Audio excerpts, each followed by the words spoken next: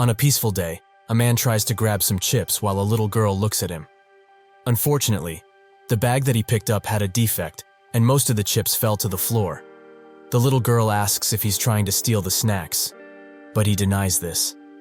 That's when the TV screen in the store that was usually only for news requests everyone's attention, as there are some urgent news items. An earthquake has occurred in the vicinity, but the scale of it is quite small, so there are no casualties.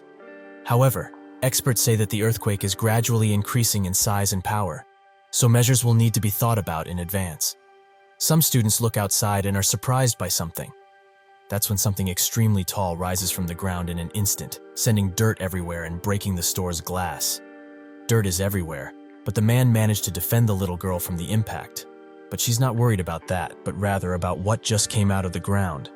In England and even in Japan, a very mysterious and unexplained structure of gigantic size appeared in the cities of every country in the world. People named it the Tower of Nightmares, and some had received an invitation to be a tower walker and be the heroes that would save the world.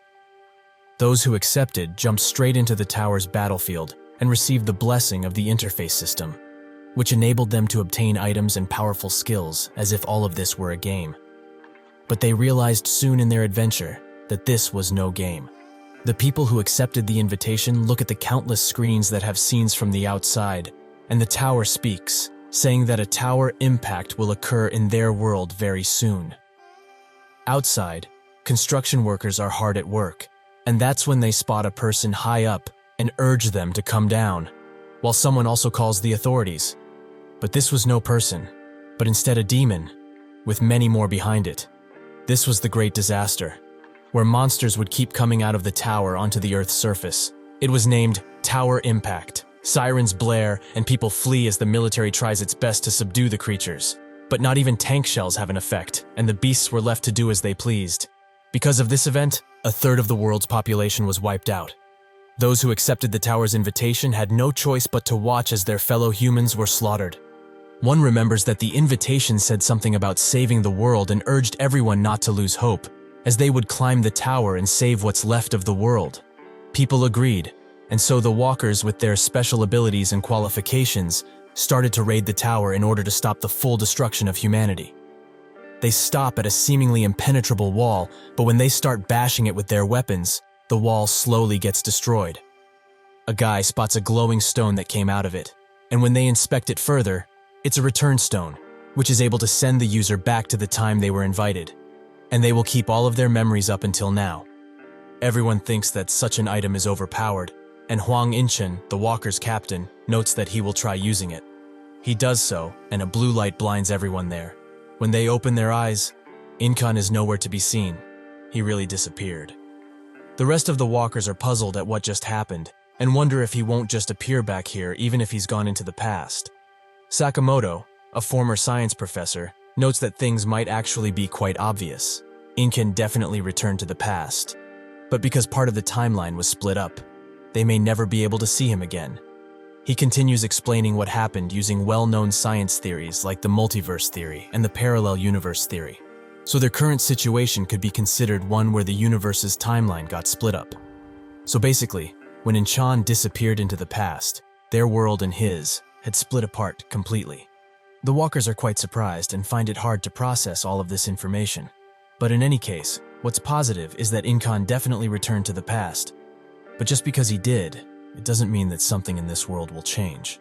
As far as they know, the tower has never lied about an item before, so this stone can return all of them to a world where the timeline was split.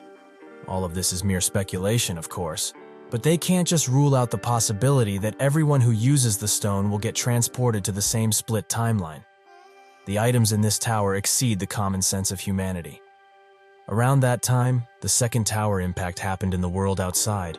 So before all of humanity was annihilated, the walkers had to make a decision. Will they use the stones and return to the past? Or will they remain in the tower and eventually meet a terrible fate? In a gruesome fight with an equally gruesome beast, most were being wiped out, and seeing that the situation was hopeless, some began using their return stones. One by one they disappear, and only one from that party is left. He falls to his knees and accepts that today, he will die. That's when someone wielding 2 daggers completely annihilates the once towering beast and asks the remaining group member if he's okay. The man says yes, and that's when many more walkers come from behind him, with one wondering how all of those bastards chose to run away like this. The man can only cry, and his savior thanks him for holding out until the very end. They gave him a stone, and these people were the only hope remaining in the tower. People who weren't tempted in the slightest by the returned stone. Humanity's last line of defense and last warriors, Carpe Diem. One eventful day, most of them are on the ground, dead, and one of the last remaining wonders asks, when did all of this go so wrong? Earlier, while they were fighting a monster, the one who uses daggers urged Jaehwan to attack now. He comes from behind and, in a combination attack, destroys the beast. Jaehwan asks what the casualties are, and Daggers notes that fortunately, at least today, there were none, and the injured will be okay after some healing and rest. Perhaps at this rate, it will even be possible to reach the final floor. Some wave at them, and while waving back, Jaehwan spots that the monster dropped something. The suppressing dragon sword, which is imbued with the energy of both sun and moon, is the sword that the Tiger Ghost, master of the 85th floor, forged in 1,000 days in order to kill a dragon. He picks it up and thinks that perhaps Yunhuan's words were right. They may be able to reach the final floor. This is what he thought, that all of this was going in their favor. But when they reached the 98th floor, the chamber of purgatory, reality struck him hard. Most of his comrades are dead or in the process of dying, so he's the last one remaining. The beast slaps him to the side, directly into a wall. This leaves him even more hazy, but in his core, he knows that it's over. Everything they overcame and did together, was all of it really to die like a dog in this godforsaken place? The beast charges with a flame attack, ready to end his life, but that's when Yunhuan comes from behind it and manages to deal some good blows to it. He urges Jaehwan to get up and fight, as he can't hope to beat this beast on his own. However, the beast is too quick, and it manages to impale Yunhuan with its horn, an injury that can't be healed. Jaehwan screams for him, and the beast uses this opportunity to run the already mortally injured Yunhuan into a wall. Jaehwan can only watch, but finds the strength to get up and pick up his sword. He charges valiantly towards the beast, and now the winner is down to a single second. Jaehwan manages to come out victorious and tells Yunhuan that they should get moving, but his injury runs too deep, and he holds an already consumed return stone. He apologizes, and Jaehwan thinks that because this guy never managed to lose his smile, even in this cruel and often unforgiving tower, the walkers gave him a nickname, Smile Knight. That same Smile Knight lost his smile today for the first time. Jaehwan urges him to go before he changes his mind about this. Thus, he walks away. But the stone Yunhuan was holding is way too shabby, and it lost its power long ago. While walking a set of stairs, he thinks about Jaehwan, who is much stronger than he originally thought. Thanks to that, he's convinced that it's possible to reach the top of this hellish tower.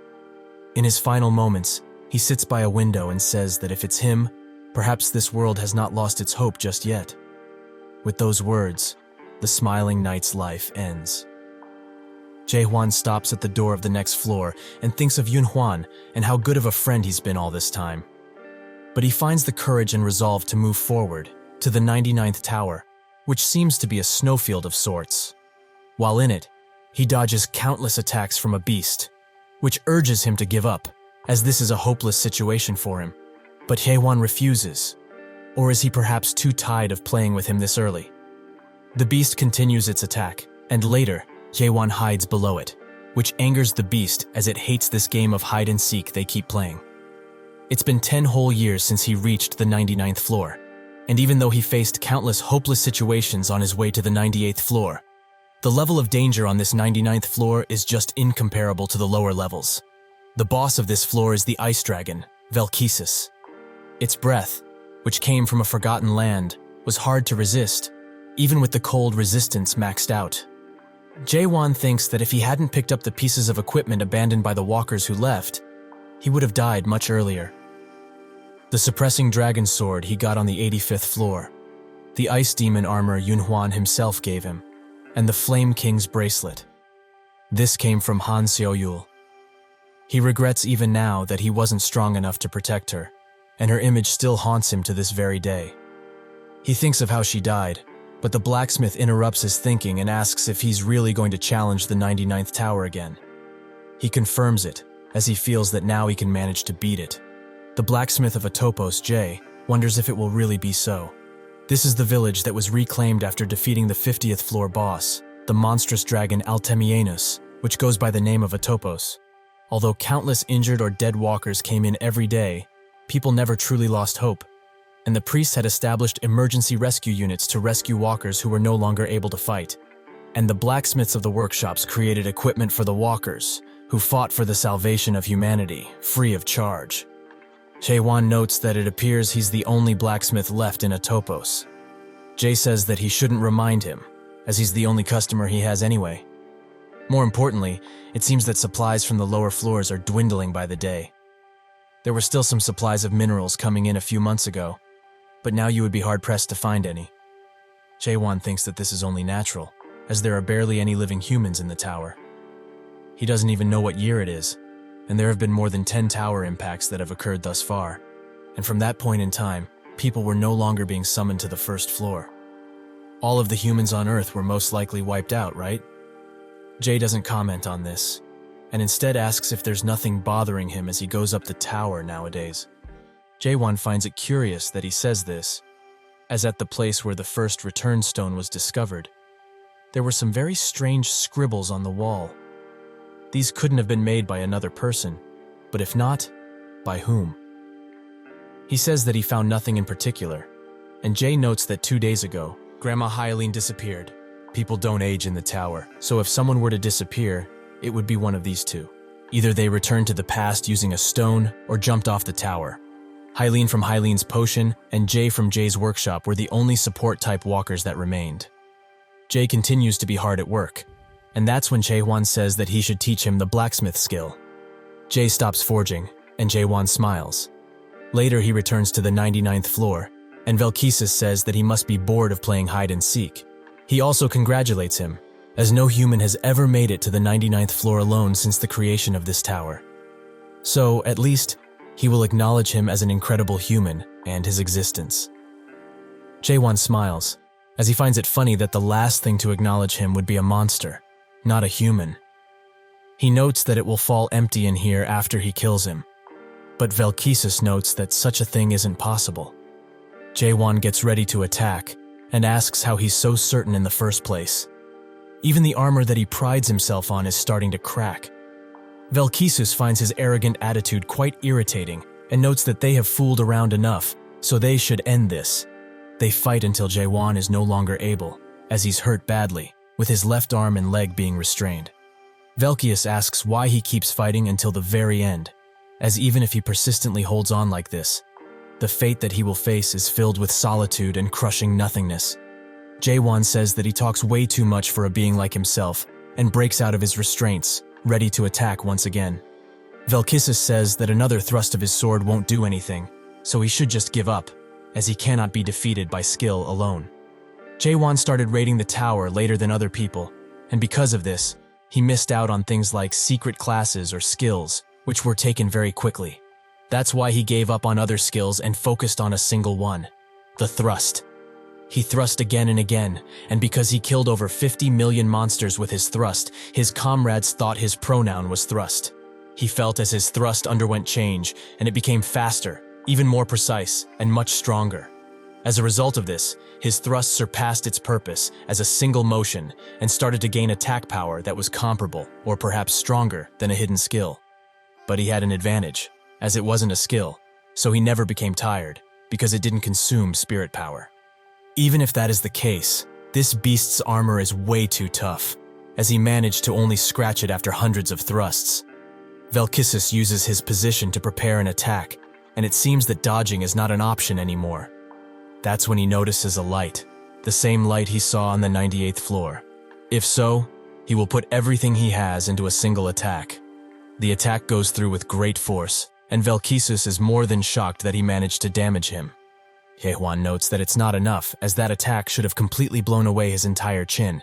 Velkisus urges him not to get carried away after he managed to strike him once, and he rises in the air, noting that this time he will finish him off for good. He uses his beam to chase after the running Jaehwan, who thinks that if he keeps attacking from the air, he has no realistic chance of winning. Velkisus pounces down next to him and says that his situation is quite unfortunate, as if there were 10 more humans like himself. Perhaps then he would have been slain. If only his race had not been fooled by the mayor's stone, their fate as a species would have been completely different. Jaehwan asks what he's talking about, but Velkisus has had enough and tries to strike him with his claw. Jaehwan manages to get away, and while standing at the door, he thinks that if he had even grazed him with the claw, he would have died. He thinks of his words about the mayor's stone and wonders what it is. The battle raged on for 5 years, but eventually Velkisus took his last step, and the system congratulates Jaehwan about a myriad of things. He finds these many pop-ups quite annoying, and he asks Velkisus what the mayor's stone is. He says that he knows the answer to that question already, but he will learn everything. On the last floor, he drops the ice dragon sword, which is imbued with his breath. Jaehwan picks it up and thinks that it doesn't resemble a sword at all. Out of some black goo, a door opens, and Jaehwan goes in. Above it, some sigils appear, which spell out Control Room. Jaehwan arrives on the other side, where he sees countless monitors of the current tower. The summoning ground, Atopos. Everything is here. Someone from behind him says that he's surprised he came here already, as he thought he would have gone to the village first. Jaehwan gets ready to attack, but the voice urges him not to be so nervous, and he also forgot to broadcast an important message, so he should wait a bit. That's when a system message pops up in front of Jaehwan, congratulating him for being the first to clear the tutorial games in World 294. His achievement has been recorded in the library of the Undying Library, the Akashic Records, and it will be preserved such that it can only be viewed by the monarchs of the Almighty Land. Jaehwan has ignored all of the rest, as he is stuck to one sentence. What does it mean by tutorial? His whole world crashes down, and the man who spoke with him comes out, noting that he must have found this quite shocking, but he hopes he will get past it fast. Otherwise, he might get engulfed by his own emotions. He says this, but it appears that he's too late with the warning. However, he shouldn't feel upset, as he's done quite well for a mere human. Suddenly, something catches his attention as the water that was representing Jaehwan's emotions clears out. The creature notes that he recovered faster than anticipated, and Jaehwan demands to know who he is. The creature apologizes, saying he was too excited to meet him, so he forgot to introduce himself. But still, to think that he reached the 100th floor by himself, this has never happened before. He is a demon by the name of Beastrain, and he is the current master of the Tower of Nightmares that he's just cleared. Jaehwan says that if all of this was a tutorial up until now, the real game hasn't started yet, right? Beastrain congratulates him for his swift understanding, but before explaining, he has something to show him. He snaps his fingers, and a large monitor showing the first time Jaehwan came to the tower appears. He watches this with widened eyes, and Beastrain notes how fresh they looked, and it's also been a while since he's seen these scenes. He showed up when Yunhwan introduced him to the party. Beastrain notes that his favorite part is coming soon, and they certainly didn't expect what was coming next. A real tearjerker of a story. He cried so much watching these, but how is it for him? Does he have any regrets? Perhaps feelings of anger or sadness? It's only natural if he does, but these are useless feelings now. But he feels bad, so we will give him a brand new chance. He can start this game from the beginning. Isn't that such an amazing opportunity? This would be something that only happens in the novels of his world, with the main character starting from the beginning with all of his memories intact. Jaehwan wonders what to do, as he was supposed to save the world after climbing the tower, right? That's what the invitation said. But it seems that they were fooled from the very start. There was no way for them to stop the tower impacts, and the only thing that they could have done was to keep raiding this damn tower. The salvation of humanity was just a false hope and a fluke. Jaehwan notes that he probably knows very well already, but he won't return to the past. Ever. Beastrain begins laughing, so hard in fact that only his giant mouth remains. Is he really talking about the past? He will make things clear for him now so that he doesn't get confused. No item in the tower, nor in the Almighty Land, can send someone back to the past. Jaehwan notes that there was a return stone in the tower, but that's when he realizes something. The return stone is the mayor's stone Velkisus was talking about, the thing that fooled them.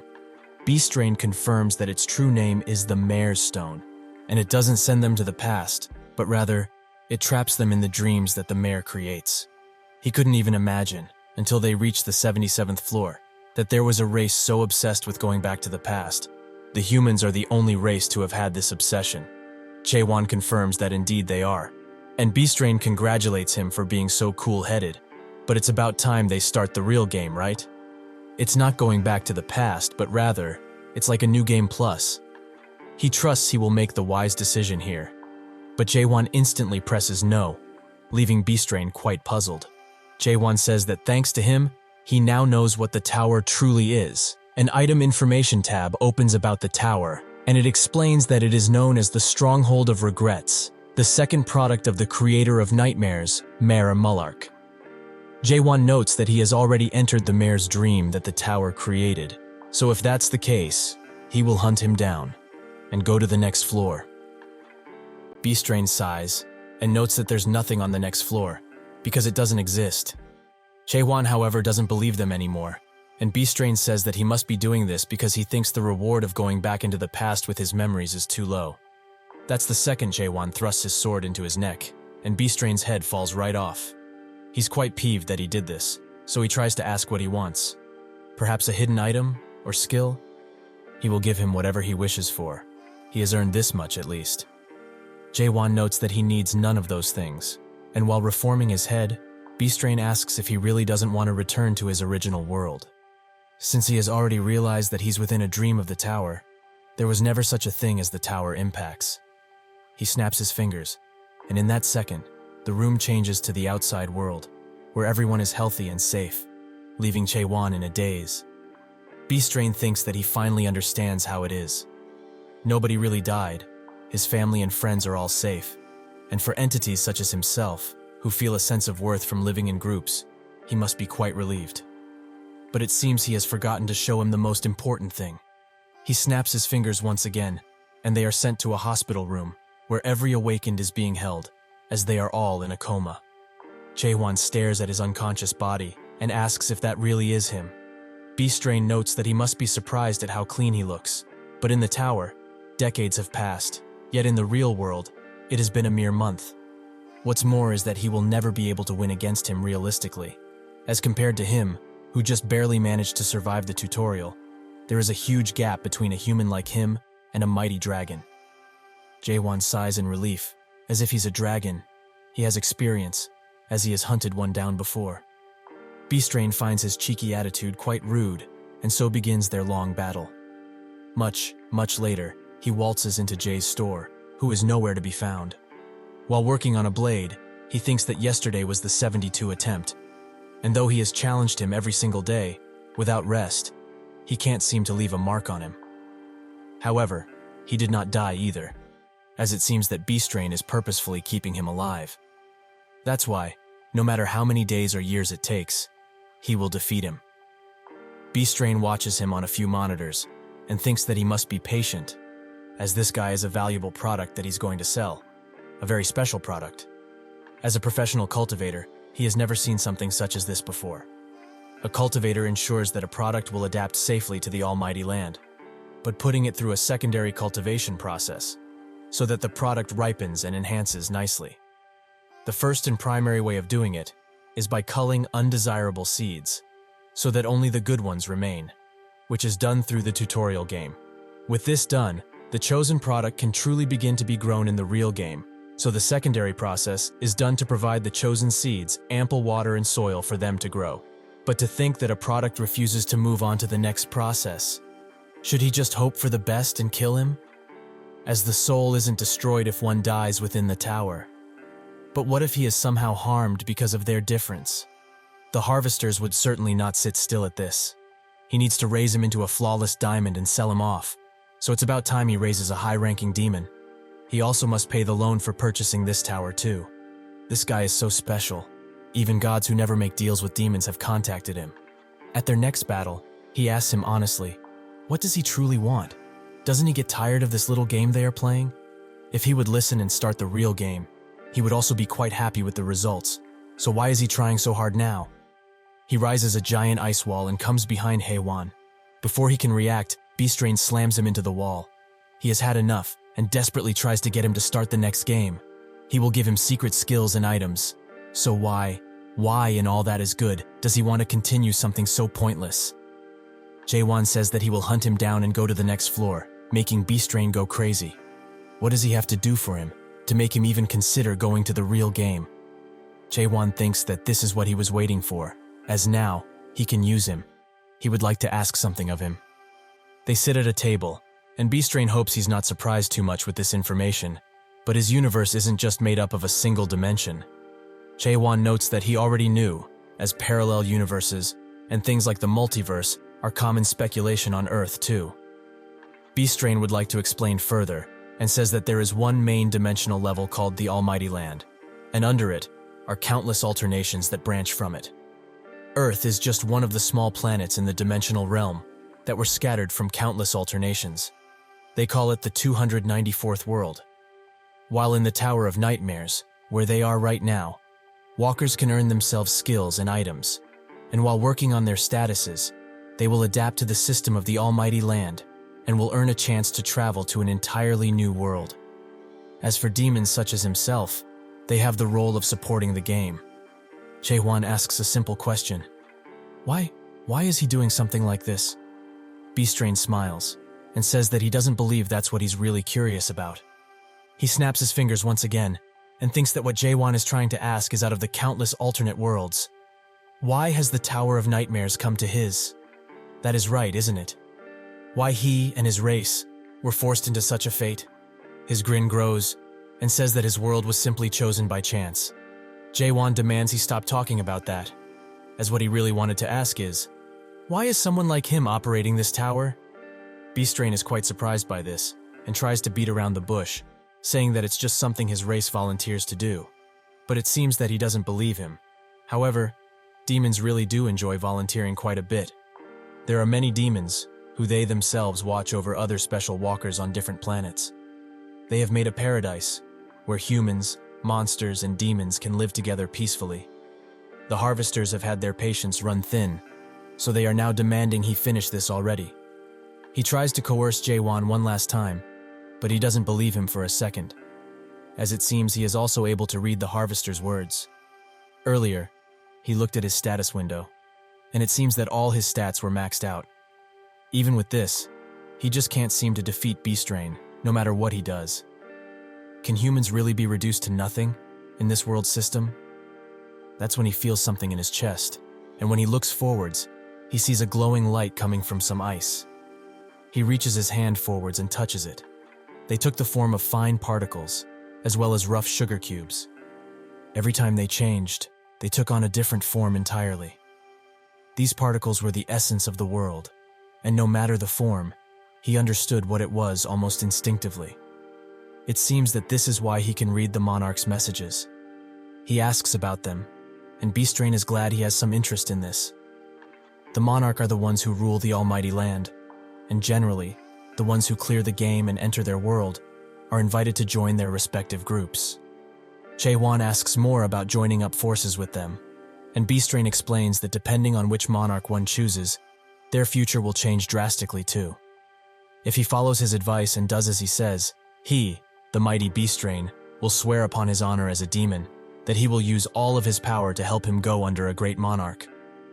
Of course, this applies only if he's actually willing to participate in the main game. Jaehwan notes that he sounds like someone trying to sell him insurance, but they will do as he says. In exactly 10 days, he will be out of this place. 9 days later, Jaehwan continues to train his thrust, while Beastrain can only watch this boring show. But he only needs to be patient for one more day, then he will be able to pay off those bastards who deceived him with this tower. However, if he wasn't deceived in the first place, he wouldn't have to go through this. The tower he bought was only a first-generation antique, so old that nobody could assess how old it truly is. Those damn mares sold it to him like it was an extremely good deal though. If only it was a third-generation tower, it would have had the function to forcibly end the tutorial without damaging the product. But now, he can't just end the game without the product's consent because of this fair and square tower. However, what could he truly have done, as apparently being poor is a sin. He only hopes that tomorrow, this nightmare will be over. The next day, he gives him a ton of tips and summaries of what's going to happen. And so the message to end the tutorial game pops up once again. Beastrain asks if he memorized everything, and Jaehwan confirms it. Now the only thing he needs to do is press that yes button. Beastrain has been waiting for this day, so he sheds a tear from the happiness he's getting right now. That's when he is struck once again by Jaehwan, so he demands to know what the hell he's doing. However, he should know the answer by now. He's simply hunting him. After being able to notice the particles, his thrusting motion became unstable, as every time he thrusted, he felt an odd sense of discomfort. It felt as though one of his senses had awakened. He strikes Beastrain extremely hard and quickly. Is this the sense of being alive? Later, on the 91st floor, which was used as a breeding plant, Beastrain notes that he has never seen somebody like him before, and it would have been easier on both if things were like this sooner, isn't that right? Jaehwan asks what he's planning, as he won't be able to finish the tutorial without his direct consent, right? Beastrain says that it's precisely the case, but he has given up on getting his consent a long time ago. But this time, he would like to ask him a simple question. Why does he think that this tutorial will continue indefinitely? In actuality, the Tower of Nightmares is programmed to automatically end 100 days after the tutorial is cleared. So the only choice he has is to tie him up like that and wait patiently for the main game to start. Jaehwan notes that in the Almighty Land, people call him the Gentleman of Cajolement, right? He has lived for 784 years and has gone around a total of 128 worlds to do this ugly cultivation on the race that are living peacefully in them. Beastrain tries to ask how he knows all of this, but Jaehwan cuts him off by saying that he was planning to give him to the harvester called the Jet Black Monarch. Beastrain is now in a cold sweat and demands to know what the hell he is, who he truly is. The prize he has been nurturing for many years here, but not anymore. He breaks free of his restraints with ease, and like an eagle he tries to strike Beastrain. Now he's just plain scared and makes Jaehwan back away. Some way he has managed to hurt him, but when he looks at him, can't believe his eyes, as Jaehwan is holding the overload adapter.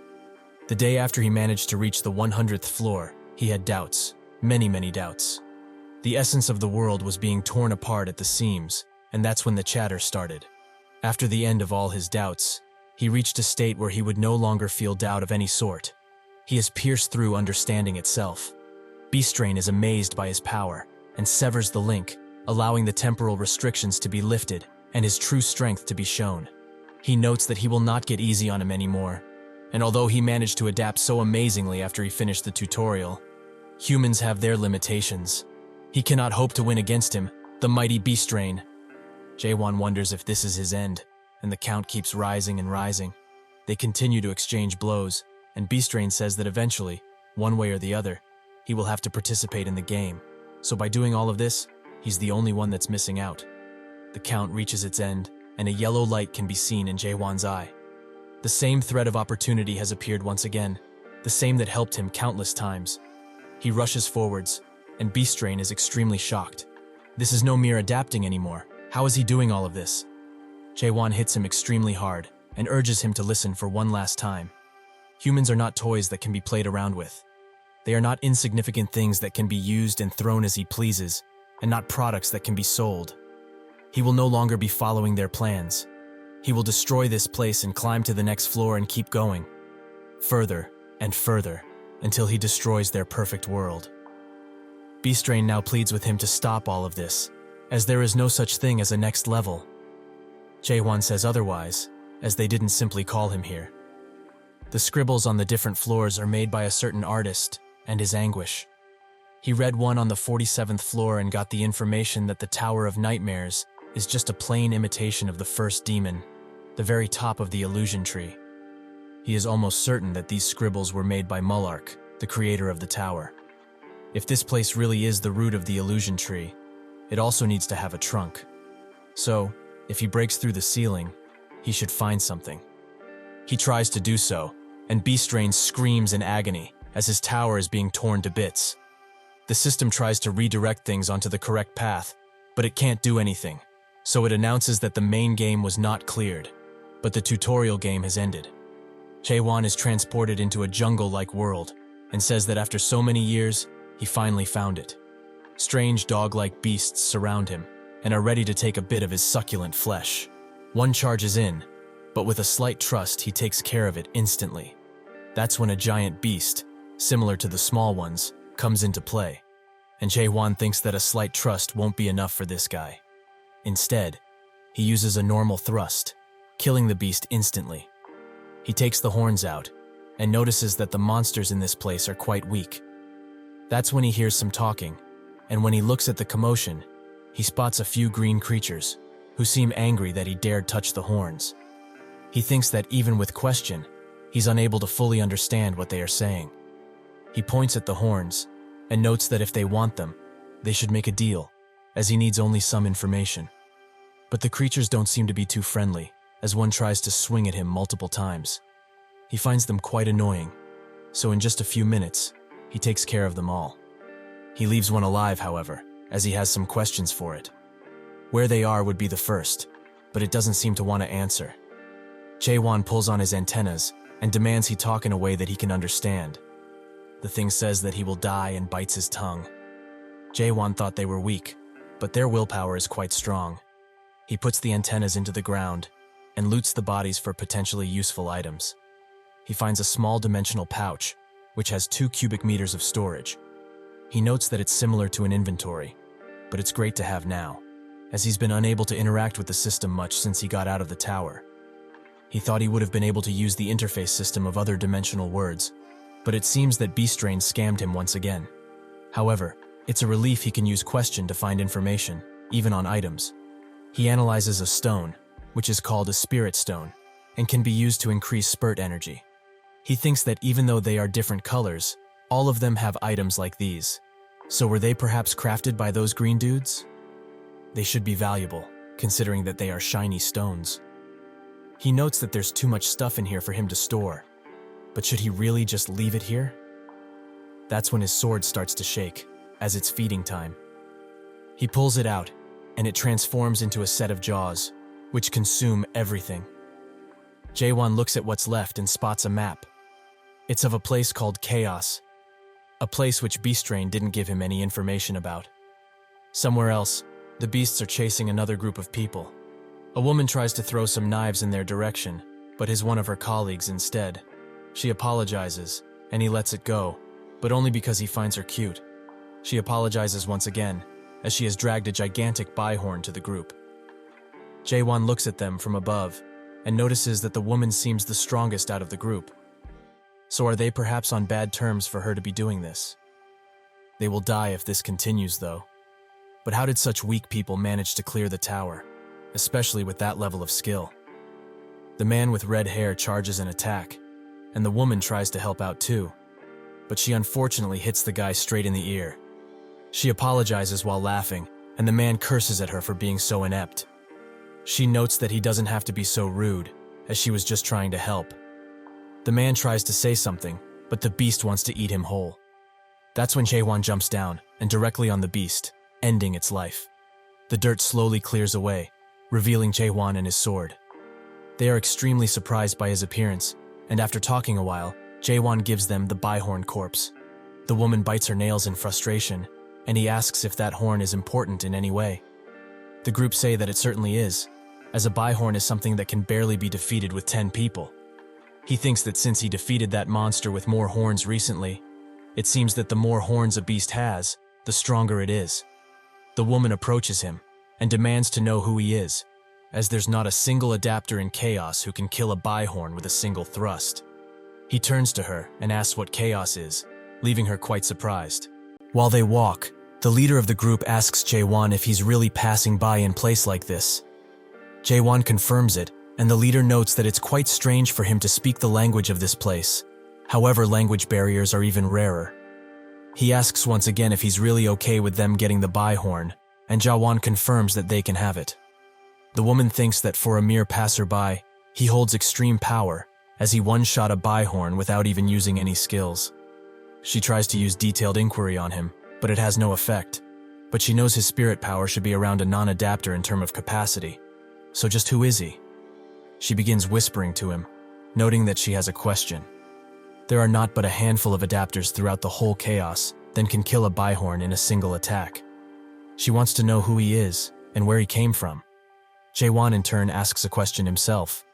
What is Chaos? She asks if he's actually just messing around with her. But when he says no, she asks why he keeps asking the same question. He just stares silently at her for a few good seconds, and she wonders if it's because he doesn't know a thing she's saying, or perhaps asking who he is might be too difficult to understand. Jaehwan says that she knows exactly what she means, but who he is, that question is rather difficult. Where he belonged, and the relationships he had on Earth, all became meaningless the moment he was transported to the tower. In return, he gained new friends and made new memories there. But as the tutorial slowly came to an end, those two disappeared, almost as if they were a mirage.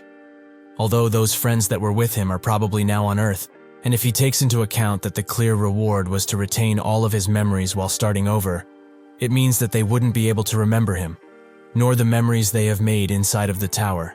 He says that he doesn't remember a thing, and she seems apologetic at first, but her real feelings come out as she doesn't believe that he has amnesia at all.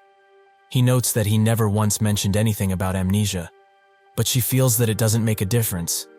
Is he the mighty of the abyss or something? Jaehwan doesn't even know what she's talking about, so he asks her to stop nagging him so much. He pulls out his weapon, that is quite hungry at this point, and she's quite shocked. This must be it. This spirit weapon is the source of his power, right? Spirit weapons are a rare sight, and the other party members have also noticed it, making their eyes glow in anticipation and greed. She's mad that somebody like him actually ruined her perfect plan, but that's when an idea comes to her mind. She notes that she will stop with the asking of his identity, but in return, she would like to make an offer. Does he wish to hear it, perhaps? Afterwards, this woman, who called herself Mino, explained what chaos is on a basic level, and also some things about the party they were currently with. Most importantly, that they are a wicked group of people that belong to a clan named Red Fox. She is basically asking him to kill all of them, but he will remain vigilant for now, as she said that soon they will try to attack him. Night arrives, and the leader says that they should sleep somewhere around here, as moving in the dark is quite dangerous, as they might provoke more horned monsters. They make a camp and sit around with Jaehwan thinking that based on the map he found, the village should be close by. He uses comprehension, which has reached its second state, and hears that the group is conspiring to do something, as they have found out he's at the level of a non-adapter, so it's obvious that the spirit sword carried his battles up until now. Spirit weapons are artifacts one can only get in the abyss. Jaehwan thinks that they are up to no good, but they would be rightly horrified if they found out he got this from the root of the illusion tree. From what Beastrain said, the tower's equipment isn't that impressive, so he finds it quite strange that people are after him. However, now he's almost sure that this place is not the almighty land. The party starts to move, and Mino arrives, first noting that he should get ready with that spirit weapon of his. Jaehwan says that he doesn't have it now, as he lent it to someone who wanted to use it during his night watch. She finds his stupidity limitless, and eventually, the party surrounds them. The leader notes that he's quite the fool, but even if he had that mystical weapon, it would be useless against them, the mighty Red Fox. Mino asks if he really wants to see more blood than usual tonight, and Jaehwan smiles, as he finally gets the chance to see her true abilities. The attackers rush in, but she throws 2 knives, which land square in their heads. She kicks the other while grabbing another knife and throwing it at the remaining attacker. She lands gracefully and apologizes for throwing the knives so strongly. It's because she's quite angry with them. But from this point on, they are all going to suffer what they just did. The leader says that he became suspicious of her when she started accidentally luring monsters to them. But she is the Witch of Massacre, just as he anticipated. But who made a request to the Dark Forest clan? Mino notes that it doesn't matter who did, as there are numerous people who want them dead and rotting in within chaos, because they are murderers, through and through. The leader rushes in, and says that the Dark Forest clan wouldn't intervene because of something like that. He starts wielding the spirit weapon, and notes that she probably took this request personally. But if that's the case, she will die tonight. She finds his need of a spirit weapon quite cowardly, but he notes that an insurance plan is also set, so she shouldn't worry about him.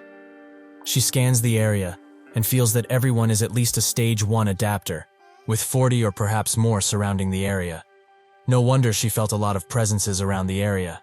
The leader notes that on top of she, who is quite renowned as the Witch of Massacre, there is also a guy who killed a byhorn in a single strike, so preparing this much is only natural, right?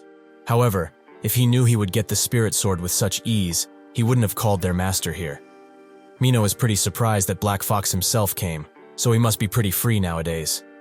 Clant, the Black Fox, the Red Fox clan master and a Stage 3 adapter, notes that she should feel honored by his presence, as they have gathered half of the Red Fox just for her. She notes that indeed she is quite honored, but since he's already free, couldn't he wait a bit longer? She thinks that if they fought one-on-one, she might be able to win. She tells Jaehwan that she can't hope to protect him, but he should run away quickly, using the stone. He asks what it is, and Mino notes that it's a return stone, which will send him to the nearest fortress. She only holds one on her currently, so he should just use it and leave. This isn't a stone that would send you to the past, but rather to save yourself in the present. He wonders how things would have been if Yunhuan had this stone, instead of that useless mare stone. Jaehwan asks her, if there was a way to return to the past, would she? She notes that the timing and the current situation aren't that great for answering this question, but she wouldn't. She really tried her utmost in living, and if she's fated to die tonight, then so be it, as she won't return to the past, no matter the outcome. Jaehwan taps her shoulder and notes that she will not die. In that split second of confusion, he lunges forwards, taking out a few with just that strike. Clant uses the Fire King's 14 strikes to boost his subordinates, but Jaehwan uses Void, and he cuts through all of them before reaching Clant. He tries his best to block the attack, but it goes through and creates a gigantic hole in his chest. The leader of the small group presents him the spirit weapon out of fear, and Jaehwan uses it to wipe out the remaining subordinates. Mino is extremely shocked, as she thought that he was a dumb, clumsy, and dull idiot. But she was very wrong. Strong, that's what he is. She comes next to him and asks once again who he is, but he asks himself, has she forgotten already? Perhaps she's the one who has amnesia. She tells him that he's quite narrow-minded and also asks for the return stone back. Jaehwan says that he lost it, which causes her to be furious, as apparently those things are quite expensive. They sit by the campfire, and he thinks that this situation is quite peaceful. Mino still tries to search for her return stone, and wonders why she gave it to this dumb human in the first place. He notes that she probably knew what he was from the very start, a human. She thinks that he's joking, as she's also a human herself. Jaehwan clenches his fist, and says that it's great that she is. She looks at him, and is quite surprised by his expression. Is being human really enough for him? The next day, while walking to their destination, Mino asks if he really has no recollection of being in the Almighty Land before coming here. He confirms that indeed he does not, and she's quite envious of him not having any memories. He asks what part of losing his memories is good, and she explains that not only her, but other people will also be envious of him once they hear this, as it's quite obvious why most people come to chaos in the first place. He thinks that it's not really that obvious, and asks why she ended up here herself. This question causes her to stop walking, and says that if he actually knew what he was asking, he would regret it quite a lot. Eventually, they arrive at the Gorgon Fortress, and Jaehwan notices that there's something similar to the summoning ground that was on the first floor of the tutorial next to it. Suddenly, a lot of people pop up, and they all scream, almost as if they are dying or are dead already. He knows very well why people make those expressions. Mino notices that a lot came by this time as well, but now he should know what he asked, how people end up in chaos. He shouldn't ask that question to anyone in this place, as this is the world of the dead.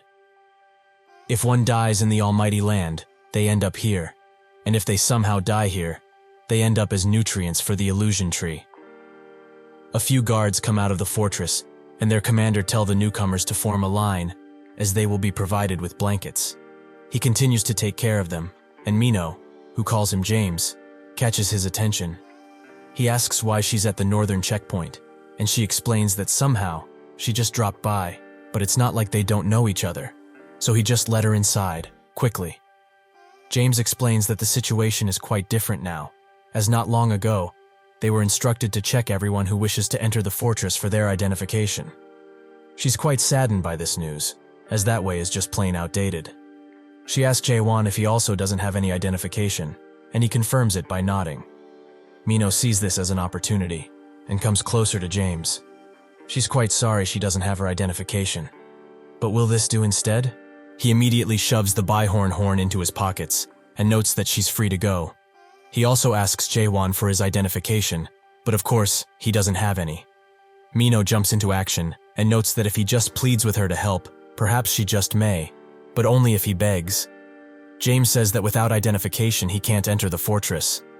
Jaehwan starts pulling out something from his bag, and Mino thinks of the worst. Is this guy really going to kill the security troops? But judging by how strange this man is, it might actually be possible. She gets in front of him as to defuse the situation, and that's when someone from behind them asks if there's a problem. Mino thinks that now, they really are screwed, as the most famous in Gorgon's forest came by. The cleanest checkpoint captain, the stubborn-headed Carlton.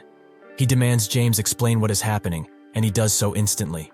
So, this man just wanted to enter the fortress without identification, right? But of course, he can't be allowed entry. Jaehwan asks why, and Carlton says that in case that one can't be verified because they hold no identification, the captain can restrict entry, as they have the authority to do so. This is based on the entry law of Gorgon, Article 27, Paragraph 4, exactly as stated. Everyone bows down, as Carlton used his law skill, which Mino finds quite inconvenient. Jaehwan just slashes the restraints for her and demands he stop, as he has no reason or interest to know what the law says. He asks what is written on the identification, and Carlton explains that the name, the organization they are affiliated with, and other things like job, criminal records, so on and so forth. Jaehwan notes that he won't be needing an identification if that's the case, as he won't be identifying himself. Carlton wonders why the law skill isn't working on him, and tries to use it again. In accordance of Article 2, Paragraph 6, he will be restraining him. Blue chains start to envelop Jaehwan, but they don't last long, as they break apart the second they touch him. Everyone there is quite shocked, especially the guards, and Jaehwan asks if he can't just do what this woman did. Mino thinks about what she did, which was straight bribery. The recipient of the bribe and his accomplices are now horrified of what's to come. Jaehwan throws him something and says that he should just take this and let him inside already. James immediately gets on his case for trying to use something as lowly as bribery on the captain and suggests that this man be executed on the spot. But Carlton has other plans, as he has been waiting for an emissary of the Deer Whisperer. He starts scanning Mino with a device that tells them that her soul corruption has reached 15%, so she should take her medicine as soon as possible. Carlton also urges her to do so, and Jaehwan asks what soul corruption is. She explains that it's a chronic disease that people who live here get. One's soul is slowly being corrupted the longer they stay here, and once the corruption reaches its peak, he probably knows already what will happen, that is. That is why the horned beasts, or their horns specifically, are quite precious around here. He saw how easy that guy took the bribe, right? Because this is the only medicine that can help to prevent soul corruption. They move on to Jaehwan with the scanner, but when they do scan him, it emits a red light, as no corruption has been detected. Carlton smiles and gives him the spirit stone back, as he has already checked it. Jaehwan asks why he didn't take it, and Carlton advises him to not give it to just anyone, as that item is quite precious. Jaehwan also notes that he's not the Deer Whisperer person he was expecting, but Carlton already knew. They go inside, and James asks if it's really all right for those people to be let through. Carlton in turn asks if he knows what a spirit stone is, and James says that it's a precious item, especially for adapters, as it increases their energy, right? Carlton notes that he's correct, but that's not all. He removes his glove and shows his hand, which is now covered in corruption. He explains that anyone who isn't the Deer Whispered can't control the spirit stone, as the only person who can avoid advanced soul corruption while in his possession is him. Although that man is most likely not the Deer Whisperer, he is still able to control the spirit stone. James asks if he can really be trusted, and Carlton notes that he doesn't trust him, but rather, his soul. He remembers that just now, the device they used for checking the corruption gave them an error, right? 0% corruption, and the device isn't faulty either. There's only one real situation where the device to measure corruption is unable to detect the level of one's soul corruption. It's when a person's soul is purer than anyone in chaos. And additionally, it doesn't really matter if he's the Deer Whisperer, as they only need someone who is able to control the spirit stone. The inner fortress will decide to do with him anyways. James asks if all of this is related to the fortress master's sickness, and Carlton notes that he also doesn't know that much. But based on what he heard just now, There was a certain someone who was going to let them pass after taking a few bribes. Jaehwan and Mino walk the streets, and he thinks that the streets have a complicated design, and it doesn't help that she became a burden. This happened because Carlton, the ever so lawful, started spewing his nonsense about articles and identification constantly. And unfortunately for her, Mino had no way to defend herself against this onslaught of rules and demands. They walk on a bridge, and he asks where he can find a good blacksmith. But that's when someone spots the spirit weapon he's holding and smiles. Eventually, Mino comes to her senses, and Jaehwan urges her to go on her own way from now on. She says that this is too much to throw her away like this. Is it perhaps because of what she did at the gate? Jaehwan says that since he's gotten into the fortress, he doesn't need any of her help, as they are too different from each other. So, she should just be on her way already. Mino bites her lip, but charges forwards, as she doesn't want to let him go just yet. He doesn't know his way around here, right? So rather than asking for directions, she can tell him where to go. Jaehwan sighs and notes that he's looking for the mayor. She knows of a place where he might be, so shall they go? Jaehwan says that they will, after they finish the business they have with these people that have been following them. The goons are glad that they finally found them, as they heard rumors that the sword Jaehwan is holding shoots fire out of it or something like that. Mino urges them to leave, as only death will befall them if they keep messing around. They demand she speak more politely, as the youngest among them is going through puberty right now and gets a bit excited when he hears people talk so vulgarly, as it's not good for him, and he knows that. If they want to be let go, they should hand over that sword and a few valuables as a protection fee. Jaehwan outright denies them, while Mino is surprised that the giant is really the youngest. The goons urge them to grasp the situation they are in quicker, if they don't want to get hurt, that is. However, Mino is still asking how that gigantic guy is the youngest, which causes him to charge in, as her vulgarity must be punished. With one thrust, Jaehwan takes his hand off, and someone's roof too. They are all quite noisy for such lowly beings, so they should just bring it on already. They are now extremely furious that he dared to hurt their precious little brother. They will never forgive them, and will avenge him at all costs. One of them notes that he's still alive, and Jaehwan, who is unfazed by these threats, just stares at them. They all charge in, swords in hand, and a loud clang can be heard. While Jaehwan cleans up his sword, Mino asks if he takes care of everything with just these thrusts, and he explains that indeed he does, as it's the only thing he knows how to do. Light, medium thrust, anything goes. Mino thinks that he's kidding, but she remembers that there was another person similar to him, who only knew one technique, but they use slash instead of thrust. Also, why did he miss the first attack and blow away that roof from across them? She knows it's not because he can't control his power. So what gives? Jaehwan notes that when he was dealing with these thugs, he felt someone using a stealth skill across from them, exactly on that roof. He just wanted to scare them off, as they got on his nerves quite a bit. Mino is quite shocked he blew up a roof just to spook someone, which Jaehwan thinks that it's quite normal. She also asks if he would like a name for his technique, like the infinite Asura thrust, but he refuses, as he doesn't like these grandeur names.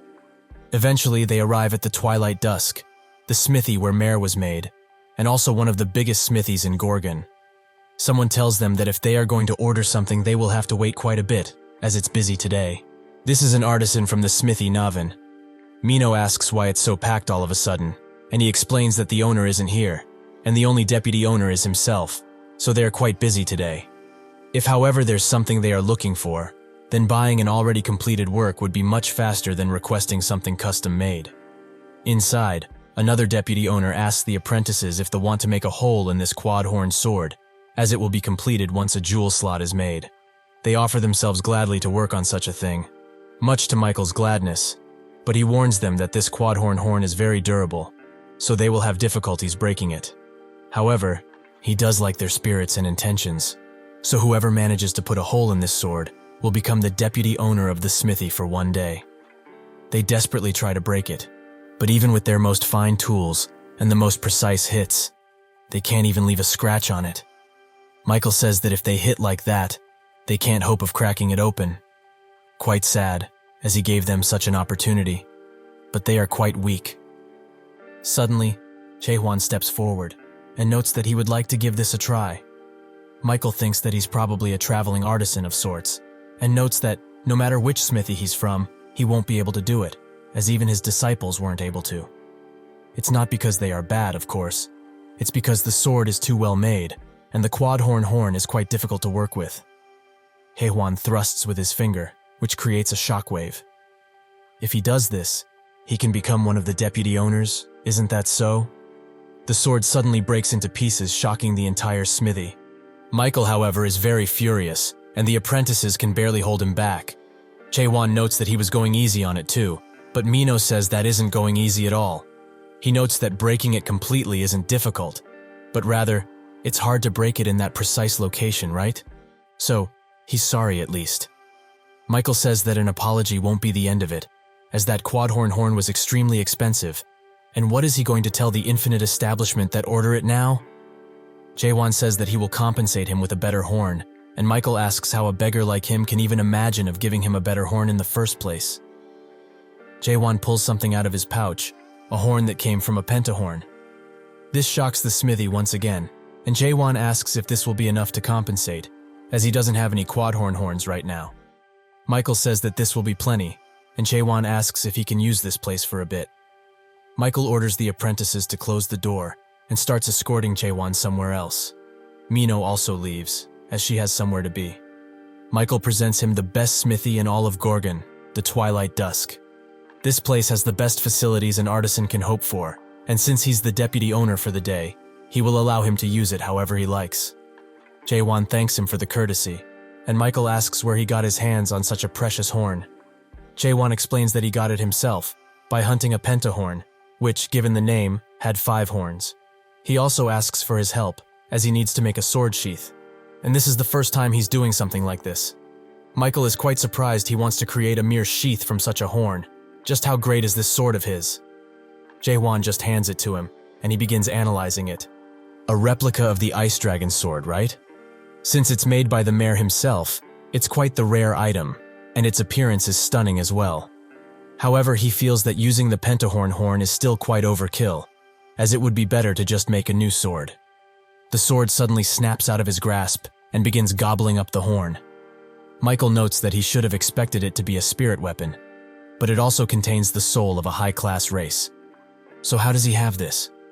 He also notes that his sword is evolving right now, as its form is changing so it will go through a grand evolution. Once that's over, he will have to give the sword a new name. Jaehwan asks why, and Michael explains that once the spirit weapon passes its evolution, its original name will disappear entirely. The material also disappeared, but it's all right, as Jaehwan has others. Michael wonders how, but remembers that a pentahorn indeed has 5 horns, quite obvious. He asks how he can help, and Jaehwan notes that he needs to see the way he works with the materials first and foremost. Michael asks if he has any type of shape in mind. Jaehwan explains that he will live that to him, since he's the pro in this situation. Michael, who is now sweating profusely because of this challenge, assures Jaehwan that he, the Master of Dawn, will show him what he's capable of. Inside of Gorgon's inner fortress, a man bows to a person of high importance and explains that the thugs were slaughtered, and because of this, the target was lost. The Gorgon inner fortress minister, Yurchin Zieber, asks how they were defeated, and the man notes that it's something he also doesn't know, as by the time he woke up, he was lying flat on top of the roof, as the target noticed his presence. Yurchin thinks that this guy is quite amazing, to see through the high-grade master-level stealth skill so easily. However, this means that they should consider someone who is at least a Stage 5 adapter, so after replenishing the manpower, he will search through the fortress thoroughly and bring him here. The man takes the orders and leaves, leaving Yurchin with his thoughts. He is impatient and begs the fortress master to hang in there, just a bit longer. Inside of a bar, a hologram presenting the top 10 of this week, with the host being Siren, plays. She notes that this is the last video of today, and it's something they might be familiar with. A video which is quite popular in Little Brother, and quite controversial, as it's at the center of attention now. The 99th floor solo clear. This is Jaehwan, however. His face is blurred out. The bar patrons wonder what happened to him, as the monarchs seem to like him quite a lot. One explains that the tower received a cultivation suspension, as that demon bastard was up to something, and probably got caught.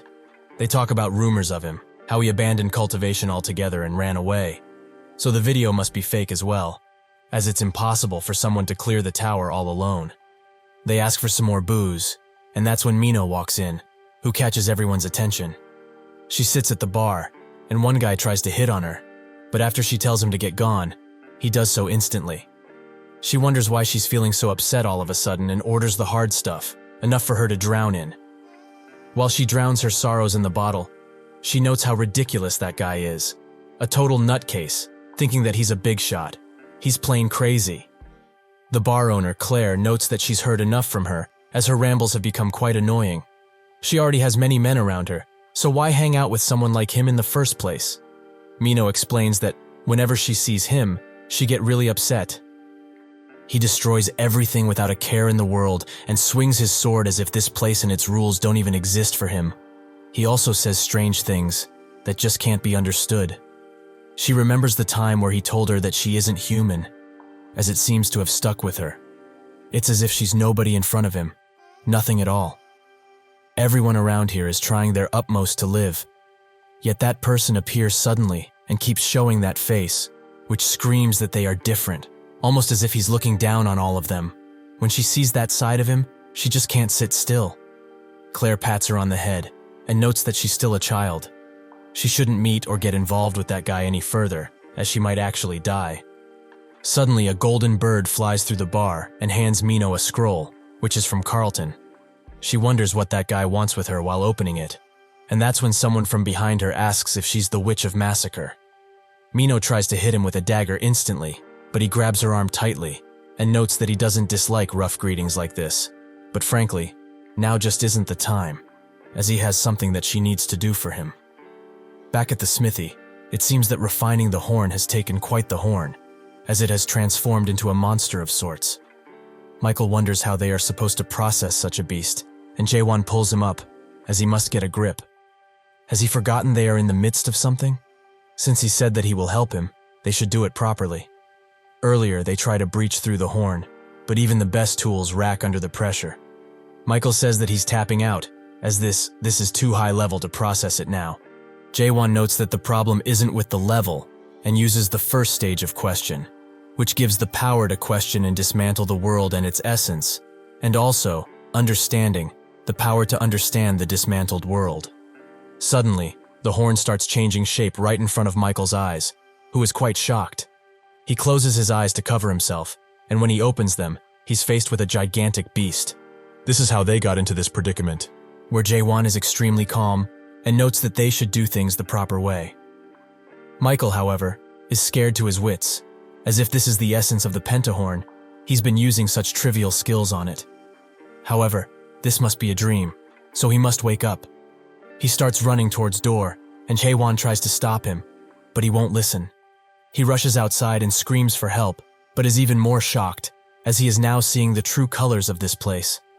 One of the apprentices asks if he's done smelting, and the giant eye who watches over them at all times says that he does not deserve to see things like this just yet.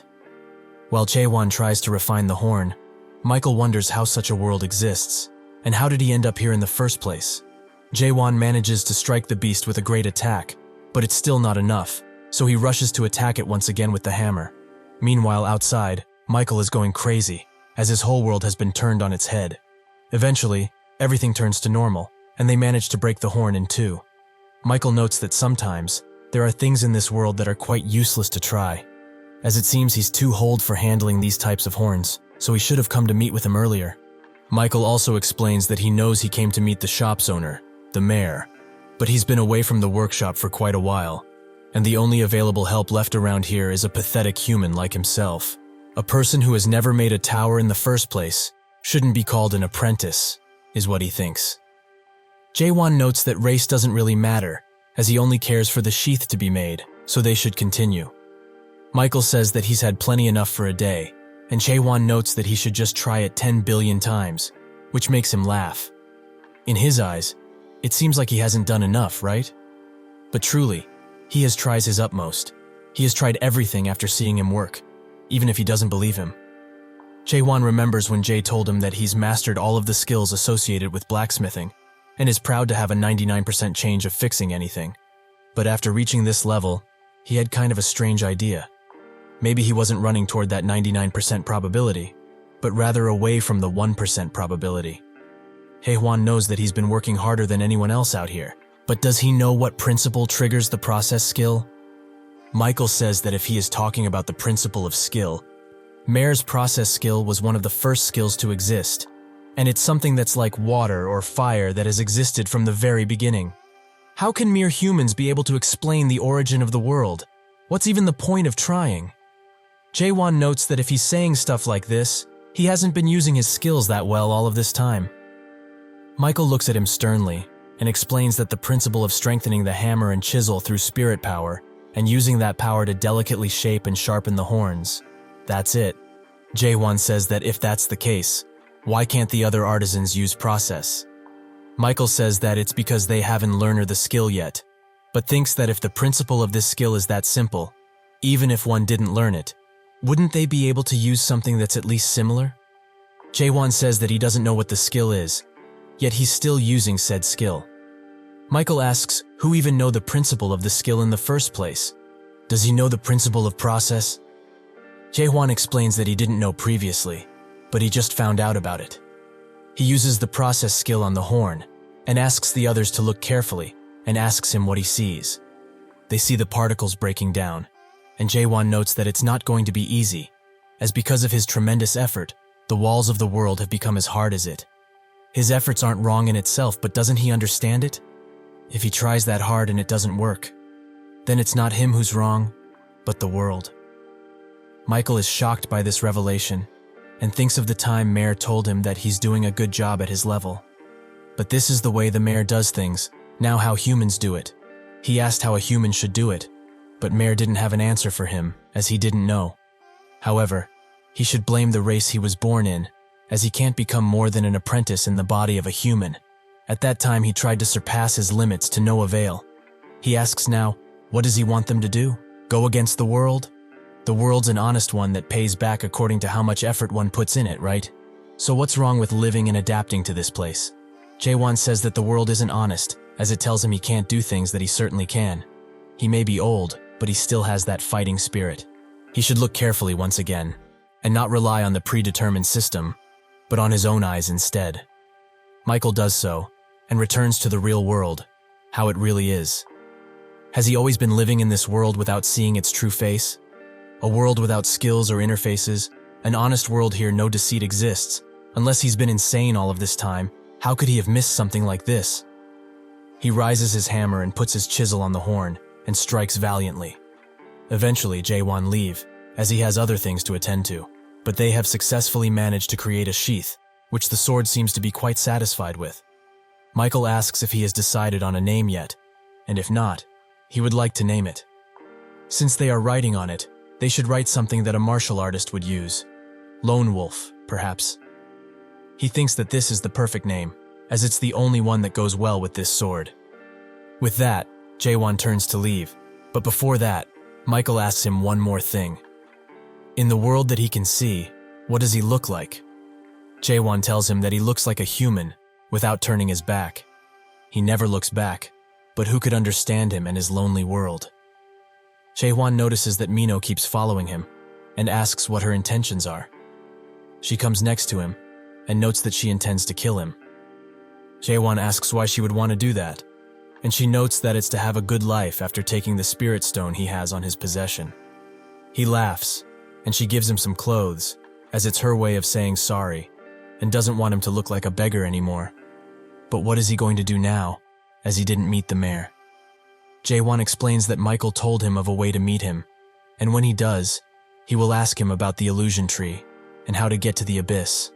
She asks why he's doing this, as the people who come back from there aren't the same. He notes that he isn't coming back, as he's going to destroy this world and the people on it.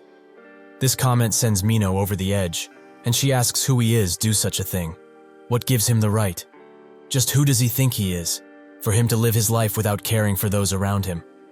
Acting as he please, without a single bit of care, and being blunt. And most of all, not thinking that people here are humans. Every single person around here are people, even if they are not as strong and brave as he is. They are still human. Jaehwan thinks of the two who have shifted his perspective quite a bit, and with question, reads that someone has her on hold as they want her to bring Jaehwan back.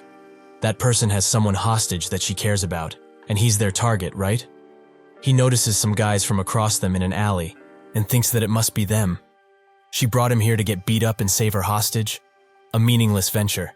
No matter how many times these things are saved, the truth remains the same, because question shows him the true world. A world where data and numbers rule, and where there are people who would sell their own soul in order to raise their numbers. He will just have to get rid of them somehow, and find the mayor.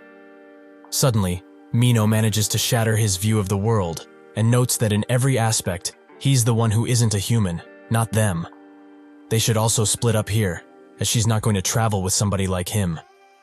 Jaehwan looks at her with wide eyes, and wonders why she looks like a human again. Jaehwan finds out that the guys who threatened her are working with Mare through question, and notes that he should get chasing after her after he changes. Mino arrives at the bar and slowly opens the door, where some goons are harassing the people. The Forbidden Heaven clan elder, the eldest of the three Janya brothers. Janya himself asks why she came back alone, as they had a deal. Mino says that he shouldn't have trusted a witch like herself, and that person isn't coming, because he's going to destroy this world. Janya says that she's gone insane, and uses the secret art of shadows to attack her. She dodges the first attack, but Janya uses her position to attack, which hurts her quite a bit. He tells her that they have put soundproof barriers in this place, so there's no way anyone from the outside will know what is going on in here, so she should just give up and bring that guy already. Mino notes that the Dark Forest will be after them, but Janya knows that there's no Dark Forest branch within the Gorgon Fortress. So by the time the Dark Forest clan finds out, she and this woman will both be crushed. Mino uses the 7 daggers of Akarm's secret technique, but even that doesn't do a thing. She falls on her knees and thinks of the time when Jaehwan asks her if she wanted to back in the past, if she ever had the chance to. Now, she would, as if she followed him from the start. None of this would have happened. Suddenly, a thrust comes from outside, which pushes Janya back. Mino says that she hates this kind of development, and also asks why he's here instead of destroying the world. Jaehwan notes that the clothes she gave him didn't fit, and the goons are glad that he came here on his own. Jaehwan says that if they are working with the mayor, they will bring him here now. Jaehwan demands that they bring the mayor here right now. The goons wonders if he's actually crazy, and one notes that there are rumors of him going against the fortress, so they seem to be true. Mino urges him to be careful, as their leader is a 4th stage adapter. Jaehwan notes that he will not lose, and Janya jumps in the air with his goons, ready to attack. He says that he's quite arrogant, but they will help, and teach him an unforgettable lesson. Jaehwan uses a light thrust, which Janya dodges, although barely. The goons are quite surprised that he has that much power, as they thought he was a non-adapter all of this time. Janya wonders if he's one of the mighty from the abyss. Jaehwan thinks that, up until now, the only thing that managed to dodge his light thrust was the 5-horned beast. So does it mean that a 4th stage adapter is at the same level as that thing? Well, for him, it doesn't really matter now. Mino screams for Claire, the bartender, and Janya says that if he wants to fight, they can. But if they do so, they will not ensure her safety. Claire tries to tell them to not hesitate with their attacks, but a goon smacks her around and demands she not speak anymore, lest she wants more beatings. Mino is very scared for her safety and pleads with Jaehwan to save her. He can do that, can't he? He thinks that she's asking for useless things now, as he's here to look for the mayor and nothing else. He needs to cut down anyone in his way, be it enemy or someone not related. Mino grabs his coat tightly and tells him that she's still human, just like him, just like everyone. Jaehwan thinks about everything that happened, and that strange feeling hits him once again. The skeleton who is screaming at him to attack is slowly turning into a human. He laments this happening once again, and uses a large thrust to make a beacon of sorts through the roof, which the guards see. Carlton, who was also with them, says that they should get moving. One of the goons notes that the soundproof barrier has broken, and that's when Carlton arrives, with a bunch of armored guards. He is quite surprised to find Jaehwan here, and asks just what happened in here. Jaehwan says that he came at the right time, as that big guy is breaking the laws he cherishes so much. He might not know the exact laws, but it's probably the Gorgon criminal law Chapter 276 verse 4 or something similar. If he were to guess, this man intends to use this bar as a foothold and try to destroy their world by scheming with the mayor himself. Mino notes that he is the one who wants to do that, and Carlton says that based on the Gorgon criminal law, chapter 194 verse 4 and chapter 124 verse 6, they will all be arrested without a warrant for destruction and kidnapping. They try to retreat, but Carlton uses his silver restraints to keep two in place and summons his weapon. Jaehwan rushes in with his sword and they clash, creating a shockwave around them. Jaehwan notices that slowly, he is getting pushed back with great force, and his sword also starts to crack open. He charges in one last time, as this is all he can do, and Carlton uses the restraints to tie his arms and throw him to the ground. With that, he has successfully captured Jaehwan, who surrenders. However, he heard that he is as naive as he is righteous, which seems to be quite true. Out of nowhere, he throws a ball behind him, which creates smoke all around the bar. From the outside, he laments having to use the black cloud in this place, and one of the goons notes that their youngest member inhaled some of the black cloud. Jaehwan notes that he already told him to wear his mask properly, and he might survive if he only inhaled only a little of it, so they will see. Someone from behind them notes that they are quite brave to use the black cloud without the clan leader's direct permission. This is the Forbidden Heaven clan elder, the lustful demon, Seolrang.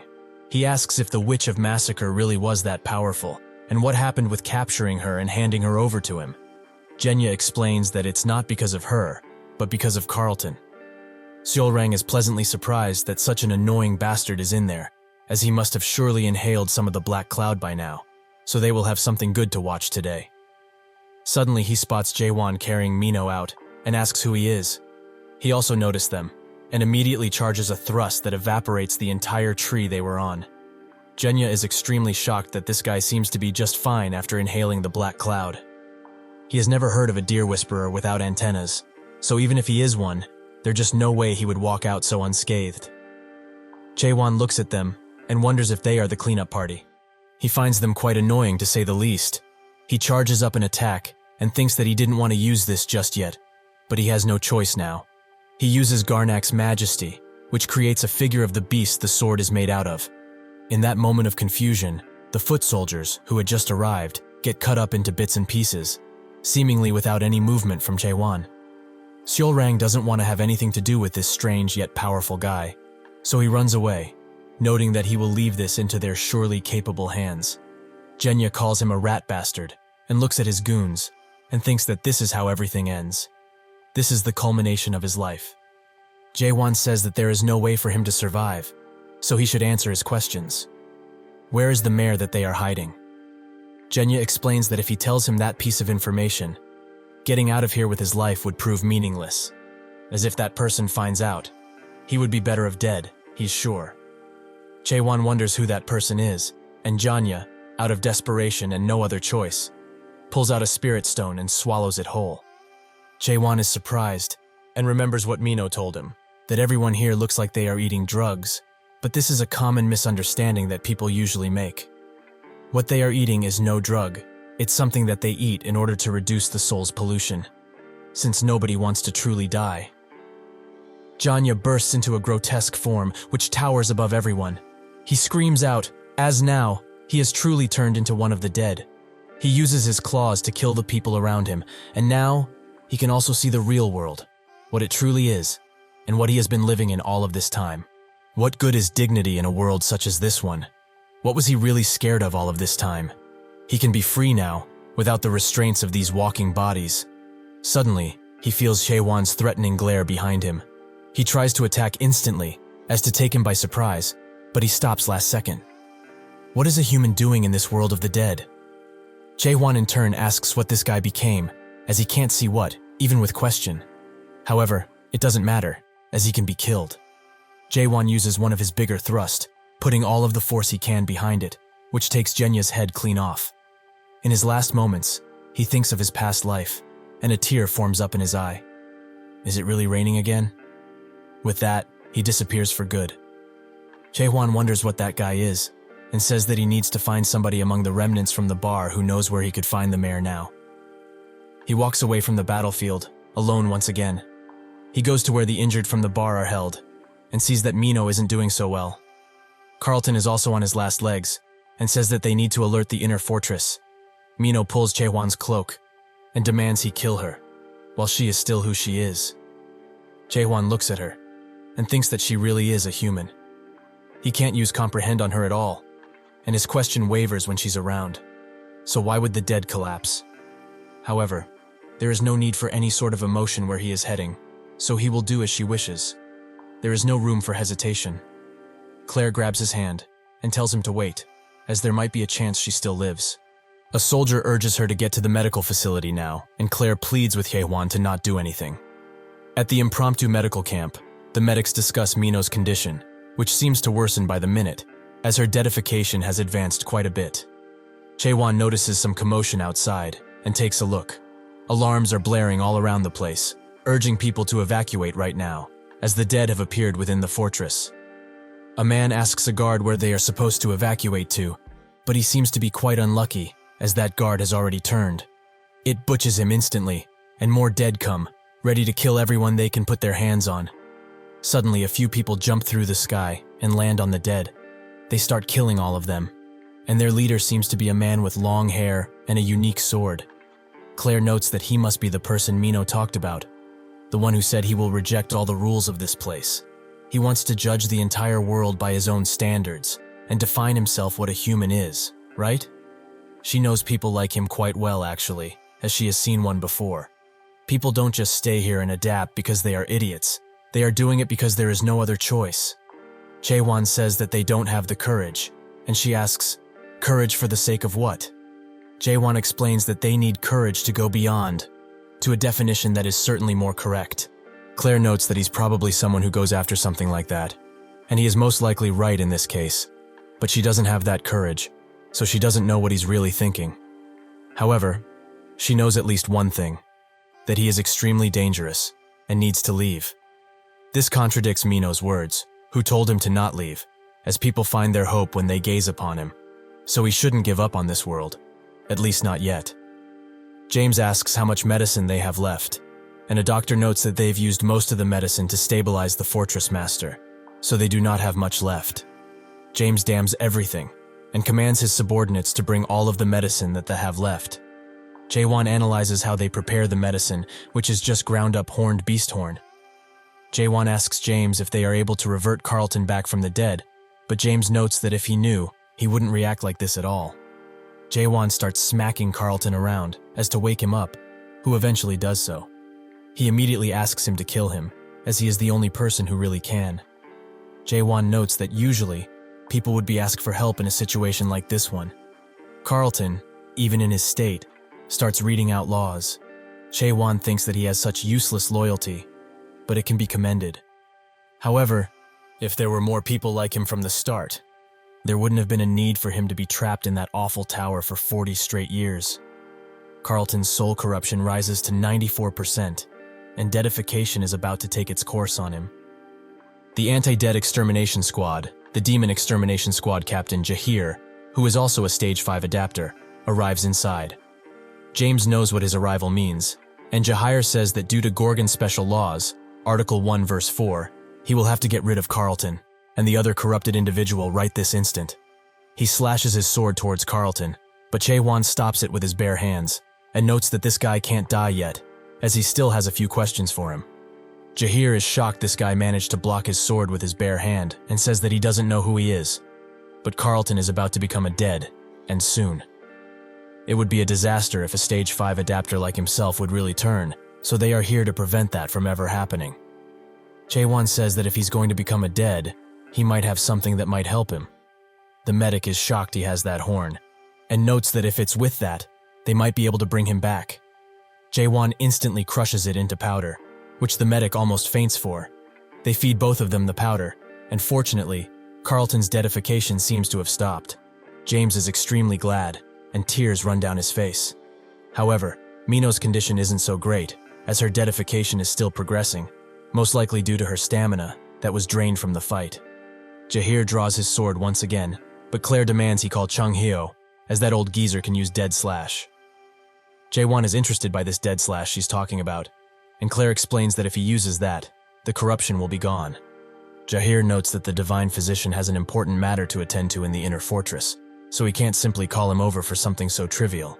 Others from the squad hold her back, and Jaehwan tells Jaehwan to step aside, as he won't compromise on this situation at all. Jaehwan looks at him and says that he will be the one to kill that woman, as he promised her he would. He starts using question on her, and Claire demands he stop this instant, as he has no right to do that. The world starts cracking around her, and he is transported into a white world, where he seems to be alone.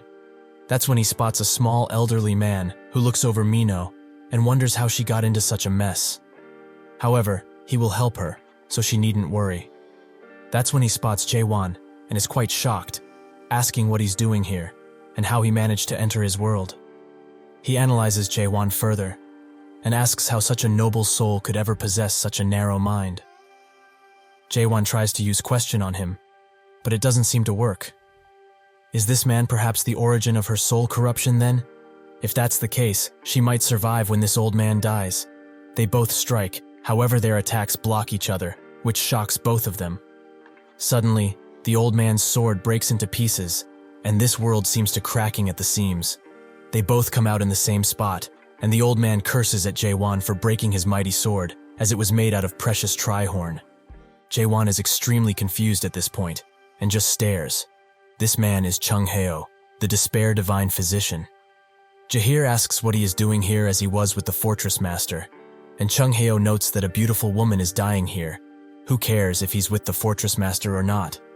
He also asks Jaehwan what he's going to do now, as his dead slash was completely interrupted because of him, and the dead slash can only be used with a sword made of a tri-horn, or something better. That's when he spots his sword, which he starts fangirling over quite hard, but Jaehwan stops him. He can lend him the sword if he wants to, but will he be able to save this woman with it? Chung-heo says that he can, so Jaehwan lends it to him. He is quite surprised he gave it so easily. He must be quite confident in his battle skills. However, it doesn't matter now. He uses the sword to go back into his world, and notes that it's about time he sees what this sword is capable of. Jaehwan looks at his technique, and wonders if it's an illusionary technique, but it's more like when he uses question. The old man charges forwards with the sword, and Jaehwan thinks that this is the world he sees, through his eyes. Before he can finish the drawing, he falls down, as his spirit power is lacking quite a bit because he used all of it with that bastard of a fortress master. The world slowly collapses around them, and Chung-heo apologizes, as he wasn't able to do anything in the end. Jaehwan picks up the sword, and Chung-heo notes that he's quite foolish, as he has never interacted with this world before, but he really thinks he can copy dead slash so easily. Jaehwan notes that he can't do slashes at all, however he can do something better. Chung-heo urges him to stop, as the dead slash isn't just something that anyone can do. What he is doing now isn't brave, but rather reckless, so he should stop while he still can. Jaehwan tells him to just shut up already, as this is the first time in his life he's using his power to save another person. He starts thrusting his sword, and thinks of how Mino really looks like. She's someone playful yet stubborn, and a weak-hearted person despite being an assassin. Someone who doesn't betray others easily. But there seems to be one thing left that is missing. He remembers, and puts the finishing touches. Someone who trusts others. They get out of that world, and Mino thanks him for remembering so many things about her. The corruption rate is slowing down, and the deadification seems to have stopped. Chung-heo notes that he's less narrow-minded than he anticipated, but who on earth is he? The dead thrust he learned just now. Why did he do it? Jaehwan is extremely surprised that Jaehwan managed to use something similar to the divine physician's technique, who says that he hates to admit it out loud, but it is. His dead slash isn't a skill, hence why no adapters can learn it. This means that this person is someone like him, an awakened. The awakened are existences that lie outside of the standard system rules, and also an extreme minority of humans who have obtained a strong strength miraculously after rejecting the system outright. They are people who possess the strength to totally overthrow the composition of powers that belong to chaos. Even in the almighty land, there are few known awakened. Jaehwan says that if he's also an awakened, he might be able to save the Tower Master, as his life is invaluable. Suddenly, the Dark Shadow Squad captain arrives, noting that he got permission from the inner fortress, who is also Stage 5 adapter. Jaehwan wonders what he's doing here, as the Dark Shadow Squad has nothing to do with the elimination of the dead. They instantly bow down to Jaehwan, as to pay respects to the Deer Whisperer. The others are quite surprised, as it seems Jaehwan has more to him than originally thought. They all arrive at the inner tower, where Jaehwan greets Jaehwan and asks if he really is the Deer Whisperer, as everyone keeps saying. Jaehwan just says no, which Jaehwan expected. The Divine Physician notes that the Spirit Stone is known for increasing spirit power, and is used to confirm whether one is from the Emerald Bug clan. He's clearly not, so how did he get those stones in the first place? Jaehwan notes that he picked them up from their owners, who are now dead. Jaheir asks who would dare kill people from the 5 great clans, and Jaehwan notes that he did. Jaehwan notes that they attacked first, so it's not really his fault they are dead. Jaehwan thinks that they are indeed greedy for materials and such, but could he possibly tell them what happened after he entered chaos? Jaehwan now understands, and will summarize what he just said shortly. He got caught up in something, by pure chance, and entered chaos. Then he got hold of the Spirit Stones from the Emerald Bug clan, again, by chance, and entered this fortress. After that, he got caught up in another incident once again by chance, met the Divine Physician himself, and managed to learn his dead slash, even though he has only seen it performed once. Now he really gets it. Chung-hyo asks if he really believes all of this. They shouldn't take these things at face value after all. Jaehwan notes that he believes him, as in order to gain someone else's trust, he first needs to trust that person. That's just the way it goes. He asks Jaehwan if he can inquire on a few other things, who says that he can. Jaehwan takes a second before answering, and says that the body has right now is alive and well, isn't that right? Jaehwan is quite surprised that he found out, and looks at him with widened eyes. He rejected the main game and came out of that Tower of Nightmare by simply destroying it, which is why he is in his soul form. There is a pretty high chance that the illusion tree mistook him for someone who is dead, and sent him into chaos. But his physical body is back on Earth and safe, most likely. He asks Jaehwan how he found out he's not dead, who notes that he said that he got caught up in something by chance and entered chaos that way. There's nobody in the whole chaos who would describe their very own death as he just did. However, is the reason why he doesn't want to reveal his full identity due to something like he being chased or threatened by someone? Jaehwan says that perhaps it is so, perhaps it is not. Jaehwan notes that it must mean he was close with his guessing, but the truth is, he's got something shameful to apologize for. For the last 4 days, he has sent subordinates to monitor him closely. Jaehwan says that he knows, as he's carried one away previously. Jaehwan expected him to know already, and says that he is much stronger than they ever thought, so it was quite hard for the subordinates to monitor him. But they did gain some information about him. He pulls up 4 tabs, and explains that his target danger level is SS rank, his power level can't be estimated, and he has caused 380 million horins worth of damage to the fortress. Does he know what others like to call someone like himself? Chung-hyo notes that he's just a crazy person, and Jaheir wonders if this guy is a hero or a villain, as he could swing both ways at this point. Jaehwan explains that he might be a hero to some, and look like a complete lunatic to others, as people are calling him by various nicknames. And to him, people like him, are called the protagonists. There is a rather special characteristics that protagonists like him hold, the simple fact that they are famous. But he isn't really that famous in any way, as someone has been keeping his information hidden from the common people, and that power seems to be doing all of that with hostility in mind. If they are the people behind him, he wouldn't have had any trouble with entering the fortress in the first place.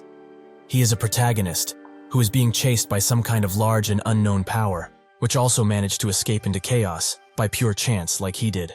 Jaehwan thinks about Jaehwan just said deeply. Although he is not really sure, wouldn't it be that person known as the Monarch of Pitch Darkness that is chasing him? He is one of the 12 monarchs of the Almighty Land, but just how strong are these monarchs anyways? Jaehwan notes that he won't dare ask who and what he exactly is, and he also won't ask him to compensate for the damages he caused within the fortress either, as they, the Gorgon Fortress, will provide with protection. Jaehwan asks if this Gorgon Fortress of theirs is strong enough to go up against one of the 12 monarchs of the Almighty Land. Jaehwan asks if one of the 12 monarchs is really chasing him, and Jaehwan notes that there is a pretty good chance that it's one of them. Jaehwan says that this is great, because if it is how he says, the monarchs would become unable to interfere with the matters that take place within chaos itself. Jaehwan asks what they want from him in return, as nothing is free in this world, and Jaehwan explains that he only needs to do them one favor. He begs him to please save the fortress master.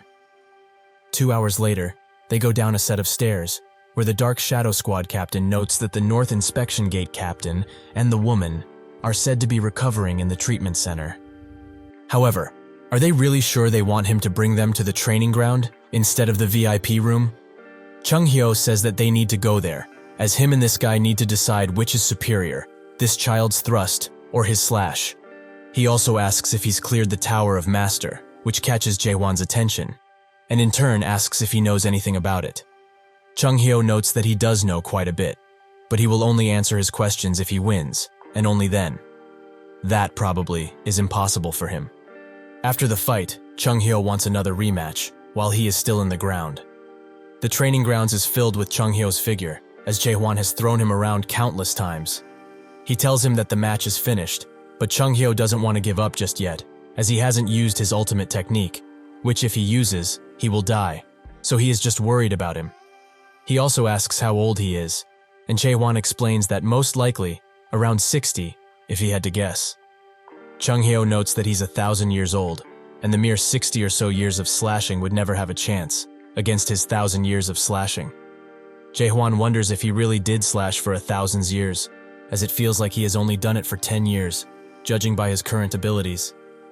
Chung Hyo gets mad enough to soar into the air once again, and wonders if he will still feel the same after he gets hit with this next attack. He summons the figure of a mighty beast through his sword, and Jaehwan prepares thrust it. The swords clash, creating a large blue shockwave, which sends both of them backwards. Chung Hyo notes that he's not bad at all, but Jaehwan is quite annoyed, as he's being pushed back quite a lot after using the normal thrust. Chung Hyo says that his technique is pretty well made, but what is the name of it? Jaehwan notes that it's just normal thrust, which Chung Hyo finds as quite the arrogant name, as if he names it like such. Then it makes it look like he has an even stronger technique. Jaehwan says that a stronger technique does exist, and he charges it up. Chung Hyo wonders what he's showing him, and gets extremely scared, as this guy is starting to resemble the Soul King of Chaos. His mind wanted to forget the horror he experienced when he faced the king, but now, it has resurfaced. Would he really be able to cut through something that reminded him of the Soul King? Of course, nothing is really comparable, but that certain level of power will literally blow the Gorgon Fortress from the inside out. Jaehwan is ready to unleash the attack, but to prevent the imminent destruction to happen, Chung Hyo gives up the fight, noting that he lost. In the 5th region of the Almighty Land, the region of strong steel, inside of a fortress, a man asks what happened to pitch darkness. Another man explains that, based on what he found out, the current pitch darkness monarch is trying to contact chaos. The unbending strong steel, the monarch of strong steel, Heo Yu, asks why he would do that. All of the monarchs of the Almighty Land have already signed a secret agreement to not interfere with the matters of chaos at all. The subordinate stars shaking, and notes that the matter is a bit more complicated than this, so he urges him to look at the screen, first and foremost. Heo looks at it for a second, and notes that it's the video of the guy who went solo on the 99th floor. But what about it? Wasn't it edited in the first place? The subordinate explains that the product in the video is said to be in a contract with the 9th region's monarch of pitch darkness. This intrigues Heo, and he asks where the product is in the first place. The subordinate starts shaking again, and notes that he most likely refused to clear the tutorial fully, literally broke through the ceiling of the tower, and escaped into chaos by his lonesome. Heo notes that the cultivator that stayed on the 100th floor should have been watching him. So what happened with him for all of this to happen? The subordinate says that the product slayed the cultivator, and Heo asks if he's just joking around. The subordinate says that he also couldn't believe it at first, but the monarch of pitch darkness has confirmed that everything he said right now is the truth. Heo starts pondering, and wonders if that bastard of a monarch has connections with chaos. The subordinate explains that they found something extremely strange during their investigations, as the monarch of pitch darkness seems to be involved with the matters of chaos, and for a long while now. Out of the 10 clans within chaos, a few have been in constant and direct contact with the monarch of pitch darkness. Heo looks at the tree and wonders just what is pitch darkness up to. He tells the subordinate to send the letter to help him get access to chaos, and in turn he asks if he really is intending to get involved in the matters of chaos. Heo explains that he will just be observing the situation as a whole, as he needs to know what exactly is happening in there after all. He also commands for 10 elite warriors of the Gold 1 grade and Hae Young to be sent. Hyo looks in the distance and wonders if Chung Hyo is doing well in there. He would have had a long and fruitful personality were it not for that trashy personality of his. But now, he's probably living a quiet life in there. Jumping back to Chung Hyo, who is clinging onto Jaehwan's sword for dear life, as he won't let him unleash that attack. Jaehwan, however, has already heard him and asks him to just get off. Chung Hyo gets down and wonders just what kind of man would be able to do something like that after just 40 years of simple thrusting. Jaehwan explains that he probably thrusted around 10 billion times, give or take, but Chung Hyo doesn't believe a word of it, as he would have needed to do 8 thrusts a second every day for 40 straight years, without eating or sleeping at all. Jaehwan says that he can do 100 thrusts in a second, not just a measly 8. If he's asking of how he only thought of using his sword for thrusting, he will answer. Golden energy starts coming from him, and Chung Hyo's eyes widen, as he is now exerting the same alien energy that he did when they first met. It wasn't pressure at all that he felt, only a thrust that bears a hostility which would make mere people faint. All of that hostility is thrown towards this world. He can't believe his eyes, as this child has become the thrust himself and is thrusting towards this world every second that passes by, even at this very moment. Jaehwan already told him that he thrusted about 10 billion times, and counting. By the way, he hopes he remembers the contract they both signed before dueling, where the loser would have to grant the wish of the winner. Jaehwan starts reading off the plea Chung Hyo put on this paper, who tells him to stop, as he heard him already, so there is no need for something like this. However, is he perhaps intending to use him as his subordinate from now on? Jaehwan explains that he wasn't thinking of doing anything of the sort, as he simply wants him to just answer a few questions honestly. That is all. Chung Hyo notes that he will, but they should take a walk outside then. Firstly, Jaehwan asks what the Tower of Master is. Chung Hyo notes that he probably knows that a mayor made the Tower of Nightmares. Well, the towers made by the mayors have ranks, from F to S. However, among the mayors, there are those who simply do not care for such things as rankings. A master is someone who already made S-rank towers when they were but an apprentice, and someone who reached the top as a renowned artisan quickly. But not all towers made by a master would be a Tower of Master per se. Among them, there are towers that are made with no real intention to perform cultivations in the first place, and only unique towers are known as Tower of Master. Jaehwan asks why they would make those towers in the first place, and Chung Hyo explains that he, and nobody else knows what these masters are truly thinking, as the masters themselves are individuals that are seeking the world's truth, after all. However, one thing is for certain. Among those who cleared the Tower of Master awakened would appear every now and then. Jaehwan asks if he's from the Tower of Master, and Chung Hyo notes that he's from the 4th Tower of the Master, Melville. It was a tower known as the Moby Dick in that world. A gigantic white whale would appear on the 1st floor of the tower and target humans every minute it stood above water. It's not that difficult for the current him, but back then, it was a tower that was very similar to a world disaster. Many of the martial artists of Murim died in there, and clearing that tower was like a miracle. Chung Hyo notes that he also looks like a person who came from a Tower of Master. But the question is, who made his tower? Jaehwan notes that Mullark did, and Chung Hyo is quite surprised by this piece of information, as he didn't think there would be anyone who managed to clear one of his towers. Jaehwan asks if he knows him, and Chung Hyo says that he sure does, as they have traveled together. Jaehwan would like an explanation, and Chung Hyo notes that the story is pretty long, so they should go somewhere else if he wants to hear it. They go to an open bar, where Claire hands them a few unicorn kebabs.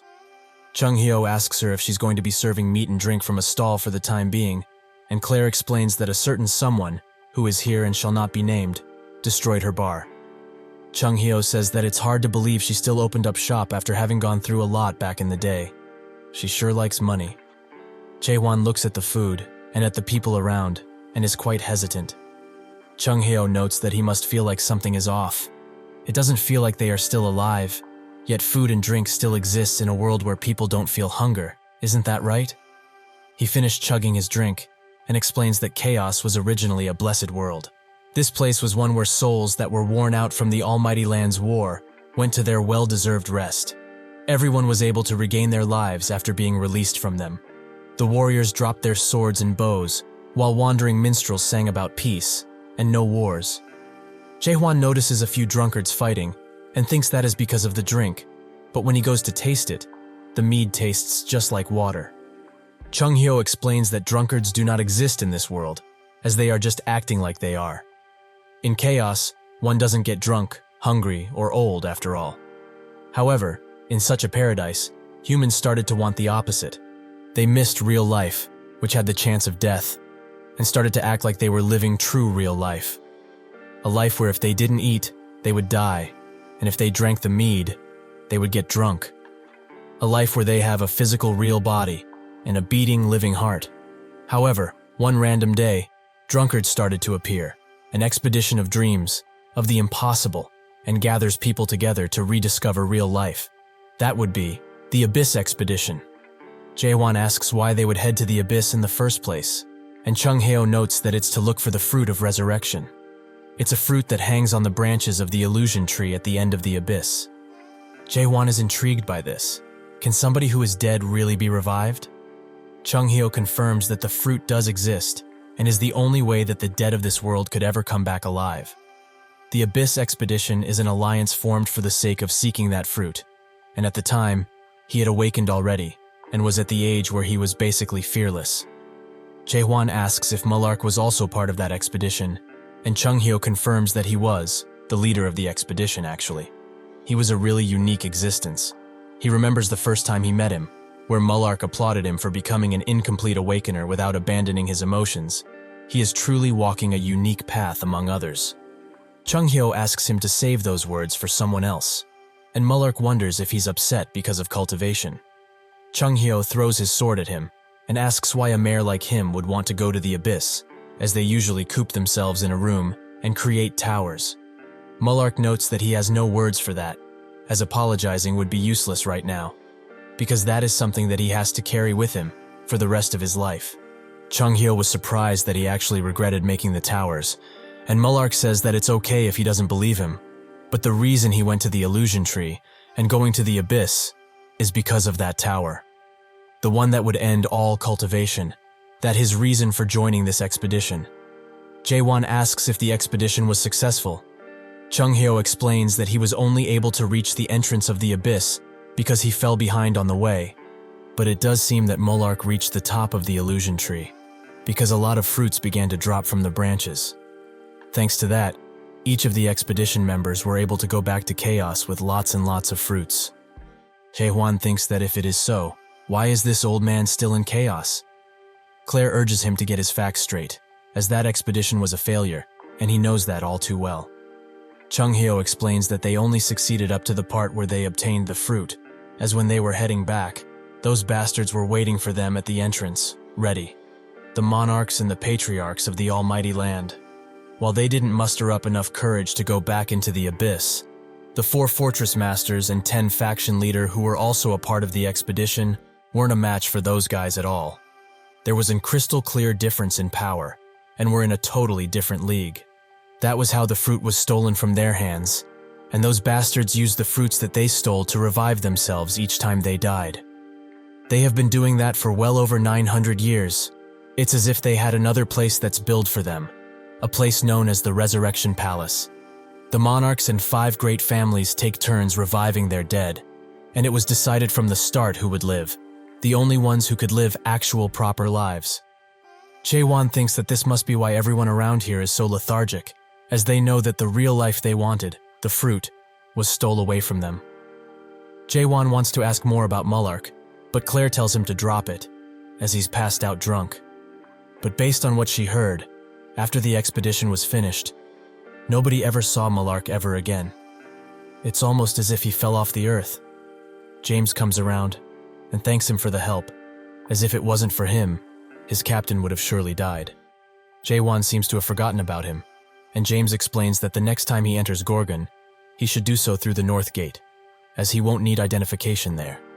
Of course, they should keep this a secret from the captain. With that, he leaves, and that's when Jahir calls for the divine physician. He is clearly distraught, and notes that they've got some big trouble. They all rush as fast as they can, and Jaehwan can feel the energy around. Judging by this, it means that the fortress master is in that state already, a full dead. The spiritual pressure he is feeling right now, much more than what he felt from the dead that he fought previously. It's coming from deep within the fortress, or rather, more accurately, beneath from it. This makes him think of urine, and the favor he asked him for with a serious face. He remembers that he said that he won't have to pay for any of the damage he caused inside of the fortress, and will additionally provide him with protection should it be necessary. All he needs to do for them is one favor: to save the fortress master. Jaehwan notes that their fortress master is going through deadification, and Jaehir says that indeed he is right. He explains that out of nowhere he just went berserk, which is weird, because usually it only happens like once a week, but today, of all days, it just happened. He is telling him all of this in advance, just in case he gets the wrong idea about things. The fortress master is a really good person, and before his deadification unfortunately began, he was basically a living legend, since he was someone who also went to the Abyss expedition, with Mullark, and the Divine Physician. This makes Jaehwan pay more attention to the conversation at hand, and Jaehir says that, from what he saw at least, he is also able to perform the dead slash, right? Since the Divine Physician is in that poor state, can't he do it in his stead? Jaehwan outright refuses him, as he simply imitated what this old head did, and is certainly not as good as him. This might have been different had he learnt from him, though. Suddenly, the ground starts to tremor beneath their feet, and Jaehir now fears the worst, as he knows what that is.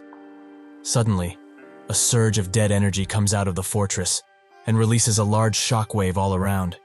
Jaehir covers himself, but that's when he notices two peculiar people standing at the top of the fortress: the Disruption Tower Captain and the Despair Tower Captain. They say that it's been a while since they met, and Jaehwan hears their whispers, which say that the guy carrying the Divine Physician is the one who can also use Dead Slash. Jaehir pleads with them to step aside, as there is an urgent matter they must attend to, but they also probably know what already. They descend, and note that what he is asking them to do is quite a problem, as they have their orders that need to be completed. Jaehir asks whose orders are those, and with a stern look on his face, demands to know if they are really intending to go against the wishes of the heavens like this. They say that the only heaven they have, and worship, is the forbidden heaven. They rush in and jump in the air, preparing to attack. Jaehir notices how fast they were, and pushes Jaehwan out of the way before anything can happen to him.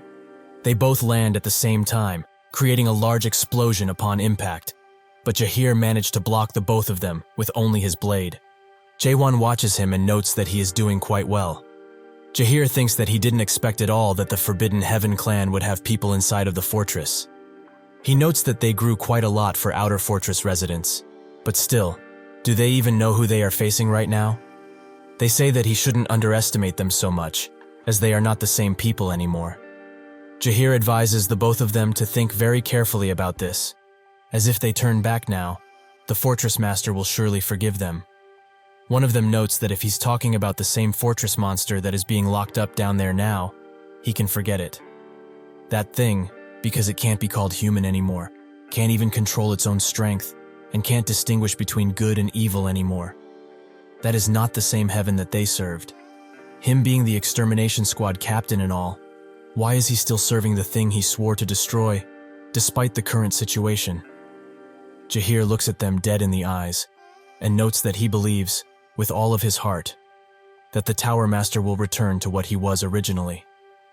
Suddenly, Other comes behind him and swings the hammer at his head. Before Jaehir can react, the hammer lands, throwing him into a wall. If only he would have been a little more wiser, they wouldn't have had to fight like this. Isn't that the case? Jaehir tries to get up to his feet, and thinks that these two are just Stage 4 adapters, so there is no way they could defeat someone like himself, who is a Stage 5 adapter, even though he is outnumbered. How are they doing this much damage in the first place? He can't even estimate how fast or strong they are anymore, as this isn't any type of normal growth he has ever seen. It's almost as if they received the boost from the deadification. Something is seriously wrong here, and this is starting to get too dangerous. He tries to tell Jaehwan to leave while he still can, but Jaehwan is having none of it, and throws Chung Hyo at him, who is still passed out, even after all of this. Jaehwan explains that this was revenge for pushing him earlier, and that's when the disruption team captain grabs his attention. He asks if he really is able to perform the dead slash, just like the Divine Physician. Jaehwan asks what it is to them, and they start talking between each other using telepathy, which Jaehwan can see. They gather that the guy in front of them is a non-adapter, so he is probably talking nonsense. What can he really do with that short sword of his? Also, his physique isn't great, so he won't even be able to throw a proper punch, they think. Jaehwan instantly transports himself behind them and asks if they are talking about a punch like this one. Before the disruption captain can react, his cheek is met with Jaehwan's fist, which sends him into the wall. The despair captain tries to defend himself immediately after seeing this, and Jaehwan explains that they have way too many openings, which basically leaves them defenseless. He punches the disruption captain as hard as he can, which breaks his helmet a bit. He stands on his feet, however, and slashes downwards, which Jaehwan easily dodges. He starts spinning the spear, which creates some distance between them, allowing him to charge in, while Jaehwan is still on the retreat. He thinks that he became much stronger than he was, so where did this sudden energy come from? The need of revenge? Or perhaps is his heart full of hatred? He looks at him one more time and deduces that it's neither of those. What drives this lunatic is fear, and fear alone. Are they really trying to betray others in their condition?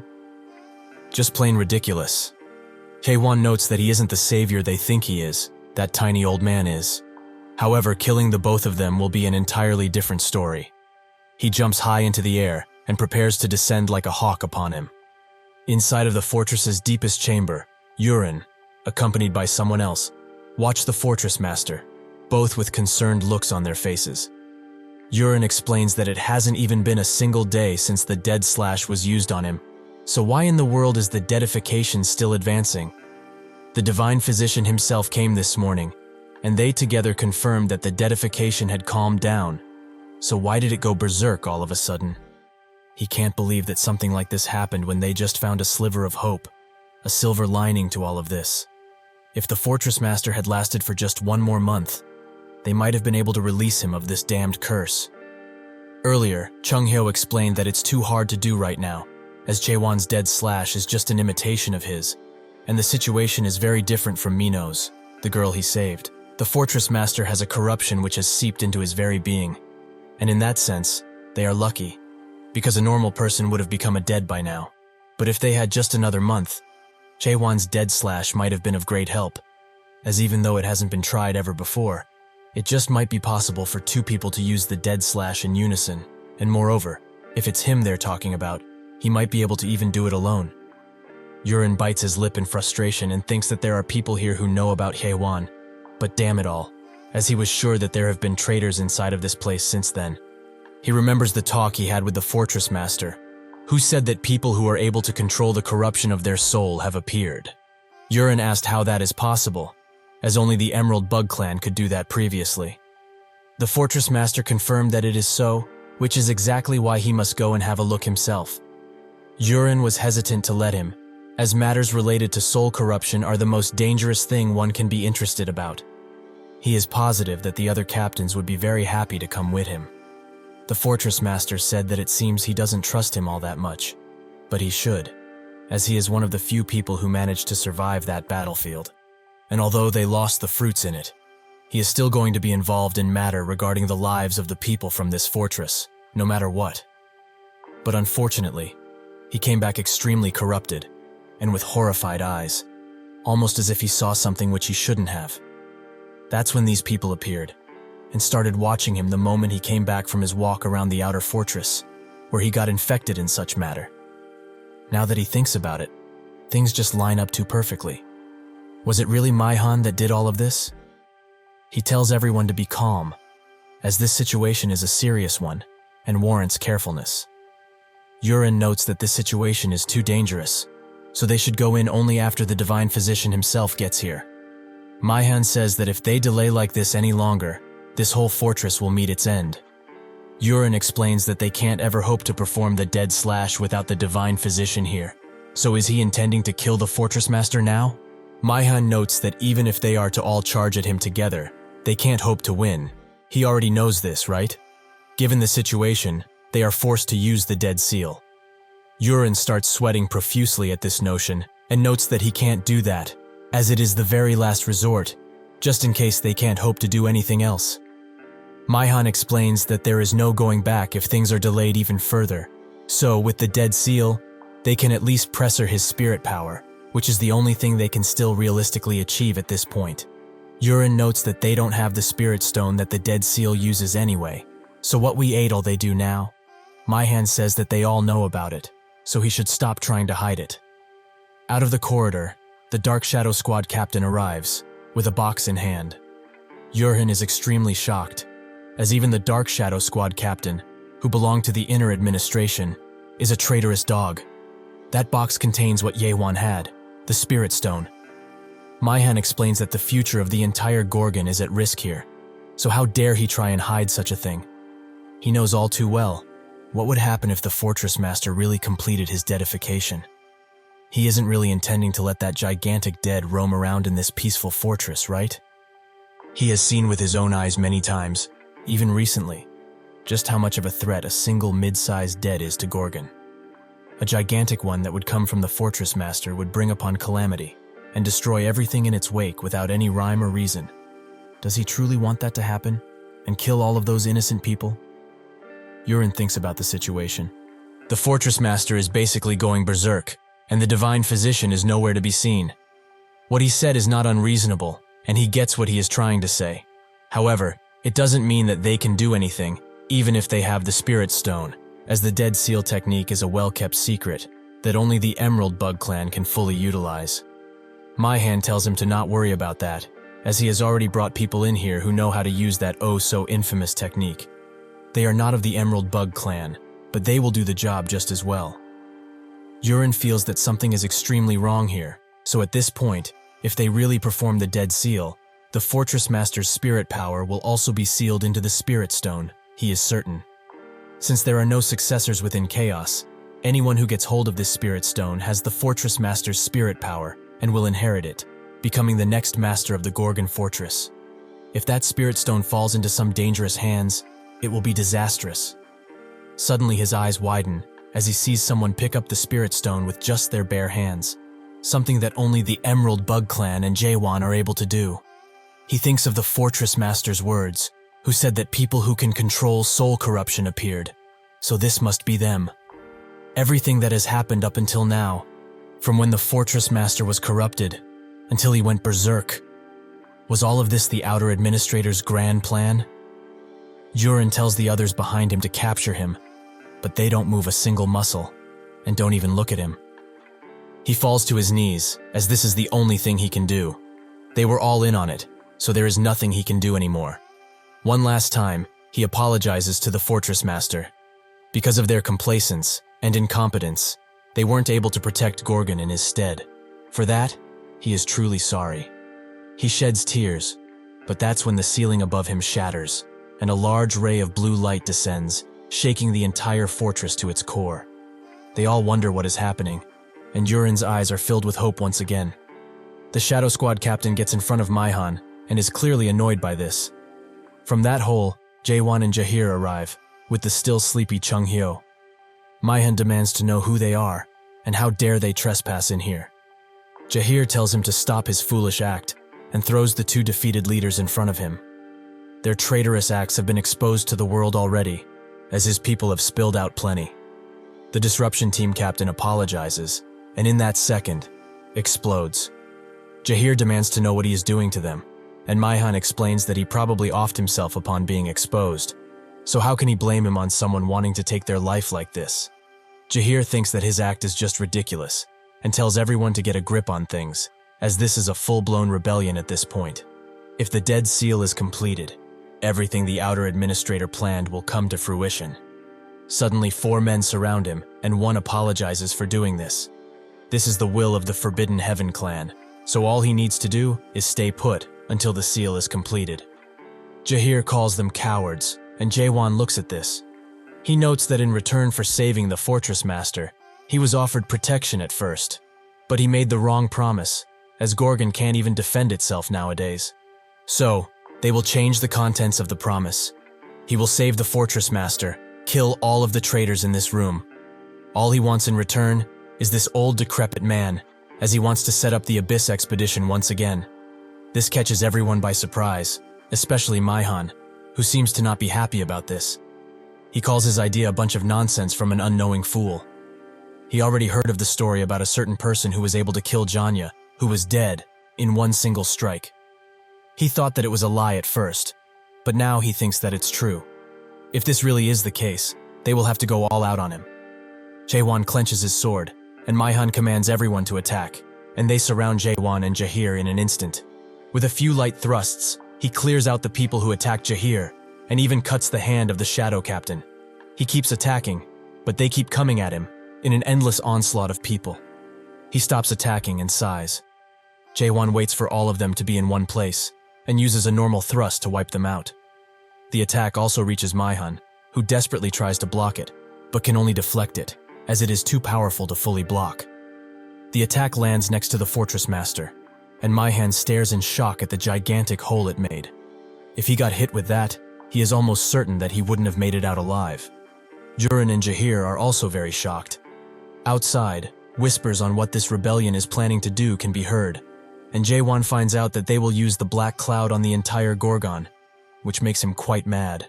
He tells Maihan that he is the outer administrator of this fortress, and also the Forbidden Clan's first elder. He doesn't know exactly what he is trying to do, or why he wants to corrupt souls so much, but he knows this. He likes people like him, quite a lot actually. Maihan notices that he is charging his power, so he orders his men to take that guy down, no matter what it takes. They all charge in, and Jaehwan says that he is very thankful for them, because if he knows that people like them exist in this world, he can easily destroy it. He releases the attack, a mighty thrust that can't hold a single color, so it changes constantly. The attack pierces the heavens and explodes into smaller thrusts, in a flash of beautiful lights. Jahir tells Jurin to get up, but he is too mesmerized by this. This is overwhelming hope, something which the fortress master thought that everyone in this place needs. An overwhelming hope that doesn't falter in the face of anything, no matter what. He simply cannot believe that now he is experiencing the hope he spoke of from this man who is speaking about the annihilation of this world. Everything is turned to rubble, and most if not all of the rebellion is put out. Maihan is still alive, but his hands and legs have been cut off, leaving him utterly defenseless. He calls Jaehwan a truly monstrous beast. However, he is too late, as Gorgon is already doomed, and the fortress master even more so. Jaehwan shuts him up for good, and asks Jahir if that old geezer is still sleeping. Jahir explains that he won't wake no matter what he tries, so Jaehwan grabs him and smashes him against one of the remaining walls. That certainly wakes him up. Suddenly, the fortress master starts shaking uncontrollably, as the deadification they have all tried to stop previously has begun. The system warns everybody that the fortress master's soul corruption has unfortunately reached past 99.9%, so the only thing it can do now is estimate the danger level. The others wonder what is going on, and Jahir screams for the fortress master, but nobody answers. The system explains that the estimation can't be done in time, so the verdict is that this will be an extremely large dead. Alarms start blaring all over Gorgon, telling people to evacuate. They all rush to the exits, and the guards to their best to lead them. But what can only wonder, just what is happening in that fortress right now. Chung Hyo tells Jahir to escort Jurin out of the premises, as they have something to do. Jaehwan will be coming with him, as even if he can't save anyone with that sharp thrust of his, but instead, he will be helping in clearing the path. Jaehwan asks why he got a new sword, and when. Chung Hyo angrily notes that he broke the last one, so they should stop with the chatter and get to work already. They enter the spirit world, inside of the fortress master, and Chung Hyo takes no time in cutting him with all of his might. This brings back the memories of them drinking until they were passed out drunk, or trying to be, and how much they had at the time. Chung Hyo explains that engraving these kinds of memories that have been forgotten due to the deadification is what Dead Slash is really about. If they are filled with memories about their loved ones and the things they cherish most, at least, the worst can be avoided. Suddenly, his expression changes drastically, and a new image pops up, one of war and death. Chung Hyo wonders if this really is the fortress master, but when the figure turns its head, it reveals its eyes, which are filled with hatred, anger, and bloodthirst. Chung Hyo says that cannot be the fortress master, but his eyes turn into the same ones the figure had. The ground starts to shake around them, and Chung Hyo explains that this shouldn't have happened. Something is seriously wrong. This thing is not the fortress master anymore. It's something much more deadly. He breaks out of the restraints and starts convulsing rapidly while rising into the air. His eyes turn dark for a second, but are renewed with the same red pupil shortly after. His fingers become slim and long. His back is filled with darkness, and a crest appears on his forehead. The possession of the fortress master is now complete. Chung Hyo watches all of this in horror and explains that thing isn't the fortress master. It's something he knows, or someone. He slowly descends to the ground, and the very moment he touches it, they are both struck with an extremely heavy pressure. The figure starts speaking, and notes that it would have never guessed it would be able to descend into this world with the help of this body. In the end, even this person, who was quite powerful, became a dead, right? He also recognizes Chung Hyo and begins smiling widely. What is an incomplete awakened like him still doing around here in chaos? Didn't he find what he wanted in Abyss 9 years ago? Chung Hyo starts shaking uncontrollably, as this is the master of the Dead Palace that is situated in the middle of chaos, and also the only being that is able to open the door leading into the Abyss. His name, the Soul King, Catastrophe. Jaehwan tries to use question on him, but nothing seems to work, as he is very similar to a dead, but at the same time, a completely different being. Catastrophe flicks his finger and asks why he hasn't left chaos yet. This flick erases Chung Hyo's established world in an instant and replaces it with a dark, vicious world where he can do as he pleases. He asks if he hasn't left because he wants to protect this utterly pathetic and useless world. Chung Hyo is at a loss for words, as with just one finger, he managed to erase his established world. Catastrophe also looks at Jaehwan and finds him as quite the curious being, since he is a human that still possesses his very heart, even after completely awakening. Chung Hyo thinks that this guy's authority is called Dead Descent, and he most definitely used it on the Fortress Master's body right now. But if that is the case, and this is just a measly clone of him, how can a clone emit this much pressure? It's becoming too overwhelming, even for him. Jaehwan says that if he failed, now naturally it's his turn. So he was actually thinking of killing that thing right about now. Catastrophe is quite amused by this notion and asks if his words hold true. He snaps his neck into a crooked shape and notes that truly, he is a very interesting person. Chung Hyo tries to stop Jaehwan, explaining that he can't do anything about it right now. Not even the great Muller could hold a candle against the Soul King. Even if this is a clone, he mustn't rush into battle like this. Jaehwan urges him to not be so scared, as he is sure he can beat him. Chung Hyo looks at him and wonders, just how is this child so calm when facing an impossible task? Catastrophe starts laughing loudly and maniacally, with his mouth being contorted to open even wider. Suddenly he stops, and after a few convulsions and dark energy emitting around him, he pulls out a sword out of his gaping mouth. If he really meant that, he should give it his best shot, right?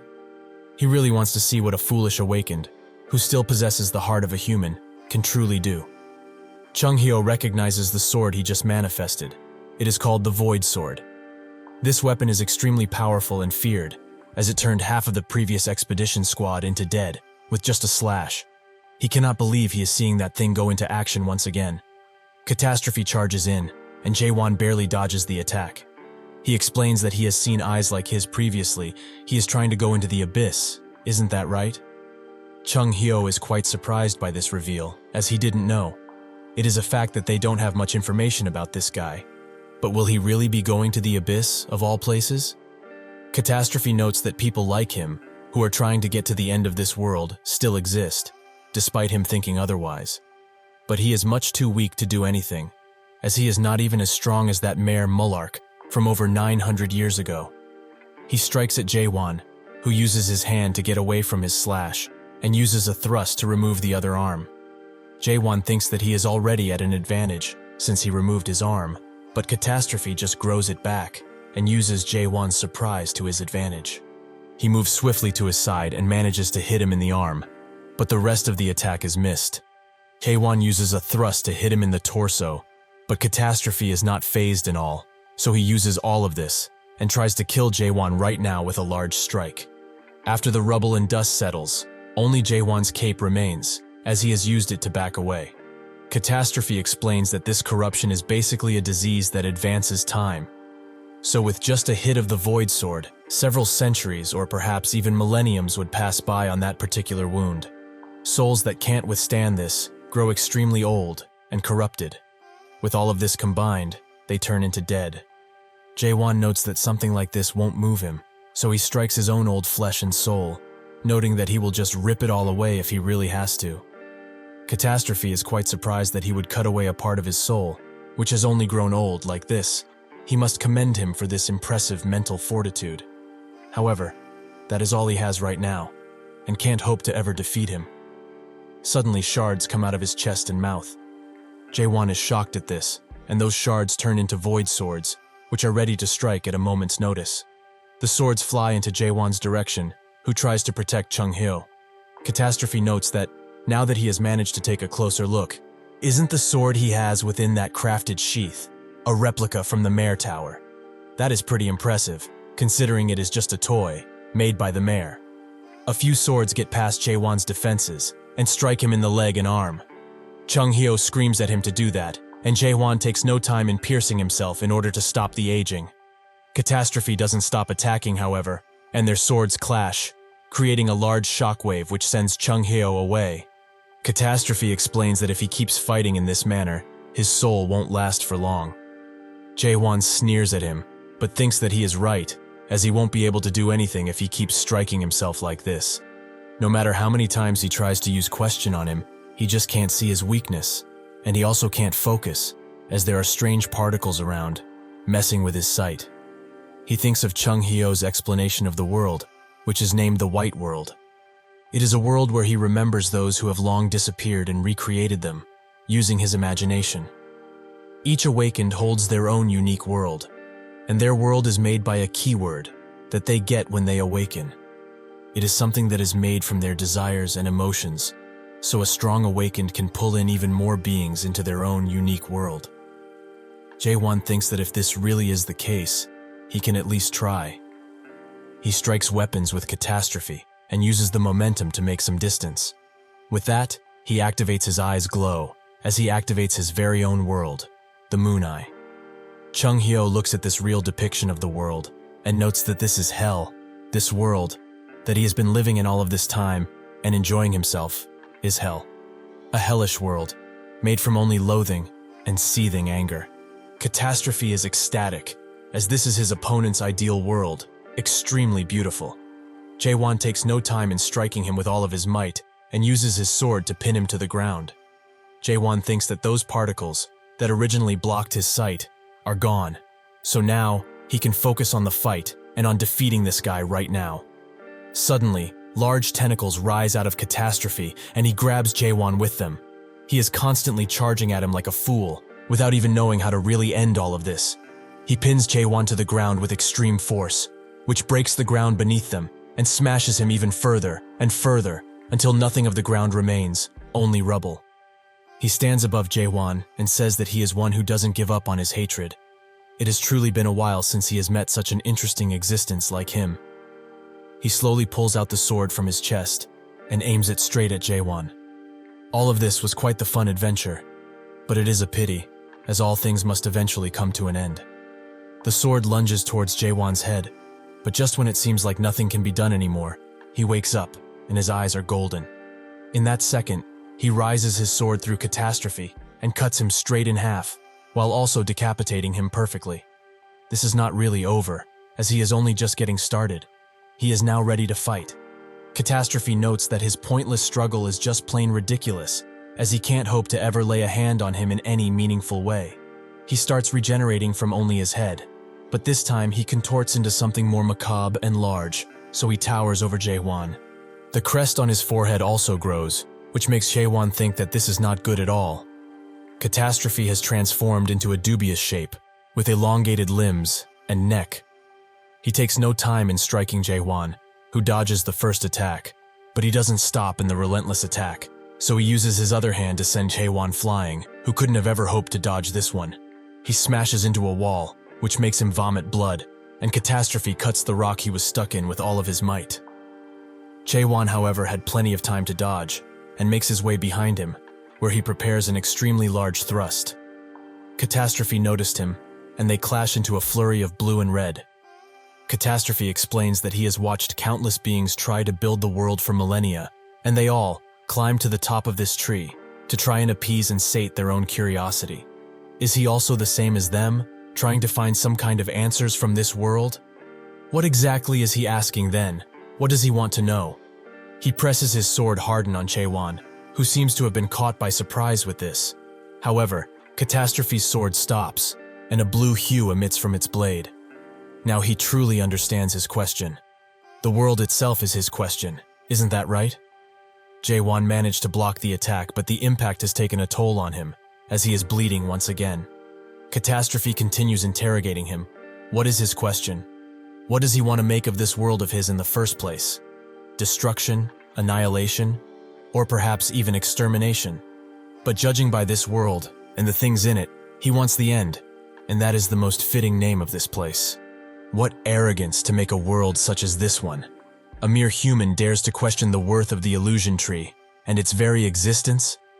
Such arrogance must be punished, as not even the wisest men can ever hope to start questioning the illusion tree and why it is here in the first place. He starts slashing around and seems to have Jaehwan in bad position, but then Jaehwan notes that he doesn't know what he is talking about. Catastrophe notes that if this is not the case, what he is doing isn't questioning, right? Jaehwan stands below him and thinks that this situation is all too similar to what he has experienced before, with Beastrain. This makes him think of something, however, as what he is fighting now is a clone that possessed the Fortress Master. So, that would mean that he can do something. He buries his feet into the ground and uses all of his might into one mighty thrust. This surprises Catastrophe, but he doesn't have time to dodge at all, so he takes the attack full on, which makes a gigantic hole in the wall. Catastrophe slowly regenerates and notes that his impudence seems to know no limits. Does he actually think he could ever kill him, in any way possible? How foolish, even for a mortal, he is too prideful and weak. He is bored now, so he will put an end to this little game. He charges in, wanting to swallow him whole. Jaehwan, however, stands proud and tall, looking at him with his golden eyes. Before he can take a bite of Jaehwan's succulent flesh, he jumps high into the air, and a few golden orbs appear once again, and a gigantic line, showing him the path to victory. With newfound confidence, he charges in with all of his might, and lands directly on his back, and on the line that is formed. Catastrophe is now shocked, as what this man just did is a technique that holds the name of crack. Jaehwan keeps pushing his sword in, and a gigantic blue explosion occurs. Catastrophe admits defeat, and notes that he will be waiting for him at the entrance that leads to the abyss. He, the one who lives for the end.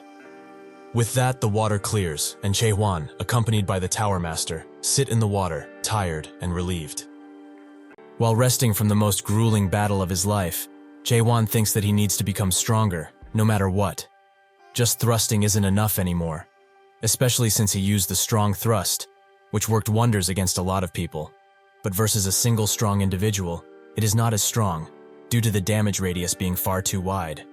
In this fight, he was only able to use it to distract and buy time, whenever he could. It seems that after all, thrusting isn't the solution to everything like he expected, and so he needs to create a new technique to deal with more powerful enemies. The day begins anew, and the others are checking on Chung Hyo, who seems passed out once again, but this time, not from drinking too much. Suddenly, the Fortress Master speaks to Jaehwan and urges him to come near him for a little while. Jaehwan does just that, and the Fortress Master explains that, even though he became a dead, he could still see, and observed him with great interest. He thanks him for fighting the Soul King on his own, and grabs his arm very tightly. Perhaps, after all of this, and his continuous rule, it is time for Gorgon to experience some well-deserved changes. So, if he may, he would like for him to take all of this. The Fortress Master gives him some energy through his arm, in the shape of a snake, or dragon. He notes that there is a familiar energy all around him. He can feel all of the warm memories he has made and cherishes, even though he doesn't know it. Before disappearing, the Fortress Master tells him one last thing: to never forget how a human is and feels, no matter what. The other guards arrive at the scene, and they all stare in the direction of Jaehwan, who has made his way out of the rubble, but also holds a new patterns on his arm, the very same that the fortress master gave him. They all bow down, and Jaehwan, with a tear in his eye, thinks that if this was the fortress's master final wish, then he will uphold it.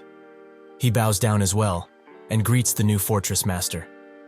Jaehwan is taken back by this, and just stares at them.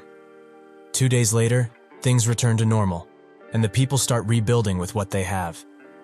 Jaehwan sits at the office of the fortress master, but doesn't believe himself to be one, as he told them countless times that he is not going to be that and take on the title. Siren says that perhaps he may have forgotten the contents of their promise, so he would like to inform him about them once again.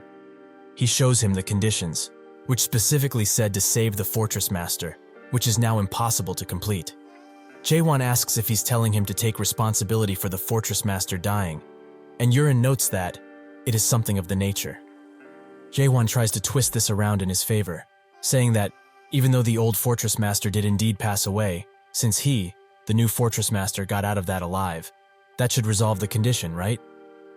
Siren smiles and notes that he is very right, so therefore, he has to keep that promise in the future too, since he is now the fortress master, even though he denies it. Jaehwan laments having so much responsibility on him, and explains that he has no time to waste around here, as he needs to climb higher and get to the abyss. Can't he just pass the position to someone more capable and willing? Siren tells him that something like this is not possible, as Gorgon wouldn't acknowledge that person anyways. Jaehwan thinks that Gorgon is the pattern that the fortress master gave him before passing away. Did it really choose him? Siren explains that since the position of fortress master isn't something that can be just passed down to anyone, he must fulfill his duties. The only time the fortress master changes is when the current one dies, like what happened recently. Additionally, he has some documents that needs to be looked at for the day. Since he is now the fortress master, he also included some useful tips and records that will certainly help him be better. Jaehwan picks up one of the files and sees that it's filled with laws, mostly about how nobody can disrespect the fortress master. So that is why everyone only said good things about the fortress master before. Siren tells him that additionally, he has a few items that he may find useful in the drawer, and he will be going back to organizing books. Should he need any assistance, he should feel free to call for him. Jaehwan, out of curiosity, looks inside of the drawer and finds a crumbled up paper, which was written by the 17th fortress master. The paper slowly takes a new shape and surprisingly starts speaking. He doesn't know who he is speaking to, but congratulates them nonetheless. When he discovers this, it means that he has become the brand new fortress master. By now, naturally, he is probably thinking hard about how to rule over Gorgon and its people. Jaehwan wonders what this strange piece of paper is, and it continues to explain.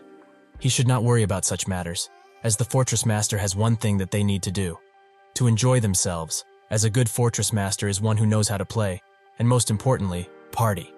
He should just leave the security to that branch, the inner fortress to the administrator, and so on and so forth. He is not the first, and probably not last, to give out such advice. It has been passed down by numerous fortress masters, so at least it must hold some value, right?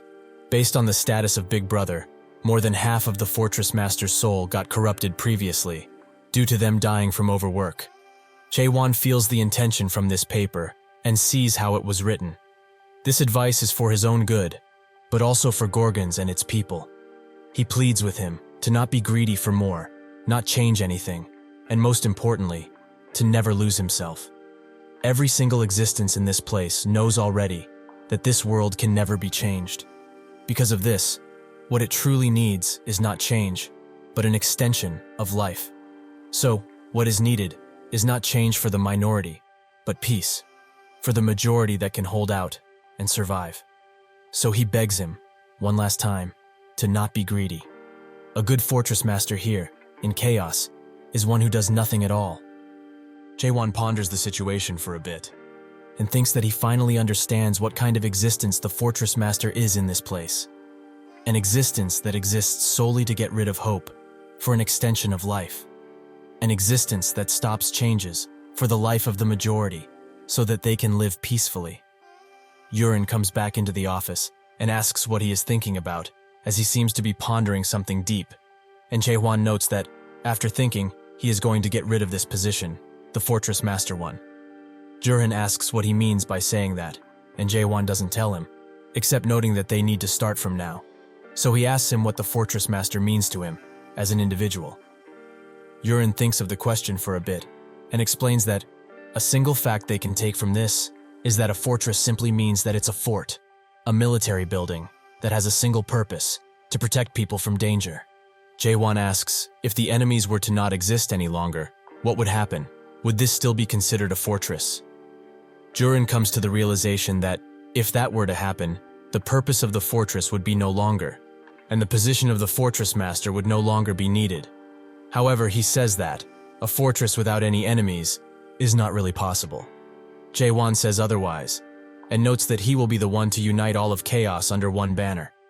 In chaos, there aren't any funerals. Instead of that, people do a ritual that is known as Soul Farewell Procession, which is held to send off those who have passed on for good.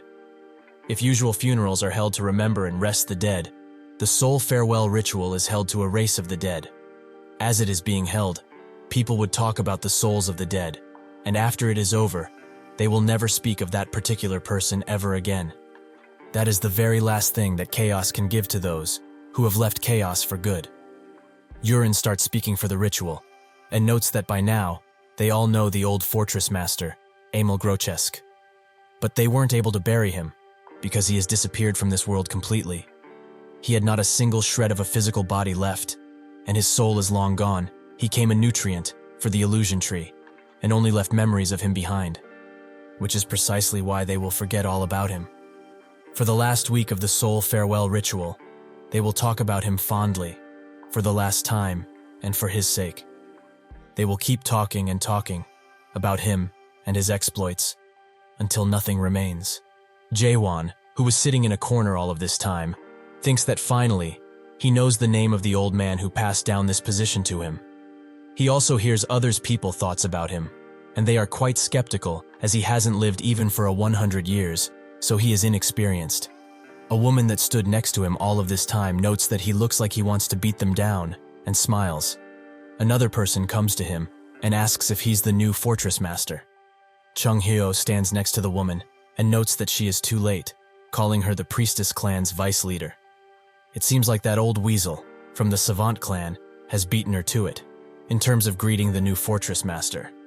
The woman finds this quite interesting and asks him what side he will be on.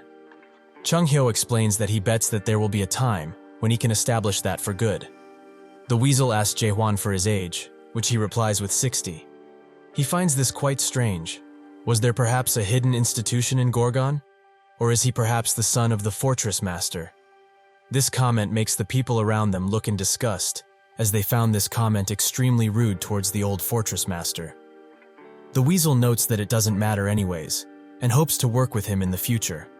He is the vice clan leader of the Savant clan, Yang Ilhan. He thinks that, based on the rumors he heard, this new Fortress Master is a non-adapter, so now he can get back for the humiliation he faced 10 years ago. Back then, he was tasked to set up a branch in Gorgon, no matter what. But while he was bribing the other guards in order to get in, he got caught by a certain gate captain and promptly arrested. Afterwards, he was sent to the Fortress Master, who told him that, after trying to bribe the guards, he caused a lot of disturbance in Gorgon, so he can't allow him to set a branch here. He was rejected in an instant by a stubborn Fortress Master and an even more stubborn gate captain. But today, he will be getting his revenge. With this random child being the new Fortress Master, this opportunity seems to be predestined by the heavens themselves. They shake hands, and Ilhan uses the highest level illusion skill he owns. The spell enters Jaehwan's mind, and he is sent to the 8 gates of hell, where fire permeates throughout, and a large draconic being starts to attack him. The others notice that he is sitting still, and guess that Ilhan bastard must have used the 8 gates of hell, which is extremely shameful, as that is too harsh for someone as young as 60. Ilhan smiles from ear to ear, as by now, this kid should be tasting the hellfire from the Crimson Dragon, Tiamat, in the illusion world. Soon enough, he will be wailing around, and he will have no choice but to obey his orders, like a good dog. Jaehwan notes that this place, Chaos, sure has a unique way of shaking hands, but if that is the case, It is his turn now. He uses the same type of magic to let Ilhan see the true world, and the moon eye that watches them at all times. His eyes start to get bloodshot, and he screams uncontrollably, while cowering in fear. Jaehwan explains that usually, he should be executed for insulting the fortress master in such a manner. But he is letting him go just this once, so he should be mindful the next time they meet. Chung Hyo finds this outcome quite boring, but the woman is very surprised. After all of this, Jaehwan prepares to make an inaugural address to everyone in this place. He gets on stage, and Chung Hyo feels that something very strange or bad is about to happen. Jaehwan presents himself, and that he also doesn't know a single thing about Emil Grochesk and who he was. Not about the work he did, the way he lived, nor the kind of man he was. And if he's honest, it's not really any of his business to know. All that is important right now is that they are not happy with him, and he gets it. He doesn't have a lot of spiritual power, is pretty young, and if they thought that he received this position by pure luck, they would be correct, as he suddenly became the fortress master without ever wanting to. They are unhappy with him being in this position, and he also doesn't want it. So, what should they do, so that everyone is happy? After thinking for a short 30-second, he has come to a perfect solution. Whoever it is, it does not matter. If they manage to defeat him in a one-on-one match, they will be given the position of fortress master. This makes Kaiman, the leader of the Southern Sea Clan, laugh, as this is quite a refreshing change for a new fortress master. He asks if there are any conditions to this, and Jaehwan explains that sure, there is one. The period of this will be 1 month, and if they all fail in taking his position, every single one of them will become a part of the Abyss Expedition Squad that will be departing in 2 months. Yurin thinks that he believed in Jaehwan quite a lot. Since he saved Gorgon from the Forbidden Heaven clan, he already recognized him as the next fortress master. Even if he made those utterly ridiculous declarations, like uniting chaos and all that, he simply observed, even when he felt uneasy. Because in the end, he is still the fortress master after all. Surely he wouldn't do anything that would harm the fortress, right? Well, that is what he thought, until Juhire came in screaming that things are starting to get out of control, while he was having his morning routine. Having had enough, Yurin stormed the office with extreme anger and asked Jaehwan directly, just how long is he intending to ignore his position? He walks up to him, but only finds Carlton in his place, who was supposed to be in the medical ward. This enrages Yurin even further, and he screams for Jaehwan, which can be heard even outside. Below the fortress, Jaehwan uses a few statues that are shaped like Carlton for training, which Chung Hyo finds to be a waste, as many ladies would want to possess something like this, especially those from the ward that took care of him. Jaehwan notes that doesn't matter right now. Instead, he should check out the new technique that he created. Jaehwan starts gathering green energy around him, which intrigues Chung Hyo. The pose he has while doing the preparation is definitely softer, and looking at how he guided the sword, it must have been inspired by his slash. Since that is the case, the technique name should be Chung Hyo Thrust, right? Jaehwan asks if he wants to get thrusted with the technique, as he will after hearing what he just said. Chung Hyo is angry at his retort, and notes that he's been getting more and more arrogant while unsheathing his sword. Jaehwan doesn't give him the time to do anything and unleashes the technique at him, which hits the wall above them. Chung Hyo is about to start tearing into him, but that's when something heavy falls from the ground, the Lighting God clan leader, Woon Yong. A few minutes ago, he and his subordinates were crawling through the basement and were standing right above Jaehwan. Yong got ready to attack, as he wanted to become the fortress master. Even if people thought that assassination was cowardly, to him, it is the truest form of combat. That's when he got blasted by Jaehwan's technique and put out of service. Eventually he wakes up, and Chung Hyo immediately jumps in his face, which spooks him. Yong asks what he's doing here, and Chung Hyo notes that he was always a small little weasel, so he knew the day would come when he would do something dumb like this. Yong asks who that young guy is, and Chung Hyo tells him that is the new fortress master. Yong notes that all of this just doesn't make sense, as he hasn't even heard of someone like him in Chaos, or even in the Almighty Land. Chung Hyo sighs and explains that indeed, nothing makes sense. Everything about that man doesn't make a lick of sense. Yong is surprised that he would say that, but also that this didn't count, and he wants a rematch, as he still has some fight left in him. Jaehwan tells him to come forward, as they will fight once again, if he wishes. Yang charges in extremely fast, but Jaehwan dodges, which makes Yang smile, and use a spinning attack. Jaehwan again dodges, which annoys Yang. He wasn't going to use this technique, but now he feels compelled to. He gathers all of his energy into a large ball and thinks that he will destroy this guy in one strike. Unfortunately for him, Jaehwan teleports behind him and notes that technique takes way too long to charge up. And so, the first competitor is defeated. Later he reports back to them, after telling everyone that he, the Lighting God clan leader, barely lost to him, just like they ordered him. Chung-hyo congratulates him, as now, there will be a lot of strong people who will challenge this new fortress master.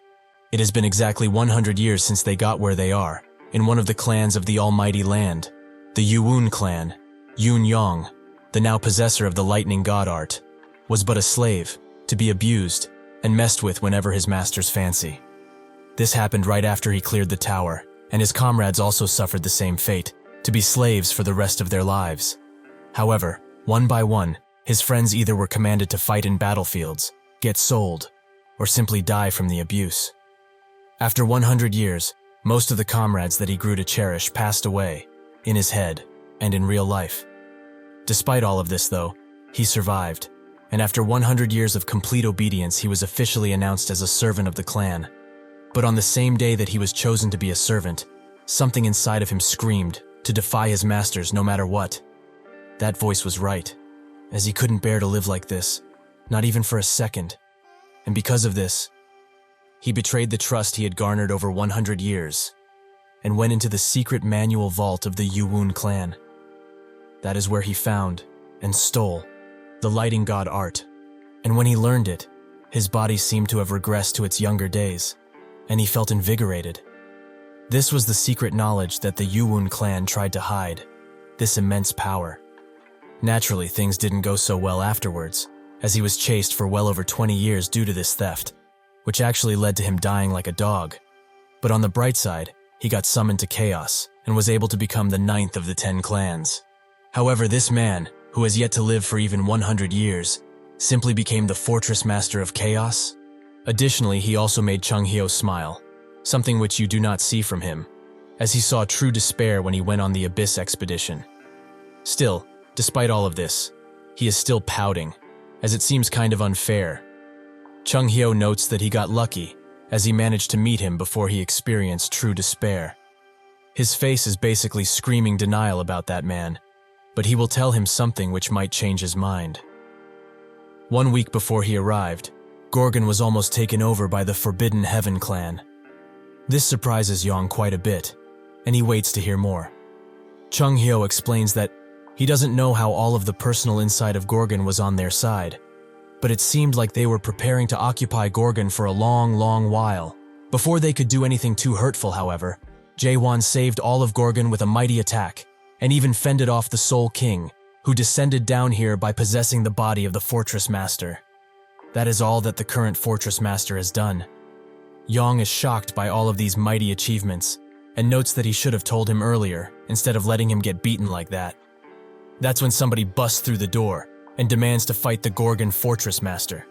This is the Fire King clan leader Kang Hwang, and apologizes for coming here accompanied by the Sea clan leader. But he can go first, right? Jaehwan notes that there is not need for that. They should both come at the same time, as he was in the midst of practicing his new technique, so he would rather not waste time. This shocks both of the challengers, and Chung-hyo says that things are going to get messy real quick today. Hwang steps forwards, and hopes that he doesn't regret what he just said. He charges in with all of his might, and unleashes a flame attack upon Jaehwan, which he dodges quite easily. The attack hits the wall, which makes Chung-hyo scream at both. They both clash swords, and Hwang asks if he is actually scared of the flames that are coming from his sword. Jaehwan denies this, and prepares a mighty punch, which is engulfed in flame the moment it hits the sword. Hwang barely manages to block, giving Jaehwan the opportunity to attack, with some final words, those being that he should tell him later, if he is scared of his thrust. Jaehwan ends the fight by creating a gigantic hole in the wall, which he most likely sent Hwang through. The Sea Clan Master puts out the remaining flames that were strewn about and notes that Meathead will be fine. Jaehwan asks why he didn't fight with him, and the Sea Clan Master explains that he simply hates the heat, but now they will have plenty of room and time to fight. Even the lights in the room are put out, and they both stare at each other. Jaehwan thinks that up until now, he fought electricity and fire. But now, there is water too. This reminds him of a certain monster-catching game. But nonetheless, this guy seems to be stronger than the other two. He charges in with a thrust, but Kaiman blocks it, and then parries the attack, giving both of them space. Jaehwan thinks that this guy is quite different from the others, as he is just not charging in like a maniac, but actually calculating his every move.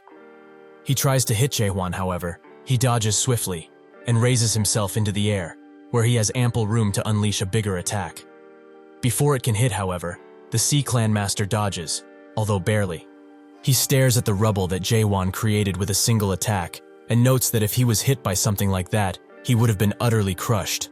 With that, he gives up the fight, and Jaehwan asks why, as he has yet to show him his full power.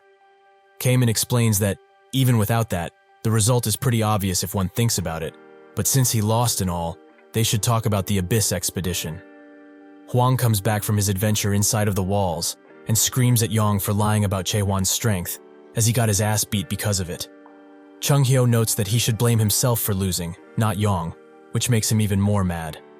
Yong mocks him lightly, saying that, since they both lost the fight, they are required to join the Abyss expedition, without any fuss.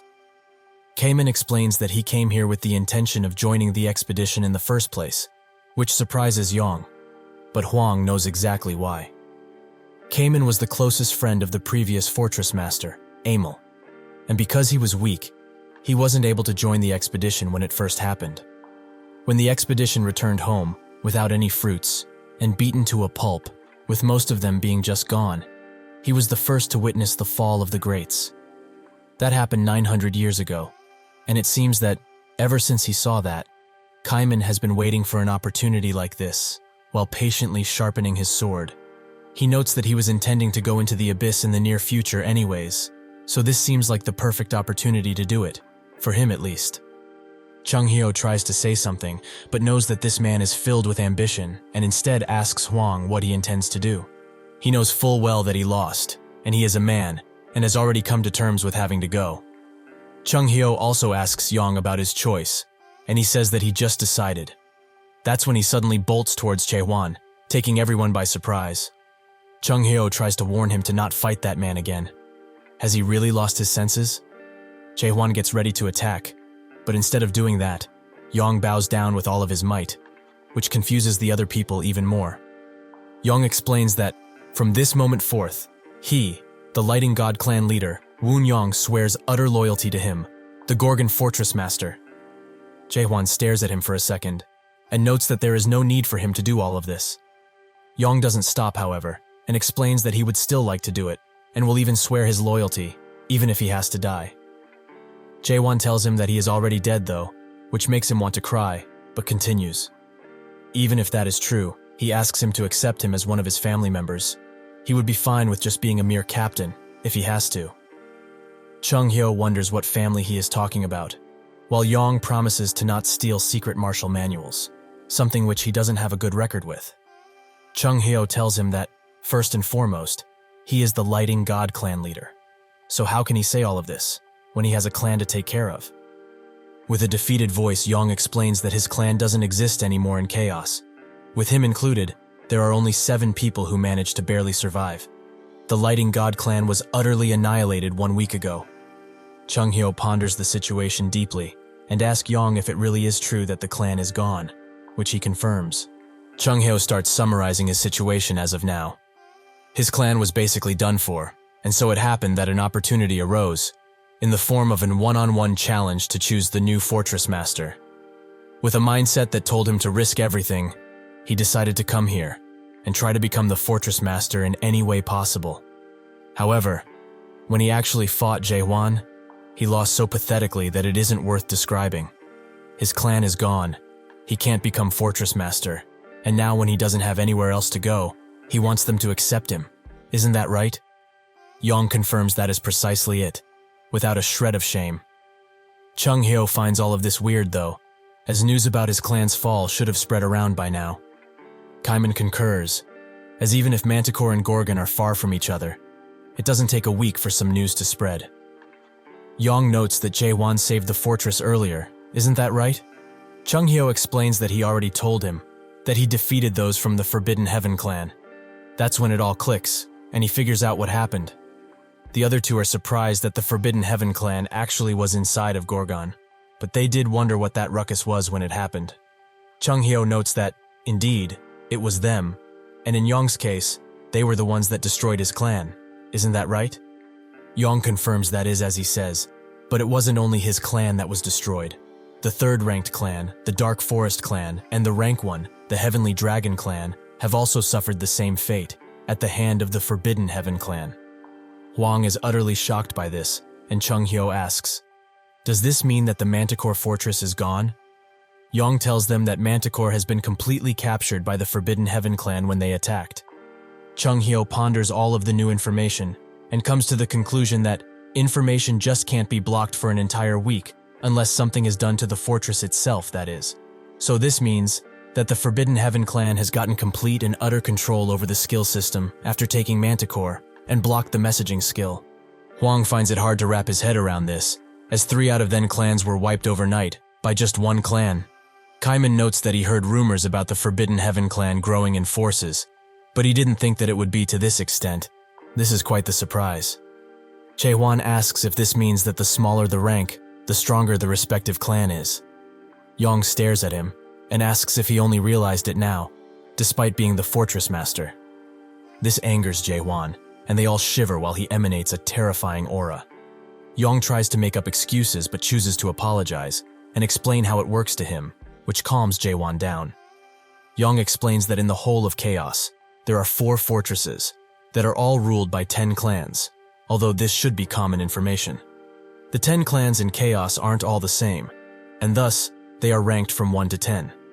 The strongest clan is on the top, rank 1, so there should be a stark difference between the first and the last clans. However, rank 9, Lighting God, rank 3, Dark Forest, and rank 1, Heavenly Dragon, have all been utterly destroyed by the Forbidden Heaven clan, that is at the bottom, rank 10. They even took Manticore with ease, and he doesn't have any real evidence of this, but he is certain that somebody is supporting them from the shadows.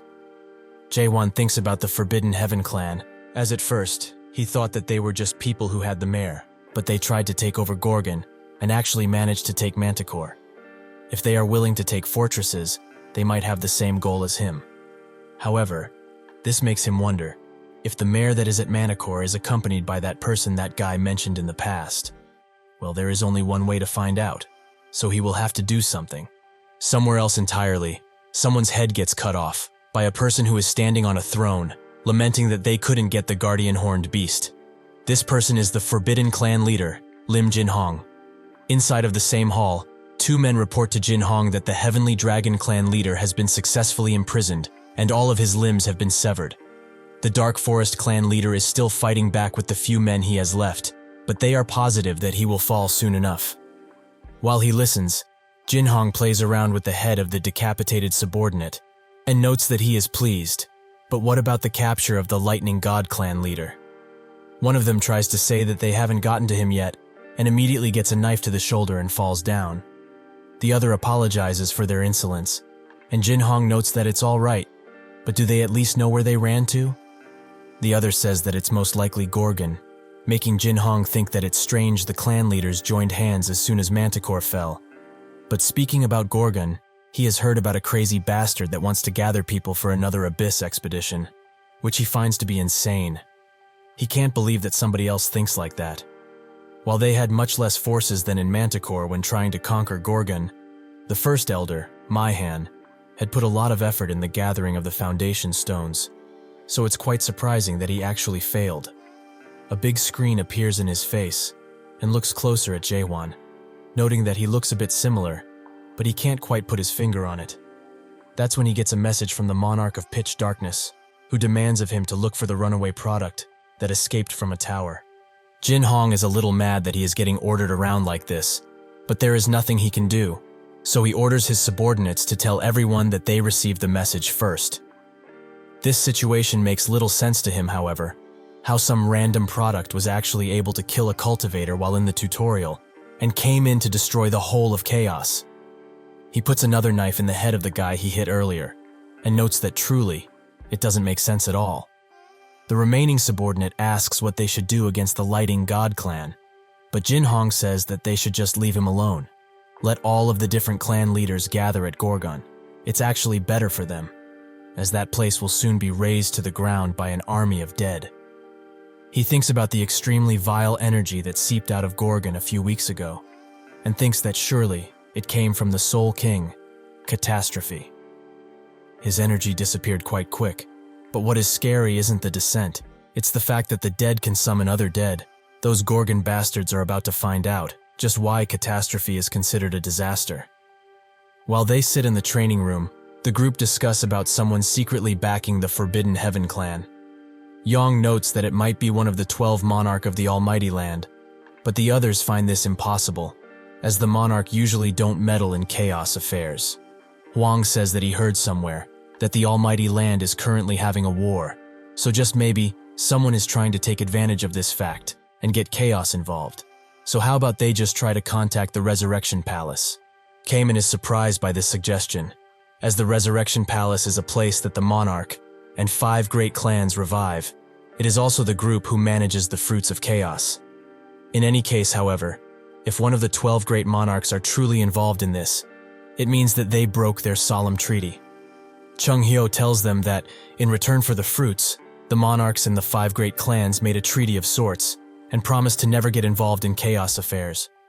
Huang says that they must contact them now, but Kaiman notes that this is all a guess, and truly, he does not like to ask for help at all. Additionally, what would they do if they were all in it together? Chung Hyo asks Jaehwan what they need to do now, as Manticore has fallen and 3 of the clans are down. If they proceed with his original plan, it will mean war, surely. Jaehwan notes that they are enemies that they need to fight in the first place, so if they have to do so eventually, why not do them now? It seems that Jurhan told him Chung Hyo about Jaehwan's plans, and he pondered on the topic greatly. He says that if he's trying to unite chaos, it will be an insurmountable task, as getting all of the clans to submit to him seems like a pipe dream.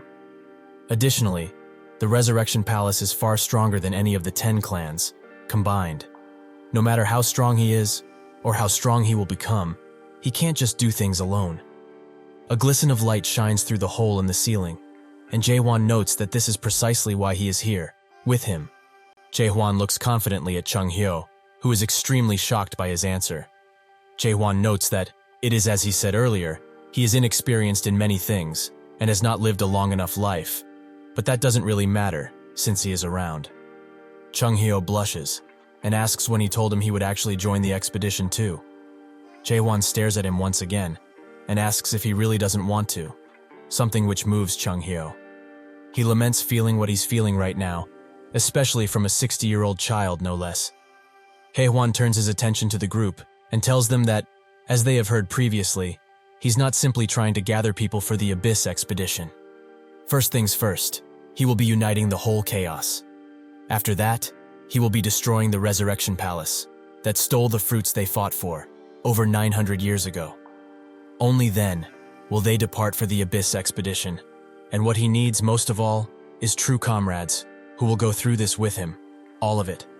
If they do not feel that they can be up to the task, they should leave now, as he has no further need for them.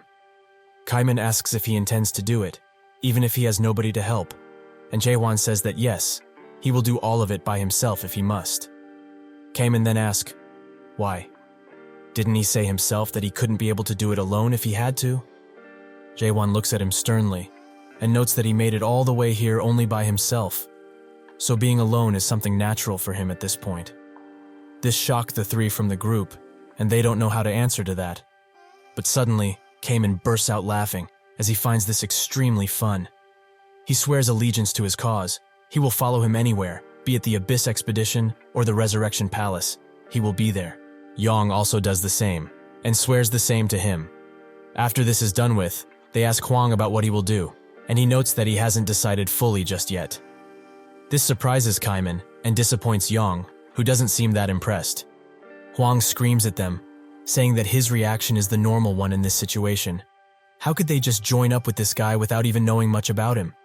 If he's honest, He just doesn't believe that he is actually capable of leading an expedition to the abyss, as the enemies that he wants to presumably defeat are extremely strong, which is exactly why he hopes that he can prove himself capable of it.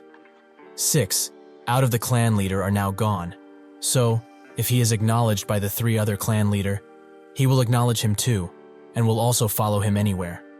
Jaehwan agrees instantly, as he doesn't need to think about it for long, but he also has a condition for this. If he needs to be acknowledged by them, then naturally they should also be acknowledged by him, right? So, he proposes this. A tournament, he will host it, and their titles as clan leaders will be on the line. If they all make it to the quarterfinals of the tournament, then he acknowledges them fully, and only then he will be taking their tests. Huang is rather enraged by this, but Cayman notes that it does make sense, since he has no proof that they are the strongest in chaos, and he can't depend solely on their titles either. So when will this tournament of his be taking place? That's when a dark energy emanates from behind the door, and when it's opened, they see Yuren, who is very angry, as he has seen what Jaehwan put up on the walls. He notes that it already started in a sense, as he has put flyers all around, announcing the tournament preliminaries.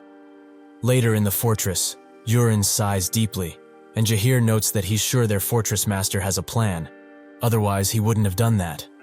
Yuren doesn't know what this guy was thinking, as now the situation has become a lot worse. All of the relatively strong people in chaos, and those who also want to see the fight, have swarmed the gates, and the outer fortress is already fully packed with people. Additionally, all of the inspection gates are having difficulty with confirming identities, so there's that. Carlton notes that he doesn't seem all too happy with Jaehwan's choice, but Yuren says that it's not that, but this is a matter of principles here, something which should be kept.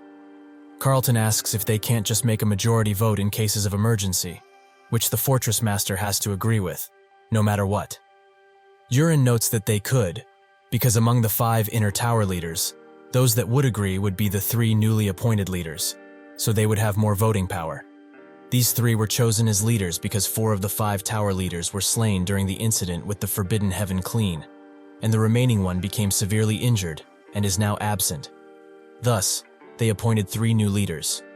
Claire, as the fiancé tower leader, Jaehir, as the security tower leader, and Carlton, as the law tower leader, obviously. They could get their proposal approved with this much. However, he doesn't feel that Claire was a good choice, as what kind of financial know-how does a bar owner have? She doesn't realistically deserve to be in charge of the entire finance tower, he thinks. She looks at him dead in the eyes and notes that judging by his reaction, he disagrees with the choice of the new fortress master. But does he even know what kind of value will his choice create? Yuren asks what she means by that, and Claire notices that he has been looking down on her since she is a bar owner, but that's whatever at this point. She explains that if people gather, money will naturally also be there, and Gorgon is now filled to the brim, something which hasn't happened in years, because of this one tournament. She also asks if he knows where the tourney will be held, and he tells her that he hasn't found out just yet. She explains that it's at the northern outer fortress, where the street stall are. So, if he remembers, it's the street where everything was destroyed, because of the Forbidden Heaven clan. The residents, who lost their jobs, started repairing the streets, and are now working as tournament staff. Yuren didn't think about all of this, and only took the tournament into consideration, something which was foolish of him. She tells him that the amount of money they lost from the Forbidden Heaven clan incident was a gigantic 12.87 billion horen, so if the tournament is held for 2 days, she estimates that they will make a total of 13.28 billion horen, probably more, as she hasn't taken other things into account. Yuren is surprised by all of her knowledge, but Claire says that he shouldn't be, as she dealt with a lot of money in her previous life. It was her job, basically. She doesn't truly know what this fortress master wants to do, whether he wants to free them or just fight the entirety of chaos. But she knows this, that he is going to change chaos, no matter what. At the south of chaos, in the Green Ocean, the Dryad Fortress stands, which was made by nature, purely out of the roots, and secretions from the plant-type guardian horned beast, also named Dryad, who would consume moisture from the Great Sea. The fortress master of this place, Aisha Lincroft, connects to the nature around her and feels that something is wrong. So she uses a top-level skill, Scout.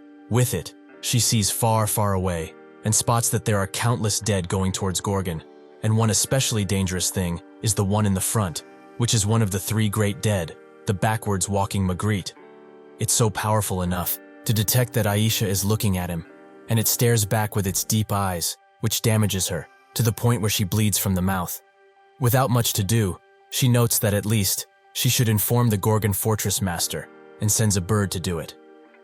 In the northern streets of Gorgon, the tournament is happening, and Shin Muguk, the Limitless clan leader, notes that this is progressing very fast, as they are down to the pre-quarterfinals, only in 3 days, at that.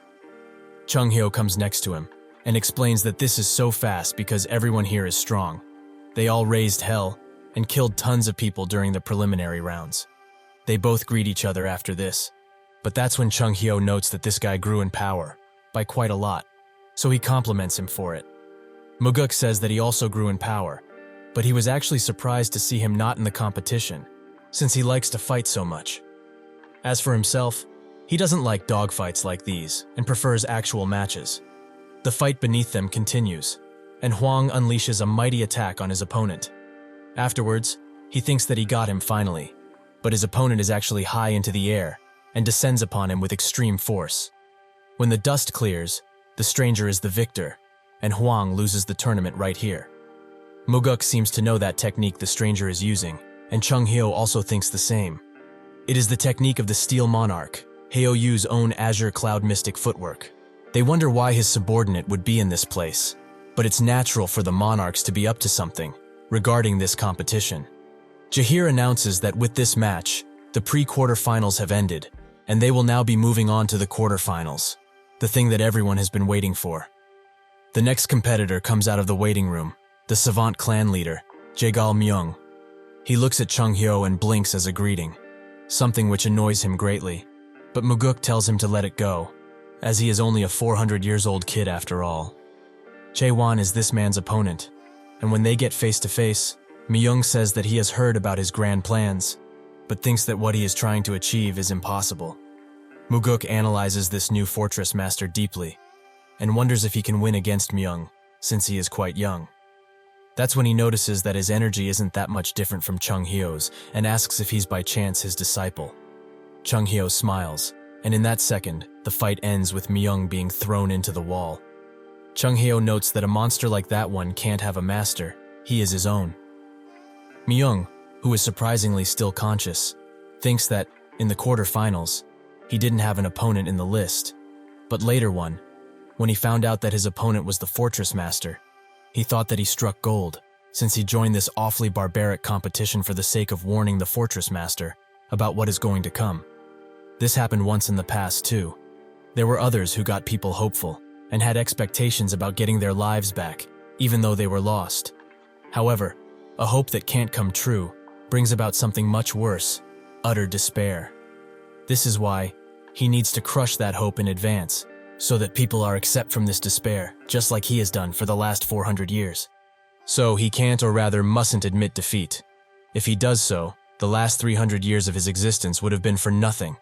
He notes that he said that this tournament will be held within one-on-one fight, but he didn't say what kind of one-on-one fight. Jaehwan remembers that indeed he didn't specify, but what does that have to do with anything? Myung says that he would like to have another type of fight with him, a battle of wits. Wouldn't it be fair if he were to fight on his own terms? The public doesn't like this, and they all call him a coward, someone who can't admit defeat. Chung Hyo notes that he already knew this guy would be doing something like this, and Muguk says that if it's a battle of wits they will be fighting, it will be hard to know who will win.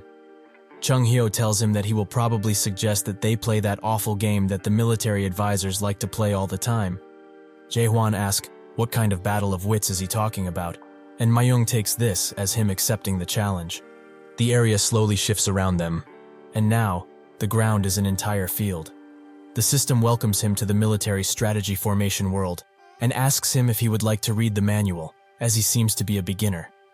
Myung explains that the formation world is just a fancy title for this type of game. It is said that it was made by one of the 13 masters, a mayor, by the name of Maris. He used a certain game which had the title of Frontier as inspiration for this game, and the strategists of the Almighty Land enjoy playing it quite a bit. Also, he is the best at it in chaos, which he doesn't tell Jaehwan, naturally. He also adds that he will give him some time, since he has never played this type of thing before. But Jaehwan refuses, as it's simpler than he thought, and he thinks he got it.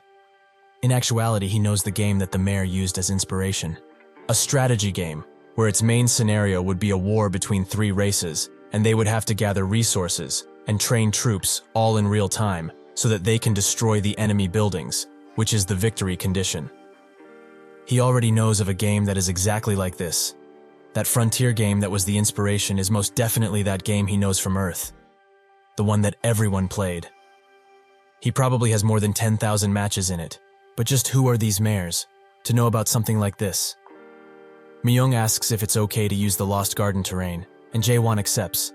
With that, they both choose their races, with Jaehwan picking humans and Myung picking undead. He thinks that the humans are quite literally the weakest out of all the races, so even though this child is arrogant, he is still just a novice at this game. The undead race he chose will get stronger as the game progresses, and it also has better units in the early to mid-game too. After he trains a few workers, he will build, establish a foundation, and win by amassing tons of troops. Before he can even think of doing that, however, Jaehwan goes on the attack with his villagers and easily takes out some undeads. This makes him mad, and he asks Jaehwan what he's doing. Why is he attacking with his farmers? That's when notices he also made 3 watchtowers near his base, which provides his units with a clear advantage, and also with protection, since the watchtower is a defense building. But he can't just take out the watchtowers, as the farmers, who have the strongest stamina out of all the starter units, will interfere, so he basically at a standpoint now. He is helpless because he has to stop him. He can't since he didn't have the time to gather resources or build anything for that matter. Jaehwan thinks that this is a rather common strategy in Korea, as it has a lot of destructive power, and it's very efficient. It was also a strategy that people would criticize, even more so if a contestant used it in a tournament. The people watching cheer for Jaehwan, while Myung's whole scope of the game disappears. Now enraged, he asks how he could do something like this. Is it not common etiquette to not attack each other for the first 10 minutes of the game? Jaehwan wonders what he's talking about, and Myung explains that normally, people would use the first 10 minutes to build buildings, gather resources, and things of the nature. Jaehwan notes that, if it's not a direct rule for the game, then it doesn't matter what he does, right? Myung falls to his knees in front of him and bites his lower lip roughly. He thinks, just who the hell is this man? He defies common sense and logic in every way, and also plays outside of the predetermined rules set in place. Because of this combined, there is nothing that he can do to reduce the amount of difference between their abilities. This man is just somebody that he cannot hope to beat, ever. But maybe it's for the better, as for the past 400 years, he has been waiting for this, for someone who could fulfill their hopes. With that, he admits defeat, and the first round of the quarterfinals comes to an end. While Jaehwan rests from his battle, Muguk and Chung Hyo descend from the public seats, and Chung Hyo asks him where he learned to play that strategic formation world, as he thought the only thing he truly cared about was practicing his thrusting abilities. However, since the spiral slash technique he used in the fight is partly inspired by his own slash, it is kind of inaccurate to say that he is really only interested in thrusting. Jaehwan plays back what happened, and wonders what spiral slash he is talking about, as when they discovered the technique, Chung Hyo desperately wanted it to be called spiral slash, as to him, that sounded the best, but Jaehwan told him that he only uses thrusts. Chung Hyo kept insisting and insisting, and that's when Kaiman came up with a grand idea for the name. Both thrusts and slashes kill their enemies, of course, so they should name it Fatal Spiral. Jaehwan notes that this is what they decided to call it in the end, and Chung Hyo is very surprised that he actually got to keep that name instead of his more cooler, better one. Jaehwan takes a look at Muguk and says that he looks very strong, so they should spar for a bit. Muguk notes that his introductions are a little rough for someone so young, and Chung Hyo told him already that this guy doesn't respect his elders, but rather attacks them. Jaehwan sighs and explains that all of the old men in here are not weak in the slightest. They are all very strong, comes with the age. There is no real need to be nice to all of these geezers. While Chung Hyo chews Jaehwan up for his words, Muguk looks at him and thinks that for the first time, in over 900 years, after the Abyss expedition was destroyed, This is his first time seeing Chung Hyo enjoy a conversation this much. While Mullark was the captain of the expedition 900 years ago and gave the whole chaos hope and dreams, in the end, even though they all tried desperately, all that remains of that once great leader is a symbol of despair and dust. He wonders how Jaehwan would do against Mullark. Will he even be capable of replacing him? Based on the last fight in this tourney, he is extremely strong and might actually be or become better than Mullark, considering his very large potential. However, another key part to leading is personality. He does not feel any righteousness from him, and truly, he feels like the opposite of Mullark, who was gentle and very mature. Additionally, he has felt a strange bloodlust all of the time he has been next to him. Suddenly he feels a strange and ominous energy from behind, as the eye from the true world is looking at him intently. He tries to look back as swiftly as he can, but the energy disappears the moment he does so. He asks Chung Hyo telepathically if he is an awakened, who notes that indeed he is. It took him a while to notice. He is a completely awakened person, through and through. Jaehwan announces that the next quarterfinals match is about to begin soon, and Chung Hyo tells Jaehwan, who starts climbing the stairs to the arena immediately. Chung Hyo asks what he is going to do, since it is not his turn yet. Muguk ponders him being a complete awakened, and Jaehwan notes that all of this waiting around for the rounds and stuff is just wasting everyone's time. Muguk wonders if he has surpassed the third stage of awakening, and Jaehwan stands proudly in the arena.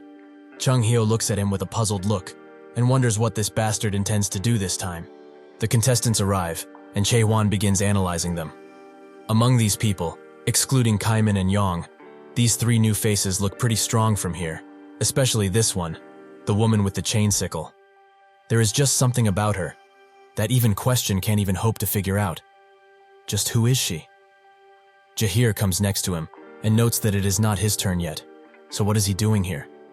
The reporters and other news outlets rush to see what the Fortress Master will say as he grabs Jaehwan's microphone. He tells everyone to listen very carefully, as he has seen enough of the participants' strength, and he knows where they all stand. Since it's getting very boring to constantly watch others fight from the sidelines, he was thinking of changing how this competition will go from now on. One of the contestants steps up and asks what he is doing. This is the Priestess clan leader, Ja Gukryong. She asks who allowed him to do so as he pleases, and why is he only changing the format of this competition now.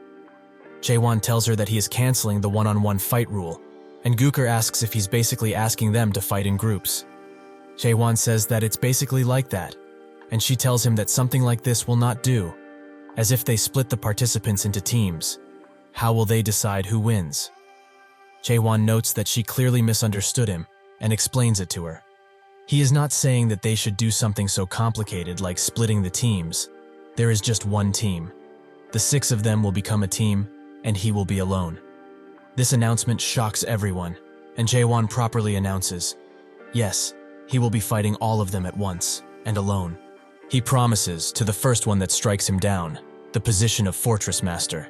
The crowd bursts into cheering, and the news outlets announce that this is a chance for their new Fortress Master to show just how strong he truly is. The woman with the sickle laughs, and notes that this is good. Finally, something interesting is about to happen. After Jaehwan announces what he needs, he throws the microphone back to Jaehwan, and thinks that now, what he needs the most right now, is the trust of the common people.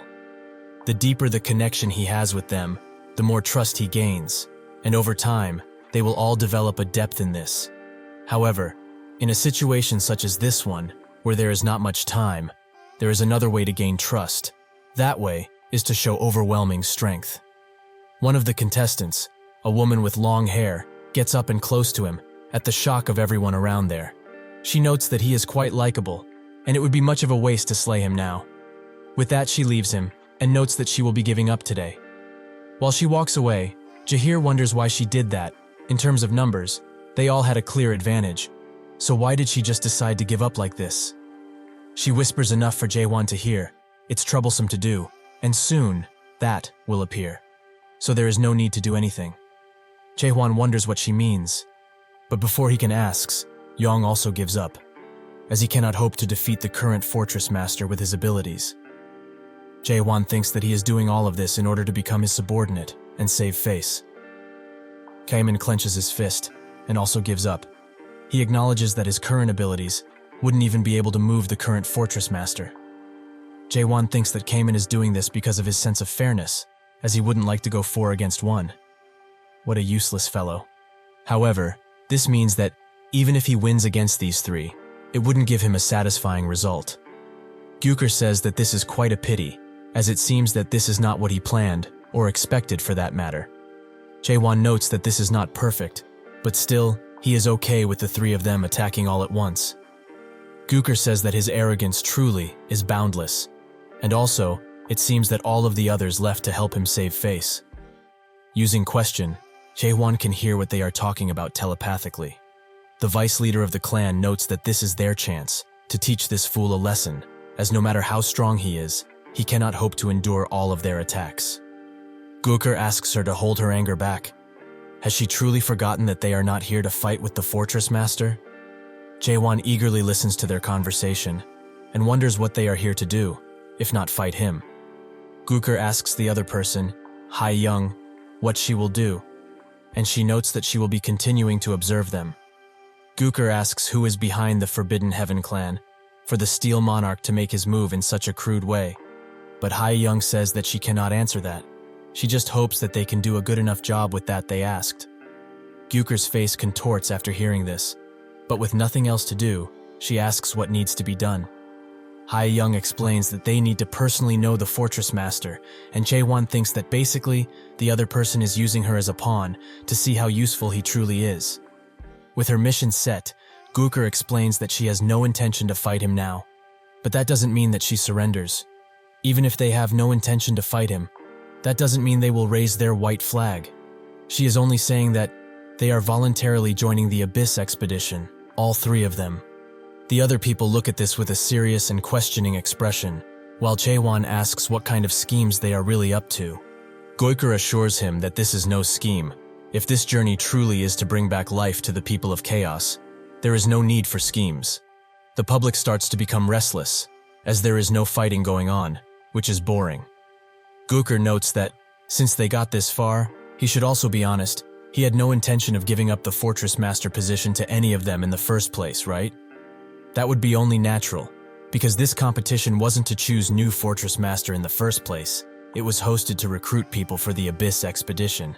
She can't lie, she was very impressed with his method too, because after the Abyss expedition failed 900 years ago, nobody would dare plan something this grand. However, because of this, she is proud to be standing in this arena with him, and she is sure that goes for the rest of the people here too. Now, she is speaking to everyone, as she knows they aren't here because they are interested about the position of Fortress Master. She removes her face cover, and her emerald eyes widen as she rises into the air, and countless butterflies appear. She notes that she would like to hear his true thoughts about all of this, and the crowd's eyes glisten purple as they are slowly being bewitched by her eyes. Guker asks, is the reason that they are all here because of the fight that is going on, or for the future and life of Chaos? She would like to believe that Chaos has not forgotten about their dreams.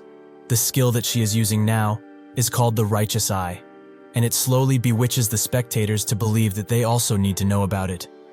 Jaehwan notices this, and wonders if he should just end things here with a single attack. But that's when an elderly man puts his hands up, as he agrees with the priestess clan leader. He did not come from all of the way north, just to see some fights. The people recognize this man as the gentleman's sword, who doesn't carry any affiliations. However, judging by their smiles, it seems that now, he has at least one allegiance. Jaehwan's face turns sour, as this has become extremely annoying. Carlton walks around the fortress, checking to see if everything is all right. But that's when he notices some strange sounds from the office. When he opens the doors, he sees a messenger eagle, and walks towards it, wondering when it came, as the office has been empty for quite a while. The messenger eagle notices him, and relays the message it was given, something which shocks him to his very core. A group of dead, including a mega dead, is approaching Gorgon, and fast, from the Druid Fortress Master. Carlton looks out of the window and see the dark energy coming towards them. It really is true. At the arena, Jaehwan also notices how dark and cloudy the sky has become, but he is distracted by Guker, who notes that they should not be having an internal conflict right now. They should all just work together, so they should end the competition now, while they can, because really, he has accomplished his true objective. There are already countless souls that are willing to risk neck and limb in order to join the Abyss expedition after all. She thinks that now, with full control over the situation, the last thing that needs to be done is this. She begins speaking to everyone, as there is still an important question that is sadly left unanswered. Just who will be the expedition's captain? Chung Hyo notes that this girl is playing some dangerous tricks on the people, and Muguk agrees. He analyzes her and thinks that she's using the righteous eye skill with a very good illusionary technique. And now, she's retracting her skill. Just what is she planning to do? Gyuker notes that the current fortress master should take up that role, as with his strength that surpasses the 10 clans, and his intelligence that surpasses the smartest chaos scientists, he will become a perfect leader and a true history figure of chaos. The spectators think that the priestess clan leader is amazing, as she is a person who seeks to raise others rather than themselves. The gentleman's sword says that the expedition captain is not a position one can take with only good strength and intelligence. Gyuker asks what other qualities are needed for an expedition captain, and he explains that most importantly, it needs to be someone who is able to lead numerous numbers without trouble, and a suitable personality to boot. He truly believes that they all need to carefully look at the fortress master and determine for themselves if he is fit for the job, and she could do that for them quite easily. She asks how, and the gentleman's sword tells her to use the righteous audit, as it would solve their issue fast. Gyuker smiles, and the public agrees that she should use that, since then it will be easy to figure out the Gorgon Fortress master. Jahir announces that the righteous audit will be used, and tells everyone to clear the stage, except the fortress master, of course. Gyuker notes that, since there is no helping it, and if this is what everyone truly wants, she will do it. She begins activating the technique, and asks Jaehwan, will he go through this audit and take up the position of the expedition captain, like he originally intended? Chung Hyo scoffs, and says that they were completely tricked by this woman to think she would use the righteous audit. Muguk notes that everyone around here knows about her little Q&A ability, as higher stage adapters would plead with her to use that thing on them, to fill up their enlightenment values, in order to progress to the next stage. Chung Hyo is worried now though, as if Jaehwan just blows everyone up like he usually does. They can say goodbye to the expedition, as nobody would want to follow a lunatic that harms his own subordinates. But if they do nothing, his personality will show through the test, and unfortunately, his personality isn't good at all. Jaehwan accepts the conditions, much to Chung Hyo's surprise. Gyuker asks once again if he will go through the audit, and Jaehwan once again confirms that he will. She says that if this is the case, she will begin now. For a good few minutes they stand still, and the spectators wonder what they are doing, but that's when the whole place changes into a crashing water body that is taking out an entire ship, which Jaehwan is on. She explains that the first stage of the audit is the ocean region, as in reality, most of the ocean region consists of dangerous seas like this one. So, as he can probably see and feel by this point, things like a ship being fully wrecked happen often around these parts, if the ships are not good enough. Fortunately for everyone on board, a rescue ship has appeared out of nowhere. But there is a problem. There is still one more person who needs to get on board, but this ship can only carry 10 people, and it will sink if they carry any more. Suddenly a man appears behind Jaehwan and calls him captain. He asks for his opinion. What will they do? He needs to make a decision quickly. Now, he is presented with two choices. 1. Let those who were fortunate enough to get on the boat first survive, and give up one person, or 2. Not leave any people behind, even if it means that there is a chance for the rescue ship to sink and kill everyone. Now what will he do? Jaehwan looks at the choices he has, and wonders if this is really all there is to it, while Gyuker flies above him, and asks what he will do in this given situation. If he chooses to go with the first choice, people will certainly blame him for being a heartless monster. But if he chooses number 2, then they will start questioning his judgment. No matter what choice he makes right now, his right to become expedition captain or not will be put into question. That's when Jaehwan announces his choice. He chooses to go with option 3, something which shocks Gyuker, who notes that there are only 2 choices, not 3. Jaehwan explains that option 3 is that he will be able to save everyone, including the ship. He will not allow it to sink. Gyuker bites her lower lip, as she knows that he just found the third hidden choice. This hidden option appears only to those who always look for their own answer, and it goes like this. He will not give up anyone, save the one that has fallen, and make everyone take turns to go into the water and come back. Gyuker thinks that this is the only choice here that saves everyone, whilst not giving up a human life. However, this is bad for her, as she intended for him to look incompetent by just showing two equally hard choices, but her plan is backfiring right now. She says that he should tell everyone loudly what his third choice is, as everyone is dying because of this turbulent and violent sea, right? Jaehwan notes that if this is the case, he will just have to split the sea open. This statement takes Gyuker back even more, and wonders if this guy just lost it because he was flustered or something. That's when Jaehwan takes a step forward and breathes in heavily while holding his mighty sword. Gyuker tells him to stop, as she doesn't know what he's trying to do, and Chunghyo recognizes the pose he just did instantly. He screams at everyone to get away, and as fast as possible. With a sudden bright flash, Jaehwan unleashes a mighty thrust, something which shocks everyone, including the system, who can only see this as an error. And so, before Jaehwan, the water disappears entirely. His crew comes around and they start celebrating them being alive, but Jaehwan tells them to get off, as he doesn't like being touched. However, with the last of their existence, they offer their most warm thanks, and Jaehwan sees something in them, a speck of humanity. With that, the righteous audit comes to an end, and rightfully so. Gyuker is very mad, as she also got hit by the attack somewhat. Jaehwan looks at her a single time and notes that they should stop messing around now and get real. Gyuker's eyes widen, but that's when the entire Gorgon territory is locked up and alarms start to blare. Seeing this, Jaehwan immediately runs toward the problem, and a voice tells everyone inside of the fortress that all of the events have been cancelled and the fortress gates will be locked indefinitely. Most citizens wonder what is going on, but those who saw the dark cloud know and tell the others that the dead are coming, so they should hide as fast as they can. From where the dead are coming, everyone has gathered, and Yong notices the pitch-black group that is advancing towards them. He feels quite unfortunate, as the Lighting God clan got destroyed in Manticore, and now he's facing an entire swarm of dead in Gorgon. Just what is this luck? Huang tells him that if he's scared, then he shouldn't join the expedition, as he won't be able to do anything. Yong says that if this is the case, he should also give up, as his legs are shaking like those of a scared chicken. Chunghyo ponders the situation, and thinks that he never expected for a child that is not even 900 years old to be taking up the leading role in chaos. There are 6 of the 10 clans here: Limitless, Southern Sea, Savant, Priestess, Fire King, and the last remains of the Lightning God. He never expected to see something like this in his lifetime, but he can't lie. It does feel nice. He asks Muguk if this doesn't remind him of something they did a long time ago, and Muguk asks if he's talking about the Dead Palace situation. Chunghyo nods, and Muguk notes that indeed, they saw something very similar to this back then. However, he does not know why that thing is here now. Chunghyo thinks that the dead always call the dead.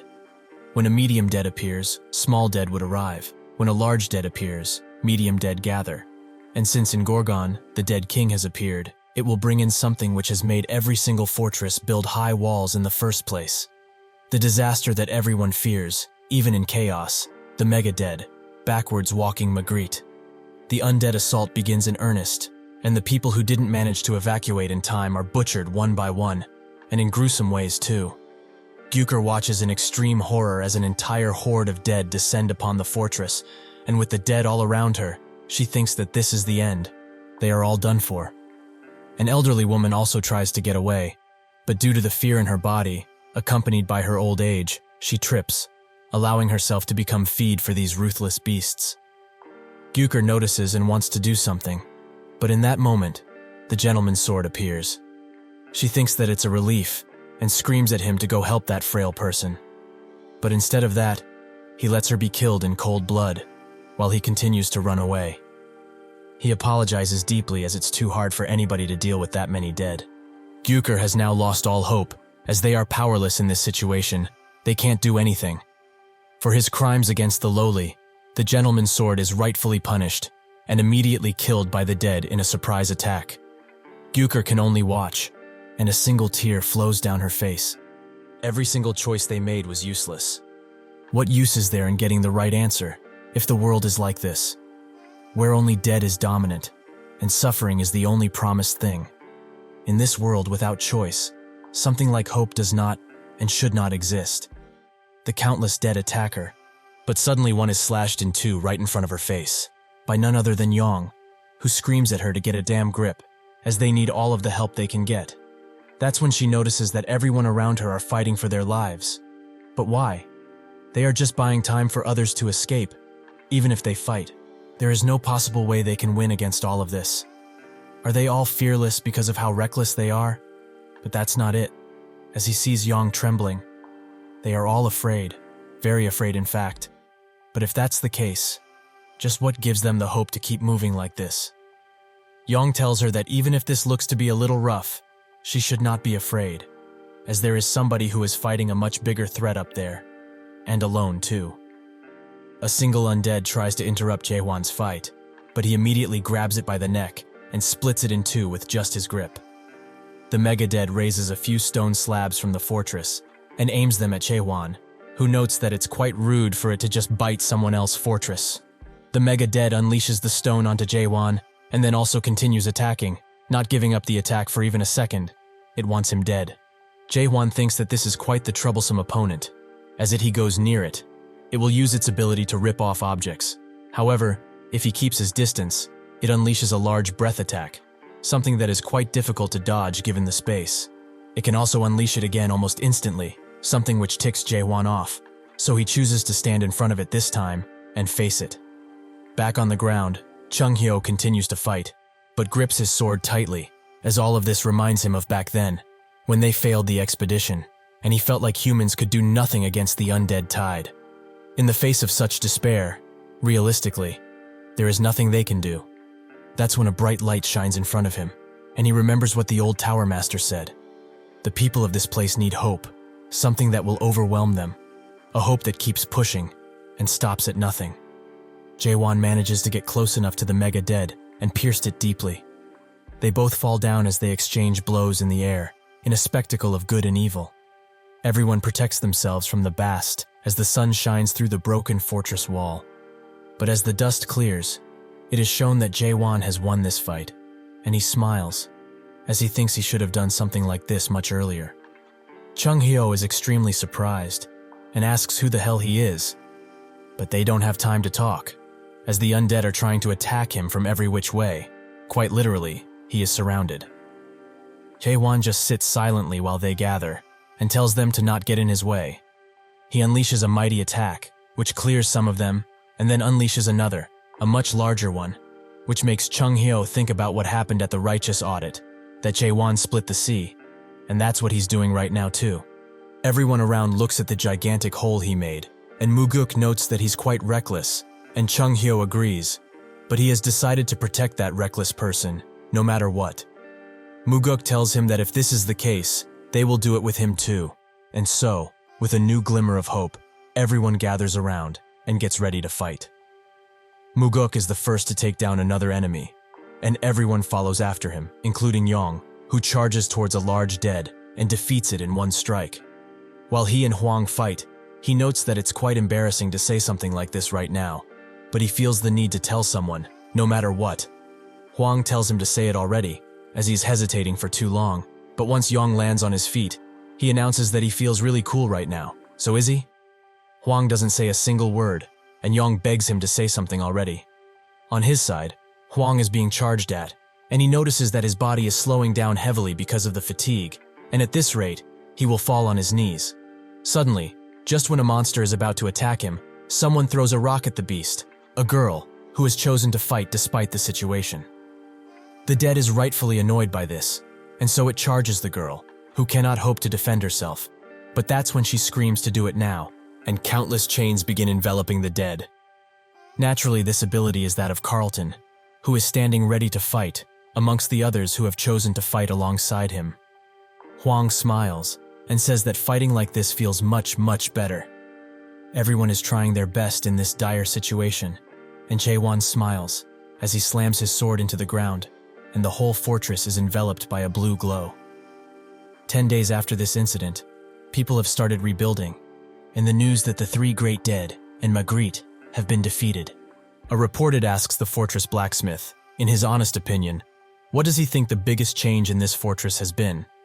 The blacksmith thinks for a second and notes that living here became much nicer, which makes the reporter asks how so. The blacksmith explains that 6 of the 10 clans in Chaos moved their headquarters in here, and there was a huge increase in supplies, especially horns from the horned beasts, and thanks to all of this, their economy also grew quite a lot. The reporter looks around and says that, by just looking at the situation, he didn't think that someone would say that it's actually nice to live here. However, he can't deny, the atmosphere around here is lively and cheery at times. The blacksmith notes that he is only saying this because he didn't watch the path of waves for himself. This is what the people call the incident, where a sea of dead was parted by Jaehwan's sword. It's almost like those who saw it fell into a trance, as everyone threw themselves into battle and fought the dead, even if countless people have lost their lives. The reporter wonders what these people saw, in order to make them say that they can live in chaos, even after all of this. It seems that after this, Gorgon's residents have started to truly live. Suddenly, a large explosion is heard, and the reporter asks what that is. The blacksmith tells him to not worry, as this happens pretty often, and it's nothing bad.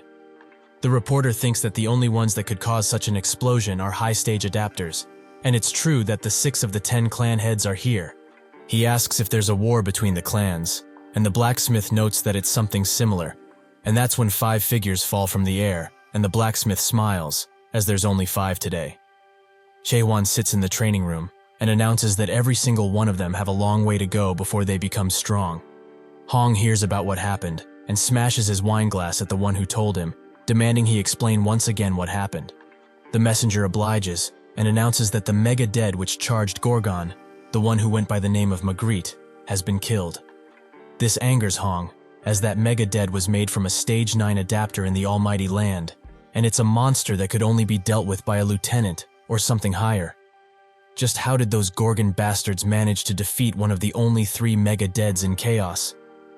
He tells his man to look into the situation now, and thinks that this shouldn't have happened. He is sure that there was a mistake somewhere. 4 days after this, news of the North Branch of Forbidden Heaven clan, that's near Gorgon, spread about, more specifically, about its destruction. At the fortress, Jaehwan calls all of the other clan leaders weak, and asks what they have been doing all of the centuries they have been alive for. Yong wonders how they can ever hope to defeat such a monster.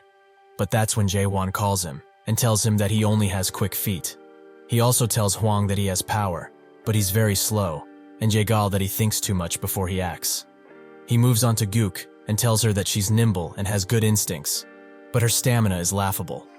The final one is Cayman, and he notes that he's the best among them. His basics are good, and doesn't have any weaknesses, but that goes both ways, as he has no specific strengths either.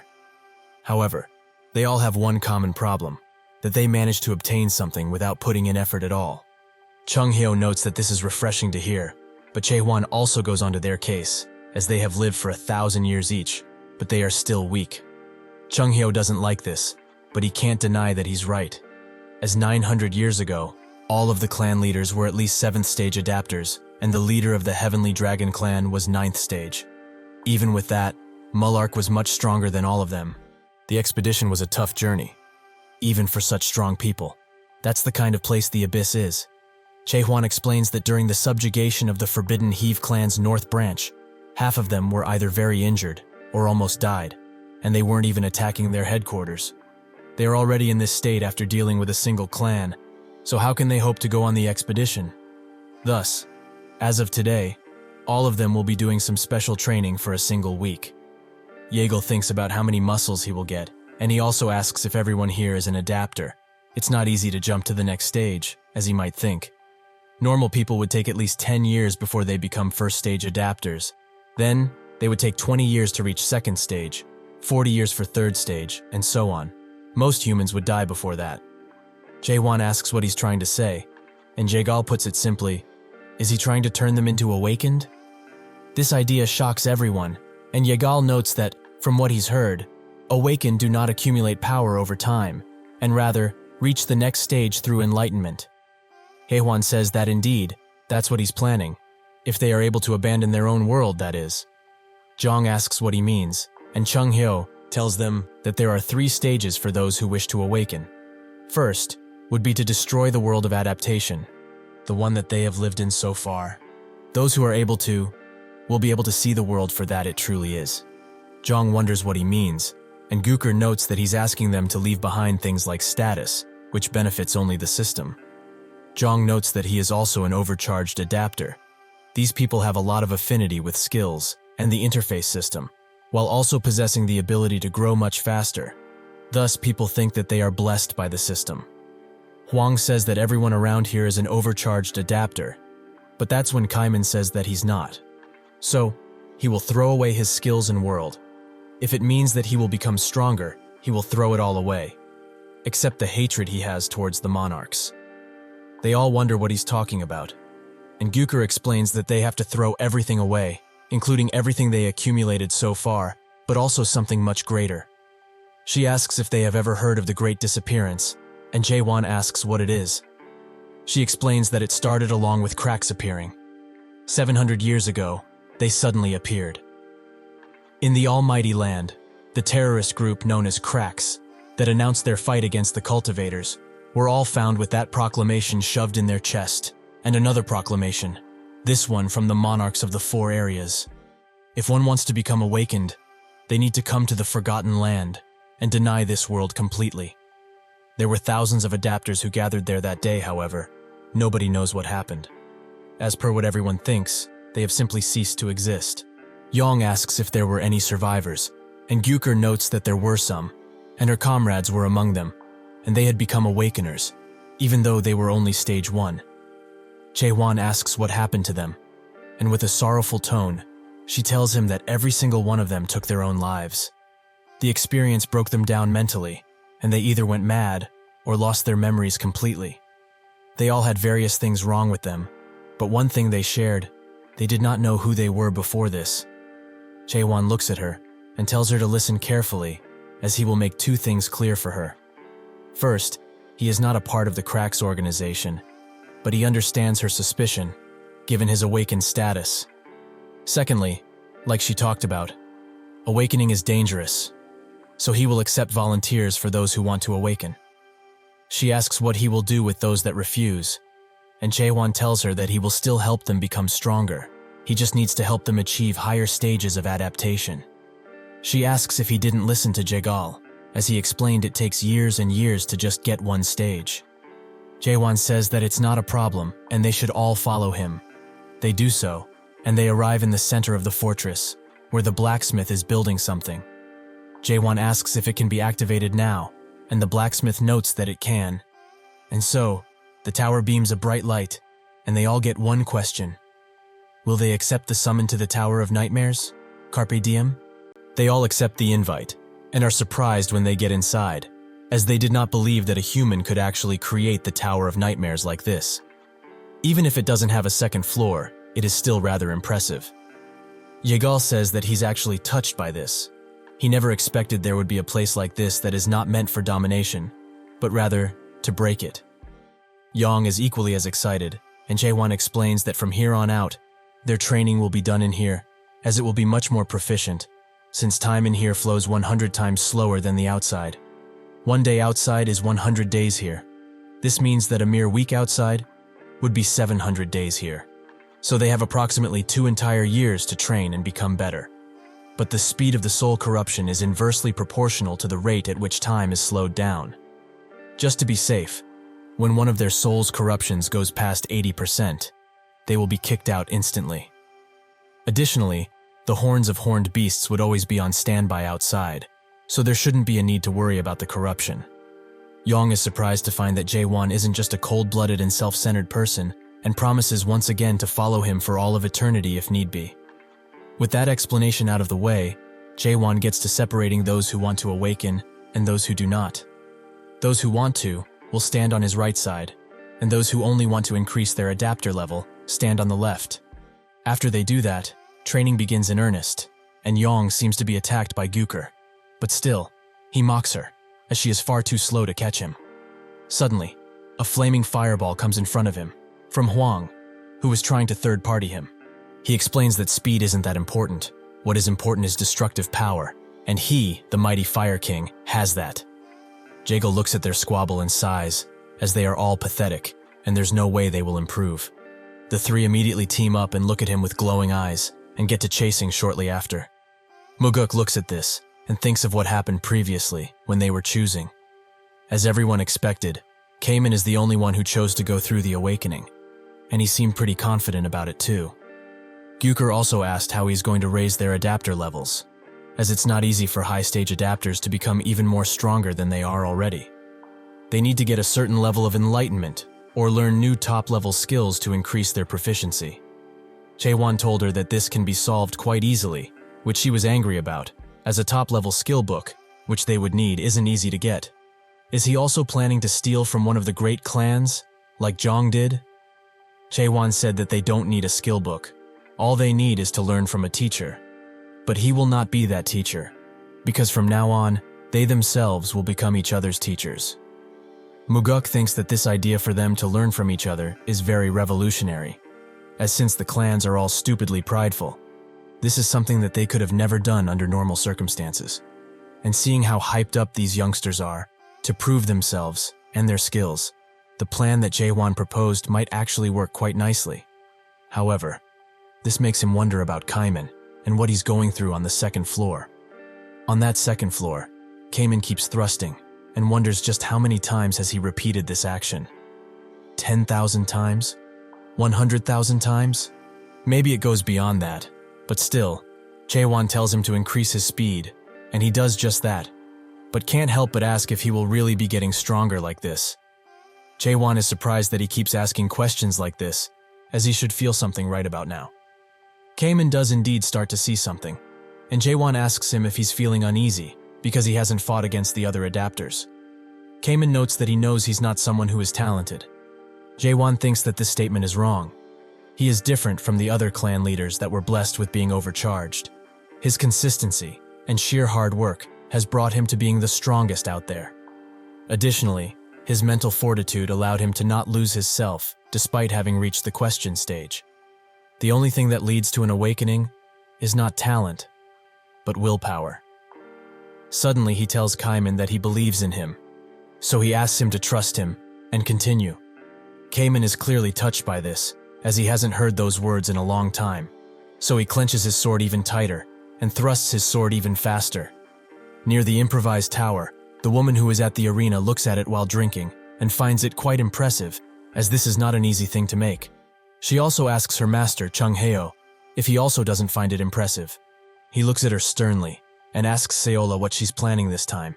She notes that he's being quite mean and that they haven't met in a long while. However, he should just come back, as everyone is waiting for him to. Chung Heo explains to her, like he did all of those times, that he will not be going back, because there is no way that he will team up with them ever again. They are a bunch of inhumane bastards. Seolha gets up and tells him that they are actually fighting for humanity. They are the only ones who do it so earnestly. Only them. Crack. Chung Heo says that this is a lie, as they are using humans to an end, and their organization is already on its way out after the great disappearance happened. Seola begins laughing out loud after she hears this, as she can't believe he would say something like that. Because he was one of the fuckers who planned the great disappearance. Isn't that right? Chung Heo starts walking away, and tells her that this is not true. She notes that things didn't progress in the way that he wanted, but he did not stop the event, and simply watched as it happened. However, she feels thankful for this, as if it were not for him and his choices, she wouldn't be here at all. He should also know, since he is tied to this, that there are countless people within Crack that are trying to awaken using the method he taught them so long ago. They swing their swords at each other hundreds and thousands of times. They do that and kill each other again and again and again. Among those who do this, a very small number would survive and swing their swords 1 billion times if need be. They would become numb to life and death, letting them surpass humanity and see the world for what it is. That is how they obtain the first key word to awaken, dismantle. Chung Heo pulls his sword out and demands that she shut up, as that is the wrong keyword. He pulls her into his unique world, and she notices that it's the same as before. It is still weak, as he got lost from losing his humanity, and was not able to draw anything in this world that he went through so much to even make. She, however, filled her world and became the second core captain of Crack. Seolha begins cutting his world apart, with great ease in fact. Chung-hyo believes that she became a captain with such skills, and asks if she also achieved the third stage of awakening.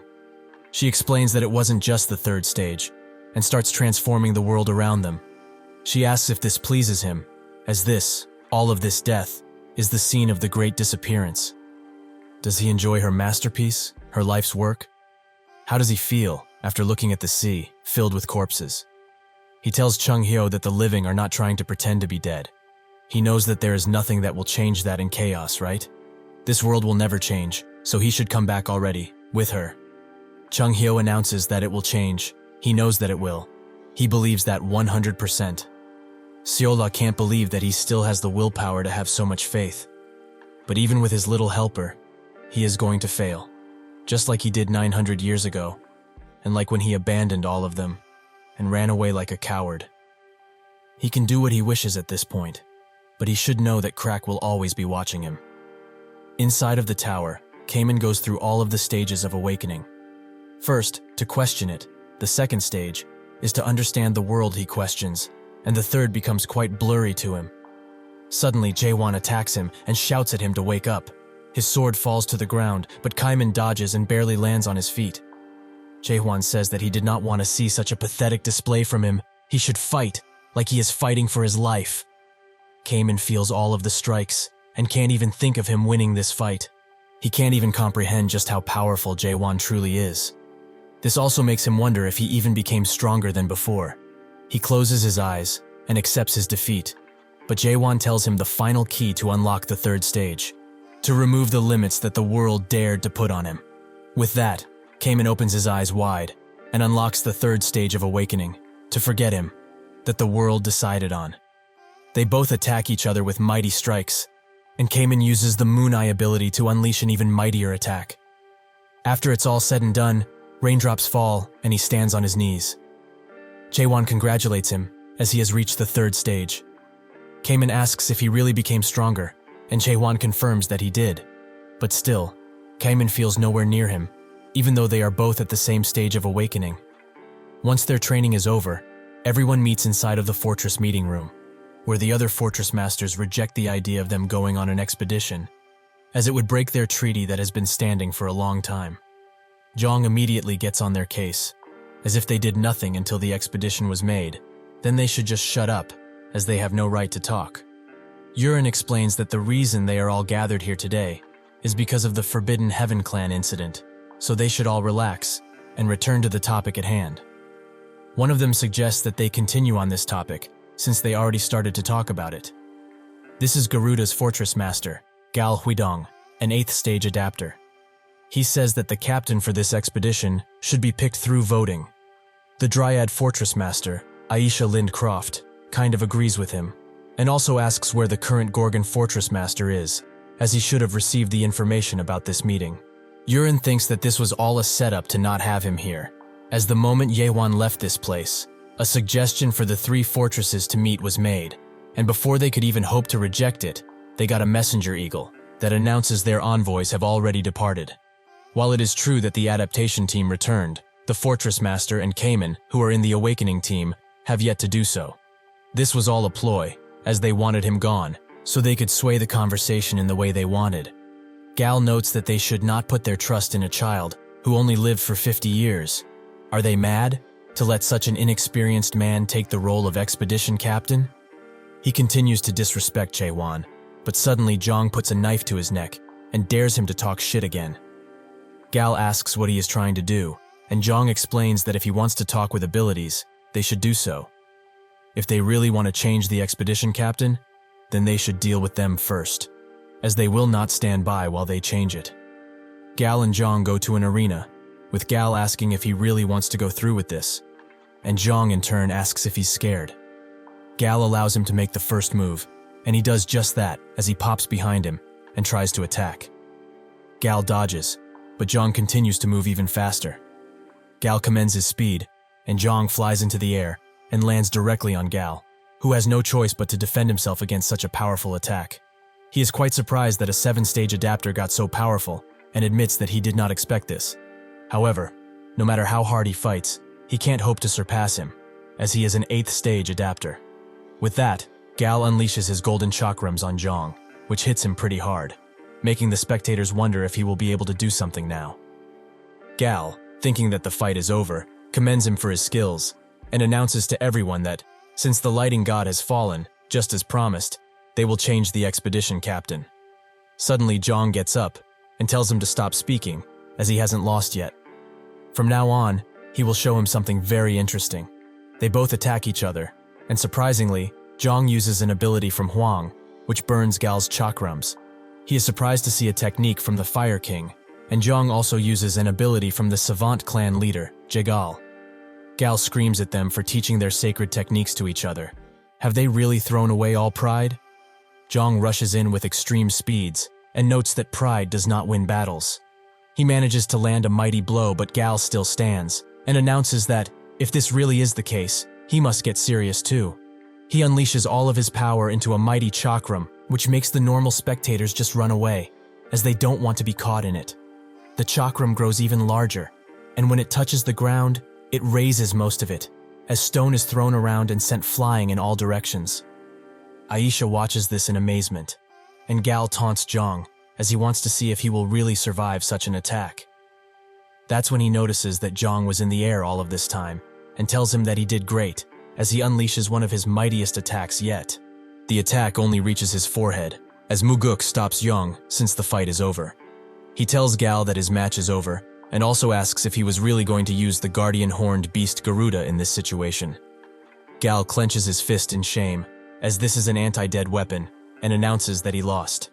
With that, Muguk asks, who will be the one to fight him, Aisha? If she feels worthy enough, she should come down right now. Suddenly, Gukar gets close to Gal, and Muguk asks what she's doing. She announces that she's simply going to the winning side, much to the others' dismay. Suddenly, out of the blue, a man announces that he will be the one to deal with Muguk. This man is the Jade Mask Golden Monarch, Bang Chionil, a 9th stage adapter. Jurin wonders what a monarch is doing here, and Muguk notes that he is the enemy of Chaos, who took all of the fruits after killing everyone. How dare he step foot in this place? Chionil tells him to stop talking like this and invites him back, as the Monarch of Steel misses him a great deal.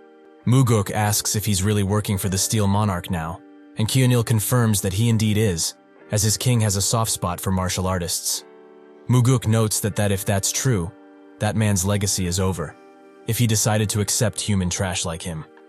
Chionil wonders how he can still be mad about something that happened in the past. Heyo, the Steel Monarch, forgave him very easily, but he guesses that comes with status. He shouldn't be so angry at another martial artists. Have they not done a lot of stuff together in the past? Muguk's eyes widen with rage, and he charges in, while reprimanding him for saying such a thing, as he was the one who betrayed the entire Muram world. With a single hand attack, Chionil blocks him, and notes that he's being really too harsh. This is their first time meeting after well over 900 years, so they should chat.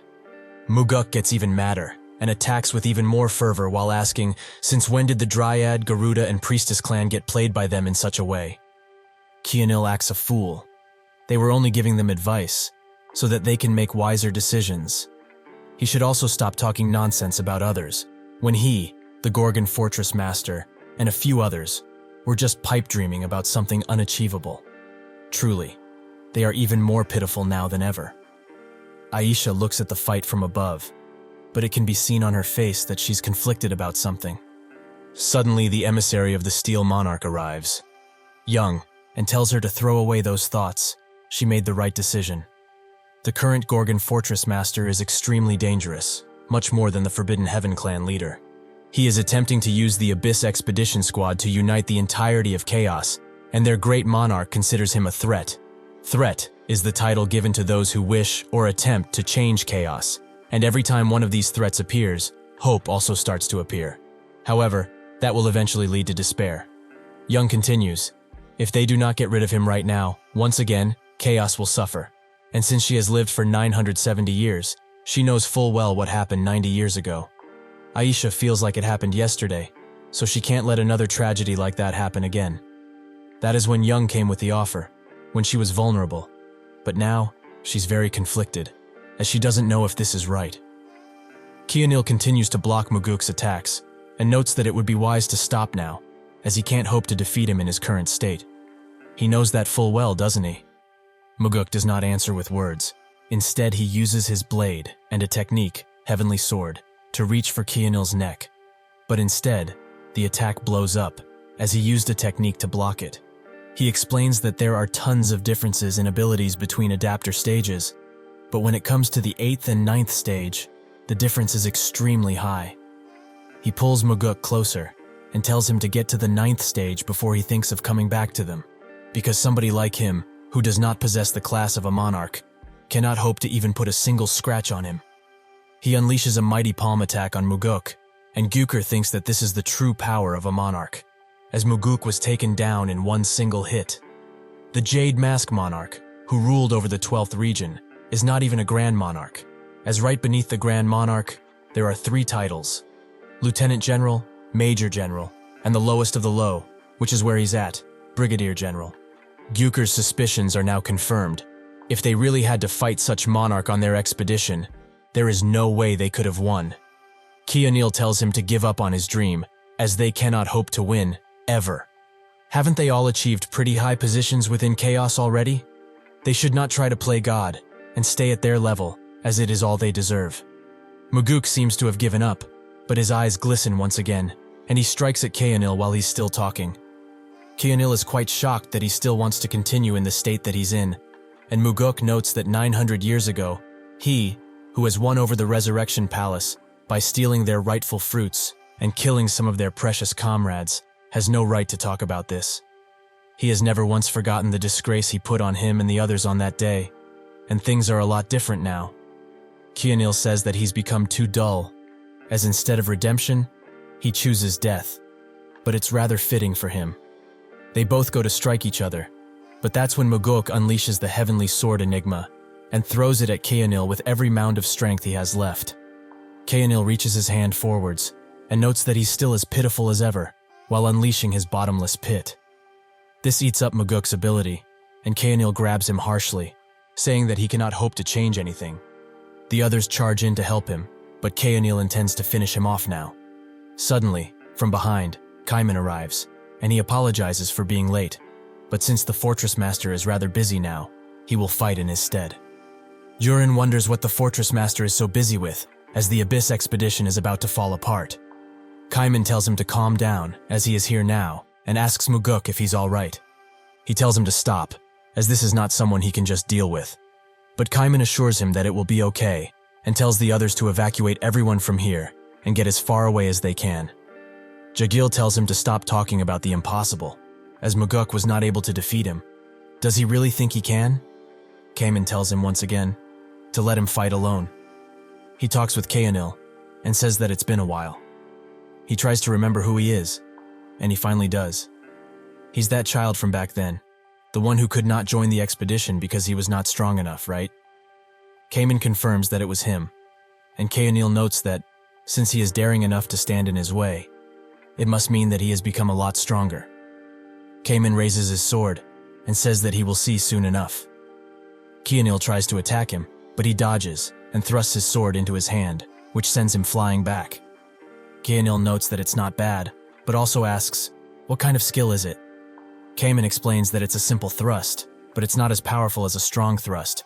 However, he shouldn't be swayed by that, and fight him with everything he's got. Otherwise, he might just die. Kionil finally shows anger, as this child is deluding himself, killed by someone like him. He unleashes 2 golden hands on Kaiman, forcing him to dodge constantly. But when he finds the opportunity, he thrusts through one and announces that today will be the day that he will die. Kionil continues the onslaught of hands, but Kaiman remembers what he talked about with Jaehwan. When he finally reached the 3rd stage, Kaiman asked, did he really grow strong in only 2 years? Jaehwan then told him that on the 2nd floor, where they are at now, time flows much differently. But he should have known, as he could have not performed 10 billion thrust in only 2 years. Kaiman unleashes his world, much to the surprise of Kionil. Cayman's eyes glow a light blue, and he thrusts once again, now with an even more powerful attack. He doesn't stop there, however, as he unleashes a mighty wave in Kaenil's direction and moves with it. Finally, he uses one of his strong thrusts and leaves Kaenil defenseless. After the rain finally settles, Cayman still stands proud, while Kaenil is on his last legs. Cayman thinks that he needs to finish this once and for all, but Gyukur gets in front of him, and Yong picks Kaenil up. Cayman anticipated this, as Jaehwan told him about it, but Gyukur demands he stand down, as no matter how strong he has gotten, he cannot hope to defeat a monarch with just 2 years of training. Cayman then tells her that it was not 2 years but rather 200, and unleashes a mighty death blow in their direction, which makes everyone recoil back and create a gigantic hole through the arena. Maguk is amazed. Cayman really won. Jaehwan must have predicted all of this and sent Cayman here. Because of this, he showed that, instead of chaos relying on him constantly, they can forge their own path and stand proud on their own. Later, while Aisha watches the replay of the match, Cayman arrives and asks if she is the one who changed her mind among the delegation. She confirms that she is, and she did come here because of what he said. But it's because she knows better than anyone how much everyone fears the monarchs. She also asks if he really intends to fight the monarchs, and Cayman says that he will. Aisha explains that the Resurrection Palace is a much stronger foe than the Forbidden Heaven clan ever was, and while he did defeat Kaenil, he is the lowest of the low, a brigadier general. That means that in the future, he will have to fight generals far stronger than that. Cayman knows full well, but they already ran away once 900 years ago, which is why they must not do it anymore. Aisha is surprised by his transformation, as in the past, he was someone who was crippled by his inferiority complex, as he was not born an overcharged adapter, and he always despaired when facing something that he could not pass. To think he would have changed so much. Is he really the same person? Suddenly a commotion can be heard outside, and when Aisha looks, she sees tons of people gathered near a tower of nightmares. Cayman explains that it was made by Jaehwan and the Artisan of Dawn, but it was not used for cultivating, as nobody became a product, because in that tower, someone like a cultivator does not exist. Aisha is shocked. A tower with no cultivator. Is that why Cayman became so powerful? He tells her that she should see for herself now, that chaos is able and willing to stand up on its own. Aisha notices that even common people are willing to train, but they were extremely afraid previously, so why? Cayman explains that it is because they desire free choice, the freedom that they lost 900 years ago. If they do not get it back with their own abilities, then it's useless. Aisha is touched that his people have started to believe in themselves again, and asks where the fortress master is now. Jaehwan is chillin' with Chunghyo in a dessert, who says that the fortress summit should be over by now, should they not go back, as he's sure there's tons of strong people there. Jaehwan tells him that Cayman will take care of it, as he has become more powerful than even him. This comment naturally angers Chunghyo. Jaehwan asks if he also didn't start from scratch, which he confirms, so Jaehwan asks him, why do that, when he was about to reach the third stage awakening? Chunghyo tells him that he did it because his method was wrong, and Jaehwan notes that it must be because of the keyword he used, which surprises Chunghyo, as he didn't think he would know about something like this. Jaehwan explains that all he knew was that he saw the world much differently than he did. Everyone in Crack, including Chunghyo, awakened via the same keyword. The first stage of awakening, dismantle, the second stage of awakening, assemble, and the final third stage of awakening, self-surrender. The awakening he knew of was not profound, and it was simply achieved by cutting down foe after foe, over and over again. Dismantle did not have any questions about the world. Assemble did not have anguish, and thus, he was able to awaken without those things. However, Jaehwan is different. He questioned his existence, and understood the reason for the world's existence, which gave him anguish. Because of all of this, there was endless questioning and anguish, a path where even after obtaining his own unique world, one would need to endlessly ponder the legitimacy of that world. Chunghyo asks Jaehwan how old he is now, as a few days ago, the third floor of the tower was completed, and based on what Michael said, the density of time in that place is much, much thicker than that of the second floor. Additionally, he was out of the second floor for about 2 days, in chaos time. So how many years did he train for, really? Jaehwan smiles and says 1,000 years. Chung-hyo finds that hard to believe, but Jaehwan jokes around, is he going to talk with him formally from now on too? Chung-hyo tells him to stop playing and tell him just how long he was in there. Jaehwan explains that it wasn't as much as he wanted to, but they should get going. With that, they get running, and Chung-hyo asks, is he really going to the Resurrection Palace? He says that he is, so Chung-hyo warns him, that place is extremely dangerous, and he would be better off fighting them after getting more awakened.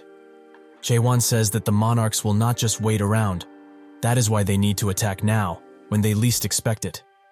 Additionally, he will only be getting rid of the most important people in the Resurrection Palace and stealing a fruit, along with one other thing. The treasure of the mares that turns the living into the dead. The narrow gate. If one uses it, they can pass to chaos alive. And if that is the case, if he steals every fruit and destroys the gate, then the monarchs will not be able to cross over into chaos anymore, without dying first, that is. So in order to achieve all of this, he will go to the Manticore Fortress, which apparently has an alley which leads to the Resurrection Palace. It is currently occupied by the Forbidden Heaven clan, so they will not just let him pass, but well, he will do what he does best, thrust. After Jaehwan blows a giant hole into the Manticore Fortress gate, Chung-hyo asks, why did he do such a thing? If they did it stealthily, they wouldn't have needed to fight the whole fortress, like they are about to now. Jaehwan notes that he told him earlier why, and Chung-hyo gets it, but they need to preserve their energy, as this is just the place that they need to go through in order to get to the Resurrection Palace. Jaehwan knows that full well, and uses a few light thrusts to deal with the incoming attackers. At his palace, Jin-hong looks at the fight, and notes that this time, he doesn't think the rumors about this guy are exaggerated, as he has done many other things to impress.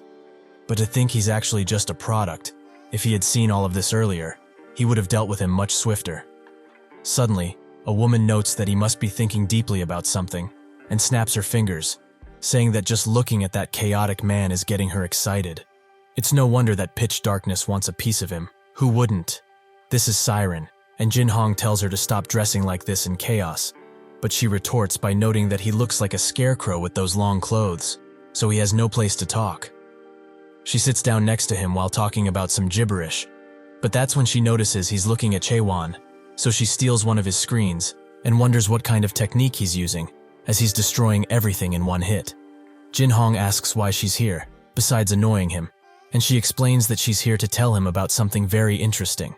The Jade Mask, Golden Monarch, has appeared in chaos. He probably knows that already, as all of the forces sent to Garuda right before they were about to take over are all dead. After looking deeper into it, she found out that it was done by the Jade Mask Monarch, as it seems he won over Garuda and Dryad in return for helping them with something.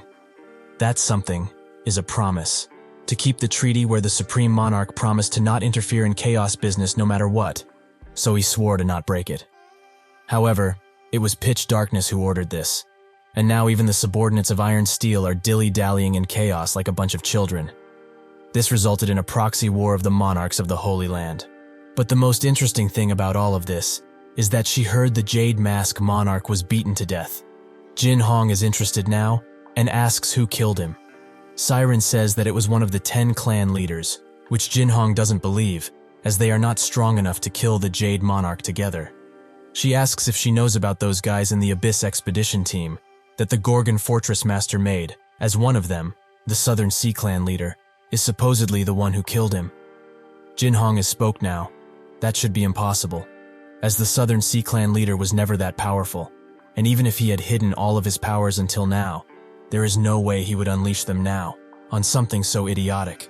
The Jade Mask Monarch is one of the ones under the Iron Steel Monarch, one of the 12 Supreme Monarchs, that together rule over the Almighty Land. Any monarch that's Brigadier General and above are all important people, since the Almighty Land is currently going through a power struggle, so if the Southern Sea Clan leader really did what he did, things will go bad for him, fast.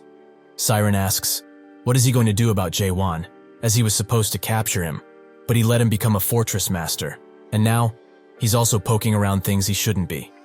Jin-hong explains that this just saves him time, as he didn't want to look for him, and additionally, he sent out the dead demon warriors that she made. Those beasts who can use dead power will most certainly deal with him. After Chung Hyo and Jaehwan clear the way, Chung Hyo feels that something's off, as there should have been more Forbidden Heaven clan soldiers around here. How else could they have fought the entire chaos? Jaehwan says that might not be entirely true, as the dead warriors approach. Chung Hyo is shocked by their presence and by their stench, as he can smell them from here, the smell of the dead. Suddenly, someone from above notes that it's an honor to finally meet the protagonist of this case, and jumps down, noticing that the divine physician is also here. How quaint. Chung Hyo asks for his identity, as he speaks like they know each other. The man is sad that he forgot, but he will remind him. He gathered horns for the clinic, and transported patients too. That's when Chung Hyo notices that the man in front of him is Heinz, the righteous warrior. But what happened to him? Why is he meddling around with the Forbidden Heaven clan? It is not suited for him. He should leave while he still can. Heinz asks him a simple question. Can he still say that, despite knowing what he went through in Gorgon? 100 years ago, Gorgon was in a war with a clan, the Crimson Martial clan, which no longer exists. A total of 50 guards, including the Southern Inspection Gate captain, had died forever, because of the Crimson Martial clan's cowardly ambush. Out of everyone, only one man survived, and that man was Heinz. That is why, a little later, Heinz begged Chung Hyo to help him become stronger, as he doesn't want to experience what he did again. Chung Hyo explained that he understands the sorrow he must be going through now. However, he has seen thousands of people like him during the 1,000 years he has lived in chaos, and he cannot grant his request. It's funny, really, when he thinks about it. He remembers the words he said, to work hard if he wants to become stronger. However, working hard is a luxury for those who are actually able to. Most other people in chaos were not in a situation where they could just work hard, like he said. So, he's wrong. He has worked hard to protect the justice he's protected his whole life. And where did that lead him? Here, where he had to break that belief. Chung Hyo asks why he looks the way he does, but Heinz ignores him and explains that the friendly and righteous man who was a second-stage adapter died 100 years ago. He was reborn, and now is the vice clan leader of the Forbidden Heaven clan. He moves his attention to Jaehwan, as he has heard that he only uses thrusts, so he will play his little game for now. He uses Balkan's 8 fangs and a secret technique, the carotid sever, in order to unleash dead like hounds on Jaehwan. He remains calm, however, and thrusts into Heinz's spear, which angers him, as he wants to know how he did that. One of his men suggests that they should attack together in this situation, which Heinz agrees with, and so they charge them all at once. Jin Hong looks at the fight and is angry at his soldiers, as they are being cut down with extreme ease. However, if he also goes there and attacks with them, they will surely take these guys down, as he is close to monarch level. Even with that though, he can't even comprehend the amount of losses they would have if they did that. If he loses all of his dead soldiers, his plans will be ruined. He calls Siren over, who says that he should stop pestering her, as she did everything he requested already. The Spirit Stone research was completed, and she made the black cloud that created the dead warriors for him. So what more does he want? Jin Hong just looks at her, and Siren sighs, as if they made a deal. She could help him overcome this. Heinz thinks that this man is the Gorgon Fortress master, the legend of the path of the waves, and the pathfinder of an impossible path. All of these titles he gained in just a single month, and he likes none of them. He cannot believe that someone who has been here for just a month has become a fortress master. Even a mighty warrior like him couldn't, in the 200 years he has been here. He will not accept something like this. He transforms into a deader version of him and forwards all of his malice towards Jaehwan, as he will show him just how much hard work he put in. Jaehwan dodges his attack, but it still lands in a nearby wall, where some of his soldiers were standing, and it's shown that he's quite destructive. Heinz announces that this is the power he has gotten from giving up on his beliefs and working hard on his strength, just like Chung Hyo would have wanted him to. Jaehwan notes that it's about time they end this, and unleashes a medium thrust on Heinz, which destroys the dead parts that came out of him. Seeing that their leader is in danger, the soldiers try to rush Jaehwan, but Chung Hyo holds them off. Jaehwan prepares an even mightier attack, and says that everyone around here is talking about how much effort they put into themselves. Everyone is so selfish, it's crazy. He strikes so hard that it opens Heinz's eyes. He now sees Jaehwan's unique true world, the one that only awakened people can get. Is this really what the world looks like? To someone that has yet to submit to this world? The eye that sees every single thing and makes rules to monitor it. Is this really what he's trying to fight? He cannot lie. He's amazing, truly amazing. To think that someone would dare to fight that. Perhaps, if he hadn't given up back then and continued his path as a righteous warrior, he would have been able to chase after the same dream. But it's too late now. This single attack was able to take down most of Manticore, and Chung Hyo notes that it should be called World Thrust instead of Strong Thrust. Hines is also alive, and Chung Hyo wonders how he was able to only attack the buildings. Jaehwan explains it like he explains everything. He just thrusted. However, now that they made a path forward, all they need to do is walk it.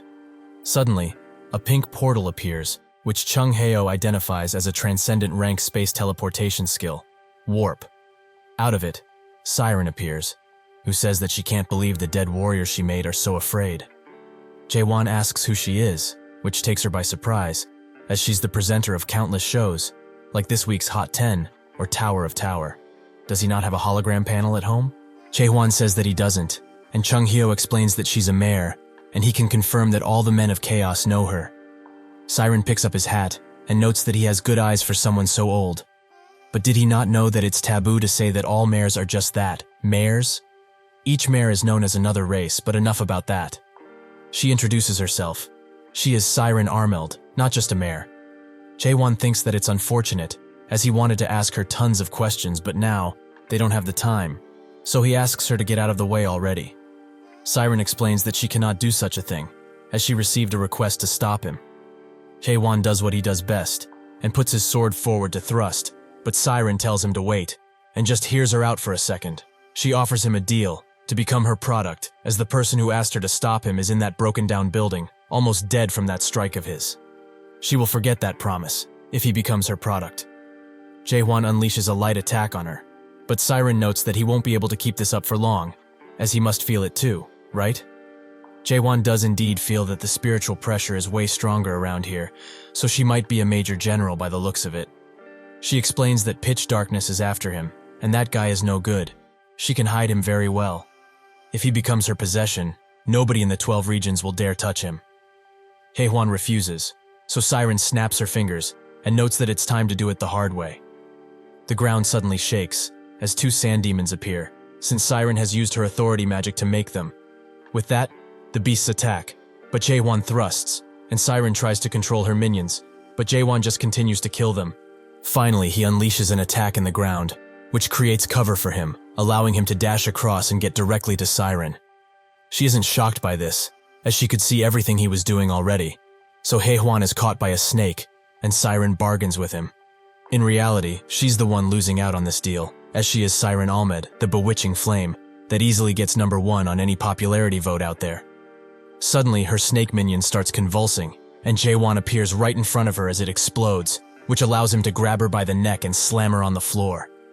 Jaehwan doesn't want to kill her, as she's a mare, who would be quite useful on the Abyss expedition, and he might even find out about the first mare that's said to be at the top of the illusion tree.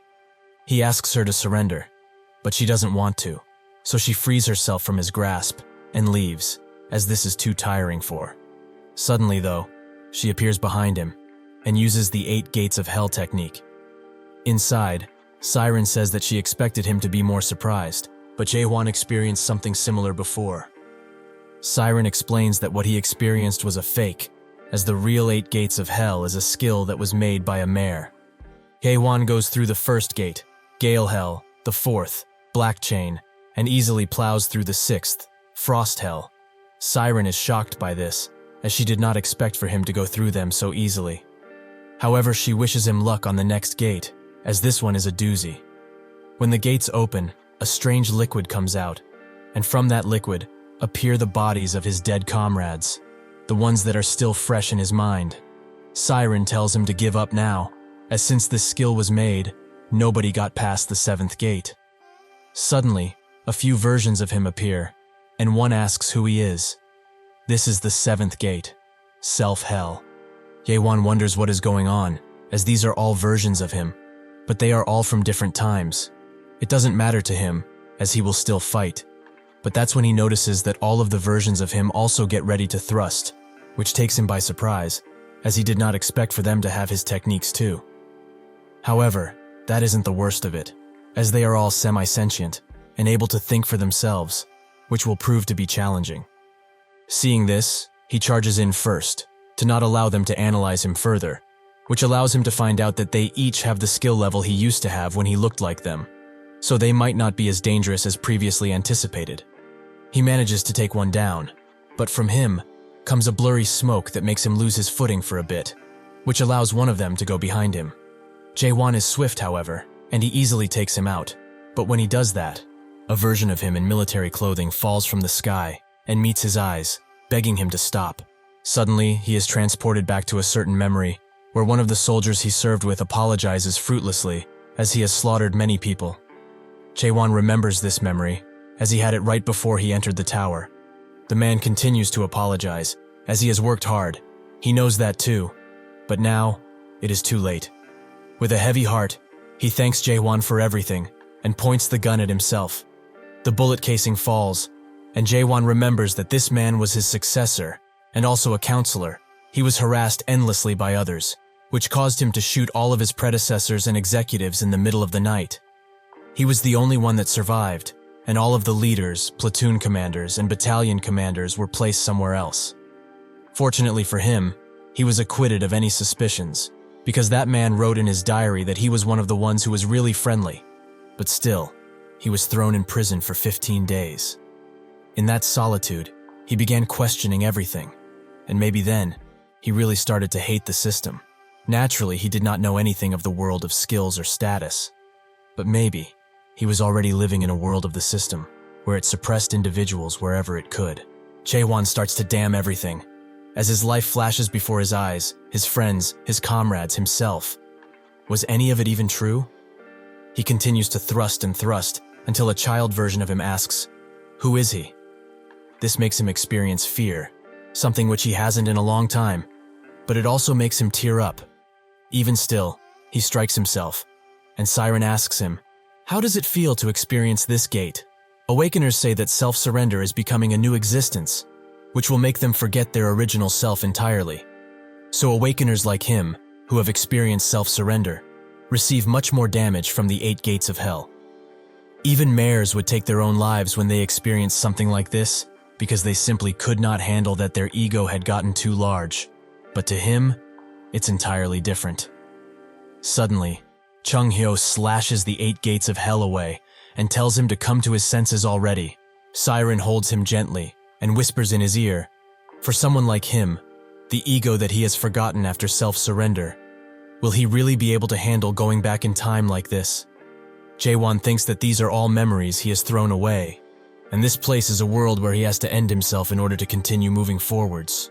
The gate once again asks who he is, but when he wants to answer, the memories start flooding in, making him think that this place truly deserves its name. It's hell. His body is heavy, and he cannot see anything. Suddenly, he remembers when he and Chung-hyo were teaching Kamen about awakening. Awakening is learning to see, the ability to see the world for what it truly is. There is a difference from awakeners and adapters, however, as the awakened see the values that are truth, and the particles that make up the world. Adapters are able to read the data that cannot be seen, and see things very differently. That is the stage of self-surrender mentioned in Awakenings. In return for this, awakened need to be careful of neglect, as being able to see so many things will eventually make a person blind. Jaehwan finally gets it. What is happening to him now is the neglect that Chung-hyo was talking about. Those who see too much become blind quicker, and those who hear too much become desensitized quicker. Jaehwan is saddened by this. Does it really not matter? To come this far, he has done his utmost. Nobody else was able to come this far. However, now, he knows that he just wants to be able to say that he's having a hard time easily, like everyone does. The world changes around him, and he sees a blue sky with falling stars, which are his memories. He starts to feel a deep understanding and connects the dots. Who is he? Well, he does not know, but at least, he is here. But maybe, the countless memories he has gotten over the 2,000 years he has lived, and the connections of all of those memories. Maybe, just maybe, that is him. Out of nowhere, the 7th gate begins to crumble, and Siren begins to vomit, as she is experiencing rebound. Jaehwan opens his eyes with a new deep understanding and pushes her away, whilst also destroying the gate entirely. He looks at the next gate and wonders what the next keyword is, as he has almost gotten past self-surrender. He will have to leave that for later though, as now, he needs to challenge this final gate. Jaehwan looks at the 8th gate and touches it, fully prepared for anything that is to come out of it. Suddenly, it starts opening itself while glowing brightly, and when Jaehwan enters, he finds nothing except a large, serene space. He wonders what to do, but that's when the stars begin writing a message.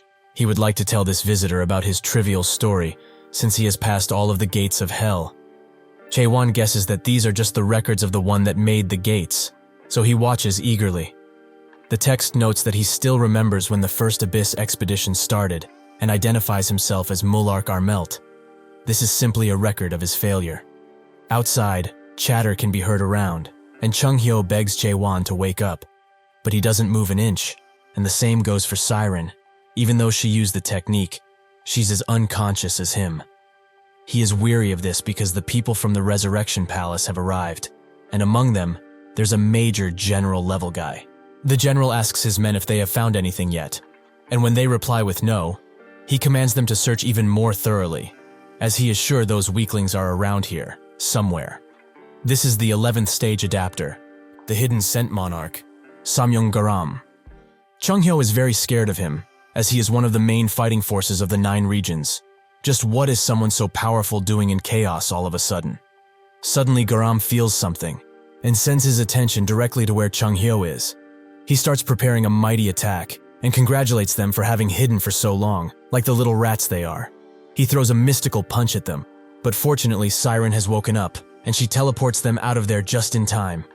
With his prey gone, Garam focuses his attention somewhere else, and orders his men to reclaim Manticore and search for the Forbidden Heaven clan leader.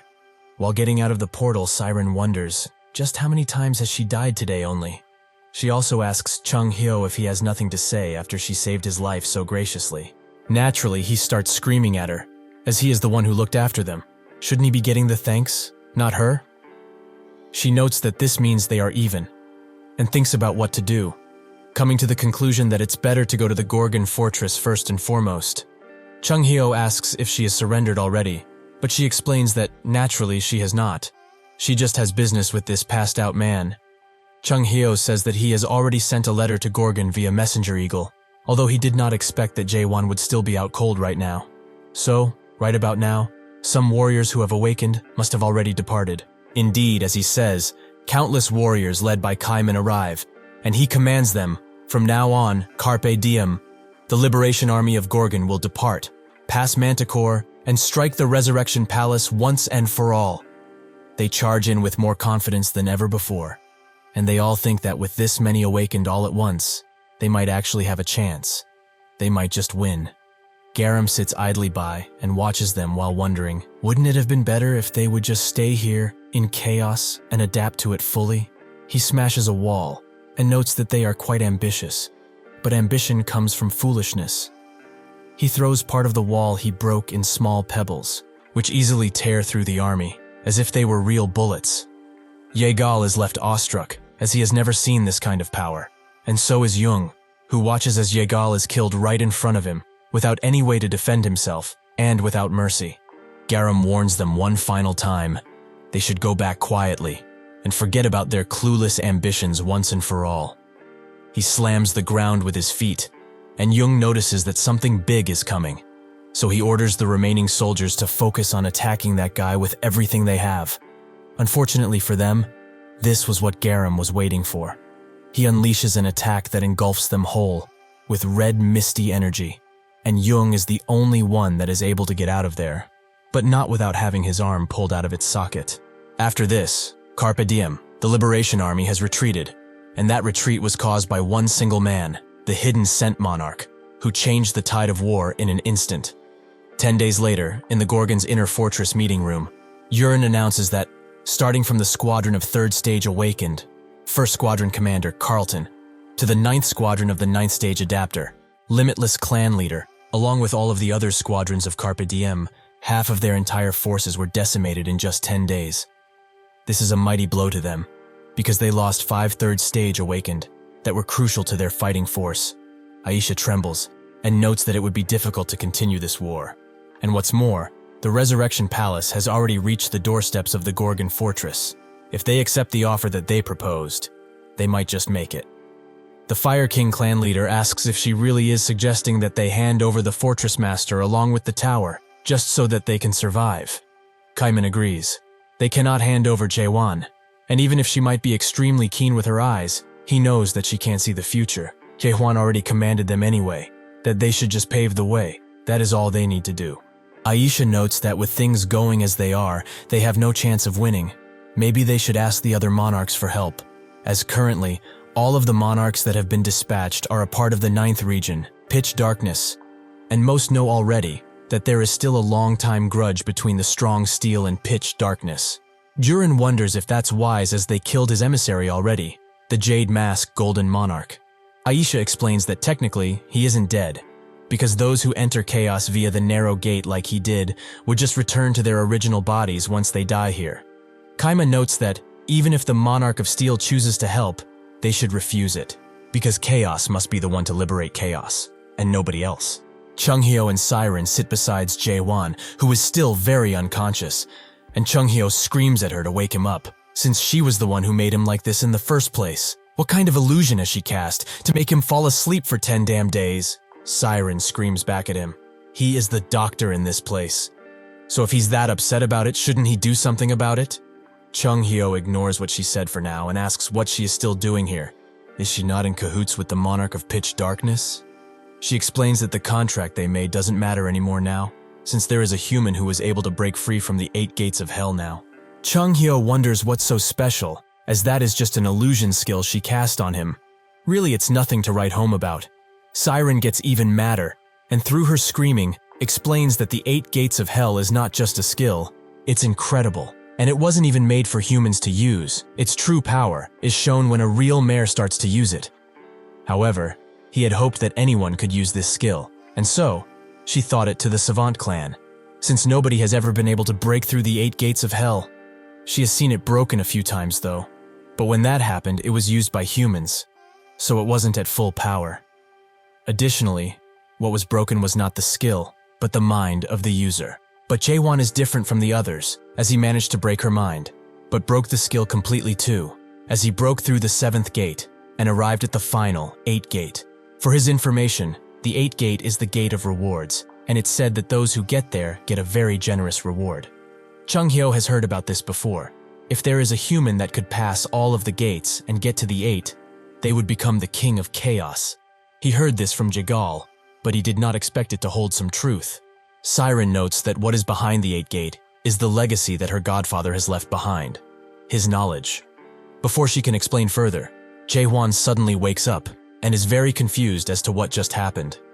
He explains what he saw to Siren and Chunghyo while getting dressed and notes that now it's time to go to the meeting room. Chunghyo tries to stop him, as he mustn't go there now, since there are people who are suggesting that they hand him over to the Resurrection Palace. Jaehwan ignores him figuratively and literally as he steps over him, leaving Chunghyo shocked. When Jaehwan arrives in the meeting room, some are glad to see him, and some are ashamed, as they have considered something extremely bad. After a few moments of silence, he announces that he will go to the Resurrection Palace, which nobody expected. Kaiman asks him, what is he talking about? He cannot do something like that. He should reconsider. He just cannot go there.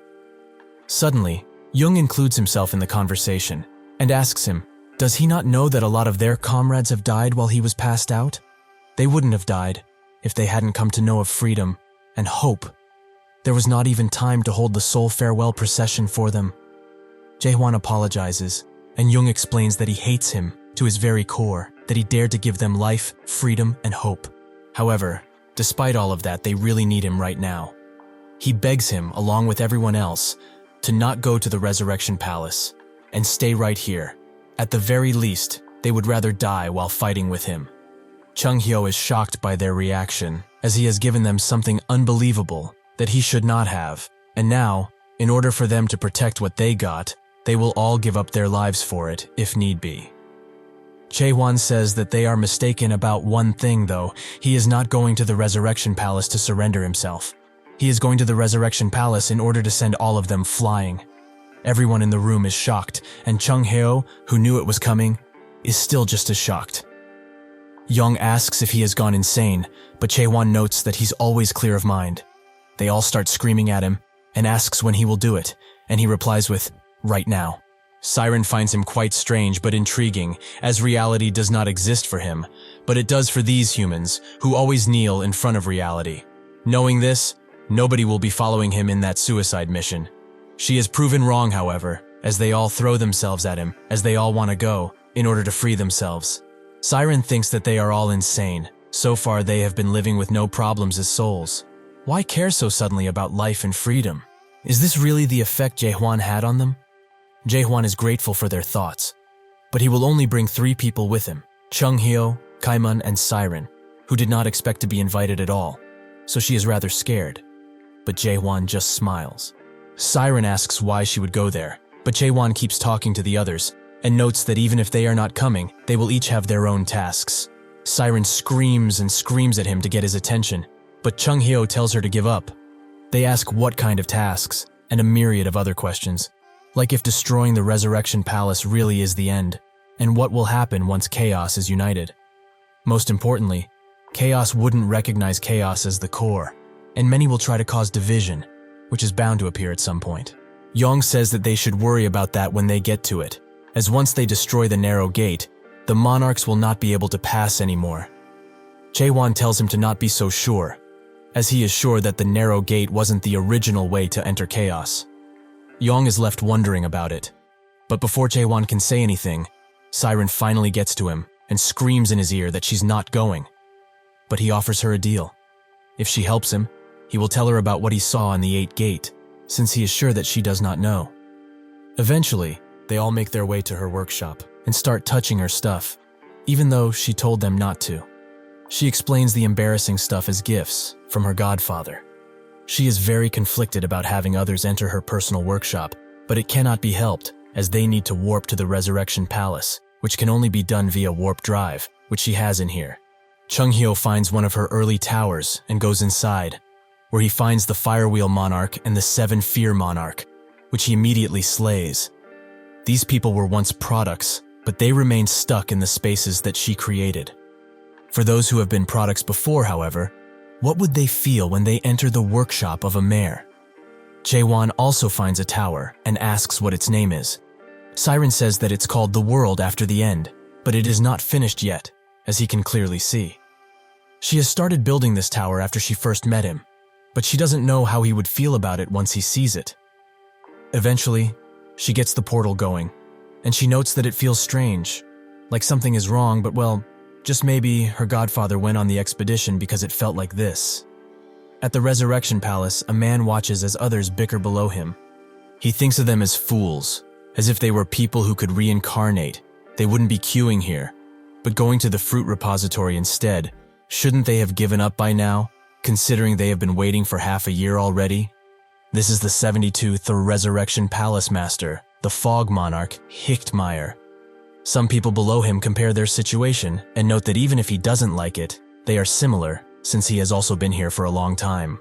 Naturally, Meyer is insulted by this and puts them in their place, which makes them grovel at his feet instantly.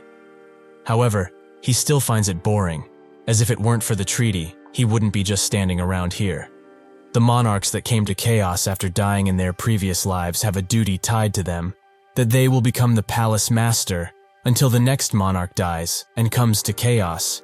He hopes that soon, someone will die and take his place. Maybe it will be that Jade Mask monarch that was defeated by the Abyss expedition, or that's what he heard at least. Suddenly, the wall starts cracking, and sure enough, it's spread wide open by a giant explosion. Meyer immediately blocks the attack with his powers, but notices that they weren't pushing each other in any way, so his opponent is at the same level as him. While he charges in, he asks if this is the Gorgon Fortress Master, but when he clashes blades, he notices water, as Kaiman was the one to attack. He explains that he's not the Fortress Master, but someone he knows well enough, so he is here to get his payback from 900 years ago. Kaiman tries to attack Meyer, but using his breath ability, he creates a large smoke screen around them which blocks Kaiman's vision greatly. He looks around multiple times but can't even hope to sense Meyer's presence, despite having trained for so long. He really is too weak. That's when he remembers Jaehwan's words, that he can do it, that he believes in that fully. This gives Kaiman the push he needs, and his senses become sharper than ever, allowing him to detect Meyer, who was above him, and strike in just a second. Meyer backs away, but he has been hit pretty badly, and he's naturally shocked to see that Kaiman could notice his presence so well. This makes him full to the brim with rage, as he thinks that Kaiman has become too arrogant for his own good. Somewhere close, Jaehwan tells Chung Hyo that he's going to the pleasure palace and bringing the mayor with him. He is sure that Kaiman is fully capable of handling this fight. Chung Hyo agrees and tells him a little something about the pleasure palace. The palace that's hidden by the fruit and narrow gate is at the very top of the resurrection palace, and the energy coming out of it isn't good news. So he should be careful, as he will try to reduce the monarchs heading to the pleasure palace with Kaiman.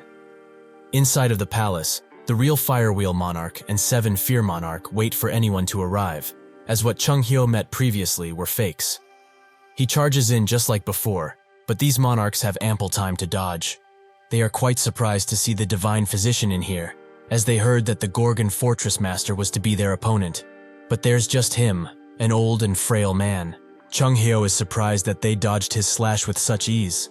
The 2 monarchs say that it's not too late for him. If he brings the Gorgon Fortress master here, everything will be forgiven. Even if he was able to handle the 2 of them at once, he will not be able to deal with all of the brigadier generals that are safeguarding the fruits. Chung Hyo tells them to stop yapping, as they will solve all of this through fighting like they should have in the first place. In the inside of the Resurrection Palace, at the Pleasure Palace to be precise, tons of people seem to be having fun. The timid monarch, Reika, notes that the stuff that is happening at the main gate has gotten to be quite loud. Shouldn't they go and have a look, just in case?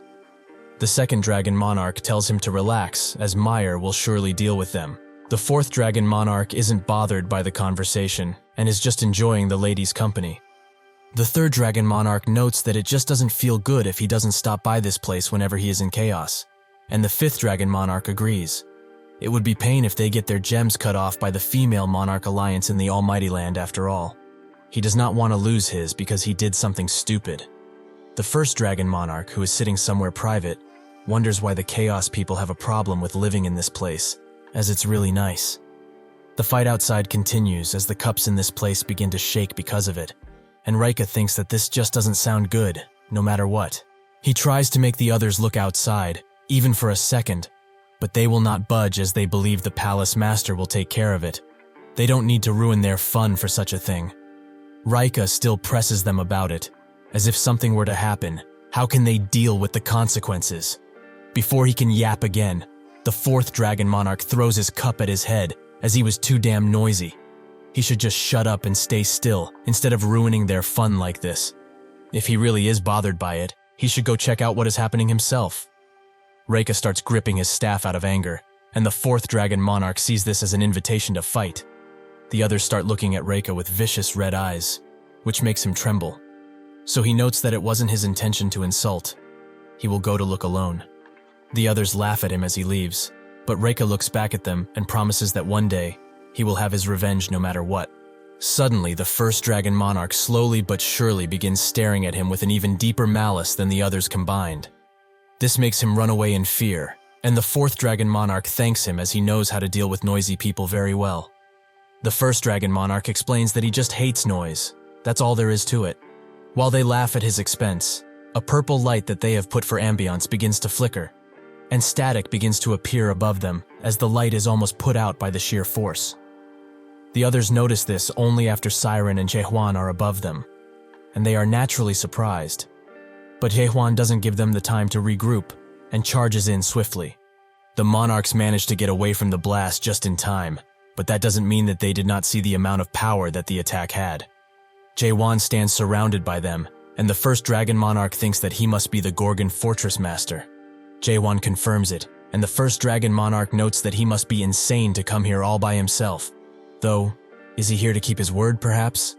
Jaehwan denies that notion, and explains that he is here to do one simple thing, to kill all of them. The 1st dragon monarch smiles, and he notes that a lowly soul of chaos should not dare to even think of such a thing. Truly, his arrogance knows no limits.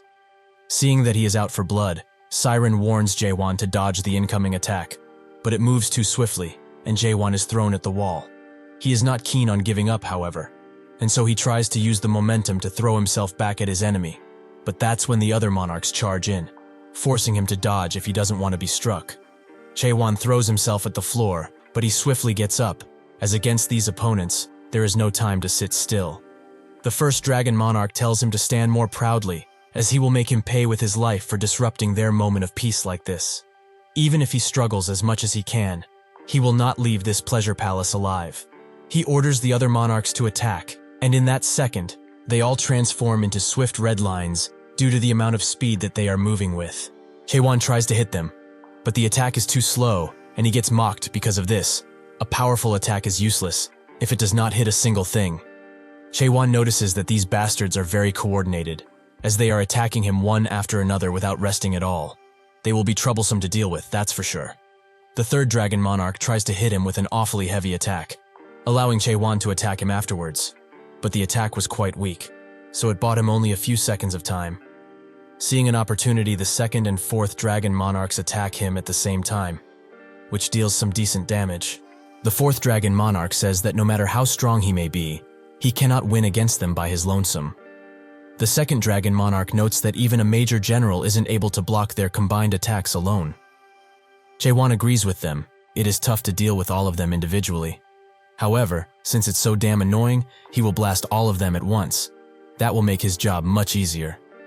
He does just that, and unleashes a mighty attack that can be heard by Chunghyo, who is still fighting the two monarchs.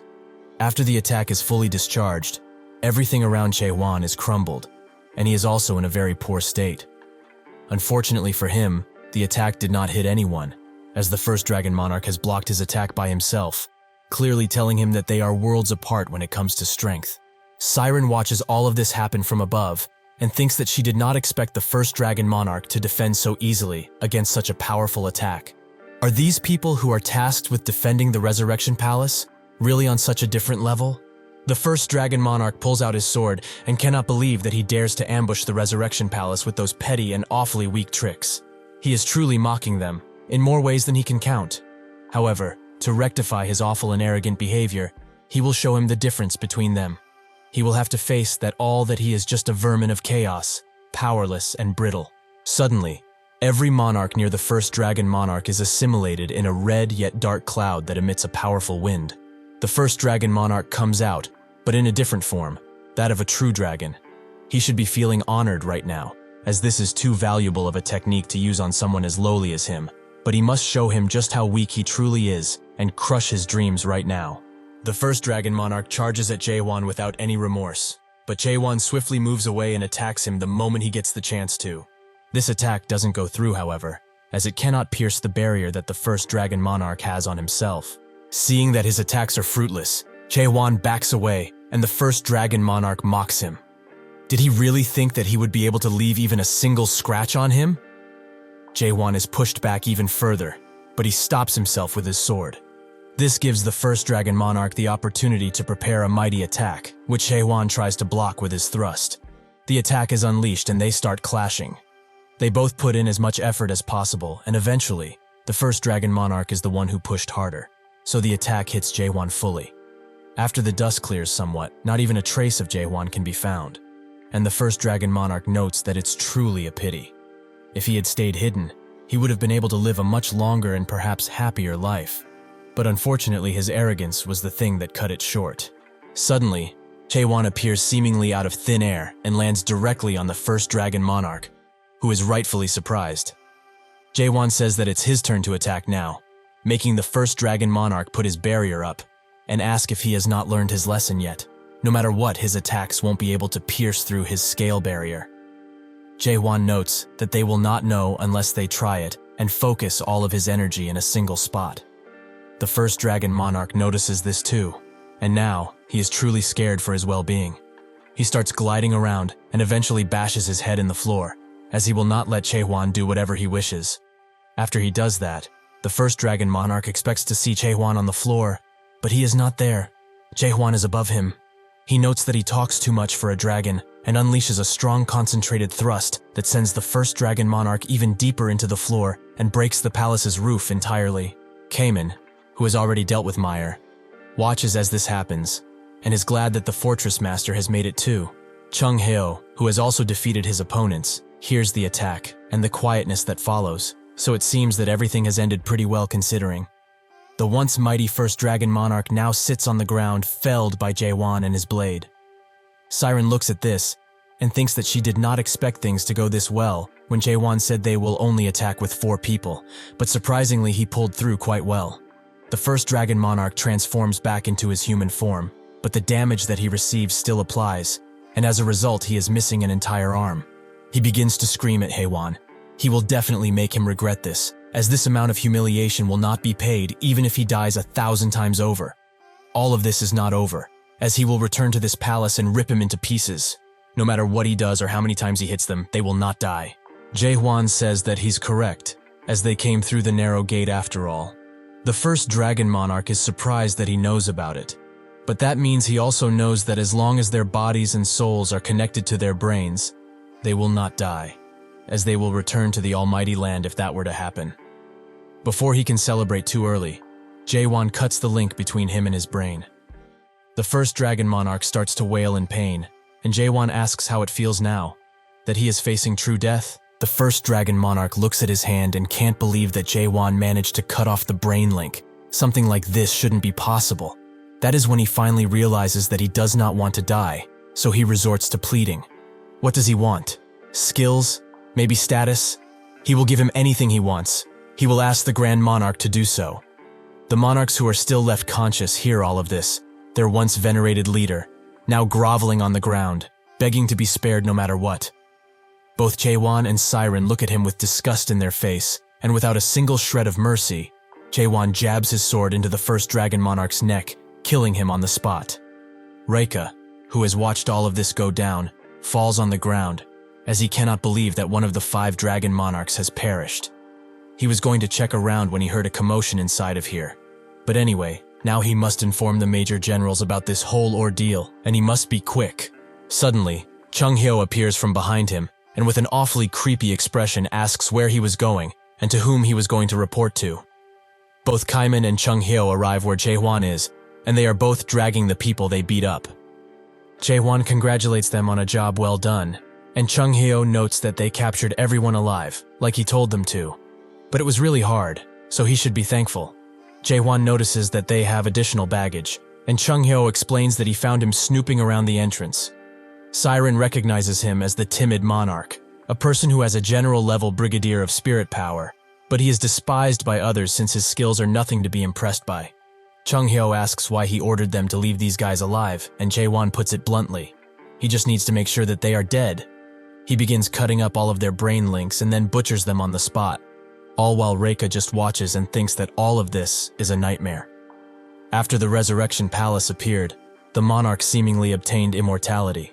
Mortals need to count up the days they have left since their lifespan is limited, but the monarchs who gained immortality because of the fruit need not do so. So they have forgotten even the concept of death at this point. However, Reika feels that soon, he will die by this person's hands. He has refounded his fear of death after all of this time. He begs Jaehwan to spare him, as he had no intention to fight. But Siren thinks it wouldn't be wise to leave him alive. Jaehwan decided to leave him be, as he needs a witness, and also the location of the fruits. Reiken immediately points to them, as they are above them in a vault. The vault is called Reverse, a vault made by a mayor who was a renowned artisan. He only knows that it generates passwords infinitely, so it would be hard to unlock it without the help of the Resurrection Palace Master, who he just killed. However, things might have been different if there was a renowned artisan mayor who had exceptional skills among them. Without much choice, Jaehwan prepares to thrust the vault, but Chung Hyo tells him to control his strength, while Kaiman laments not having a mayor that's a renowned artisan among them.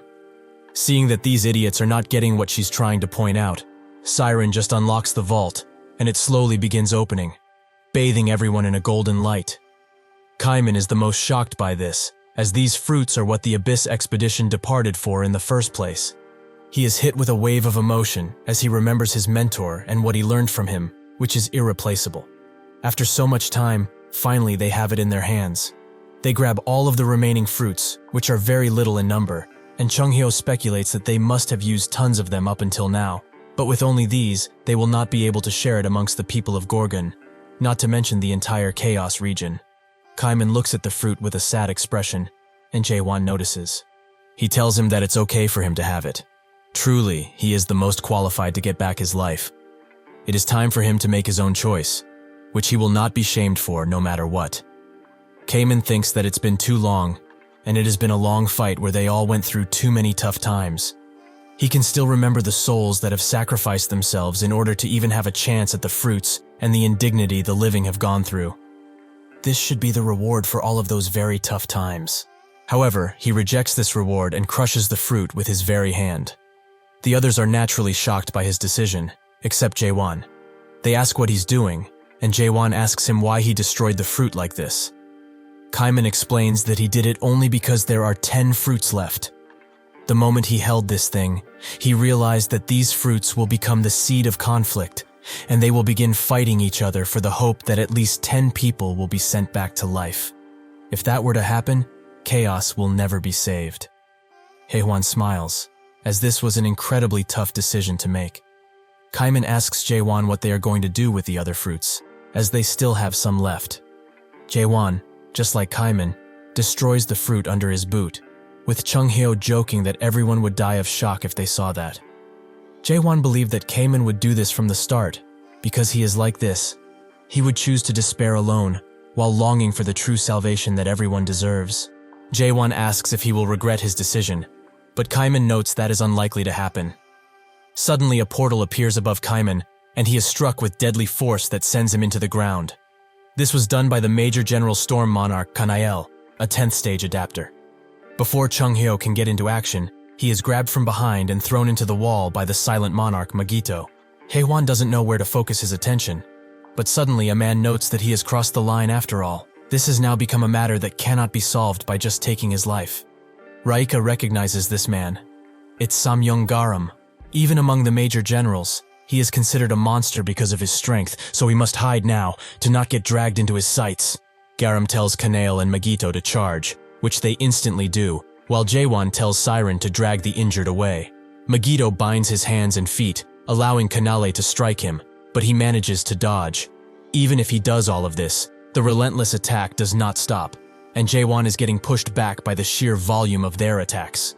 Seeing a clear opportunity, Kanael uses his abilities to push Jaehwan into the wall, which makes both of his attackers think that he is just a weakling that dreamed too much, an insect. With that, they both charge in to finish him off, but with a newfound confidence, Jaehwan looks at them with his glistening golden eyes. Back when Jaehwan destroyed Manticore, Chunghyo told him that his abilities are truly amazing, and this ability shouldn't be called a strong thrust, but a world thrust. However, he personally thought that he should avoid overusing such powerful attacks. He explained that the Awakened can use their spirit power without any sort of restriction, but in exchange for that, they will consume an amount of mental power. If he were to use such a messy and huge technique constantly, he would be sure to collapse. Jaehwan thinks otherwise now, as the guys he's fighting are at the same level as he was when he got to Chaos, so he needs to get rid of them now, while they are still underestimating his strength. He breaks out of his restraints and puts his feet firmly on the ground to prepare for the attack he is about to unleash. His sword starts glowing an electric red, and it opens its gaping mouth as it shows the true reality of this world. With a loud scream, Jaehwan unleashes 5 consecutive world thrusts, all stacked into one, which instantly takes out the attackers that were toying with him earlier. Garam watches all of this with eager eyes, and Siren barely manages to get out of the attack range. After all is said and done, Garmin notes that he did not believe he could exert so much power just with his physical force. What a truly incredible individual. Truly, it has been too long since he found someone worth fighting, like him. Many moons ago, there was a mayor that searched for the monarchs of the 12 regions. All of the monarchs he had met previously rejected his request, but this did not make him give up. The last region he visited was the 9th one, where he met Garam and asked him to join the Abyss expedition. He tried to plead with him, explaining that this world's value of existence and exaltation of life is not normal in the slightest, and that he should remember the suffering mixed with anger that he felt when he was weak. This entire world, this entire system can be destroyed if they eliminate the first nightmare at the very top of the illusion tree. Garam refused and said that he was dreaming of delusions. This must have been why Pitch Darkness did not wish to meet him. He should already know that the almighty land is a place that is reserved only for the strong. So if he wishes to change that, he should show him what he's truly capable of. What followed was a battle that lasted 3 days and nights. But on the third day, Garam finally acknowledged the mayor's pure strength. Back then, Garam thought that if the mayor is this strong without using any magic, then he is the only one qualified to talk about the illusion tree. After their fight, the mayor ran around various places, including chaos, and gathered enough people to head for the abyss to change the world. However, after the monarch stole the fruits from them, the mayor seemingly disappeared and nothing had changed at all. Jaehwan is the one to attack first, and Garam notes that he does indeed have powerful attacks. However, that is not enough to be considered powerful. He puts his hand forward and blocks the attack with ease, while saying that he has all of the cards he needs in his hand, but he cannot use them, as he does not have the right class. At this level, he is no different than a squire raising a sword for the first time. Does he not agree? In that second, Garam closes the distance between them, and before Jaehwan can react, he punches him so hard he is sent flying at very high speeds into the nearby wall. Garam tells him to stand up, as he knows he's not done yet. Jaehwan does just that, and the same fiery confidence burns in him once again. Garam notes that if he dares to speak of the illusion tree, he should first show how truly strong he is. Jaehwan thinks that this guy is stronger than the two weapons combined, but he's not using a special technique, it seems. So even if he tries to read him with question, the amount of experience he has gathered is too stacked up. Still, he is too strong. But why is that? Can simple experience truly be this strong? He charges in once again with a much powerful attack, but Garam is not impressed and hopes that this rather weak attack isn't the only thing he has left. However, Jaehwan changes his footing, skillfully dashes towards Garam's back, and uses a world thrust to potentially finish him up. Garam notes that he's relying only on cheap tricks and also changes his footing, allowing him to challenge his world thrust with a very similar punch attack. Jaehwan is shocked to see that this attack is on the level of world thrust, but he doesn't have time to think about much else, as Garam charges in and hits him with precise accuracy. He gently lands on the ground and explains that spirit power cannot work on him at all. In the end, the spirit power that he is using is something that the system cannot supply him with. But awakened like him are trying to destroy this system's world with it? Because of this foolish mistake, they do not know that this world is someone else's unique world.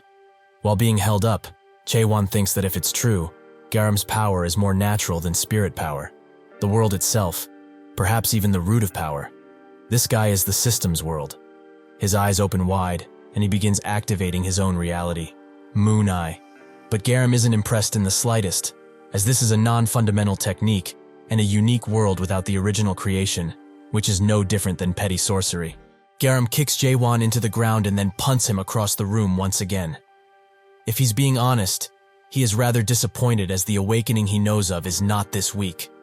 He unleashes another attack on him which Jaehwan tries to defend himself from. But even with his sword held between him and the attack, his hands begin to burn from the power, and his flesh starts to peel away. He manages to clear the attack away, but he knows that this is not good, as the momentum of Moon Eyes is not doing anything right now. Garam has had enough of playing around, as he has met a potentially worthy enemy, but he is not excited in the slightest. He should hurry up and open the beginning of this world. He should show him his world. Jaehwan thinks that Genesis was the 8th door of rewards in the 8 gates of hell. In that room, Mullark left behind the reward called the Record of the Abyss, and a story of the stage of awakening. Following the rules of awakening, the keywords can change, but the awakening itself is almost always composed of 6 stages, created this way in order to destroy the existing world. The first stage is doubt, the second is understanding, and the third is self-surrendering. These 3 stages are a part of the first half, named Fallen World. After they are completed, stages are needed to create a new world. The last 3 stages are a part of Genesis, the latter half. Jaehwan felt that the next stage of awakening was happening to him, but he did not understand what Genesis truly meant. Garam thinks that he is truly pathetic. Does he really have difficulty with using his own world? He is not the patient type, so he will need to forcibly open it and check it himself if he wants to have any sort of fun. He aims an attack directly at where Siren is hiding with Chung Hyo and Kai Men, which Jaehwan notices. He rushes to help them, which makes Garam smile with his bare teeth. Jaehwan thinks that this life is everything to these people, as he can revive any time, but to them, this world is the only world that they have and know. Siren notices that he is standing right in front of the attack, but she cannot do anything to help him, so he takes the full brunt of it.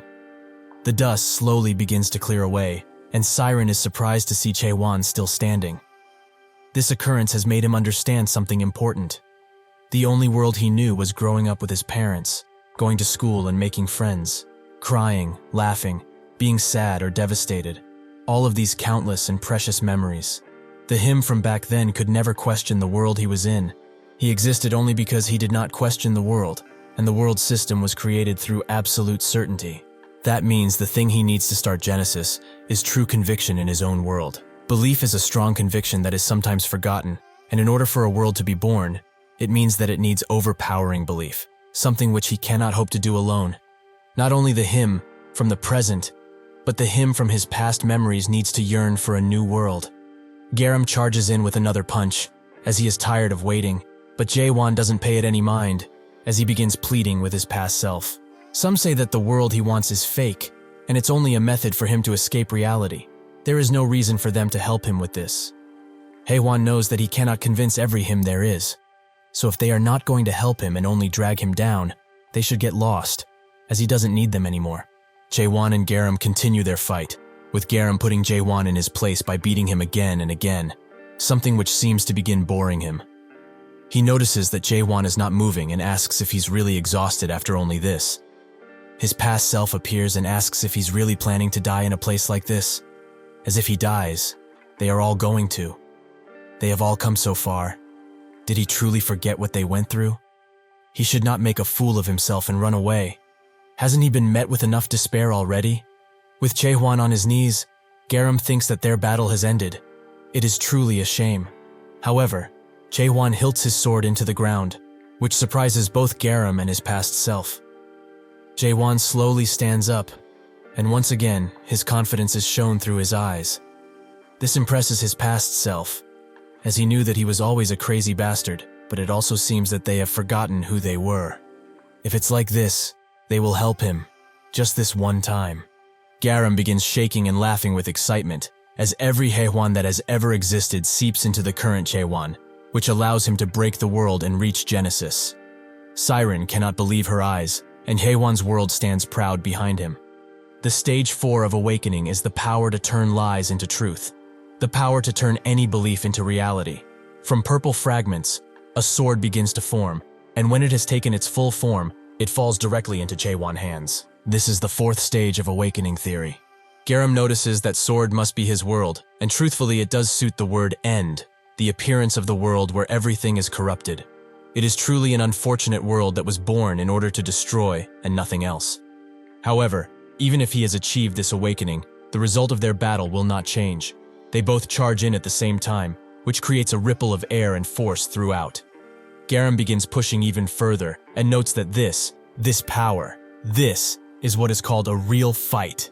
They begin to trade blows so fast only their figures can be seen, and Garam says that this is very fun, just like when he fought against that mare 1,000 years ago. He thanks Jaehwan for letting him have so much fun again. However, they need to end this one way or the other. He grabs Jaehwan's shirt and throws him against the wall. Jaehwan moves swiftly to land with his feet on the wall, but Garam's attack does not end here, as he charges in with even greater malice. Their powers clash in one point, which creates a very large explosion in the area. Jaehwan manages to get out of the blast zone before he could be injured, and remembers that he kept thinking about something. For what purpose did he thrust and, most importantly, live for?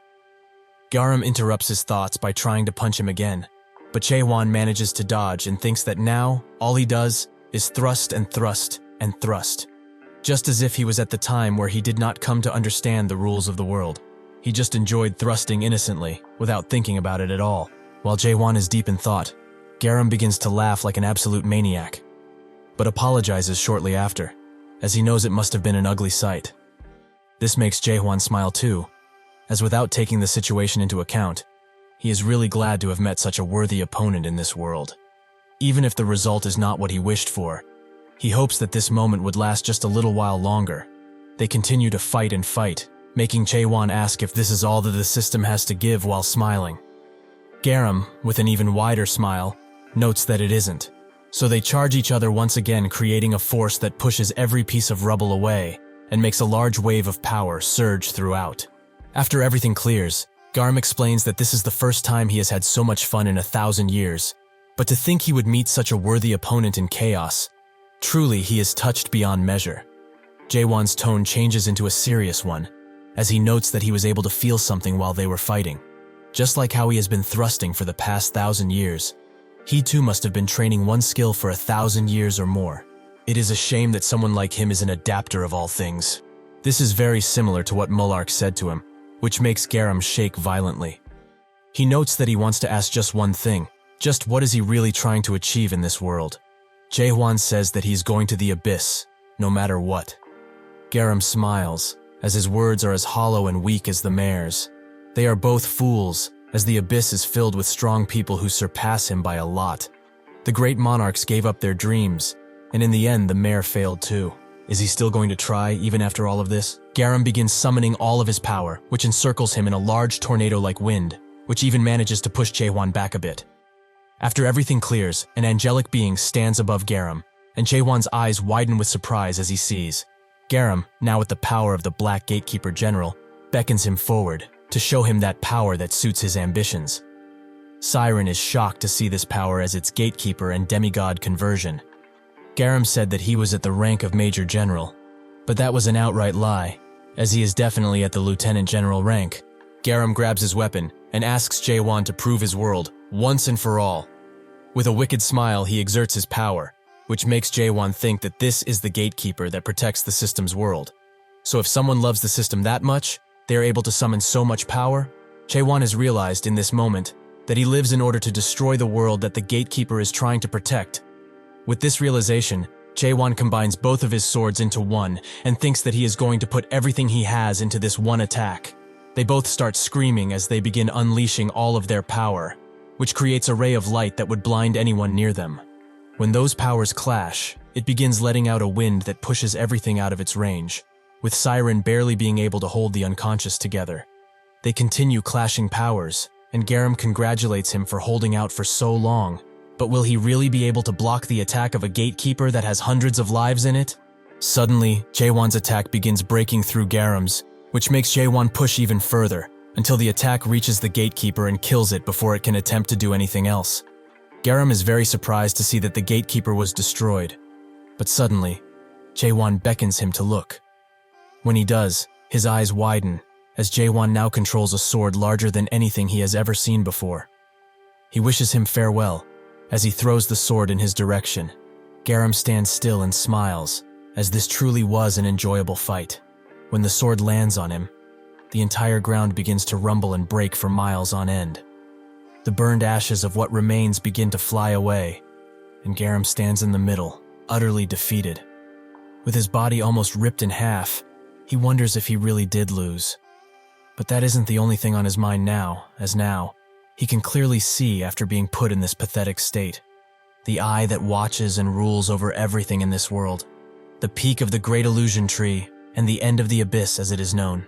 That is also the place where the first nightmare is known to be at, so he asks Jaehwan, is that the place he really needs to go to? Jaehwan tells him that it is not. It is simply an enemy that he must bring down no matter what. Garam begins smiling, as even if it is so, his world will not be popular in the abyss. He is very sure of that. It is too cruel of a truth to know in return for losing all hope. He is sure that nobody would want to continue living after seeing this madness, as even he cannot believe that this weird thing is an entire world in the sky. However, if people that believe in his world would appear, they just might be able to find something in them which everyone has lost by now. As a price for this, they will have to live in that world for all eternity. Now, he is done speaking, so he should cut his brain link before his body goes back to the Almighty Land, like he did with the others. Jaehwan asks if he has any last words before this, and Garam tells him that if he arrives at the abyss safe and sound, he should find Kanark and tell him of what happened on this day. He should also be careful of Mayad, as if he knows that he has unlocked the creation of the world, he will surely not leave him be. Before slaying him, Jaehwan has a question of his own. Why didn't he kill him? He should have been able to kill him easily before he awakened again, so why didn't he? Garam thinks of the reason, but can't help remembering what Mullark said. He wanted to become a support that helped others climb the illusion tree, as this world that lacks value of existence and nobility of life is not a normal one. This world still has time left to change, if they destroy the first nightmare that stands proud at the top of the mighty illusion tree. However, Garam thinks that this world cannot change, but these last words of the mayor lingered in his mind for too long. Is this the only answer to the world, or is this his own answer? Garam notes that he was just repaying his debt to Mullark in a way. It has been a long fight, and he has become tired, so he should end his misery already. Jaehwan obliges. 917 years and 244 days after Mullark's Abyss expedition failed, Chaos has finally been freed of the Resurrection Palace and its tyrants. After the party gets back to Gorgon, the people celebrate with a drink, as they deserve it. Jaehwan goes to Jaegal, who is still somehow alive, even after taking such a strong attack. He explains that he wouldn't die that easily, since he is one of the 10 clan members. Jaehwan smiles, and Jaegal notes that he heard the news about him defeating Garam. He was one of the few monarchs that were incredible in all aspects. Jaehwan asks if he knows about him, and Jaegal says that anyone from his clan would know about him, because his clan, the Samyung clan, is the one who pushed the Jaegal clan out of the Almighty Land and took their place as one of the 5 great clans. It became famous for raising the best strategist in all of the Almighty Land. Since he has messed with one of their clan members, the Samyung clan will definitely be getting involved. They will not just let this go easily. Jaehwan tells him to not worry, as they won't be able to cross over in the first place. Jaegal asks if he really obtained the narrow gate, and Jaehwan confirms it. So that's why there's a high chance they will not be coming to Chaos for the time being, since they need the gate to come to Chaos in a living state. Jaegal still feels worried about it, but Jaehwan knows.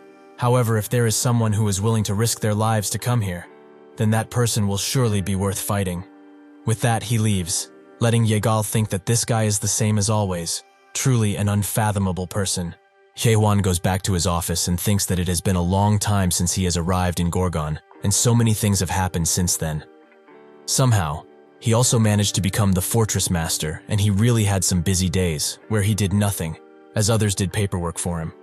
Suddenly, Chung Hyo and Kaiman rush into his office, drunk as all hell. Chung Hyo notes that he's here to have a drink with him, since Kaiman begged him to. But Kaiman says that it's the opposite. Chung Hyo thinks that he's insulting him by saying he doesn't remember, but that's when he remembers he is right. After this, they get into a scuffle about age, which doesn't seem to reach a consensus, but it makes Jaehwan smile. He thinks that it's about time he leaves this place, but he cannot lie. He has grown attached to this place somewhat. Later, while the wind is blowing gently and rain falls over Chaos, Jaehwan looks outside of the window while standing in his office. But Carlton, who was also there, asks if he was listening all of this time. Jaehwan apologizes for his ignorance and asks where they stopped. Carlton explains that they were discussing the Tower of Nightmares, Carpe Diem. Jaehwan asks what they were talking about specifically, which makes Carlton think that he wasn't listening in the slightest. So he re-explains that the time magnification of the tower is just too high. The people who go inside to challenge the tower seem to be offing themselves more and more.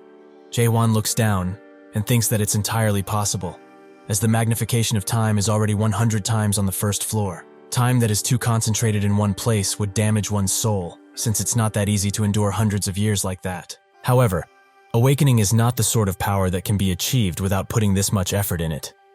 Jaehwan orders Carlton to make Michael tweak the magnification a bit, and also explains that it's not possible to awaken only because they slash or thrust tons of times, so he should make sure that information also gets to everyone.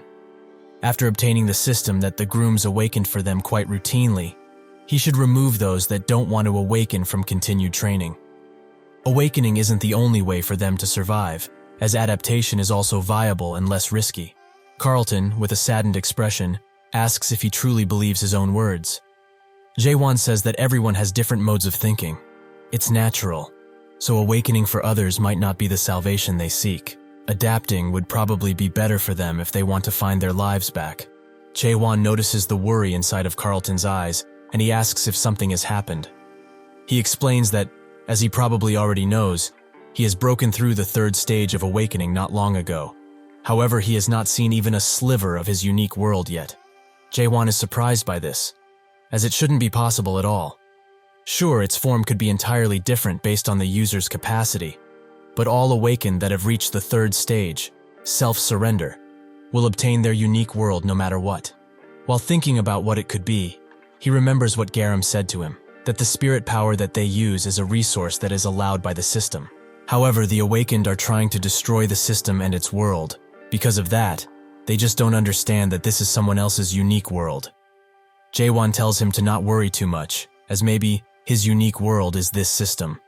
Carlton asks if that's really possible, and Jaehwan confirms that it is, as even if he's experienced, he can't hope to know everything about awakening just yet. With this information, Carlton asks, if his unique world really is the system that he hopes to destroy, will they have to fight one day? Jaehwan smiles and says that might be entirely possible, if he wants to protect this world, that is. Carlton is surprised by his answer, but then smiles and notes that he really is thinking of destroying this world, isn't he? Suddenly, the mood around the room changes, and Carlton suddenly slams the table as he asks Jaehwan to bring him along on the next expedition too. Jaehwan lets out a long and tired sigh, as he is not the first person to ask him for this, and he definitely won't be the last. Carlton explains that based on Gorgon Special Laws Article 3 Section 14, all inspection gate captains have a duty to protect the fortress master no matter what. Jaehwan explains that unfortunately for him, he is not the northern inspection gate captain anymore. Additionally, he will no longer be the fortress master by then, as 1 week from now, he will be leaving this fortress. This information comes as a surprise to Carlton, who explains that if he is not here, Gorgon will definitely fall into its original state. Actually, the whole chaos might just go up in flames. Jaehwan tells him not to worry, as he has already thought of everything in regards to that problem, so they should get out of this room now, as he has to finish his last task as the fortress master. The rain continues to pour down even harder, and everyone gathers at the old meeting room, which is broken down and without a roof. Yurin offers Jaehwan a cloak, but he refuses it, as this much is fine. Slowly, he walks on the podium and thanks everyone for coming all the way here. They have done their utmost in order to protect Gorgon. They have done all they can. From now on, for those who have offered their souls to protect Gorgon and all of the innocent people that have unfortunately died, they will hold the soul farewell procession for 3 days. Jaehwan begins reciting the names of those who have fallen in order to protect Gorgon. Isaac Kendall, Rachel Veldor, Kashim Hill. The spectators notice that there is something quite big behind the fortress master, so they start wondering what it is. Jaehwan congratulates all of them once again for fighting, but as they all know, their fight is not completely over just yet. He reveals what has been standing behind him, the narrow gate, as he says that the war is just beginning. Naturally, everyone is shocked to see the narrow gate here and they plead with Jaehwan to destroy it, since that thing has brought them only pain. Jaehwan notes that they should be surprised by this, as there is something else he has to show them. From behind the spectators, Siren appears with the timid monarch Rika. Indeed, this surprises everyone more than they were surprised by the reveal of the narrow gate. Siren puts him in front of Jaehwan, who slowly reaches for his sword while looking at Rika with a deadly expression. The timid monarch knows what's coming and tells Jaehwan to kill him as swiftly as possible if he wants to. But they will not be able to get out of this without punishment. Pitch darkness will not forgive them, no matter how much they plead. Jaehwan tells him to shut up, while he strikes both of his hands, which removes them from his arms. The realization of what happened slowly falls on Rika, and he begins screaming at the top of his lungs while the pain begins. Jaehwan explains that he will not slay him here, as he wants him to return to the almighty land and tell this to his dear master. If he wants a war, he can come find him at any point in time, as he will be waiting for him at the very top of the illusion tree. Later, after the rain is cleared and everything is done, Siren follows Jaehwan and begins screaming at him for doing what he did. For someone who wants to quit his position as fortress master tomorrow, just what was he thinking when doing that? Does he really intend to fight the monarch of pitch darkness? If he really wanted to destroy the narrow gate, he should have done it quietly. Just what is he trying to get by sending Rika back? Now they will most definitely attack them. Jaehwan tells her to stop making such a ruckus. Even if they are coming, they will send someone who is at least lieutenant general. Because they are at war with themselves, they cannot send someone of superior rank, like a supreme monarch. Siren believes that he has really gone insane. What makes him think that they will send only one lieutenant general? Now that the silent monarch is dead, 2 or 3 will definitely come at least. Additionally, If people of the 5 great clans also arrive, this whole thing will blow out of proportion. Jaehwan explains that is exactly what he wants, because it's only after he defeats so many enemies that the whole situation will change completely. Siren just keeps silent, as she cannot say anything else. Jaehwan, seeing that she has fallen silent, asks if she's here only to ask him questions, or is she interested in the affairs of chaos too? That reminds her of what he promised to tell her.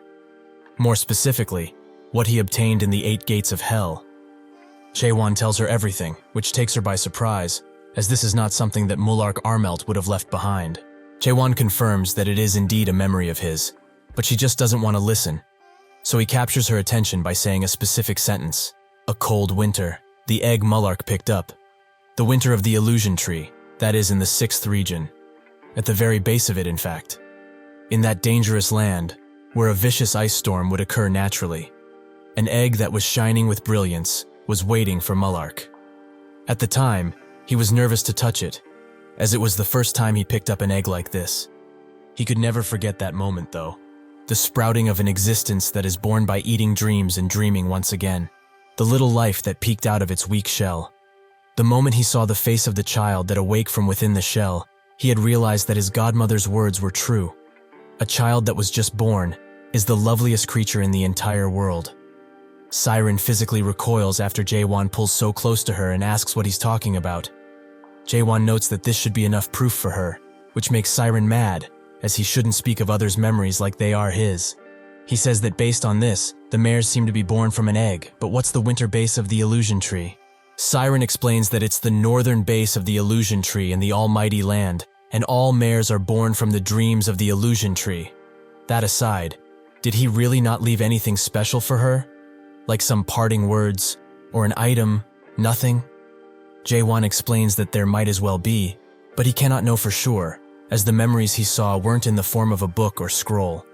It was more like a cluster of very complicated memories, only a glimpse of a fragmented memory where nobody can tell where the beginning and the end are. Maybe, Mulark did not wish to have his memories take on the form of a specific story, so unfortunately, he cannot tell her anything else, even though he wants to. Siren is furious by this conclusion and calls him a 2-bit scammer, but Jaehwan asks her why she's looking for Mulark in the first place, just because he is her godfather. Siren refuses to answer him, so he puts his hand on her shoulder and notes that if she needs Mulark's memories so badly, it might be helpful for her to come with him from now on. Since Mulark disappeared in the abyss, and he is going there, it's not a bad deal, isn't it? Anyway, she should think carefully about it, as he has other business to attend to. Siren is very furious at him, as this is probably what he was aiming for all of this time, but the memories thing gives her a grand idea. She tells him to wait, as he said the records that her godfather left behind had the form of memories, right? Jaehwan confirms, and she begins smiling. As if this is the case, she has quite the nice idea in her mind.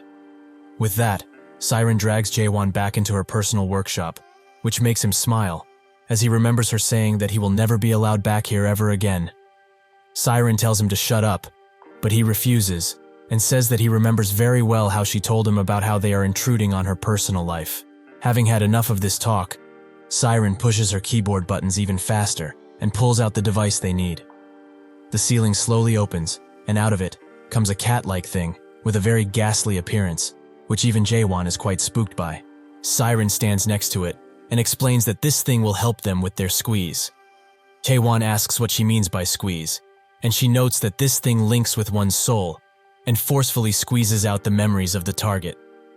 Usually this squeeze is something that mares do when they have lost spiritual sense. Since it is an action that allows a person to condense their overall emotion, they will again experience those memories and enlightenments, which is very useful for a mare, as that will give them tons of ideas.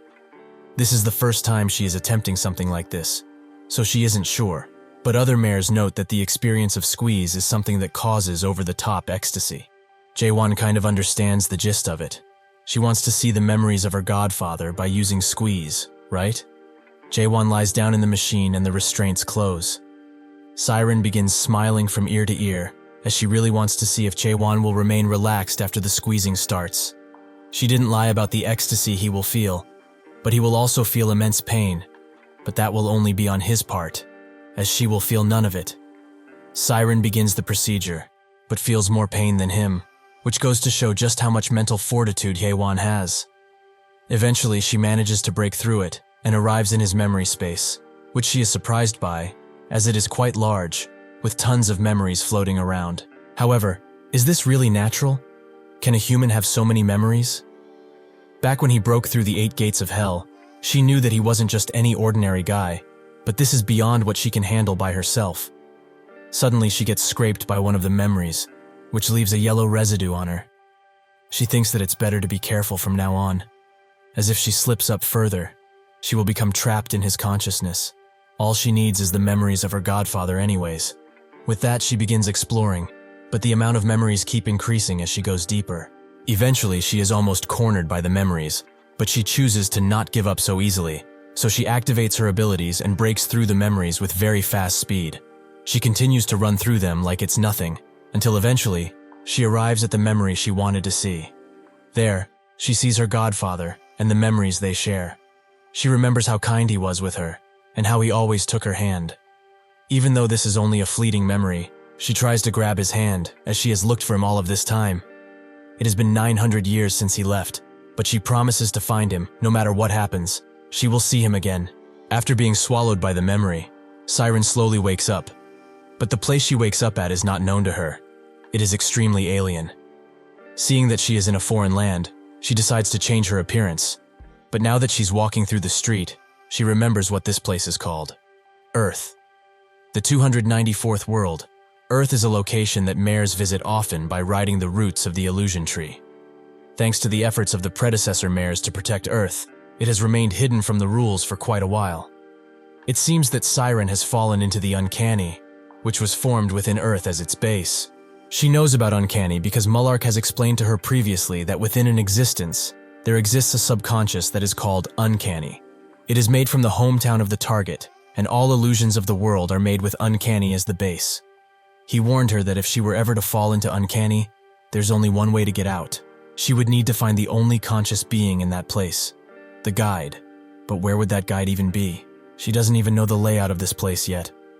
Suddenly, a child swings past her at high speeds, and a few cops follow after him with their batons ready. Siren seems to recognize something about that kid, but she doesn't know what.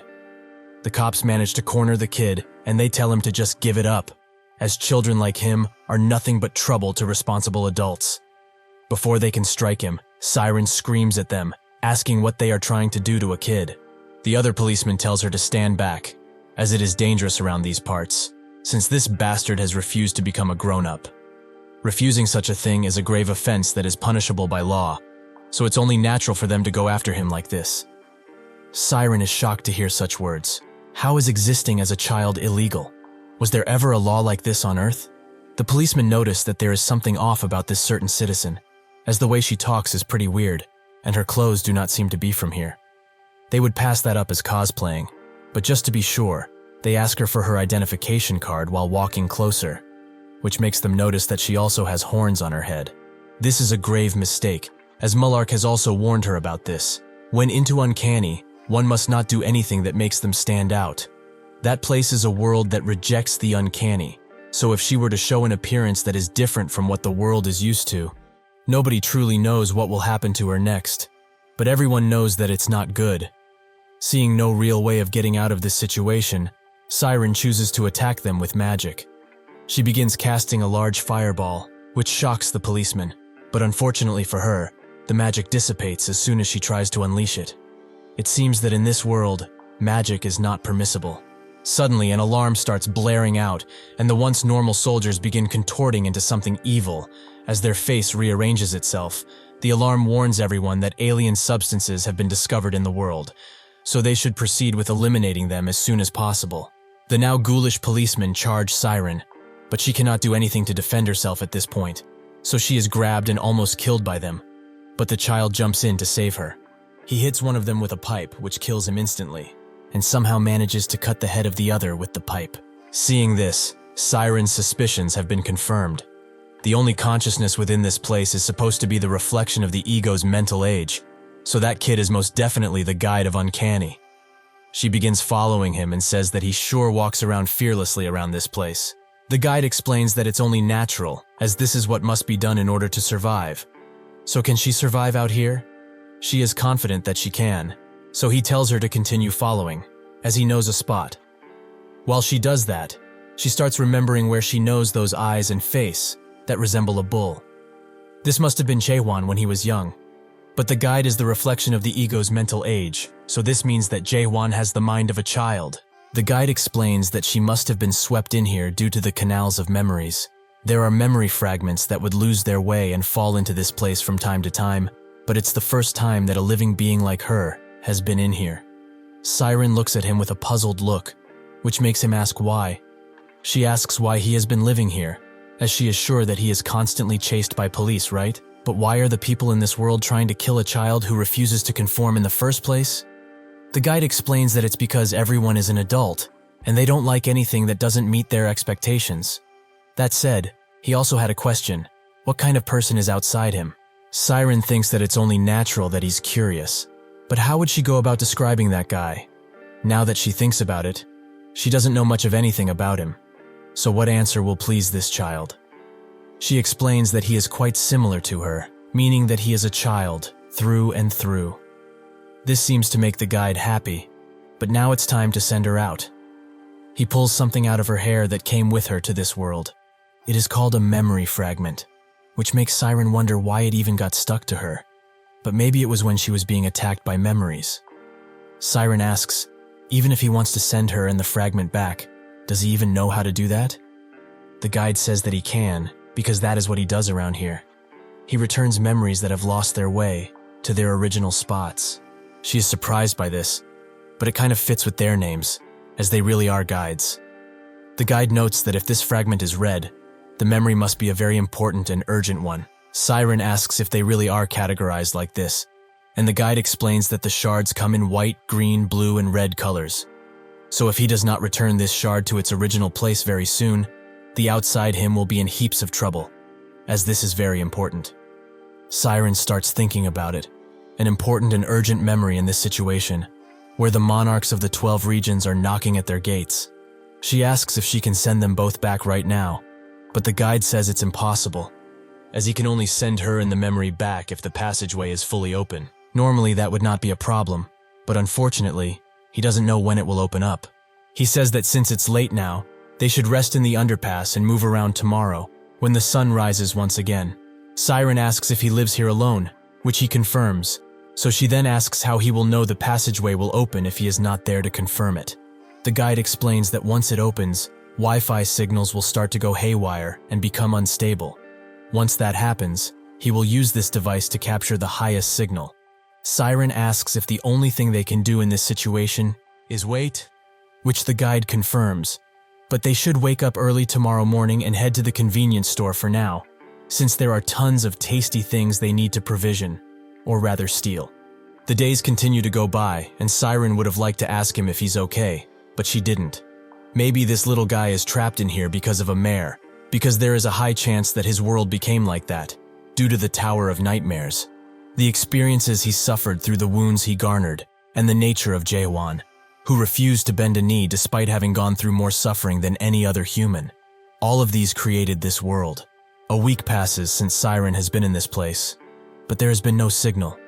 Even other shards of memory haven't fallen in here, as he would have gone to retrieve them personally. Siren asks if he's not scared of the cops following him like last time, but the guide explains that it doesn't happen often. He was just really unlucky. Siren then asks if all he does is just return memories, but the guide notes that he also looks at memories, as not all of them are returned, because he doesn't want to. Siren wonders if it's really okay to hold on to a memory like that, but the guide notes that it's a white memory, so it shouldn't be hurtful, right? He tells her to look carefully, as the memory will be replayed once he touches it like this. Suddenly, a film roll begins coming out of the stone, and it begins transporting them into the memory. This particular memory is from Jaehwan's early days, when his mother read him a book. Siren knows of this book. It's called The Little Prince, a book that is a famous must-read among the mares. Jaehwan's mother gently read him the story, as she cradled him in her arms. The book is a story about a little prince seeing the entire world with his own eyes. He is telling the adults who count numbers all day and say that they are doing important things, that what's important cannot be seen by human eyes. It is a truly beautiful story of the prince, who trusts the power of imagination and treasures his innocence fully. However, in the end, the little prince dies. Maybe that is an ending that needs to occur, as he needs to die in order for the story to become so beautiful, because the only things that can remain innocent are those that die early. Jaehwan was sad at the time, as what would happen to the world that the little prince left from? His mother did not want to sadden him, so he told him a lie, that the world still has the little prince. As he didn't actually die, he continued to live on Earth. Siren knows that this is an obvious lie told for the sake of the child. But the little prince that didn't give up on the world is quite a weird story. That story, which is not plausible or entirely realistic in any way, has become a source of power for Jaehwan, just as his world came to life after he faced the oppression of the system. Although it has no decent plausibility, elaborate worldview, or creative background, it does not compromise, nor submit to anyone's heel. This moment was born in the world after the end. Siren is mesmerized by this, but wonders why such an important thing is only a white memory. If that is the case, what kind of memory did Jaehwan choose to forget in order to survive? Suddenly the guide's device starts beeping, so he immediately turns around and announces that it has started, so they need to prepare quickly. Out of nowhere, a large blue portal opens in front of Siren and it begins expanding and expanding. While Siren is awestruck, the guide explains that is the passageway that will lead her to the outside. While Siren and the guide try to get the door open, the countless residents of this world attempt to slay them, which makes Siren wonder why they are all popping up so suddenly and in their viscous forms. The guide turns around and strikes one of them, while explaining that the passageway she has to enter is a foreign existence that does not and cannot exist here at all. They are all coming to this place in an attempt to get rid of it instinctively. He tries the elevator once again, while noting that once the passageway appears in this world, it won't be long until it disappears again. They need to get to the rooftop before it does so. The elevator finally opens, but surprisingly, there's two residents in there and one manages to grab him by the neck very suddenly. Siren rushes to help him, but it seems that he doesn't need her help. As he escapes, the residents grasp and takes care of them both with the pipe he has. Siren looks at him with widened eyes, as he beckons her to move already, as there's countless of these beasts behind them. She is surprised because he is not scared in this awful situation, but honestly, he's Jaehwan's ego, so naturally he is not scared of anything. He might even say that the monstrous enemies they face are just numbers to be dealt with. They do not exist. They are just the rules that the adults of this world decided for themselves and forced on everyone. They manage to get into the building and climb the stairs with speed while an army of residents are following them. They eventually get to the roof door, which Siren opens for the guide. He is almost caught by one of the residents, but with a swift turnaround, he manages to get on the other side, so Siren closes the door. While they hold it closed together, he tells Siren that he will stay to block them, so she should jump into the passageway now. She asks what he will do, which makes him shout that he will be fine, as he can take care of himself, so she should go before the damn passageway closes. She explains that she wants him to come with. They can get out of this place together. If she leaves this place, he will be extremely lonely once again. The guide considers her proposition for a bit, but while his feet are shaking, he says that he cannot do that, as this place is his world, even if he hates it. He must remain in this place, no matter what happens. He pushes her away, as the residents start to break the door little by little. Reluctantly, she runs away, but the guide stops her at the entrance of the passageway, as he has one last question for her. Does the him in the outside world have friends? When she hears this, Siren's eyes begin to tear up, and she says that he does. He has lots of friends who love him. The guide notes that he does.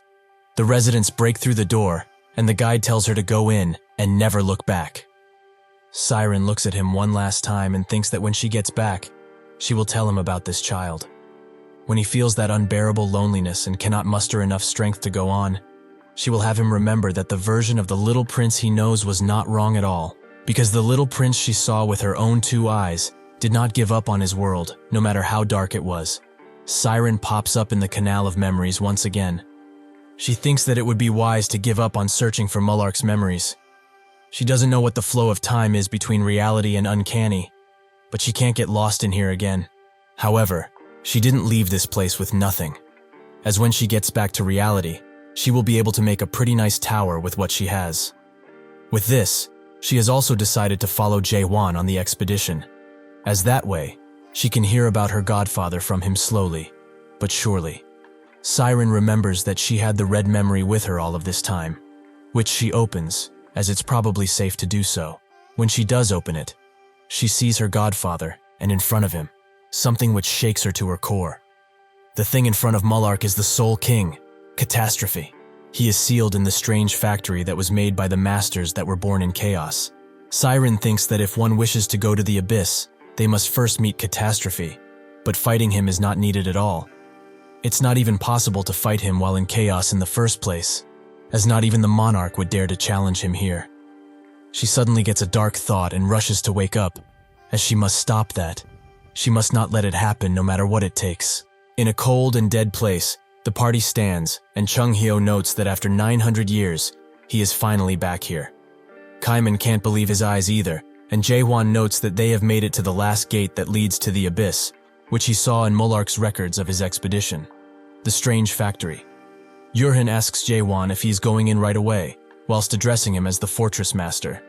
Jaehwan told him countless times that he is no longer the fortress master, and he's saying this just in case they don't know, but they shouldn't expect him to take care of everyone here. Yurhan knows full well that he gave up that title, but to him, he is still the fortress master.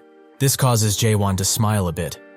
Even though he told them tons of times that not everyone can go into the abyss if they come along on this journey, there are still about 3,000 people that followed him. They will all mostly stay behind. But since the abyss expedition is a dream that everyone in chaos has, these people wouldn't listen to his pleadings, even if he tried to stop them from coming. He also had to bring Siren with him, which is giving him a headache, as even though she is quite dumb because she charged into a squeeze with reckless abandon and hasn't awakened yet, she is very useful, so he can't leave her. Suddenly, the hangar door opens up mysteriously, and out of the hangar come tons of horned beasts, ready to attack the party relentlessly. Haewon knew that they wouldn't just let them in with no fuss, and the beasts charge in at once. Kamen puts his right hand on his sword and tells everyone to prepare for combat. In the 9th region, at the ancient palace of pitch darkness, Reika is shivering while bowing down to his greatness. He thinks that although his sour suffered damage when that bastard cut off his hand, he was able to return to his body that was in the almighty land without any sorts of injuries. But now he's scared of the man in front of him, as who knows what this guy will do to him for returning back alive. While protected by the ice monarch Vargas and the white-haired monarch Masaha, the man notes that he always knew that Garam would be gone one day, as it was in his nature to challenge the strong. But what did his last moments look like? Was he happy? Reika says that he was, and the man is happy to hear that. But the 5 dragon brothers that are all at the level of a major general are dead. Additionally, the 17th major general, Kanael, the 12th major general, Magito, and the 1st major general, his own flesh and blood, the hidden scent, Monarch Samyung Garam, has died. Reika feels his heart pounding harder and harder as he feels the huge amount of pressure placed on him. He would like to know how he, a mere brigadier general, has managed to survive such an event. Reika immediately tries to make up an excuse, but the man tells him to raise his head when he's talking. Reika now feels the full brunt of his pressure, and it is true that the man who defeated them was powerful. But compared to the man in front of him, he is several times weaker. He can feel it only by this pressure. This man is the true ruler and monarch, the Black Shadow strategist, Sam Young-hoon. He explains that a few days ago, he took on a journey to the root, simply because he wanted to get out of this rather sickening land. He went with expectations, since that world was hidden by the mares, and sure enough it lived up to its name. He brought something quite precious from back there. If he's interested, they should go and see it together. Reika immediately says that it would be an honor, while wondering if this guy is trying to say that he won't blame him for what happened. However, he shouldn't be blamed in the first place for what occurred, as he couldn't do anything in the first place. Who would have known that a damn product would be that strong?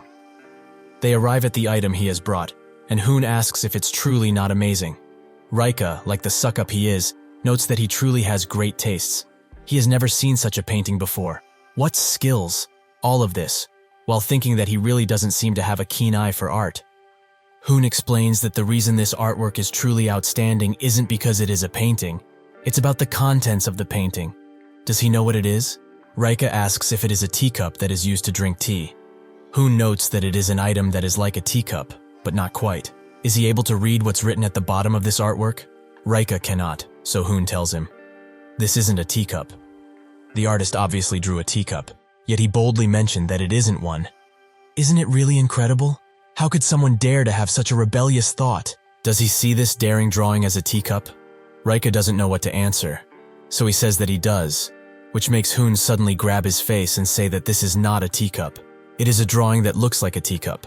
Doesn't he find it strange, though? They call that a teacup, despite it being a drawing which they cannot drink tea from. When they see it, everyone sees a teacup. But is it not strange? Rika agrees wholeheartedly that it's strange. It is very strange. Hoon lets go of him and notes that if they think about it, it is not just this teacup that they should be thinking about. There are countless teacups in the world, and all of them have different shapes and sizes, yet they still call all of them teacups. After pondering about this constantly, he has arrived at a certain question. What is a real teacup? Does such a thing even exist in any world? Rika thinks that it's a teacup, and it isn't a teacup at the same time. He understands now that this artwork is trying to ask a question. What does the essence of an existence mean? But what does this damn story have to do with anything? Hoon says that it's truly a great piece of art, with a thought that would be hard for an adapter who has lived in the system to come up with at all. He asks Rika if he knows the true value of the artwork now that he has explained it, which Rika confirms. He has been deeply touched by this piece of artwork. Since he has listened to this explanation, Hoon feels it's his turn to give him an answer. When he looked at this drawing, he also came to think about a monarch, and what this title means. Rika notes that a monarch is the most noble, dignified, and important existence in this entire land. Hoon notes that those are some great words, but what does that all lead to? Are those adjectives referring to the ice monarch who is just standing there? Or could it be referring to the white-haired monarch that is also just standing there? If not any of them, could he be referring to him? Rika confirms that he is, but Hoon says that what he just described is not a monarch. If this is the case, what can he be described as? He was not able to destroy a single escaped product and dared to come back alone after losing his precious comrades. Could someone as dirty and lowly as him be referred to as a monarch? Eventually, a knife is bloodied, and a pool of blood gathers at the base of the stairs. The ice monarch gives Hoon a towel to clean himself, who asks if he likes this drawing, as he has now become quite fond of it. He would like to call it, "This is not a monarch." He smiles and asks where their targets are. The ice monarch explains that by now, they should have reached the strange factory. Hoon notes that if that is the case, they are about to enter the abyss, so they should also depart for battle. He orders the ice monarch to call the 5th and 6th lieutenant generals, as they have to teach the bastard who gave them such hope what it means to be too arrogant. Hoon walks through his collections of earthly items, as he has become quite fond of that planet and its strange gadgets, but his most precious souvenir out of all of them is the reason he went to Earth this time around. He went for Jaehwan. The courage to die, he came up with that saying, and it's really a good saying, but they will test to see if he has the courage to stop. Suddenly the ice monarch knocks on his door and Hoon is quite mad at him, as he told him specifically to not bother him when he is alone. The ice monarch apologizes, but he is here because there is a question he would like to ask about the situation. As he probably knows already, the narrow gate has been closed, so how will they cross over to chaos without it? Hoon notes that their opponent has already said it. If they have the courage to die, they should kill themselves. So, they will play his game this time, but he wants him to be the first person to go there, since he so graciously offered right now, right? At the factory, everyone continues to fight the horned beasts that keep popping out of the hangar, with some failing to defend themselves, but others are steeled enough to slay any beasts that come their way. Seeing that the beasts won't stop, Jaehwan unleashes a thrust in the hangar's direction, which surprises everyone around, and Kaiman says that no matter how many times he sees that attack, he is still left amazed. Chung Hyo notices his expression and asks why he has a long face. Is he worried that he might not be able to go with Jaehwan to the abyss? He shouldn't worry, as he might not know about the others, but he is sure that Jaehwan will bring him along no matter what happens. Jaehwan continues to kill the horned beasts that come and lets his sword eat their horns, but no matter how many he feeds to it, it doesn't seem to get repaired. It is probably because of how much it was damaged because of the last fight. If it were not a spirit weapon that has the ability to regenerate, it would have been better to just pick up a new sword somewhere else. Based on what Michael said, however, all spirit weapons go through 3 big evolutions. Every time it evolves, it will obtain much more strength, or have a very large increase of abilities. His, however, doesn't seem to be changing that much. Suddenly, out of the hangar, an extreme amount of pressure is felt by everyone around, and Yurin thinks that this amount of pressure is deadly, as he is standing far away. yet he is able to feel it from here. A gigantic octohorn beast pops up from the hangar, which shocks everyone, as anything above a pentahorn is rarely seen, so everyone is rightly scared by what they are seeing, as they have heard stories that they would need at least 3 7th stage adapters in order to even make a dent in that thing. Suddenly, the beast changes course and heads straight for Jaehwan, which confuses the other fighters, as they have no clue why. But it is because the octohorn beast has seen that his sword is eating countless horns, so it's mad at the man who defeated most of its comrades. With great force, it unleashes a large breath attack that instantly gets in front of Jaehwan, much to Kaiman's surprise, who is very worried for him. Chung Hyo, with a rather disappointed look on his face, asks if he's being serious. Is he really worried about that lad after seeing everything he has done previously? With a deadly glimmer in his eye, Jaehwan unleashes a deadly attack to counter the octohorn's attack, which pushes the other horned beast behind and creates a large wind gust. Kaiman looks at this and thinks that he has gotten stronger than ever before. Is this the power of an awakened that has opened up Genesis? The octohorn beast sits defeated before Jaehwan, with its guts blown up due to the attack. Jaehwan thanks the beast for its horns, as they will help with his repairs. But that's when a voice from inside of the factory beams loudly and tells him to put Garnak down. They all sit in silence after hearing this, but Chung Hyo knows who it is. The peak of Chaos's horned beasts, the ruler of all horned beasts in this place. The Decahorn, who's fully capable of speech, and what's more, is that there are 3 of them. They are the leaders of the factory. Jaehwan's sword starts shaking with excitement as he sees them, and Jaehwan smiles, as their horns will suffice for what he needs to do.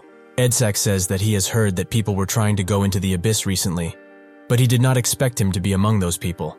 Johnniak only spouts out a couple of words, and Eus notes that he is still human, so he should be pretty easy to deal with even if he is powerful. Jaehwan looks closely at them and thinks that although they are weaker than Garam, they are beyond the level of the Storm and Silent Monarchs. If they attack all at once, they might cause him a little trouble, but nah, he'd win. Chung Hyo tells him to hold on a bit, as there is no real reason to fight these things. Although he also does not like them, the factory leaders are not to be considered their enemies. Es recognizes Chung Hyo, as he has been around here previously, but she cannot believe that he is willing to go back up there after what he went through. Edska tells her to not be too rude to them, as these people are welcomed guests of the great factory leader. He beckons Jaehwan forth, as the great factory leader is patiently waiting for him. When they get inside, Carlton notes that everything in this place is impressive. To think that the horned beasts would be created in such a surgical way. Chung Hyo thinks that it's a relief they were also able to go inside, as Jaehwan wanted them to, or else he would have stabbed them. Johnniak gets in front of Jaehwan and introduces himself while also asking for his name, in a rather crude way as he is not capable of normal speech. He explains that the Garnak is a precious product that can only be created once every 10 years. They are really hard to make. Jaehwan notes that that's why there are so few octohorns in the wild, but Johnniak tells him that it's also because the dead demon warriors attacked them, and they suffered big losses as a result. However, even if the dead demon warriors were many, they were able to win in the end. Carlton explains that they never thought that they would get to see the famous apostles of God, on their journey to the abyss even more surprisingly. Johnniak asks if he knows of them, and Carlton shows them a symbol, while saying that they must follow the great god of machine. Are they not apostles of Deus? Ias is surprised to find out that someone from Chaos would know about something like this. It seems that some of them have very big ears. Eventually they arrive at the room of the great factory leader and head right in. Jaehwan and the others are quite surprised to see the inside of the room, as it is covered with tons of screens, and a large beaming orb stands in the middle. The great factory leader slowly turns around and recognizes Jaehwan as the awakened who managed to open Genesis. This is the great factory leader in all of his glory, Aniak. Jaehwan thinks that his name sounds quite familiar, but now that he thinks about it, all of them have very similar sounding names. They also all seem to be product names. He asks Aniak if he knows of a planet called Earth, and Aniak explains that is the name of his home. People around these parts like to call it World 294. But why is he asking such a question all of a sudden? Jaehwan notes that it's because they all have names that are similar to machine names. Aniak says that they have been told to be creations of a god from a world of change. It's possible that the world of change they speak of might be his original home. Jaehwan asks what he means by God, which tells Aniak that he is not aware of the abyss, So he tells him simply, if the controllers of the almighty land are the monarchs, those who control the abyss are the gods, so to speak. The abyss is the land that those gods fight for control of. That is everything he needs to know for now. Carlton finds all of this very interesting, and Chung-hyo asks if those gods in the abyss play the same role as the monarchs do in the almighty land. Eniac explains that their roles are rather similar, but they are very different from the monarchs they know. Most monarchs are adapters of the system, but gods and adapters are quite different. Jaehwan notes that in his world, gods are considered almighty beings. Can the same be said about the gods in the abyss? Eniac says that the gods in there are not all-knowing nor almighty. In some cases, it might even be possible to become a similar being to them. However, as a creation of God, he does not have the means to perfectly describe what a god truly is. At the very least, though, he can tell him what kind of beings are the gods. That being, someone like him. He is a god. Jaehwan asks how that is, and Eniac explains that he is an awakened who opened up Genesis. Those who do so and become truly awakened, embodying their unique worlds, are on par with the gods of the abyss, and in certain ways, they are beyond them. Unlike those gods, he does not need a representative. None of the awakened do. All of the gods in the abyss require one, as they cannot do anything on their own, so by providing those representatives and followers with their world, they are able to exist through them. The more followers a single god has, the more powerful they shall become. On the other hand, gods who have little followers are unable to reach their full potential, no matter how much they try. Jaehwan thinks that it's like one of the internet platforms from his original world, where people would grow channels by making people subscribe to them. I wish this platform existed in our world too. I would have loved for sure to make videos and post them on it.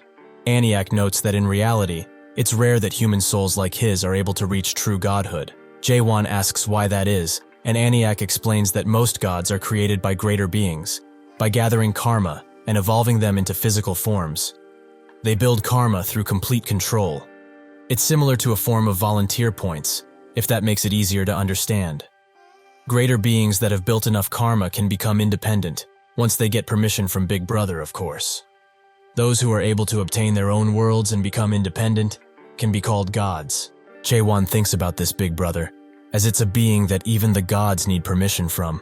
Even from this rather rough story, he can tell that it's important, but nothing comes to mind when he thinks about it. Why is an important story like this not recorded within the records of the abyss he got from Mullark?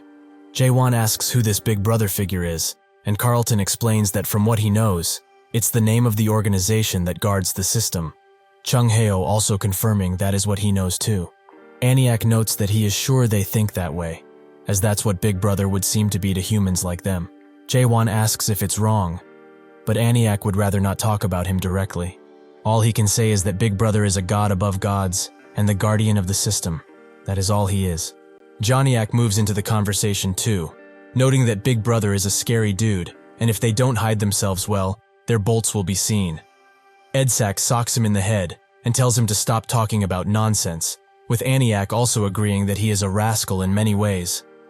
Jaehwan asks if this Big Brother killed their god, and Eniac notes that he is surprising in tons of ways. Indeed, they lost their god to Big Brother. That is why they have been exiled from the Abyss and forced to come here. Jaehwan remembers more information from the Abyss records. When Mullark came to this place, Eniac told him that they lost their god, but the power they have can still be useful, as they were able to make a contract with Big Brother. It was truly frustrating, however, as he didn't allow them to even make the Titan warrior, Deus Ex Machina. That is when he asked Mullark for help, as they wanted him to find the Titan warrior for them. Jaehwan does not know any of the details, but he understands the situation now, although roughly. Even if these guys lost their god, they were left in charge of this place, because Big Brother still found a use for them. Suddenly, Eniac announces that he has only one reason for calling him to this place. Jaehwan asks what that would be, and Eniac asks him to give up on going to the Abyss, forever. Chung-hyo notes that it's not for him to decide, seeing that they have nothing to do with it, which makes Es say that he has quite the arrogant tone for such a lowly human. Eniac calms her down and says that it is true, they have no right to tell them that, but the being that can decide will not allow them to go there. Jaehwan asks if the Soul King is trying to stop them, and Eniac confirms that he is right. The Soul King has become rather angry with him, which makes Jaehwan ask if it's because he killed the Mega Dead previously. Eniac confirms it once again. The mega dead he killed previously, Magritte is one of the servants of the Soul King, whom he cherishes quite a lot. Jaehwan wants to summarize the situation and does just that. Firstly, the Soul King is the only being that can open the abyss entrance. Secondly, he is angry like a child because he killed his servant, right? Thirdly, since the Soul King is now sulking because he lost one of his favorite toys, he won't open the abyss gate for them. Did he summarize everything correctly? Aniak says that the analogies he used are rather offensive, but all in all his summary was on point. Jaehwan asks him to open the gate if that's the case, but Aniak asks if he really doesn't understand the situation right now. Jaehwan says that he understands it perfectly, but he will settle everything in person with the Soul King, so he should open up the gate already. Aniak says that he cannot open the gate, even if he commands it like that. Seeing that it has come to this, Jaehwan puts his hand on his sword and says that he left him no choice. Es also gets ready for battle, while noting that they should have just done this from the beginning. Both Kaiman and Chung Hyo prepare themselves, and Aniak also becomes hostile, as Jaehwan leaves him no choice. Suddenly Jaehwan only says Deus Ex Machina, which surprises Aniak. If he opens the gate for them, they will find their Titan warrior, that they lost in the abyss previously. Aniak asks how he even managed to know about the Titan warrior, but Jaehwan brushes him off, as he doesn't need to tell him about the details if he knows the important bits. Now that he has promised this, will he finally open the gate for them? Aniak sits in silence for a good second, but eventually makes his finger into a key, which makes Jaehwan smile. They walk through the gate together, and Aniak notes that in the end, he somehow managed to make it this far. He has never met a human like him ever before, something which Jaehwan hears pretty often. Aniak asks if he can really talk it out with the Soul King, but Jaehwan notes that nobody will know unless they try. Aniak truly hopes that they can do that, and also says that he noticed he had the stigma of Deus, but he did not use it. Jaehwan raises his left hand and asks if he's talking about this tattoo, which Aniak confirms is the present that they gave to humans. Originally, they gave it to the humans along with a horned beast with 7 horns as their guardian.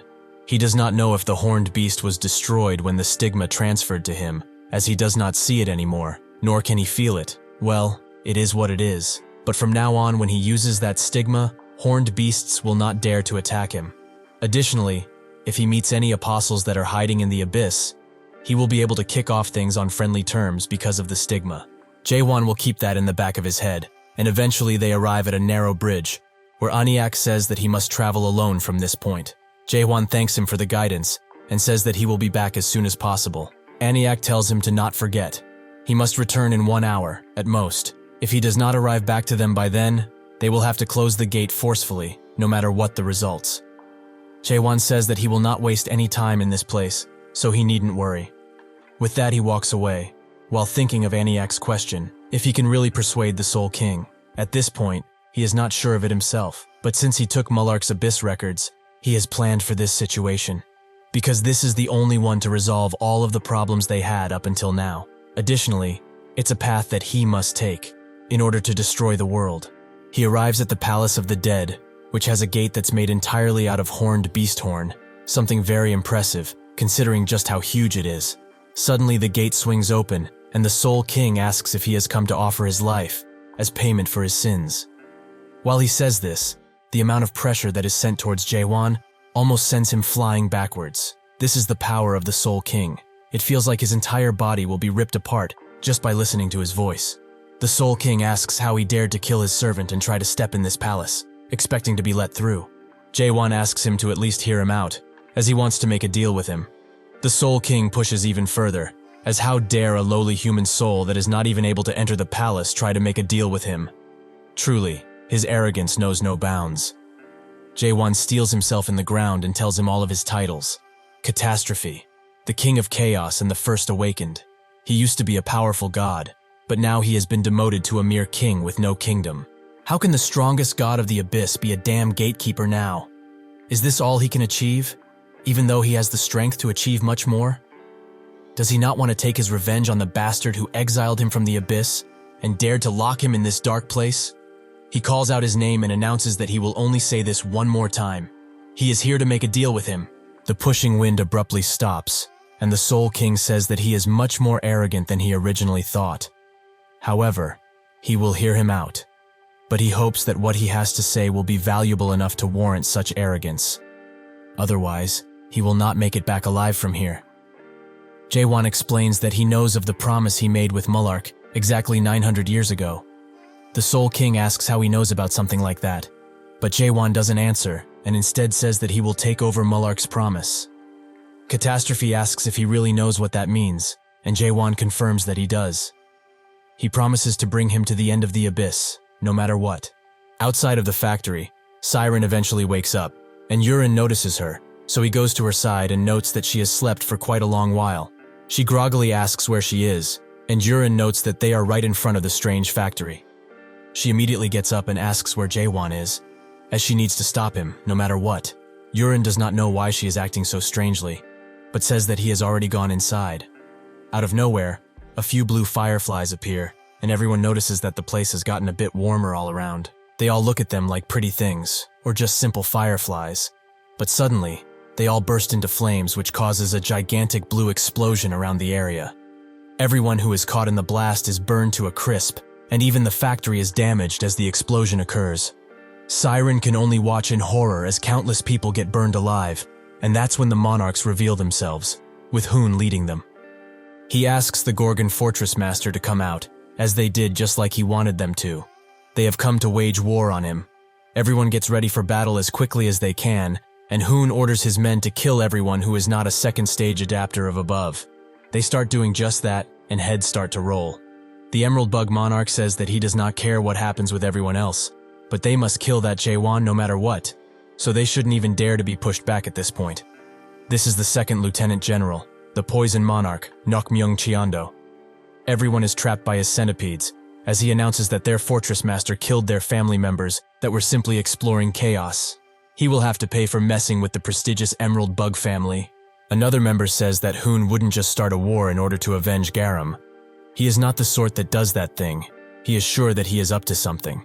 This is the 7th Region First Major General, the White Artist Monarch Nishimoto. Right next to him is someone from the Samyung family, the 4th Lieutenant General, the Bladestorm Monarch, Samyung Yuha.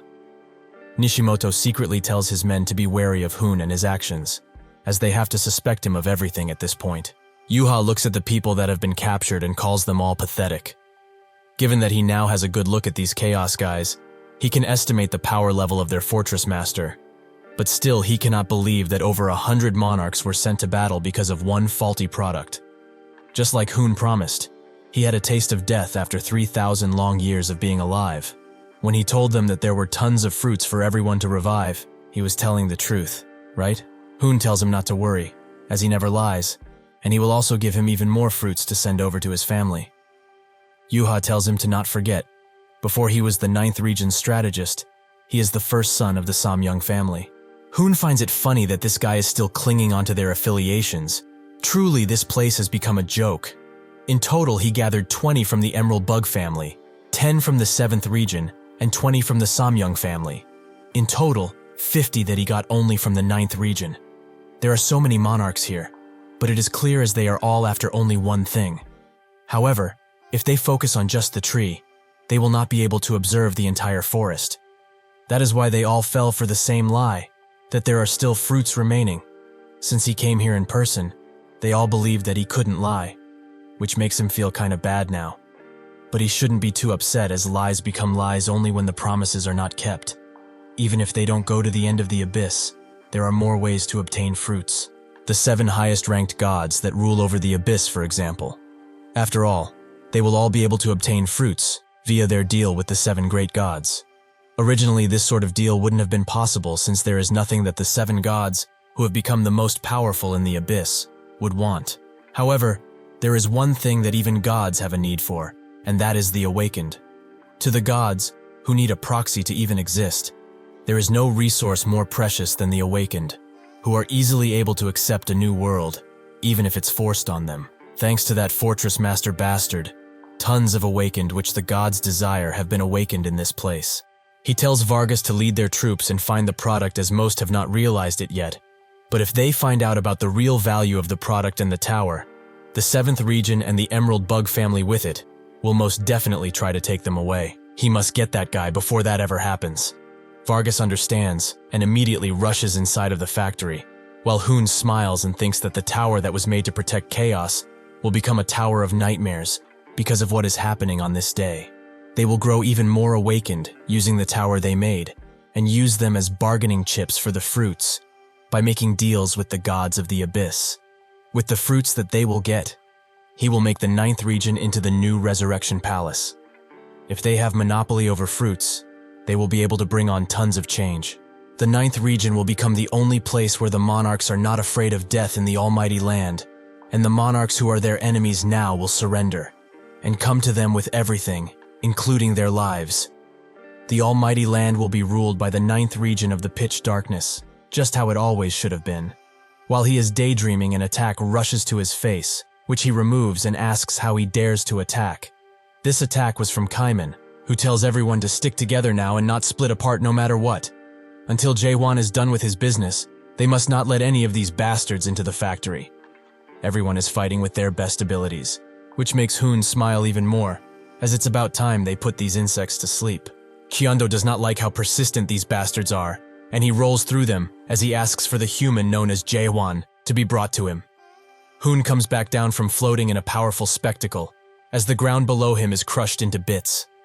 Everyone is surprised, while Kyondo just scoffs at him. Hoon then notices that the foolish mare girl is also a part of this merry group, the same one that betrayed Pitch Darkness because she was too selfish. Siren tells everyone that this guy is a lieutenant general from Pitch Darkness, and he's the most dangerous person out of everyone here. Hoon tells Kyondo that he can stop, but he does not want to, as his body is too restless for him to do anything and watch. Hoon walks past him and says that he is the one responsible for this precarious operation, so he should sit by and watch the show. Suddenly, everyone from Gorgon attacks Hoon in unison, which makes him smile even more, as it seems that these souls are still persistent, but that will not last for long. With one swing of his sword, he pushes everyone back, which surprises Kaiman the most, as he did not expect that much power to come out of him so suddenly. The attack sends debris flying as it hits the factory, and after the dust clears, only Hoon is left standing. He notes that this is how one should train souls to be obedient. They need to press down on them so that they don't dare to think about disobeying. Huang grabs his leg from under some debris and says that he will not let him go, no matter what. Everyone also gets up slowly, and Hoon congratulates them for their award-winning tenacity. It is nice to see from time to time. He turns around to Huang and smashes his grabbing hand into bits with only his leg. This way, he will be able to enjoy himself well as he tramples on their hopes and dreams. Everyone that is inside of the factory can feel the commotion that is happening outside, which makes Eus wonder if the humans have decided to cause a ruckus because they can't sit still, but Edsak says that this does not feel like something humans could do. Aniak asks Johnniak to find out what's happening outside, which makes him use his scouting ability. Eventually, that ability reaches the outside and he sees the monarchs attacking the humans viciously. They are in danger. Seeing this, both Chung-hyo and Carlton rush to the outside, with Chung-hyo noting that the brat was spot on with his guess. They really did run into the monarchs before they got in the abyss. Carlton asks if they really managed to make a narrow gate at such a short notice. But Chung-hyo says that something like that is not possible. That would take at least a few months. He thinks that the only way they got here is if they risked their lives. This means that they are intending on flattening chaos once again so that it can never think about getting up ever again. Just like they did 900 years ago. Chung-hyo remembers when he had one of the soldiers from the Abyss expedition in his arms, who did not wish to die. Chung-hyo encouraged him to stand up. Does he really intend to give up after coming this far? The soldier handed him one of the fruits, as he was a lost cause. But with this, he would let everyone know that they did not lose. They really got the fruit. The Abyss expedition did not actually fail. When they got back after the expedition was over, he told everyone that they did not fail, that the expedition obtained the fruit. That is what he lied to everyone about, even to himself. He endured so many years of humiliation and shame because of this, but now they are thinking of taking away everything once again. When they get outside of the factory, they see the destruction that has already been caused, and Chung-hyo's eyes open wide as his hand shakes uncontrollably. Carlton tries to make him calm down, but Chung-hyo charges in through the flames, while thinking that he cannot allow them to take away everything they have achieved. He is no longer the weak person that he was in the past. Now he will fight for what he believes in. He immediately kills one of the subordinates there and calls out for the people of the expedition. But when he looks at what is going on, he is left shocked and speechless.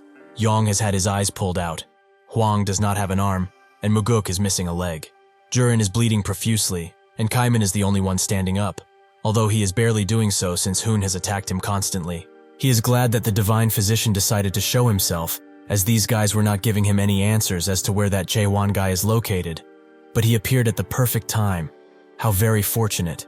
He really enjoyed his time with these souls that have strong willpower, but he cannot afford any wasted time, so he will make an example of this guy standing in front of him. Chung Hyo screams out to him, and in his final moments, Kaiman can only apologize to Jaehwan for not being strong enough. In that split second, before Kaiman can be struck, Chung Hyo throws him out of the way, and Carlton joins him in blocking Hoon's strike. Siren is pleasantly surprised by their sudden appearance, and as Hoon throws them away, Carlton uses his abilities to pull the rest of the expedition party out of danger. Hoon smiles and says that they are not bad, while unleashing his mighty pressure on them. Chung Hyo can barely stand up to this pressure, but how can he exert so much in only a few words? Has Kaiman been fighting a monster like this the entire time they were lazing around in the fortress? Suddenly, the fortress vice leaders appear behind him, and Edsak asks what he thinks he is doing around these parts. Hoon notes that it's nice to see them again. He is actually looking for a product. He promises to leave right after he gets that. Edsak asks if the product he is speaking of is the Awakened that opened Genesis, which Hoon confirms. Even if he does not have a face, it is clear that Edsak is angry at his response. They have not changed in the slightest, even after thousands of years passed since they last met. To think that they would still treat living beings with souls as mere objects to be toyed with. Hoon agrees to disagree and hopes that this won't impede them from opening up the factory door for him. Edsak asks what his purpose is inside, but even if he has one, he finds it hard to let him inside after what he did. Hoon explains that their product simply escaped in the factory, and he wants him back, since he is theirs after all. Edsak still refuses, as the timing is not right for a visit, which makes Hoon sigh and say that he will put it more bluntly for him, since he is only a bunch of nuts and bolts. He should open the fucking door when he is commanded to. Wasn't he made to follow orders, like the worthless thing he is? He unleashes an even mightier pressure on them, which makes Edsak ask if he has forgotten that the monarchs are not allowed to interfere with the factory at all. Hoon says that he is right, as they are responsible for keeping the Soul King sealed, or suppressed rather. That is why they didn't do anything to them thus far, as the Soul King, or more commonly known as Catastrophe, is one of the 3 ancient gods. A being that can only be sealed with all the monarchs of the 12 regions present. The strongest god of the abyss, truly a worthy title for him. Or it was. He doesn't know exactly how strong he is, but now he is just a fallen god that can make dregs, like ghouls. Additionally, over 1,000 years ago, the supreme monarchs of the 12 regions were much weaker than they currently are right now, and he is stronger than the 12 monarchs combined. Edsak asks him to reconsider his choice, as he promises this is not what he wants. Hoon announces that he is the Black Shadow strategist. Samyung Hoon, does he really think he would listen to the words of a machine? Having had enough of his yapping, Ayas charges him, but she is far too late as Hoon unleashes his technique across the ground from above. Out of Hoon's attacks comes a mighty blue beast that immediately claws at Ayas, who cannot hope to defend herself, so she admires the amount of power he exerted. When the beast's paw lands, it creates an explosion that even the other monarchs admire. Chung Hyo is completely lost at this point, but that's when the eyeless Yong crawls next to him and asks if he thinks they still have a chance of winning this battle. Chung Hyo had forgotten that his eyes were removed, but perhaps it is for the better, as if he had seen what was going on right now. He wouldn't have had the sanity left to ask that question in the first place. He thinks that it is impossible to defeat that thing, so he takes a step back, but suddenly remembers the words of his pupil, that he always runs away. He stops, but his body cannot stop trembling from fear. He wonders how Jaehwan thinks that he can win every single battle, while fighting against such strong people, who defy all odds. Yong asks if Jaehwan is back yet, which makes Chung Hyo think that he is still with the Soul King. He might actually be dead at this point, but even if he is certain that he wouldn't bend his knee no matter what. He tells Yong that he is not here yet. However, they have not lost either. Yong gets up, and everyone does the same. Even in their states, they still have the will to fight and win. Hoon is rightfully surprised by their determination, as he has shown them a power that would make most people lose their will to fight, but still, they choose to fight and glare at him with those eyes. He can only describe them as noble. Noble eyes only belong to people who have the will to decide what their lives will be like. They are noble, despite not being even close to monarchs. Dignified, even if they are crushed. People who do not care who is in front of them, even if it is an unbeatable enemy. It is as if they are all saying one thing, that monarchs do not exist. If all the awakened born from that certain tower are like these guys, can he really sell them to the abyss and hope for the best? He tells Vargas that their plan has changed. Every single awakened in front of them must be killed. They will only be sparing the product and the tower. They will now end this, once and for all. The beast in front of them gets ready to unleash a shattering attack, which makes everyone prepare for the worst. But out of the fortress comes a red beam that goes through the beast's attack and pushes even further, creating an explosion in front of them. Hoon smiles once again, as he finally has eyes on the product. Jaehwan apologizes as it appears he came too late. Everyone calls out Jaehwan as they see him, and he thanks them for making it so far. But now they should get as far away from this place as they possibly can. Hoon asks if he really is the Gorgon Fortress master he wanted, and Jaehwan confirms that he is. Hoon finds it pretty puzzling, however. This filthy person, who is ragged all across, is the Gorgon Fortress master. Did he really do all of this for someone like this? He also notices that he has tons of impure energy around him, and guesses that it's from the Soul King. But to think he would let someone like this leave, truly he is now the king of nothing. He cannot believe that the people of Chaos gained hope because of a beggar like him. Two more monarchs appear, with one saying that they can't believe they came all of this way and did all of that because of a mere product like that thing. They are all fools who have been duped.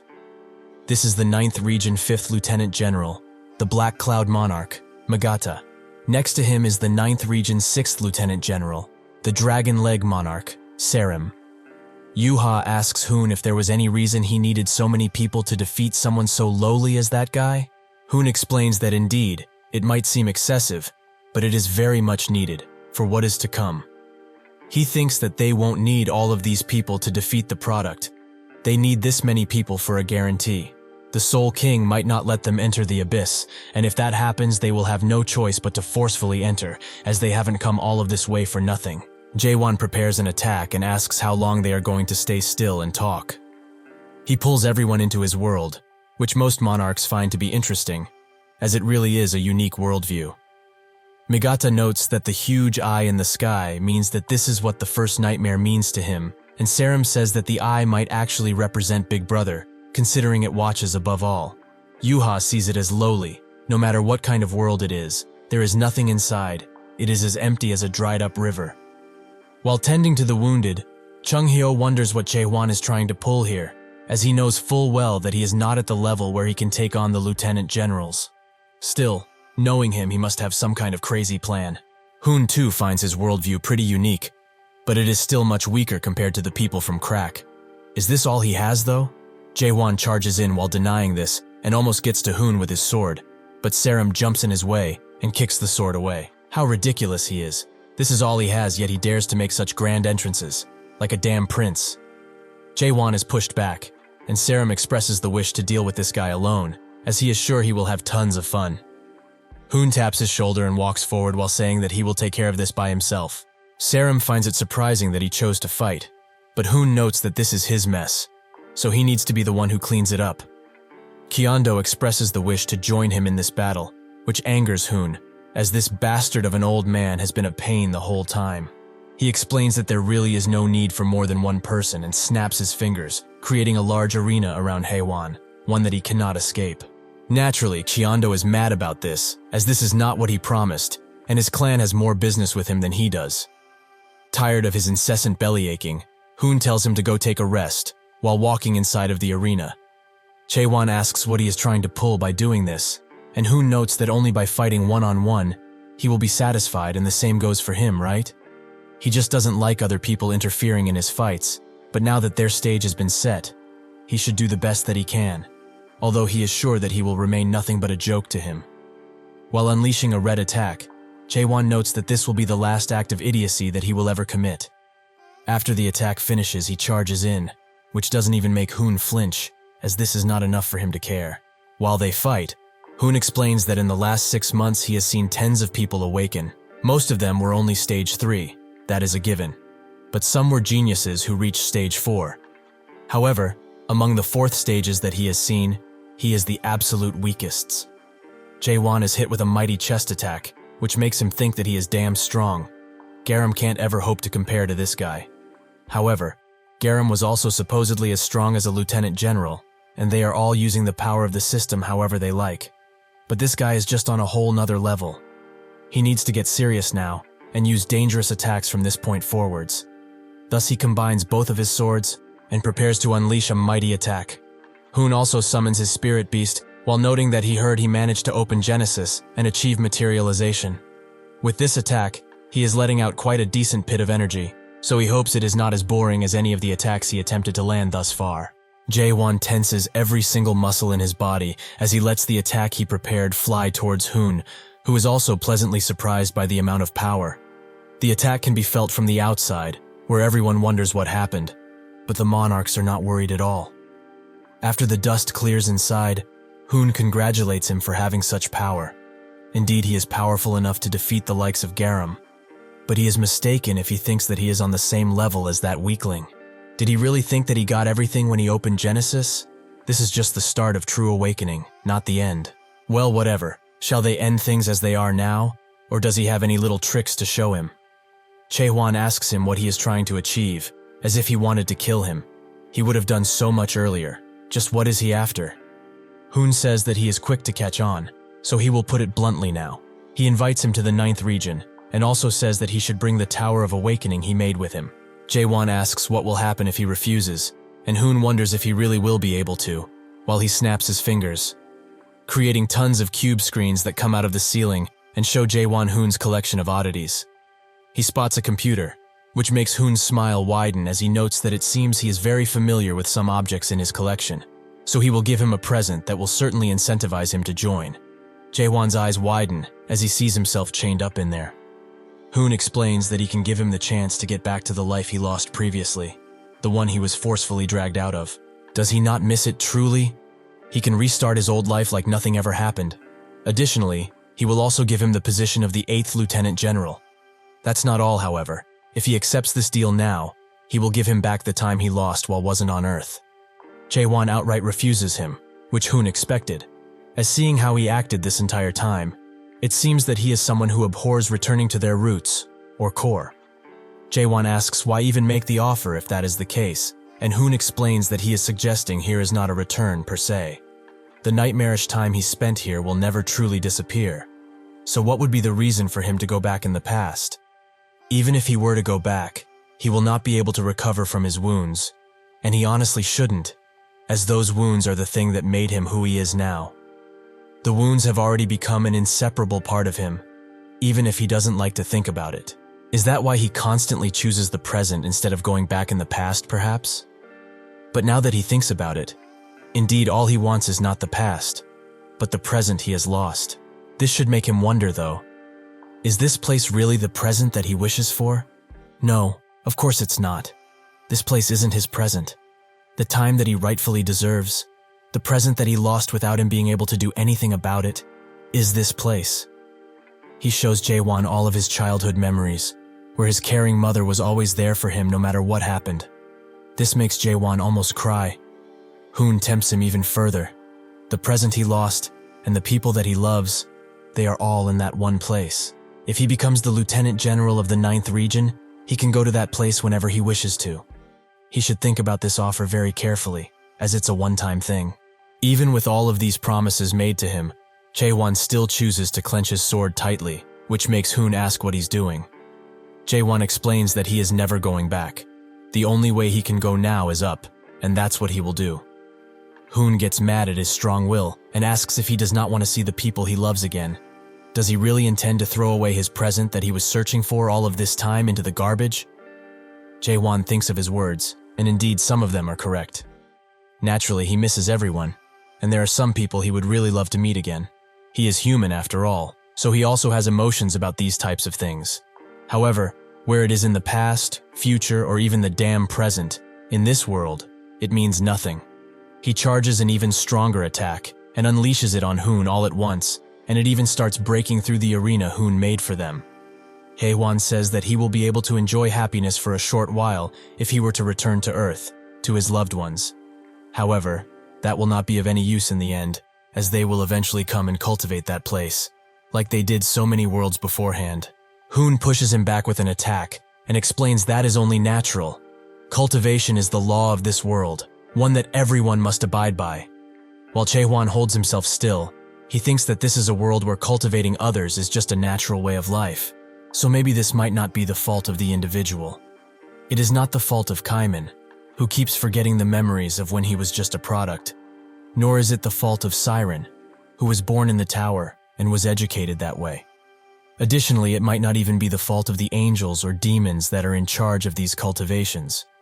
He says that if someone is to blame for all of this, it would be the person that didn't set that kind of thinking as morally wrong. The one at fault would be this world. That is the reason why he must eradicate this world entirely. Hoon notes that he is a child for thinking like this, because in the end, everything that he cherishes is a part of this world. So is he really saying that he will destroy all of that with his own hands, like a maniac? The thing they most commonly describe as the system does not truly exist. It cannot be destroyed, nor can it be touched. The system is just nature. He unleashes another mighty attack on Jaehwan, which he cannot hope to defend himself from, and now he doesn't have the time to strengthen his world, nor become stronger. The only thing that he is able to do in this dire situation is borrow someone else's power. He eats the red crystal that he got out of his pocket as he cannot win with his own strength. The attack reaches Jaehwan, which can be seen even from the outside, making Chung-hyo wonder just what is going on inside that place. Hoon thinks that it would have been much better if this guy chose to follow him quietly, as he has crossed over to chaos as a living being, so he is always in a state where his brain link is connected. If he were to die, his soul would probably go back to his original physical body. Naturally, that doesn't mean there won't be damage to his soul, but at this point he has no choice but to send him forcefully to the almighty land. Suddenly, the aura around Jaehwan changes, and a dark red, ominous energy starts to permeate throughout the arena, swallowing it whole. Before Hoon even notices, he is also touched by the red energy and corrupted by it, so he starts screaming, either out of pain or out of surprise. Everyone outside wonders what's up with this energy that is coming out of the arena, but Chung-hyo knows. This must be the reason why Jaehwan did not eat the horn properly, even though impure energy was leaking out of him constantly. There will be a hell of a price to pay for doing something like this. Just what is that kid trying to achieve now? The arena starts to come apart at the seams, while Jaehwan laughs and dead creatures appear out of portals. They all look at this with shock and awe, as the Soul King, now controlling Jaehwan's body, appears before them and says that they haven't seen each other in a while. This is the descent of the true body of the Soul King. In the Abyss chat room, the gods start to feel the commotion that is coming from chaos, and some of the Maven wonder if the seal has been released. Somewhere else entirely, in a bloody and strange place, a man thinks about chaos and notes that is the place where Seola is at. In chaos, undead creatures start appearing everywhere, and Hoon wonders how this is possible, as the Soul King was sealed away by the supreme monarchs of the 12 regions. It is written as such in the Akashic records. That is why he thought that bringing 100 monarchs would be overkill. Did the Akashic records lie to him? This thing is at a level where victory wouldn't be guaranteed, even if the monarch of pitch darkness is here. This means that they need to get out of here as quickly as they possibly can. Hoon bows his head down to the Soul King and explains that they have no intent to fight against his might. They only want the product that he has possessed. Catastrophe refuses, as this guy is off limits from now on. Hoon notes that even if he has taken a liking to him, he made a promise to Big Brother that he would not interfere in any chaos affairs. Catastrophe clicks his tongue as he hears this and asks how he dares to say that name while he is in front of him. This pressure puts Hoon to his knees and he apologizes profusely. But from what he knows, that is the reason why he has yet to choose a proxy. Catastrophe explains that this guy is not his proxy. He is just trying to protect his own world, even if it means that it will cost some of his life force. That is why they made a simple contract. That, however, is none of his damn business. He starts to prepare a mighty attack, while saying that one thing is for sure here: all of them will be dying in this place, no matter what. Hoon asks if he will really break the promise he made to Big Brother like this, but Catastrophe says that he hasn't done anything like that. While indeed this is his power, it's not of his will. The attack starts to form even further as land, sea, and air combine to pin the monarchs down. Hoon has still not lost hope and tells everyone to gather around and not be scared, as they need to stick together. He guesses that the Soul King is using ghoul dissension to be here, so no matter how strong he really is, the vessel that he got is just a mere human with a squishy physical body. Soon enough, he will collapse from exhaustion, so they need to hold out for just 5 minutes. Kyondo calls him a crazy fool for wanting to even challenge that monster and says that the Emerald Bug family will stay out of this. Catastrophe looks at him and notes that the Emerald Bugs are the ones who created the Spirit Stones or something like that after analyzing his world without permission. They are fools for trying to imitate a god that is much higher than them. However, did he really think that he would let them escape? In that second, he slashes Chendo in half while saying that he is not even worthy of becoming a ghoul. None of them are, in fact, so not a single person here will be left alive. They will surely resent him, but they should look at this sight and burn it into their retinas. This disaster, this much death, they have brought it upon themselves.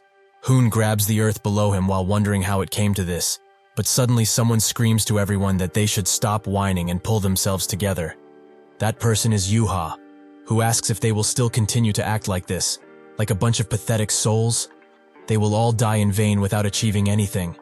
As Hoon said, they only need to last 5 minutes, so they should all attack at once in order to succeed. Catastrophe smiles, as it seems that they have gained some courage, and Hoon is also revitalized by his sister, who looks like a man on roids. Everyone charges in, even though their odds of winning are low, which makes Hoon think that they still have a chance, as long as they do not lose their hope. While there will be huge losses, naturally it's better than losing everyone in the group. If he continues to attack at this level, he is sure that Catastrophe will tire soon enough. Catastrophe smiles and notes that it's quite a sight to see so many young souls attempt to survive. Truly, it is very beautiful. However, he has had enough of their games.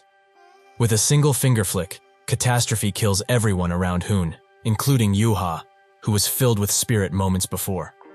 Seeing this, Hoon falls to his knees once again, as the corruption on his body spreads. Catastrophe notes that it would be quite boring to just sit still while he does nothing. Hoon begins laughing maniacally as he sees his reflection in the pool of water below him. Was there really no way to win against him all of this time? He admits to himself that he has won, but he will not let everything go according to his plans. Catastrophe thanks them for playing with him, as it has been a while since he had this much fun. With one fist, he kills Hoon and says that unfortunately, they have become rather boring, so this is goodbye. The red mist that permeated throughout the valley clears out, and the only thing that remains is the gentle wind and the bodies of dead men. In this moody place, Jaehwan comes to and is awestruck at how powerful the Soul King really is. Even though his powers had manifested through his very soul, it just doesn't feel real in the slightest. The Soul King's power, the power of the First Awakened, goes beyond just destroying a part of the world. He dominates it, all of it. This is most definitely the very last stage of what he seeks to grow into. But in order to reach this level, he will have to struggle all of his life, if not more. However, even the Soul King, who has shown him true power, was sealed by Big Brother. Just how strong does he have to become in order to achieve his dreams of destroying this world? Catastrophe notes that his body is truly weak, as it couldn't even last 5 minutes. Jaehwan asks how many times he can borrow his powers now. Catastrophe explains that he can only summon him 3 more times with Ghoul Descent if he is not his proxy. He used 1 summon already, so he is left with only 2.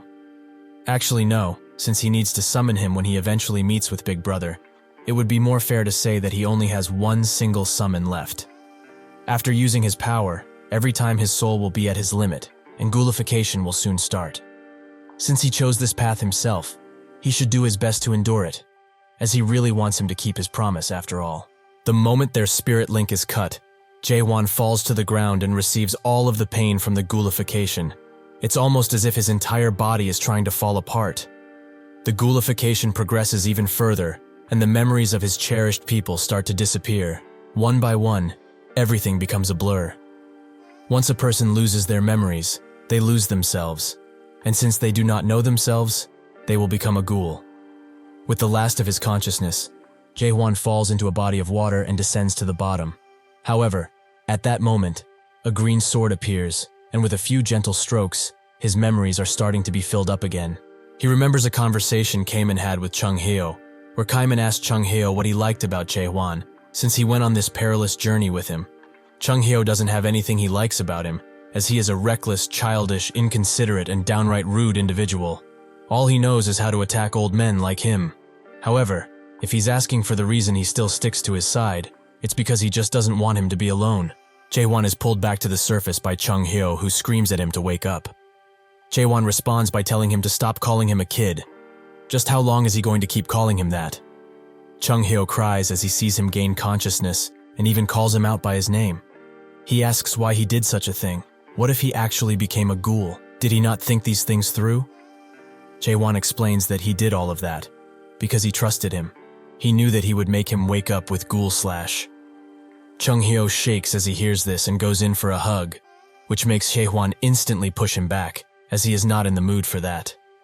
He pushes himself to a nearby rock formation and asks if everything really is over. While they did incur huge losses, a surprisingly large number of expedition members survived, and they will always have more people awakening, so they shouldn't have any problems, even after he is gone. Even the monarchs won't be able to do anything in chaos now, as they will be too busy trying to fix the balance of power in the almighty land, now that there are tons of open positions. Chaos has finally found its true freedom, which means his job is done. That is what he thought then. Suddenly, a few people came up to him and asked him what this is. His eyes widen as he looks at it, and it seems that Hoon's wish to not let everything go according to his plan have come true, as he has died smiling. One of the men holds up the vision of him chained up in the almighty land. Did he really come over to this damn place while he was still alive? Chung-hyo starts screaming at them. Just what are they doing right now? He risked his damn life to save all of them. The man explains that this piece of information is important to them, since every soul in chaos is already dead.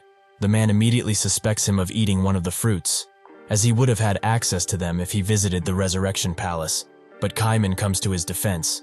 As the fortress master did not consume any of the fruits, he was there with him. The man asks him to explain the video they saw, but Kaiman can't defend himself against such a defenseless accusation. Yurin tells everyone to calm down, but the man just can't sit still. Just what happened to all of the fruits, huh? Did they eat some too? To these dead men, the life of the fortress master seems like a huge betrayal. Yurin thinks that the situation is not good, as they are not calming down in the slightest. All of the uneasiness inside of them must have been piling up, and now it has exploded. After they all saw Jaehwan perform one miracle after another, they followed in his wake, thinking that they might have been able to get back their lives. They are not at all interested in the change to the world that the fortress master wished for. The fact that Jaehwan is alive, and all of the things that happened that were not explained to them, lead to this, where their questions are endless. Surprisingly, Hoon has yet to die, and looks at the commotion going on besides him. The fortress master is now in a pathetic state, while these people are agitated because of his skill, confusion which he managed to cast in the last second. The skill only works if there is already a seed of suspicion. This means that the doubts and jealousy they had formed a catalyst that triggered this outburst of emotion. Although they might have before, this means that they never trusted the fortress master. He might have succeeded in stopping his plans, but his plans are also foiled. It's over for him. Jaehwan rises and explains that he has destroyed the fruits, which comes as a shock to everyone, and they start suspecting him of destroying them because he wanted to be the only one left alive. Jaehwan thinks that true life can't be achieved just from fruits. Even if one is revived in the almighty land with the fruits, the same war will occur again, and they will all end up back here. He grips his sword tightly, and notes that they all asked if he's living. With a sudden pressure, Jaehwan reveals his brain link. The man instantly looks behind him and points. He really is connected to the spirit link. He has fooled them this entire time. The people, however, do not say anything, and when the man also looks in front, he is awestruck. Jaehwan says that he does not care what a real or fake life is. As he cuts his own spirit link, he explains that this is the life that he chose. Everyone is shocked after Jaehwan cuts his own spirit link, but Hoon laughs maniacally, as he truly is a crazy bastard. How did he actually think of cutting his own brain link? He really is mad, the mad king of chaos. With a last groan, Hoon disappears, and everyone reacts differently to what happened to Jaehwan. Some just look forward, while people like the guard who accused him look down in shame. Even when he is called out by the guard, Jaehwan passes him without saying anything. But when asked about his destination, Jaehwan notes that he is going into the abyss. Chung-hyo is the first to follow him, with Carlton helping him stand up and Siren being right behind him. Yurin looks at him and thinks that from the start, when he appeared in chaos, he was always truly alone. This scene is something that would get a lot of emotions, but they all slowly bow down to Jaehwan. Nobody said a word, yet they all knew that there would be numerous kings born in chaos from this point forward. But to the people of chaos, the ones who saw him, they only have one king. The last king that chaos acknowledges fully, and unfortunately, he is leaving now. After a while, Mino returns to chaos and finds it amazing, as it has changed so much. On the day of the 3rd month that he left chaos, Mino woke up from her coma, and through Claire, who was always beside her, she was able to find out about the many changes that were brought upon chaos. Thanks to the agreement between the King of Humans, the Strange Factory, and the Cunning Soul King, chaos was fully unified. The unified chaos built a new fortress, where the Strange Factory used to be at one point. The name of this new fortress is Carpe Diem. In this place, humans, ghoul, and even horned beasts that used to fight each other to the death are now coexisting peacefully, although it was very hard for her to get used to such sights. But because of this, Carpe Diem, the new center of chaos, thrived. Naturally, things were not that peaceful, as forces on the border that were hostile began to appear. Those forces belonged to the Almighty Land, as the 9th region, that Hun was in, lost tons of men due to Jaehwan's monarch massacre incident, something that has become quite famous everywhere. The other regions in the Almighty Land took advantage of this, so a dire war took place, and it's taking place even now. Because of that, thousands of monarchs die each day and come over to chaos as a result. Fortunately, chaos still has the Tower of Awakening that Jaehwan left behind, which was used to create numerous awakened that were able to fight off the monarchs. Even so, the major general monarchs that seldom come to this place are stronger than any 10th stage adapters, so fighting them is quite tough still. The people of chaos did not lose hope, however, and the factory leaders came up with a genius plan to solve that issue. When the monarch-level adapters perish, the place that they are summoned in is different than most, so in the past they were summoned into the Resurrection Palace. But now, the factory leader has changed their spawn location. The new location is right here, inside of Carpe Diem. Mino thought that it was extremely dangerous at first, as it seemed foolish, but she was convinced when she heard where they were spawned exactly.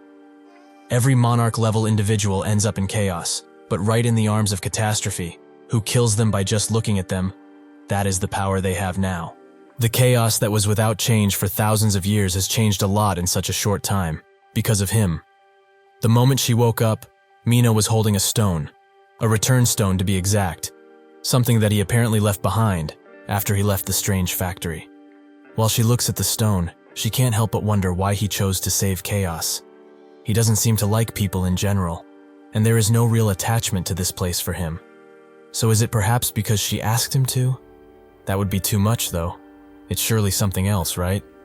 Still, this burning question is still within her, so to possibly find some answers, she has to go to this place that he left behind. When she approaches the tower, she gets a system notification, asking her if she would like to enter the Tower of Nightmares. This makes her feel a sudden feeling in her chest. These must be the emotions everyone is feeling when going into the tower. She can understand them now, albeit only a little bit. She smiles, as that bastard went on and on about his mission to destroy this world. But what he left behind was a tiny bit of hope. The system notification glistens as she accepts and thinks that perhaps this is not hope, but the actual end of the old world. While being drawn in by the tower, Mino wonders if she will ever be able to meet him again. In the world that Jaehwan left behind, if there was salvation, she couldn't know what it was like. However, in her imagination, his world, there was a tree that has roots with no place to seep themselves into, and bare branches without any green leaves. Despite all of this, she felt a lot less lonely while thinking of his world that he made. Because even if everyone in that world betrays the world, there will always be one person who will protect the world to the bitter end. The world that a single man managed to protect and change, chaos. The abyss is commonly known as the branch of the illusion tree, and areas within it are known as sites. Each site is its own unique world, and the 7 great gods are the highest ranking among all gods that control each world. However, if that is the case, what is the most dangerous place in the abyss? There was a time when the gods of Abyss, who had too much time on their hands, debated heavily on this question. Some gods said that it was the first site, that was made by Big Brother himself, while others said that the fourth site created by the crazy god is the most dangerous. But even those lesser gods are considered mythical beings that are hard to meet face to face, or even contact with. Even so, there is a dangerous place that even the normal gods must be afraid of. For example, the eighth site, Caspian, the Blue Forest area. Inside of the forest, a disciple asks his goddess if this really is the place, as this doesn't seem like a good place to fish at all. The goddess reassures him that there really is one. Does he not believe his own goddess? Even if he does believe her, the disciple simply cannot find it anywhere. So can't they head back? What if a dark soul were to appear around here? The goddess reassured her disciple, Runard, that dark souls are not easy things to just run unto. It's already been more than 100,000 years since the ancient three gods have fallen from grace. No matter how many followers they had previously, they are all probably dead by now. And he also has her, the greatest god, Anderson, so he needn't worry. Runard says that this is exactly why he is so worried. But in any case, must they really come to this place and gather the followers so abruptly? Anderson says that it cannot be helped in this case, as the situation needs it. The followers, the reason why Runard is now walking these lonely yet dangerous woods. In the abyss, the number of followers a god has determines how powerful they truly are. With more followers comes more power and the more rare items or stories. On the opposite end, a god that has no followers is always in danger, as a part of their world will start to disappear slowly, but surely. That is why Runard and Anderson are now in this blue forest. But Runard wonders if they can't just use words to lure in people like him. Anderson says that the last time he did something like that, the believer he acquired by his own stole everything from their vault and then dipped. That's not even the end of it. Back then, another god declared a holy war on them after they stole some of their followers. Did he perhaps forget already? Reluctantly, Runard says that they will continue fishing around this area. Fishing is the most common way of finding new followers in the abyss, and as the name suggests, it's to fish for the souls of real humans. Normally, a person would go to a public fishing spot in order to fish, but in some rare instances, there are remote areas like this forest that have undiscovered fishing spots. Even so, this spot feels quite strange, so Runard asks Anderson where she heard about the secret fishing spot. She says that it was from the Minerva store, the goddess of luck, that runs the monthly luck store. Runard asks how much she paid her, and she explains that it was a single installment of 300 trust. This makes Runard cry and fall to his knees, as that was the last of the currency they had. Anderson tells him to calm down already, as the Minerva card she got told her that she will have luck in the northwest of Caspian, the blue forest and water. There is only one kind of blue forest, this one, and water represents fishing, right? Right? Runard screams at the top of his lungs, as this is all that she went on. He asks her if she knows that she's in the wrong, which she reluctantly admits that she is wrong, and Runard notes that it's better to stop wasting important time and go back for now. A short silence falls because of this, which makes Runard think that he was a bit harsh on her, as she must be pretty desperate too, considering everything. The fact that she has no followers left except him, her avatar, means that she will slowly start disappearing, along with her own world. After this deliberation, Runard says that they should look around for a little while longer, as he would love to have a junior under him. And since she got cheated out of their last cash by Minerva, they need to make the best of the situation and attempt to find something, even though it might not be here. Anderson says that he is right with a happy tone, which reminds him of his younger sister. So he always becomes soft-hearted towards her because of this. She is the only family he has. Since he lost all of his family members and hometown included, he might as well help her to the best of his abilities, even though that isn't much. Suddenly he starts smelling water, somehow, and rushes to it. He runs through the forest and leaves, eventually arriving at a nice fishing spot, which is rather calm and away from any noise. Runard can't believe his eyes. There really is a fishing spot in this place. Anderson is also glad about this information, and Runard walks closer to the pond, wondering if they can really get a new follower. They are both nervous about this potential comeback, and Anderson is already thinking about what items to buy and how to write the story. Runard tells her that her item and story comes first, which she agrees with, since he is her avatar. After 1 hour passes, Runard asks Anderson if it usually takes this long to catch something. She tells him to wait a little while longer, as people usually say that fishing for souls is like fishing for time. They must be patient. Runard wonders where she heard that one. but focuses on fishing for the time being. 3 hours pass, then 5, then 24, and Runard is almost dead from boredom, without a single catch to his name. He notes that they should go and pummel Minerva into the ground, which spooks Anderson, so she tells him to calm down, as she is a high-ranking god, so a god without even a name card like her can't do anything against such a mighty god. Runard knows that full well. He was just joking around. While his fishing rod begins to be pulled by something, he thinks that even if they found this new and untapped fishing spot, they have been here for a long time and there is still nothing. Maybe the fishing spot was already emptied? Anderson tells Runard that the fishing rod just moved, which causes him to pick it up and try to pull it out of the water. But what he caught is something super strong, and he notices that the spirit power this person has is amazing. Is this a Murim soul, perhaps? Anderson says that something is really strange, as this soul is not coming from the border. It's actually coming up from chaos. This needs further power, so she urges him to take off his clothes, which he does instantly, and Anderson uses her story called Naked for some reason, to buff his body up, allowing him to pull the fishing rod like his life depends on it. After the person they caught falls to the ground, Anderson notes that this person has an amazing power, and most likely they just caught a damn god. While she keeps saying that he is a god, Runard notes that there is no way this would be the case, as he cannot be a god, since there aren't any gods that can possess a soul body. Every single god exists via beliefs, and can only exist via an avatar they chose. That is the most basic principle of the Abyss. She knows this already, right? Anderson asks if he's trying to flex his knowledge on her right now, but Runard says that this is what she taught him in the first place. But if she really feels so much power from him, maybe he is another god avatar or follower, since she felt world power from him. That's when he feels something strange too, a certain kind of pressure, which makes him wonder what this man is. Based on what she felt, this guy came from chaos, but the only place where gods exist would be in the Abyss. Otherwise, everything they have ever known about gods, avatars, and followers would fall apart at the seams. Anderson explains that chaos has a god, and a fierce one at that, but there is no way that he would actually get an avatar, so they will exclude him from the equation. Still being shocked by this man, Runard asks if he really is from chaos, which Anderson confirms, and if he is not a follower or an avatar of a god, he is probably a god in it of himself. Runard notes that he's not automatically a god if he's not a follower, and he also feels like she is hiding something important from him. So he would like her to speak up, as she was the one who shouted that he is a god. Anderson asks if he has ever heard of the story of the strong rat. In the past, there was a strong and rather unique rat. It was so strong that the title of the story was named after it.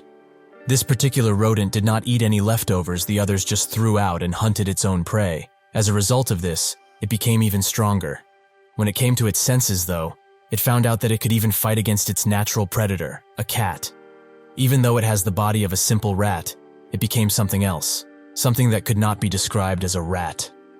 The moment it realized that, the other rats became rather afraid of it, as the only beings that could see the rat as an equal were other cats. She calls those rats awakened, beings that have gotten to the rank of a god as they transcend beyond any limits set in place, abnormal rats that create their own worlds and represent that world fully, beings that go against the system entirely and are able to fight against their natural predators through their mounds of effort. The only beings that can possess the power of a god while maintaining a soul body, that is an awakened. Runard asks if this man could be considered an awakened, which Anderson says that he might be, but they can't be sure just yet. He also wonders if he could be from Crack, but Anderson says that it's highly unlikely, so Runard asks what they are going to do with him if things are like this. Anderson says that it will all depend on if he is a god or not. They will either accept him warmly or devour him. They should confirm which is which before he wakes up. Runard crouches down to his level and hopes that he is not a god, because if he really is a human, he could become a new and powerful follower. He might even become an avatar with the amount of power that he has. But if they choose to devour him, he prays that he doesn't hate them for it, as this is the law around here. The act of devouring another god is not rare in the lawless region of Caspian. It's a rather common occurrence, actually. Such a thing is prohibited at most sites. But the only other way to grow the world of a god, besides garnering more followers, is to devour another god. Even so, Runard does not want to miss the chance to get a new comrade, as they have both waited for too long. Although if he were to join, he would be degraded to a follower, while he would become an avatar. He harbors no hate towards him though, as he is sure that a soul like his that is full of world power would be an amazing avatar, no matter where or to whom. He is sure that the goddess would prefer him too. Suddenly, the connection he is about to make with Jaehwan is cut off, and a large wave of power emanates from him. Runard asks Anderson what's happening, but she does not reply, as his link with her has been cut off, but it's something much more dire. He feels it deep within. While he screams out for her to answer, a few purple-robed people stand behind him, hiding behind the trees, and waiting for the perfect opportunity to strike someone who is weak. Runard looks at his hand and thinks that this is not just any link disconnect. He can't feel Anderson's presence, no matter how much he tries to. Just what is going on with him and with this new man? Earlier, Catastrophe showed Jaehwan to the passageway that will let him reach the abyss once he enters. Jaehwan wasn't all that surprised by this entrance, but the abyss is somewhere where gods reside, a place which even the monarchs of this world are deathly afraid of. He must not let his guard down, no matter how ragged it looks. He thought that it would be fine though, as all of the members that he wanted to follow him were still with him. It was truly a pity that he could not bring Kaiman along, but it cannot be helped in this situation, as Kaiman is the most suitable person who could rule chaos. He is a good man. Suddenly, the atmosphere started to change around the place, and a certain mist began to engulf Jaehwan completely. Once it did, he couldn't even feel Catastrophe's presence, never mind the presence of the others. That's when Siola appeared with someone new behind her, and said that they haven't met since the tournament. It has truly been a while. Jaehwan remembered her as the captain of Crack, or that is what Chung Hyo called her anyway, but she is at least as powerful as a lieutenant general. He slowly pulled out his weapon while asking what she did, but Seolha told him to relax, as she only deployed a simple barrier because she wanted to talk about something with him, privately. The boy behind her said that they are going against the Soul King here, so the barrier wouldn't last for long. She should hurry it up, or they would be in danger. Seolha explained that they have been watching what he has been doing for a while now. Every single exploit was recorded. However, they did not expect him to get involved with the Soul King and the slaughter of the monarchs. Jaehwan told her to just cut to the chase already, as he doesn't have time to chit-chat. So Seolha does just that. She asks him to join Crack. As previously, they left him alone because they shared a goal. Even if it was kind of different from theirs, the direction was the same. But they changed their minds because of a technique that he used recently. They do not know how he got it, or where he got it from, but the brain link slash he used is known as link disconnect, and can only be used by the captain rank or above in their organization. Jaehwan was surprised to find out that there were more people who could use the same technique as him, and he asked if what she's trying to say is that the technique can only be used by her and her people. Seolha said that specific technique is very dangerous, as it can destroy a soul eternally, without any way to recover. Only them at Crack can be allowed and should be allowed to use it. Jaehwan got the gist of it. She wants him to join them, but if he doesn't, he dies. If that is the case, he refuses. His eye glistened with power and she asked if he thought she was joking. Can he really handle her with that body? That is on the verge of death? The boy behind her said that she shouldn't fight him right now, as the barrier is about to be dispelled, and if they also get hit with the link disconnect, they are trapped in here with no means to escape. Seolha got mad at him, as it seemed like he said that she was going to lose, but she reluctantly sheathed her weapon and said that he will come to regret that offer while walking away. Jaehwan is surprised that she just left like this, but it's good for him too, as his body is too weakened for a fight. However, he lost a lot of time because of them, as the entrance to the abyss is closed. It seemed like the others got on the other side safely, but now he wondered how he would get there. His body was also at its limits too, as his fatigue accumulated, and he could feel that he might pass out at any point. Catastrophe noted that he really is a troublemaker. He should just follow the nearest light he sees at this point. The water around Jaehwan started to rise, and Catastrophe said that he is quite lucky, as when he wakes up, he will be in the abyss.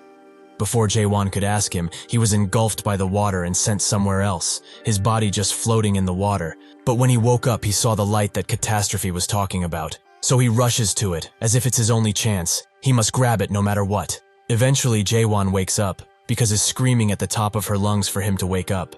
When he does, he looks around and finds that he is in a place very similar to his unique world. But why is this brat here? And why is she so noisy? He asks her how she got here, and she explains that feigning ignorance will not work with her. She is Anderson, a god from the abyss, and he just devoured her without mercy. Jaehwan asks if he really did devour her, which makes her confirm that he indeed did just that. so now he must take full responsibility. He asks how he's supposed to do that, which makes her grab his shoulders and ask to save her one and only loyal follower. While running away from the shadowy people while also carrying Jaehwan, Runard thinks that these people are the same ones that were watching them in the forest. They suddenly appeared and demanded for him to hand over this strange man no matter what. That happened just as he lost connection to the goddess. Just what is going on here? Eventually, Runard runs himself to a cliff, and one of the shadowy men pulls out a weapon while saying that he told him countless times to give them the guy he is carrying, yet he seems to wish for death. Runard now recognized their appearance. That's Belkane's scythe, the god of scythes, the middle-rank god named Belkane. He is known to take in people with evil and vile storylines, but it would make sense that they are here, considering there was a rumor about them moving their base of operation to Caspian rather recently. However, for them to be right here at the wrong time, what rotten unluck. Still trying to get out of the situation, Runard explains that this man is simply his goddess. He can't leave him be. The shadowy figure knows that he is just talking nonsense at this point, as he saw him pull the guy out with some rather illegal fishing, so he should put him down and get lost while he still is fortunate enough to have his life. Runard thinks that if he lets this man go, his goddess will also be lost, and if a person loses their god by sheer force, they will lose their minds and become a monster that wanders the forbidden area. Even so, what he is most scared of is losing Anderson. She is the only god that saved him in the abyss, the only one that even looked his way. The shadowy figure asks if he still won't put the man down and hand him over, which Runard refuses, as he will never do that. He cannot. The shadowy figure has had enough of this brat's incessant bravery, so he puts him down and puts a scythe to his neck. If he's not going to, he is better dead.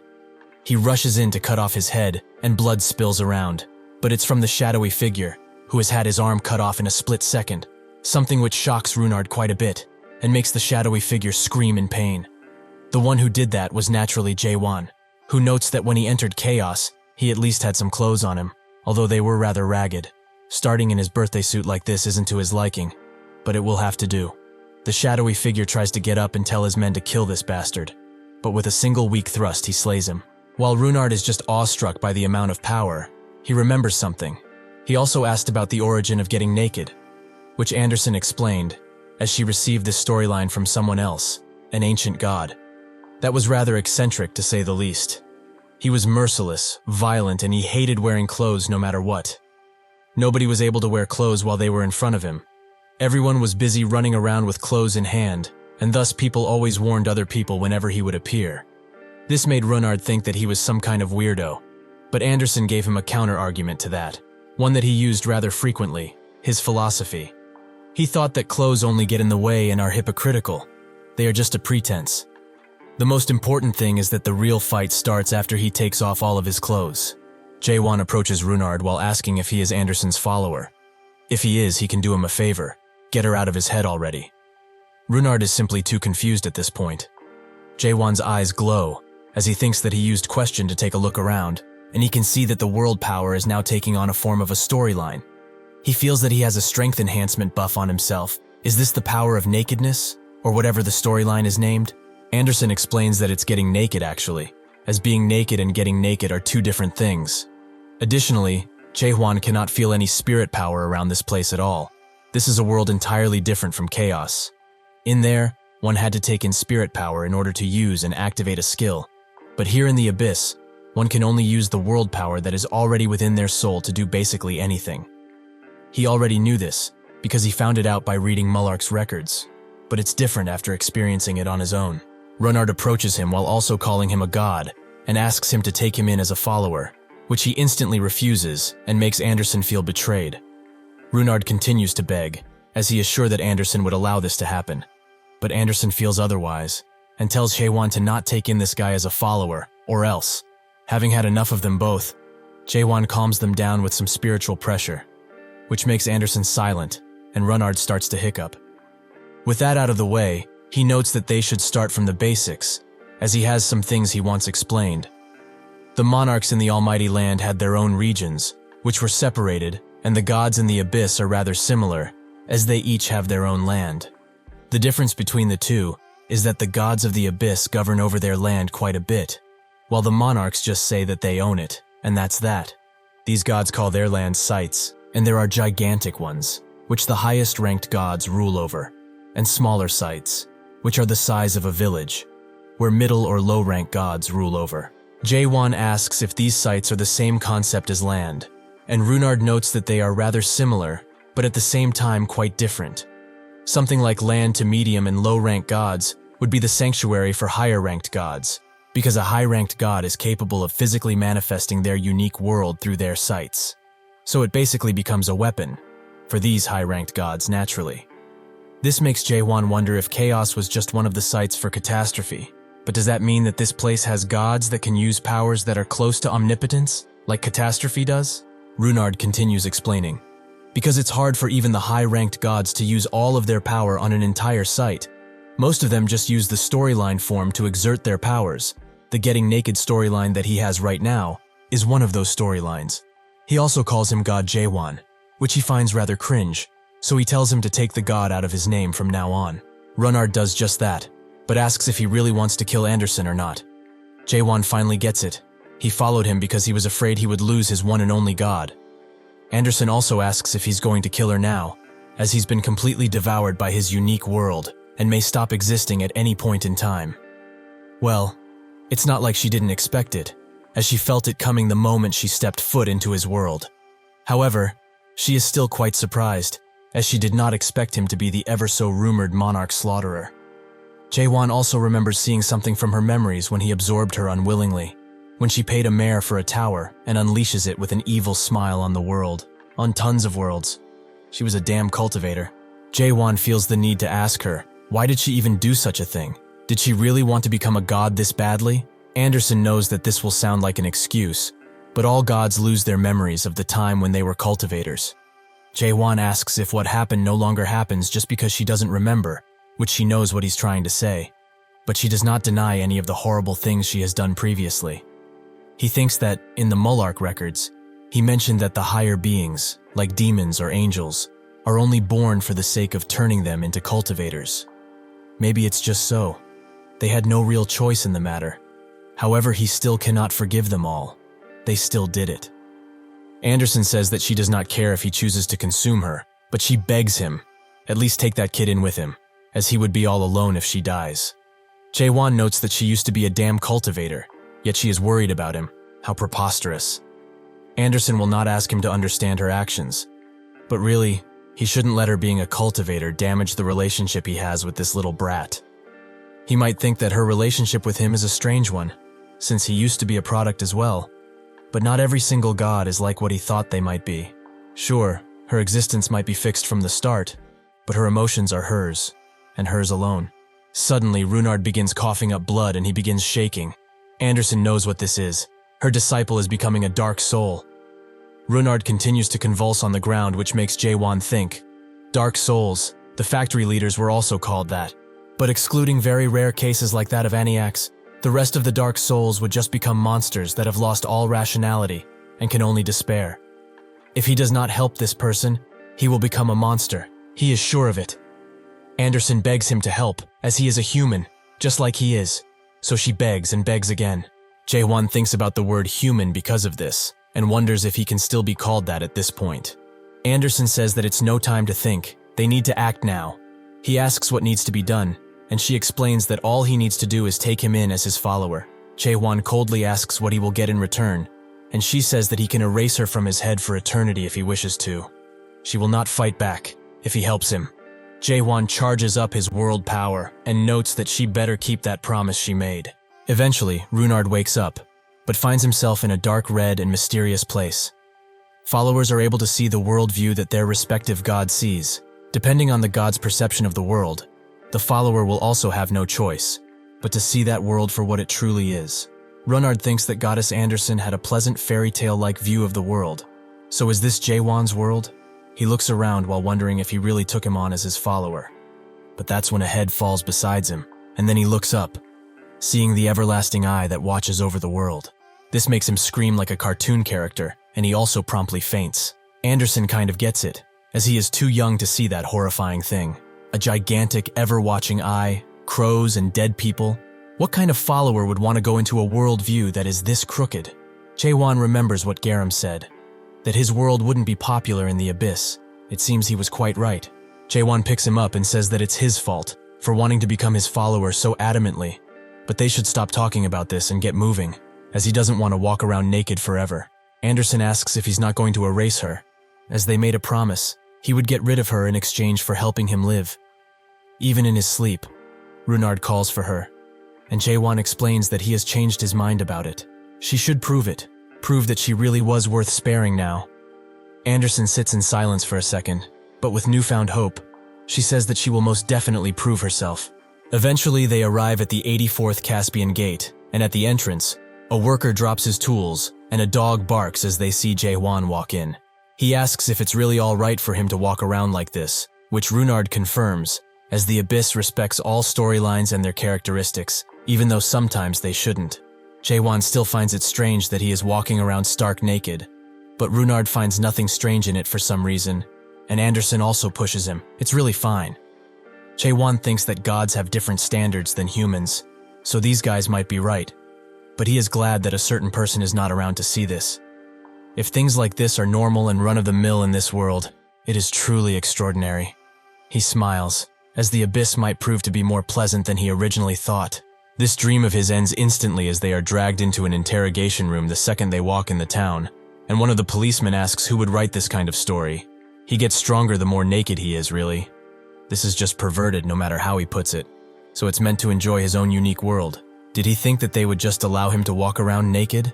Anderson finds it strange that they got pulled by the cops, but Jaehwan says that he will kill her, which makes her defensive, but she was right. This is a registered storyline. The other cop tells the captain that they are telling the truth, unfortunately. There are records of registration for this storyline, from around 25-31 years ago. Based on the document he found, it was actually the story of a higher-ranked god. The captain also takes a look at the records, which puzzles him, as even though he is one of Anderson's followers, his world power pattern is much different than the follower recorded in here. Runard says that it's because they recruited him rather recently, and Anderson also tells him to agree, otherwise there will be problems. Jaehwan does just that, so he should just let them go already. This peeves the captain the wrong way, and they both start looking at each other like they want to fight. Runard whispers to him that the hierarchy around here is based on the rank of the person's god, so he needs to be more polite, since the captain is a follower of a higher-ranked god. Jaehwan does not give flying fuck about things like that, but Runard begs him to stay still, as he will work everything out. He promises. Eventually, they do manage to get off scot-free, but this whole interaction has drained Runard mentally, as he did not expect the captain to be that kind of person. Jaehwan notes that thanks to him, they were able to get off without issues. He is pretty good with words. He will give him that. Much better than a certain someone who was totally useless the entire time. Anderson feels that this was directed at her, but notes that it's because of her they got in. And if he was really alone, he would have been locked up, as he is an illegal god. Jaehwan asks her to explain, and she begins doing so. The term refers to the gods who are not recorded in the Big Brother's Akashic records, like him. Usually once someone becomes a god, they are registered automatically. But the Big Brother factions will never acknowledge him as a god no matter what. While Jaehwan thinks that this world truly is troublesome, he spots that in front of him, there are a bunch of people herding others to the market, as they are to be chosen by different gods, or be sold to the slave market if they are too slow. Jaehwan asks who those people are, and Runard explains that they are new souls that were caught in a fishing spot recently. They look like they are supposed to be placed in an auction, but they are going to stay in jail before the auction can take place. Anderson knows that this looks bad, but there really is a reason for them doing this. If newly fished souls do not find their gods quickly, they would just go crazy in despair. Usually, the souls that come up the rivers are the ones that wandered around the borders of the illusion tree, but on very, very rare occasions, souls that died in the Tower of Nightmares would also appear. Jaehwan's eyes widen with shock as he remembers his dearest friend, who has died alone while looking at the sunset. Why is he here? Why is Kim Yun-hwan here? He continues to walk with the other slaves, and they are finally put in the facility, much to the guards' gladness, and as they walk behind Jaehwan, they talk about the different souls that came this time around, with one noting that they will all be sold at the slave market most likely. They all look frail and weak. Jaehwan asks how many followers he can take in, which makes her ask why the sudden question. Jaehwan pulls out his sword, and Anderson finally gets it. Will he really try to save his friend? Inside of the cells where the souls are kept, some of them scream out as they think they have been captured by their respective enemies. But a guard there explains that this place is not the Murim, nor the Central Plains, so they should shut up and sit if they don't want to really die. This is a confinement facility that is dark and humid. Yunhuan came up with a simple thought. Just how did he turn out in this place? It's been a week since he appeared in this place, and he tried desperately to find out what happened, but he couldn't remember a single thing, no matter how long he looked. Just what is he doing in a place like this? Was the world not destroyed, like he remembers? Suddenly, a single name breaks his vision of the world as he knows it. Jaehwan. He does not know why he remembers that name, or who that person even is, as the coldness that enveloped him ever since he has entered the abyss is now even colder, and it prevents Yunhuan from remembering anything whenever he tries to. He also feels an uneasiness in the air that feels like it's going to break and collapse at any point. A lowly sheep that has entered the abyss where the water pressure is high. Their whole existences are like those of insects, waiting to explode by being squished. Without even knowing why, he keeps calling out this name, Jaehwan, as if he was calling out to the true name of a god. Eventually, a guard calls him over, as a god is looking for him, and for someone else too, a woman who seems just as confused as Yunhuan. He reluctantly gets up and the god appears, asking if this person really came from a tower of a master. The guard explains that they are certain that these two are, since the mayors of the association had guaranteed this as a fact. The woman only went to the 76th floor, which is not much, but she is very beautiful. The man also failed to clear the tower, but he was able to climb to the 99th floor. He must say, this would not be a purchase he would regret. The god notes that he expected more people from the tower, but the guard notes that unfortunately, they were made to give the rest of them to the Mayor Association. The only people on whom the memory shroud did not work that well were only these two. With that, the guard leaves the god to his new toys and he calls out Yunhuan first, as he wants him to follow from now on. Jaehwan wants to go in, but he is stopped by Anderson's loud screaming. He asks why she is doing this, and she notes that it's because he's literally trying to destroy the confinement facility. Jaehwan just wants to save his friend from there, but Anderson explains that there are tons of avatars of high-ranked gods in that place. And there is also something in this place called the World Power Suppression Bureau. This bureau was created with the sole purpose of ensuring the safety of the site, and because of them, no god or avatar will be able to use their powers or storylines in this city. Jaehwan simply does not care, and approaches the facility gate, where a tall man stops him, as this area is off limits to civilians. Jaehwan says that he only wants to meet his friend, which makes the guard more aggressive, as he already told him this is a prohibited area, so he should scram. Jaehwan pulls on his sword and tells him to step aside already, while thinking of Yunhuan. He was his dear comrade who climbed to the 99th floor with him. He wants to ask him why he didn't return, like the rest of their dead comrades. Just what exactly happened to him while he was gone. That's when a strange power cuts off Jaehwan's connection to his world power, which makes him look around, as surely this was done by someone trying to corner him. The guard sighs, as he cannot believe that he is so unlucky to meet such a bum at this boring job. Anderson warned him, but she will put it more bluntly now. He cannot fight in this place. If he even tries to use world power, the huge storyline that was put in place by the Bureau will seal away his powers before they can be activated. Jaehwan asks how he can save his friend, and Anderson says that there might be a way, but they should move to the big building that is in front of them. If they go there, they might be able to save his friend. It's much better than charging a random guard anyway, like he did. At the same time, in the Caspian World Power Suppression Bureau, the director runs throughout the halls as something bad has happened. Once they arrive at the place where that thing happened, the director is shocked as he sees tons of people knocked out, with a purple energy around them. The employee who led him here explains that there are around 80+ followers that have disappeared. A strange energy reaction occurred near the Caspian confinement facility, which resulted in this. The director thinks that the World Power Seal is a powerful storyline that is maintained in shifts by 100 or so followers that serve various gods. After the Bureau was successfully created, there has never ever been an instance where the storyline has been broken to this level. The employee also points out the disaster level, which is 8. The director thinks that a month ago, half of the followers fainted. That was the result of a fierce battle between the avatars of higher-ranked gods. But even that wasn't to this level. He tells the employee to request for reinforcements, a battalion full of at least grade 3 world power people. They should also request these people from the higher-ranked gods. This should be considered a citywide security risk.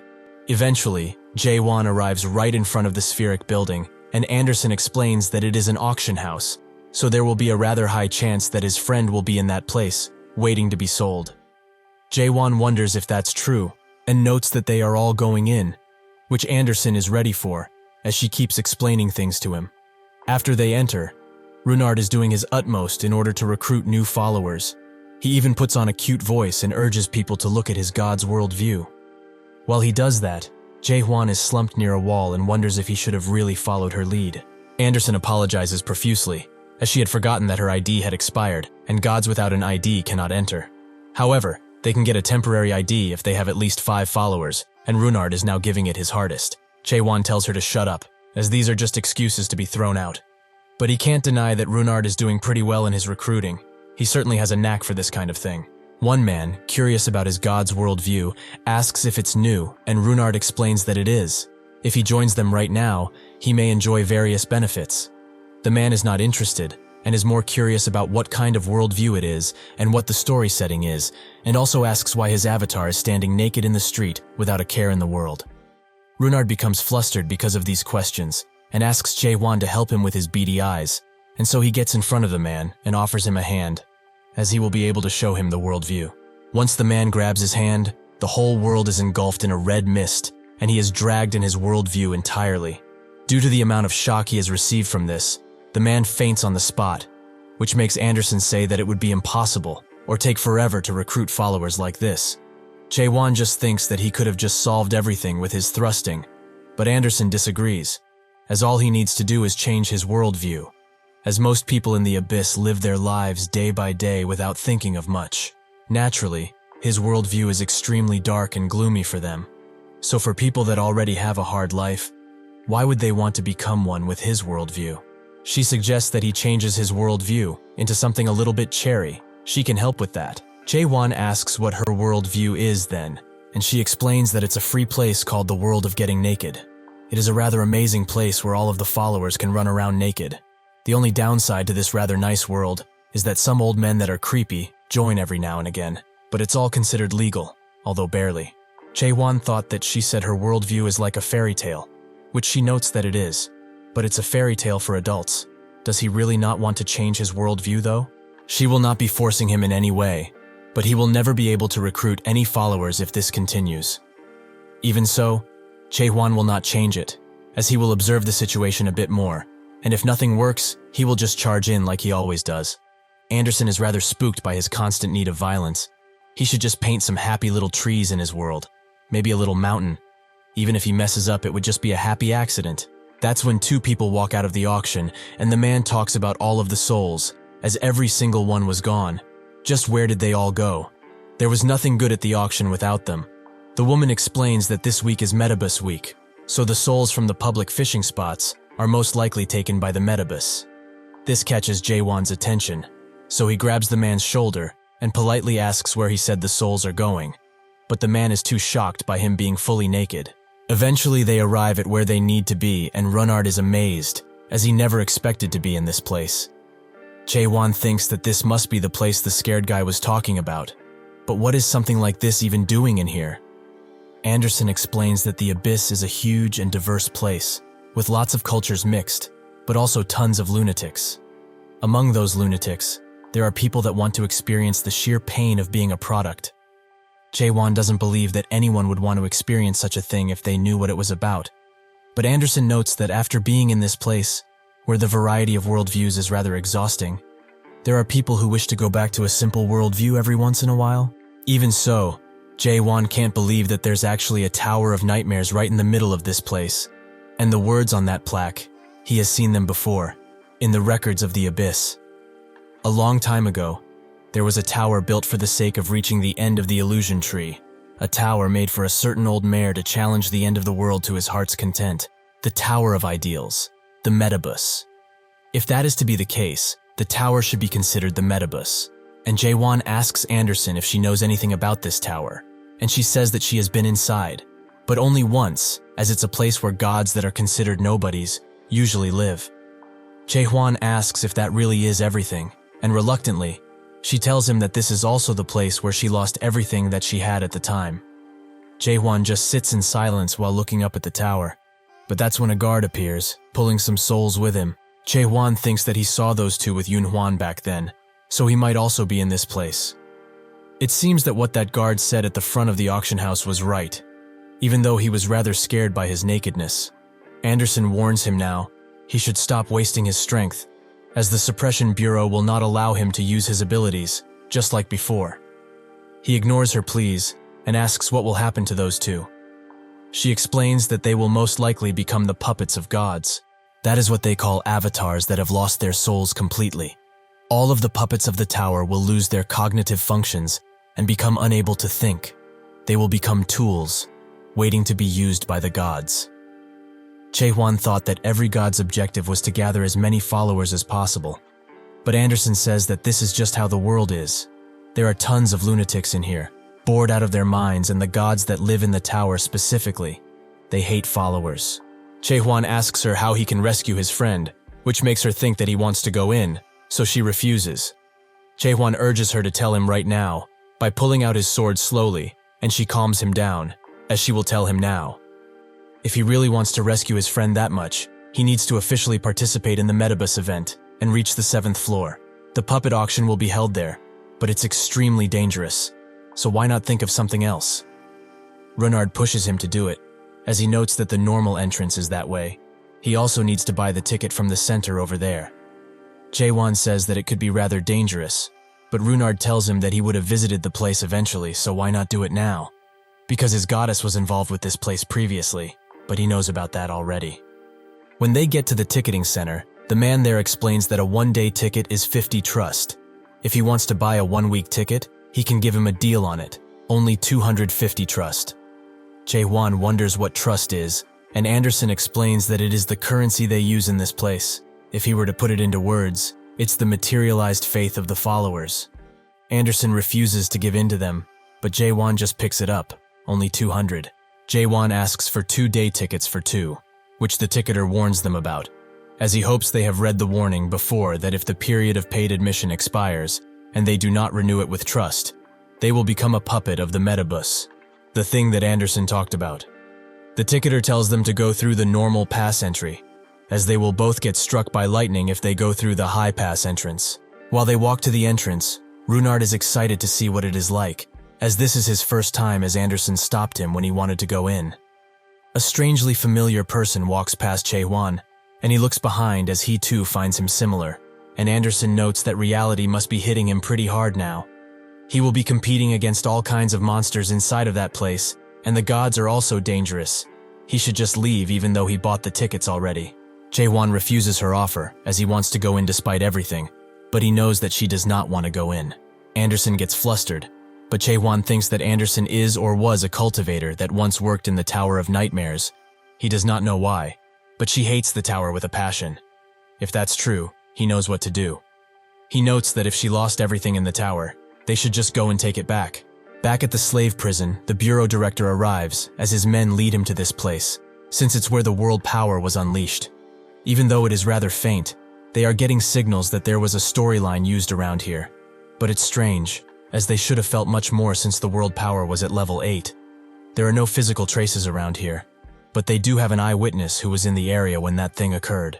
They pull the guard that was on duty at the time, who explains that he did not see any fighting in front of this place, but some naked dude just appeared and tried to cause some ruckus. The director asks if someone died, but the guard says that nothing of the sort happened. He was just holding his sword menacingly. One of the employees is mad at him for reporting such a trivial matter to such an important investigation, but the director shuts him up and asks what exactly happened. Does he happen to have recorded that encounter? The guard says that he has, as he used the storyline auction cam to record it. He gives them the recording, and the director notices something shocking, that it happened the exact same time as the incident happened. They all think that it's impossible, as how can a level 8 alert be shown because somebody just held his sword menacingly? The director thinks so too. It would be impossible. But the Abyss is a place where there are people strong enough to defy all rules, so he can't just think that and be done with it. Just a month ago, there was a kid awakened who took out the followers of high-ranked gods and disappeared without a single trace left of him. He asks the guard why the recording is so low quality, but he is not entirely sure, as the problem didn't come from his part. The director thinks that this must be video interference, but a god that is fully capable of such a thing would be one of the highest-ranked gods out there. However, in the worst case, it's probably a vassal of the 7 great constellations. That is wrong too, though, as someone as strong as one of those people should have been detected by the inspection center when they came in. He tells his man to gather all of the inspection captains who have had any strange experiences over the past few days, and they immediately get to it. Eventually, one turns up with a captain of a gate, who explains that he ran into a unique naked avatar who kept talking about worldviews. But he was only a newbie and a follower of a rather forgotten god, so he didn't suspect him of much and let him through. The director has become suspicious, as not only was the guy naked, but the situation also involved a worldview. He asks the captain if the god that he was serving was Anderson, which he confirms. But how did he know that? He asks one of his men where that man was spotted recently, and one of his men explains that it was the entrance of the Metabus. The director looks up to the sky, as so much time has passed since then, so people must have forgotten who getting naked Anderson truly is. If her avatar truly is here, a mighty disaster will occur in Caspian soon enough. Inside of the Metabus passageway, Anderson keeps telling Jaehwan that they should not be in this place, as they have a damn kid with them, who doesn't seem to be all that scared, but rather quite cherry. Jaehwan just tells her to shut up, which makes her note that she won't help him at all. This is her last warning to him. Jaehwan tells her to do as she damn pleases. He will climb the Metabus even without her help, so she should keep quiet and watch. While at the forked path, though, she tells him in which direction to go, which makes him ask if what she said isn't valid anymore. She gets on his case, as she just spat it out unknowingly, since she has been here before. Jaehwan says that she is talking like a real regressor, but considering she failed her climb, it would be more accurate to call her a dropout, but she might still be useful nonetheless. Anderson does not like this ridiculed aim towards her, and says that he has a really bad personality, but whatever, this path is faster, so he should follow her instructions and shut it. Jaehwan does just that while noting that she works really hard to guide him, but that's when a system notification appears in front of him, but he cannot read it, as all of the text is grumbled. Anderson explains that it's because he is an awakened. The system interface is now an unknown to him, but she will share her vision with him, as he will be at a disadvantage if he cannot read the notifications. The system notification clears, and it welcomes him to the first floor of the Metabus. He is now at the 1-5 bus stop. Jaehwan doesn't feel anything different, however, so he wonders if it worked, but when he looks behind, he spots that the space is changing, and they are both slowly pulled into the first floor, a colorful place. They are in the safe zone, and their world power will be displayed in real time, and anyone can check out that information. The system wants to measure his world power so that it can put him on a leaderboard, while Jaehwan wonders if such a thing as world power can really be put into a number, but it's not much different than spirit energy, so who knows? Unfortunately, the system cannot estimate his current world power, which makes Anderson think that it's a glitch influenced by him being an awakened. But since that can't be fixed, he should peep the screen now, as it will explain some important things. The passenger rules are as such. 1. The Metabus is separated into 10 floors, and now he can proceed to the next floor when he has cleared the task of the current floor. 2. He can earn trust via the tasks and purchase items that will strengthen his worldview. 3. Resident passengers can use the bus stop to go to the lower floors, but if they go more than 1 floor below the current floor, a heavy penalty will be given. 4. There is an alighting bell available at each floor. He can alight it by pressing it. However, when he alights it on floor 6 or below, there will be a fee of 1,000 trust, and half of his trust he would gain on that world will be taken back. 5. Only 9 people can enter the 9th floor. Those people will obtain the right to challenge the last floor. 6. The passenger who can reach the last floor can make a wish to the master of the Metabus, the mighty driver. With this amount of information, Jaehwan thinks that there are 3 things he needs to achieve while in this tower. Number 1 would be to rescue Yunhua on the 7th floor. Number 2 is to test out the unique fighting methods of the gods, as he has been dying to find out. And number 3 is to find the clue to get to the end of the illusion tree that Mullark left behind at the tippy top of the tower. Based on his Abyss records, He ventured into this tower before, and left that thing at the top. Suddenly his attention is grabbed by a person introducing herself to an audience. She is called Renee, and she is challenging the Metabus Tower once again. This is not even an advertisement as nobody is sponsoring her, since she doesn't have that many subscribers. One of her followers says she looks identical to Siren, which she is apparently flattered by, as she is a big fan of hers. However, they should get to the content at hand, as she has prepared something spicy today. She will carry some Metabus noobs. As they can see, these guys look like complete beginners, something very rare these days. From how they behave and keep looking around, it is as clear as day that they are utter losers when it comes to this place. So they should go interview them and see what they are up to. Ronard can barely hold Jaehwan in place, who just wants to give the streamer a piece of his mind. And Anderson says that she heard about these kinds of people that stream themselves, but it's quite fascinating to see one so up close. Reen goes up to him and notes that she would like to interview him, but he should not be nervous at all, even though this might be his first time being interviewed ever. To show that she means business, Reen gives him a donation of 100 trust, which puts some bunny ears on his head and explains that there will be more to come if he accepts to do this interview.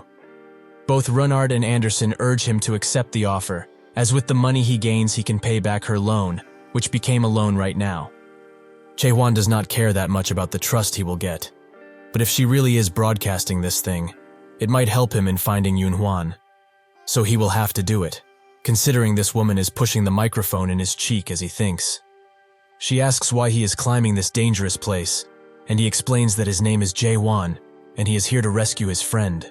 Renee fakes a reaction, as this man came all this way just to rescue his friend, a truly touching story. All of the gods watching the broadcast have different opinions about Jaehwan, with some saying that this is a fake story, while others say that he is handsome. Ren can't possibly leave such a helpless soul to fight the good fight on his own, so she will join him in his adventure. Jaehwan just outright refuses her help, which peeves her the wrong way, so she explains to him something important. This is a very dangerous place, and even though he is on a normal pass, there are still tons of dangerous people looking out to do harm. If he is not careful, he might meet the absolute psychos that commit murder in cold blood because they simply enjoy it. He must avoid getting involved with such people no matter what. The danger does not stop there, however, as there are also people who broadcast their slaughters, so he might become a prime target for them, since he is a newbie. If he gets it now, he should happily join her, and they can go on an adventure. Jaehwan thanks her for the advice, but if he can't trust anyone around here, that should be valid for her too. Renee is surprised at first, but begins laughing, as he is right. But it's up to him if he trusts her or not, because if the gods that are watching her channel tell her to kill him, she will happily do it. But if he chooses to join her, she will help him find his friend. Renee asks on which floor his friend is on, which he confirms that he is on the 7th floor. Renee is surprised by this, as it seems that his friend is in a precarious situation, as it seems he will be made a puppet. She also asks him if his friend is good-looking, as if he is. Puppets that look good can go to the 8th or even the 9th floor. That's just how it is around these parts. Renee says that if this is truly the case, he should reconsider her offer and accept, as if he wants to survive the 8th or even 9th floor, he needs a veteran like her. Anderson says that this lady has quite a unique appearance, which prompts Jaehwan to ask when she was last here, and she replies with about 500 years ago. While they do that, Runard looks at all of the storylines sold around here, but Renee says that those are no good. He should get a newbie package. Shall she buy one for him? Before Anderson can warn him about not taking things from strangers, he immediately accepts, and Jaehwan just ignores the whole interaction, as he has had enough of them. While Runard buys the entire damn shop, Anderson warns Jaehwan about that lady. He should be cautious around her from now on. She has a strange feeling on her, like she is from another universe. Runard invites Jaehwan to buy some stuff too, but he doesn't want anything, and the system announces that they will all enter the tower in 1 minute. Since that's that, Renee now thinks of them as a team from now on. But Jaehwan still doesn't allow her to talk casually to him, which she finds mean as he is already talking as he pleases. Once the timer hits 10 seconds, Renee asks for his age, which he replies with 2,000 years old. Naturally, she does not believe him and notes that she's 20,000 years if that's the case. But obviously that should be a lie, right? Once they all arrive on the 1st floor of the Metabus, Renee explains that this is called Change, a planet that's on the outside. A lot of mayors come to this place because they like it. She has also been here, but it just feels strange. However, she cannot deny that the architecture is very unique. Jaehwan notices that this is just Earth, which he did not really expect. Runard says that he has seen this place before, although it was only briefly, as he was visiting an alleyway forge and was looking at other worldviews. This is a world where one becomes a hunter and kills monsters for a living. Jaehwan notes that this is not that kind of place, but he remembers briefly that Yunhwan said something about hunters in the past, but he didn't pay much attention because he didn't care. Renee says that he is quite lucky for his first time, as a worldview like hunting means they need to subjugate monsters, so it can be cleared quite easily. Naturally, the difficulty is dependent on what he is fighting in the first place, but most monsters around here are weak, so things should be easy. The other people there spot that their first enemies are goblins, so they charge in, as they think it will be a piece of cake, and sure enough it is, as the goblins barely put up any resistance. Since the first achievement has been made, everyone gains 2 tokens, and Runard says that they should also do something. Renee asks him why he is waiting, as the rest of the people have left for the hunt. Jaehwan notes that the reason for why he is still here is the same as hers. She smiles, as he is truly quick to catch on, and as a veteran her advice is that he must not move swiftly before the task of the floor has been announced. The first floor's top hunters are announced, which makes everyone go into a frenzy, as they want to be in first place. But that's when a special timed event also appears from the higher floor's alliance. They will give anyone 3,000 trust if they are able to show them new ways of torturing goblins. With that announcement, the shameless torturing of the goblins begins, and one could wonder who are the beasts here. Jaehwan asks why they are so adamant on going so far, but Renee explains that goblins are a menace hated by everyone, so the gods will applaud a person for killing a goblin that was just minding his business. The trust also doesn't hurt, but she doesn't like to earn trust this way. The first mission appears, to obtain 10 tokens after 10 minutes. These tokens drop from goblins, and the reward for completing is second floor access, and 500 trust. Seeing that the mission requires everyone to have 10 tokens, they decide to go their separate ways to hunt, with Runard being quite scared of just a dead goblin. But Anderson says that he is good at running away, so it's fine. Jaehwan is not worried, as he must find goblins as quickly as possible, since there are not a lot of goblins left. He is also presented with a new item by the system, but since they have no trust left, Jaehwan uses questions combined with understanding to see all of the people and goblins running around. But he was only looking for one thing. Anderson thinks that he has some real nice cheat skills. Eventually, the first man to complete the quest called Aim Beast appears, and he brags around, as they need to hurry up if they don't want to be left in the dust. That's when a goblin that has 10 tokens appears, but strangely enough, everyone looks at the beast, as there is something above his head. When he looks in the mirror to see what it is, he spots that he is marked as a goblin, which he becomes extremely scared of. But the people come to him with evil grins. As for them, he is now just a lowly goblin to be hunted. The gods are now cheering for this new goblin hunt. Aim Beast continues to run from the other people, as they are all thirsty for the coins that he has. Jaehwan just watches as this happens, seemingly not interested in the new goblin hunt, something which would disappoint the gods, but they are too focused on other things. Eventually, Aim Beast is driven into a corner, and one of the people pulls out his sword while noting that they should end this chase for good, as he doesn't want to waste any more energy on him. Aim Beast pleads with them, as if they kill him, they will also become goblins, and the tables will turn on their heads. Do they really want that? The man isn't fazed by his threat, as he can easily last for 20 minutes, while another prepares his weapon, saying that they will just slay him and get going. Seeing that he cannot get out of this situation anymore, Aim Beast throws the coins that he has gathered all around the area, as this will make him not be targeted anymore. Sure enough, everyone starts to grab as many coins as they can, but again, Jaehwan isn't interested in the slightest, which makes Anderson ask if they shouldn't grab coins while they still can. Runard is also there, and he grabs Jaehwan's attention by noting that he collected 9 tokens already. He should also go ahead and grab as many as he can. That's when he is also being targeted as a goblin, but this doesn't happen only to him, as everyone who has tokens is transformed. Starting from the lowest token holder to the highest, they do not know what is going on, but Jaehwan just coldly analyzes and finds out that one does not need 10 tokens in order to become a goblin. If he thinks about it now, the system didn't mention a single thing about how many coins one would need to become a goblin. Additionally, given that the mission on the first floor is to hunt goblins and gather tokens, It seems that it was crafted in such a way that would make the different passengers fight each other fruitlessly. Everyone wonders what to do now, as they are all goblins, so they could just attack each other, but they decide to do something which humans have done since their existence: bully the weak.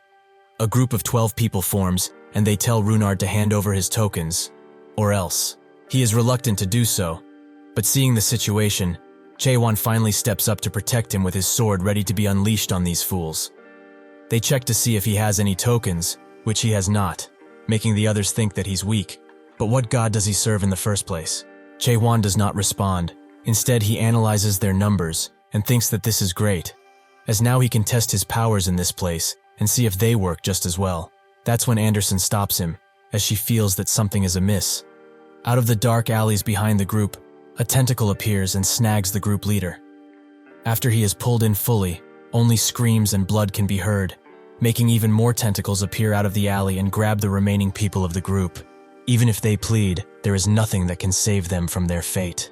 As the perpetrators slowly reveal themselves, Runard recognizes them, as they are the same guys that were after him before, when he was carrying his unconscious body. As Jaehwan looks at the perpetrators, he remembers Renee's warning, that around this place, there are absolute psychos who enjoy committing murder quite a lot, so he should avoid getting involved with them, no matter what, because there is a very high chance that they all serve a god that has at least one sight. Anderson recognizes their attire. They are the apostles of Belkin, much stronger than followers, but weaker than avatars. Still dangerous, though. One of the apostles analyzes both Runard and Jaehwan with a token scanner, explaining to his leader that the kid has 9 tokens, while the naked guy that's in front has 0. His command? The leader orders him to get rid of that useless bum in front and bring the kid in, as he will be useful. As he finishes speaking, the apostle jumps in on Jaehwan and strikes his blade with great force, thinking that this guy is done with already. The normal scythes of Belkane aren't able to do this, but apostles can use melting, which melts other weapons that the scythe touches. This bum will be without a weapon soon enough. Unfortunately for him, he has underestimated Jaehwan's blade, as it's not melting at all, and it's actually stuck in place. Try as he might, he cannot pull his scythe out. Sensing a nice meal, Jaehwan's sword comes to life, and it swallows the scythe whole, as it hasn't eaten in quite a long time, which Jaehwan apologizes for. Seeing what happened, one of the apostles starts checking Jaehwan's world power amount, under the command of another, but again, the system gives an error as his world power cannot be estimated. They think that the device they are using is just broken, which makes Jaehwan wonder why everyone thinks that way. One of the apostles tells their leader, who is an avatar, that he knows who that guy is, as there were some low-rank followers at the fishing spot a while back, and that naked guy is one of them, surely, as his appearance is visually striking to say the least. The avatar slowly takes off his robes, and explains that if he dared to mess with his people like this, then he will need to face the consequences of his actions. Anderson explains that an avatar like him is on a completely other level than normal followers. Jaehwan uses his eyes to look directly at the god of scythes, Belkane, who notices what he's doing and he is not that happy with him, to say the least. Jaehwan thinks that his energy detection must have gotten weaker, as he cannot tell how strong this guy is. But Anderson explains that a main avatar like that guy is able to use around 90% of their god's powers. And since there is a huge difference between low-rank and middle-rank gods, he needs to avoid fighting them, if possible. Even if she is saying this, Jaehwan feels that she wants to say something else, but he thought that she wanted to see him fight, as they talked about previously. Anderson says that it is true. She does want to see the people who dared to bully Runard beaten up. But what she is very curious about is to see how strong the awakened that she chose truly is. Additionally, if the rumors of him being the monarch slaughterer are true, and also, maybe if he's strong, he will have a chance to take revenge on the tower, on her behalf. If that is what she truly wants, Jaehwan shares his vision with her, and she can see particles around the avatar, along with a little brother message, but Jaehwan gets ready to attack before she can explore any further. Seeing as he does not want to talk things through, the avatar orders his men to slaughter him, and they all jump in at once, ready to take his life at all times. Renee just watches from above as this happens, noting that it feels like a scenario, but some gods don't know what she's talking about, so she changes the subject by saying that she recognizes that person. He is Belkane's avatar, Diners. People around here call him the promotion avatar. He is a part of a so-called death squad, a general term for people who always take any opportunity to kill others, and they serve a middle-ranked god, Belkane, while also always starting from the first floor upwards. Honestly, she hates running into these bullies. But that's when one of the gods, the god of flame, Ignis, says that Jaehwan has been hiding his strength up until now, to be able to resist so much. Renee thinks that such a thing is impossible, and it's true that spirit weapons are amazing, but such replica weapons are everywhere these days, with most gods agreeing with her. They are also constantly surrounding him, so if he's really hiding his strength, then she also is doing just that. It's just that easy to say but not prove. Anyhow, she feels that now it's the perfect opportunity to go and help him. But when she gets up, Jaehwan unleashes a small amount of energy and lets it all out in the ground, causing Renee to fall down and stop in a nearby half wall. She wonders what happened. But when she looks, her eyes widen, as that guy was really hiding his strength all along. As Jaehwan stands triumphant before the pile of bodies he amassed, the challenge timer ticks down to 10 minutes, and Diners is awestruck. Just who the hell is that guy? Some gods are also paying close attention to what is happening on this floor, but Diners doesn't pay it any mind, as he thinks that all 5 of the people who attacked him are the apostles of Belkane, who is a middle-ranked god. So how was he able to knock all of them down with only a single thrust? Jaehwan notes that a middle-ranked god seems to be able to withstand his normal thrust at least, while some gods just cannot believe that he is winning, and even more gods join to watch the battle. Diners thinks that he didn't want to use any strength on the first floor, but if he decides to retreat here, Belkane will never forgive him, as he is already mad because his underlings were weak, or so he thinks. With no other choice, Diners prepares to attack, while telling the remaining underlings he has to stand behind to not get in his way. As he approaches, he asks Jaehwan where he is from. Is he from the association, or is he someone who is a part of the promotion for the climb? Jaehwan doesn't understand a single word that came out of his mouth, but Diners thinks that he is feigning ignorance, as there is no way someone as powerful as him would appear on the first floor just out of pure chance. If he's honest, he just might spare his life this time, but he has to be quick, as his patience is running thin. Some gods are also curious about Jaehwan's identity, but he just asks Diners how high someone of his caliber can climb. He is rightfully confused about this question, as he just asked him one, but says that he is able to climb to the 6th floor, only by himself. Jaehwan is not that impressed by that number, which angers Diners, as he thinks that this is a provocation. So he jumps in, promising to leave him in shreds by the end of this fight. They continue to fight, causing damage all around the area, but it seems that Jaehwan is just dodging and hiding, which angers Diners, as he was acting like a big shot just a while ago, but now he is running away with his tail between his legs.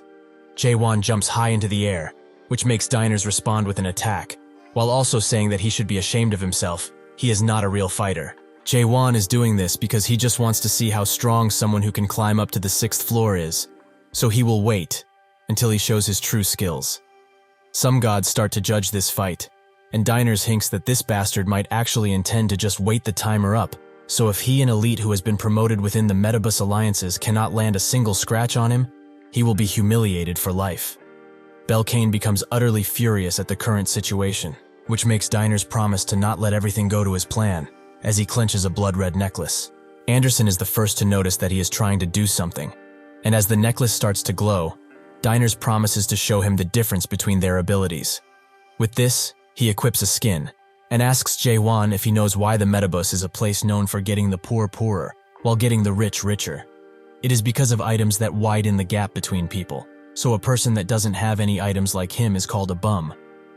With this skin, his attack power, speed, defense power, and mobility all increase by 20%, while also making him look like Jaehwan's old enemy, Samyung Garam. His eyes widen as he sees this, and he asks Diners why he is able to take on such an appearance. Diners is glad that he recognizes this as a skin, but he probably also knows that now, there's not a single chance of him winning this.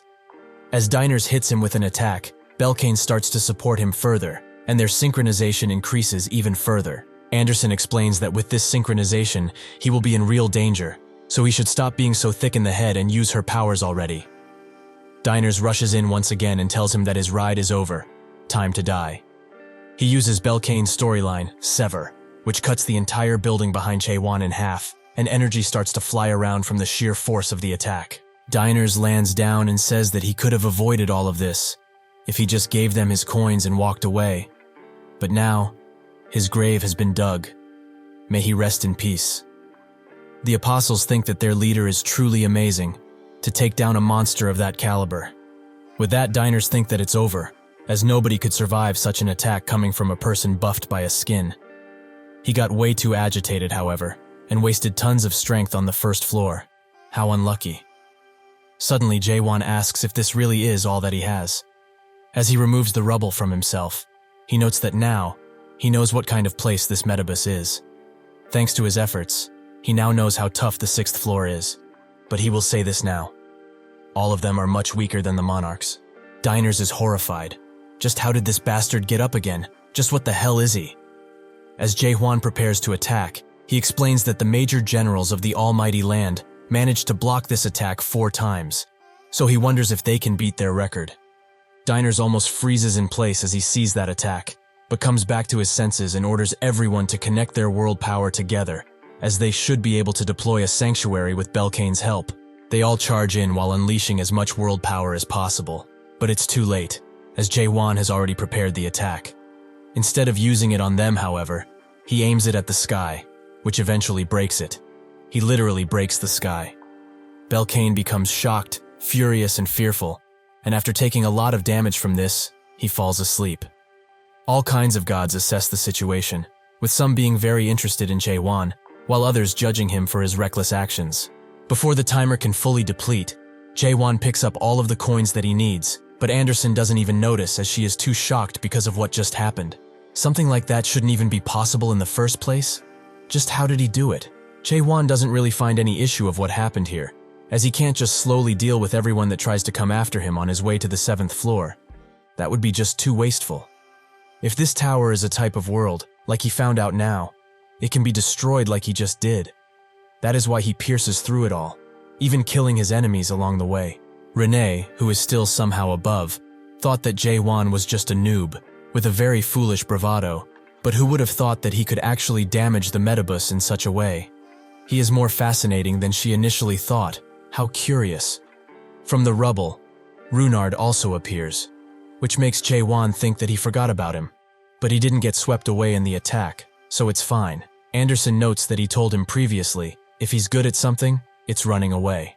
Jaehwan looks up and notices that he only broke through up to the 5th floor, as he feels something blocked his attack on the 6th. So knowing this, there is someone on the 6th floor and above who is able to block his thrust.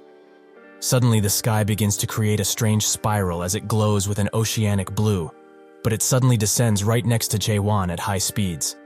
This is an elevator, and the guide on the 1st floor of the metabus has called for Jaehwan to enter. Jaehwan does just that, and Runard hops along too. They are both transported across worlds, as they see the 1st floor of another tower, where people seem to be also killing each other in some form. Jaehwan thinks that it's just like Siren or Mullark. The mayor who made this specific tower must have a certain motive for its creation, and since the 1st floor is where everyone became a goblin, incentivizing slaughter between people, maybe he needed human sacrifices in order to complete something regarding the tower.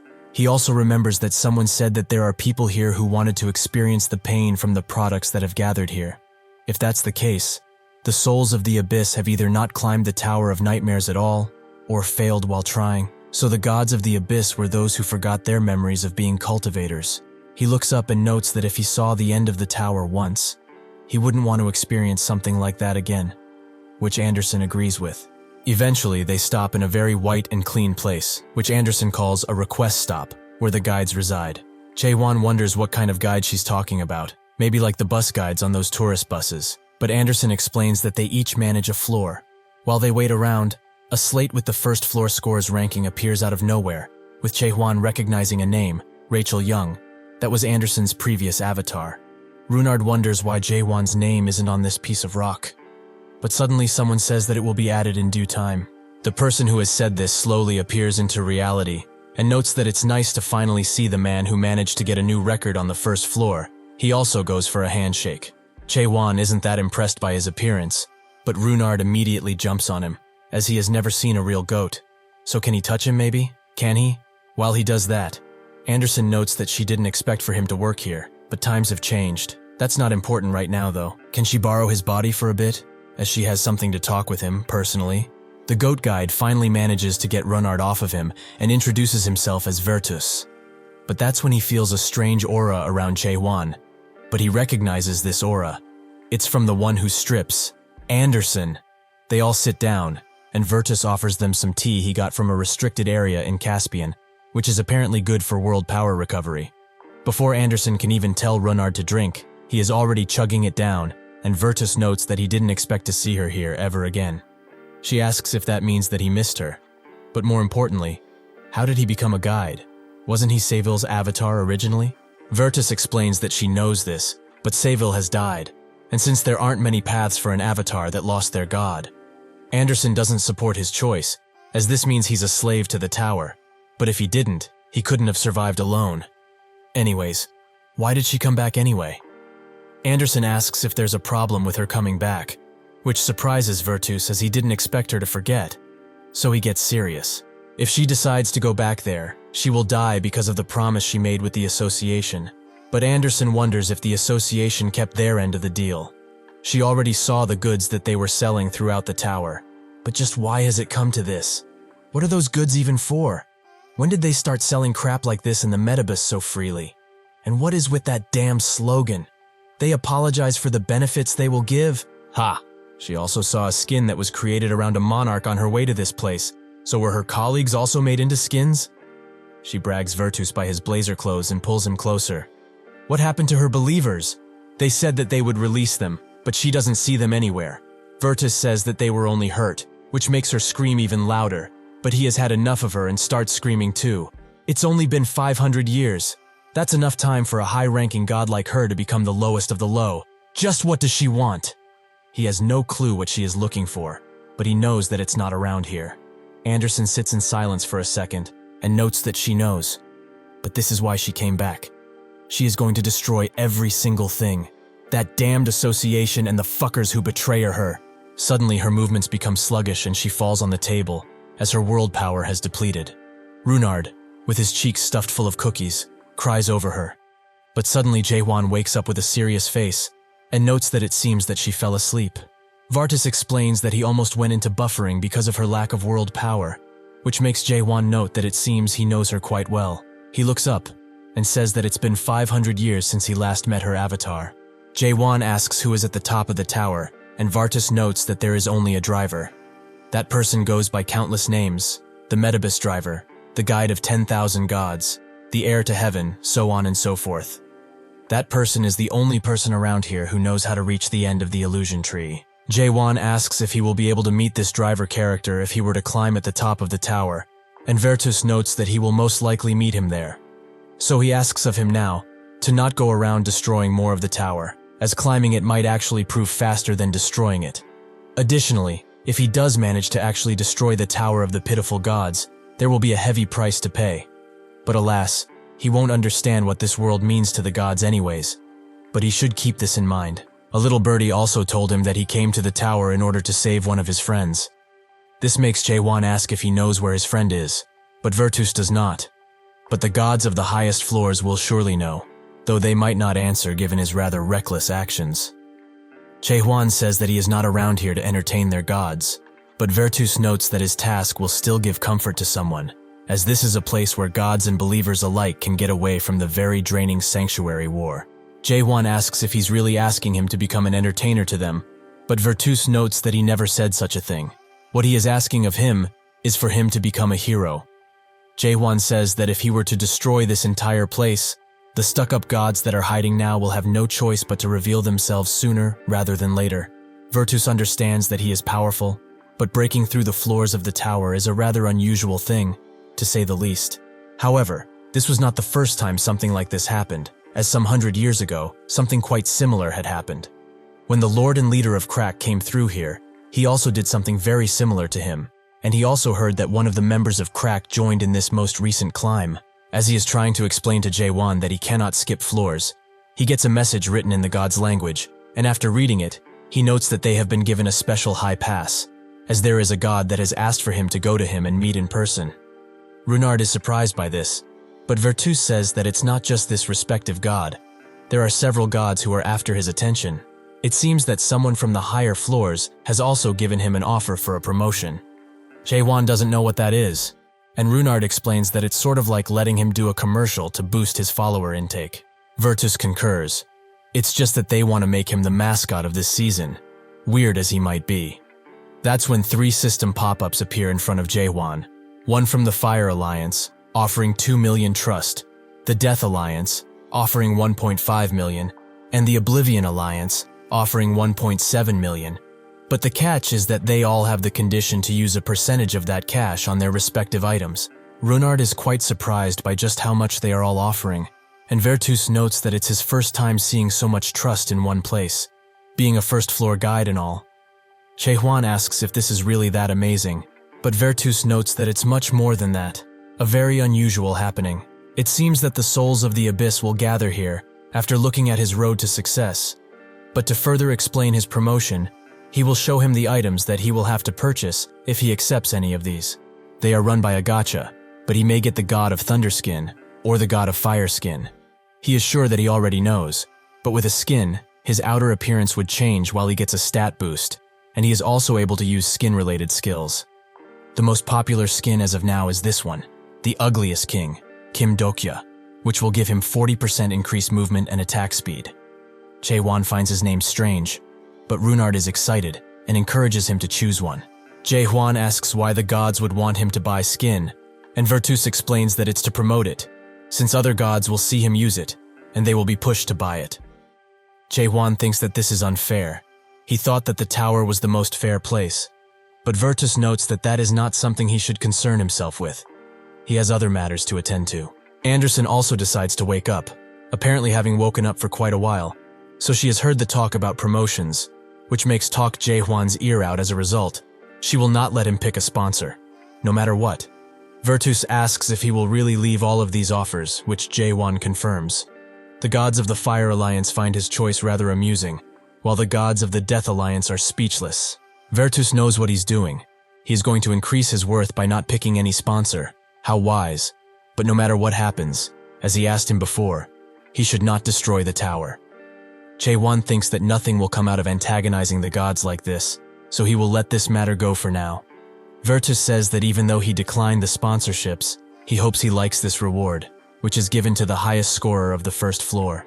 Jaehwan is suddenly equipped slowly with a combat outfit cape set, which has a few nice functions, since it is an exclusive item. Runard also gets one of these outfits, and Virtus notes that an additional reward has been given to him, so he should check to see if it was sent.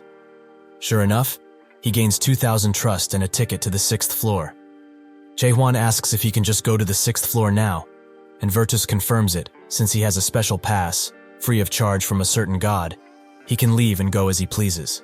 With that, Jaehwan turns to leave, but not before Virtus asks him to take care of Anderson to the best of his abilities. Even if 200 years have passed, Virtus still remembers her fondly. Suddenly, Renee appears behind him and asks if the noob has left. Virtus confirms it, and she notes that he didn't take a single sponsorship offer. Truly, he is someone worth following. Virtus does not understand why her, the god of destiny, still likes to cosplay as a broadcaster. But why did she decide to give him a pass in the first place? Renee says that it was on a whim, which makes Virtus scared that she will be interfering with the tower, which is dangerous. As if the gods of the Alliance find out, she is cooked. With a terrifying presence, Renee grabs his shoulder and asks if she thinks they are afraid of those bastards. Virtus musters up the courage to ask that the 7 great gods may actually find out. But she's still going to interfere? Renee asks if she thinks this is not a waste. With a flick of her fingers, a few screens appear, and she notes that every believer out there is stuck in this measly tower, chasing a goal not worth chasing at all. Virtus says that they need this world, since it's the only paradise for them. But Renee doesn't see it as such, as putting one's life on the line and buying things to keep climbing. This cycle, repeating again and again, does that sound like a paradise? The true worth of this place has fallen, a long, long time ago. Virtus notes that it's too late. She already knows what happened 500 years ago. After their revolution has failed that eventful day, the system is never broken down. She knows how many high-ranked gods died. Renee says that she is doing it differently this time, but Virtus thinks that there is no chance Jaehwan will reach the top floor. She thinks otherwise, as he is the first ranked on the first floor, something which hasn't changed in a long time. Virtus says that if he was not to be Anderson's proxy, then it would have been possible. She asks what he means. Did he receive a prophecy from the Alliance? Vertus says that it's not that, but did she forget what the 6th floor was? If he is Anderson's proxy, he won't walk past that place. He will die, together with his god. Once Jaehwan enters the 6th floor, he is welcomed by the system, and it explains that his task is to choose 3 doors and complete their associated tasks. Anderson wants to explain things to him, but Jaehwan refuses, as he will do things his way from now on. He walks to his first door, a Starstream collaboration event, an urgent defense war. His task is to survive for 8 hours. Jaehwan says that they will continue doing things this way, as the clear time for everything is very short anyway. The scenario that Jaehwan is facing now would be considered weird by many, but it is actually a scenario that the ugliest king performed his best in. Jaehwan doesn't care, however, as he is ready to face anything that can be finished quickly. When they get on the other side of the portal, they are sent to a completely normal train station, although it is rather dark. Runard asks him if he really has a plan for this place, as this place seems quite grim, but Jaehwan assures him that he indeed has a plan, one that works every time. Runard is glad that he could trust him, but that's when a bunch of creatures appear in front of them and are ready to pounce on them at any second. Sure enough, the demonic-looking bears do just that, as their sharp claws reach for their necks in a split second, and Runard is naturally scared of these creatures. But Jaehwan thinks of them as oversized teddy bears. His plan will work nicely on them, that being to thrust until there is not a single one left in this place. Runard is shocked about his rather simple plan, but at this point it is to be expected from this guy. After the second mission is done, Jaehwan just simply walks out with half of his clothes completely gone, and with Runard on the ground, as he almost died in that place. He asks if this was how they were supposed to clear this mission, as the first map was based on survival and they did just that, so there were no problems with them clearing it. But in the second map, the strongest sacrificial lamb, other people were also joining the map, but their clear conditions were as such: for 50% of the people there to perish, or for the strongest person here to die. Naturally, Jaehwan was the strongest person in that place, despite the other people. So he came up with the genius idea of destroying the world that appears in this mission. Like he did on the first floor, the other people immediately charged him, as they need to kill only him in order for this mission to be completed. A much more human option, considering their other one is to kill 50% of the people here. Jaehwan pays them little to no mind, but as he unleashes the attack, it also hits at least 50% of the other passengers, ending the mission instantly. He was not aiming for that, but it turned out that way, so it's whatever.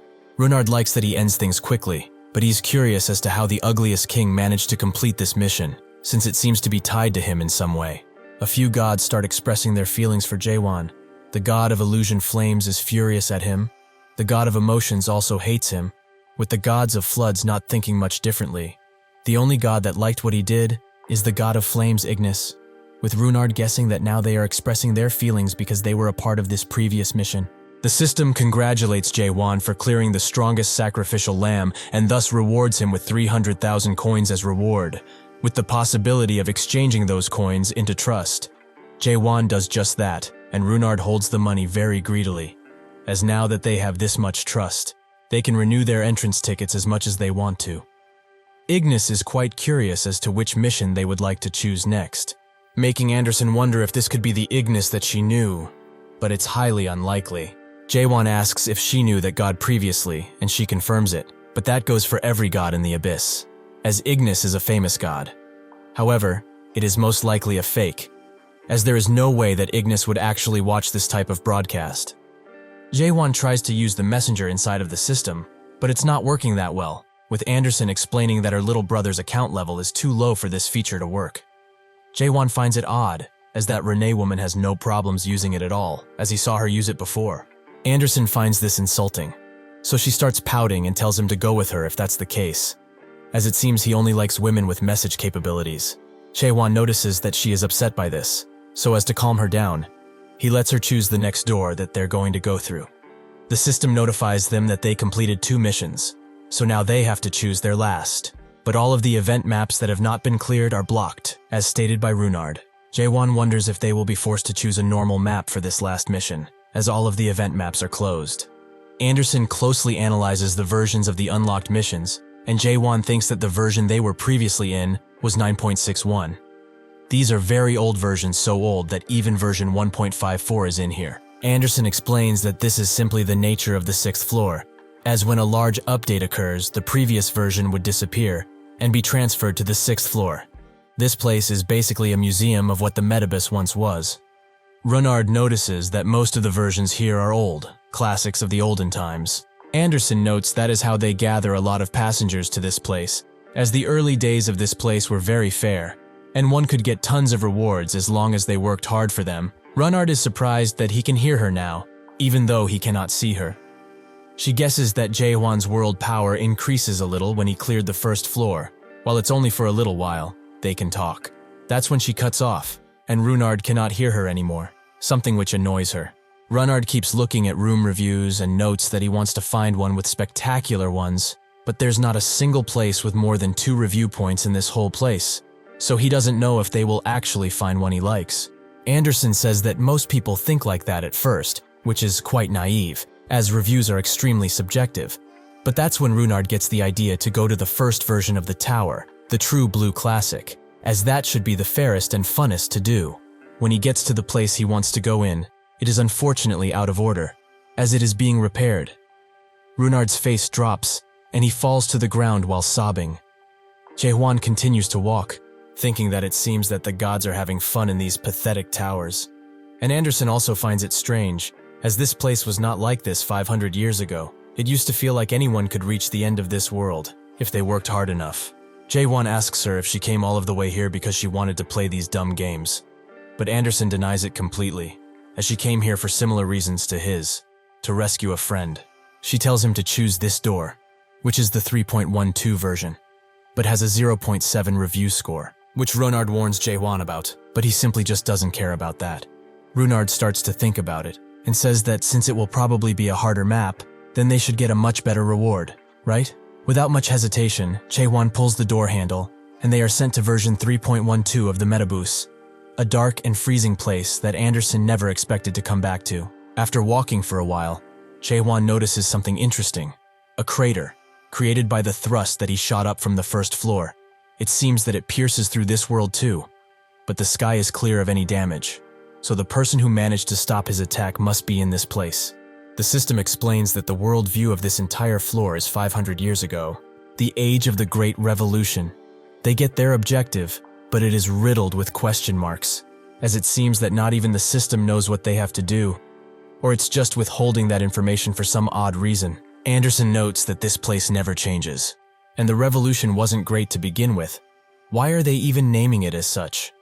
Jaehwan thinks about their objective, to destroy something, which makes Anderson wonder what they will even have to destroy, considering that this place is already a destroyed world. Jaehwan asks what if she knows anything about this place, and she explains that this floor is similar in appearance to the one that was on the 8th floor of the Metabus, that she challenged previously, but passengers there would either die or run away in fear to another floor. Eventually they spot some lights, meaning that there is a village there, so since they don't have any clue as to what they need to do, Jaehwan thinks that it would be wise to head over there. Runard is hesitant, as the review on this place told them to not go to the village. Will they really be okay? Jaehwan looks at him and says that they will find out once they arrive there. When they get close to the village gates, a guard that is stationed there and is shirtless in this frozen wasteland for some reason notices them and immediately points his spear in their direction, demanding identification. Naturally, Jaehwan pulls out his sword while telling him to step aside, as communication isn't his strong suit. But that's when he starts to feel strange, and his hand starts to shake, as Anderson uses her influence to slowly take over his body. Her aura starts permeating throughout the area, and Runard thinks that he felt this world power before. It is rather warm and gentle. The guard cannot believe it. As he drops his spear, he asks if this is really the energy of Anderson. She starts rushing to Hans, the guard, in Jaehwan's body. They all get inside of a house and Hans gives them a few things to eat while saying that it's not much, but still, he hopes it is enough. Anderson thanks him, and Runard, as per usual, keeps gulping down anything in front of him. Hans pats his head and asks if he is the new follower that Anderson got, and also asks if this new body she descended upon is her new avatar. Anderson confirms both, while Jaehwan says no, but nobody can hear him at this point, only Anderson. Hans finds it hard to believe that she returned to the tower once again, as she was banned from it last he heard. She asks him what he is doing in such a place, but he explains that he has just been living here, and as they can all see, he doesn't have much. But this is plenty for him, and he's happy with what he has.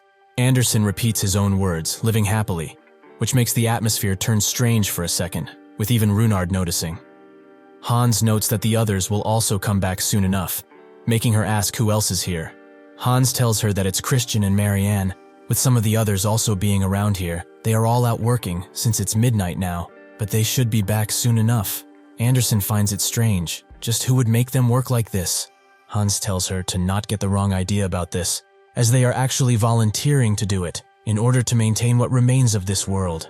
Anyways, like he said, they are about to come back, so they should go outside and meet them. They do just that, and Hans was right, as they are very near.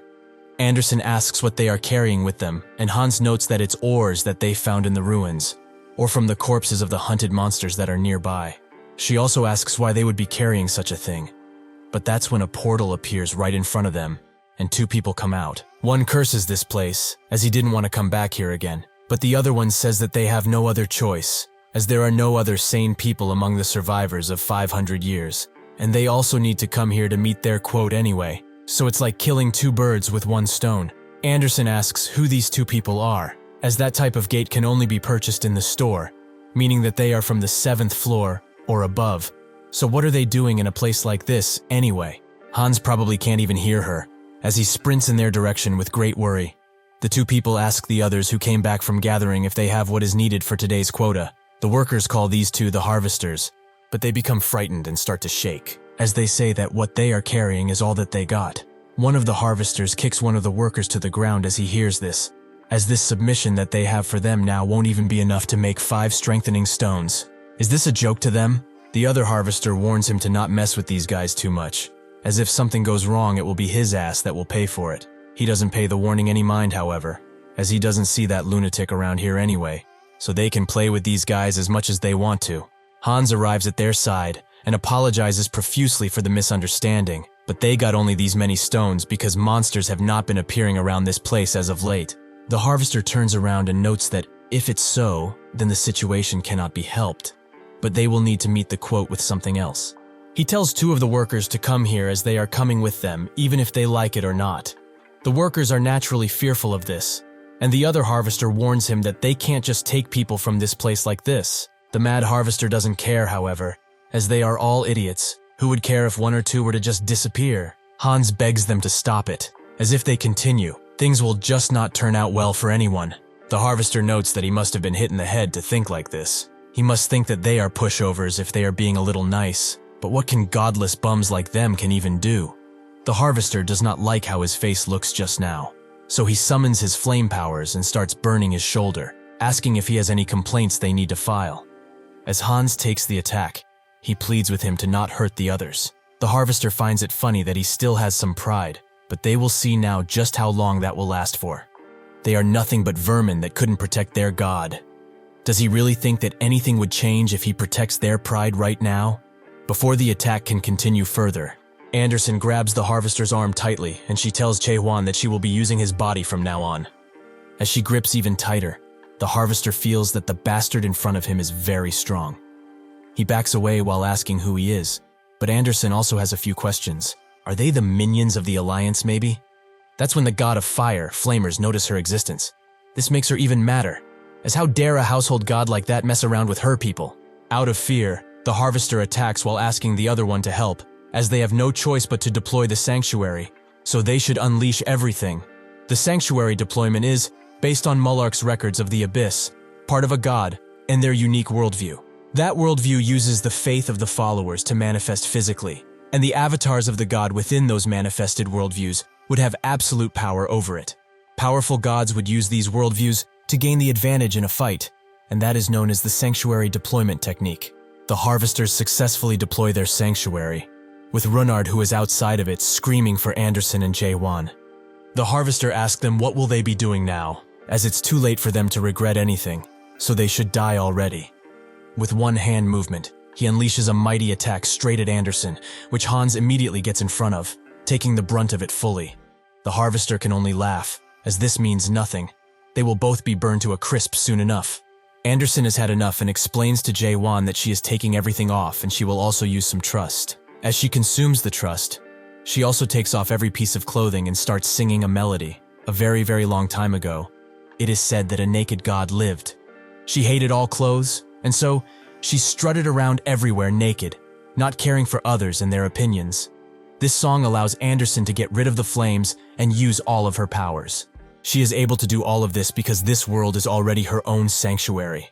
She grabs the harvester's head and says only one word: strip.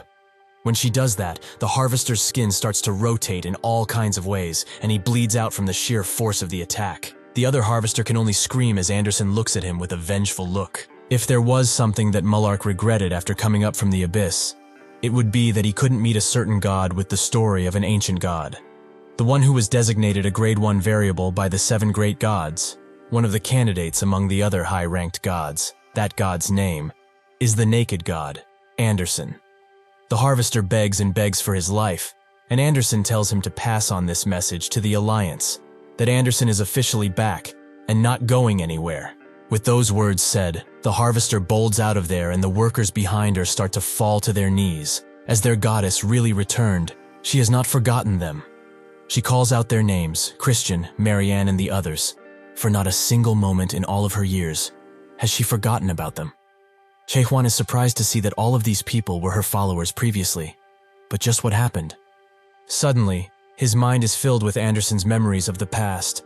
The feeling that the world balance is crumbling and the memories that continue to flow into Jaehwan's head is what Anderson felt for 500 years. She asks why they are being treated in such a way while Runard just watches from behind.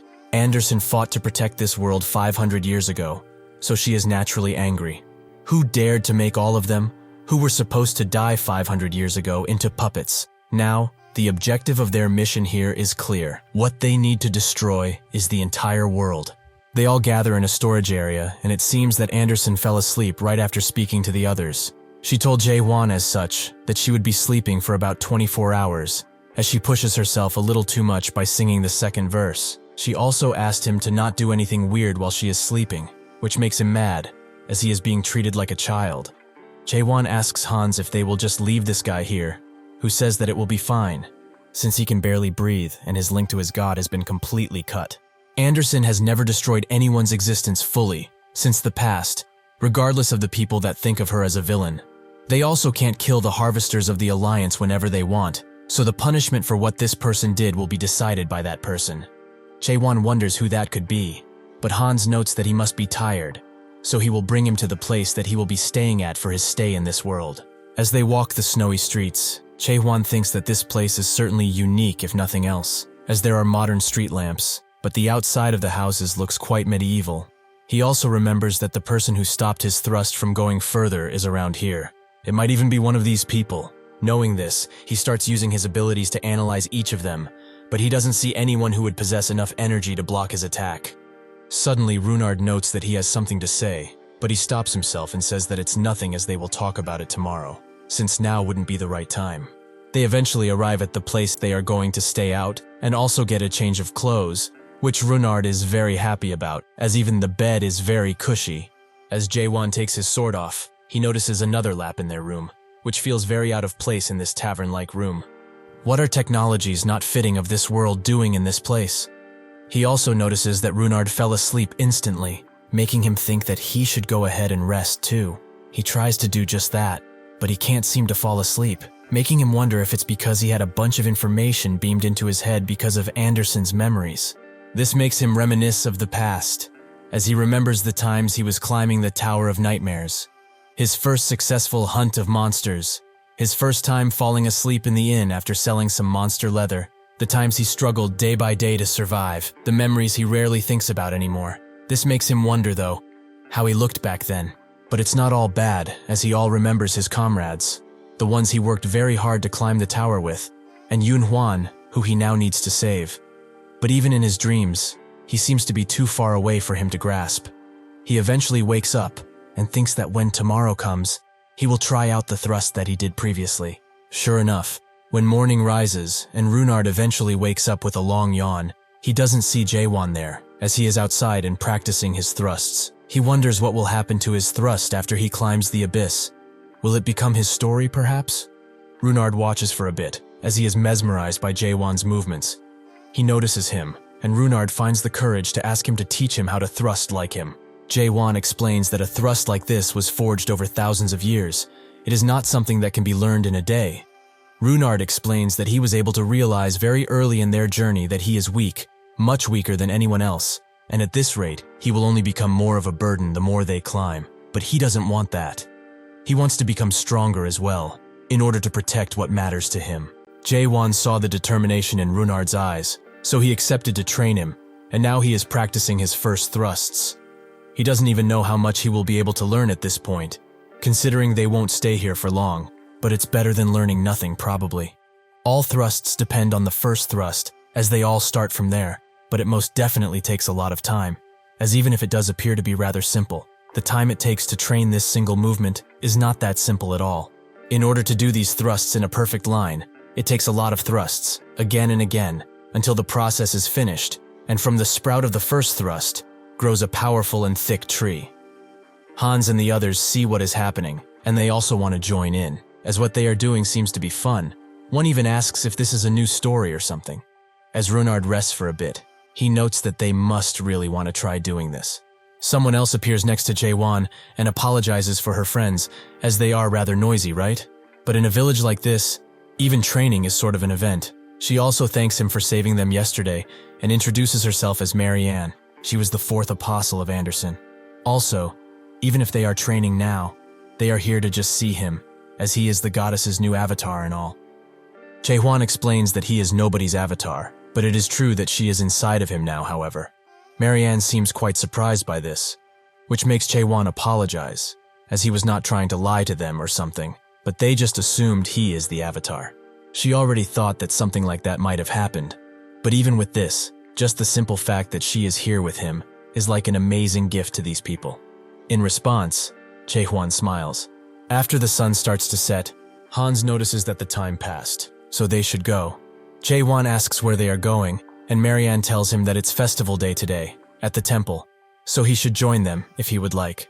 Jaehwan says that he is too lazy, based, but Marianne insists, as everyone looks forward to his presence there, and it will surely be fun. Runard, who barely crawls to Jaehwan's leg to exhaustion, says that he wants to go too, even though he looks like he's about to pass any second now. Jaehwan has been remembering tons of memories from a long time ago, but he does not know why. Maybe because the Metabus is also a tower of nightmares? If Yunhuan or Seoyul were here, they would tease him, as he does not know how to say no most of the time. As they walk to the temple, Jaehwan notes that the worldview of this place is rather unique, and Marianne agrees, as Anderson was also a very unique god, as even though she was a god, who stood above others, she also had a more human side to her. She also called her fellow gods friends, and it was one of those gods who built this entire village. Jaehwan asks her, if they were her followers previously, will they go back to being her followers now? Marianne notes that she would very much like that, but it would be impossible because they are in no position to become anyone's followers right now. They arrive at the temple, which under the moonlight glow is quite stunning. As they walk the stairs, they see all of the statues of the different gods. The god of righteousness and his avatar Ilium, the god of yesterday and his avatar Yuvan, the god that does not have an avatar, Eden Cart. These statues were made in honor of these four gods that participated in the 500-year revolution with Anderson. Jaehwan is surprised that there's actually a god without an avatar here, but Runard has heard of him some time ago. Only baseless rumors though, but to think that he was Anderson's dear comrade, truly, she doesn't stop amazing him even now. This makes Jaehwan ask if she really didn't tell him a single thing, which he confirms, as she avoided speaking of what happened 500 years ago, even if he were to beg her to tell. When they arrive inside of the temple, they see a depiction of Anderson in stained glass, and a few people that are praying, naked down to their underwear. Runard notes that it really is her temple, since everyone around here is almost naked. Jaehwan agrees, and notes that it would be respectful to have the right dress code for this place, with Runard concurring, as the goddess always said that they shouldn't be ashamed of being naked after all. They both ask Hans where they should sit, but when he turns around he is shocked at what he sees, and asks what he's doing here. Jaehwan then asks if they are not supposed to take it all off here, since Anderson's worldview is getting naked. Hans explains that the heart of getting naked is pretty important, but there is no need to take off his clothes like this, really. Jaehwan dresses himself back up and sits down, swearing to kill Anderson for all of the embarrassment he has received because of her dumb worldview. While Runard also dresses himself back up, he says that it's been a while since he last came to a temple like this, as in his hometown, he could not enter because of the nobles that would prevent the commoners from entering. This is why he likes the fact that in the abyss, anyone can have their own god, no matter what. Jaehwan looks at him and thinks that he knows, although roughly, about Runard's past because of the memories that flowed into his mind. He got chased as he stole a loaf of bread, and he also got chased by nobles while protecting his younger sister from them. That's when he was dragged into the Tower of Nightmares, just like he was. So they all had no choice but to rely on a god in the end. Jaehwan tells him that even if he puts his trust in him like this, nothing will happen. But Runard still feels that it's important to have faith, so he prays for him to obtain the ugliest king skin. This also makes him ask Jaehwan if he has prayed before, which makes him say that in the tower that he cleared, there was a person who was a part of a religion from another country. In the hometown of that person, there was a device that chanted prayers their way, and even if one didn't speak the language, the device would still pray for them, so that could be a sort of prayer. But who knows if any god heard it? Runard notes that it's certainly a unique way of praying, but he's not so sure that it will count as a true prayer. Jaehwan asks what a true prayer is in this case, but Runard can't really answer, so this makes Jaehwan wonder. Everyone in this place is praying for something, but regarding those who are no longer the followers of Anderson, just who are they praying to? What are they even praying for? He guesses it would be better just to look using question, but what he sees surprises him, as he finally gets what Anderson meant. 500 years ago, she lost every single one of them, and to die in the abyss means that their soul will fully vanish, a shell of a transparent soul, with nothing inside. Can these cries of help? Can these silent screams even be considered praying? These people are no longer people, they are mere puppets. As Marianne walks to the podium, she says that she has been waiting for a while for this to happen, and asks Jaehwan to say a few words of blessing for everyone in this place. Eventually, Renee also makes it to the 6th floor, although she is wearing a new skin and has a few drones. The gods read her, and Ignis says that she looks good in those new clothes, but she notes that it's just one of the new skins that came out recently. It's not an advertisement, as she bought it with her hard-earned cash. The god of flashes, Ray, asks for the skin name, and Renee says that it's called the Moonlight Girl, Yu Sanga. She got it from a gacha collab event in the Star Stream. Ray notes that he also used that gacha, but he only got the bicycle thief, Han Myung-oh. Renee agrees that the drop rates are atrocious, as she also has like 20 of those, and she doesn't even know what to do with them. Ray also asks how she climbed up to here, with the god of wisdom, Higmatun saying that she must have brought the special high pass to enter. She explains that she doesn't have that sort of cash, and if they want to know, the drones she bought with the money that they are giving her.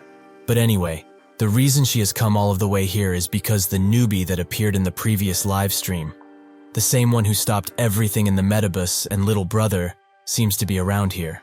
She also notices that they used her pictures to talk about the guy, but alas, since he is here, the special stream will now commence. More importantly, it seems that he has come to see quite a unique worldview. But they should all know already that the 6th floor of the Metabus is a mix of the old version maps. Ignis notes that this place is where that puppet weirdo lives, and before Renee can answer, one of the drones finds Jaehwan. As Marianne asks him to speak for the people once again, Jaehwan says that he is not Anderson. This makes all of the puppets there start to mumble the exact same sentence. Will the foreigner who possesses Goddess Anderson pray for everyone? Jaehwan thinks that these things aren't able to comprehend what he is saying right now. They are just answering with the memories that have been injected into them from the start. He doesn't like to repeat himself, but he now understands what Anderson meant. This makes him remember the religious person that died in the Tower of Nightmares, as they asked him to turn on this music box occasionally if they were to die. When they finally did, he obliged, but he always wondered if his god even heard the melody that came from that music box. Even if he did hear it, would the god have been able to say something to him at this point? Even if he did say anything, wouldn't the music box have no meaning now? Are the gods not lonely beings? He also can guess the reason why these puppets keep on praying, as it's just like that religious person in the Tower of Nightmares, as he also kept praying and praying. Gods only exist as long as they have followers that pray to them. This is probably why they have been doing so without rest for 500 years, so that their god can continue to exist in this world, so that they will be reminded of their precious god, so that they do not forget themselves completely. Jaehwan comes up to Hans and tells him to stop praying, as he has done plenty already and it's time for him to rest now. In response, Hans looks at him with his soulless eyes and asks if he will pray for everyone here. Without any other choice, Jaehwan closes his eyes and starts pulling out his sword, making Runard scream at him, as what is he trying to do right now? Suddenly, Anderson intervenes and stops his hand from moving, but this makes him madder and he asks what she thinks she's doing right now. She does not respond, so he says that these things are no longer the people she used to know. It's time to let them go, to set them free. She is now just being selfish and greedy, as she wants them around even though they are not here. Anderson starts shaking, and with tears in her eyes, she asks if he could do such a thing if his friend became a puppet, like these people are. Jaehwan grits his teeth and says that if that were to happen, he would kill him with his own hands. Anderson pleads with him. Even if there was a way to turn these people back to normal, would he still slay them without mercy? Jaehwan's hand stops, and he asks if there really is a way to do that, or is she just trying to stop him by lying? She explains that there is a way, although she is not 100% sure, but it could be entirely possible for the person who made these puppets. Suddenly, someone enters through the temple door and says that it's been quite a while since a stranger ventured into this place. All of the puppet strings are tied right to her waist, and as she asks who he is, it is clear as day that she is the one who made all of these puppets. Jaehwan looks at her face and thinks that he definitely saw it before, in Vartas's office. He asks her if she's the previous avatar of Anderson, Rachel Young. The woman does not respond to his question. She instead says that he has a familiar energy around him, so she knows who is inside of him. However, it sure took a long time for her to get here. He was rather concerned, as her friend. It seems that Rachel Young is also a vessel, an empty, soulless puppet, just like the others are. But who is occupying the vessel? A god, perhaps? Anderson gets extremely mad, and while cursing at the top of her lungs, she uses her world power to transform the place around them into her world view. The person notes that she seems to like the presents he made for her, but it also seems that she has gotten far, far weaker over these past 500 years. Anderson is extremely mad and asks Eden why he even turned Rachel into a puppet. Jaehwan remembers that name, Eden Cart, one of the 6 strongest gods in the current Metabus, and the first puppet maker, the god without an avatar, also known as the King of Crows. A god who Anderson once called a dear friend. Eden isn't that impressed with her new avatar, as he is quite bulky for his states. But Jaehwan doesn't even hear him, as he demands that he turn the people in this village back to what they were originally. 500 years ago, Anderson's revolution had failed utterly, and the gods that belonged to Anderson's group had either been removed from the Alliance or scattered somewhere else. Among these punished gods, Eden was the only one who was the exception, causing other people to gossip, with some saying that it was because he betrayed Anderson in some way. There were also rumors that Eden possessed skills that could be very useful to the Alliance, but one thing is for sure, that for whatever reason that helped him survive all of this time, he was still among the strongest gods in Metabus. Unlike the other gods who were utterly destroyed, he still has the power of a high-ranking god, even now. As Jaehwan asks him to turn back the puppets back into normal people, he says that he has some nice spirit, but he has no chance against him, as he has overcome numerous challenges in the 2,000 years that he lived. So he has faced people much stronger than him, more than a few times. He starts using Crow's Eyes, his own story, which is a story based on rules, an ability that allows him to see the stats of all followers and avatars in simple numbers. In the past, his best trait was that he was always able to select avatars or followers that had better stats. Up until this point, numerous avatars have been caught by his eyes and turned into mindless puppets. Unfortunately for him, when he tries to analyze Jaehwan, there is a countless string of numbers around him that doesn't seem to have an end. This makes him smile, as it seems that Anderson has brought an interesting thing to his doorstep. Jaehwan then notices that he was the one who managed to block his thrust, as there is a crack on her Shamshir sword that only his thrust would be able to leave behind, it seems. Eden didn't expect to meet the being who managed to do that so soon, but Jaehwan has had enough of talking, so he tells Anderson to not let her guard down no matter what, as he will kill this bastard and climb to the 7th floor. Eden finds it interesting that he wants to have a fight using world power, as it has been a few hundred years since he did something like this, so it will be quite interesting. Jaehwan tells Runard to stay as far as possible, as he won't want to get caught up in this attack, so he immediately takes cover and stays behind him. Eden asks why he keeps on talking and not attacking. Is he afraid that his attack will get blocked once again? As he says that, he looks at the puppets that are almost out of the building, which makes him wonder if he was waiting for those puppets to leave before attacking, but that's just too ridiculous. Seeing that everyone is far away, Jaehwan starts creating attack after attack after attack, making Eden's eyes bloodshot as they are open wide. He begs Jaehwan to wait a second, but as he begs and begs, Jaehwan only puts in more power into his attacks. Even with his begging, Jaehwan uses the World Thrust, 7 consecutive shots, his own story. The attacks all land perfectly on Eden, and the whole temple blows up into a red light as rubble starts to fly around. The explosion eventually subsides, and as the rubble falls from the roof, Eden, who is still alive because he used Crow's armor, asks what his name is. He says that it's Jaehwan, but Anderson says that this isn't good, as Eden doesn't normally ask for the names of followers, but when he does, it is because he wants to make them into his own puppet, and this also seems to be the case right now.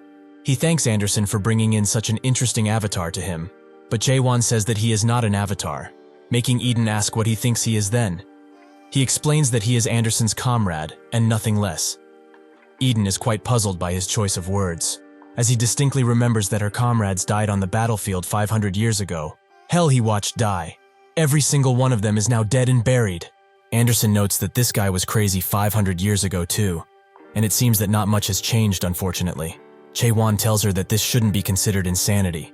This is just acting crazy.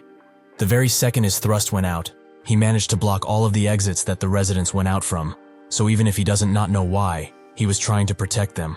Jaehwan starts walking towards him, and says that he can't even start to know why he is doing such a terrible thing. But a world that has disappeared will not come back just because he created fake followers by making them mindless puppets. Eden asks him what he knows about that, as their prayers were once real, even if they aren't right now. This makes Jaehwan remember a conversation between Seoyul and Yunhwan, where Seoyul said that one day, everyone will say that it's a lie, that the tower appeared to destroy Earth, but humans from the future returned as a powerful group to defend it.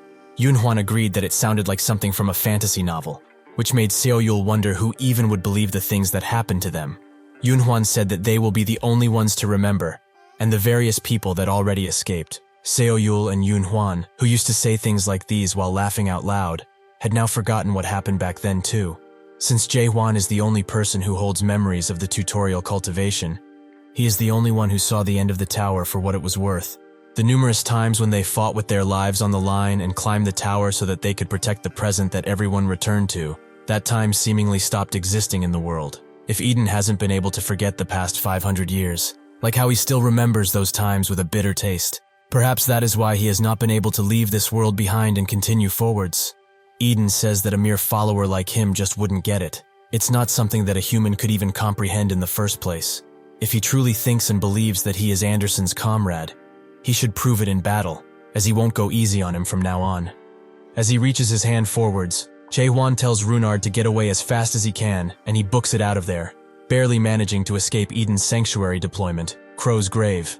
Anderson can't believe that he actually deployed his sanctuary, and as Jaehwan's feet are engulfed in a strange goo, 2 arms appear around his waist, forcing him to look down, where his comrades, new and old, are begging for help and asking to not be left alone. Eden says that these are the memories that he loves the most, so he should be happy that he gets to die in them. More and more figures appear out of the goo as the others pull at his legs. In an attempt to find a weakness, he tries to use questions, but the threats break, as this place is not as easy to comprehend as he previously thought.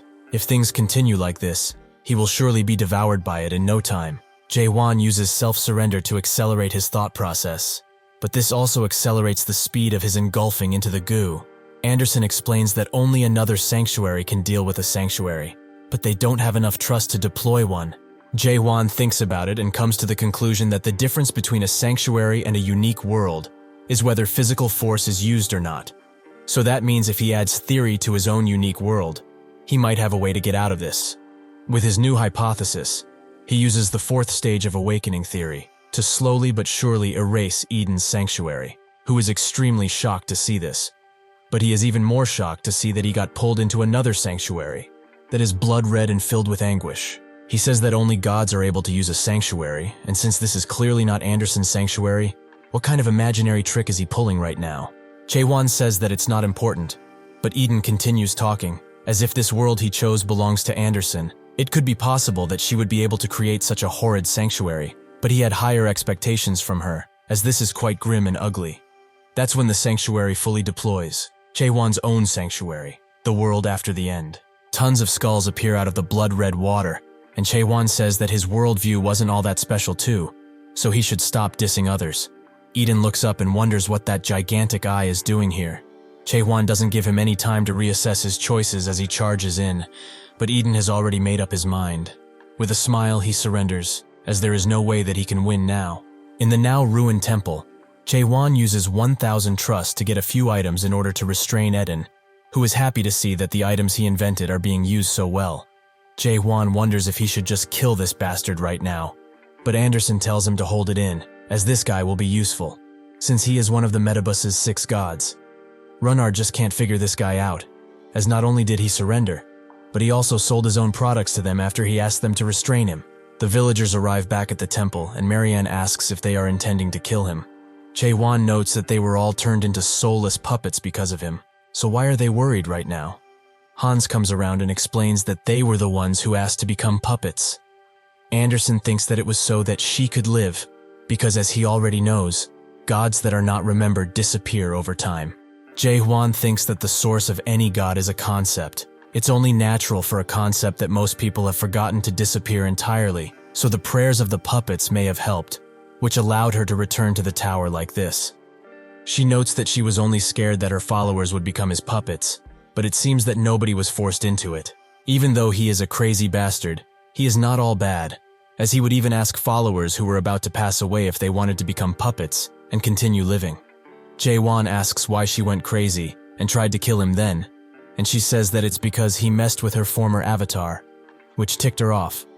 Jaehwan asks Eden why he didn't explain these things before they got into a fight, but Eden says that he didn't get a chance to talk, as they got to fighting instantly.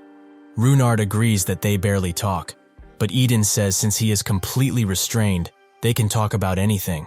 Jaehwan explains that he is looking for a friend that was captured and dragged into the abyss. He heard that he was dragged here as a puppet, so he wants to find that friend and rescue him.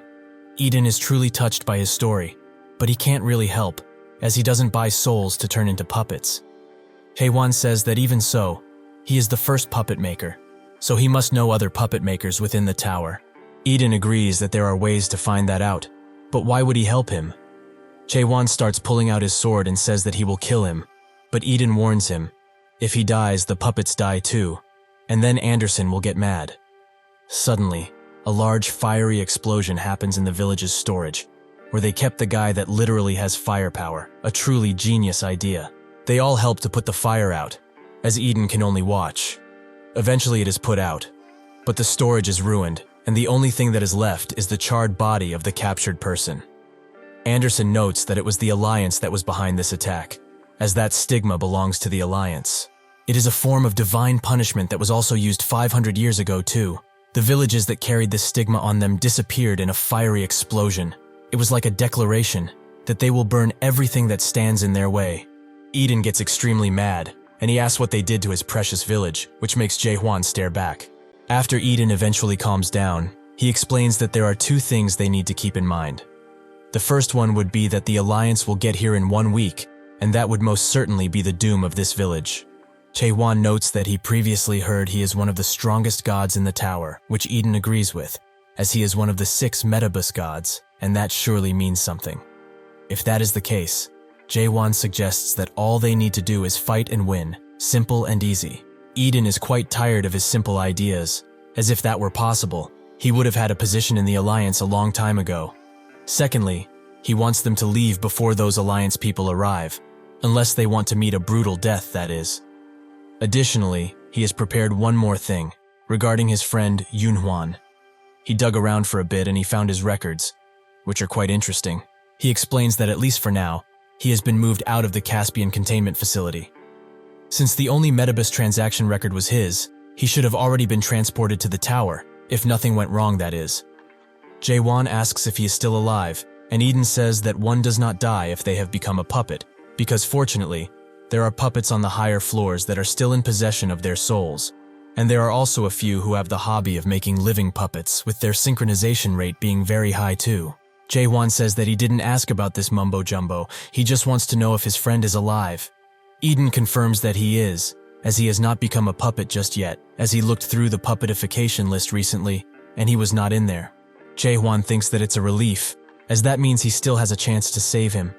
Anderson asks if he will be fine though, as his friend will probably not remember a single thing about him. Jaehwan's eyes widen at this conclusion, but deep inside he already knew, as everyone who dies in that place gets their memory wiped. However, for him, it does not matter since he didn't live his life for people to remember him. That might have been the case at one point in life, but right now, it's just not the case. Suddenly, Runard grabs his hand as he probably saw his grim expression and smiles. Eden notes that it seems that he has a very nice relationship with his only follower, so he is going to leave right away, right? Jaehwan says that first, he has a thing that he must do.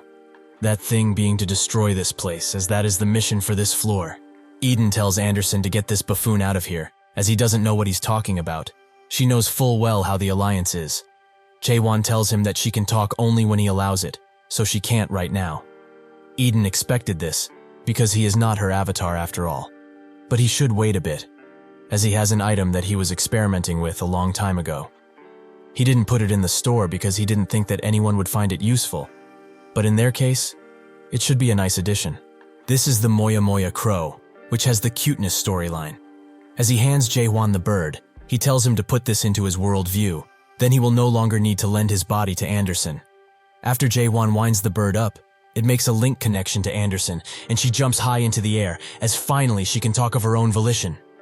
She tells Eden that it's been a while since they talked, 500 years to be exact. Somewhere else on the 7th floor, a man named Varys is quite annoyed at the drop rates of the gacha that he rolled, as he didn't get a single good thing from it after so many rolls, besides some growth skins. But to him they are useless. The god of shame, Ned notes that his luck is not on his side on this day, while the god of gambling, Vakara, urges him to buy more trust and continue to gamble. Varys says that he already spent too much, as 50,000 trust just went down the drain today. Ray bets 1,000 trust that he can't pull a legendary skin today, but Varys just tells him to be patient, as he will have a legendary by the end of the week, maybe that ugly kind or whatever the skin name was. The gods immediately start to ridicule him, because he is doing everything so half-heartedly, and that he changed a lot after he started to pull gachas using his promotion money. Varys tells them to shut it, as these damn gachas aren't on the player's side, so naturally he will use a little bit of help in order to achieve his goals, and they all enjoy watching him pull gachas. So what's the issue here? The gods are still mad at him, and Ray says that there are tons of people who climb the tower without charging a single penny. Varys doesn't believe it, as the Metabus is a place of commerce, but Ray asks if he saw the naked thruster recently. Varys hasn't, and notes that his name sounds quite weird, but do they really think that he can be defeated by such a guy? Just look at how many cards he has. His collection is filled. All of his stats are boosted to at least 150%. There are no gods that have the same rank as him that have this type of collection, right? After all, the person who has the best collection in the Metabus gets a better ranking. The gods say that some gods are better than him without having a single card, as there was one guy who got 100 goblin tokens on the first floor. Ray tells him that the guy who doesn't charge anything is the same one he mentioned just now. Ignis also backs up his claim. Varys doesn't believe it, as collecting 100 goblin tokens seems impossible, and it will be the new record. But when he looks it up, it's true. But just who is this guy? Ignis gives him 500 trust, and tells him to do more research on this guy, and Varys gets to doing just that. The more he searches, the more he is shocked, as this guy is naked in all of the videos that he can find. Him thrusting naked just doesn't sit right with him for some reason. He also sees the video in which he takes down the person with the garum skin, and says that he is surely sponsored. There is no way he defeats a stacked guy like that without a few items. The gods say that he has higher views than he has, which makes him mad, as how does such disgusting content have better views than his?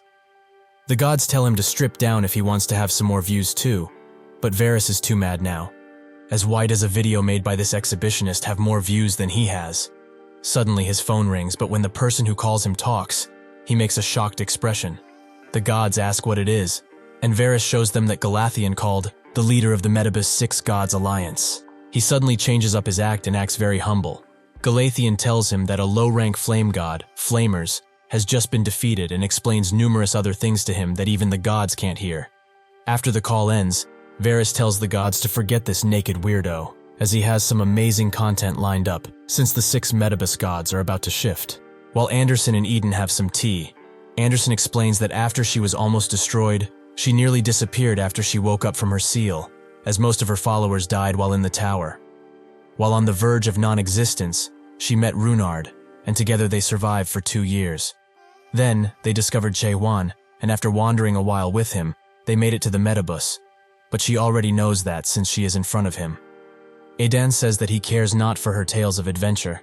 What happened to the harvesters that came to her village anyway? Anderson says that was entirely her doing, which makes Eden call her a lunatic, but still, she should leave this village if she doesn't want to suffer real death. Anderson says that she is in danger all of the time, be it here or somewhere else, but she already sent one of their underlings back to declare war on the Alliance. Anyways, this is just to let him know what happened, and they will also be completing the mission, so he should help out a little, since this mission is one that isn't cancelable. She shows Eden the quest. Who says that she is just like 500 years ago, helping her destroy this world? Is she really serious here? Anderson then asks him, how long will he stay cooped up in this world? She knows that he is unable to leave it, and she is really thankful for looking after her dead avatars and followers. But he must know too that he can't stay here forever. 500 years passed. Is he really fine with how things are going? Eden slams the cup on the table and says that it's not too late. As long as the Alliance doesn't mess with the Metabus, they will not chase after her. So she should give up and escape the tower, go back where she came from, as he will point her to the Bell of Alignment. Anderson says that she will not be alighting, as if she was always intending to do that. She wouldn't have come for him. She is going to climb the tower, as she also needs to help Jaehwan find his dear friend. Eden asks if afterwards she will seek to avenge her comrades by defeating the Alliance, which Anderson agrees with. But Eden thinks that it's not wise, considering she already got defeated once. Anderson already knows that, as she is well prepared for that eventuality. Eden tells her that she knows she can't win against them, even if their powers are combined. Their comrades from 500 years ago will not come back to life. Nobody in the entire Metabus can defeat that person, the true leader of the Alliance, Oblivion. After he appeared, the title of the strongest changed people, because to fight him would mean that she would take up all of the 7 great gods in a fight. Anderson does not care, as Rachel and her other followers are dead for real. Is there even a way to bring them back using the dolls? Eden notes that he does not know of any, however it would be possible with the Metabus. Anderson says that it should be possible with the driver who moves the tower. It has to be. Within the rules of the passengers that visit the Metabus, there is a famous clause that everyone knows about, but it's rather impossible to get the 7th clause of the passenger rules. The person who reaches the last floor will be granted a wish by the driver, the Metabus owner. She says that all of the deaths of this place have happened within the Metabus. Eden says that her dream is too far-fetched, as now the times have changed. She no longer has any followers or comrades to speak of. Anderson says that it's not true, as she has a comrade and she also has him. This makes Eden wonder, after the many horrible things that she went through, how can she still see the world in this manner even now? How can she still be positive and have such faith in something that can always be changed? Just how is she able to still look at the world in such a beautiful way? Anderson tells him to not be fearful, as this will be much easier than he would think, because outside, there is a man who dreams of even crazier stuff outside. After Jaehwan and Runard come back from their training session, Eden says that he will help. Not because he wants to, but because frankly doesn't have a choice, so they shouldn't misunderstand him here. That's when he receives a notification that this version of the Metabus is now in the possession of the Alliance, and they only have 5 days to evacuate. Anderson notices this, and calls them a bunch of cowards, who are as usual behaving like bullies. Eden says that since they are giving out this notice, despite having messed with Alliance members, they are acting rather cultured for their standards. Anderson asks what he wants to do, and Eden tells her that it's about time, since everyone should be getting rather anxious after hearing this. He was intending to bring the dolls out of this world after he confirmed that she lives anyways. Anderson asks if he will climb together with them, which Eden agrees with, but they must not fight with the Alliance right now no matter what, as they will most definitely be defeated. So they will clear this mission before the Alliance arrives, and climb to the 7th floor. Only then will they have the slimmest chance of winning. If they get to the 7th floor, there are some gods that still remember her, so if they can borrow some power from them, they can have a shot at it. Jaehwan notes that getting to the 7th floor and destroying the 6th are their top priorities, so he will start doing just that. Eden tells him that it's not so simple, as just destroying the village wouldn't do anything. It wouldn't even make a dent. Jaehwan picks up his sword and notes that he just needs to destroy the world if that is the case. But Eden tells him to stop if he's going to try to pierce through the ceiling again, as he is not the only person that is able to block his thrust. Unfortunately for him, Jaehwan wasn't listening for a while, and he also figures that out when he hears the thrust that he unleashes behind the house. He creates a large hole that creates a certain light all across, but it is shortly after repaired. Eden says that this is what would happen, as even if he is strong, it's hard for him to destroy the world with only a single thrust. Even with a more powerful attack, it would be hard, as this world wasn't made for people to clear in such a crude manner. Jaehwan asks if there is another way, and Eden explains that 500 years ago, this world was destroyed, as there is a volcano in the center of the map, and when a meteor fell into that volcano, it caused pandemonium. So if he can cause the volcano to explode, he will destroy the world, but it has been dormant all of this time, so activating it will prove to be a challenge, although if he puts enough world power into it, he should be fine. Suddenly, Jaehwan's eyes widen as he looks up, as tons of electric energy appears from the sky and tons of portals appear. The others are shocked to see them so early, but it seems that this was caused by Jaehwan's thrust, as it was all a meticulous trap set up by Varys, who seems to be a part of the hunting squad. The hunting party charges in all at once, but Jaehwan uses his storyline to create small but powerful attacks that tear through the weaker attackers like butter. As Jaehwan defends, Eden deploys his sanctuary around the village, which stops the attackers for a second, but they notice that they are intending to turn this village into a world view, which they can hide in, so they all rush to stop them. As they run, Eden asks Jaehwan if he really thinks that this plan will work, but he notes that there's no other way, and since it has come to this, they have no choice but to try and see what happens. Tons of gods join Varys' stream, and he welcomes them all warmly, as they must have been attracted by the title he put.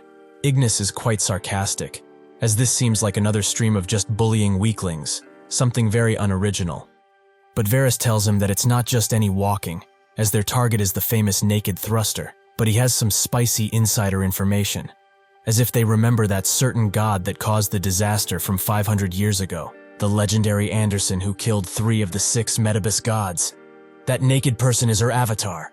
Some of the gods are rather confused by this, but Varys continues to explain that he heard a rumor that one of the current 6 Metabus gods, the King of Crows, is teaming up with them. So this can only mean one thing, that this group full of evil people is scheming to once again try and destroy the Metabus. In actuality, the situation was far away from Varys' yapping that sounded true, as the Alliance didn't even consider the situation to be serious. Based on the results by the World Power Measuring Center, Anderson dropped to a low-ranked god, and while the naked thruster was indeed powerful, he was just an avatar, so there was no need to only be worried about him. In their eyes, the only opponent that they should be scared of is the King of Crows, as while he is one of the current 6 Metabus gods, his powers were last checked 500 years ago, as he was isolated for that time. There is close to 0 chance that he would be able to maintain his prime strength when he hasn't had any new followers. But the reason that Varys is making such a big deal out of this is because this will earn him tons of cash, something which he is desperate for. He tells his audience that the leader of the Alliance, Galateon, has been generous enough to warn him about the situation already, and thus he also dispatched forces to this place. He also warned him that the revolution that took place 500 years ago would most likely happen again.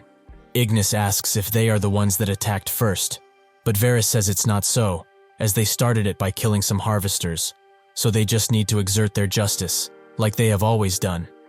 The gods do not agree with his vision of justice and continue to berate him for going after a newbie, which makes Varys end the stream, as these guys act high and mighty, but when the fighting starts, they will like it.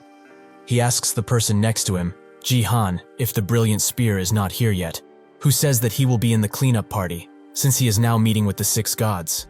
Varys says that this Anderson god must be quite powerful, since he's meeting with them, and Jaehwan explains that 500 years ago, she murdered 3 of the strongest gods in cold blood, while almost pushing past the door to the 10th floor that the Alliance was guarding with their life.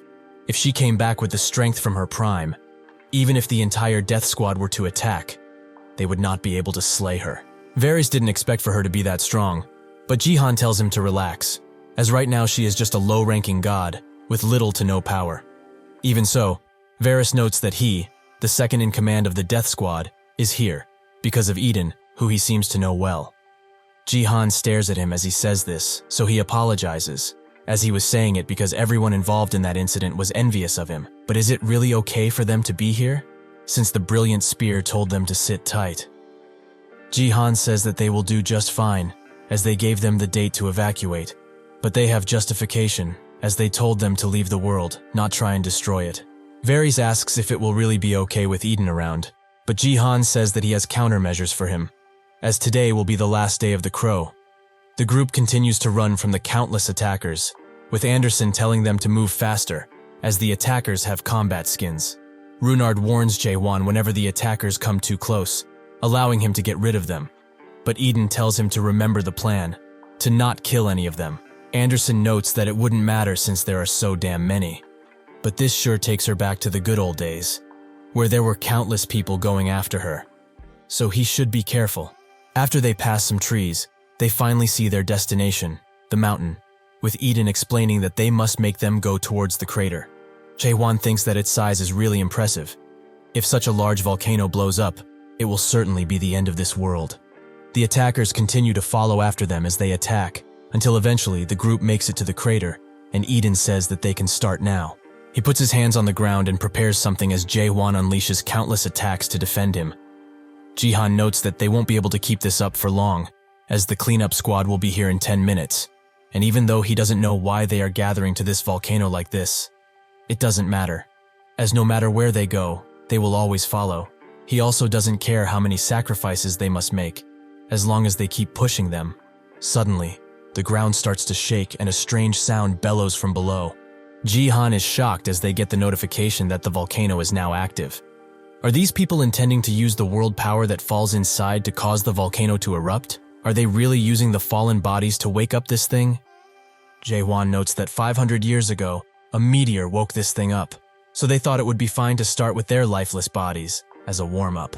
Eden uses the Crow Bomb ability to take out even more enemies, and as they fall in the eruption, charge grows to 17%. He notes that it's going smoothly, but Runard says that enemies keep pouring in as he pushes an attacker down with Anderson's help. The eruption chance continues to grow and grow as more people fall in and as their attacks get even bigger. Jaehwan thinks that it's going better than he originally expected, but that's when 3 large attacks come at him and cause a large explosion, which he defends himself of, naturally. Varys tells him to know his place already, as he is just a free-to-play noob that doesn't have any premium currency. Runard is shocked when he looks at him closer, as he is wearing the Starstream collaboration event legendary skin, the ugliest king, Kim Dokia. Varys says that this is a skin a beggar like him can never get, but besides Runard, nobody understands the hype around it. Jaehwan tries to analyze him further, but finds nothing ugly in him. So why is he called the ugliest king? Jaehwan goes up to Eden and says that it's been 500 years since they last met. He didn't expect for him to be here. Was he ordered to come by the brilliant spear? He notes that he came here of his own volition, to settle the thing that happened in the past. Varys congratulates him for surviving without a skin for so long. But he has made a mistake when he decided to go up against the Alliance. Now it's time for him to die. Jaehwan easily moves past the weaklings and straight for Varys, who wonders where he is getting this speed from. Before he can yap further about his superiority, Jaehwan grabs him by his jaw and puts him to the ground, asking why he was trashing him for being free to play when he is so weak. Varys thinks that this isn't real. How could he defeat a legendary skin so easily? He starts begging for his life, which Runard looks down on, as his subordinates must think that he's a loser now. In the sky, Eden and Jaehwan fight, with Eden noting that the fighter below him seems to have given up. It seems that the Alliance's expectations have fallen. He tells him to not worry about that loser, as he brought him only for show. But enough about that, as he has heard rumors that he has been creating puppets, which made him nostalgic, as he also remembers when he used to do that, while he was his avatar 500 years ago. It seems that at one point, they were very close. Close enough for Eden to teach him how to make puppets, something that he is using now to serve his new god. High Circle, the god he is following, is someone with no personality that only gives him power, someone perfect for him. Eden agrees that they go hand in hand, since he is also a snake who betrayed him. Jaehwan says that he just made the right decision, as he has become too weak to even do anything of importance. They both start smiling as they charge one another, in a manic display of strength. Jaehwan gains the upper hand by unleashing his world power in a large circle, making Eden dodge and then fall on him, while noting that nothing has changed about him. He falls to the ground, creating a large explosion, but he doesn't seem to be damaged at all, and as he pushes Eden back, he notes that he is quite disappointed by this display of strength, but it's to be expected from such a weakling. He can't believe that he was once his avatar. As he is being kicked away, Eden hastily unleashes his sanctuary on the ground, which makes Jaehwan laugh, as his sanctuary looks worse than ever. How pathetic. These are just the remnants of the village he absorbed while running away, but it seems that he didn't get to absorb it fully. As creatures start to come out of the goo, Eden says that still does not know a thing about his powers. More and more gigantic beings start appearing, which easily push the weaklings to the crater as they kill them. Eden says that a sanctuary like this, which has been deployed with haste, is more than enough to deal with a weakling like him. The creatures continue to appear, which makes Varys ask Jaehwan when he's going to use that thing, which makes Jaehwan pay attention to him. Jaehwan notes that it's not that he doesn't understand his power. He understands them better than anyone, in fact, as if he used his full power to deploy the sanctuary. Then there is not a single god in the Metabus that could challenge him. He never expected to defeat him with his own strength to begin with. He allowed them to go on this rampage, but now, it's time to put them to bed for good. As he activates the mysterious cube, Eden's eyes widen and he tells Jaehwan to get as far as humanly possible.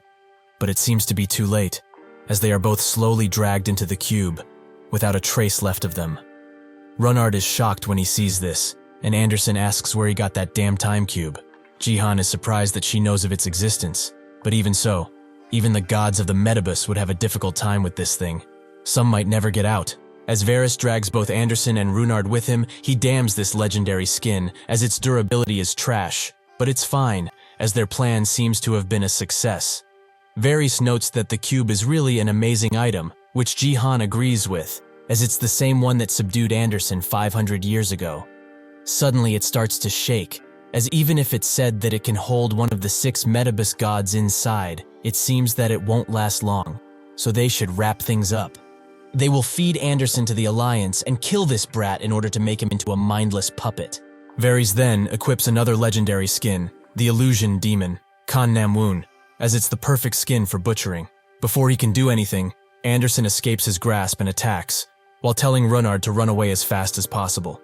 She tells him to last as much as possible since that item doesn't last long. Varys has had enough of her, so he slaps her to the ground and starts kicking her again and again, wishing that he could just kill her and be done with. Her plan was stupid to begin with. Where could have the brat run to, considering they are surrounded? Ignis points his finger at him and calls all of them a bunch of worthless cowards, with Ray saying that they will unsubscribe if they do anything to Runnard. He tells them to relax, as he's only taking care of a terrorist group that wants to destroy their way of life. They should just look at how this child is already holding his sword. But now, they should like and hit that notification bell, something that you should do too, dear viewer, as he will show them some really good techniques that will cause a lot of pain. One of Renee's drones hides as it records this, and Renee herself tells the gods that they must do something, otherwise Runar will die. Ignis and Ray want to come and help, but it will take a while for them to get to that place. The god of doom, Thanatos, says that everything that exists perishes at one point. While an anonymous god notes, it wouldn't be a big deal, and other gods agree with him, so they leave the stream. The streaming platform of the gods, called Little Brother, appears as a public platform that challenges the Big Brother. So it includes nonsense, as it is a collective intelligence platform that can face off against the 7 great gods. But in the end, this is how gods truly are. Renee would like to not get involved because she promised the information girl she wouldn't, but now, does she really have a choice? Suddenly, someone asks for their location, which she is happy about, but when she sees who it is, she is shocked. Siren TV has inquired about her information. After she met Jaehwan, went through what she went through with him, and then got separated for 2 years, Siren has become a renowned pirate in the 5th site, named Ragnarok. As she lazes about, Carlton, who is a part of her crew, tells her to get her feet down, as it's prohibited by the rules. But she ignores him and asks when that old man is coming back. He says that he should arrive soon, which makes her say that the higher-ranked gods will find their location if they dilly-daddle around here, so they should move quickly.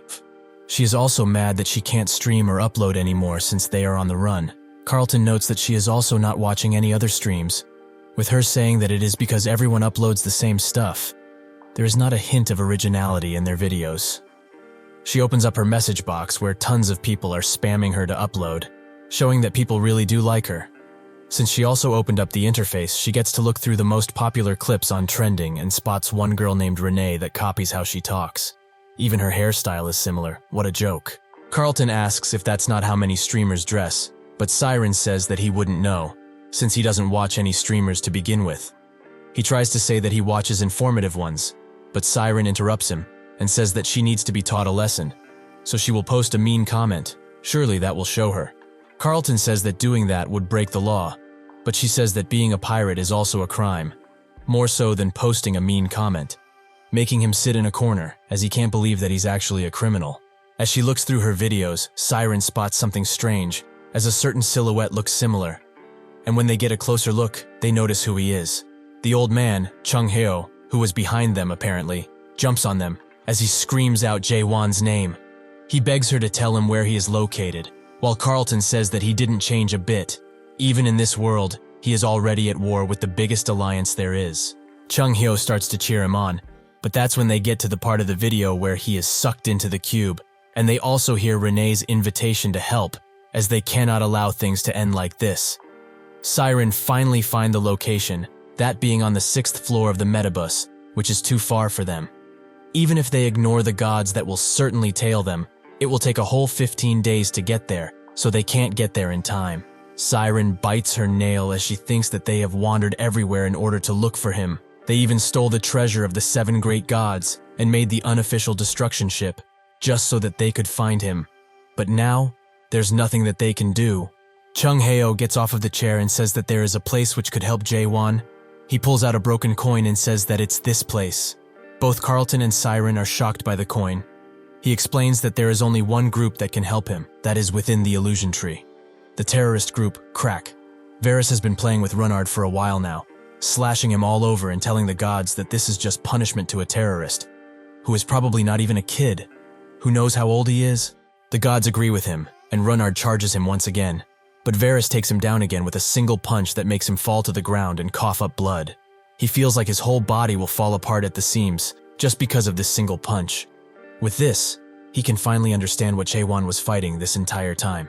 One of the gods tells him to finish him off already, which Varys agrees with, as his viewership isn't increasing at all now. He also tells Runard that he is to blame for all of this. If he was so weak from the start, he should have chosen a stronger god. This makes Runard cry, as he knew that he was weak, because he was also weak back home, where he came from. Even with that, even though he is a weakling, that does not mean that the god he serves and the man who trained him are weaklings. He uses the trauma he received and his emotions in order to finally use a slight thrust on Varys, who is now extremely mad that he hit him, so he punts him to the ground and punches him again and again without stopping. Since he has decided to be a little rebel, he will have to rip his limbs out one by one and show him the true meaning of pain. Anderson screams for him as the blades go for his limbs, but suddenly someone appears from behind and says that he is here to rescue him, on the request of the old man. This is Jin Yunsei, holding tons of rank achievements, and is a part of Crack. The gods are quite confused, with most of them being mad to see Crack here, but Ignis is cheering him on. He looks around the area before spotting the man that is holding the cube, and thanks him, as because they made a device that can trap even awakened, his job has become much easier. Jaehwan tells his men to prepare for combat, as they will easily take care of him, but Jin instantly teleports next to him and notes that he is awakened, so he should be careful from now on. He kicks him away and summons a few bricks to crush him. After those fall to the ground, he moves on to Varys, who asks why Crack is even in this place. As Jin is getting attacked, he summons even more blocks and makes a defensive shield around him. Then from that shield, he creates toy hammers that crash anyone near them into pulp. Jaehwan shows himself once again, brandishing even more power and tells him to stop, as this event does not concern them. Jin says that this was a request, so they can't just ignore it, making Jaehwan ask if they really want the Alliance's enemies. Jin says that a mere alliance like theirs has no chance against Crack, as even the 7 great gods fear them. Jaehwan says that he is only one person, they can win, even if they couldn't against Crack. As he attacks, Jin creates a large spinning tornado to defend himself, which blocks every single attack from Jaehwan, who is extremely surprised, as even though this guy is just a mere member of Crack, he is extremely powerful. He uses a few blocks to block his movements completely. Jin descends to the ground and notes that he heard about him betraying his own god for power. He is an interesting fellow, but no matter how hard a follower like him trains, they will never attain godhood. Jaehwan screams at him, as an awakened person like him doesn't know anything, and as the cube shakes, he tells his man to go and attack already. They are quite fearful, but they still do just that, with Jin easily taking care of all of them, making the eruption charge increase to 89%. With that, the entire squadron was wiped out, and Runard is nothing short of amazed, as that person just fought and won against the Alliance alone. Just how strong is this guy? Stronger than the 6 Metabus gods? Maybe even at Jaehwan's level? Anderson has had her cage open because of the constant fighting, and while Jin is occupied with monologuing to a few other underlings that remain, she swoops in and yoinks the cube from him, noting that this is the power of the naked Anderson. Suddenly, from the sky, a large thunder is heard as it splits the clouds in two. The god who did this descends down, and notes that it seems an uninvited guest has meddled in Metabus matters, but he should leave now, as this has nothing to do with him. This is the god of spear, the brilliant spear, Galatean. Anderson never expected for him to come in person, but Jin turns around and can only say one word before anything happens. Run! Galatean unleashes a mighty attack on the area, creating a large explosion that sends Runard flying and lights up the entire valley in an amazing show of power. Jin has barely managed to defend himself, saying that he heard the great gods are powerful, but it seems that their power is exaggerated, or is it because he fights with a puppet and not an avatar?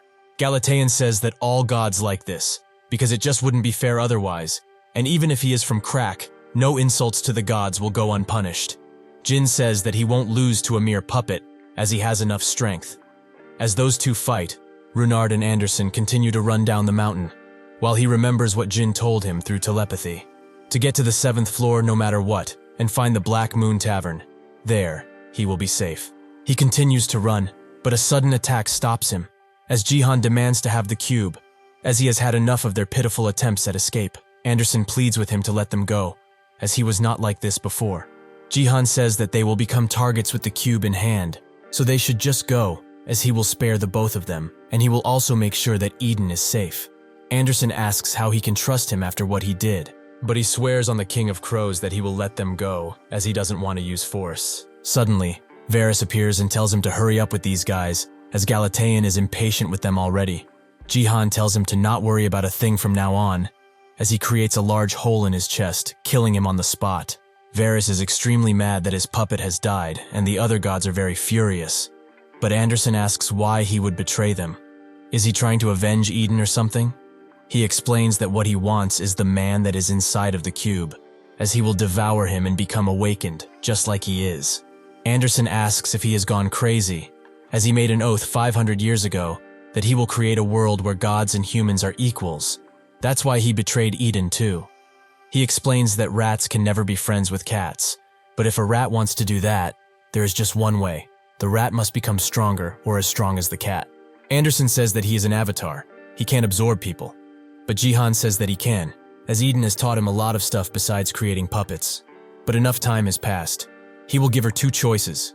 Either she sacrifices her follower, or the awakened in that cube.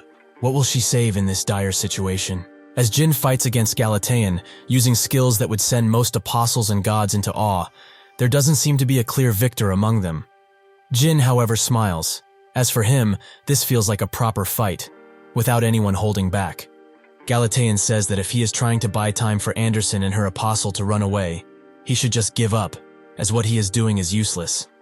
He is not the only god from the 6 Metabus gods that is in this place. Jaehwan gives Anderson the tough decision on who to sacrifice, but that's when a sudden storm appears in the air, and as he turns around immediately to face it, a beam of water descends down next to them, and Jaehwan tells her to hurry up, as this must be the main force that was supposed to come here, the Death Squad. The beam of water breaks open, revealing the god of assassination rankers, another leader of the Alliance, Secret Fire, who asks him if he really is intending to steal the cube from them. Jaehwan grits his teeth and thinks that he did not expect for two leaders of the Alliance to bother coming here, but now, no matter what he says, they will certainly not let him go. The god of assassination removes his beads from his neck and points them at Jaehwan, demanding an answer. Did he really intend to betray the alliance? At that moment, Jaehwan feels like his head has already been cut off cleanly, which makes him unable to breathe for a second. He screams at Anderson to give him the damn cube already, as if she doesn't, they will all die here, including her damn disciple. Inside of the cube world, Jaehwan tries to thrust and thrust again, which makes Eden tell him to simply give up. As if he uses a large amount of power in this place, he will suffer damage from that power. There are also signs of interference shown in the creation setting of this manipulated plane. It was most certainly made by a renowned artisan. Jaehwan asks if this was really made by a mare, which Eden confirms, as it seems like the tears of the time waterfall were used in the making of this place, although he is not fully certain. Jaehwan then asks how they get out, but Eden has no ideas, as it would take at least 10 days for him to disassemble this place. Jaehwan says that they need something faster, as Anderson and Runard are in danger right now, and he will also not be able to save Yunhwan if he just waits around like this. Eden tells him to not worry so much, as the flow of time here is much different than the outside world. Even if a whole day has passed in here, it has only been a single minute outside. Jaehwan asks why she is taking her time, but Eden explains that this is just a way for him to survive, as she needs to consume trust in order to maintain existence, unlike him. Jaehwan finds it strange, as that does not seem to be true for all the other gods, as Anderson has eaten trust before, but it was only to charge up her world power. Eden explains that gods who have followers don't need to eat trust, since their world power will increase and recover just by doing essentially nothing. But he is different, as he is a god without an avatar. His world power only decreases as time goes by, and it doesn't ever recover on its own, which is exactly why if he doesn't charge it, his existence will be no more. Jaehwan notes that this must have been why he avoided fighting him earlier, but why doesn't he have any avatars? It's obvious that he got betrayed, could not bear the pain of the betrayal, and chose to not take an avatar ever again. Eden says that what he is talking about is a tad too romantic, but it was true that he was betrayed 500 years ago. Jaehwan says that it's okay for him to not explain anything, but he continues nonetheless. He was someone who stole his production method of puppets, and he is also the one that went to the Alliance. Even though his personality isn't really that nice, he isn't a bad person, as he had previously made some good decisions before. Having had enough of his blabbering, Jaehwan strikes his chair and asks if all the gods of this damn place talk this much. Eden explains that there are some like him and some that are not, as most Alliance members did not have an avatar. The gods of the tower also do not like followers, as they think that they are insects, who only leech off of their existence. Those kind of gods want to become gods by their own merit. That is why they make things like puppets to use as an avatar, because they don't like other people. Jaehwan says that without these insects, the gods wouldn't have existed in the first place. Eden agrees, as that is why the gods have no choice but to still raise those insects, to maintain their existences. Jaehwan finds it really pathetic, as the followers need this, but they still serve the gods. Eden says that all followers need gods, because a worldview is needed to survive the abyss. Jaehwan knows that, but what he is asking is, why don't they just follow better gods? As much as he doesn't like to admit it, Anderson is a pretty good god. She is kind and cherishes her followers, even if she doesn't have many left. Eden agrees that he is right, as there are some kind gods, but not all followers want kind gods, since followers need a strong god in order to prove their own worth. Did he really think that the followers act solely on behalf of their god? Did he think about the possibility that the gods could act on behalf of their followers? Jaehwan thinks about the different experiences he had, and now gets what he is saying. Gods need followers and vice versa. To act on behalf of a god means to ally with their respective gods. In short, the abyss is a world where those who cannot achieve a thing with their own strength rely on others. Eden says that this is why the followers of gods and monarchs despise him, because he acts on his own, his existence is only his. But he became curious after he saw him in the sanctuary. Does he truly act for himself? Or is he simply a follower that acts on behalf of his worldview? Garam once said that an adapter and an awakened are just opposites of the same coin. They are simply believing in a different world, meaning that just like how Garam was bound by the system's shackles, Jaehwan might also just be shackled by his own world that he believes in. Eden asks if he can truly say that his world is his, but Jaehwan only says that he will know once he sees it better in person. With that, he drags Eden into his world, who is quite shocked by its true appearance. He asks if this is where he has been living every day, and he also knows what that eye must represent. Jaehwan notes that everyone who has seen it up until now had the same feeling, but Eden tells him that this is expected. Everyone in the abyss knows what that thing is, and would not dare to look directly at it. However, a long time ago, he met someone who had the same sky as him. This was 700 years ago, that person also being the one who cleared the final metabus floor. But the key thing here is that he had the same thing as him, although what he had was not an eye, but something else. Jaehwan wonders if a god could really have the same worldview as him and asks who it was.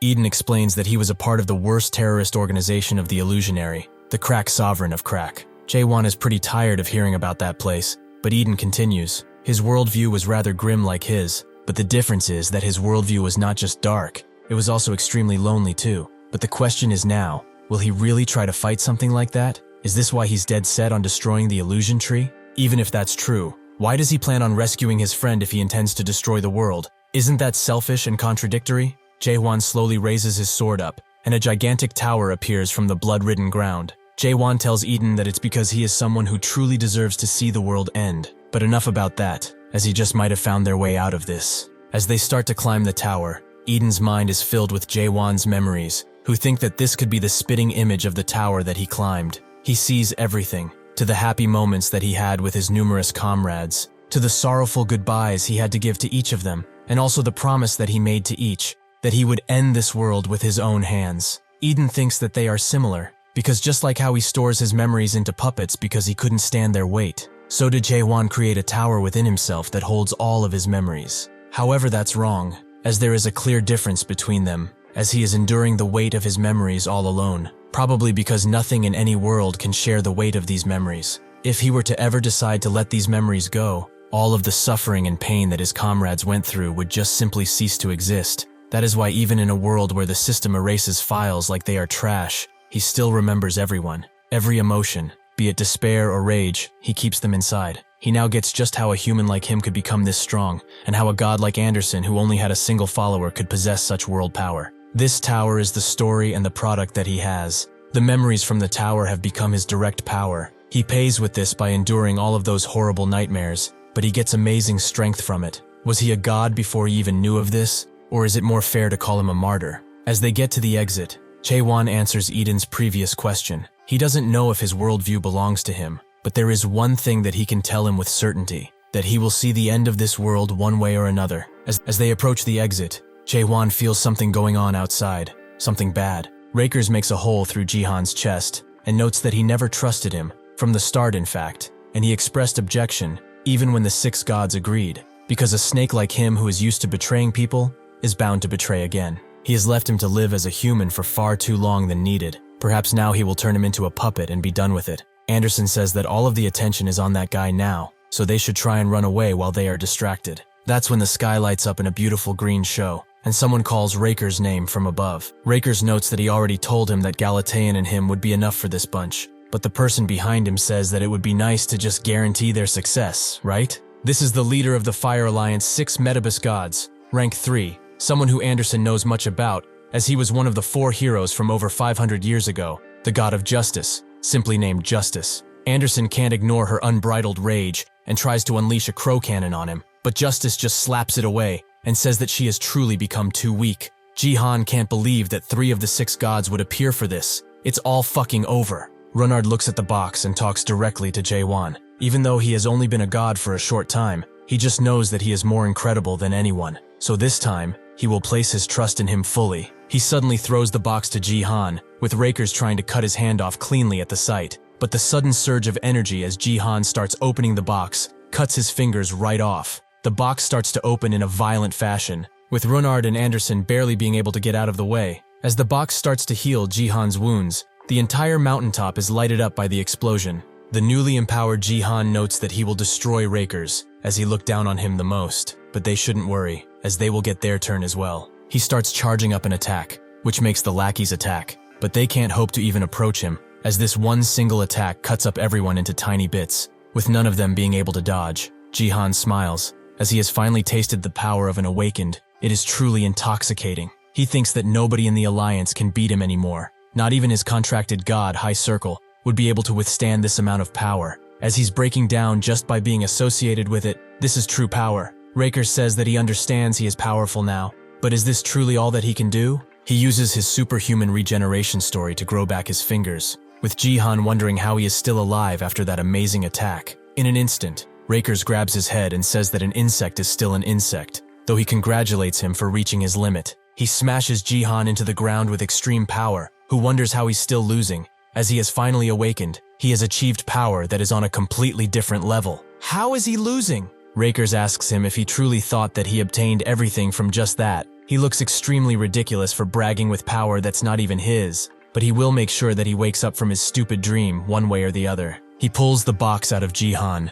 who thinks that he has given up everything for power. 500 years ago, he abandoned his comrades without mercy, and even betrayed the god that was kind enough to bring a failure like him in. But all that resulted from these pathetic actions is a pathetic end. As Rakers tries to end his pathetic life, a red eye suddenly appears and cuts the arm that was holding the box cleanly, with the gods all being amazed by what happened, with Thanatos also having his eyes wide open. As the box cracks open, Rakers asks who he is, and Jaehwan introduces himself as they come out. It has been 542 years since Rakers has joined the Metabus, where his followers seem to be unruly and threaten him with leaving his worldview if he doesn't reward them with better and more powerful storylines. Rakers believe that the Metabus is a place where followers would rather run away than work for things, even though they do nothing but request and request. In order to even survive this place, he sold away all of the followers that had followed him. His beliefs were also sold, and all of the gods that put their trust in him. That is how he became one of the 6 Metabus gods 542 years ago. However,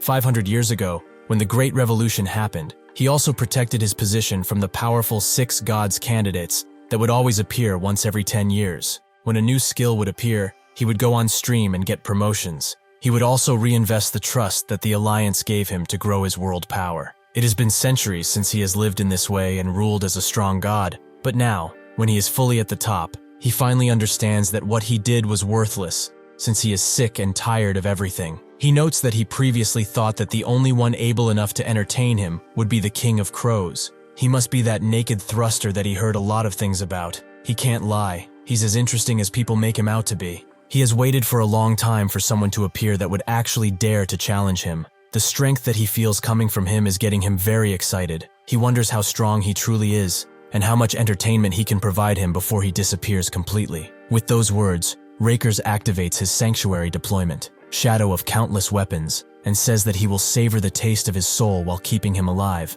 to show him what true suffering feels like. Since he's engulfed in this sanctuary, Jaehwan can't see anything, not even with question, but he guesses that this is because this guy is one of the 6 gods. He cannot see a single thing, not even his fingertips. However, it's not only his vision that's affected, as his hearing is extremely limited too. He has no clue where he's walking or where he's looking. All that he feels and sees is darkness, like he is imprisoned in some shadow realm. Fortunately for him though, he can still feel the pain coming from the attacks. Rakers thinks that he doesn't plan on killing him slowly, as he finally got a good toy to play with, so he will savor his pain in this darkness. Countless swords start to fly around Jaehwan, with them inching closer and closer, but that's when Jaehwan directly looks at one of the blades and deflects every single one of them with a swing of his sword. Rakers is shocked by this, as he shouldn't be able to see a thing. So how is he doing all of this? The blades don't stop coming, but Jaehwan doesn't stop deflecting them, almost as if he truly sees them. Rakers thinks that this must be because of his amazing reflexes, but this is also pretty fortunate for him,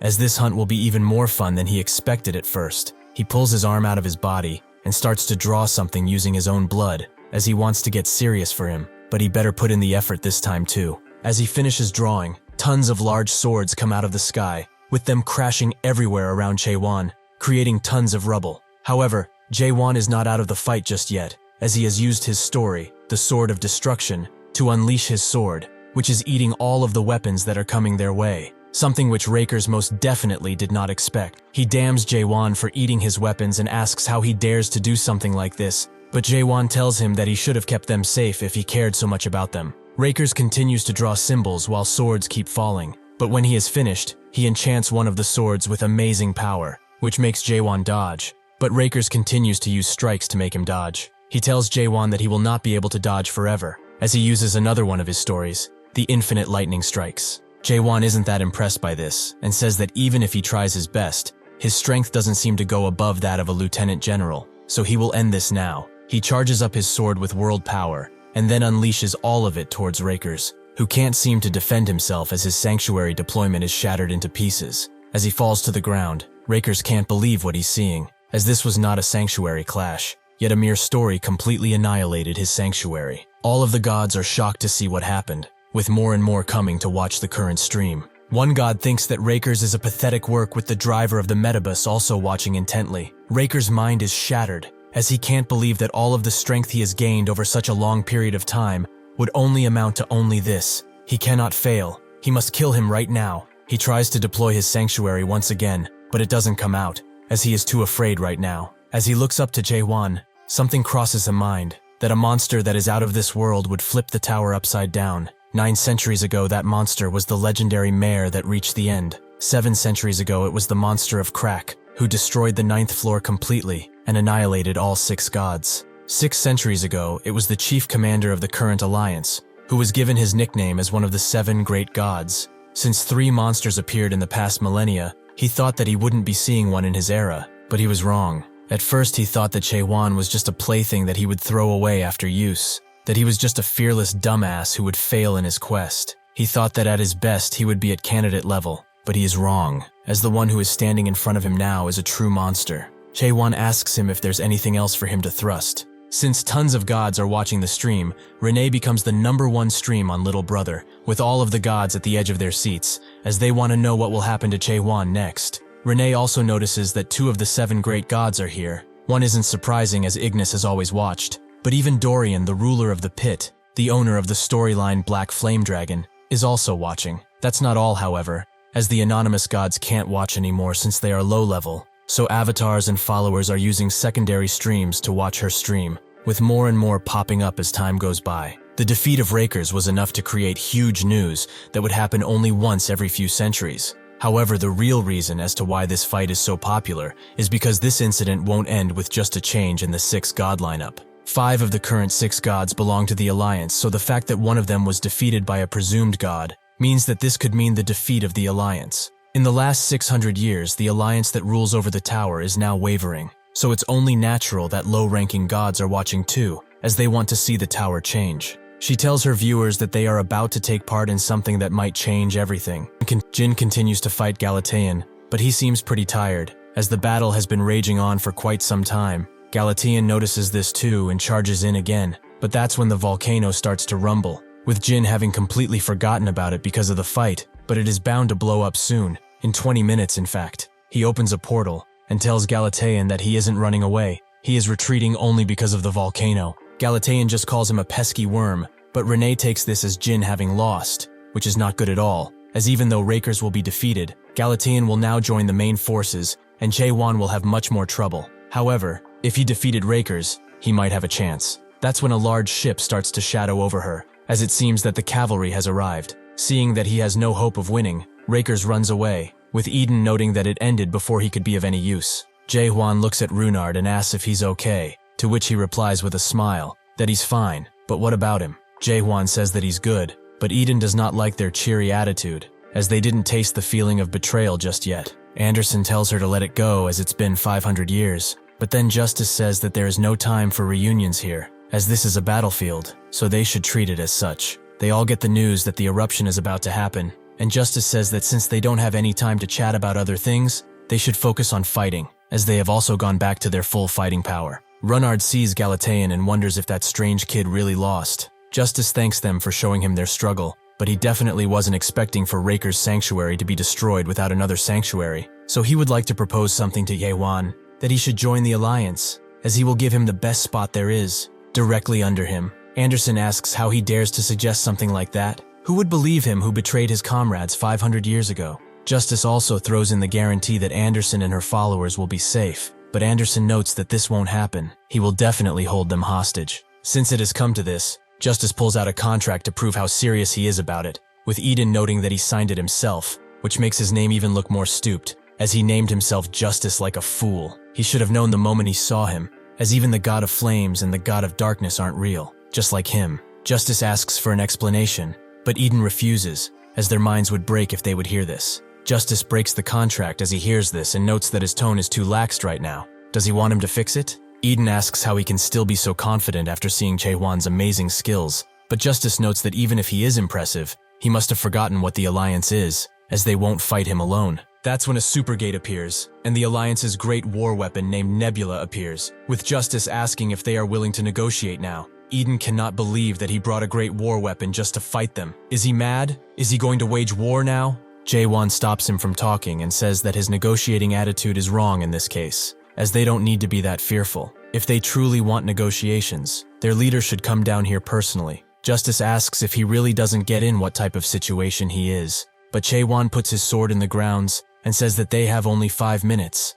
They will bring him the friend they dragged to the 7th floor as a puppet. Only then, he will even consider sparing their worthless lives. Justice notes that his demands are extremely ridiculous in this situation, but he relents and asks the name of his friend so he can search it up. Jaehwan says Kim Yoon-hwan, which Justice starts looking for, but he doesn't appear in the search results. Either he was registered as a puppet already, or he's on standby for registration. Jaehwan takes this as him not wanting to negotiate, but Justice told him he can't find that guy. Jaehwan points his sword at them and says that he will only know if he climbs the tower and gets to that floor. His business is at the top of the tower anyways, so this doesn't matter anymore. Justice asks what he's trying to achieve by going there, with Jaehwan noting that he just has some business to attend to. But Justice tells him that no matter what he wants, wealth, glory, or power, he can have it all if he joins them. But Jaehwan tells him that what he wants can't simply be given by someone like them. Justice says that their conversation has been meaningless from the beginning, and they all start charging in as a result,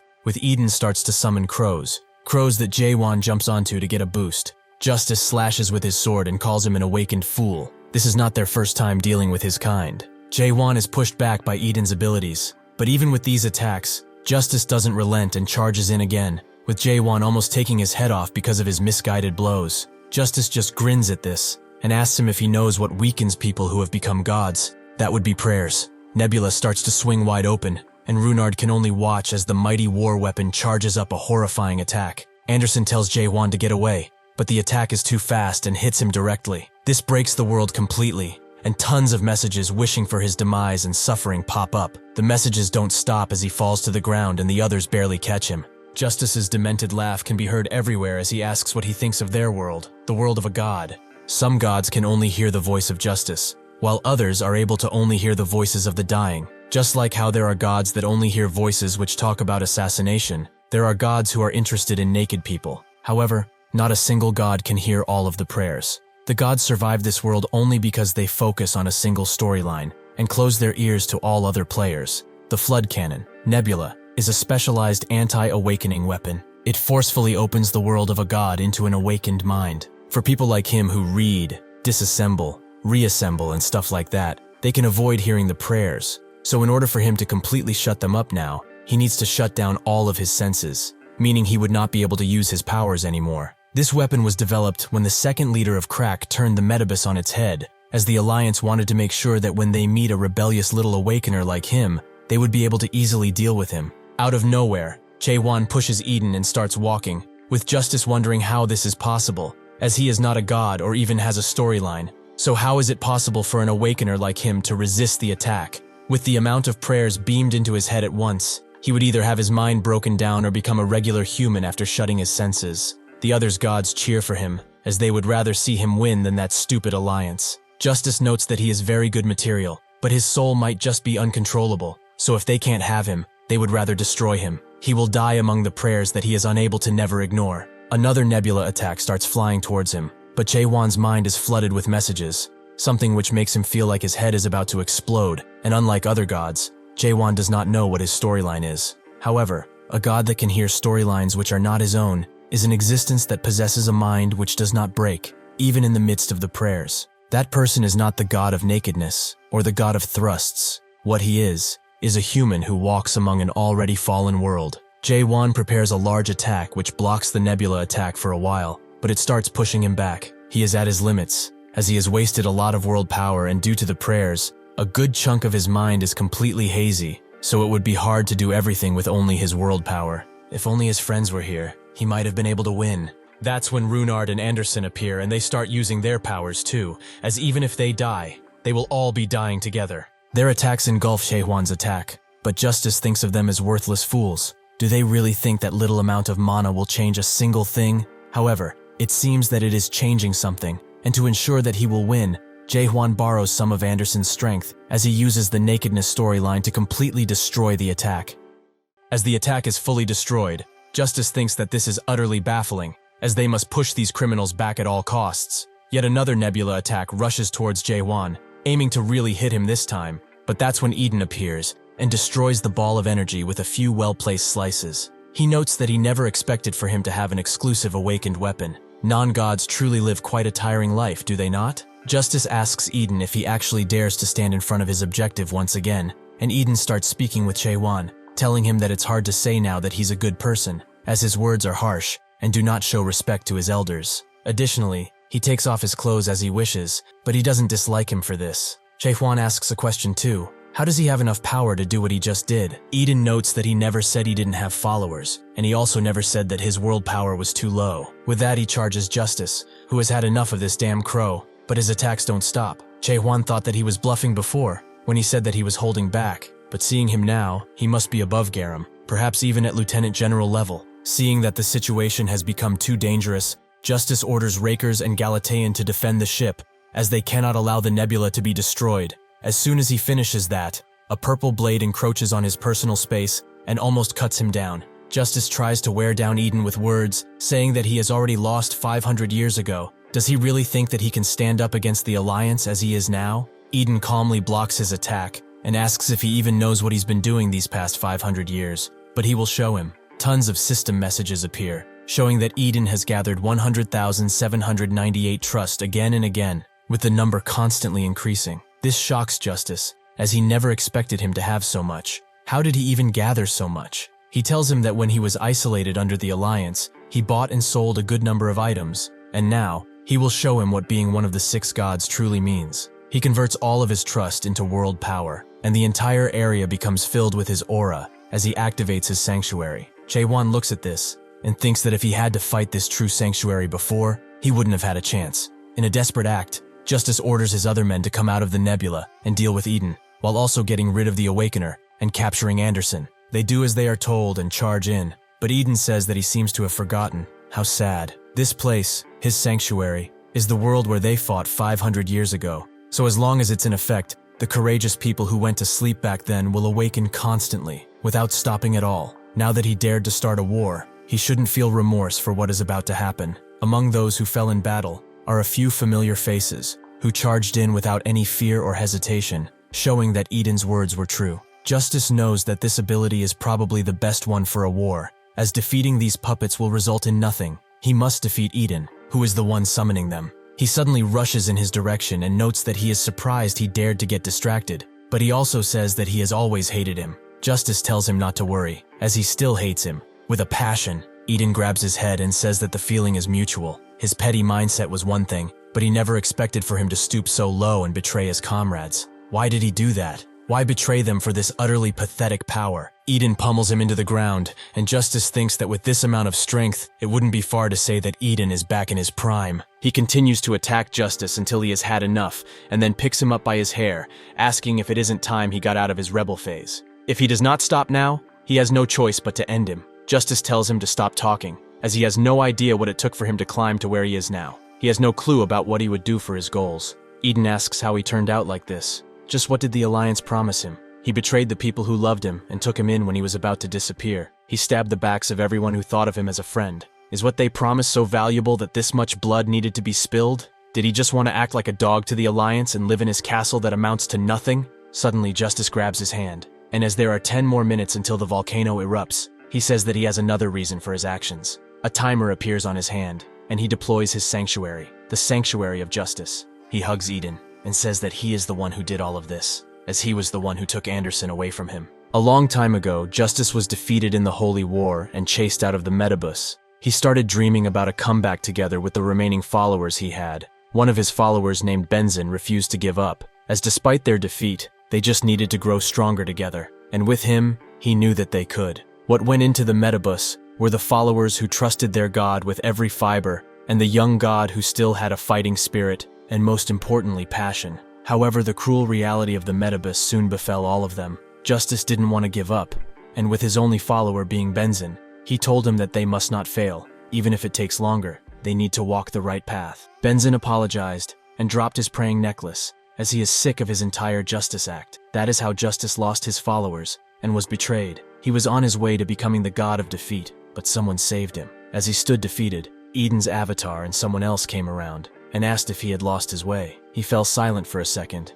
and then told them to get lost, which annoyed the avatar. These were his comrades. This was actually Anderson at the time, and they started to live like family, bickering about portion sizes and sleeping together under the moon with another unknown woman. Justice began to have a thought every now and then. If Anderson was not there for him, what would have become of him? But he also started to wonder something else. What if Eden hadn't taken his rightful place beside her? As Justice activates his sanctuary, stabbing Eden meets the conditions, and for the next 10 minutes, a new justice will take place in the relevant storyline, that being that the King of Crows, Eden, is weaker than the God of Justice. Eden looks at this, and is surprised that he is capable of deploying his sanctuary on top of another. But it's the same old tricks with him. He should just call himself the Leech King or something, as that is all he does. Justice notes that he always made fun of him, but he told him a while back too that he is not the God of Justice. He is the God of definition. He is not the justice that protects the world order, but the definition that defines what things are in this world.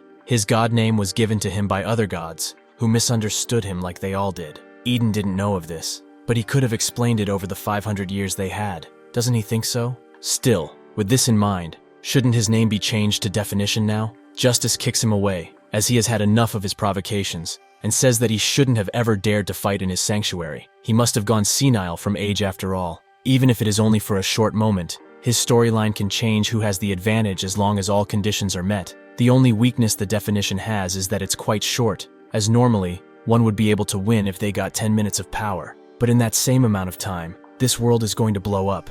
It also seems that the compassion he showed him, which made him hesitate to kill him, has finally led to his death. Eden notes that if Anderson could see them now, she would be glowing with happiness, for sure. Justice says that the avatar he has now, Rachel Young, was Anderson's before. Did he know that Anderson actually came to this place to save him? She might be a little disappointed in him, but in the end, she will have no choice but to choose him. A real comrade, not a fake like him. Eden notices that he has gone completely insane, and notes that the one who was stuck in the past all of this time was him. Justice says that he can keep yapping, but he must say that he never expected for him to undermine his friendship with her. He will now die, with the worldview he loves so much. That's when Jaehwan appears, which Justice didn't expect. As he was hit by the prayer flood cannon, he is truly a monster. Jaehwan lets out a huge killing intent while telling him to get his hands off of Eden. But Justice says that he sure is strong in a 1 versus 1 fight. Only the leader of the Alliance could put up a fight, but that was before he activated his sanctuary. The conditions are again fulfilled,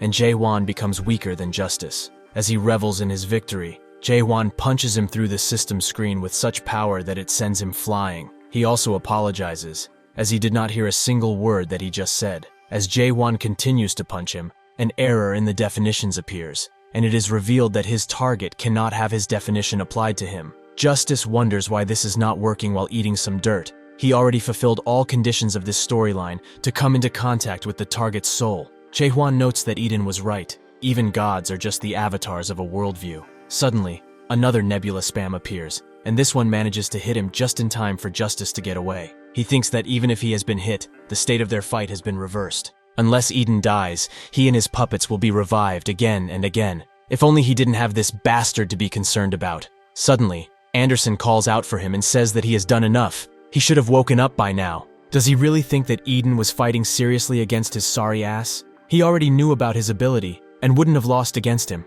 Justice calls that a bunch of bull. Does she really think that they are still the heroes of 500 years ago? Anderson says that it's not about that. Does he think that this is what they are talking about now? Does he truly not know? Did he come to fight them? He said earlier that he would guarantee the lives of her and her believers, but she can feel that he didn't come here to fight. The reason he is here is because he wants to protect her from the Alliance. After finding out about her, she knows that he is a coward, but he is still kind. Unfortunately, she cannot accept his proposal, as they are all going to fight the Alliance. Justice looks at her and notes that they will definitely lose, but Anderson knows that this is why she's speaking to him now. She will not ask why he betrayed them. She will not even hold a grudge, as he can redeem himself by helping them right now. Justice thinks about the reason he betrayed them and cannot bring himself to reveal the truth, so he just smiles and says that he has forgotten. As Anderson tries to get on his case, the mountain starts to rumble, and soon after fire starts to spew out in all directions. engulfing everyone who dares to be below it. This leaves a sea of lava and fire around the area.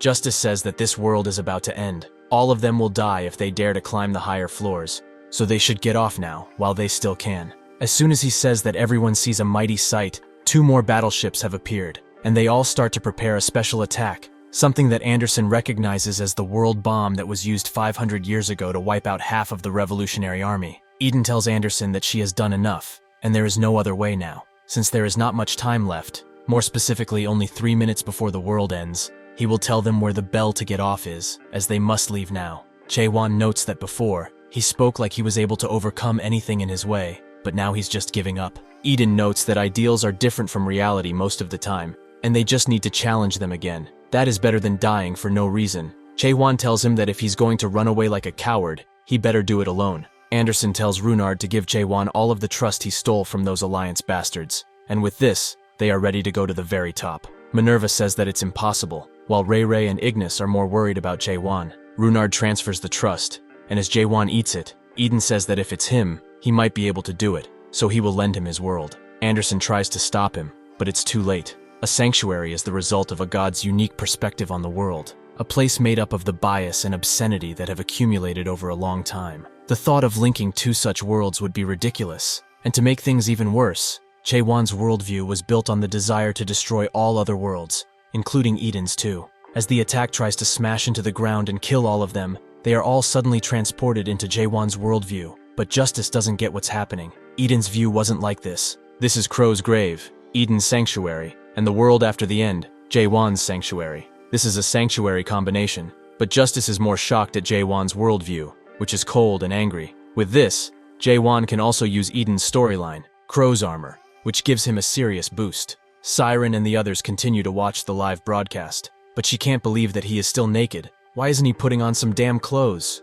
Chung-hyo asks if they are not at Caspian yet, which Siren denies, as it takes 15 days to get there. But why is he eating bread snacks now? Didn't he also send someone from Crack to help him? But she never even saw anyone. Chung-hyo notes that it was a sudden request, and maybe the situation on their side is much more complicated. Carlton notes that still, the situation doesn't look good. Siren notices that the situation has become dire, and says that this ship should have been able to drive off the Nebula series, but they cannot use it at all. Fortunately for everyone, what she is seeing is not a newer model, but even an old version is capable of raising small sights completely. There is no way Jaehwan could fight against that type of weapon without the proper equipment. That's when they notice Jaehwan activating his unique world. But something's changed about it, as even the second product of Mullark, the Tower of Nightmares, is there. This makes Siren wonder if her grandfather is also watching this. But this sight is truly something else. It's a straight mockery of the gods. Carlton says that even monarchs have started to watch the live stream, and Siren thinks that the entire almighty land is watching now, and the monarchs who Jaehwan fought before are also here. So they might start pulling some strings to make the gods move. She wonders just how big of a mess this idiot is going to turn this into. A sanctuary merge is different from a god devouring, which consumes another god entirely. It completely accepts the world of another person, but the unbelievable sight of 2 views with different perspectives and beliefs being linked is something that even Anderson, who has thousands of years of life, has only heard in passing legends. Jaehwan asks Eden if he's still alive, which he confirms, making Jaehwan ask why he was pretending that he was about to die at any second. Eden notes that it was because he really thought that he was going to, but whatever, they can talk about it after the fight. With that, Jaehwan readies his blade and prepares for battle as everyone cheers him on from the sidelines, and even a new event is created, the 6 God War. Most gods believe that the Alliance will win no matter what, but others believe that Jaehwan can do it, and judging by how fast he is going through his opponents, it's not far-fetched. Galatean says that he is a true monster, and also asks Justice how long he is going to fight a battle that they can win nothing from. If the leader finds out, they will be punished. Their alliance is different from theirs, as they don't have a quest to fight them, and they might also get caught in the destruction of this world. Rakers tells him to stop talking, as if a monster like that one climbs to the 7th floor. They will not be able to deal with him. They must do it now. Justice agrees, as they cannot let him get to the leader. They must get rid of him now. Galatean suggests that they join forces too, but Justice refuses, as if they actually perform a sanctuary merge. This could get far too dangerous. Galatean starts screaming at him, if he doesn't want this or that. What the hell does he want? Justice looks up, and says that they still have that. Galatean asks if he's serious, as they still have Alliance members fighting down there, but Justice notes that he doesn't see a thing down there. Jaehwan continues to rip through the Alliance forces with ease, making some of them waver and think that this was a bad idea all along. But when they look up, they see Justice going through the teleportation gate, making all of them scream out for him to stop. Runnard asks what he's trying to do, and Anderson explains that the true power of the nebula is only available when a god is personally commanding it, so he is intending to put everything in a last-ditch attack. The firing mechanism suddenly opens, and Justice says that if they had surrendered when he told them to, things wouldn't have gone this far. But they have all brought this on themselves. Galatean and Rakers both activate their sanctuaries on the nebula, and combined with Justice, all of their attacks combine into one powerful strike. Everyone is shocked when they see this, and Justice says that nobody could be able to survive this, so this is goodbye forever. As the attack encroaches, Eden asks if it's over, which Jaehwan confirms. The 30 seconds that he wanted have been met, and he is now ready. While fighting the lackeys, Eden noted that they cannot do this forever, as they are both going to be at their limit soon enough, and the other gods are also recovering. Jaehwan said that there is a way to turn the tide. All he needs to do is last 30 more seconds. This condition has been fulfilled, and Jaehwan congratulates him for holding on for so long. The numerous experiences Jaehwan has obtained from fighting strong people thus far, whether it was Samyung, his fight with the monarchs, or having a glance at the power of a transcendental being, that being catastrophe. He started thinking about something countless times. If he does not surpass these people, he will not be able to end the world. He became discouraged and despaired, but he chose to not give up despite this. Now this is the sum of all of the hard work he put in. Jaehwan style. First technique. The attack goes through the nebula attack and tries to impale it constantly, which Justice thought was impossible. How can one awakener challenge 3 of the 6 gods? Eden tells Justice that they didn't stop at combining their worlds. They accepted them too, creating a constellation mutilation. Everything starts to crack around them, and Galatean feels that their puppets are being destroyed along with their worldviews. Rakers screams that he doesn't want to die, but Justice is too shocked to do anything, and finally accepts Jaehwan's world for what it is. He finally understands. In the past, while sleeping under the leader that was in charge of him, Justice dreamed like a god. Low-ranking gods would join forces to take over the site. He also came up with ideas to recruit more followers, and would be happy if there was even 1 new follower per day. When Anderson met Artina, they would make fun of each other's dumb storylines, and talk while the night passed. A period of time when they would all seek communication, even if it was supposed to be impossible. The days when they were not afraid to be betrayed, and would reach out for one another without prejudice. As he dies, Justice reaches for Anderson, and begs for only one more thing, to stay by his side while he leaves this world. After everything is done, and Eden wakes up from his slumber, Jaehwan asks if he can stand. He notes that he will in a few minutes, but he sure feels sorry for Rachel. Suddenly, behind them, craters start to burst with lava, as the world they once knew comes to a complete end. Eden asks Jaehwan if he created this view in all of the worlds he visited, and he clearly remembers the world he saw when they performed the sanctuary merge. His world was truthful and lonely. No followers would want to live in that kind of world. He just hopes that the humans of this world will never have to see his, and hopes that the ending he dreams of will never come. Jaehwan says that if he has the strength to spew nonsense, he can put him down, but Eden also hopes that he is less lonely. He also knows that no matter what he may say, his wish will probably come true, and in that case, he should do him a favor and protect Anderson until he destroys the world. He doesn't know if this is enough payment, but he will pass him his storyline, as it will be pretty useful. Jaehwan tells him to stand up on his own already, but Eden notes that his business is not finished yet, so they should leave first. Anderson asks what he's talking about, and Eden explains that he's going to gather the puppets and leave together with them, so they should go, and he also has something for her. With those words, he leaves Rachel's body, and Anderson starts to tear up as she feels her energy. Eden explains that she has yet to become a full puppet, and while he cannot save her, he managed to put a part of her soul into deep sleep. Anderson now knows the reason why he moved the puppet of Rachel personally. It was to bring it to her. Although again, he cannot save her. Whoever it is at the end of this tower just might. Jaehwan notes that he will put her in his sanctuary, and Eden tells them to go, as there is not much time left. Anderson asks if he's really coming afterwards, which he confirms as he still has some trust left. With that, the door to the 7th floor opens, and they all start leaving. But Eden tells Jaehwan to not forget about their promise. He just nods and leaves, letting Eden say his final goodbye to Anderson. Insufficient trust pop-ups continue to appear, as Eden thinks that he fought for 500 long years. He gathered trust over a long time and managed with the puppets, and although he used everything, he is glad that he is able to see the end of this fight. However, he really paid too much for this kind of view. Suddenly, Someone appears and notes that this is too pathetic to be the crow's grave, but Eden is surprised to see that he has survived all of that chaos. Was he waiting to devour him all of this time? Jaehwan notes that he won't be able to survive even if he does that, and his hands are also gone, meaning he can't do anything. This body is a goner anyway, as Rakers took his concept god. Even if he somehow survives, he will just become a dark soul. He sits next to Eden, who tells him to get lost, but Jaehwan asks if he really is satisfied with just this. He must want to see the world after it's destroyed, and since he believes he has not flown enough, he should make him into his crow, as he has enough world power and trust to leave. This way one of them can live on. Eden tells him to stop speaking nonsense and go to the next floor, as his wounds are severe.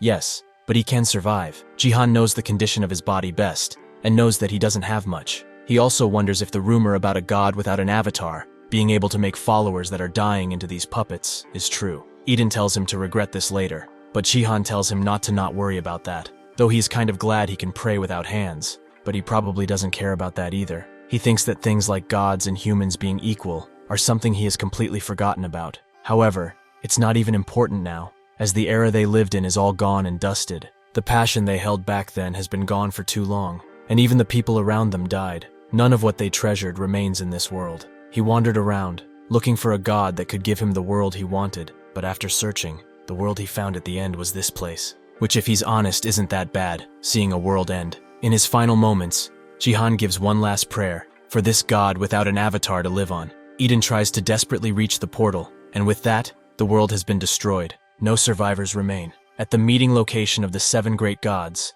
the sacred hall, the avatar of the 3rd seat of the 7 great gods, the master of the 3rd sight, caravan of scorching heat, waits around. While Ignis notes that the naked thruster has become quite interesting. Caravan notes that the other bastards are late again, but Ignis says that they have never been on time anyway. Caravan wonders if the 1st seat will show up, but Ignis never even saw him before, or he might be here, but they just can't see him. Eventually, the 2nd seat of the 7 great gods, the master of the 2nd sight, the dragon god Droyen arrives, and tells a thing called Mimi Cat to apologize for being late. He does just that, and notes that he will reflect on his actions. But aren't they also at fault for showing up so early? Caravan wonders if they should just kill the bastards, with Ignis certainly not being against it, but that's when the last member arrives. The 7th seat of the 7 great gods, master of Atopos, the god of madness, who has no name. Caravan can't believe that they are having such a pathetic meeting, but since the others never show up, he guesses that it's fine. What is not fine is that one dares to bring a puppet here,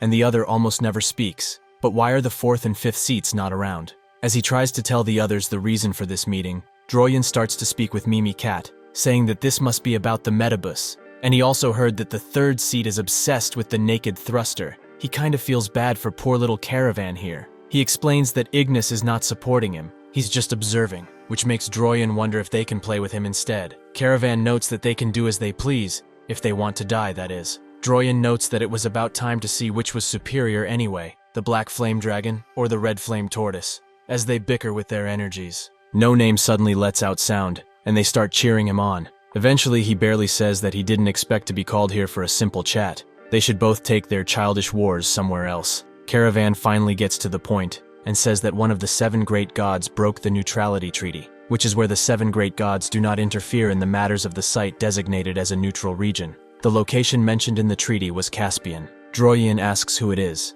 and Caravan reveals that it was the 5th seat, the god of time, Kronos. Droyen asks for the evidence, so Caravan starts telling them about the Caption Alliance, which has been controlling the Metabus for a long time, and that the leader of this alliance is actually the right-hand man of Kronos. Although the leader isn't the level of a god, when people talk about the top 50 strongest gods within the Abyss, his name is frequently mentioned. The alliance led by this leader earned more than 100 billion trust from the Metabus. No Name says that the Metabus is a place where everyone can freely compete, and the alliance is the private army of this leader. He believes that this isn't enough for them to interfere, but Caravan asks if he will have the same thought when he finds out that the trust earned by the alliance is being leaked. They have recently discovered that the trust from Metabus has been flowing towards the 5th site. The Metabus is called the playground of the defeated, and the dump of the gods. The reason why the 7 gods have never interfered is because so far, the matters of Metabus have been taken care of and isolated there. However, if the Metabus starts to mess with reality,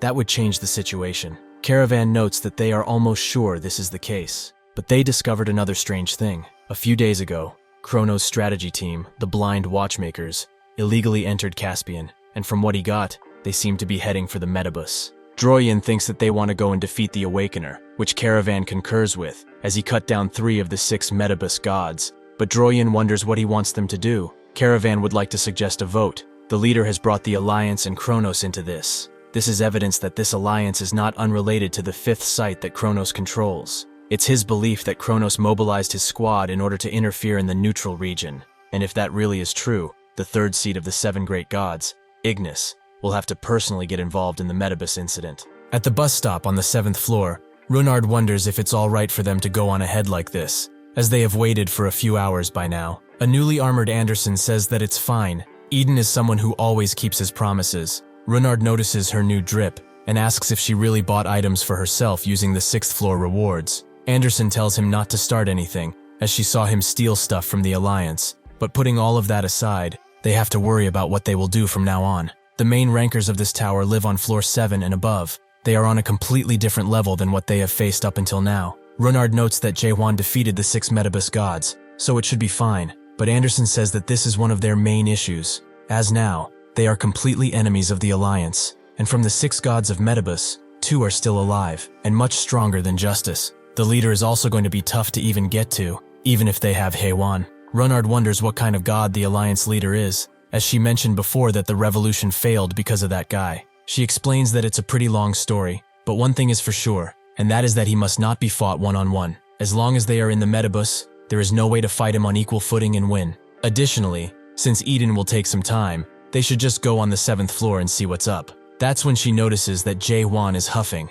and asks if he's alright. He notes that he's a little worn out, but they can go in no problem. Anderson would have been worried if he wasn't tired after that battle, and says that they can rest a bit before moving on. There is no need to rush. Jaehwan insists that they press forward, as he must find Yunhuan. He knows that Justice said he couldn't find any records with that name attached, but he must have missed it, be it on purpose or not. Nothing is for sure until he sees it with his own eyes. So with that, they enter the 7th floor. Unfortunately, the gang is split up, as the 7th floor only allows individual entries, and the quest for this worldview will be announced after they enter. Jaehwan thought that they could enter together, but as he thinks, a glitchy system notification appears, asking if he is searching for something in this place. As he thinks of what he is searching for, Jaehwan is suddenly transported to a calm and sunny spot, while also wearing the gear he had in the tower. He also remembers this tree. It was on the 50th floor. Suddenly someone calls out his name and asks what he is doing. Jaehwan didn't expect to meet him like this, but he is very glad to see his old friend Yunhuan in this place.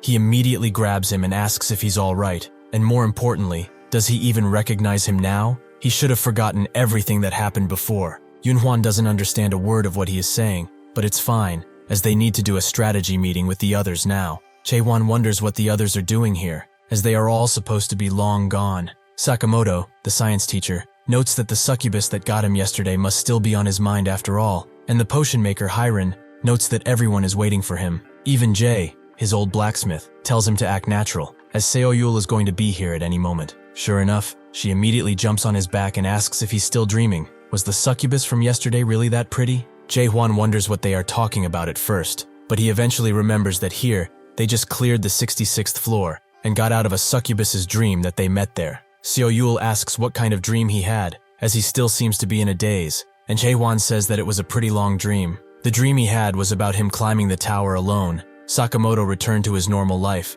Jay and Hiren also left. Seoyul and Yunhua died while in the tower. He finally reached the 100th floor, destroyed the tower after many years, and went into chaos, where the roots of the illusion tree are. There he made new friends, like Mino, Chung Heo, Siren, and many others. He also fought the monarchs and chased after Mullark, who got him to the branch of the illusion tree, the Abyss. There he met Runard, Anderson, and Eden, and fought an alliance of gods. He continued to calmly explain everything that happened. Sakamoto notes that all of this could most certainly happen in a potential alternate universe, and Seoyul notes that he sure is saying some funny words. Jaehwan smiles, as he would have liked for everything to really be a nightmare, that everything he experienced was a long and tiresome mind terror. If he is honest, he would like to act like he really believes in all of this. As he pulls out his sword, he thinks that perhaps this is how the people who used the return stone fell. They chose a fake reality and decided to just live in it, but he will not be deceived so easily, because awakening is a curse that will forever linger onto him.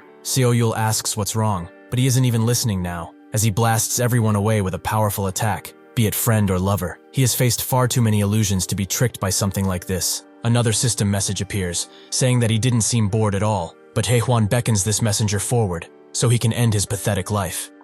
The person behind the messages didn't expect a human like him to even exist, as the investigators said. Unfortunately for him, with this amount of strength, he will not be able to destroy this world, and all of his 5 senses should be telling him that this entire world is real, and so are the people. Every emotion he feels, and all the things he can hear are real. Does he not trust even himself? It is not too late to stop all of this. Seeing that Jaehwan keeps attacking, the being asks how he can be so sure of himself. Jaehwan tells him that he knew from the start that this place was not real. The being asks if he would deny his senses like this, but instead of answering, Jaehwan finds where the being is hiding and starts pummeling the ground with his blade, making the being pull the entire ground up and leave Jaehwan in one small place. He will admit that he is strong, and he also remembers him asking where his friend is. It is something everyone knows, yet he does not. His friend should be dead by now, whether in the metabus or confinement facility. There is no way that a followerless being would survive for long, right? Jaehwan charges up his sword, and they don't seem to know where Yuan is. Before Jaehwan blasts them away, the being says that he will not change a thing with his strength, which is filled with loneliness and anger. With that, Jaehwan passes the entry quest. Since this is a team quest, his team is decided based on how he has passed the quest so far, and he has been categorized as a terrorist. Anderson swiftly appears next to him and asks if he's up, with Jaehwan wondering if she wasn't imprisoned. Anderson explains that she is dependent on his worldview, so basically, they share one body. Jaehwan gets out of his pod and finds himself in the room of cocoons, making him quite weirded out. But Anderson tells him there's no time for that. They must find Runard quickly. Jaehwan still observes the cocoons while walking away, and counts 1,000 or so cocoons. They all must be people who climbed to the 7th floor, but they all seem so happy. Anderson tells him the true purpose of this room. It's basically a glorified power station. It either produces thrusts that are handed as products, or extracts world power that is needed to maintain worldviews. Jaehwan didn't and did expect such a place to exist, since it seems that these worldviews don't run themselves, though this seems quite sad. Anderson explains that this is the price one pays for climbing to the 7th floor without knowing anything. The system has gotten more and more vicious with each rendition. This was not how things were in the past, and she also feels the need to set them free. Jaehwan eventually finds Runard, who appears to be having a nightmare rather than a dream, and he asks if he can get him out now. Anderson notes that normally it would not be possible, as he would get damaged, and his soul could experience some major problems. Jaehwan rushed with his action and ripped the pod in half, though Anderson says that it was fine, since his link was not complete. After getting out, Runard starts puking the rest of the fluid, with Jaehwan asking if he's alright. He says that he had the most horrible nightmare, as everyone was naked like he is. Anderson notes that it doesn't seem like much of a nightmare to her, but suddenly, the alarms start blaring, and a bunch of deadly wasps appear, that start shooting beams at the group. Anderson tells everyone to run away, and asks Jaehwan if they are able to get rid of them now. He tells her that his world power has yet to fully recover, so Anderson swiftly finds an escape, and they all rush to it. Even when inside, the wasps do not give up and attack, making Jaehwan wonder what to do. He would like to keep running, but he sees that Runard is not in the greatest of shapes, and rightly so. He decides to turn around and pull out his sword, and besides Runard's and Anderson's cries, he believes that if he pulls through like he always does, everything will be fine. That's when someone from behind him says that they knew he would be here, and tons of small drones start blasting the wasps. She told him previously that she would bring him to the 7th floor, and it seems like she kept her promise. Jaehwan notes that she reached this place much earlier than they did, but Renee told him previously that she's a grizzled veteran when it comes to this tower. Additionally, she has someone to introduce to him, a big fan. That fan comes from behind her and says that it's finally nice to meet him in person. Jaehwan asks who he even is, who kind of disappoints the god of flashes, Ray Ray. Anderson tells him to turn his lightbulb ass head off, but Renee notes that he's shy, so they should understand. Jaehwan finally remembers that he's the god with that strange name. Ray Ray wonders what he means by that, but it doesn't matter, as he has closely watched his journey to the tower, and never expected for him to defeat 3 of the 6 gods in one go. The other passengers have also been looking forward to his arrival. Jaehwan didn't expect more people to be on this floor, and Ray Ray explains that they are people who want to get out of this place, and they are all gathered in a safe area, known as the Black Moon Tavern. Runard seems to know the place, as the person from Crack who saved him previously said to go there once they get on this floor. Ray Ray feels fortunate that they appeared so close to their spot. Under the moonlight, the entire sky starts to rotate as a door opens right below the group. Ray Ray notes that the drones might appear again, so they should get a move on. When they enter, Renee grabs everyone's attention and tells them that this is the guy everyone has been eagerly waiting for. They scream out and think that surely this time they will be able to win. Renee also introduces a few people from this place. First is this big and buff guy, Gale, the god of storms, who is a pretty good fighter. He tried to brag about his rank and his wish to fight, but Renee stops him and moves on to the avatar of Drake Pilgrim.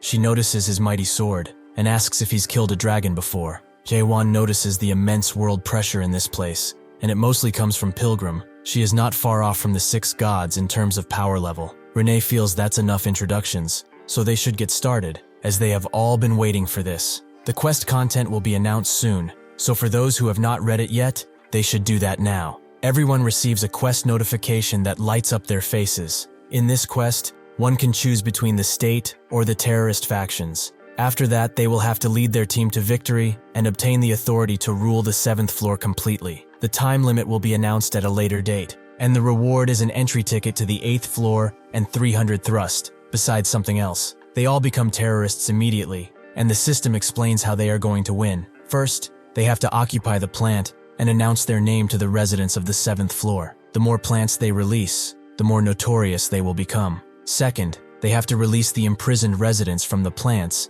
and obtain supporters. Third, 24 hours after the beginning of the quest, an election will happen. They have to win this election, and their team will be considered the winners. Anderson notes that much didn't change from when she first came here, though it was probably tough to rebuild. Jaehwan asks if she will be of help this time, but Anderson feels like she has been helping them too much at this point. Runard feels overwhelmed by the amount of information in this quest, but Anderson notes that it isn't that complicated. They just have to occupy a plant and release the residents in order to win the election. It's pretty easy. He should look outside the window too. Runard sees a medley of plants around the area, all pumping up energy. The plants are like the power rooms they came from just now. The residents are the imprisoned passengers in the cocoons, so they just have to attack the plants and free the residents trapped within. Runard also asks about the election, but Anderson doesn't have time to answer, as they are called to the corridor. She instead tells him that he will see when it happens. The objective now is plant A56, which they must occupy in 30 minutes and cut off the power. This team consists of Jaehwan, Runard, Renee, Ray, and Pilgrim. Since the timing is perfect, Renee starts live streaming, with everyone watching screaming out for Jaehwan, and even Thanatos notes that he knew he would end up here. Renee also notices that Siren is here again, making Jaehwan wonder if it's the Siren he knows. She asks to put him on the screen, but others feel like Renee is enough. She explains that they are challenging the Metabus 7th floor today, and they all might know how notorious this floor is, right? Every god believes that it's far too easy, and that they chose the state team. But Renee reveals that they are actually terrorists, which makes everyone say that she has gone insane. Renee notes that they have the naked thruster, so everyone will be fine, and Runard wonders why everyone is acting like this. Is being a terrorist this hard? Anderson explains that it's also pretty troublesome, as on the 7th floor, if one chooses the right team, the quest basically does itself. The king, who is the leader of the state, can always open the door that leads to the 8th floor. Runard asks if it's not wise to switch teams, but Anderson notes that he wouldn't say that if he knew who the king of the 7th floor is. After the door opens, Renee tells everyone the strategy. They will take the plants on the perimeter that have Team Gale and the others. They will start at plant A56, where a ferocious battle will likely take place. They will then take over the central area, which must have its 5 points of power cut off before occupying. Since they heard this a few times already, Ray and Pilgrim charge forward, with Pilgrim noting that she has high hopes for him. Jaehwan pulls out his sword and notes that he has a nice handful of world power recovered, so they can go too. Ray and Pilgrim continue to run through their opponents, with Pilgrim feeling like there's too little opposition for some reason. The team that tries to hold them this time is quite confident in taking down 2 gods, but their faces drop once they see what's behind them. The infamous naked thruster. They know about the rumors saying that if he's naked, he will not stop until everyone in front of him is dead, so they run away in fear. It seems like Anderson came up with this plan, and Renee encouraged it, since Jaehwan defeated 3 gods, meaning that he's the new symbol of fear. Everyone calls out his title, but Jaehwan isn't at all glad to have it. When they enter one of the plants, Runard asks if these are all people who failed to clear the entrance quest. Anderson notes that half are what he said, while the other half are the teammates chosen by the state. Those who choose the state become residents of this floor and supply world power to the Metabus. She told him earlier that one does not need to do anything when joining the state team, and they can obtain the eternal yesterday, the name of the dream that they are dreaming about. Countless dreams are gathered in this place. In them, some gods become high-ranking and live out their lives as rulers, while some gods meet their followers again. The Metabus is a tower where such people gather anyway, a place where people who cannot grasp what they truly want appear, for the sake of running away from something, or perhaps to get something that they couldn't in reality. It goes back to the introductory message. Those who arrive at the last floor can make a wish to the owner of the Metabus, driver. They would rather chase after a mirage that might be true instead of facing reality. Perhaps some of them found what they were looking for in that dream of theirs. Runard doesn't like this, as it's wrong and fake, but Anderson asks him, what is real? Before he can answer, Jaehwan says that real things must not be proven, which Runard agrees with, as the only things that need proving are the fakes, trying to compare themselves to the real, which naturally makes sense. Anderson asks if he can say the same thing to those real expressions, which he really can't. Jaehwan knows that some of the passengers must have found out that this is an illusion, yet they still choose to be happy and live in an illusion, just like the return stones were. Runard points at a screen and asks if these people are also living the same dream. Anderson explains that this place was named some time ago. It's something that was maintained yesterday. It is where the people who were trapped in yesterday gather, and that building there is the castle of the state. It is also where the king of the state is. Jaehwan asks if she knows who that is. Anderson confirms that she does, and she really enjoyed the attention 500 years ago, so this is what she has become now. She is the god of yesterday, one of her past comrades, Artina. Jaehwan looks at her and thinks that she's a god like Anderson, one of the 4 hero gods. She was also probably the one that threw him into an illusion during the entrance quest. Runard notices something strange, a few people bickering in that place that don't look happy at all, and one of them is even writing something on the system. Anderson explains that he's probably browsing Little Brother, as in that place, one can be completely anonymous on it. That same anonymous god says that the naked thruster isn't real. All he did was deal the final blow to the gods that were already weakened by the King of Crows. Runard tells him to shut it, but he continues nonetheless. He also defeated Rakers out of luck, and started causing confusion all around. Runard asks if this is truly the yesterday people want, but Anderson can't rightly answer him. Renee eventually finds the power switch and turns it off, allowing them 10 minutes to get the residents out of the plant. Runard still feels that nobody really wants to be in a fake world, so he thinks that persuading them is possible. It might be tough, but they will all come back to their senses after a bit of explanation. The person he ripped out of yesterday slowly wakes up, but as Runard is explaining everything to him, Jaehwan notices that it's impossible to do it like that.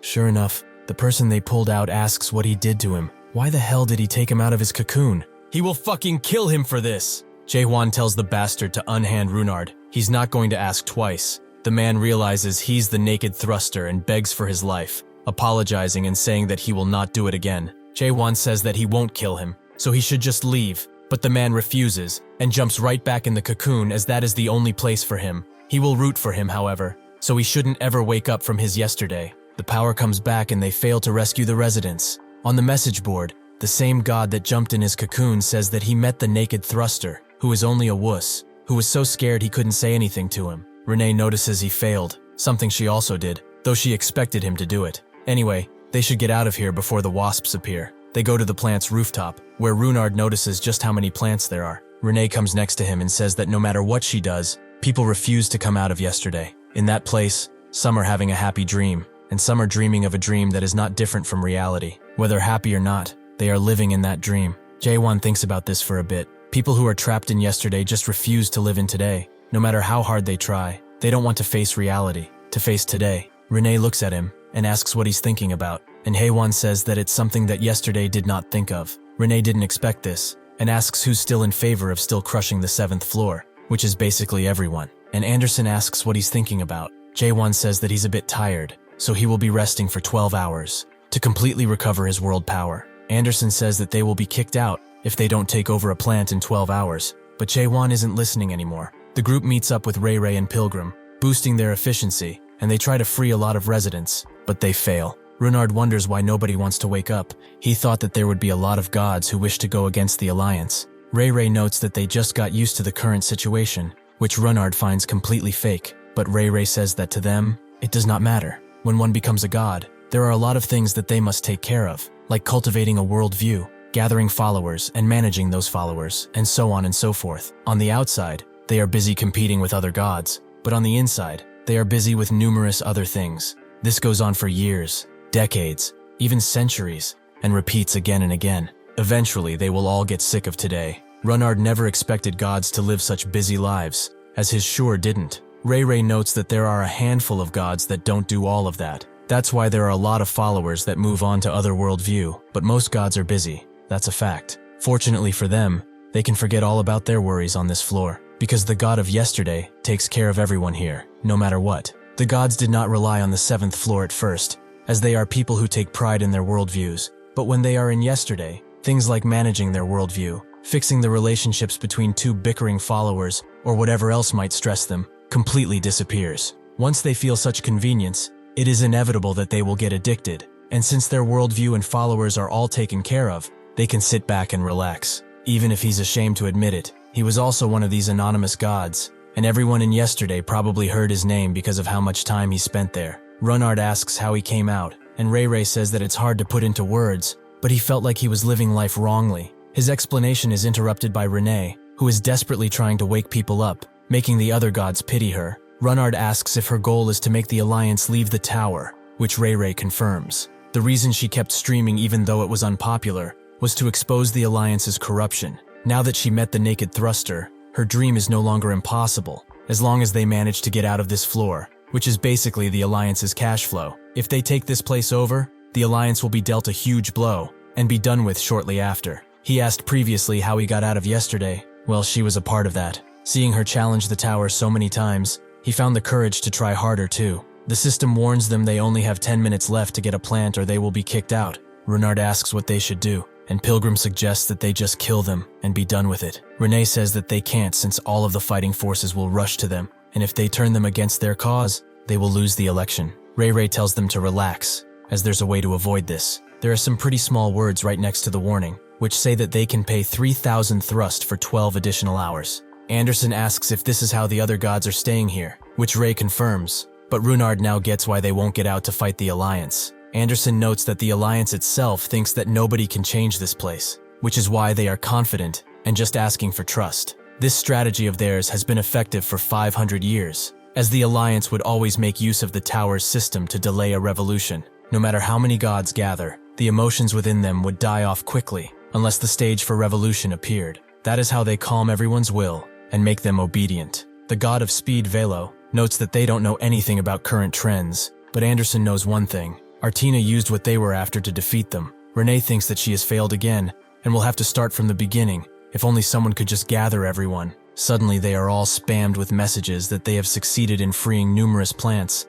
and Anderson thinks that it can be only one man. In another plant, a man carrying a torch pulls out a fat guy, who notes that he told them earlier they would pay next time, but he freaks out when he sees the toned-out man in front of him. Others appear too, and Jaehwan tells the fatty to get up. He has 3 seconds to join their ranks. If not, he can get out of the way and rest in this dying world.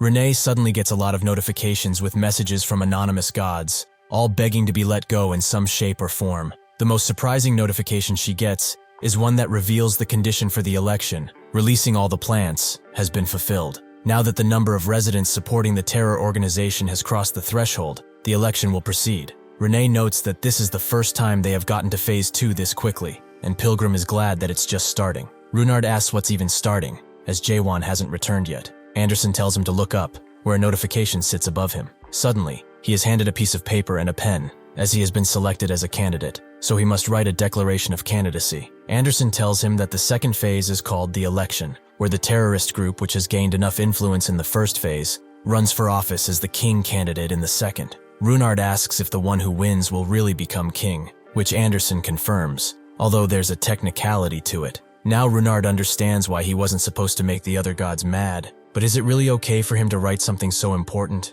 Anderson feels that it doesn't matter. They will not know who will become the candidate, so he can just write away. Sometime later, at the plaza, all of the gods meet to say their election pledges. First is candidate A, the god of yesterday, Artina. She shall make the 7th floor of the Metabus a living paradise, so that everyone can live in the yesterday they really want. She will provide the perfect care service for the gods who are tired of working tirelessly. She will grant them followers that will grow, without them moving a finger. They will have access to delivery for any item they wish, so they may never fall behind current trends. God shouldn't go unrewarded for their hard labor, but they should not fear, as she can provide an eternal paradise for them and rediscover what they so desperately wanted on her floor. She's the only candidate who truly fights for them. Candidate A, the god of yesterday, your god, Artina. Runard notices how many reactions there are from the other gods, but Renee doesn't feel discouraged and refuses to give up yet. Next is candidate B, Renee. She immediately goes in by saying that worldviews that are maintained with no effort cannot really be said to exist.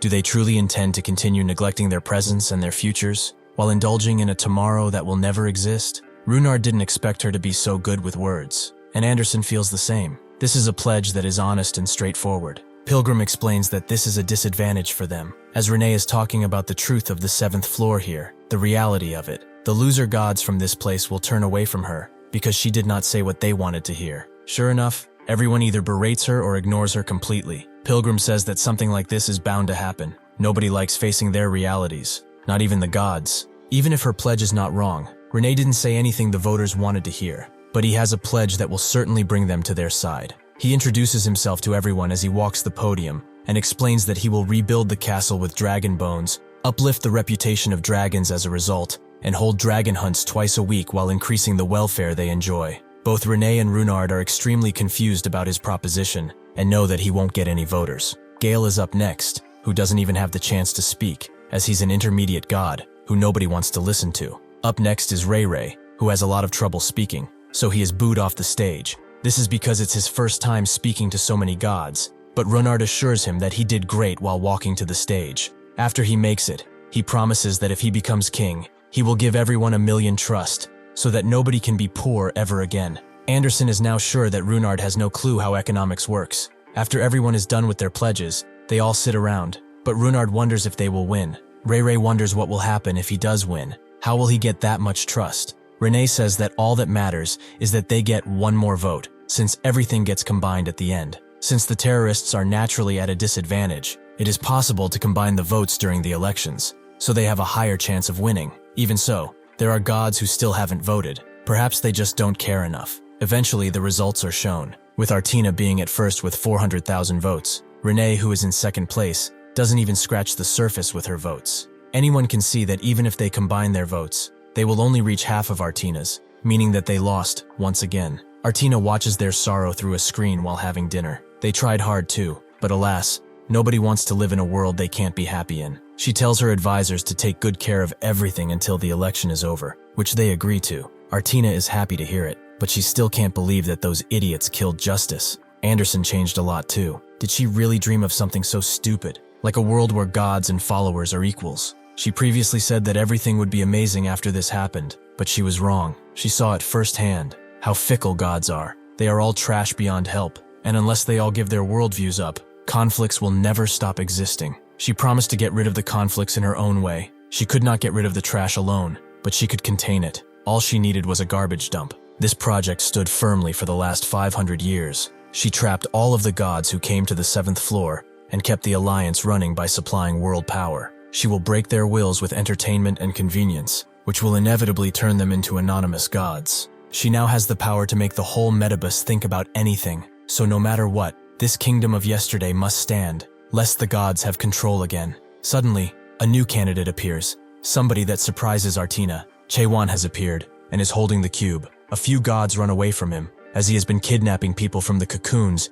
and dragging them into that cube. Jaehwan tells them that what he is saying now is not a pledge. From now on, all of them will live in the present. They will experience today as it's supposed to be experienced. Earlier than this, a random god was awoken by a slap from a buff man. Confused, he asked what's happening, but the buff man only told him to get up, as it's time for his training. The man recognized him as Anonymous God 37, but before he could ask what he was doing, the buff man told him his label no longer applies. But that doesn't matter, he just has to join the other losers right there. The man didn't understand why he looked like that, and what he had done to everyone. Where is the skin he so proudly showed off before, and why is he naked? The man pleaded with him to get better. Does he think that nothing will happen after doing something like this? They promised each other that they would survive together, so why is he doing this, when Artina will come to rescue them anyway? That's when Jaehwan entered the room and explained that some thought at first too, that someone would surely come to their rescue, but everyone who did so died. The man recognized him as the naked thruster and began snarling at him.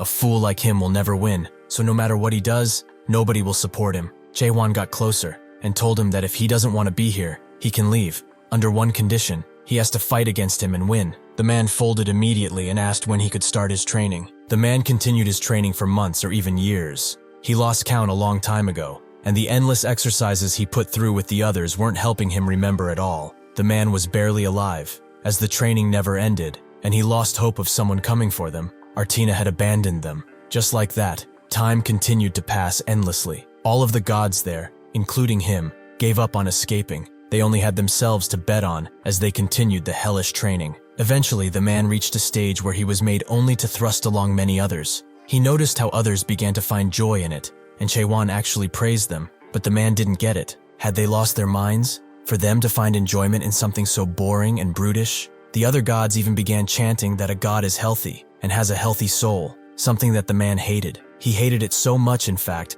that he actually went crazy right there and then. But as he continued thrusting, something clicked. He suddenly heard a really satisfying sound, and his head began clearing up about his worries. It felt like nothing mattered anymore to him. The stress of a new gacha releasing, or the jealousy he felt when the other gods got a new item, all of that was gone. He felt like he was free. That's when a voice spoke to him, asking if he was finally back home. The man recognized that voice. It was one of his followers, and he finally recognized himself as the god of the grasslands, Martis. Jaehwan knew that he had found himself again, and he told him that he could leave now. He will understand once he makes it out. As Jaehwan left through the dark portal, the man slowly followed him, with a certain worry and anticipation in his eyes. When he got back, he was teleported right back to the pods, and saw the two gods getting dragged away into the cube, meaning that he was in there too. Now, he is faced with a decision, as he can go back to yesterday like nothing happened, and since time didn't move much, he can still go back. Suddenly, a few guys call him from behind, and invite him to wake more people up to the real world, so that they can feel as refreshed as they do now. Martis feels that something has changed within him, so he strips down immediately, and says that they should go. Jaehwan is notified that the time cube's durability has almost been depleted, which he expected, as he abused it quite a lot in such a short period of time. Now the time ration of the time cube is 10 years for every 10 minutes, meaning a year per minute. He was wondering if 10 minutes was enough for everyone, but it seems like it was plenty, and people are starting to finally wake up.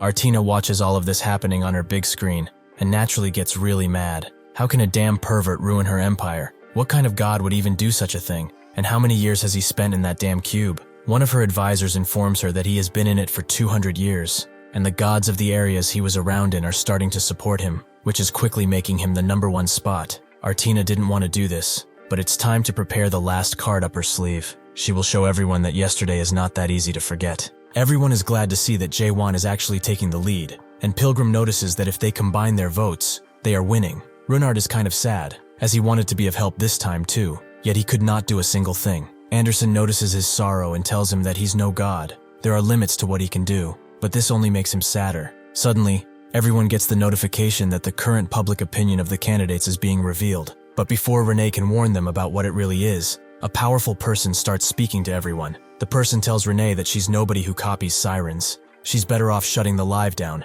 as she's far out of her league for a third-rate streamer. How long will she continue to leech off the naked truster? She also can't believe that Ray Ray is such a wuss. He has always acted like he was above everyone when in yesterday. What happened now? Renee asks the person to stop, but the person refuses. Why is she getting upset now? Is she looking down on everyone who gained some trust? This comment hits too close to home for Runard, and the voice envelops him shortly. How can he be a follower of the naked thruster when he's so weak? He should just leave that man alone, as he's certainly an annoyance at this point, and can't do anything to help. Runard starts vomiting out of guilt, which makes Anderson scream at the sender of these messages, Artina. She explains that she's just starting. Why would she stop now? And how weak is their resolve to beg for her to stop now? The messages they have been hearing are but a fraction of what she hears daily, yet they dare to give up. Pilgrim can't believe how annoying this is, and Runard gets attacked by the other anonymous gods too, all of them considering him a useless burden. That's when Jaehwan arrives and tells the messages to stop.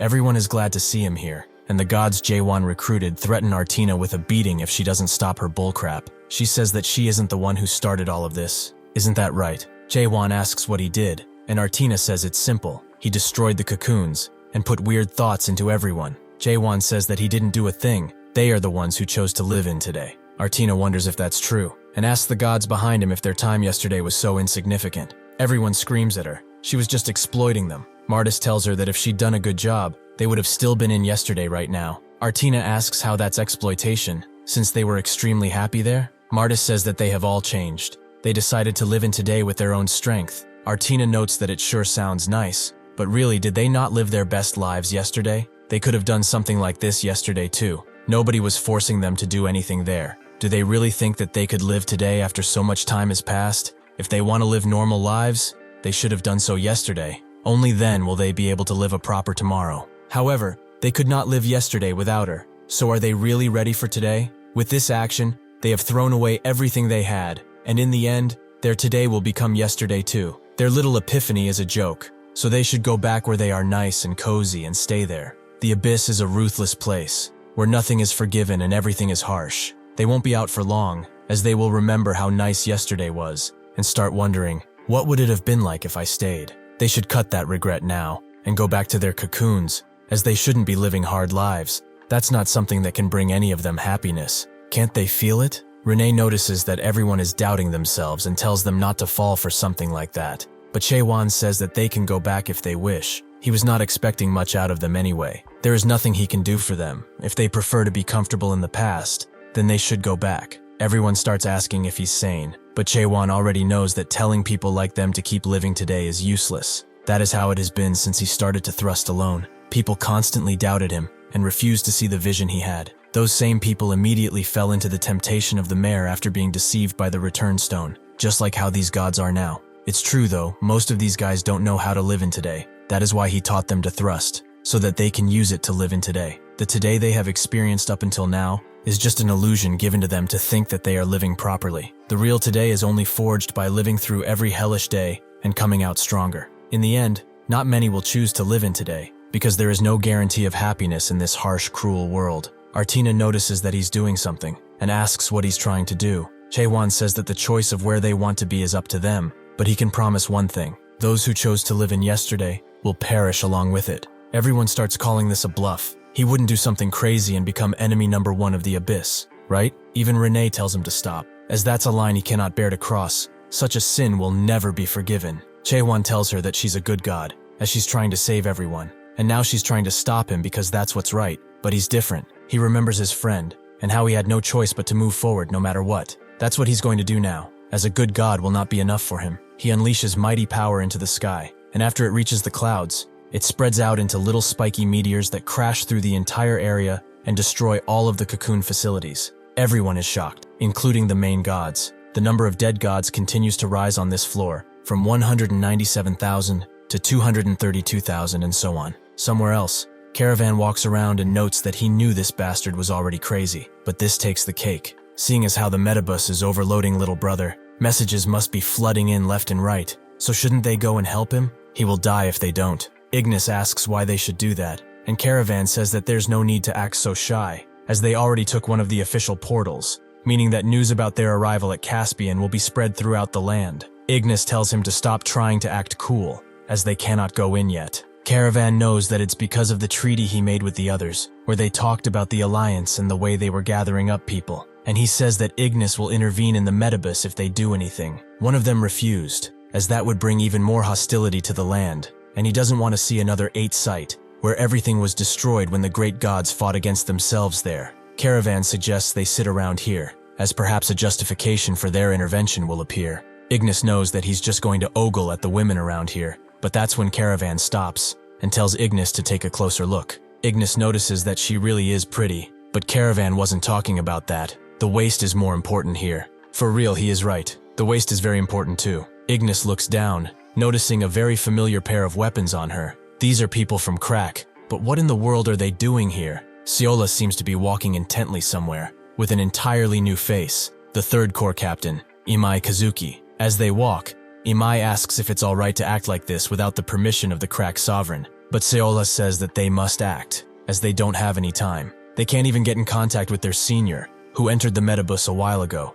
Imai notes that he's certainly not strong enough to fight against the gods. That's what Siola thinks too. She doesn't get why he was ordered to come here. Imai asks when he last contacted someone, and she explains that there are some records of him contacting Chung Heo, but that's not important right now. She asks him if he really wants to go in. For all they know, he might be made into a scapegoat. Imai heard that a particular person is in the metabus, and she shouldn't act like she's going for their senior in this place. Does she perhaps want to try and recruit him again? Siola notes that if they actually recruit him, it will be quite useful, and although she's stronger, there's just something about him that intrigues her to no end. Everyone is shocked about what Jaehwan did, and Renee can't even speak properly, which annoys Anderson, as she is weaker than she expected. What Jaehwan destroyed is just the facility that connects the cocoons to yesterday, and since it was attacked with utter destructive intent, there might have been gods that were logged into yesterday, who had their existences completely erased. However, their avatars were not harmed in the slightest. While the gods were enjoying themselves and indulging, those avatars and puppets were just a shell.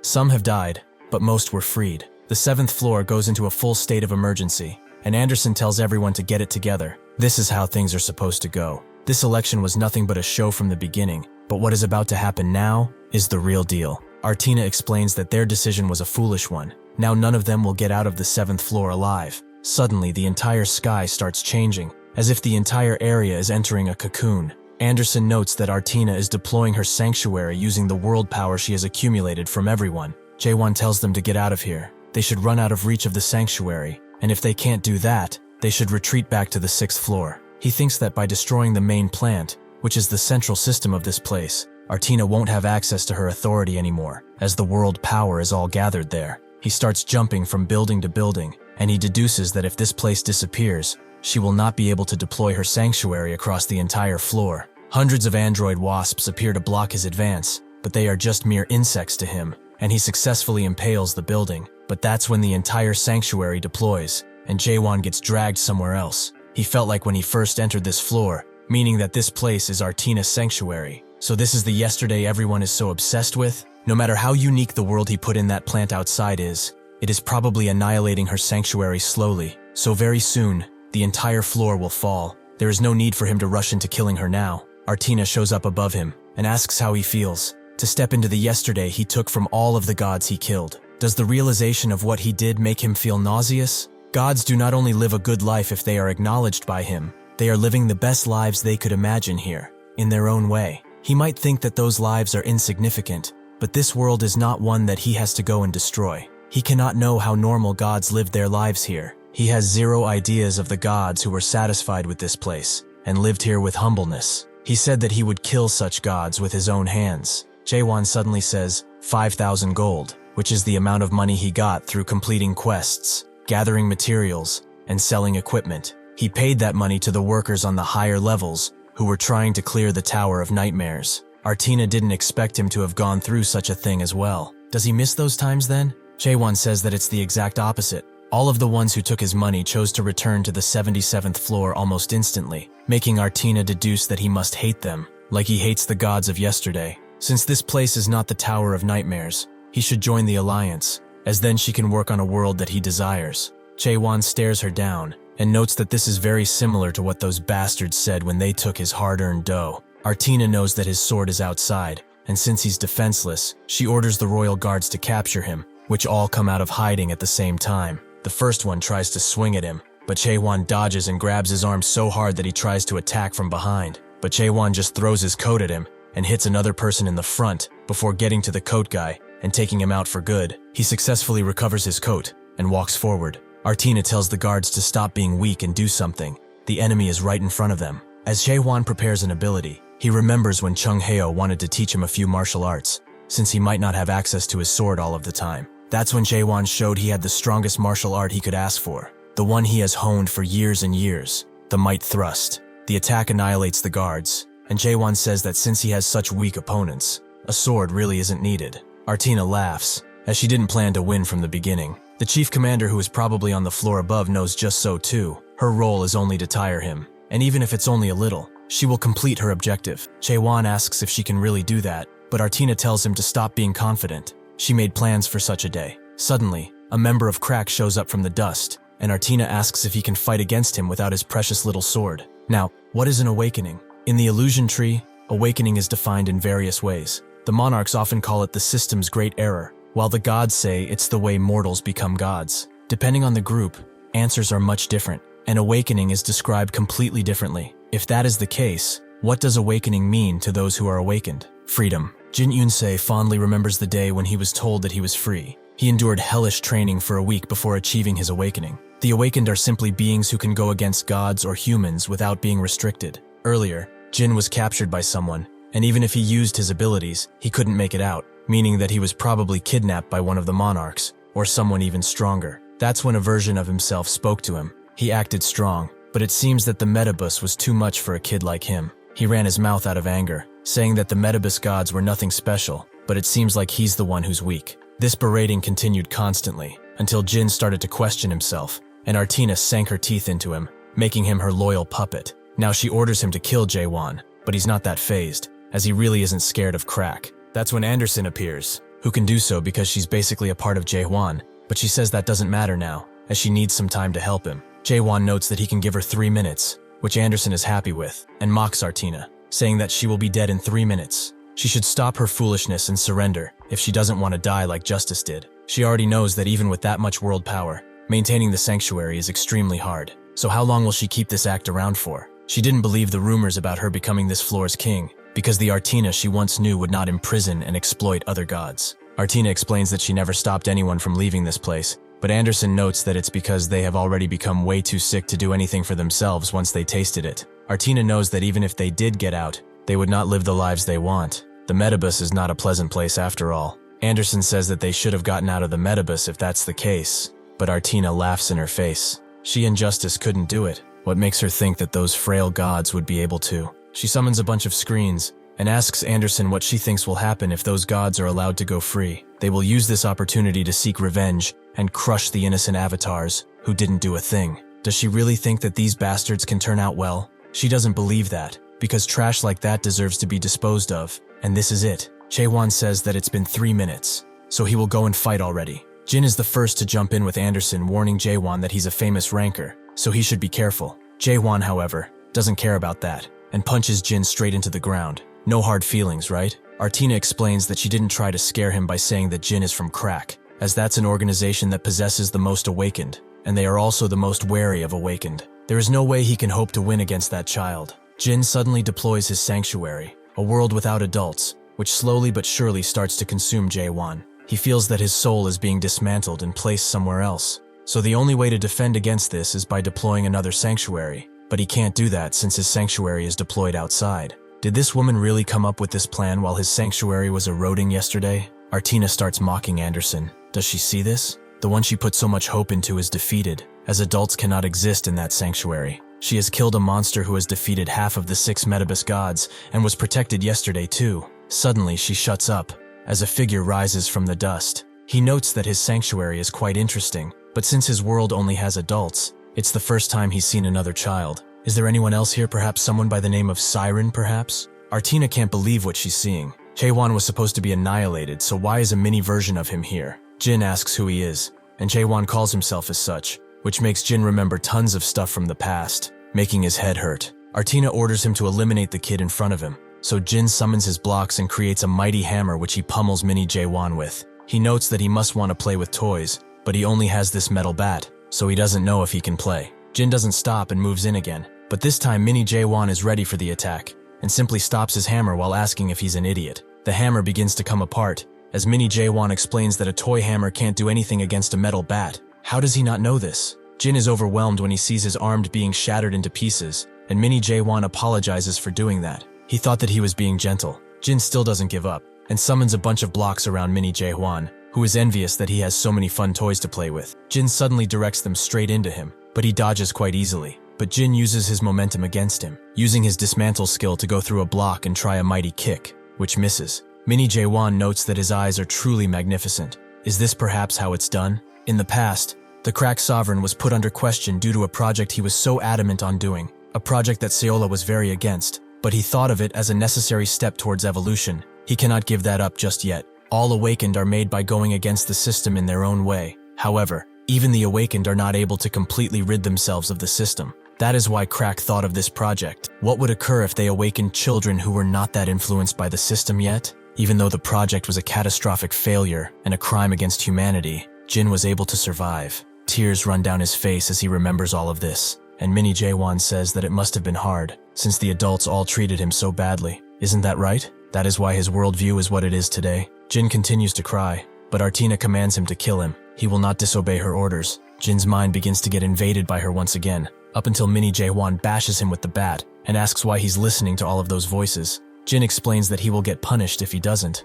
but mini Jaehwan tells him to ignore them. Adults are like that. They threaten children if they want them to do something. However, adults aren't always right, so he can become one too now. It's okay to not follow what people are saying if he doesn't like it. Artina feels that she's losing grip and screams commands at Jin, which annoys Mini Jaehwan. This hag just doesn't stop yapping, does she? Artina asks what he even is, and Mini Jaehwan feels that the answer is rather simple. He's just a child. Outside, everyone is getting attacked by the wasps, and they all try their best to defend, even Runard, who is saved by Renee after he tries to fight. She told him previously that he should have stayed away, but Runard refused. Anderson and Jaehwan went into yesterday by themselves. He can't just wait around doing nothing. Renee knows that all too well. But there is no way they can help them, as the situation here is not going too well. The number of gods that chose to betray yesterday and be a part of today is decreasing, yet those who still choose to stand fight with all of their might. Even so, they might only take them to a point, as there is a limit to their weakened strength. However,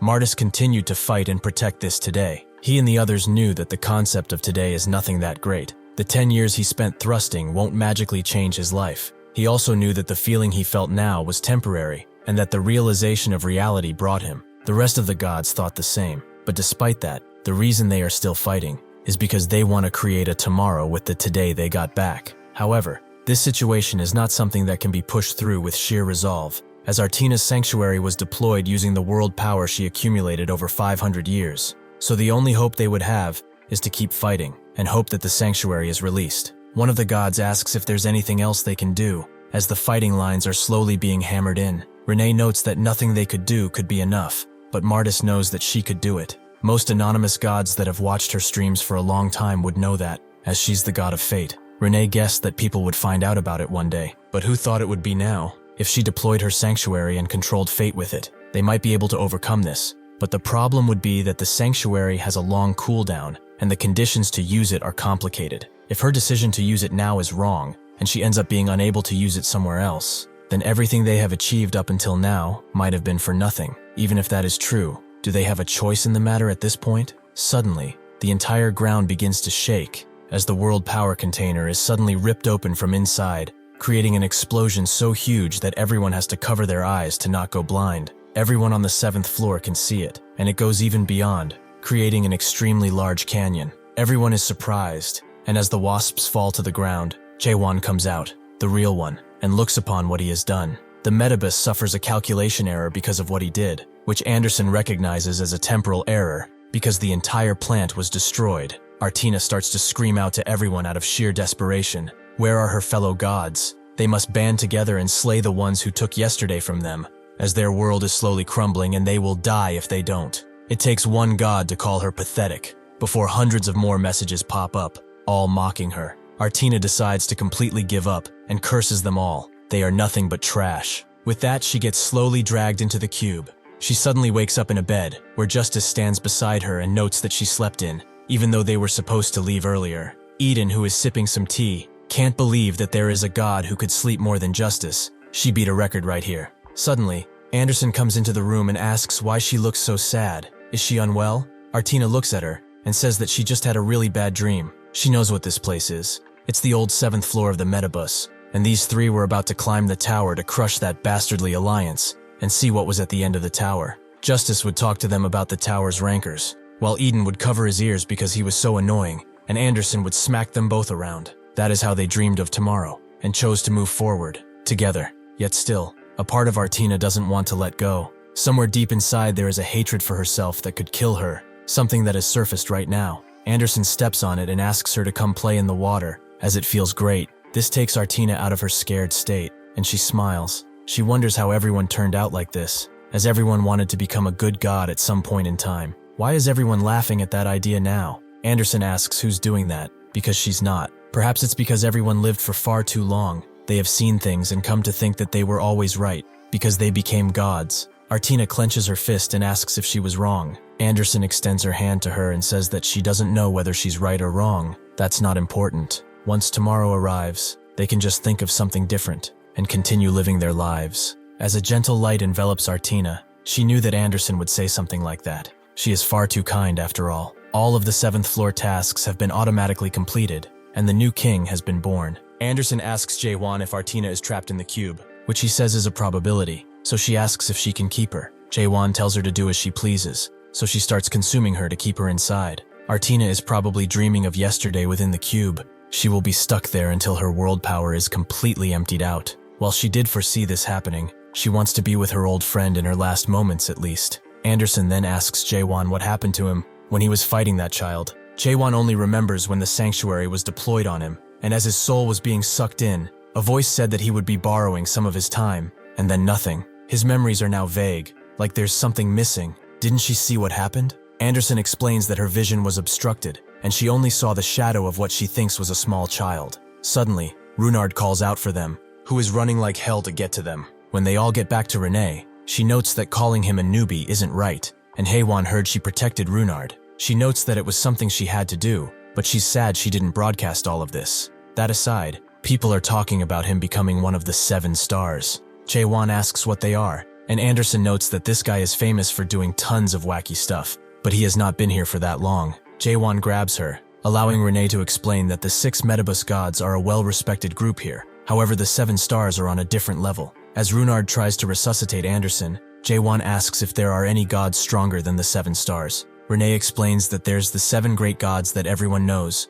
and also the 7 skies that are right below them. The chart goes like this, and the 7 skies and stars are all powerful gods, somehow related to the 7 great gods or great leaders. Jaehwan wonders if it's like the 10 Chaos clan leader, which confuses Renee, so he asks if she knows anything about the chief commander. Renee asks if he's curious about him, because they are going to fight soon, which Jaehwan confirms. It would be nice to know something before the fight. From this fight, he realized that underestimating the worldviews of other gods isn't a good idea. He got lucky with Artina, but if another surprise foe like Jin appears, things will certainly get messy. Renee notes that she brought up the topic of the 7 stars because of the chief commander, as he is one of the 7 stars. He is the god of wealth, Iodukshini, or Shini for short. There is not much information about him. They only know that he's great friends with Kronos, and nobody else. He also had the 3 sacred treasures, which Runard seems to know about. Renee is glad to see him informed, but Shini doesn't have them, as he wouldn't stay at the 7 stars tier if he did. He would climb much higher. Jaehwan wonders if they are the sacred treasures of the ancient great gods, something that Catastrophe was. Is the Void Sword also one of these treasures? Renee explains that even if they are fake, these treasures shouldn't be underestimated, as they don't know whether they are items or story settings, and no other gods have seen them. Additionally, he shouldn't worry only about the chief commander, as now he's the #1 enemy of the Alliance. Due to his actions, the Alliance won't be the only group after him either, as this Metabus is prospering because of him. If they find out he destroyed the 7th floor, tons of gods will come here, and with that profit, the 7th floor will be restored easily. Now that little brother is off the network, there are a lot of gods frustrated by it, and they will climb the Metabus to see him. While a part of the 6 Metabus gods are dead, there will be candidates to replace them, meaning that the chief commander has planned for him to get to the next floor. Now that he has become the king, does he have plans for this place? Jaehwan notes that he would like to go to the next floor right now and shut this place down for good. Renee asks if there's a reason to climb. He could end up in a trap set by the commander. Shouldn't he wait and grow an army here? Jaehwan notes that she's acting as if she wants this place. Well, does she? Renee explains that this floor is the only one where a god can become anonymous, which Jaehwan doesn't like. Has she forgotten what happened here already? Renee feels that they were misguided. The person who abused this anonymity was the problem, but the anonymity was fine. It is heavily needed in the Abyss, because it's one of the few ways a weak god can get authority. Jaehwan asks why there's a need to hide behind an alias, and Renee says it's simple. Not everyone can live like him. They will die if they don't do it. She knows because she saw it happen in the past. This place can also become an entirely different place depending on who is in control. Jaehwan sees this as a provocation and asks if she would like to fight for it, which Renee refuses. She wasn't planning on doing that anyway. There are thousands of Alliance army members waiting for him on the upper floor, and so he needs to grow an army to go against them. She wants him to rule over this place and build that army however he wants. Jaehwan refuses Renee's offer, as he does not need an army to face those bastards, and will climb now. She hates how stubborn he is, as what he's trying to do isn't a walk in the park. But that's when the system announces the conclusion of the 7th floor event and rewards Jaehwan with an 8th floor ticket and 300,000 trust. When they see this, Runard's and Anderson's faces light up with joy, and they both start celebrating like it's their money. Jaehwan is unconcerned as he understands that staying here will result in significant profits for the Alliance. But that begs the question, isn't the driver the owner of this tower? Why is the Alliance the one profiting? Renee explains that the driver also profits because there are naturally costs for running this tower. However, the driver is almost always busy, so the Alliance plans these events in his stead, and naturally the driver has to approve the first. But after that, he and the Alliance split the profits. Jaehwan understands that even if the Alliance is the ground force, the driver is the one who has to approve things. He also asks Renee to open up her stream,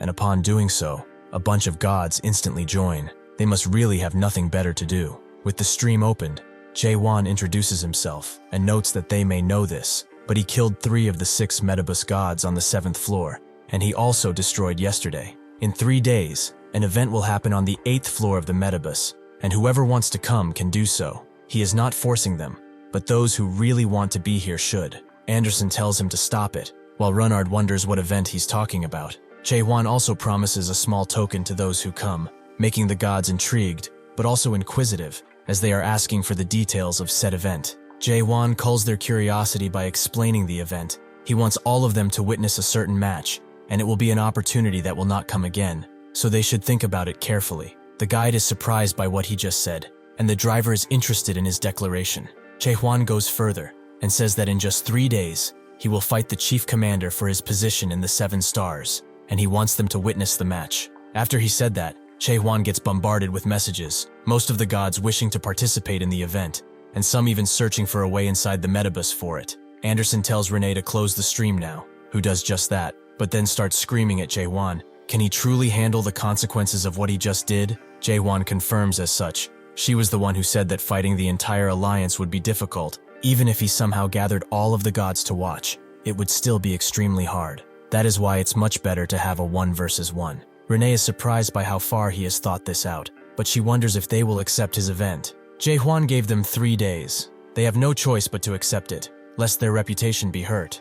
At first, the Alliance will not accept his proposal. He knows that much. But after some time, certain events will happen because of this proposal, and they will start to think of the profits. Thus, they will contact the driver. After a day or 2 passes, all the gods will be excited, and the Alliance will realize that this proposal is beneficial to them too. Renee understands, but if she's giving away all of his trust, would it not be better to also ask the gods to join their side? Anderson cries out for her precious trust, even though it was never hers, but Jaehwan ignores her and says that there aren't many gods that would follow him, regardless of how much trust they have. Renee now gets it. That's why he wanted them to become witnesses, as the chief commander would not fight alone normally. Even if he's the strongest, that does not mean he's not a total coward. Jaehwan doesn't care either way. If he doesn't accept, he will have to live with the ridicule of others for the rest of eternity. The match has already been publicly announced, and numerous gods have seen it, so rejecting it will be hard.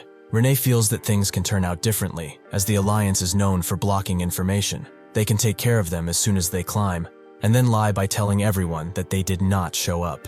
Jaehwan gives her a look, and says that this is why she is here, as he trusts her a little. Renee really doesn't understand him. Sometimes she wonders if he's either crazy, or extremely so. Jaehwan does not care either way, as long as she does what she must. Renee starts to stretch, and notes that whether he wins or loses, she will record everything from that fight and show it to everyone. Even though it might not have any meaning, it will feel fun.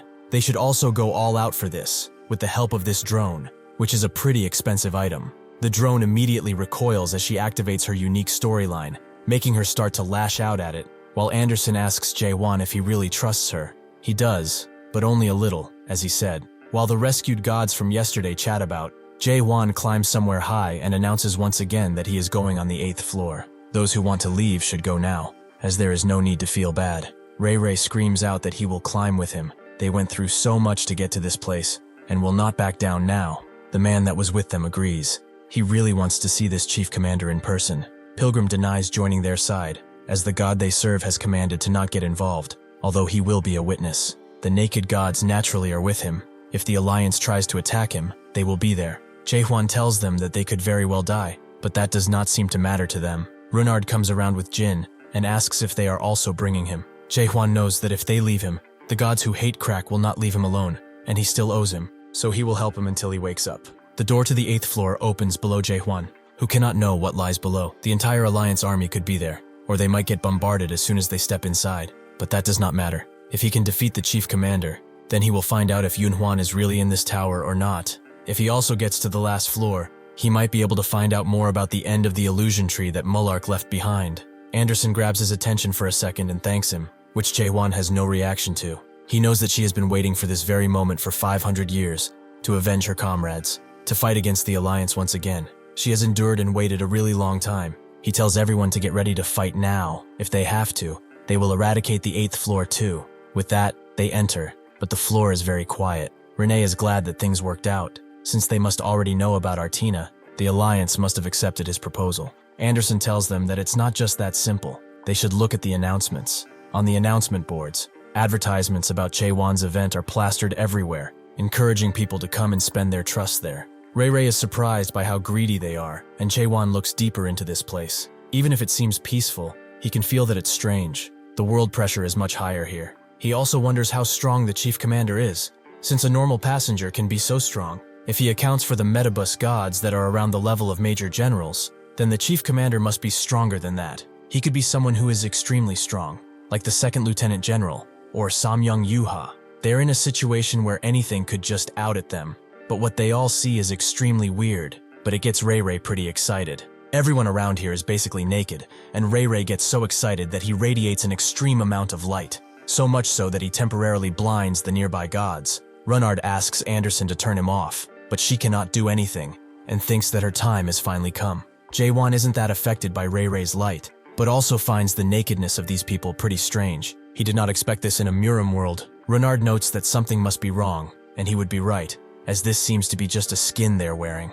But why wear something like this? Anderson notes that trends come and go, and it's time for her worldview to become one now. Runnard finds that hard to believe, but he gets a notification about a new skin that has dropped, the naked thruster Jaehwan, which can only be obtained by gacha. In front of them, one of the gods actually gets it, to the envy of the others. Runnard finds this to be a good thing. If everyone is naked, Jaehwan will stand out less. But that's when another nearby god gets a skin of Runnard, which makes Anderson angry, as she isn't seeing her skin anywhere. One of the gacha players does get it, but they say it's completely trash and should be thrown away, making Anderson wonder if violence is truly the answer. Martis approaches Jaehwan and notes that he would like to guide him from here on out, if that's fine with him. He has been on this floor a number of times, and if he wants to take a look at the storyline shop, he can direct him. Jaehwan explains that he has someone to find, which Martis ponders about, but Anderson suggests that they go to the black shop if it still exists, as that is the easiest way. Martis doesn't feel that the shop would be useful for them,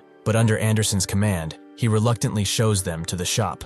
After a bit of planning, Jaehwan tells everyone to go wherever they want, and meet up again here afterwards. Renee leaves because she has some friends to meet that are on this floor, and Ray Ray along with the others go to gather the gods of the fight. Anderson notes that they should also head for the black shop, which makes Jaehwan ask what that place is. She explains that it's a black market of information that has been around for a lot of time, and if he wants to find someone, that's the place to do it. Martis guides them to it, with Anderson noting that it looks the same as before. Jaehwan asks if she has been here before, which she confirms, and hopes that the owner is the same god she knows. Martis tries to go inside, but he is suddenly blown away by a barrier that was cast on the door. Jaehwan doesn't like this type of welcome, and tells him to wait outside just in case, as he will be going in first. He uses question on the door, which magically unlocks it after a while, revealing the inside of the inn, which is filled with strange characters that all look at Jaehwan. A waiter comes around and says that it's not opening hours yet, so how did he get in? Jaehwan says that he's only looking for someone,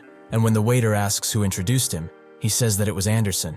The waiter is confused by that name, with Jaehwan explaining that it's the crow on his shoulder. The waiter is surprised that he would follow the recommendation of a crow. He must be a lunatic. This is the waiter and gatekeeper of this place, Beck O. With a single motion, he orders the others to charge Jaehwan, who grabs one of the chopsticks that was thrown at him, and then another after eliminating the first enemy. With the power of the chopsticks, he rushes through the attackers like butter, who are very confused by his weapon. To finish them off, he gathers a bunch of chopsticks and throws them around, making sure that none of them can stay on their feet. Runnard wonders if he's going to kill them, but Jaehwan says that he only caused minor damage. He can't kill the people who will find Yunhuan for him after all. After he finishes his sentence, O rushes him with the crimson demonic palm strike, which blows up in spectacular fashion after it lands. O is quite surprised that someone stopped his attack, and asks who he is. He has never seen someone like him on this floor before. Jaehwan can see that he's strong. He's not someone he can deal with just by using chopsticks, so he will use a little of his power. He should try not to die, as it will inconvenience him otherwise. Before Jaehwan can unleash his attack, someone rushes in with green energy, and asks him to stop for a moment. His disciple has acted with disrespect, and he apologizes on his behalf, so he should let this matter go. Jaehwan looks at him and thanks him for intervening.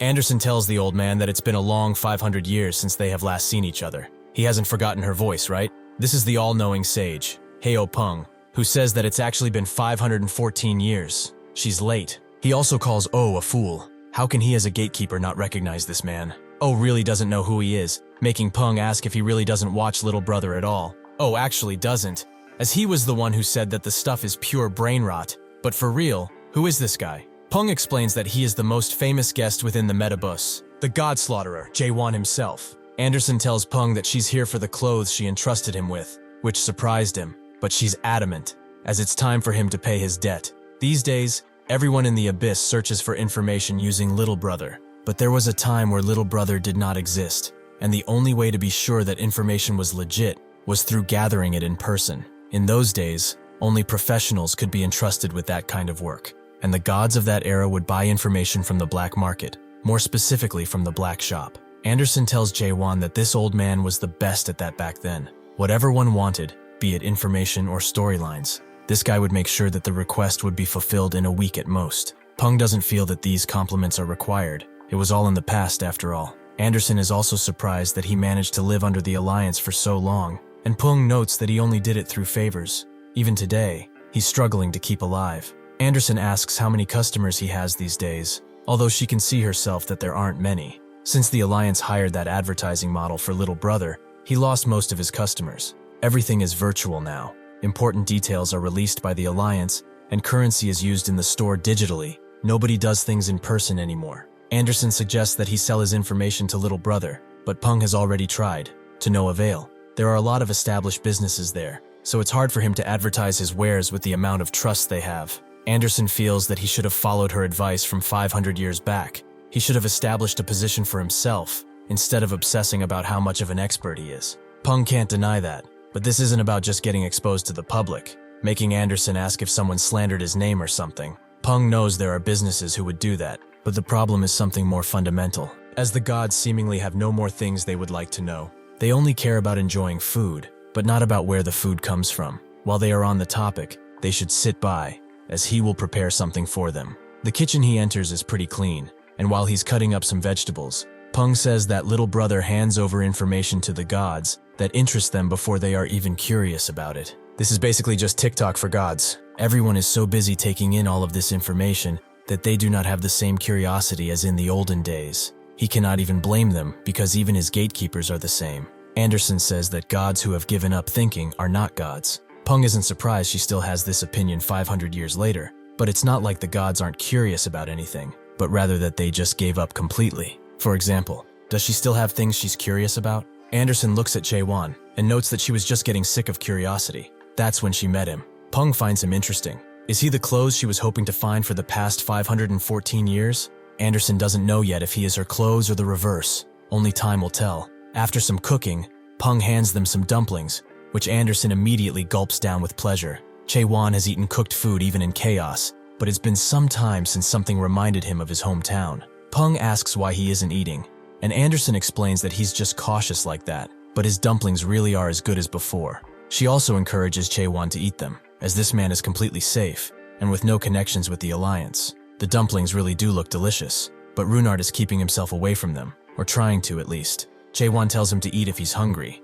which immediately eliminates all of his inhibitions, and he starts gulping down. Peng comes to him and hands him a dumpling personally, as he should really eat some. Jaehwan relents and finally tries it, only to find it bursting with flavor, much more than he has ever tasted before. While Jaehwan traveled through the many strange lands, even the Abyss, he had forgotten what food tastes like, but this dumpling has awakened in him emotions he had long forgotten. He asks Peng what ingredients he used, who notices that he finally got a taste of good food, but the secret ingredient is memories. Not special or something, just common memories, no matter what they are, happy memories, or sad ones, even the painful ones. Jaehwan asks if that's figurative, but Peng can't tell him that. It's the trade secret after all. Anderson explains that the Murim dumplings he makes are the best in the entire world, and he should really teach his apprentices how to make them, or these dumplings will cease to exist after he passes. Peng would like to, but he has nobody to pass it down to, as nobody is interested in making dumplings. Oh is the only one who is training hard, but he is far too competitive. He's more suited to eating than making food.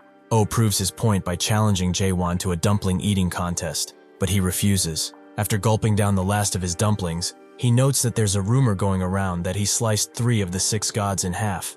But is it true? There's also a rumor that he defeated the kid behind him, not Runnard, but the one that's passed out. He actually intends to be the one who kills the chief commander, and wasn't expecting someone else to challenge him to that. Peng asks where he's going, and he announces that he's going to fix the trap formations Jaehwan damaged. Peng tells the others to understand that Oh does not have any peers that are as strong as him. He was even strong enough to fight Galatean, so losing to him came as a shock. He would also like to know why they've come here, since Anderson has given him her rights. This basically means that he can ask him anything, since he has a debt to her. Peng encourages him to ask anything, whether it's a world secret, legendary item locations, or even rare storylines. If there's information on it, he will definitely get it to him. Jaehwan explains that he's looking for a friend who he thinks is in this tower, which Peng already heard, but he didn't expect for it to be true. Was he a close friend? Jaehwan tells him that he was someone he climbed the Tower of Nightmares with, which Peng feels is poetic justice. The greed of the gods has brought down a destructive force on them. To find his friend, he will need to feel his pulse and also the name of his friend, which Jaehwan says is Yunhuan. With everything out of the way, Peng tells Jaehwan to think about his friend, which he does, remembering everything up until the last time they met. But a special memory rises. Yunhuan once asked him what he would like to wish for when they reach the end, perhaps to revive everyone, or make it so that this never happens. This was when they still thought that the last floor of the tower was the top of this nightmare, but he had no answer for him back then, perhaps because he didn't think about it. However, he wanted Yunhuan to survive all of this. He wanted his friend, who was always considerate and good at talking, to make a wish for humanity on everyone's behalf. But that's all pointless now. Peng's eyes light up, and he says that such pure memories are very rare, and he should be grateful for them. Anderson tells Jaehwan about Peng's storyline, which is called All-Seeing Eyes, and it allows him to see anything. Peng notes that his friend is not in this place, not even the 9th floor. His eyes can see the entirety of the metabus, and since only the chief commander is on the 9th floor, his friend is not anywhere near. However, he is still alive, so he will try to find his location as fast as he can.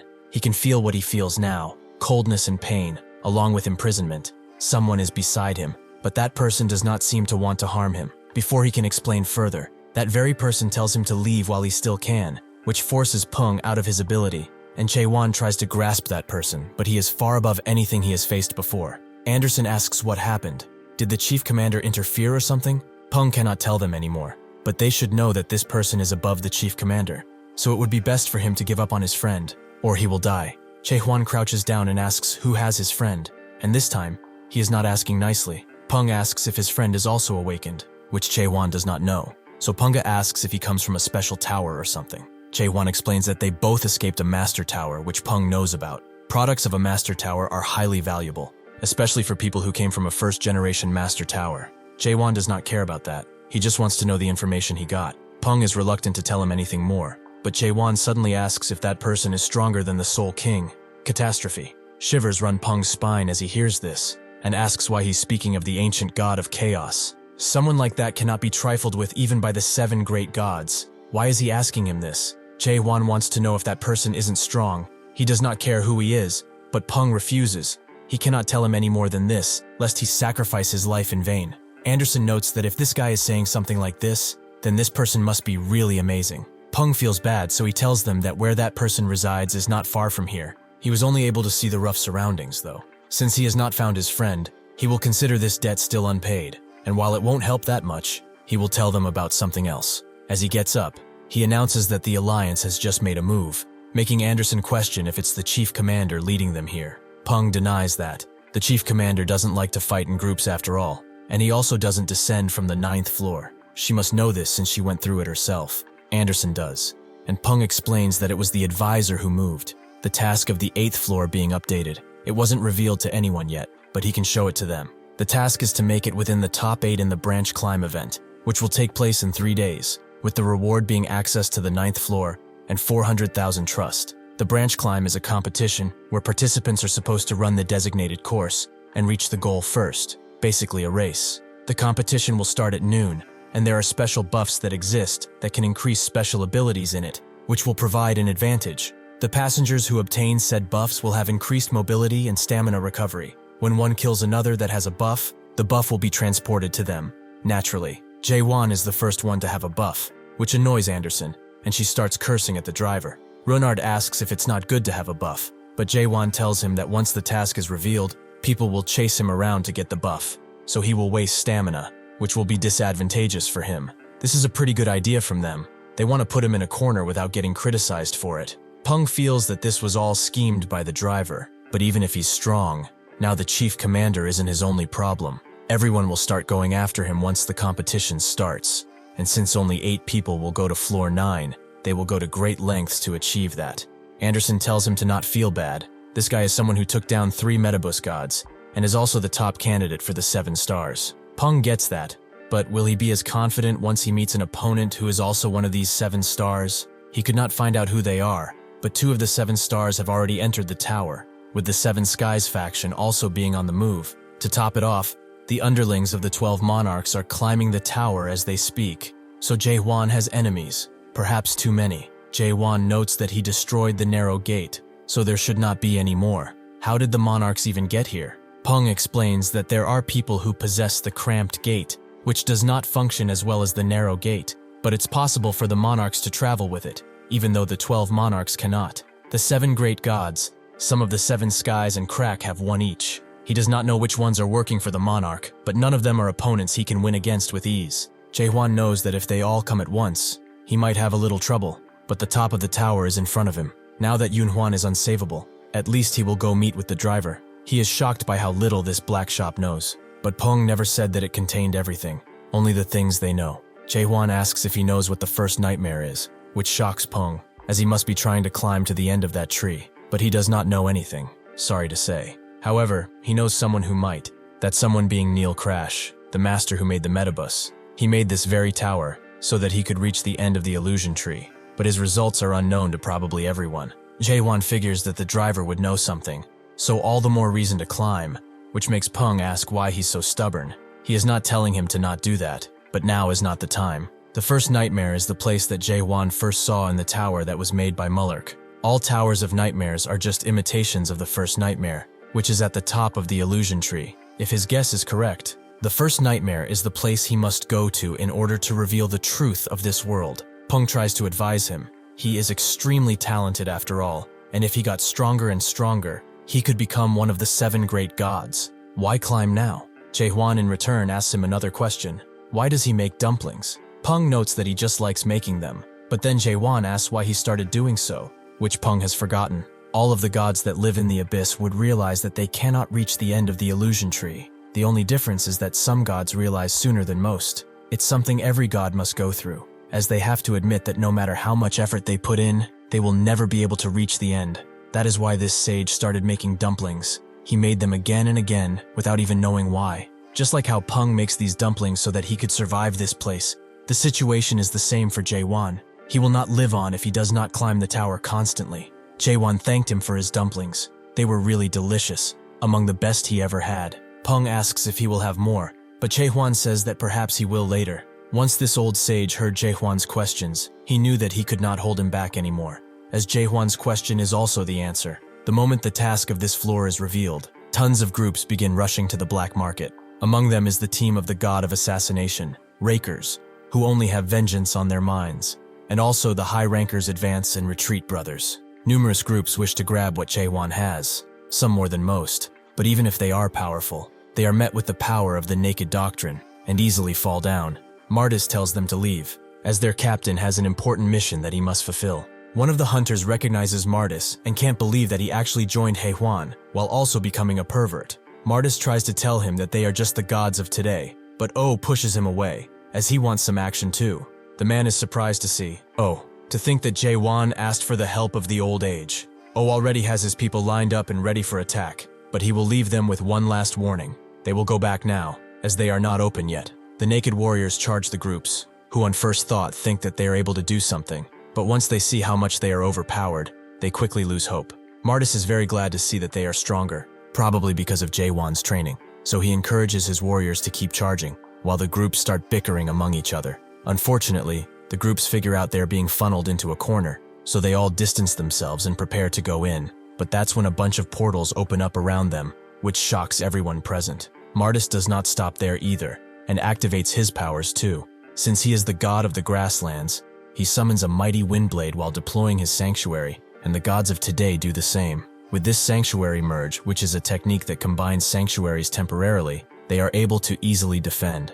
This technique is something that can kill the involved gods if the merger goes wrong, but the gods of today are no longer ordinary, as they have bonded as brothers over the last 10 years. This was something they actually trained for every day. Originally, it was supposed to kill Jaehwan, but now it was used for him. The hunter groups are all amazed by such a sanctuary, and Martis tells them to stand down, while they still can. They cannot defeat Jaehwan even with this, so they should back away. The groups wonder how these trashes became so powerful, but that's when someone steps forward, not bothered by what he just saw. Martis keeps trying to convince them to back away, but that's when that person activates their ability and creates so much pressure that it makes everyone feel it. Martis knows of this guy, but why is he here of all places? The man is surprised that he knows him, but Martis would be stupid to not know him, as he was the one called God Killer before Jaehwan appeared, the 5th star of the 7 stars, the god of the deep seas, Russell. He sees O and asks if the sage is doing well, which prompts O to ask if he's here for a request, but he's not. He wants the god they are hiding.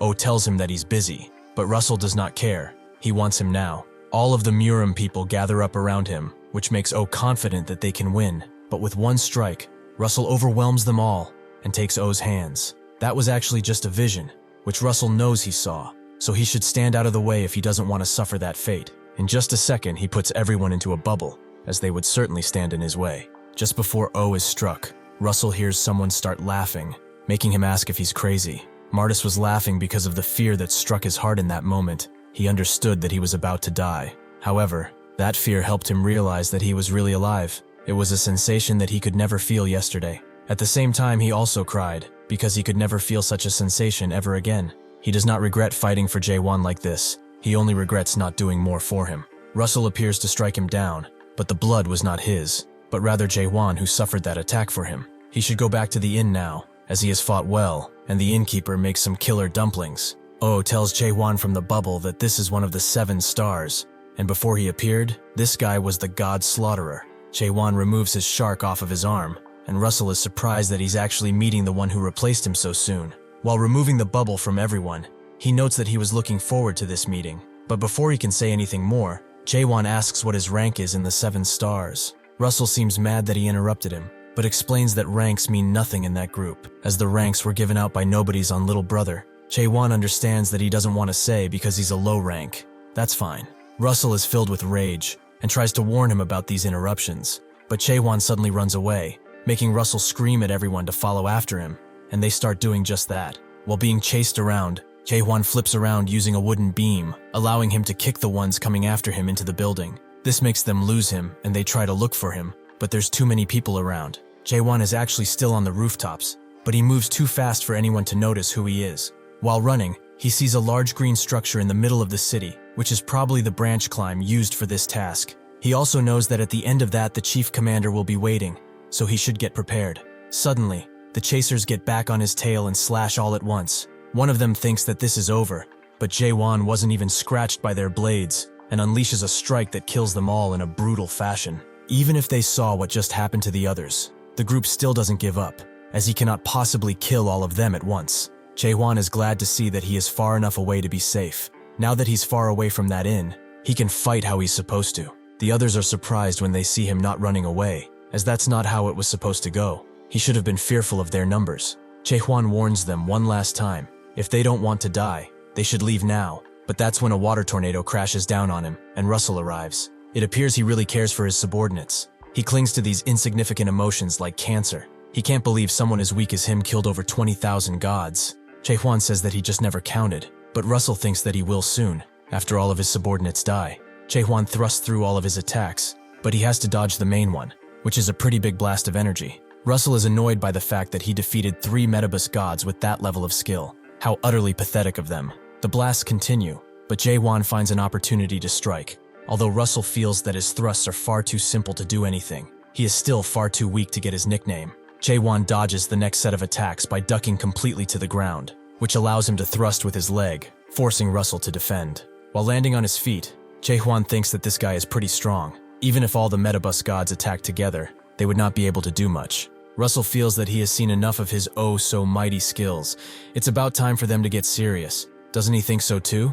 Jaehwan suddenly gets overshadowed by a large body of water, and the others from below notice it too, inciting fear into their hearts. Russell wants to see the technique that defeated the 3 Metabus gods, the one that tore the sky apart. If he doesn't, he can promise that he will die. Jaehwan unleashes his sword while saying that if he had the God Slaughter nickname before, he was probably farming the weak gods for it. Russell unleashes the waves on the land, which take down even the ground forces, who run for their lives. Mighty sharks come out of those waves, which Jaehwan can take down with question comprehend. But the waves are fast, and are moving in ever closer. He notices too that if these things touch his flesh, it will be ripped apart.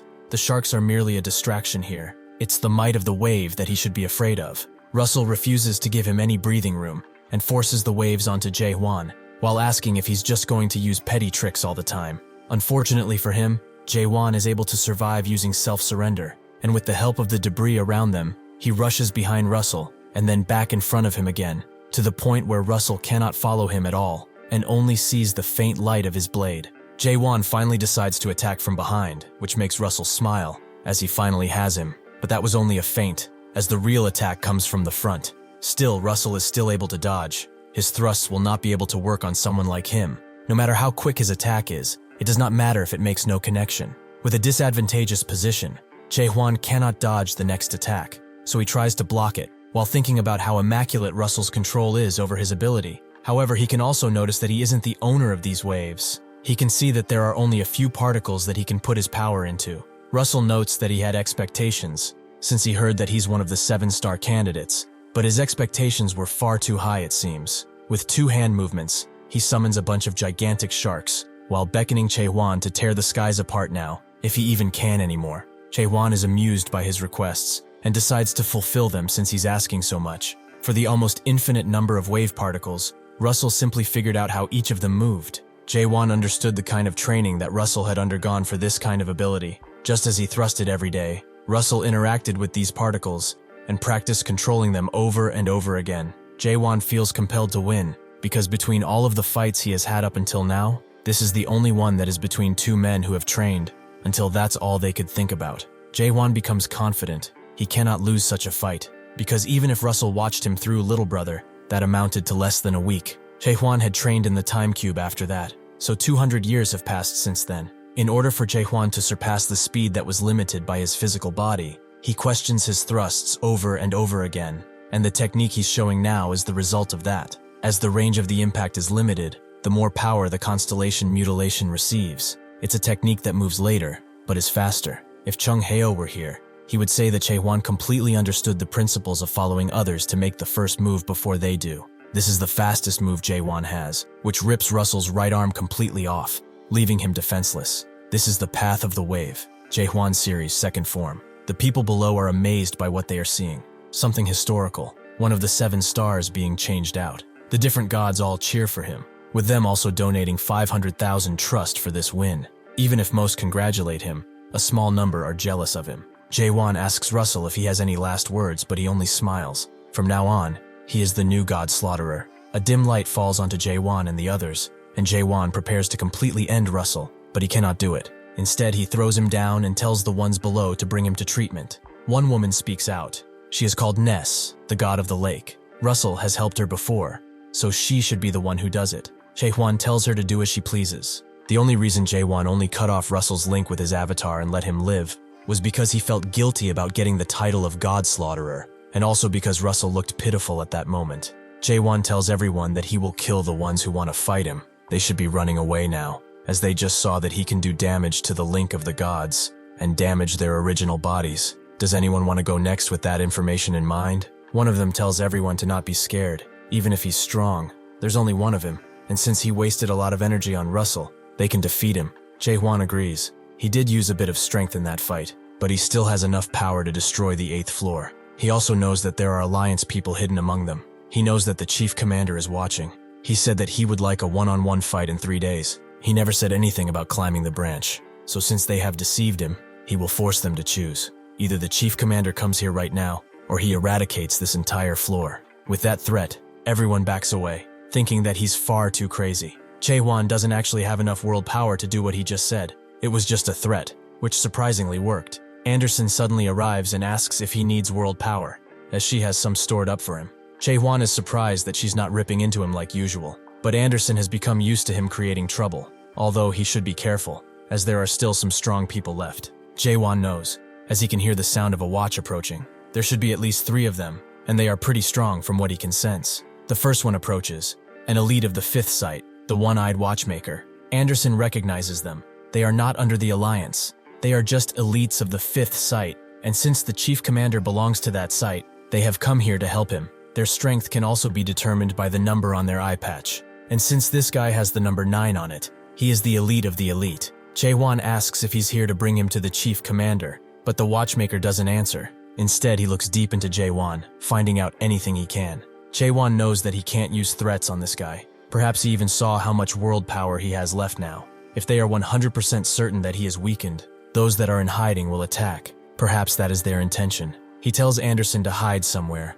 and wonders what he should do. Whatever he decides, he knows that he's in a disadvantageous situation, so Jaehwan decides to attack first and ask questions later. But that's when a womanly voice tells them both to stop. Seolha announces that she has business with Jaehwan. More specifically, a question, where is Jin? She wants him back, as he's someone she cherishes. But Jaehwan notes that handing him now would be a problem, but he's in a safe place. Seolha asks if he's trying to hold him hostage or something, but the watchmaker asks if he should interpret this as them interfering with matters of the 5th Sight. He tries to warn them, but Imai notes that his words are interesting. If he's going to make a threat like that, he better have Kronos himself here, or the chief commander at least, since they really aren't that much of a threat, as exemplified here. The watchmaker sees this as a provocation to fight, one he will gladly accept. He summons all of his subordinates to charge Imai, who always enjoyed a little fun, so he grabs the first one and charges the next, using his blade to throw it at the third one. Imai notes that Kronos has some really weak toys, but Seolha is boiling with rage as she was talking.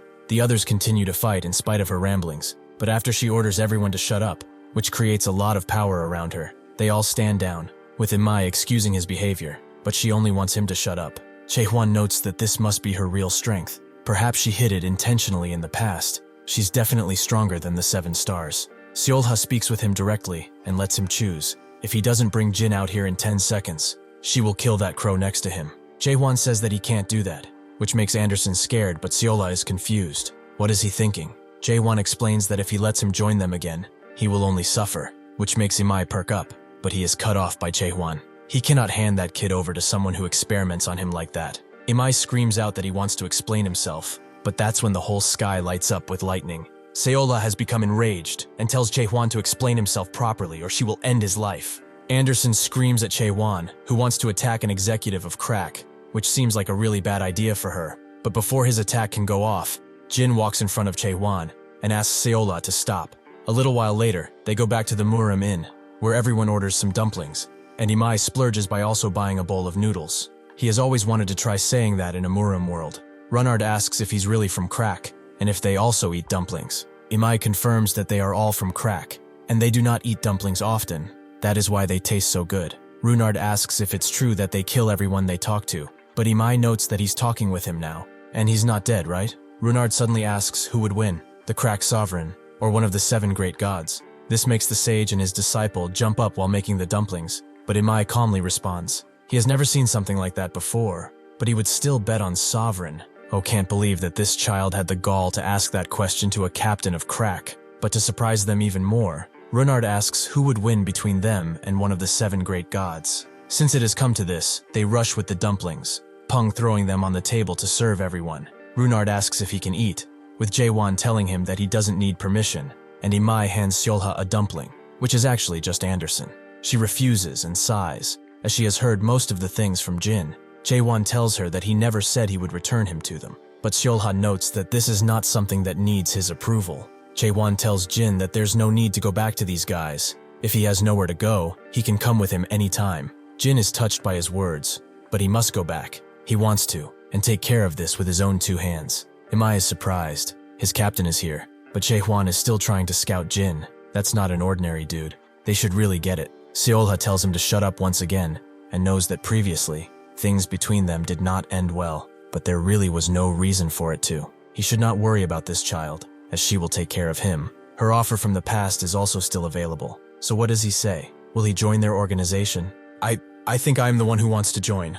Jaehwan already refused, but Seolha sweetened the deal. She will make him the third captain if he would like, which is actually Imai's current position. Jaehwan still refuses, which makes Seolha confused. From his actions, it seems like he hates the gods and monarchs as much as they do. So if he joins, he can fight them constantly, and nobody would bother him. She cannot know why he hates them, but it is not too late to come with them and decide if he wants to join or not. The sovereign of Crack really wants to meet him. Jaehwan heard that name before. Eden talked about him in the past, and apparently he has something similar to an eye in the sky. Seolha asks if he would like to do that, but Jaehwan notes that he can handle everything by himself, so there's no need. Seolha asks how he can be that confident. There are dozens, if not hundreds of people rushing to this place right now. What makes him think he can leave this place alive? Jaehwan doesn't care. For him it doesn't matter, even if Anderson would like it to. Seolha understands. If he insists so much, she will not force him. But even so, she must repay him for his rescue. Does she want him to take care of the Alliance underlings? Runard can't believe that they are about to receive help from Crack, with Anderson also being quite happy. But Jaehwan rejects her, as he doesn't need them getting in the way. Seolha understands, but she offers an alternative. She can kill the chief commander for him. Imai asks if she's serious. She lost to that guy in the past.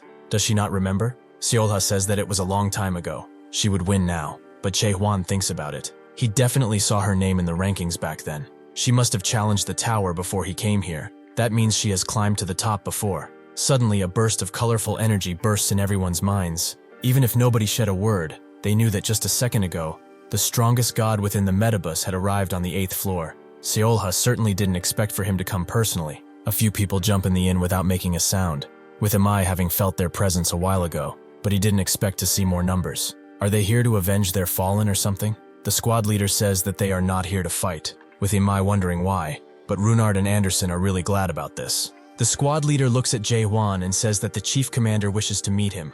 As they walk the streets, everyone cheers for him, with Seolha being quite surprised by how popular he is. Still not as popular as them though. Jaehwan asks why they are following him, but Seolha is just bored, and it's not like he said anything about not following him, right? A god rushes in from the public to go to Jaehwan, only being stopped by some naked guys. He exclaims that he's a big fan of his, the biggest, but how can he become as strong as he is? All gods have a strong pride in them because they are beings who have fought in Big Brother and have built their own worldview. Only gods that are stubborn and believe only in their own opinions can protect their worldview against the abyss. The very same being is now forgetting his pride in front of Jaehwan to ask a question. Jaehwan tells him to thrust, but the god is already doing that. Just how much does he have to do it for? Jaehwan does not know that either, and leaves. Some criticized the way he spoke, some laughed, but others agreed, with the gods of yesterday also agreeing. Some doubted his power, some understood him, and some were disappointed.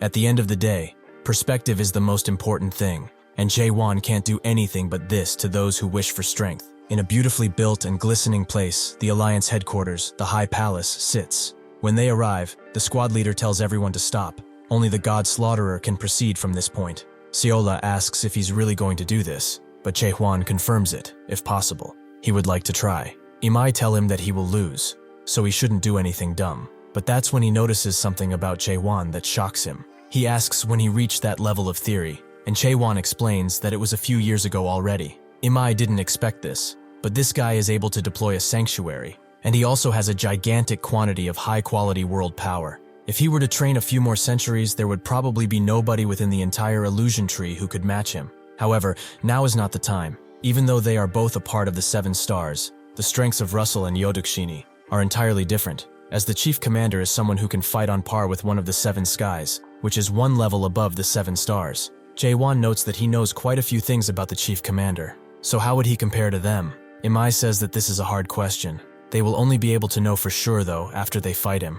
Jaehwan understands, but just as Imai tries to warn him, the squad commander tells him to come with him, and so Jaehwan does. While walking the halls, he sees tons of amazing weapons, like the Serpent Lance, the Green Dragon Crescent Blade, the True Artisan Sword, and even the Sky Piercer. Anderson tells him that these are items the chief commander has collected. They are either the originals or replicas that are very close. Jaehwan feels that the security is quite loose, but Anderson tells him that nobody would dare and try to steal from them. Suddenly they stop at something that piques both of their interests. The Thoughts on the Metabus and the World's End book by Mulark Armelt. Someone asks Jaehwan if he wishes for that book, making him turn to the voice. Normally people usually go for the weapons, but he is truly unique. In the dark shadows of the palace, a single figure stands, and when Jaehwan approaches, it thanks him for accepting his invitation. This is the chief commander, the god of wealth, Eodukshini. Jaehwan immediately tries to get in some action by attempting to draw his blade, but the chief commander gets up, and with a powerful aura emitting from him, says that he is not here to fight. Jaehwan is amazed by his world power. He is one of the top 3 strongest people he has faced so far. The chief commander is pleasantly surprised to see that he is as strong as the rumors say. With that level of world pressure, he is probably already heading towards the 5th stage, right? Jaehwan asks if he knows about awakening, which makes the chief commander smile and turn his back at him. On the table, Jaehwan notices the tower and asks if he is the driver. The chief commander denies that notion. He is only doing his job, as the driver is a very lazy person. One could argue that this is his punishment for staying in the tower. With only a hand flick, he restores the tower, and the gods within are moving once again. Every single bit of damage that was dealt to it is being restored. Jaehwan knows that there's more to this power, and asks if he has been watching everything so far and why he did nothing when he destroyed the tower. The chief commander can suspect what he is thinking about, but he need not be concerned. He is actually quite fair when it comes to matters regarding the tower. The driver knows this too, which is why he left managing to him. Just as some hooligans are attempting to destroy the tower and climb it, just like the god slaughterer Jaehwan did, the chief commander crushes them and notes that it's been quite a long time since something like this happened. Naturally, his interest piqued. Anderson makes her presence known, and the chief commander asks if it has been 500 years already. He changes the map to the destroyed one and says that sadly, it cannot be restored. It was really fun back then, however. Anderson agrees, and the chief commander feels that she has changed. Back then, she was more human than God, but not things seem much different. Anderson says that she's the same, but she understands him a bit better now. She thanks him for taking in Eden, Justice, and Artina. The chief commander says that he wanted them to live longer. They were good gods, among the best. He asks if she is here to avenge her teammates, but not just them. Anderson wants vengeance for her followers. The chief commander has heard that her avatar and follower become nothing but puppets. He apologizes for that. Anderson knows that he had nothing to do with it. He never was interested in such matters, but he is the one in charge of the Alliance, and he must be the one who will take responsibility. The chief commander has no excuses for his actions, or the actions of the Alliance in general. Anderson did not know if he was still in the tower or not. She would have thought that he already saw the last floor of this place. The chief commander actually has, but Anderson asks him, is the tower as fun as it used to be? She thought that she would be boiling with rage when they met again, but right now, she only feels pity for him. Even after paying that exorbitant price, are there still questions that the tower cannot answer? The chief commander explains that some questions have no answer. Even though he knows that, he still feels like he should keep asking. Anderson tells him to think about his last question, but the chief commander already knows. Perhaps he has been waiting for such a day to come, or perhaps he has been waiting for someone who could keep asking these questions in his stead.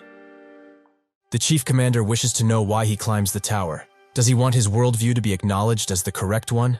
At that moment, Jaehwan felt a strange sense of familiarity from the man in front of him, just like how he felt when he encountered Samyong-Garam. The chief commander emanated an aura that only those who had countlessly anguished over their worldview would have. Jaehwan knew that the chief commander was curious about the end of the world. Perhaps he had even pursued it. He explains that he's here to find a friend, but unfortunately, he does not seem to be in this tower. Because of that, he wants to meet the driver and ask him about the first nightmare. The chief commander digests his words for a little, before saying that all questions possess a strong power behind them. Just asking them alone could destroy an entire world. Jaehwan knows. But if a world could be destroyed that easily, it didn't really deserve to exist from the start. The chief commander agrees, but those questions are not ones that the driver can really answer. Jaehwan inquires about what he means, so the chief commander tells him that questions that are too big cannot be asked. Due to their volume, no one god can answer them alone. That is why there's a need to break these questions down and keep asking the smaller ones first.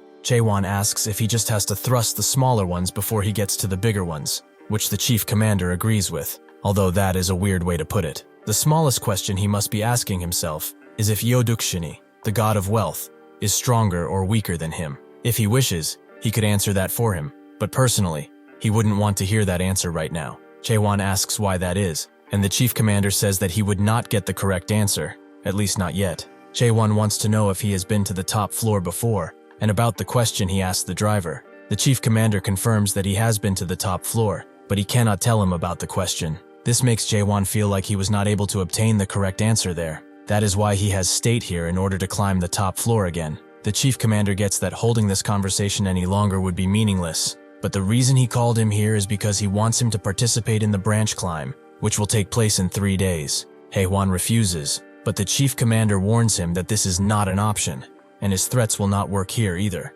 If he would like to, he can try. Jaehwan does just that, attempting to summon all his power, but the chief commander begins to apply pressure on the steamed bun shop, forcing Jaehwan to stop. He is quite similar to Anderson 500 years ago. He saw the technique he used in order to defeat Russell. It was amazing, but not nearly enough. There are at the very least 10 entities in the abyss that could make him explode with a single thought. Jaehwan asks what he means, so the chief commander tells him that he saw how he grew stronger. He is most definitely the type to train a single technique in order to achieve the peak of power. He keeps asking the same question again and again. While he is probably better than anyone in this world at asking that question, he loses the chance to ask other questions because of his obsession. Just like how he focused on quickly climbing the tower and missed the sights of the 2nd and 5th floors. Jaehwan tells him that he's not here for the sights, but the chief commander feels that this is why he should have climbed the tower more diligently. The mayor's tower is like a piece of fine art. If he does not take his time to truly understand it, he will not get what it truly is. That is why he is given such an arrogant awakened like himself 3 days. He hopes that in that time, he will prepare some better, smaller questions. Jaehwan doesn't get why he's letting him become stronger, but the chief commander tells him to ask Anderson, who already knows he's too weak to defeat him. The only reason she accepted his invitation was because she trusts him, and now he's only paying his respect to that trust. He is quite lucky, as he is still a naive god. He should ponder this as the life he's lived. That is giving him a second chance. He should not take his new life for granted, and be thankful that he still has the will and time to ask questions. Within a second, Taehyun teleports to where he came from. Seolha asks if he didn't just go in like right now, but Anderson explains that this is the answer of the chief commander, which is called 3 sacred treasures. That is also the reason why he has not lost to anybody besides the 7 great gods. In essence, the chief commander, Yodukshini, the god of wealth, can turn back time. Jaehwan asks if that really was not an illusion, which Anderson confirms. Jaehwan is confused, as a demon he once met said that these abilities would not exist here. Anderson understands why he would think that, but there are abilities that can turn back time. Although these are all on the lower level, so it's not like a regression, because that's too grand. Jaehwan is pleased. This means that this ability has limits, which he can abuse. They eventually go back to the bun shop, where Runard is glad to see Jaehwan, who keeps him at bay while talking to the owner. He thought they went to hide, but the Alliance noticed them, so they decided to keep this place safe. Jaehwan understands now that the Alliance must know how many people they got. If they confront Chief Commander now, they will get wiped out. Everyone suddenly begins asking him a bunch of stuff, but Jaehwan answers with a basic answer to feed their needs. He will fight in 3 days. The Alliance will not move until then. Renee wonders if the Chief Commander will keep his word. But either way, Jaehwan intends to stay here for 3 days and train while not being bothered. Runard asks what he should do, as he's been practicing every day. Jaehwan asks if he can do the normal thrusts, but he still can't properly. Jaehwan suggests he train with the other gods and orders him to not fight until he masters the strong thrust. With that, he retreats to his loneliness. But Anderson wonders what he will do for these 3 days. Jaehwan notes that he's going to look at the lower level floors of the tower, because he remembered something he had forgotten. He heard somewhere that the one who made this tower was a master. If that truly is the case, that mayor must have left a secret behind. Siren had told him before that all towers of nightmares possess the intent of the mayor, meaning that there must be traces left behind by the mayor in the metabus. He suddenly gets a notification, advertising a deal to travel from the 1st to 8th floors because of Jaehwan's adventure. Anderson is mad that business is as usual here, but Jaehwan thinks that it's difficult for the metabus to return to its glory days because of the misappropriation done by the Alliance. There is no way that deal would do anyone any good.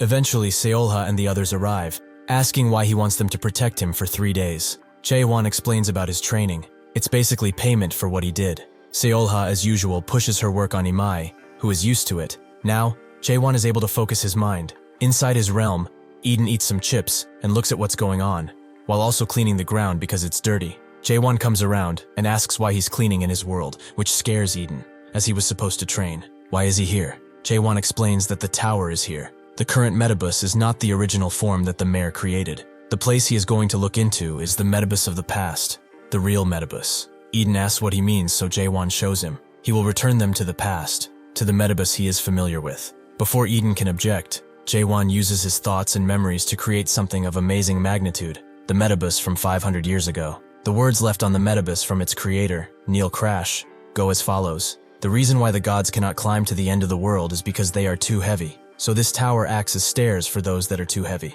He asks Eden if he's already fought the chief commander, who has, but that was a really long time ago. He shouldn't be coincided, however, as his class will be very hard. But that's exactly what Jaehwan wants. In the outside world, Seola moves swiftly from building to building.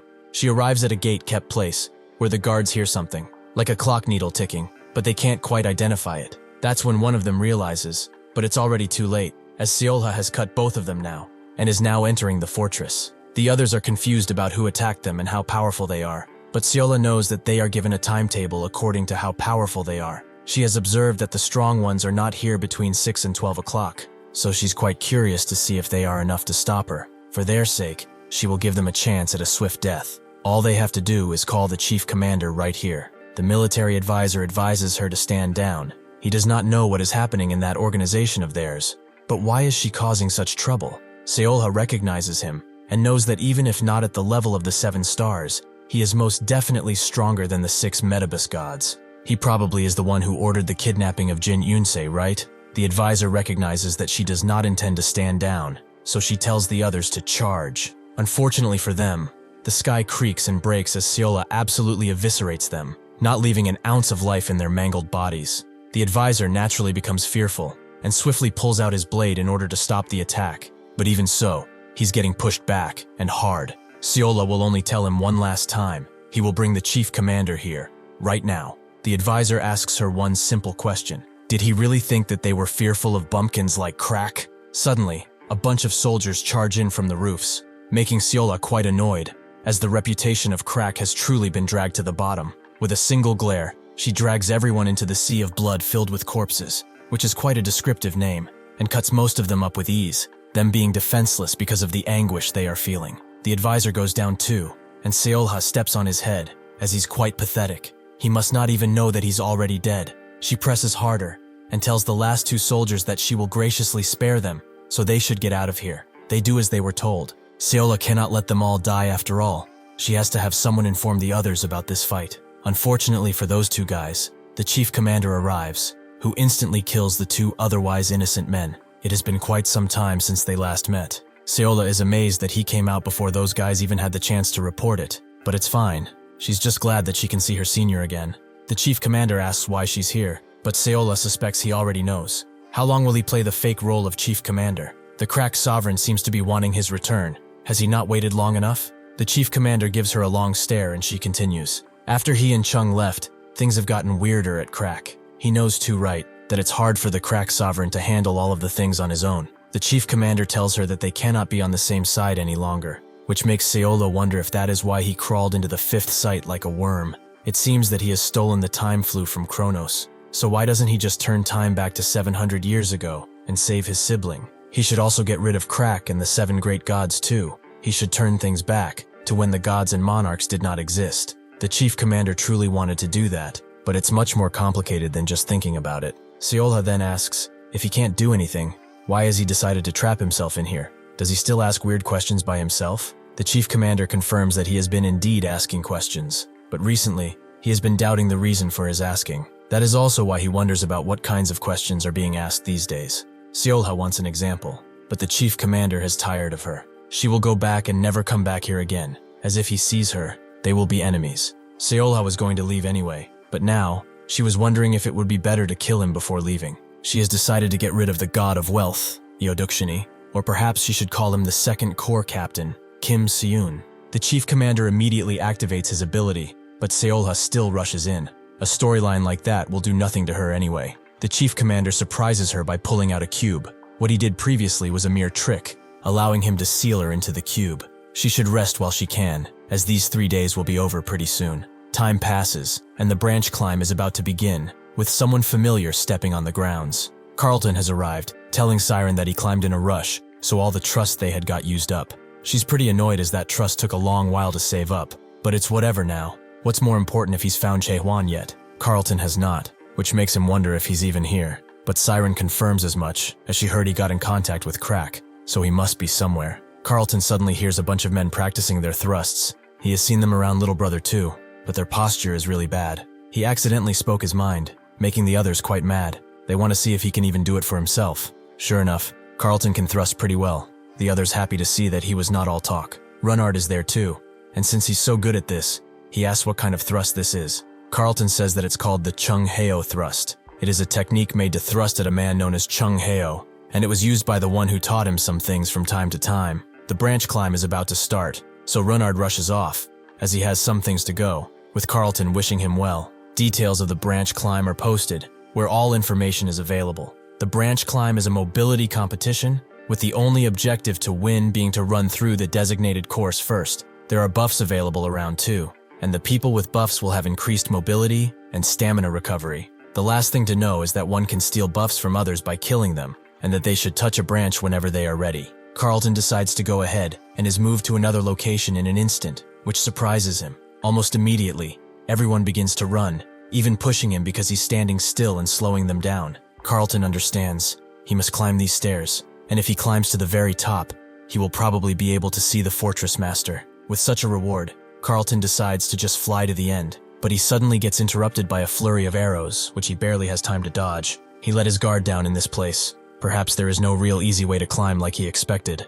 Out of nowhere, he gets attacked, but dodges the attack. His attacker calls him a fool for trying a shortcut. He cannot climb this place while ignoring its laws. Carlton does not see using shortcuts as breaking the law. In fact, they are the ones breaking the law. Carlton uses his ability to chain everyone down, telling them that it's prohibited to swing a sword first. But one guy cuts him off, noting that these are just his double standards. Carlton has a law for that too, and throws them all to the ground. The others recognize him from Little Brother as the handsome guy who's a law addict, so he waves to his fans before making his way further on into the race. The moment he gets out of that underground tunnel, he finds himself in front of another structure, which is now made from rock and vegetation. He climbs it diligently, thinking that this is bigger than he expected.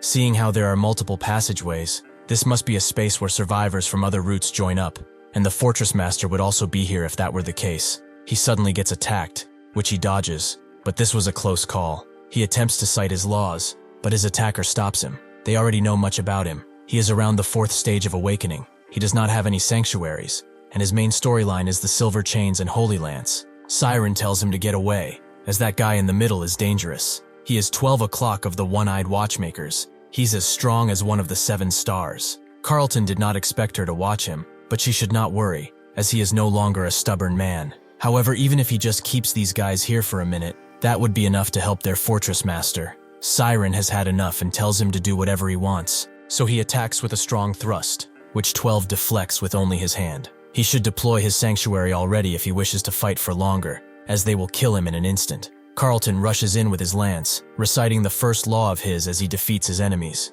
His life will only be used for the fortress master. 12 is impressed by his loyalty. He will still probably die though. He manages to cut off one of Carlton's wings before moving in to strike again, but he rejects his attack and uses the silver chains. 12 is not scared as those are mere chains, but Carlton suddenly uses all his force to strike down, apparently hitting him with a fatal strike. Unfortunately, this was an illusion, as who he struck down was not 12, that guy is above him, ready to end his life with 2 deadly strikes. Carlton is a mixed blood, of celestial and human lineage. He was born from a root, and will fall into chaos if he were to die. That is why, unlike most people, he does not have a hometown.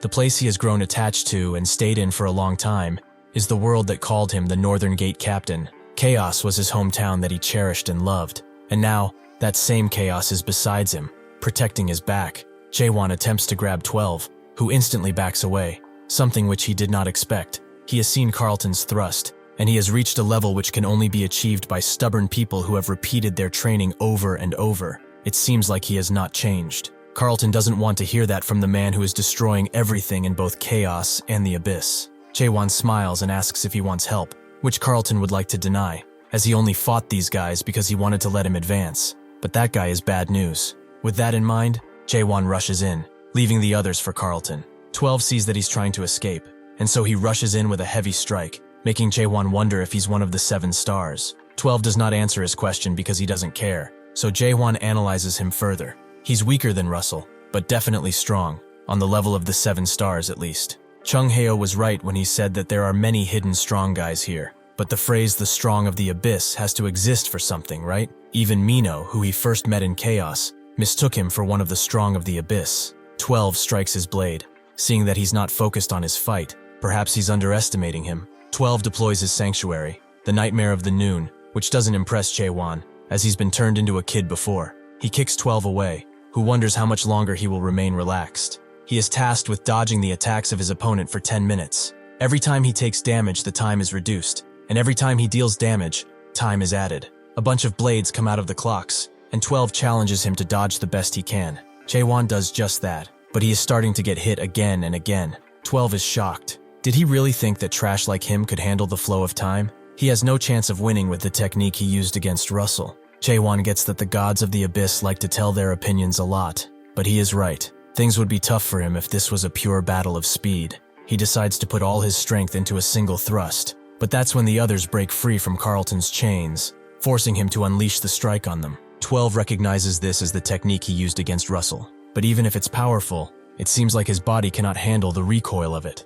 He knows that he used his trump card, so he moves in, but he suddenly gets hit by an amazing attack that he can barely block. This was not supposed to happen. There were no reports about this. Perhaps he experienced growth, but this is still the same technique. So how? Jaehwan is not done. He charges up his power into a strong thrust and unleashes it 10 times. 12 is hurt, but he knows that Jaehwan cannot do it for long. He will endure his attacks, and then he will strike. His chance will come soon.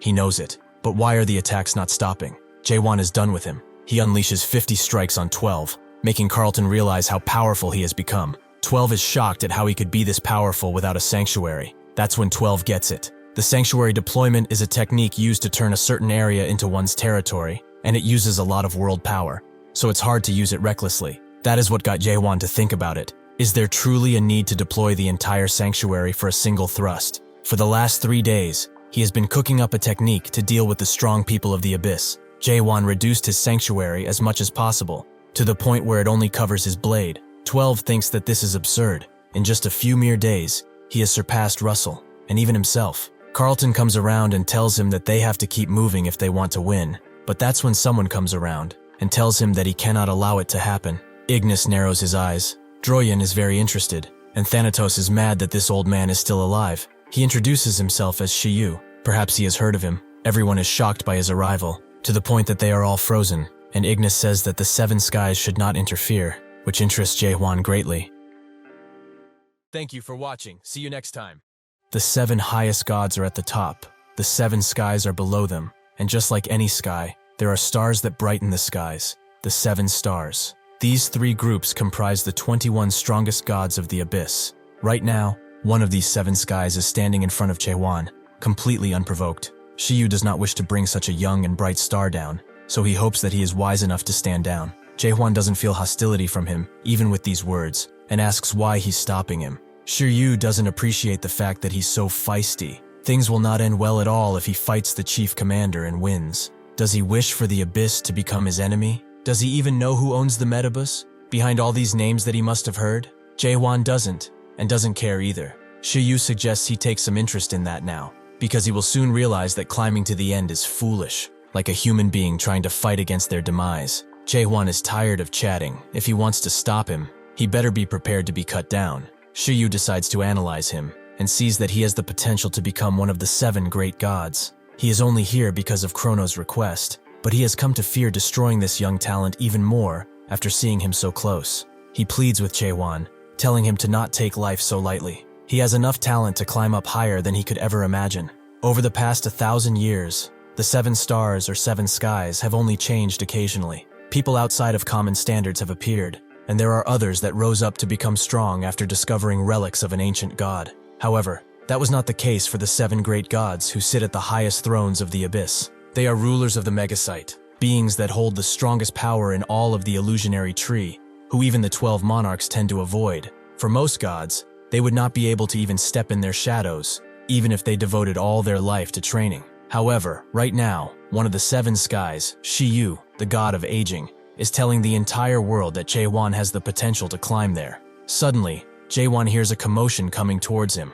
God's angry that he and the other monarch bastards are here. This is no place for them. Jaehwan feels the energy of the monarchs. They are at least lieutenant generals or more. He used up a lot of power in his fight with the watchmaker already. If it's just these bastards, he can easily defeat them. But it will not be easy since this man is blocking him. Carlton tells him to get out of here while he buys some time, but he is interrupted by someone using a mighty Chung Heo thrust to clear the way. This makes the other naked thrusters charge in, punching and using abilities to defeat the attackers of the man who gave them freedom. Renard comes next to Jaehwan, asking if he saw the Chung Heo thrust he just did. He learned it after he saw this handsome man do it. Carlton knows he has seen him before, at the start of this race, but he's incredible, to be able to grow so strong in such a short time. Suddenly, a bunch of gods jump him, but someone gets in their way, the attackers wondering who it is. After blasting them away, he reveals himself as the black shop's doorkeeper. Oh, who else can he be? Peng arrives and announces that they are not strong. This must be a scout party, so since stronger ones are coming, he should get a move on and keep climbing. Ray arrives too, and tells him to go. Carlton also suggests he go, and besides them, Renee also suggests he get a move on. He must kill the chief commander after all. Jaehwan announces that he will destroy her world, making her fall silent for a bit, but she tells him to do it. Jaehwan asks if she was not about protecting the tower, but Renee has not changed her mind. Although she's helping him, she hopes he fails. Even if he really succeeds, she wants to see the scenery that he will create. Shiyu is impressed. He did not expect bonds to be created in this era, but even so, he will not pass this step. Before he can strike, Imai jumps in, creating a blast of power that makes the floor crack. Shiyu recognizes him. He does not know why he's helping, but he should stand down now. Imai says that he can't. He has his own circumstances, and he needs him to play with him for a little bit. He tells Jaehwan to go quickly. This man is strong, so he will need focus, but he wants his help with something important. Jaehwan asks what it is, and so Imai explains that Seolha has disappeared 3 days ago. He's certain that she went to the chief commander, so he should bring her back. A captain going missing is really bad PR for Crack. Jaehwan understands, and uses an earth thrust to create distance. Imai is counting on him. Even if annoying, he still cares about Seolha. Some gods see that he's trying to get away, and they are about to jump in, but Yunsei blasts them away, promising Jaehwan a safe journey. The gods, monarchs, and even humans all came here to climb.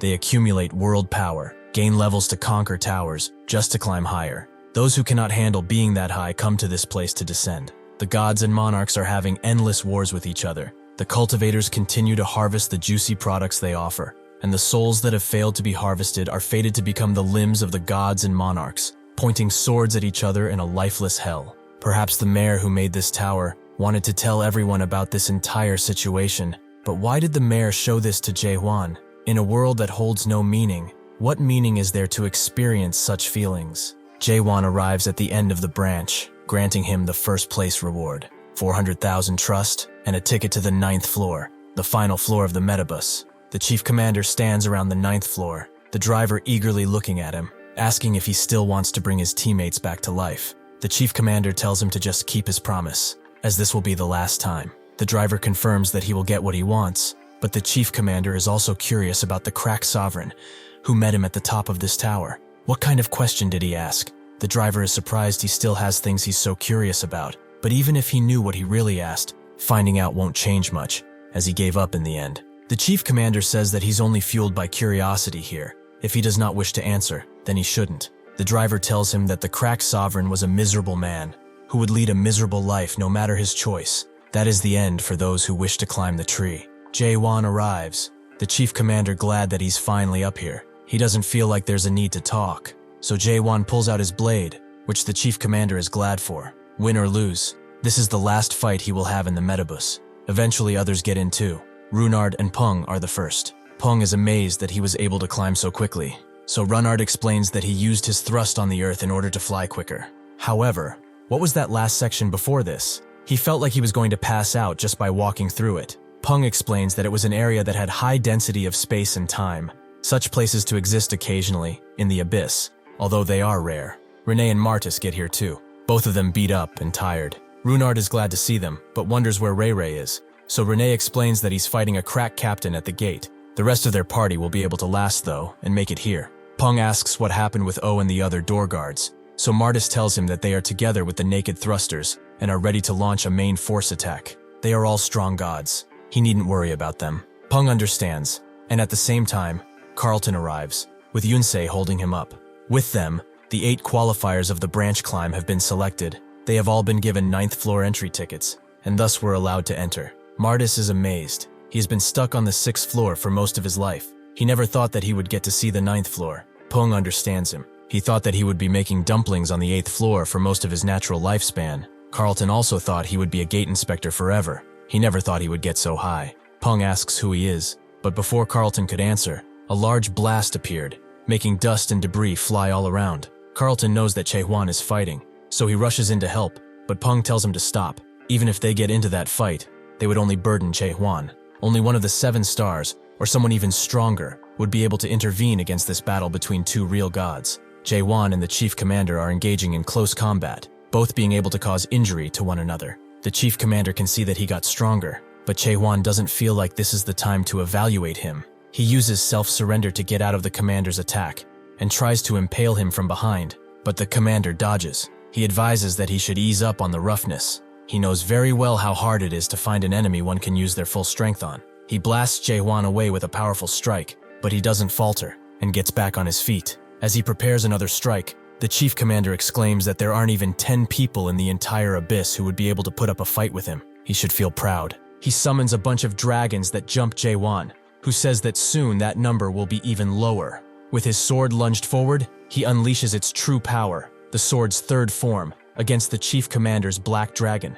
Jaehwan says that he will die here, whether he likes it or not. The sword of destruction takes charge, taking the dragon by the neck and completely devouring him in front of the chief commander. He immediately retaliates by blasting it away, but after the dust clears, he notes that he never thought he would be able to lose in a fight of pure world power. He did not think of him as this powerful, yet here they are. Jaehwan recognizes that armor as one of the 3 divine relics that defeated Anderson. He looks like one of the guys he saw at the factory, although that's probably an imitation. Before he can think more, the chief commander immediately closes the distance and punches him away, before he charges up world power and blasts it in Jaehwan's direction, eliminating any and all obstacles along the way. Unfortunately for him, Jaehwan has survived, and is now branding the crow armor. The chief commander is impressed, as he was trying to kill him with that attack, but he can assure him that he won't be able to survive the next one. He will give him one more chance to give up. It's the courteous thing to do after all. Jaehwan refuses, and uses an earth thrust to get over the chief commander's attacks.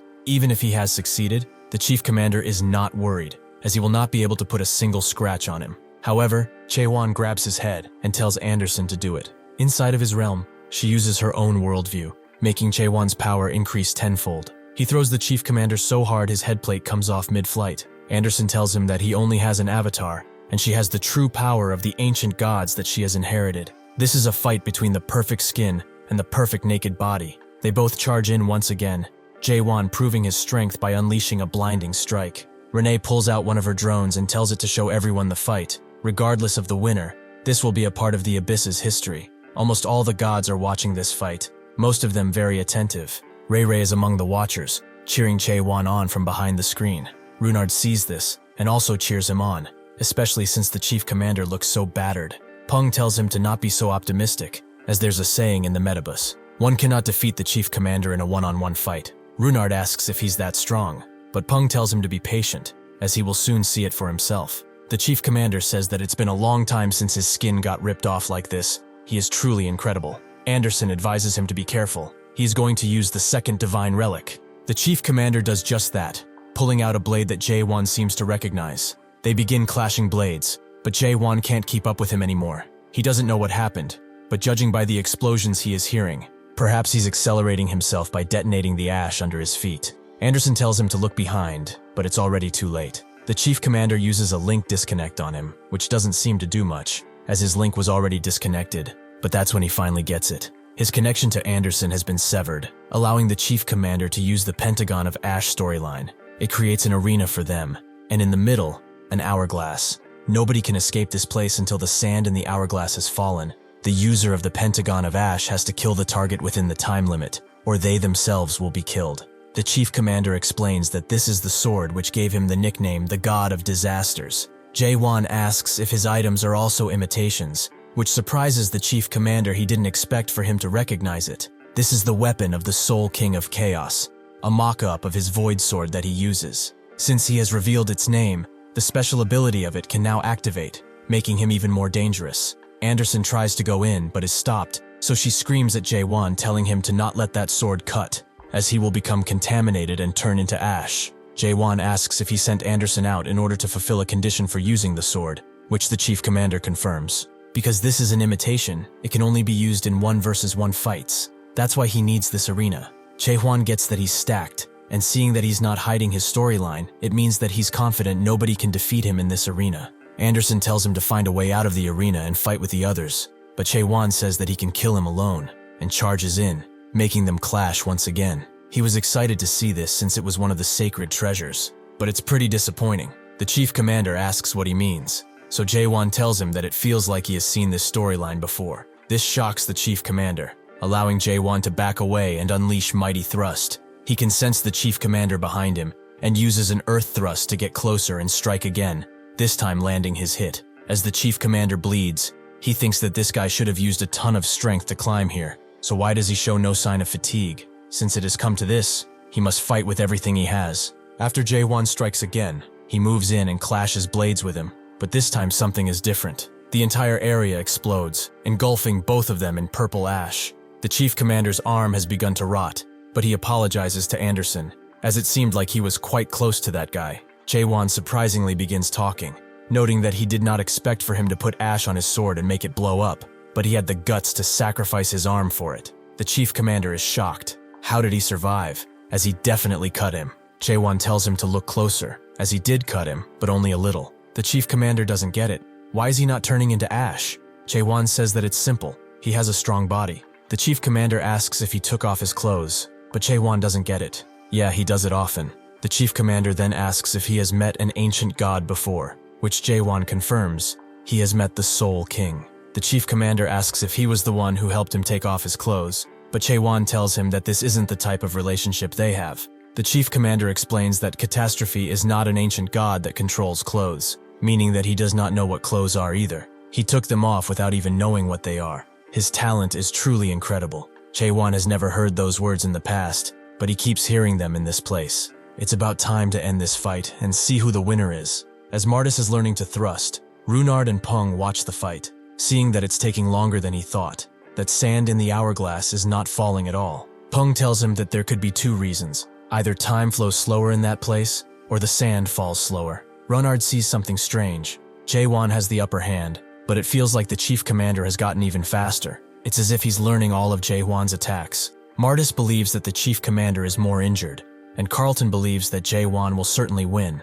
Runard is more concerned about the time, and by the fact that the chief commander has not pulled out the third sacred treasure yet. Renee tells them that he is already using the third sacred treasure, but she doesn't know since when. She just knows he has used it. Jaehwan sees that something is wrong too, and asks since when he started to do it. When the chief commander acts a fool, he rushes in with a strike that would be impossible to dodge, so the chief commander doesn't. He gets a hole in his chest, but he only smiles, as Jaehwan feels time distorting. The chief commander asks what's wrong. He was just starting to enjoy their fight. Jaehwan will ask him one last time, but he will be clearer this time. Since when did he turn back time? The chief commander tells him that it was when he found out that the Sword of Ash does not work on him. Jaehwan moves on to his next question. How many times has he turned back time? The chief commander says that it's not been much, about 1,800 times. Jaehwan says he's out of his mind, but the chief commander is surprised that the time manipulation also affected his consciousness. How did he even realize it in the first place? Jaehwan doesn't have a clue, but perhaps it's because he absolutely hates going back in time. The chief commander asks why he does, but Jaehwan only reveals that he has his reasons, while also wondering if the storyline of turning back time is an imitation of an ancient god too. He explains that it's a little different. It's actually made by one of the 7 great gods who was inspired by an ancient god. Jaehwan asks how far back he can go in time, but the chief commander believes that revealing this would be no fun.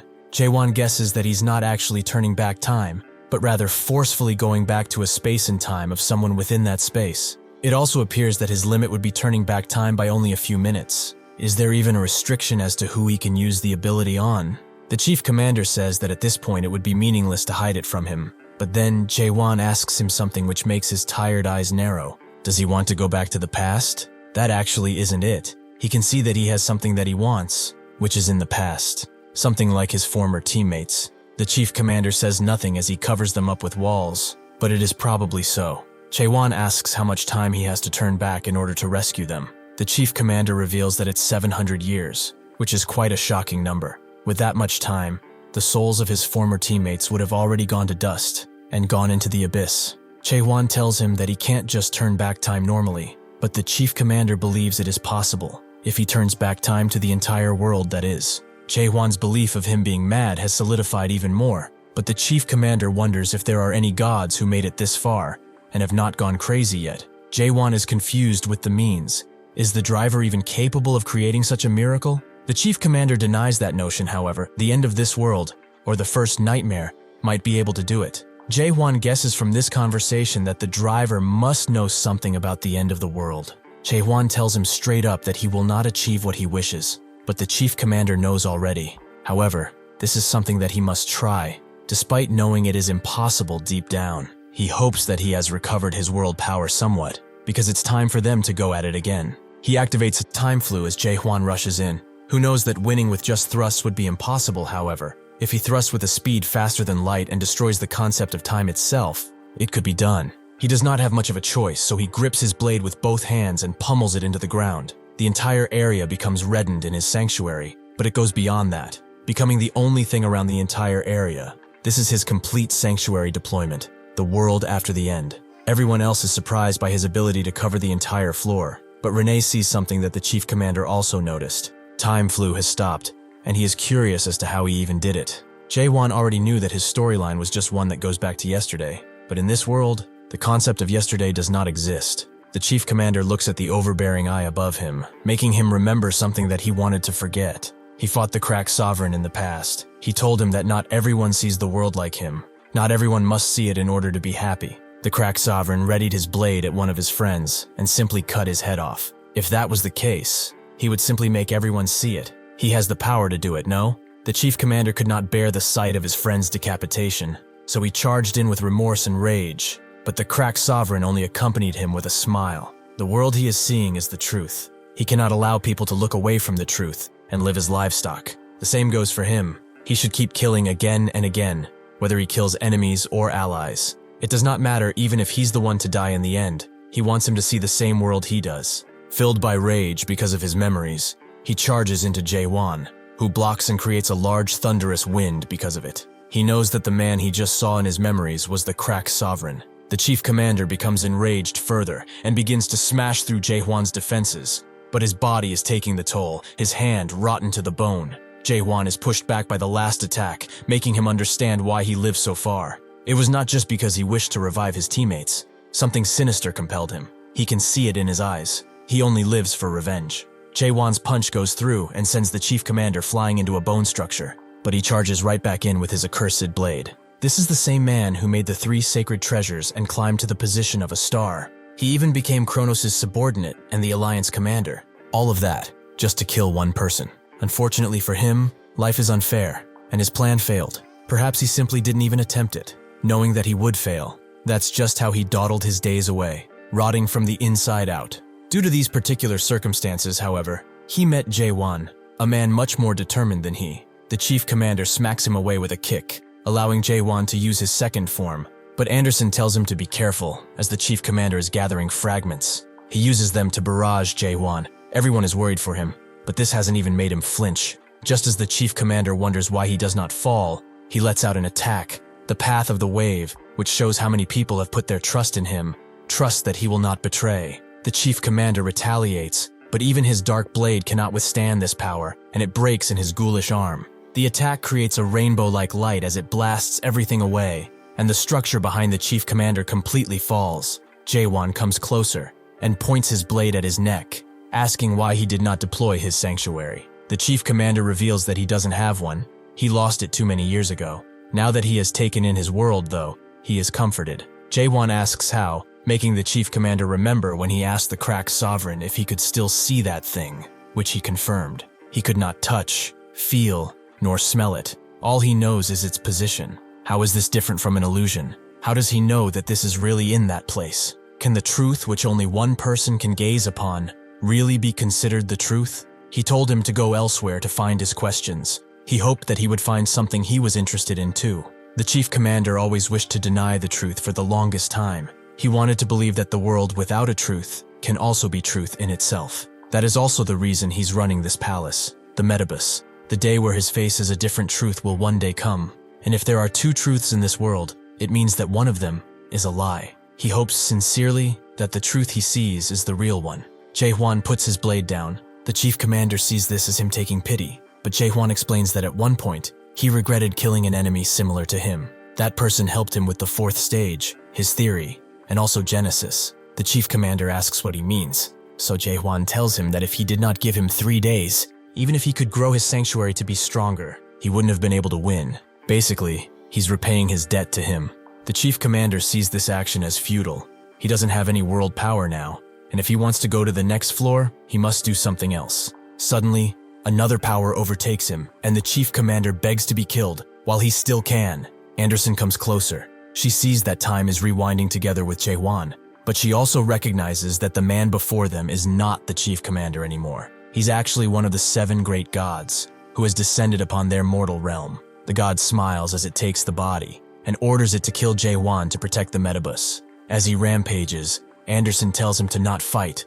They are no match for a god of that stature. Jaehwan says that it's impossible to run away, so this is the only thing they can do. Before the god could strike, however, the chief commander stops himself and tells Jaehwan to kill him already. Anderson tells him not to hesitate. Jaehwan knows that too. He successfully strikes the body with relative ease, but the god rewinds time, allowing him a second chance. Even so, things happen the same way again and again. However, Jaehwan realizes and decides to do nothing despite everyone's warnings. The god successfully takes over control of the body and asks why he's standing still while charging in with an amazing punch. But he does not stop there. He begins to pummel Jaehwan to the ground. He retaliates with a strike that seemingly takes his head off, but the god kicks him away too, at speeds that make the water around them shake. The body is still alive. He has not successfully decapitated it, which allows the god to heal. Jaehwan was holding Anderson, who couldn't even breathe from that blast. He tells her to go and join with the rest, as he has a job to do. The god finds this interesting. He still has human emotions, despite taking the lives of so many gods. Unfortunately for him, to climb to the end of the tower, he will have to throw away many of those emotions. Jaehwan swiftly strikes again and rushes in as an act of desperation, but both he and the god know that this is futile. No matter how good he is, he can just keep rewinding time and see his every strike. This next attack leaves Jaehwan on the ground. Now he is at the god's mercy. He says that while he can only climb to the higher floors of this world with human emotions, only those who can throw those away can get to the last floor. The chief commander was the only one who arrived at the end with them, but eventually he became a puppet for the driver because he could not throw them away. He is curious to see what decision he will make. Jaehwan strikes again, but the god already knows his every move. He will give him one more chance. Will he keep climbing the tower? Or perhaps, will he protect those important to him? The god descends upon Renee, who is completely helpless, so Jaehwan gets in front of the attack. The god smiles. He knew that he would do this, but this means he is undeserving to climb the tower. The strike goes through, cutting Jaehwan through, leaving everyone in shock and utter despair. Suddenly, however, a dark gate opens, the flooding water of hell descends on the realm and demons come out, screaming in agony. The god doesn't get why he is here, but as catastrophe emerges, he is very glad to see his old friend Kronos doing well. He screams out at him, "How dare he come here when his era is over?" Catastrophe doesn't like how noisy he is. He should leave while he still can. Kronos screams that he has broken his promise, but before he can finish, Catastrophe strikes endlessly, again and again, until even Jaehwan's sanctuary comes apart. The aftermath leaves the area looking like a war zone, and the chief commander has taken back his body, surprised to see Catastrophe. Now he understands, though, that the Sword of Ash did not work. He fall unconscious, and Jaehwan starts speaking, saying that he never allowed linking up.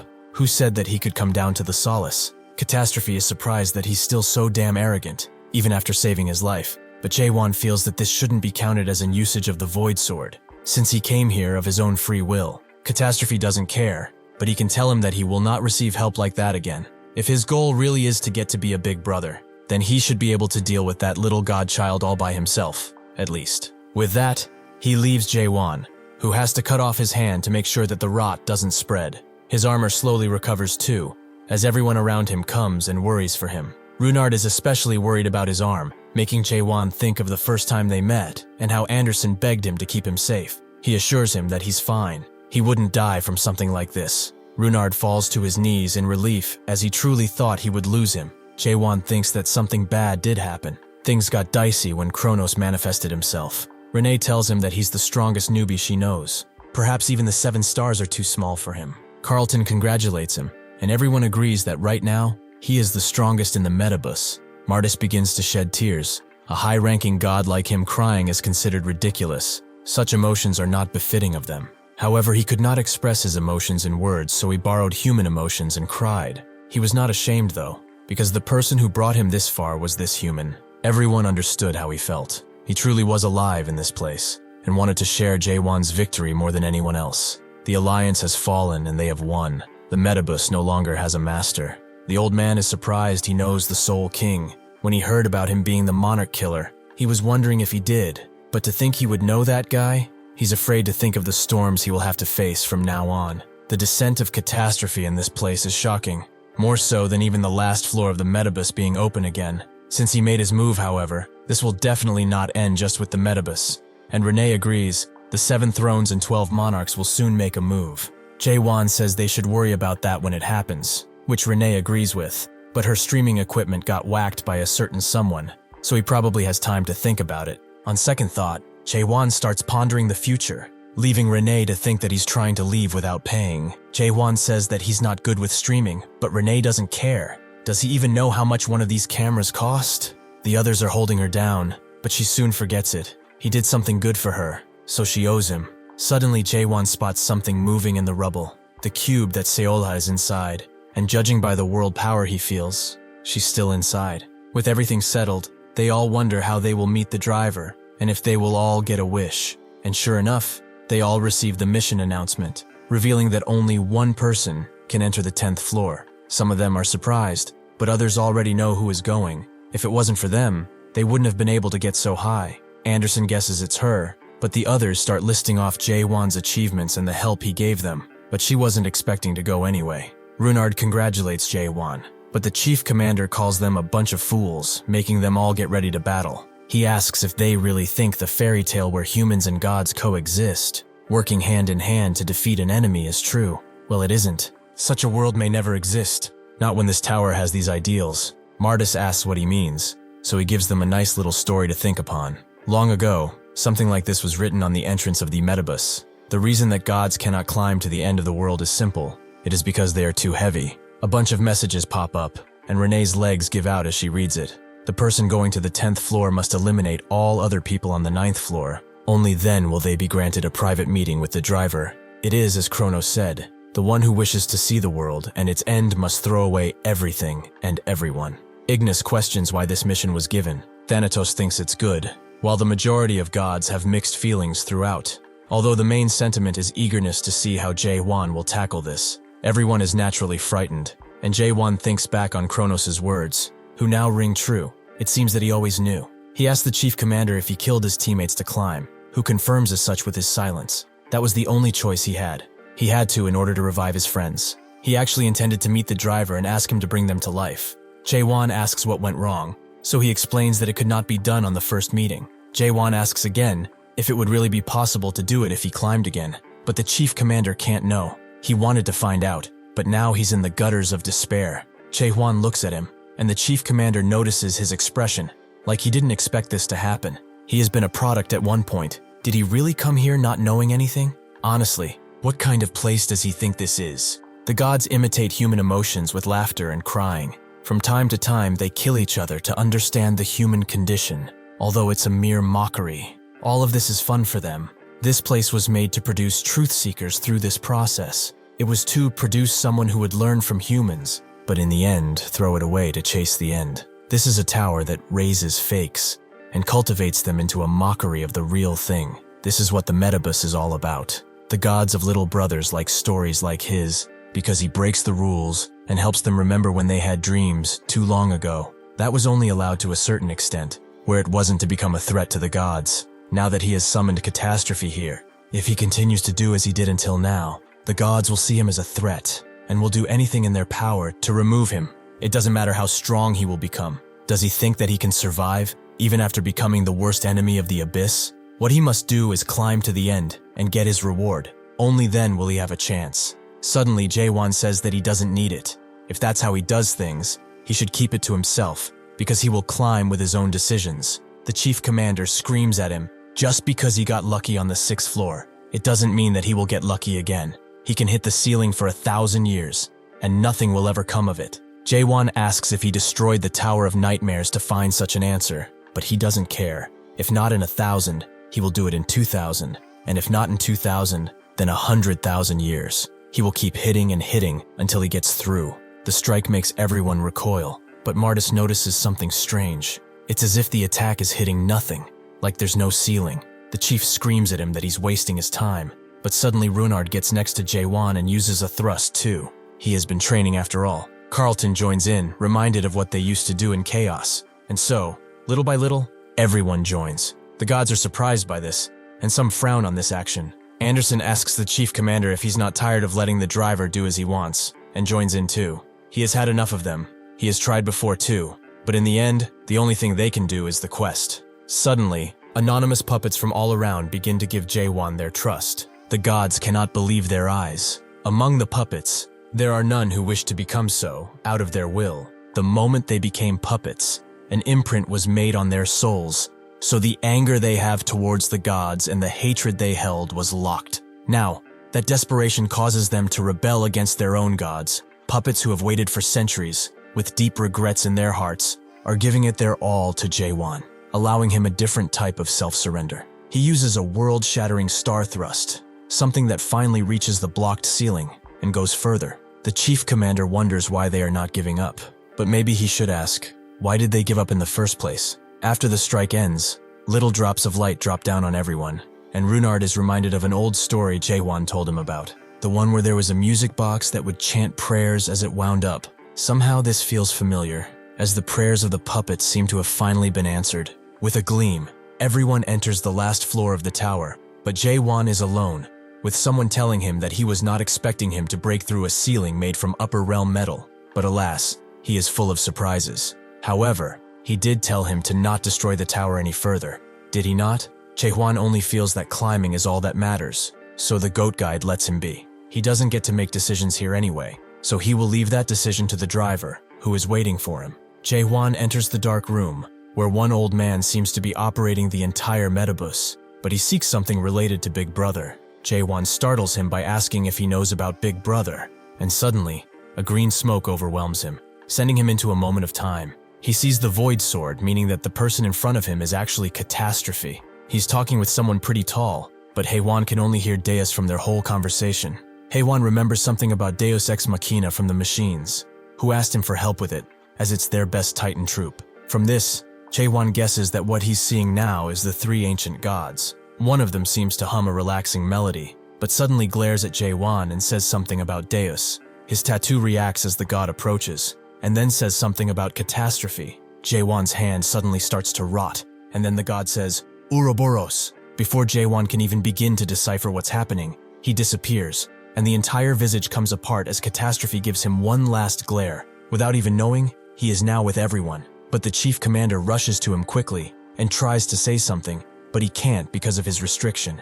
Jaehwan sighs and uses comprehension. The chief commander is asking what he saw, but upon seeing his tattoo, he knows that he has met the three ancient gods. Jaehwan says that it probably was those guys, but didn't he meet them before? The chief commander stays silent, and suddenly the driver appears. He apologizes. He forgot to take off that guy's restriction, but he should have kept quiet instead of yapping since coming here. Jaehwan guesses he's the infamous driver, and he confirms it, while congratulating him on reaching the end of the metabus. The chief commander takes his muzzle off and tells him to keep his promise, now that he has climbed a second time, calling him Kynark. Pung knows that name. Is he really the monarch of the sloth, Kynak? Everyone is surprised about this reveal, and Jaehwan knows him too, as Samyungaram told him to give him an update. Kynak tries to remember him and eventually does. He hasn't heard about him for a long time. How is he anyway? Jaehwan simply states that he killed him. Kynak falls silent for a moment and says that he thought it would happen someday. But anyway, with a snap of his fingers, he activates the metabus and says that he was someone who had too many doubts,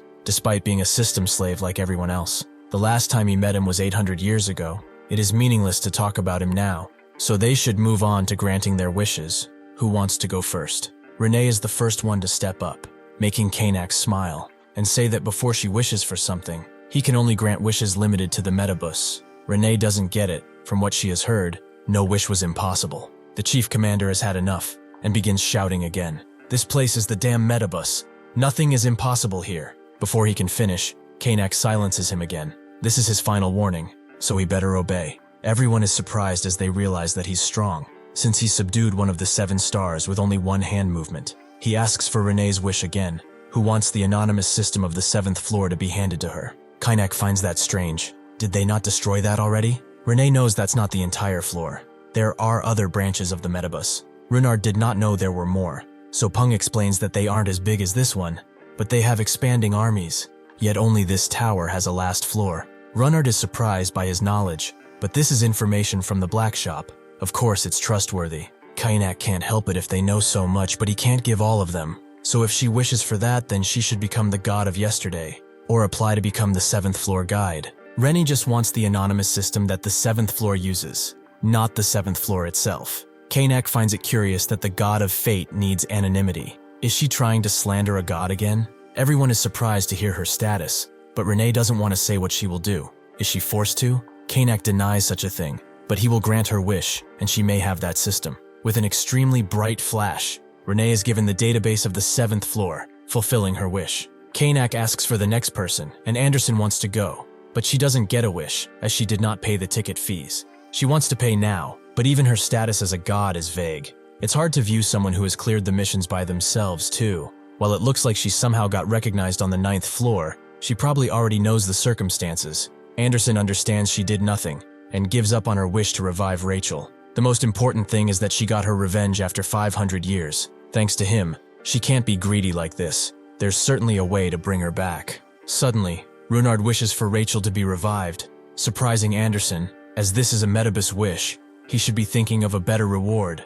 Runard said it was fine. Her small and gentle warmth that filled both his hands now is something that allowed him to survive the abyss. And now he can finally repay that warmth. From the very beginning, this was his wish. Kanak says this is a real tearjerker with a plain face, and researches Rachel. She died in the Metabus and is a puppet currently, so normally it would be impossible to revert someone if they underwent puppetification. However, this is a Metabus wish. With a snap of his fingers, the entire ground shakes. Kanak advising them to stay calm, as this is just the tower working. He then asks Jaehwan to bring Rachel out, who does so, allowing Kanak to analyze her more deeply. He can see that her memory chip is pretty bruised up.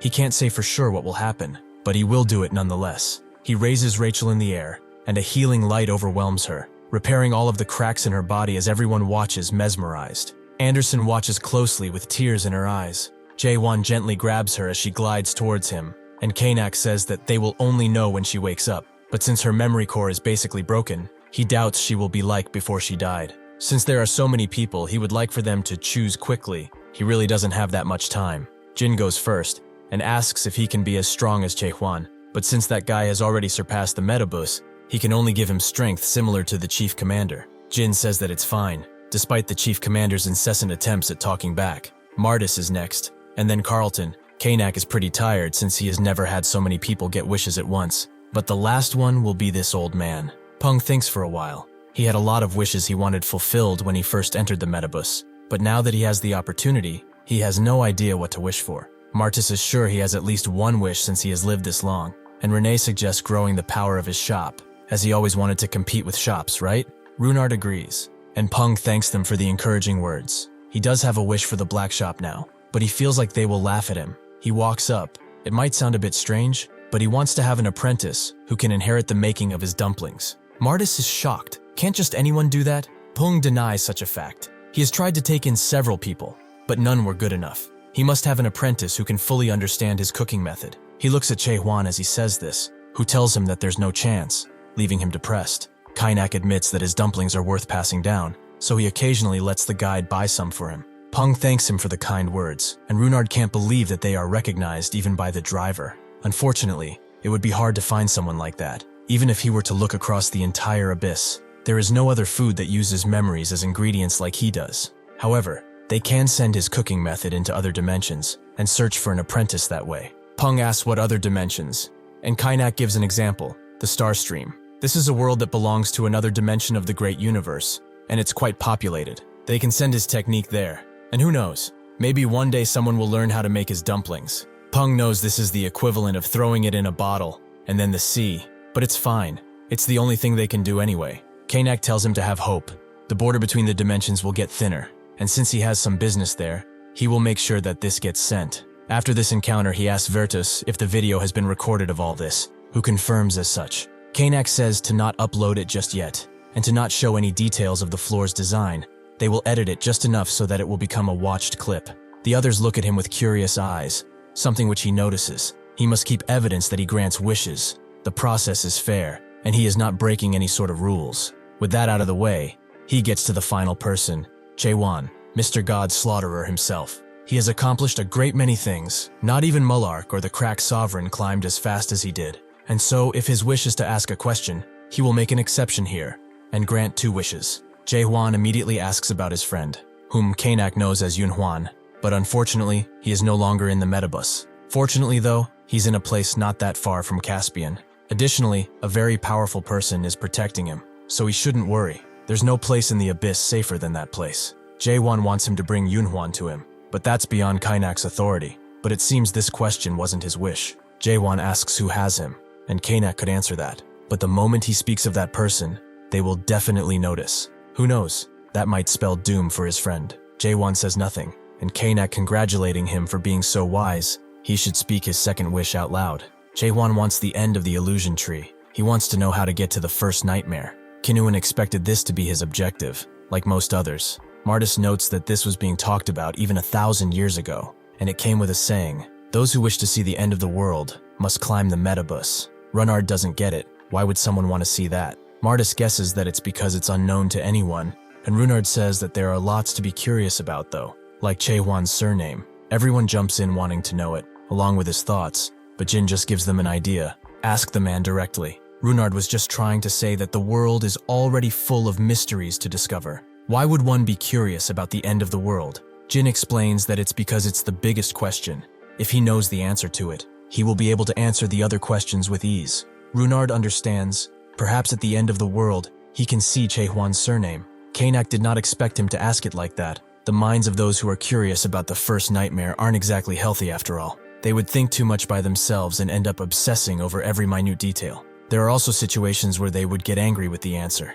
To the extent that he doesn't get why they even came here, maybe they just wanted an answer, no matter how gruesome. Jaehwan tells him that he talks a lot. He should get to the point already. Kainak says that the question is rather simple, and so the answer is simple too. He should follow the ones who challenged the first nightmare, for he must gather the 3 sacred treasures of the ancient gods. If he does that, he will naturally know how to get to the top of the tree and reach his destination. The chief commander asks why he did not tell him this, with Kanak telling him that even if he did, he wouldn't have left this place. He also knew this. That's why he asked him for other cheap tricks. Jaehwan asks what tricks. Kanak not surprised that he did not tell them. There is a way to get to the first nightmare, something only the driver of the metabus can allow. He can use it too, but considering his personality, he probably won't. Jaehwan asks what it is, Kanak wondering if this is his third question, making Jaehwan glare at him. With this expression, Kanak would just rather tell him. The driver who has accumulated world power in the tower for 1,000 years can ascend to the end of the illusion tree. Jaehwan understands now if he kills him, he can become the driver, right? Kanak says that anyone who kills the driver can become one, but he has to succeed. He's forgetting one part though, that even as a driver, he must accumulate world power for at least 1,000 years. Jaehwan is pretty confident in just waiting, but Kanak advises that it won't be easy, especially for someone like him who has gone through different times. He does not know how he lasted so long with just repeating the same action, but he better not think that would work anymore. If he keeps doing that, he will become a concept god soon enough. Anderson explains that he's referring to a god that only has a concept left within them. After losing their emotions and personality, he will still have world power, but he will basically be a living corpse. This makes Jaehwan remember the words of Chung Hyo, to be careful of neglect. An awakener who has seen too many things will eventually be blinded by those things. This wasn't neglect though. He was feeling his emotions getting duller because of this. Kanak continues, enduring being the driver for 1,000 years is different from that he has done this far. The time he goes through is precisely calculated, and he will also have to work while being under pressure every single day. Jaehwan asks what work he's talking about, but Kanak asks him, what else? But gathering trust. Renee is surprised by this, so Kanak explains that by selling skins and packages, and things like buffs, etc., he gains trust. The driver needs to sell tons of stuff to earn the trust of pushover gods, because at the end of the day, they need trust too. Renee doesn't get where he uses all that trust. which Kanak can't answer because that would be a question. But then Jaehwan asks, is it for him to use as energy? This tower was made for the driver to reach the end of the illusion tree. It's basically a boosting pad. Kanak agrees. He can probably tell by the size, but this place is for collecting trust, enough to jump to the end after 1,000 years. Renee asks who he is, or more specifically, who the drivers are. Kanak doesn't see a problem. This is the trick he found for getting to the end of the world without gathering the 3 sacred treasures. Renee is not talking about that. Does he know what puppets and avatars are suffering through because of him? Kanak says that things are the same everywhere. Weak gods get oppressed, and the unlucky followers get exploited. This is a universal truth. Did she come here thinking that this place is better than the abyss? The only difference from those two is that all the tragedies happening here are used as fuel. She should look at him. Everyone is looking at them and their actions. This tower has given the gods what they desperately yearned for. The gods who were left behind in the abyss can now finally dream again.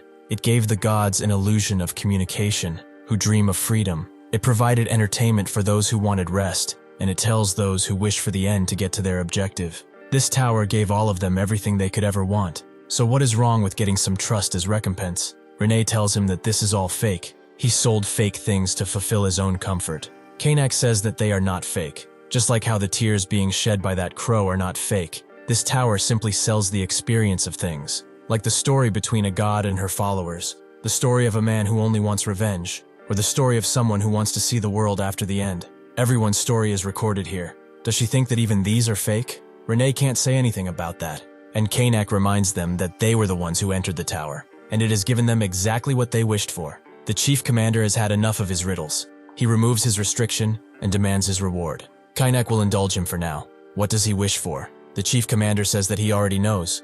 He wants him to rewind the time of the illusion tree by 700 years. Peng tells him that there's no way that wish can be granted. He only has one wish, so he better make it count. The chief commander doesn't care. He created the alliance. He earned trust and offered it to him. He did everything he was supposed to, so now he wants his reward. He throws a gear on the floor, proving that, along with the 600 years he has done this, he has earned the right to rewind time. Kanak hasn't forgotten. He did say that he would grant that wish of his, but as he knows, even the driver can't do that. He's in luck though. He has gathered enough world power for what he wanted. There is a limit to what kind of wish the driver can grant, but the situation changes when he's not the driver anymore. With a snap of his fingers, he summons a bunch of golden stairs that lead straight to a golden orb. Peng thinks it's like the ark that brings people to the first nightmare, but Anderson knows better. They call that the universe vessel, and she senses an immense amount of world power from it. With that much, it might be able to get people to the first nightmare. Kanak is tired of this job. He leaves the chief commander as the driver, and this time, if he arrives at the first nightmare safely, he will grant his wish. He wishes him good luck with all of that. He knows best he will need it. Jaehwan asks if he really intends to become the driver. Does he still need time to think about it? The way to find answers in this world is rather mundane, entrusting his thoughts to the huge flow of things and becoming one of the majorities of gods. If he does that, even if wrong, nobody would say that he is. He will actually become one of the gods that can tell others they are wrong. However, he did not do that. He thought about doing everything alone and arrived at the idea of rewinding time. The chief commander asks if that's wrong, Jaehwan expecting him to already know after thinking about it for so much time. The chief commander already knew that the driver would not keep his promise, and that his wish would never be granted. He desperately attempted to look for things that would convince him, and the reason he had not given up is because had hope, an impossible hope that he did not want to let go of a stubborn 600-year illusion that he refused to let go. He asks Jaehwan what he would have done if he was in his shoes. The chief commander already knows the answer, as he told him previously, that he should stay here with his backward way of doing things. He will climb in his own way. After such a long time of aimless wandering, it's time for him and his requiem to come to an end. As Kanak climbs the last steps to the universe transporter, a blast overwhelms him, shocking everyone. Kanak asks the chief commander what he's doing as he destroys his blade, but the chief commander demands Jaehwan stop the driver. He has 1,000 years worth of world power with him. With that, they would be able to revive all the puppets and avatars who have died. Kanak doesn't understand why he's doing this. Does he not want to see the end of the world too? Did he not come here for that? Jaehwan agrees that it used to be the case. Kanak is disappointed. He's nothing but a broken god who never understood him. Jaehwan does, the tormented souls of those he has killed coming over him. That is exactly why he can make the same decision he made. He deploys his sanctuary, which swiftly breaks most of the steps as it launches Jaehwan up to Kainak, who now understands. All the people he has slain to get here, even those he has failed to protect, he took all of them with him. He did climb the tower in his special way, as he opened the door to this place without shedding blood. He has earned the right to stop him, but only if he can handle 1,000 years of world power. With a single swish of his hand, Kainak destroys part of his sanctuary, making him fall down. They will meet again someday, and he will eagerly wait for that day. Jaehwan can't do anything but fully fall down, wondering if he has lost him, but uses comprehension as one last-ditch effort. With it, he sees tons of links. He's probably getting his world power through those, but if that's the case, he knows what to do. Velkisus comes around and tells him that would be a foolish endeavor, making Jaehwan ask if he's here to stop him. Velkisus can't fight. He's just telling him that it won't work. Not even he can stop that world power. This is way harder than destroying a ceiling. This gives Jaehwan an idea. The Metabus is supplying world power to his vessel after all, so he just has to take down the Metabus. Velkisus has had enough. How many times does he have to tell him to stop destroying the Metabus? Suddenly, the chief commander tells them to stop, as the end of the world is going to open soon, so they don't have time for this. He tells Velkisus to go and tell every god around that the Metabus is going to fall apart. Velkisus remains vigilant, but upon seeing his aura, understands. He is the new driver after all. Renee tells them to wait. What will happen to the gods that are living on the lower floors? The chief commander says that it's time for them to go outside, but Renee asks if that doesn't concern him, since he's the new owner of the Metabus. The chief commander has no reason to become the driver. She could tell him the reason to protect the Metabus, however, since she's the god of fate. He would like to know if Kainak will keep his promise in 1,000 years, or whether he will even meet his teammates again. She can't answer, and the chief commander can't wait anymore. 600 years was too much. He waited for nothing. Peng knows this is not the time to be worrying about his recipes, and Martis vows to stay here with Jaehwan until the end. Suddenly, the end of the world opens up. They must stop Kainak before he goes inside. So he asks Jaehwan how much world power he has left. He barely has any, so the chief commander recharges him. Only for this time, though. He immediately feels the surge. He falls to the ground, vomiting from the amount. He's surprised he even had that much left. The chief commander explains that this is 600 years worth, so he better handle it, because if he fails, he won't be able to save anyone. The world power surges around him as he lets it out, and the chief commander demands he finish this now, as right now, nobody can take on his world power. Jaehwan smashes his blade in the ground, and it starts breaking through floor after floor, destroying everything in its path as the gods freak out. The majority of the gods spam the leave button as the Metabus comes down at the seams, but suddenly, the entire world stops around the chief commander, leaving only him. This can't be Kronos, meaning that Kainak is the one who did it. Sure enough, he detects him, but even with his authority from Kronos, he does not intend to lose to a power not fully fledged yet. He accelerates time right back to normal, where new missions are being created constantly, with the final one being to evacuate as fast as possible. The group falls down too, but Martis swiftly uses his powers and creates a cocoon that keeps them safe. Peng is seeing him in a new light because of this, but Runard wonders why they have been still falling. When will they stop? Martis didn't actually think about it, so they are now basically free-falling. Jaehwan attempts to stay awake, but at the same time sees a vision of Kainak speaking with the old man. Even if his life is coming to an end, he asks Kainak to take care of this tower, as he is satisfied with how things are. His world's end is this place. However, someone from the tower will eventually reach the true end and destroy it. Jaehwan falls unconscious as the Metabus comes apart at the seams, but some debris actually falls on the cube, letting Seola out. She swiftly grabs Jaehwan and gets away, while saying that she's not doing this because she wants to, but because she has a debt to repay to him. The collapse of the Metabus is felt all around. It was the landmark of Caspian for thousands of years, and now it lies broken, signaling the end of an era. The people of Caspian gather around to see what has happened, but most average people are glad to see that which leeched off low-ranked gods down like this. To them, the Metabus was just a gambling den, and nothing else. As they wonder if anyone has survived, one of them suddenly sees some rocks moving, and sure enough, Martis and the others have survived, although it was quite the bumpy trip judging by their reactions. Anderson flies away immediately, presumably to look for Jaehwan, but suddenly sees Hans, and not just him, as Christian and Mariana have also revived. Eden and his vessel seem to have also survived, guessing that Jaehwan actually did what he said he would do. The Bureau is hard at work controlling and investigating the situation, and just now, they have gotten confirmation that most of the people here are souls that have died in the Metabus. They have all been brought to life. Jaehwan is laid inside of an inn, still unconscious after everything, but with a slight twitch, he wakes up, just in time for Peng to come and give him his meal. Jaehwan asks if this is the Metabus, but Peng hopes he remembers that he destroyed that thing. This is just an inn in Caspian. He should look outside. For confirmation, as Metabus is still in pieces, he's not trying to blame him for it. Everyone should be thankful, in fact, because now those who were stuck in there have a chance to live a real life. Naturally, everyone has started to judge him, and there are even those who are eager to give him a new nickname. But enough of that, he should eat first. Jaehwan has not seen this type of food from him before, so Peng tells him it's chicken soup. He just made it. With this, he hopes to feed himself and make a living since the Metabus is no longer an option. Jaehwan takes a sip and he smiles. It's a soup filled with memories, so he believes Peng will stay in business for a good while. Outside, Carlton trains Runard, both of them seeming quite unsure on how to actually thrust, but Jaehwan arrives to tell them that they are both wrong. Runard immediately jumps on him, which he doesn't like, but he congratulates Carlton, as he seems to have gotten stronger. Carlton says that he changed too, in a good way of course. In the distance, they hear cheering and laughter, making Carlton remember the northern streets of Gorgon.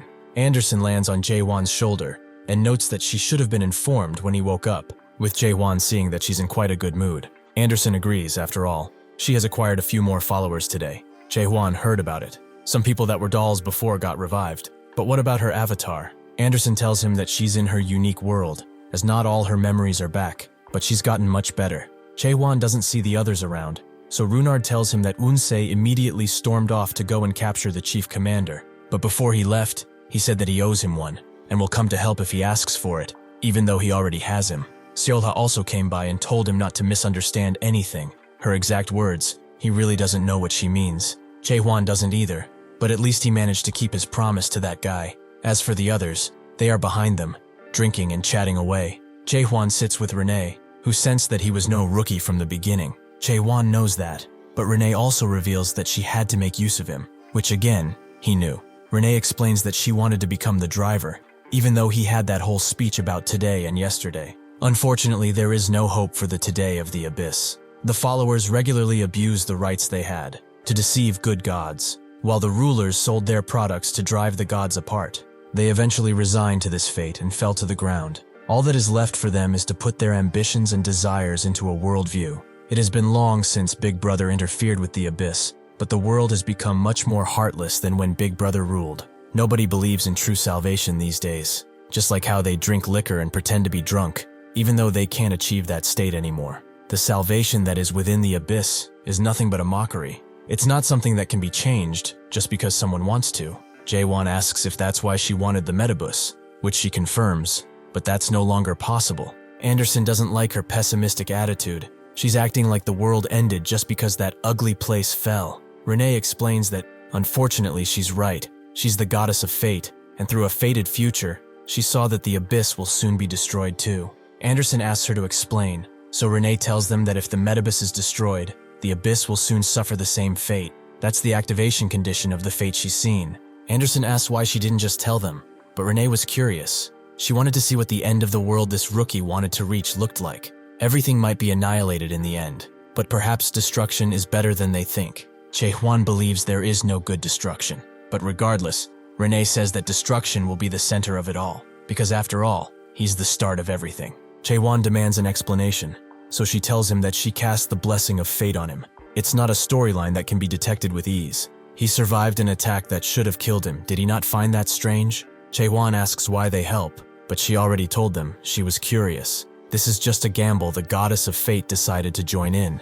Jaehwan looks down at his cup and thanks her, but she doesn't want any, as she's still against the destruction. She made some pretty good friends in the tower thanks to him, so she intends to look after the other Metabuses with them. Even if the ultimate fate of the world is destruction, they need to struggle against it with all they have. With that, she gets up and gives her final goodbye, Anderson noting how heartless she is. Martis comes along too, explaining that he has decided to travel with Minerva, and he intends to meet some of his former colleagues. The reason he was able to get here, however, was thanks to him, so no matter where he is, he vows to rush in upon his summons. Martis, the god of today, who was found on the 6th floor, is quite strange, in Jaehwan's eyes at least, as he could not understand why he followed him. When he was teaching him, he was also teaching a bunch of gods at the same time. So his memories of him were akin to something like what he ate yesterday. But as he saw him walk away, he thought that he has the best understanding of today, as he is doing all of this to better understand it and never go back to yesterday. Since everyone is leaving, Carlton gets up too. He has to go meet with Chung Heo and Siren. They are bound to have gotten into some trouble by now, so he has to go and fix it. He asks if he will come with, but Jaehwan refuses. He still has something left to do. Carlton nods and walks away, promising to finish their conversation when they are all together. Anderson is just surprised by how many dumplings he took with him. Runard wonders if they won't go somewhere too, perhaps other sites, but Anderson tells him to give up. All he does is thrust all day long. Jaehwan asks who those random people are, so Pung explains that they are those who lived their entire lives in the tower. They will do anything he commands, as they have stayed in the metabus too long and have forgotten how to live without assignments. Jaehwan is not a babysitter, but Pung is not telling him to be one. But since he brought them here, he should at least give them their first task. One of them sheepishly approaches and asks to be his subordinate, but Jaehwan refuses again and again. Anderson tells him that he's too cold since he doesn't have anyone. This guy won't know what to do. Jaehwan relents and tells him to go sweep the front yard. The person's eyes light up and he immediately rushes to do so. The others also want tasks, so Jaehwan gives them a group one to go in a corner and practice thrusting. With that task, they all get to training, Runard taking the mantle of instructor, who seems to be doing a good job. Pung notes that they will become quite the army in the future, but Jaehwan prefers to fight alone. Pung agrees that it's easier, but it will be hard to find happiness all alone. He might have lived his life like that so far, but now he has people he can trust. Jaehwan just looks at the stars, so Pung changes the subject with a sigh. It seems that his sword sheath has become quite worn out. He doesn't know much about swords, but since he destroyed the metabus, it must have taken some damage. If he's going on another journey filled with fights, he should go and meet a blacksmith. Jaehwan did not expect to find one here, but more specifically, a famous mayor is visiting Caspian on this day. While he is not at the level of artisan, his skills are still on par with them. He should go and find him, as he heard he has a temporary store set up for the festival. Jaehwan asks if this is a festival to celebrate the fall of the metabus, but it's not. It's just festival season. He also wants to tell him about Caspian's great auction. If he has time, he should go and see that too. There might be something worthwhile for him there. Jaehwan asks if his friend will be there too, but Pung denies that. But there are still items of great value. At this auction, it is rumored that the 3 sacred treasures of the ancient gods will show up too. Eventually, they arrive at the city center, with Runard mentioning that it's been a while since it's been just the 3 of them. Anderson tells him to stop saying ominous things, but he also wonders if an item made by a mayor is that good. Anderson notes that it's quite exaggerated, although they are still great, that much fame doesn't come without a reason.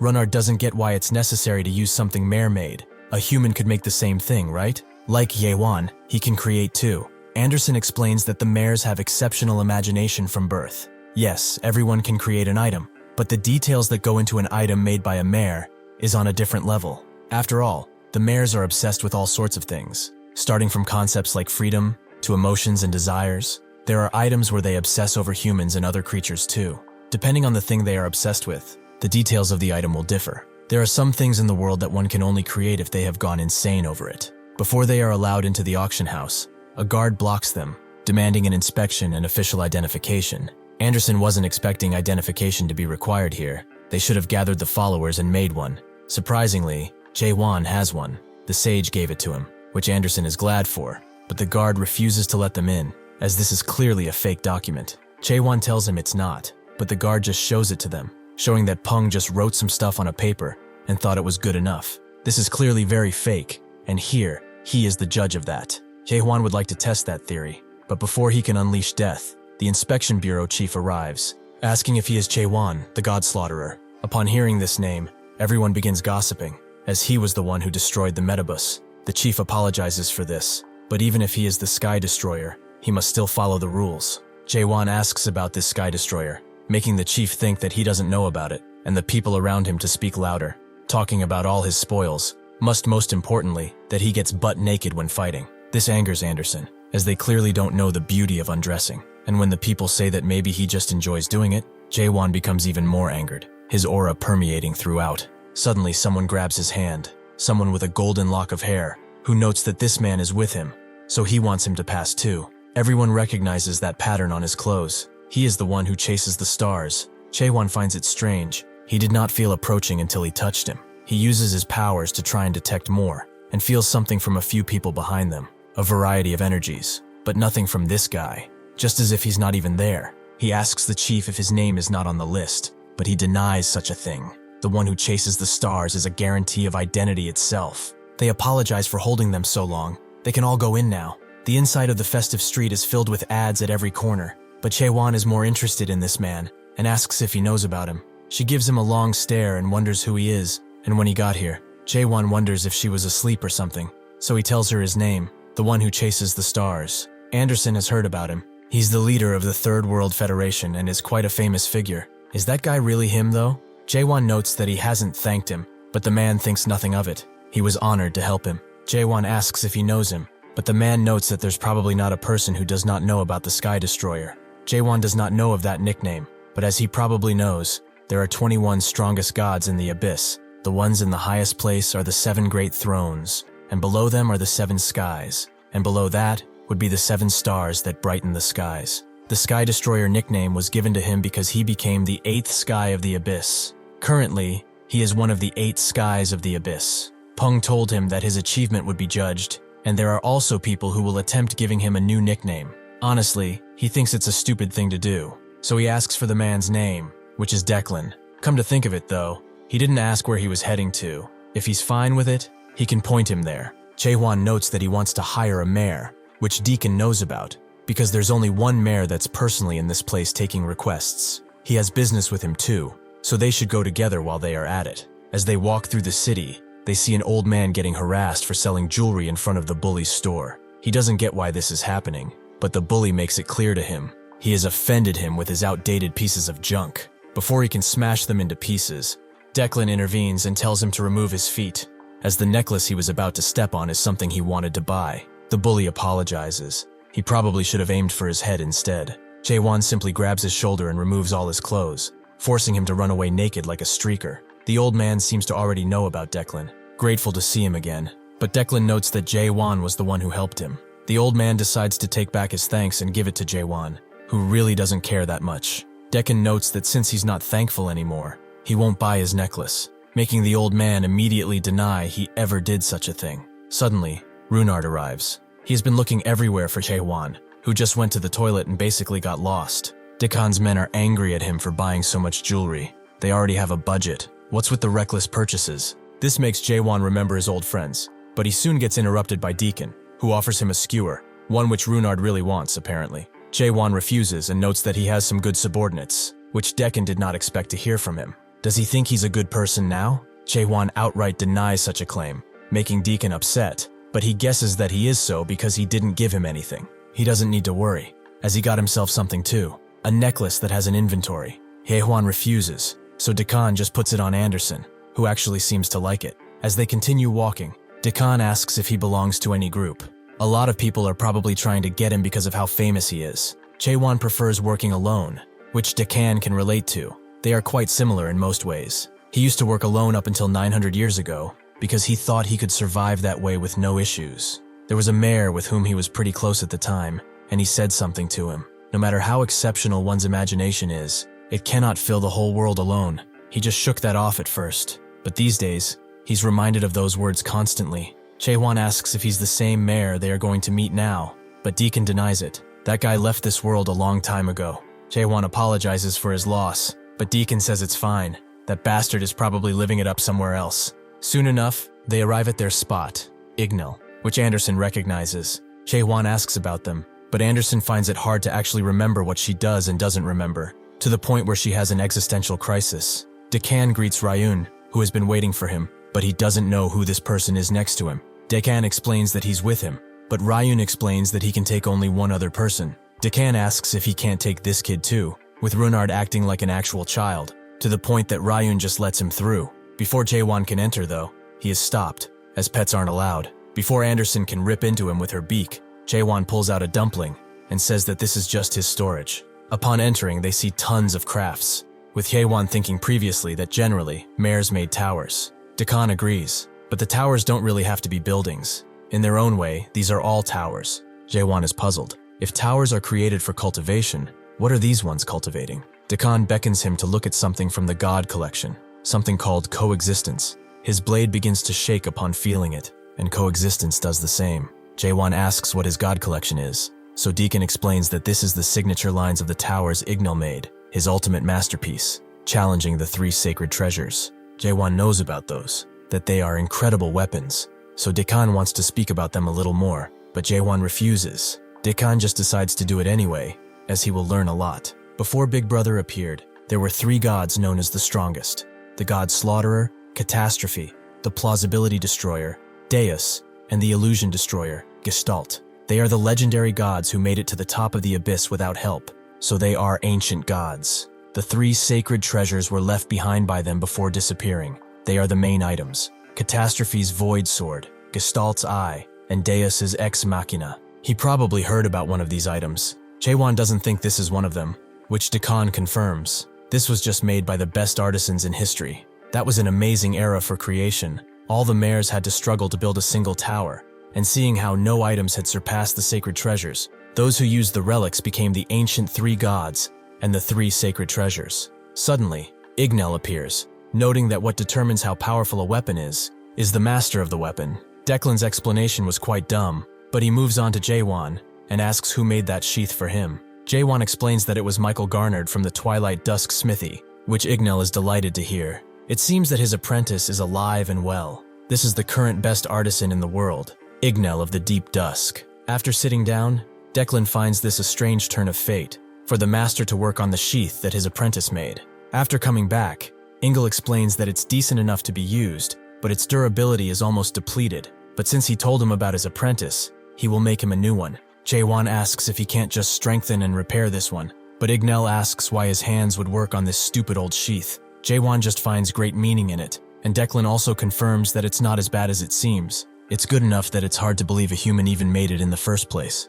Ignel asks what he knows about smithing, which Declan knows nothing about, but he can see traces in this sheath. The expert who made it has trained in refining for a long time, and there are even traces that shows how he forged on, knowing that he would fail, and the will to fight this is evident. He is positive Jaehwan cherishes this sheath because he can sense this too. Ignel notes that it's still human-made, but Declan thinks this is precisely why it's even more valuable. He would probably be able to draw out the true value that's hidden within. Ignel likes this idea, but the base for this thing is lousy to begin with. It's made out of a horned beast's horn. It will be challenging to make this better, even if he's willing to work on it. Declan did not expect to hear that from him, but Ignel could realistically do it, although it would just be a bunch of wasted time. Even if shabby, this is a product that his apprentice made with certain principles in mind. While it is by no means high grade, it's got the majesty skill within, and most importantly, it has a crystal clear design, which hides the true value of the sword within. He guesses that this function was requested by the owner. Declan can't believe it has the crystal clear design that not even he can apply, which Ignel immediately reprimands him for. He just doesn't want to do it. He asks Jaehwan for his blade, and he gives it. Declan knows it was not naturally made, so he guessed that someone made it, but Ignel denies even that. This puzzles Declan, as he wonders what it is then, but Ignel tells him that the world offers more than just black and white. Just like how adaptation and awakening are not the end, all be all for ascension. Declan wonders, though, in this case, wouldn't the 2 options cover all the possible situations? Ignel can only tell him after a bit of research, so he tells Jaehwan that if he leaves his blade here, he will repair and strengthen his current sheath, and won't charge anything for it either. It seems like he doesn't own much to begin with, and he also looks like the type who would think that he would charge some exorbitant price or something. Things like bringing back the scales of the white dragon, or stealing the claws of the ice dragon. These are things a certain someone had told him previously, although he was pretty foolish back then, not like he isn't now. Renard notes that this is a good thing. He was considering giving Anderson as payment. Jaehwan just ignores him, and asks how long it will take, with Ignel noting that it will be around a month, but he thinks that's too long. Ingel promises this is the bare minimum. If he doesn't want it, he can go and check out other places, although he isn't sure that other artisans could deal with this. Jaehwan bites the bullet and agrees to the deal, which Ignel knew he would. Jaehwan still needs a sword he can use until then, so Ignel tells him to choose something from outside. He will go put this feisty thing in a safe space. Jaehwan tells Runard that he should choose something too, but Anderson wonders where he will get the trust to do that. Jaehwan has his ways and looks at her with a greedy look. Soon enough, she is put up as collateral, leaving her fate up to Jaehwan's and Runard's financial thinking. Declan goes to pick up the sword he will be using, which is a light blade, but he asks him to make something on the level of the sacred treasures. Ignel notes that he's the one who said that the owner of the blade is the one who determines the grade. This is his 3rd model of his signature collection. It can either be a useless piece of scrap or a sacred treasure, depending on how it's used. Jaehwan asks if there are other swords from the same series, and Ingle notes that there are swords from older series. The first model was taken by Ignis, and the second was stolen by Kronos. Jaehwan remembers that bastard, but wonders if there are no other swords from the same series. Ignel might not make a sword of this series even upon request, but before he can finish his sentence, a mighty roar echoes throughout the halls, putting Jaehwan on the alert. Ignel explains that this is the roar of a blade he made. It's something he's not selling, or rather can't because it's incomplete. He cannot see it being completed either, as it's a pretty hard sword to tame. Hearing all this, Jaehwan decides to take it, even if Ignel specifically just told him that it's not for sale. He allows him to take a closer look to see that the sword is a mess, but if he can wield it, he will give it to him. If he fails, he will just consider this attempt as payment for the sheath. Jaehwan likes those conditions and grabs the blade, but immediately, visions are coursing his mind. There was once a small stone. It was a black one that withstood the rain, snow, and heavy winds for generations. That stone was suddenly found by others, but nobody bothered to dig it out. There were also people who recognized its potential, and as time passed, the stone got routed. It was as if it was born for a single purpose. It just kept hardening and hardening, but just how tough did it get after so much time? One day, the rock started to think that it might be the toughest thing in the world, and soon enough, it was grabbed by a mysterious figure with a mysterious power. Jaehwan knows these are the stone's memories, and Ignel congratulates him, although he is pretty surprised he pulled it off. The name of the blade he's wielding right now is Absolute Sovereign, a mighty fine piece of unfinished work. After leaving Ignel's place, Anderson is pretty mad, but Runard seems to be pretty happy. She begins expressing her disdain pretty loudly, so Runard explains that they were going to leave her there until they got the trust. Anderson can't believe it. If that yellow-haired con artist hadn't paid for them, she would have become Ignel's material. Runard notes that she shouldn't call the one who saved her a con artist, and also notes that he named his sword Absolute Scion, which Anderson finds pretty cringy. Jaehwan approaches Decan and says that he owes him, but he believes that was nothing. If he can be friends with the Sky Destroyer, then it's not a loss, is it not? He asks if he's heading anywhere in particular, and Jaehwan asks if he is, which Decan confirms, so he should follow him again. He asks Jaehwan if he's looking for anything in particular, which he is, an item similar to his. Decan notes that Ignel's work really is popular, but it's nothing compared to the 3 sacred treasures. Jaehwan thought he said the wielder of the blade is more important, but he only did so to not hurt Ignel's feelings. Some weapons can help win fights that cannot be won, and also help break through walls nobody can overcome. Jaehwan looks up and sees the sky, likely another wall he must cross. Deacon notes that if one can obtain one of the 3 sacred treasures, one could even be able to fight on par with the 3 ancient gods. Jaehwan suggests that a weapon so strong would devour its own user, but that's what Deacon wants to test, to see if he is truly worthy of wielding such a mighty weapon.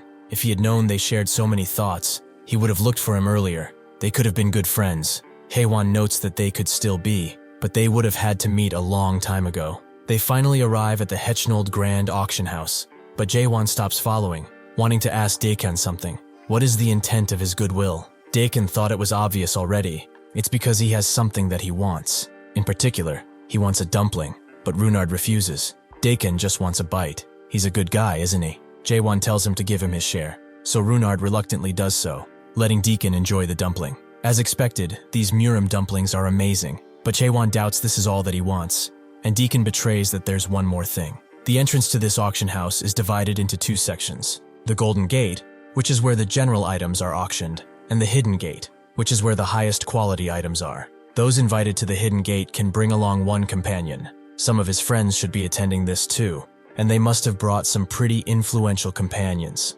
Among these friends of his, there is always an unspoken competition regarding who brings the best companion, so he would like him to accompany him as his partner. If he doesn't feel comfortable with it, he can just think of it as briefly joining hands. Jaehwan asks why he wants him as his ally, but even if he has a good answer, he shouldn't have done something like this. Within a second, he whips out his blade and launches a mighty attack into the air, shattering the illusion above. People fall on the floor in fear, but not because of Jaehwan, but because of something more malicious. He heard from other people to beware Mahyad, as he will certainly take an interest in him. He also formed that cult of his, which focuses on killing and killing, until there's nothing else. His true name is Mahyad van Deklen. The old man almost dies from fear, and everyone runs at the word of his name, making Mahyad smile. It's fortunate. He thought he hid himself well enough. So how did he figure it out? Jaehwan knows that in his world, there was something that should have always been visible, but it wasn't. The people who were running away suddenly go back to normal, like nothing ever happened.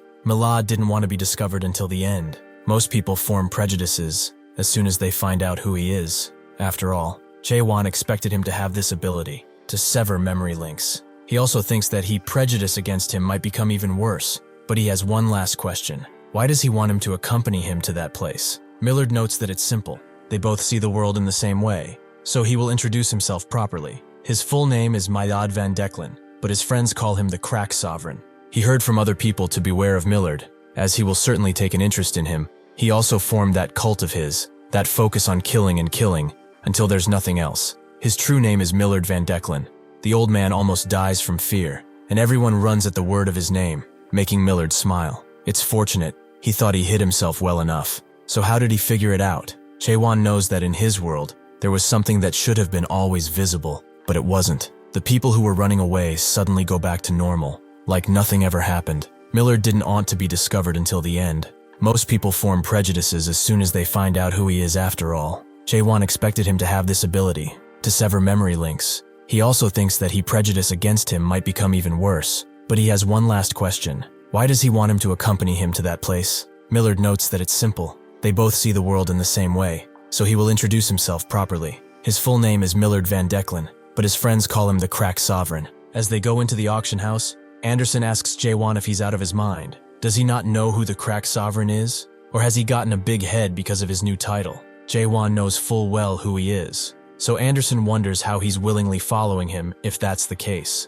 Jaehwan wants to see the 3 sacred treasures with his own eyes, which Anderson understands, but he should have gone back to the inn with Runard, in her opinion. Millard hopes he likes the new suit, which he prepared to fit the dress code. Jaehwan doesn't really mind it, and Millard asks if he has forgotten about the proposition he made earlier. Jaehwan asks if it's about him participating in his stead in the auction, and Millard confirms as such. Officially, he is not allowed to participate. It's because of a kind of treaty that he does not need to know about right now. They arrive at the entrance to the hidden auction house, and Jaehwan tells him not that he doesn't have trust, but Millard will be paying. Jaehwan asks what he will gain in turn for helping him, so Millard explains that he will lend him the 3 sacred treasures. Anderson tells Jaehwan that in this place stand the most powerful gods, and the world pressure is so intense that she will likely fall asleep.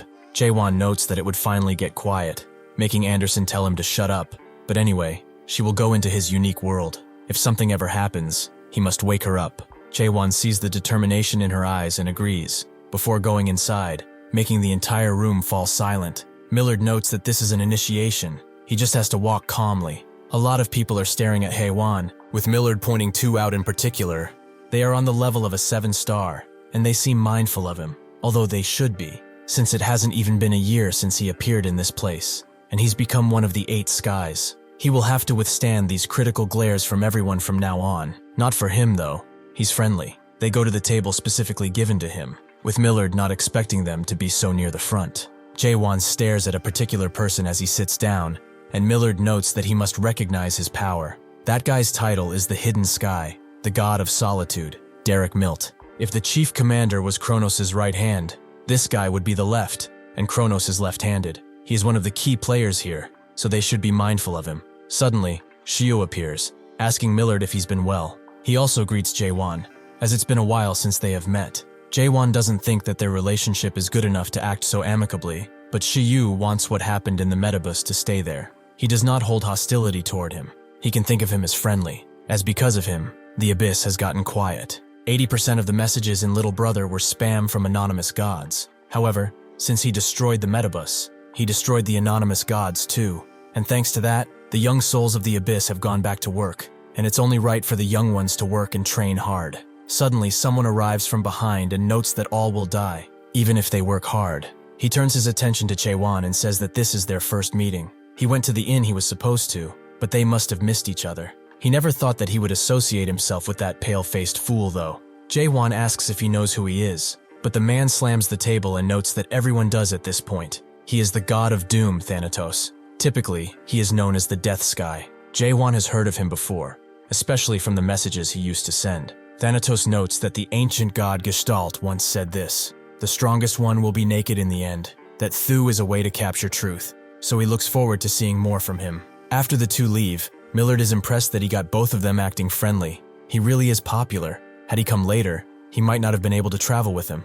Jaehwan asks about the treaty he talked about earlier, so Millard explains that it's a promise between the 7 thrones. The treaty is also called the Cooperation Treaty. It basically prevents these even thrones from trying to obtain the 3 sacred treasures. If someone does manage to obtain the 3 sacred treasures, then the abyss will no longer belong to the 7 thrones, but to only one god. Jaehwan asks if he, one of the 7 thrones, really has to abide by these rules, but Millard denies that he is one, but he is still included in the treaty. He's curious about it too, so why doesn't he ask them, since they are here right now, the 7 thrones, that is. Right next to him appears the 4th seat, the Master of Syndrome, the god of pestilence, Plague, who is very pleased to finally meet Jaehwan. He is dragged into their worldview, a world filled with disease and slow death. Millard snaps him out of it, although he is still shaken by the whole ordeal. Plague notes that he heard a lot about him from Ignis. He said he slashed the Kronos clone, is that not right? Does he possess the Void Sword? Jaehwan denies that, but Ignis told him that he used the Void Sword.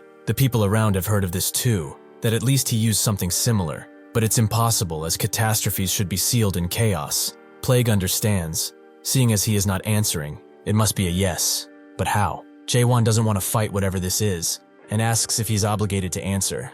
Plague gives him a closer look and finds him interesting. Successor of catastrophe that he is, the scariest plague is one that one cannot even tell that they are infected. With that, Plague disappears, just in time for someone else to appear. Ignis's avatar, the Caravan of Flames. Jaehwan asks if this is another throne, and Caravan answers for him. He is the ruler of Tropical Nights, the 3rd seat of the 7 thrones. He serves as the avatar of Ignis. It's really nice to finally meet the God Slaughterer. He also wants an autograph.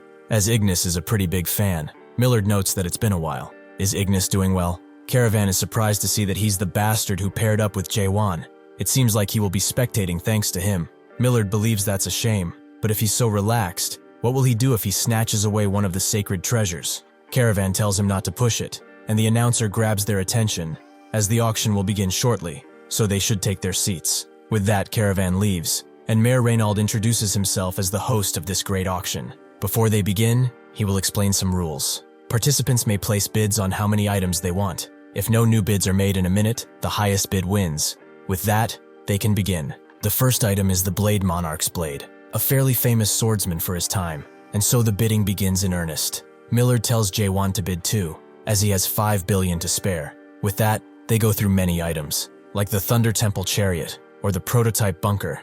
One particular item, the Pocket Dimension Coat, grabs Millard's attention, so he grabs it, as it suits him pretty well. Jaehwan asks if this was made by a mare, but Millard guesses that it is from an outer universe. He remembers the drive talking about other universes, but Millard finds them fascinating. Perhaps there are worlds unaffected by the illusion tree. He pushes Jaehwan to bid too, so he could buy him at least one item. The next item is Thoughts of an Artisan, an ancient mare tome. The people don't seem that surprised, and Reynald explains that the contents are not decipherable. The texts are in the native tongue of the mares of the past. It is also uniquely arranged, which means even if one decodes it, they might not understand it. However, that arrangement style was favored by a few artisans in the past. If someone succeeds in decoding this, it will become a highly prized item. Jaehwan recognizes that as Mullark's handwriting, they might get some more Abyss records, so he decides to buy it. Most people think that this is just a throwaway item. Nobody in Little Brother even knows how to read such things. Jaehwan starts with 500,000, but Milt soon puts up 1 million. Jaehwan raises the price to 1, 2 million, and Milt to 1, 5. They continue like this until the price rises to 2.5 million, and Milt telepathically speaks with Jaehwan, noting that he has never yielded a book before. Jaehwan notes that there's a first time for everything, but he should give this one up, as it's an item important to him. Jaehwan puts up 6.9 million, and he wins the book. With these items out of the way, they can focus on the main auction item, one that can amplify a user's world power up to 5 times. Depending on the power used, it's the mind-blowing armor, Deus Ex Machina. Jaehwan analyzes the armor, seeing the engraved patterns and the refined craftsmanship that it holds. Anyone can see this is the work of an artisan, but why? The Void Sword from Catastrophe felt like a weapon that did not contain restring, but this thing does not carry that same pressure. Before Reynald can begin the auction, a mighty aura surrounds the entire room as a man enters, with Plague noting that he's late, and Caravan expecting him to come earlier. This man is the 5th seat of the 7 Great Thrones, the owner of Ragnarok, and the god of time, Kronos. Reynald apologizes for the sound issue, but now, It's time to initiate the bidding for this highly prized item. Milt immediately puts up 2 billion trust, surprising everyone. But it's to be expected of the hidden sky, and since he's Kronos' left arm, one can connect the dots. With this bet, Reynold begins the countdown, and Caravan tells Kronos that he cannot participate in this auction. He has not forgotten the treaty, right? Kronos notes that it was the hidden sky who bid, but Caravan believes it's the same damn thing. Is he not his left arm? Kronos explains that Milt gained independence some time ago, which both Caravan and Ignis believe is just playing around. Millard notes that Ignis is in a tough spot now. Regardless of Kronos' words or not, the other great thrones will not just sit idly and watch. Since there are no more bidders, Reynold begins the countdown from 10, and it gets up to 2, but suddenly someone puts up 40 billion trust, shaking the entire room with gossip and objections. It was done by someone named X, whom nobody has heard before, but apparently he's sitting next to Plague. Jaehwan uses question comprehension to get closer to this X, and sees his visage, which is hidden by a mask. He doesn't have an overwhelming aura like the thrones. He's really barely alive. He sees Millard smile evilly as Reynold announces the bet and guesses that this was his real target. Millard tells him that it's not, but Jaehwan wonders if he will feign ignorance until the end, but Millard still denies it. Without warning, Jaehwan puts up 200 billion trust, shocking Reynold to his core, and everyone else. Reynold believes that nobody else will participate and gives the armor to Jaehwan, but Kronos stops them, as there's no way that guy would have that much trust. He brings out his assassins and explains that the auction ends here. Everyone is on his side, as there's no way this auction is legit, demanding Reynold stop the auction now. Some even go as far as to say that they should kill Jaehwan and take the armor for themselves. There's no way he can have one of the treasures. Jaehwan expected it to end like this, and gets his new blade primed for battle. Thus begins the incident that would later be remembered as one of the 5 major incidents surrounding Jaehwan. The Hechnold Great Tragedy has only just begun. In the illegal site concentration zone of Caspian called Moonshadow, an old man walks with a woman, noting that it's hard to find someone here. And if all crack branches are like this, Siola tells him now that they are not officially cooperating, but Chung Heo could say the same for her. Does she really think he wants to cooperate? Siola is only helping him because she needs the world power detector made by the mayor. Once she finds the person she wants, their deal is done. Chung Heo doesn't care. He just wants him and Siren to go into Caspian. Who is she chasing anyway? Siola is after the chief commander. She saw him fleeing near the border, but after that, he simply vanished. Chung Heo understands. It seems that him losing against Jaehwan weren't just rumors, although he's probably been lacking in training. Seolha notes that it's the opposite. The chief commander was strong, but Jaehwan got way stronger. Chung Heo didn't expect her to praise a man, but she's surprised by him too, as he got stronger. Chung Heo expected her to notice sooner. He has passed the 4th stage of awakening and reached the theory realm. He can probably even give her a decent fight. Seolha laughs that off, angering Chung Heo, who demands a fight immediately. Seola just sighs and asks what he thinks the world is. He said he reached the theory realm, so she just suddenly wanted to ask that. Chung Heo notes that nobody truly knows what it is. The world they see is only as much as they believe in it. Unlike the 3rd stage of awakening, which is merely about realizing the truth, the 4th stage of awakening, and the transformation into a god, brings about a cognitive awakening, which includes all senses. It is where humans become exposed to a mountain of information. Some gods, drunk on the belief that they are omniscient now, lose themselves in the information, and it drowns out their own consciousness, leaving only despair and chaos. To avoid this, gods close their eyes and ears, and give up perceiving the vast world. This is a phenomenon known as neglect. One cannot say that neglect is bad, though. It is a necessary sacrifice to preserve their sense of self. In return, they live confined to the small worlds they created, where they are nurtured. Does she know what those worlds are called? Seolha tells him that they are unique worlds, which he confirms. But what he just said is not the entire story. That man, Jaehwan, can see the big brother like the crack sovereign can. Chung Heo guesses that he has long overcome neglect. If she's curious, though, she can try too. Then maybe she will attain the truth. Seolha notes that it's easy for him to say since he hasn't done it, but Cheon-ho just doesn't want to. Seolha was curious. What kind of world lies beyond neglect? A world where one faces the omniscient big brother head-on without fear. Would such a world still just be a unique world?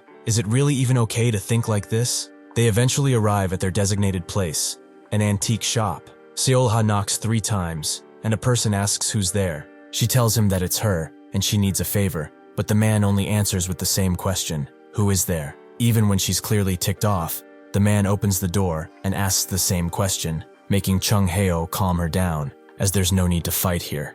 With no other option, Seolha begins citing the crack code. Slaves of liberty, blades of rights, scales of equality, that is crack. After they get inside, she asks the branch leader if they really need to do this every time to enter, but he notes that it's the rules. He asks if they want anything to drink, which Seolha doesn't, but Chung Heo takes a cup of Swanghwa tea. He also asks about this guy becoming younger, so she explains that he is a story manipulator. He can change his face to whatever he wishes. The branch leader comes back and asks if this is her companion, which she confirms, and they can say he's a former crack member. He vouches for him, so she wants through. Her companions will be this old man and a mare. They want entry into Caspian. The branch leader knows she knows this is a bad time. Things have been tense since the whole Metabus ordeal. If she's fine with it though, he can let them in. He asks for Chung Heo's name, which he tells, and the branch leader asks if he's the infamous lustful immortal. Chung Heo has never heard that name before. That must be someone else. Seolha also asks what this is about, so the branch leader explains that even if not as famous as the gods slaughtered, he's still fairly known. Not only is he a strong awakened, but he leads a small pirate faction called the Heralds of Destruction, and they have assassinated the avatars of some high-ranking gods, mostly female, which the immortal apparently takes great interest in. Seolha vows to be careful too, but since they are going to Caspian, they should stay away from the Hechenold Grand Auction House. Apparently there was a fight there. 12 avatars of high-ranking gods got killed. Seolha guesses that the 7 Great Thrones must have been there as well, and if there was really a fight there, it would have started a war. Wasn't the crack sovereign there as well? The branch leader confirms as much. Kasim went with them though, so there's no need to worry. Seolha doesn't particularly care if they beat each other up, but from what the branch leader heard, there was one guy who slaughtered them all. She wonders who that could be, but Chung Heo points at the screen above them and asks if it was him. The branch leader confirms as much. What was his name though? That's right, Jaehwan, the god slaughterer. As the chaos was transpiring in the auction hall, Reynold held out a barrier to protect Deus Ex Machina, but he could not hold out much longer, so he ordered one of his men to go and contact the World Power Suppression Bureau. Jaehwan continued to defend himself, with Caravan noting that he's beyond what he imagined, but Ignis also noticed that he changed his weapon. Basic knowledge for a fan, honestly. Caravan was impressed, sure, but still did not get why this guy was called the Sky Destroyer. Ignis told him to have patience. He will soon show his real hand.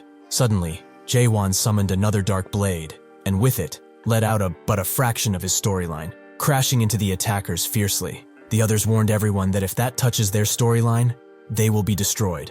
Ignis expected this, that right there was a storyline that could destroy other storylines, pure and other destruction.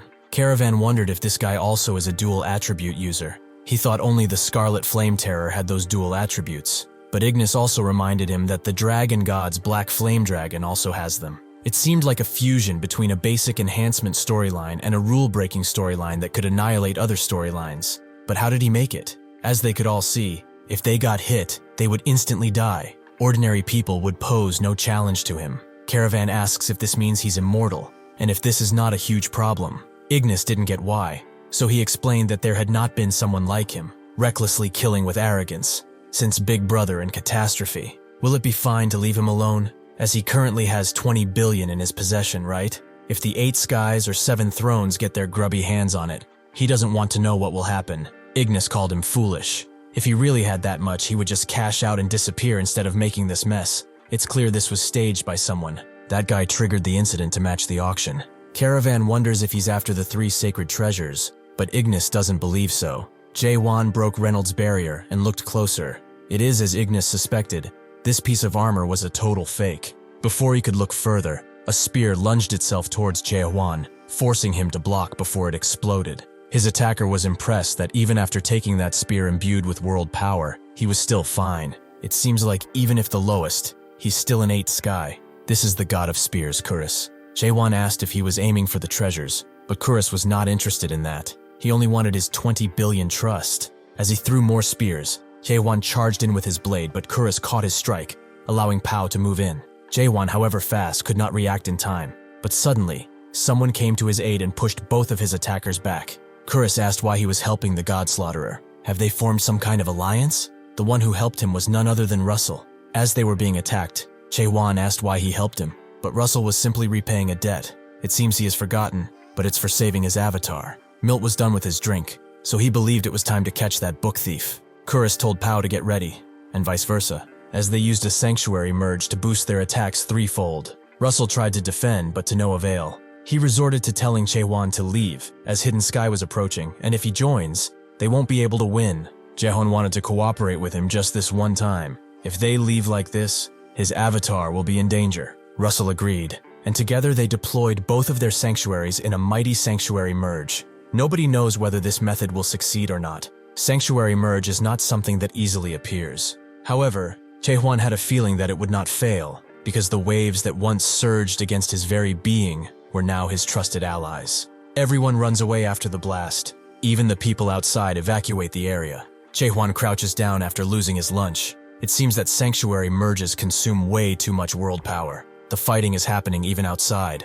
Much to his surprise, Russell notes that he's completely fine, as if taking down the Metabus was not enough. Now he blew up the auction house too. He's literally public enemy number one here. Jaehwan is glad to see him alive, but isn't he the same? Russell notes that he got that title long ago, but suddenly something heavy falls right in front of them, forcing a retreat. He never imagined he would have to bring this out, but he sure does live up to the reputation of Sky Destroyer. Russell can't believe that they have Gigantes, but Jaehwan doesn't know what these are, so Russell tells him. This is the Abyss Frontline War Machine, the Gigantes. Its unique ability is world power amplification. Depending on the output, it can enhance world power by 1.5 times. According to old records, all Gigantes originate from Deus, the god of all machines, an unrivaled master in creating components. The Gigantes easily sweep through the dissidents, most running away and believing that this is the start of a holy war. Russell tells Jaehwan about the amplification before leaving, and after saying farewell, Chorus charges in,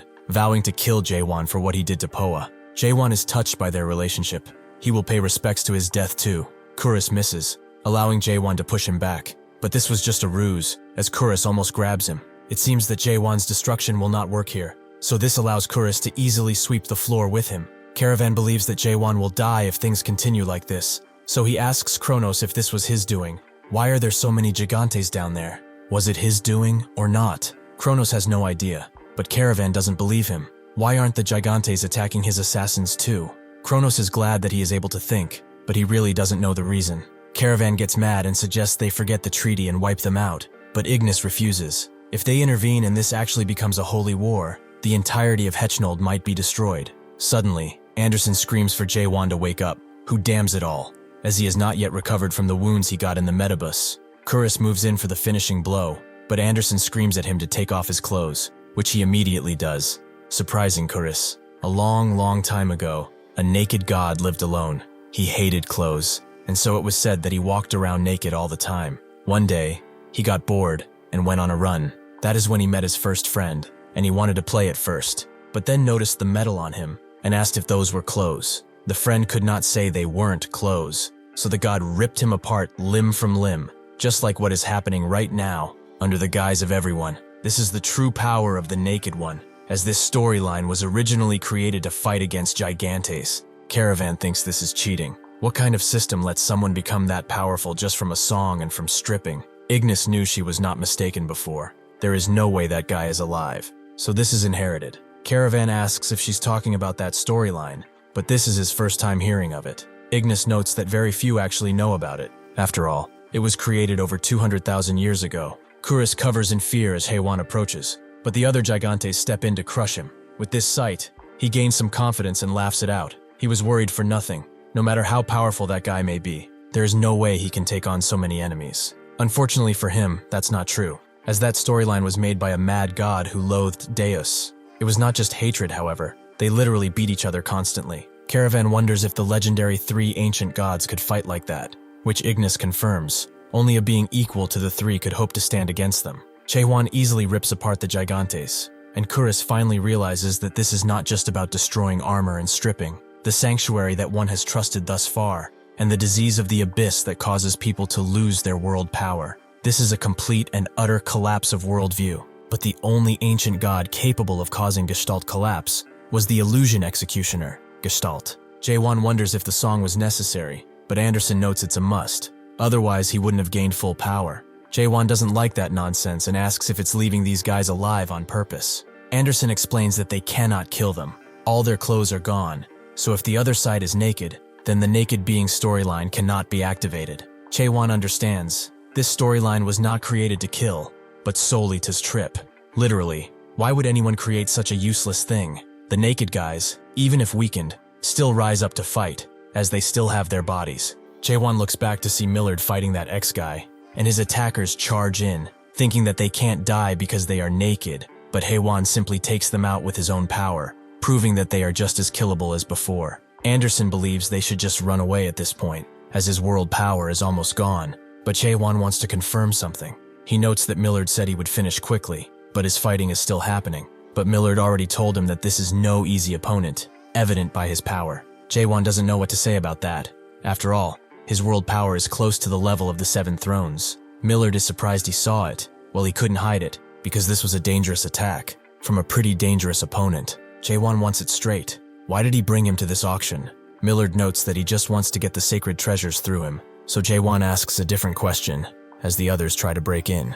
Why did he submit his Deus Ex Machina to the auction in the first place? Millard begins to pretend that he doesn't know what he's talking about, but Jaehwan already knows that this tin armor was submitted by him. Millard blocks X's attack and asks why he thinks such a thing. Jaehwan notes that if his real goal was the 3 sacred treasures, he would have secured them first when this action broke out. Millard already told him that he's a part of the treaty. The moment he tries anything, those monsters will make a move too. Jaehwan believes the fact that something like the treasures showed up at an auction is suspicious enough. Does he really think he can buy them with trust? The treasures were never meant to be put up for auction. If something like that was submitted, only one conclusion falls. The seller never intended to gain trust. Millard notes that even if his idea is correct, there's no proof that he is the seller. Jaehwan found it suspicious from the moment he brought him. If he really wanted the treasures, he would have brought someone he could trust, no? Asking someone he just met and handing them a blank check is irrational. Millard says that he's just rich, but Jaehwan believes otherwise. He was confident from the start that he could reclaim that money,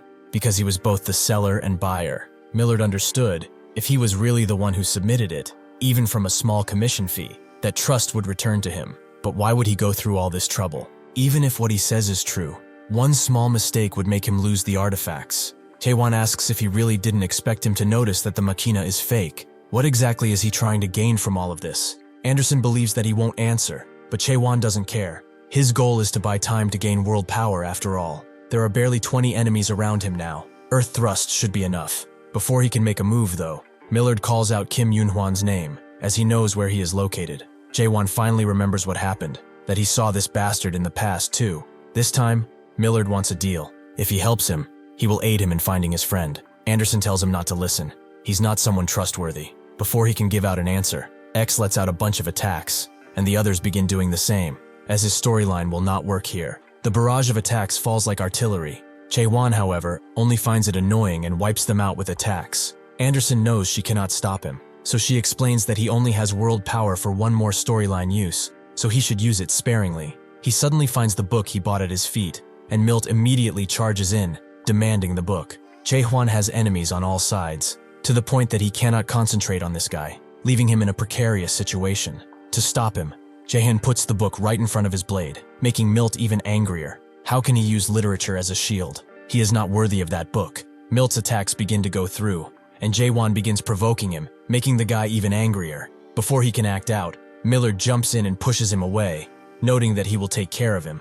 This leaves Jaehwan with the other guy, which Millard is glad to hear. If he succeeds, he will help him find his friend. Jaehwan asks why he couldn't just subdue this enemy, but he believes that only he can deal with him. Before Jaehwan can ask what he means, Millard jumps away, allowing X to unleash a bunch of attacks on Jaehwan, but he suddenly disappears. He appears behind X with no sounds, who realizes what happened, but it's too late, as he's hit with a full roaring blast. Somehow, though, he comes out of it unscathed, revealing what they were all suspecting. X is actually a gigantes. He strikes Jaehwan with a mighty punch, forcing him to begin singing the Naked God song, which Anderson is glad he remembered. Jaehwan doesn't know why, but that guy seems different from the other gigantes they saw. Anderson confirms as such. He's probably self-aware, meaning he's fully conscious. Jaehwan wonders if that's the case.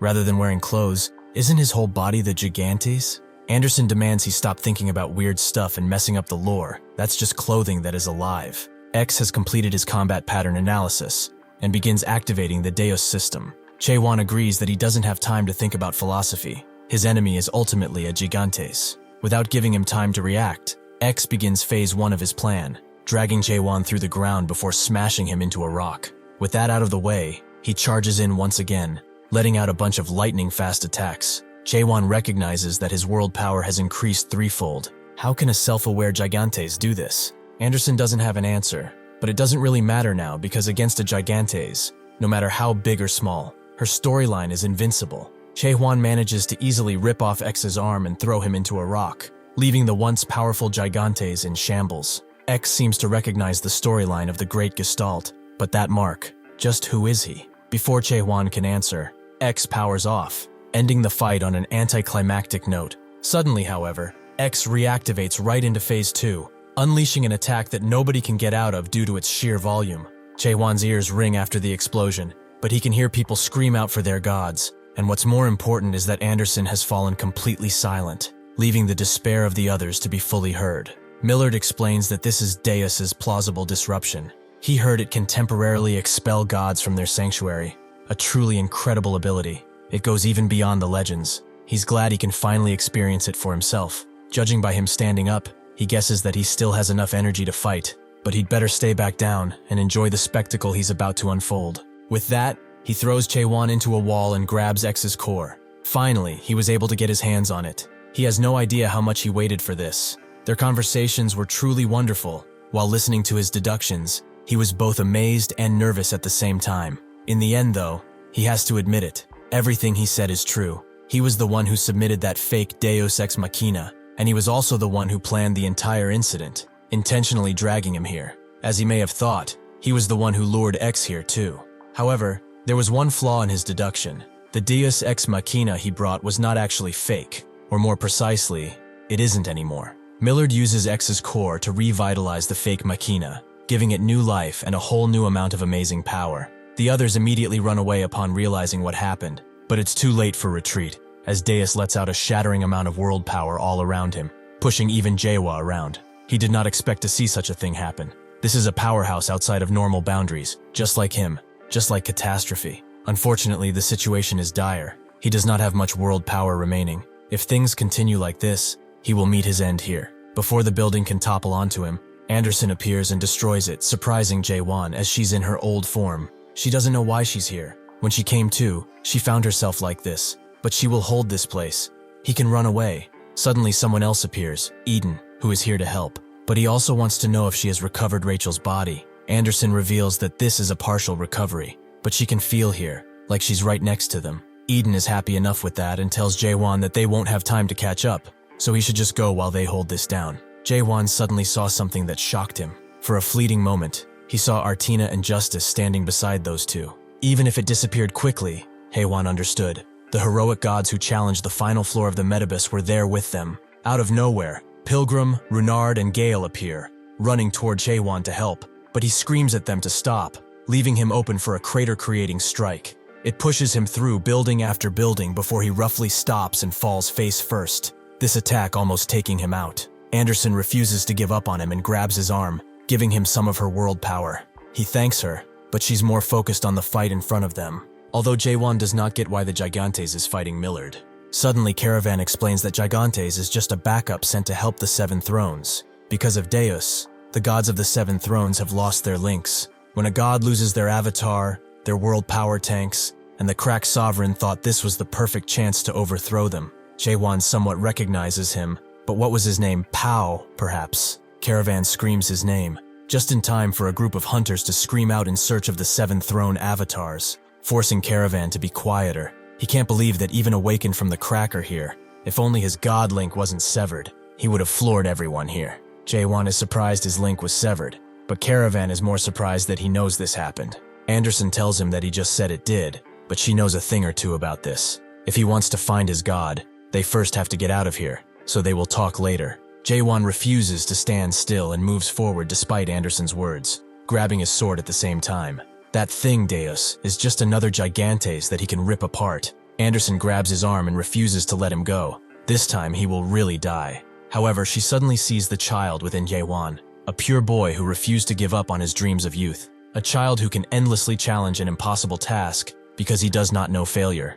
Anderson was in complete awe, and from within, a shiver rose. It was a sensation that was beyond the sensitivities of gods. As the tremor spread throughout her body, she chose to accept that sensation. She tells Jaehwan that they should go together, but he warns them that they might die. She knows that full well. That's why they have to go together. Jaehwan's eyes trembled. It had been a long time since someone had said something like this to him, but in that moment, Jaehwan did not yet understand. He didn't understand that purity must be protected by others, that for someone to remain pure, there must be someone willing to endure that immaturity. The moment when Jaehwan will come to understand that will take place at a much later date than this. Jaehwan and Anderson jump in, Jaehwan asking why she's running with him when she wasn't going to use her storyline. She tells him to take a closer look, as she shows him now what it really means to be a part of the naked storyline. Before she can do anything though, Millard swats her away like a fly, taking Jaehwan's attention away. This allows Millard to swat at Jaehwan too, who does manage to block the strike and land on his feet. He begins reciting the legend of the naked god, amusing Millard, as he's a very consistent person. Just like Seolha explained, the naked one is a pretty great storyline, especially in this era, which is overflowing with gigantes. Did he ever think about it though? Why did such a great storyline with so many uses suddenly fall into obscurity, with nobody even thinking about it? Why did every god who inherited this storyline die with no fanfare? Their ensuing clash creates a ripple in the earth, knocking everything in the air. Jaehwan can barely stand at this point. He huffs and puffs, wondering if it's finally over. Unfortunately for him, Millard comes out of the dust unscathed and asks, if a storyline disappears from the abyss, there must be a reason for it. There always is after all, right? If one thinks about a storyline for long enough, it becomes quite easily dismantleable. If the naked one starts with being completely naked, then there's an easy way to counter it, no? Jaehwan thinks about him. He knew he was a bit special, especially his techniques, but it seems that he has manipulation-type storyline that distorts memories and appearances. As Millard clothes him fully, he knows now what this is. Augmented reality. Millard would like to ask him one last time, would he consider joining crack? He promises he will be adequately taken care of. In response, Jaehwan gives him a stern look, and Millard understands that if that's the case, it's time to bring this to an end. Before he can kill Jaehwan, someone intervenes. It's Imai, who asks what's going on and why he is fighting Jaehwan. Millard notes that he's fashionably late, as always, but things just turned out this way. Imai doesn't really care about the reason, but he's not planning to actually kill him, right? That was not part of their plan. He notes that if they do kill him, Seolha will literally explode, and he hopes that Kasim,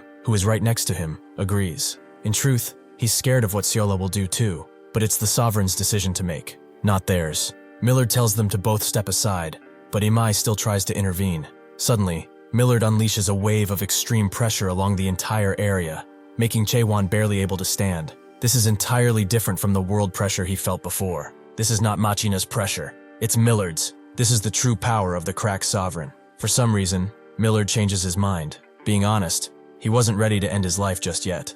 Thanks to him, he has managed to obtain the heart of Deus Ex Machina, so it's only right that he repays him. Thus, he will yield just one move to him. Jaehwan clenches his teeth. He thinks of Anderson, knowing that he cannot hesitate now, no matter what. He calls out to Catastrophe, demanding his Void Sword, but Catastrophe does not respond. The water below them becomes still. Runard calls out to Jaehwan to run away as the others are holding him back, making Jaehwan even more determined. If he falls, everyone here will die, including Pilgrim and Gale. The other versions of him speak out, wondering when he started to care about that. Didn't he care about others at all? Another version speaks, noting that these are not people he should even consider himself with. This is an enemy they can handle. If he fights here, he will die. And if he's on his way of destroying the world, what's the point of saving the trash in it?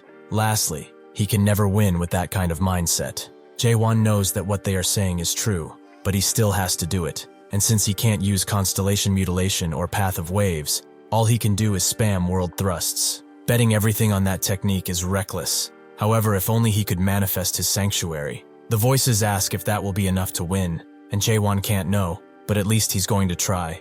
The voices laugh. He's amusing at least, so they will give him a bit of their strength, just enough to boost him back. The amount of energy he gathers impresses everyone. Millard is shocked at what he's seeing, to the point where he gets out of the machine. To peep on this scene from the comfort of that thing is impolite, so he should come and try everything, as he won't use the 3 sacred treasures. Jaehwan grits his teeth and deploys his complete sanctuary, the sea becoming red with blood as he does. Millard is amazed. He knew that he saw it as well, the true end of the world. Surprisingly though, it doesn't stop just yet, as a tower made of marble rises as well, laden with the blood around it. Millard thinks that this is the tower Jaehwan graduated from. He's very glad to learn more about him. Since he has shown him something so incredible, it's only fair that he flexes too. He summons a large structure, built like a pillar, but grotesque in its craft, as if it were built from multiple pieces. Jaehwan thinks that this seems older than the Fortress of Regret. Perhaps it's a tower from the first generation, or earlier. Millard explains that towers, in essence, are meant for pilgrims seeking the end of the world. It is a shame, though, that this is a different tower than the one he climbed. The fact that they share the same goal, though, makes them very alike. Doesn't he think so too?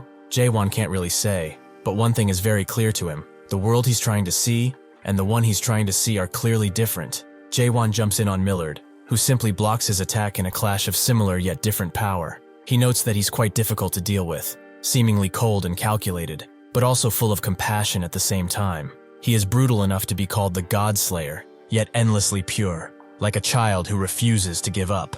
The reason he wants to journey with him might not even be his evident strength, but his inner charm. He pushes Jaehwan away, with enough force to make his hand quiver, and notes that he's even more curious about his existence now. He wants him to show everything, use every skill he has, hell, even shred him into dust if he has to. He begs him, he wants his everything. Jaehwan strikes at him, unleashing a torrent of blood everywhere, all the while Runard screams for Anderson to wake up. Caravan, who is next to him, told them to leave, so why are they picking a fight and ending up like this? Seeing Runard cry over Anderson, though, he has a change of heart and tells him not to worry. Her internal damage isn't to the point where she would die. He has already done emergency treatment, so she will be waking up soon. Anderson thanks him, but who is he in the first place? Caravan doesn't say, thinking that it would be better if the guy who's fighting doesn't get taken out. If he loses his way back to his god because of this, he's screwed. He shouldn't relent now, though. Right now, he needs to find a way to break out of here. He asks Runard where his friends went, so he explains that Pilgrim went to ask Lady Renee for help, and Gale went to the god of tomorrow. Caravan doesn't know who those people are, but they are reinforcements still, so until those guys arrive, he will be taking care of the trash around here. Runard doesn't know what to say, but Caravan tells him not to worry. Even if his god is absent, he's still the strongest. That guy even said he would find his god, so make sure he stays safe at least. With that, he charges in, focusing on his own fight as Jaehwan's continues, with Millard pushing him further again and again. Jaehwan can only block attacks, and even that becomes increasingly difficult to do, as Millard gets faster with each attack. Jaehwan dodges his next strike only thanks to self-surrender and runs behind him, before trying to take him by surprise. Millard simply turns around and without giving Jaehwan time to react, pummels his guts in, sending him flying across the expansion. He jumps towards him, attacking again and again, more attacks hitting than missing, but he doesn't stop there, as he kicks Jaehwan in the chin, allowing him to grab his supple neck. He remembers something he asked back at the Grand Auction House, why he's included in the Seven Throne Treaty.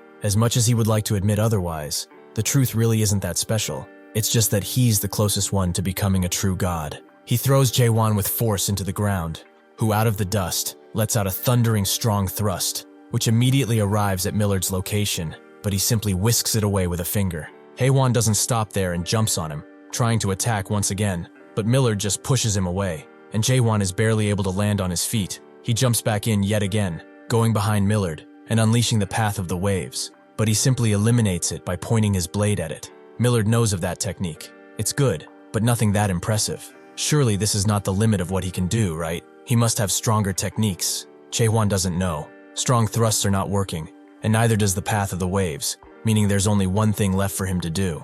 The voices speak again, noting that it probably won't work, as he doesn't have much world power left. This next attack will probably be his last. Jaehwan has nothing to lose, so he unleashes it, a metabus that comes out of the ground with a fiery visage. The others are shocked, and Millard is pleased to see the Master Tower of Neil crash so up close. Using Jaehwan's storyline, the Tower of Nightmares, along with the Fortress of Regret and the metabus, Jaehwan unleashes all of his memories, gathering them up into this one strike. He jumps in the air, Millard immediately summoning a bunch of meteors to deal with him, but Jaehwan refuses to let this stop him. He cuts through the meteors with relative ease, going from one to another, in a mutilation of the constellations. The meteors all fall in random directions, creating chaos along the entire arena.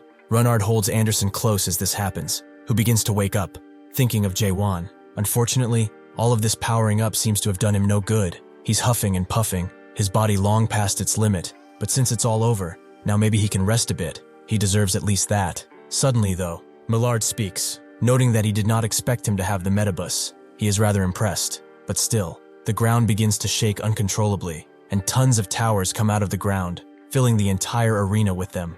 Jaehwan can only stare at Millard, who notes that he's not the only one who has multiple towers, so he shouldn't think of himself as too special. Jaehwan is thrown away with Millard's strike. Falling, his blade disintegrates, and something happens in his brain.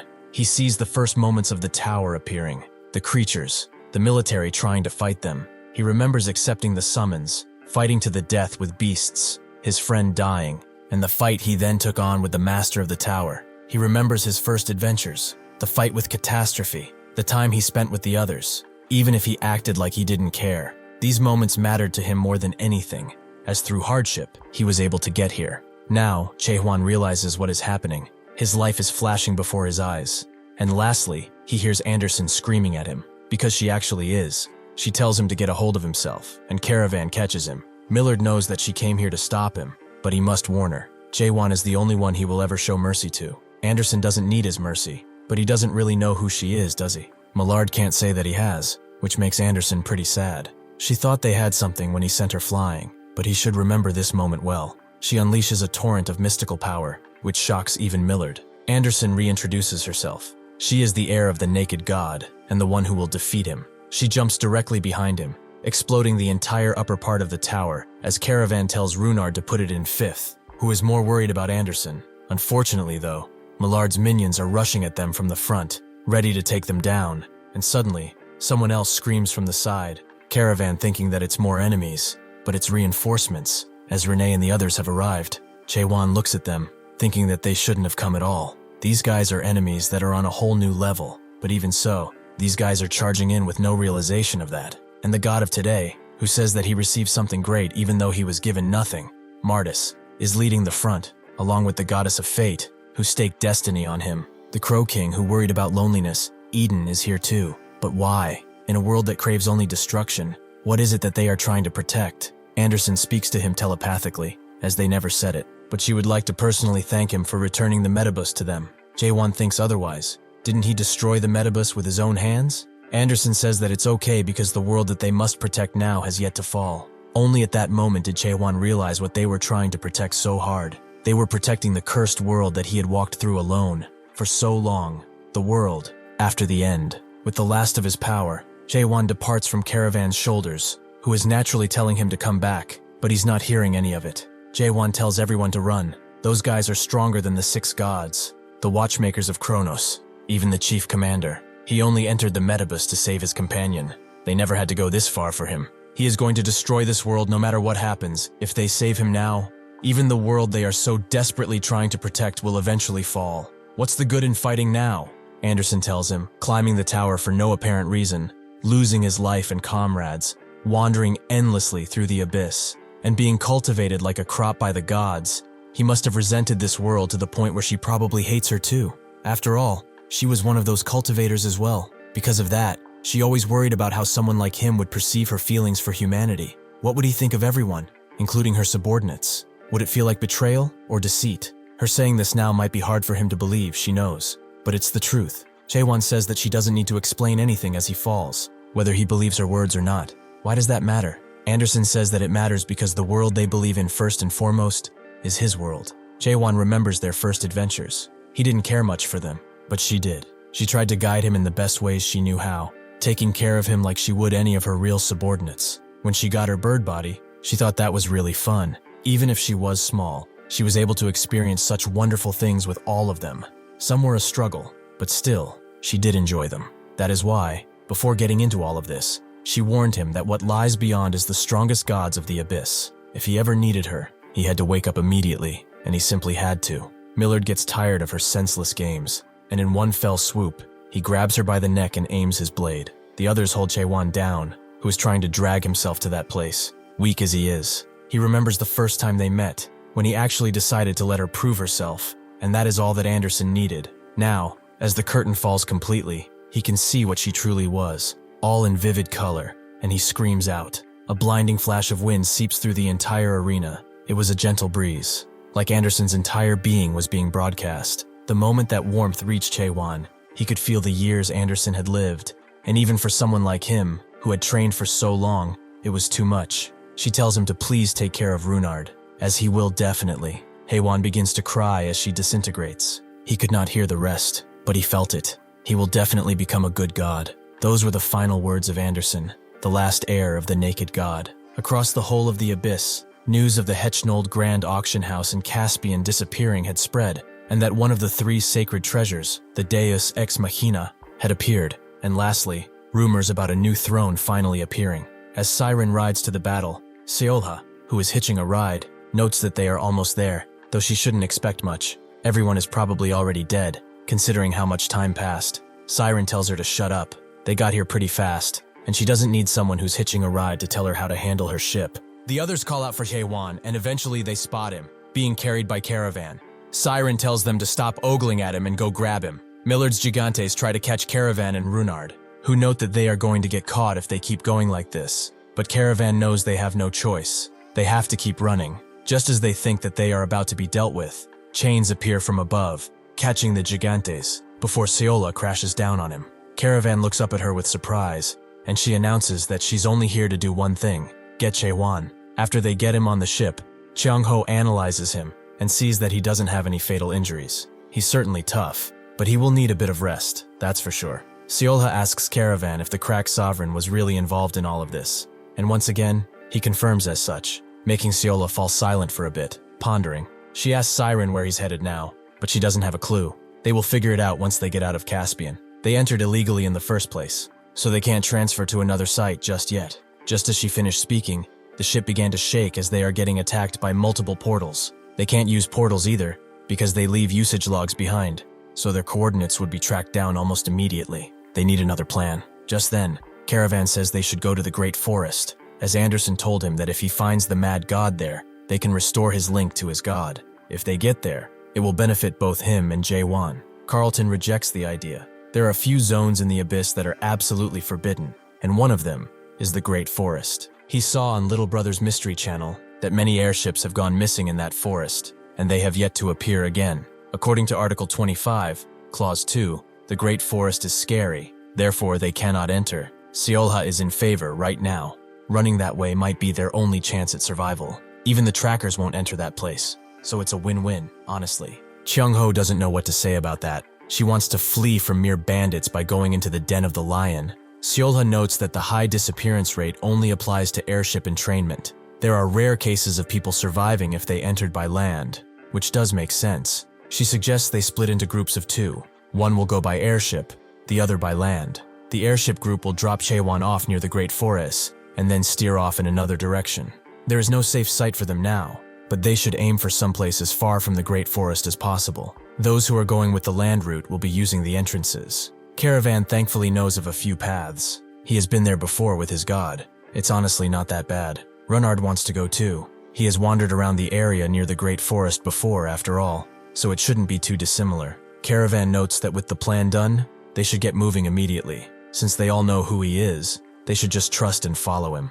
Cheong-ho doesn't have a clue about who the hell he is, which Caravan didn't expect. Are there really people who don't know of him? To prove who he is, he shows his insignia, and immediately, the others know what it is. The insignia of the 7 thrones. What is the enemy doing here? He tries to calm them down, as he is not the enemy here. He is the one who carried Jaehwan off the battlefield earlier, and more importantly, his god is a big fan of this guy. Siren understood, as Jaehwan does appear on broadcasts with the God of Flames a lot. She thought he had gone senile from living too long. Caravan is glad that at least one person here is cultured enough to have seen that, but he's helping this guy for personal reasons. Seolha notes that she will be going first, since they are in the mood to chat, and Cheong-ho asks if she's going to the Great Forest too. She doesn't personally know the way, but she can buy some time for them. Among those chasing them are members of the Crack, which makes Cheong-ho wonder if he won't join them. She tells the old man to relax. If she were going to, they would be fighting already. She will leave Yun-se to escort them to the entrance of the Great Forest,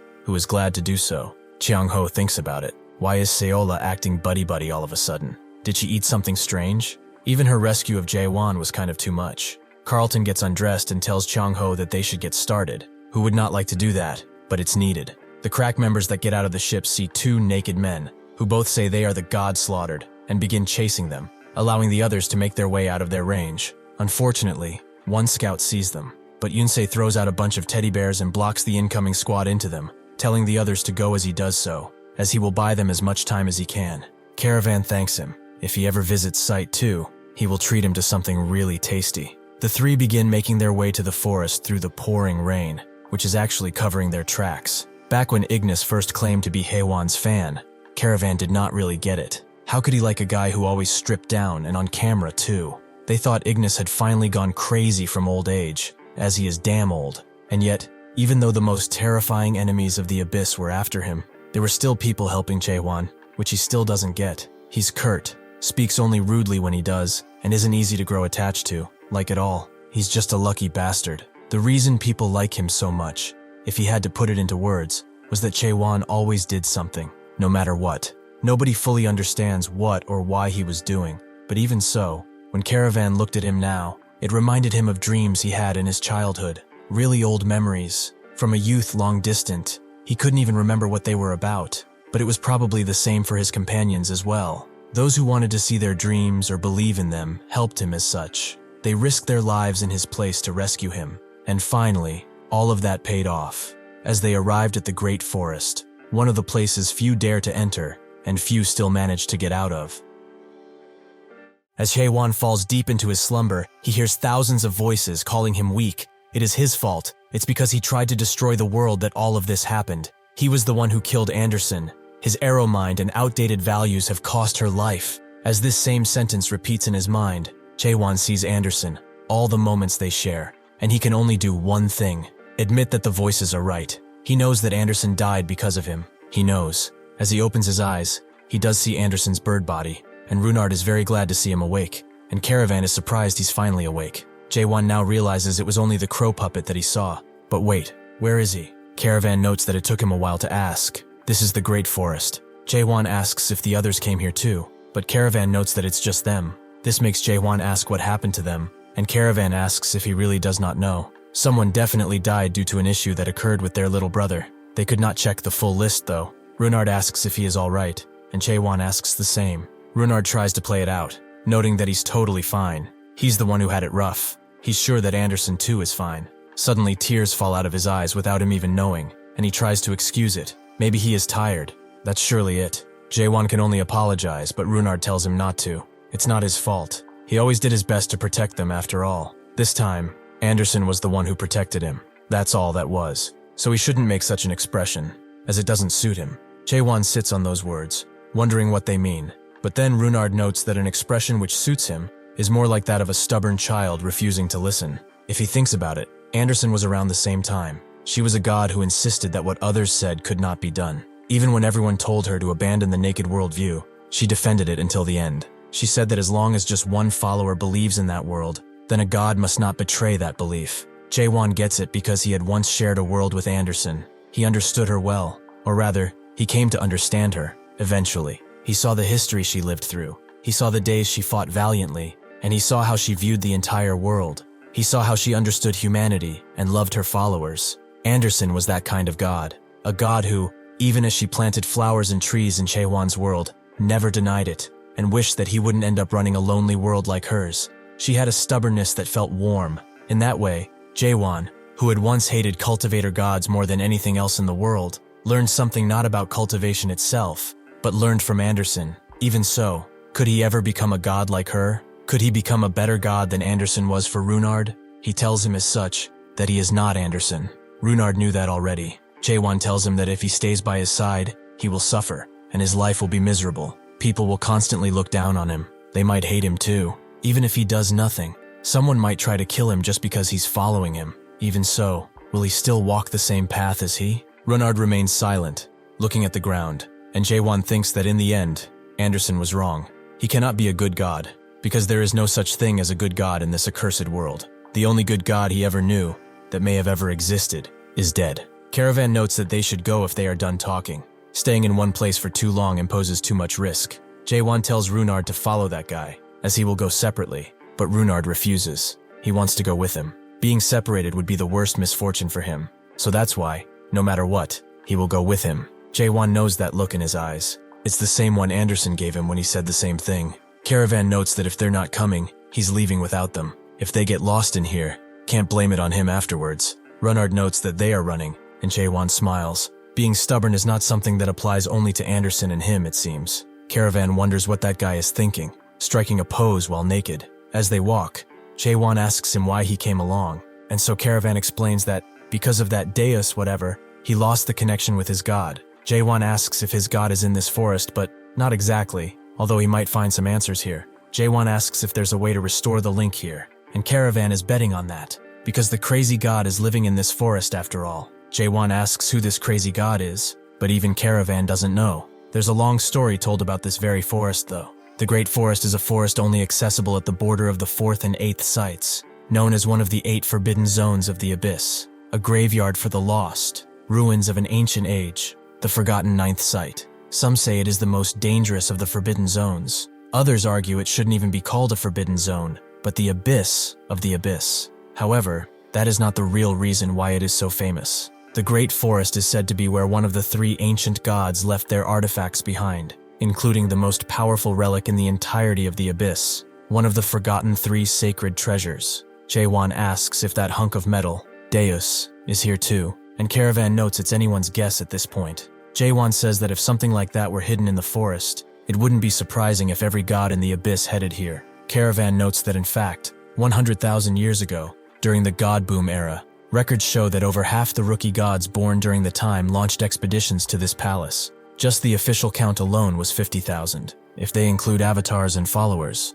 the number would go much higher. A lot of them died, but he didn't live through that time. Jaehwan asks if they even found the 3 sacred treasures, and Caravan doesn't know many details. He just knows that a few returned alive, 5, including his predecessor. Jaehwan asks what he means, and Caravan states that it's more like a former predecessor. There was someone who served as Ignis's avatar before him. They were one of the few who made it back from this place. This seems to be new info to them, huh? Well, newer gods these days do not know about these stories, but he already knows who those gods who returned are. Jaehwan asks if he really does, and Caravan confirms as such. The gods who returned with Ignis became some of the most famous gods in the Abyss. They are part of the 7 masters of the Abyss, the 7 stars that rule the Illusion 3, the 7 thrones, which were formed at the time. To explain, the external illusion tree, the mighty land, also known as Big Brother's first sight, and the 2nd and 7th sight, which are located on the upper half of the illusion tree. The masters of these 7 sites are called the 7 thrones.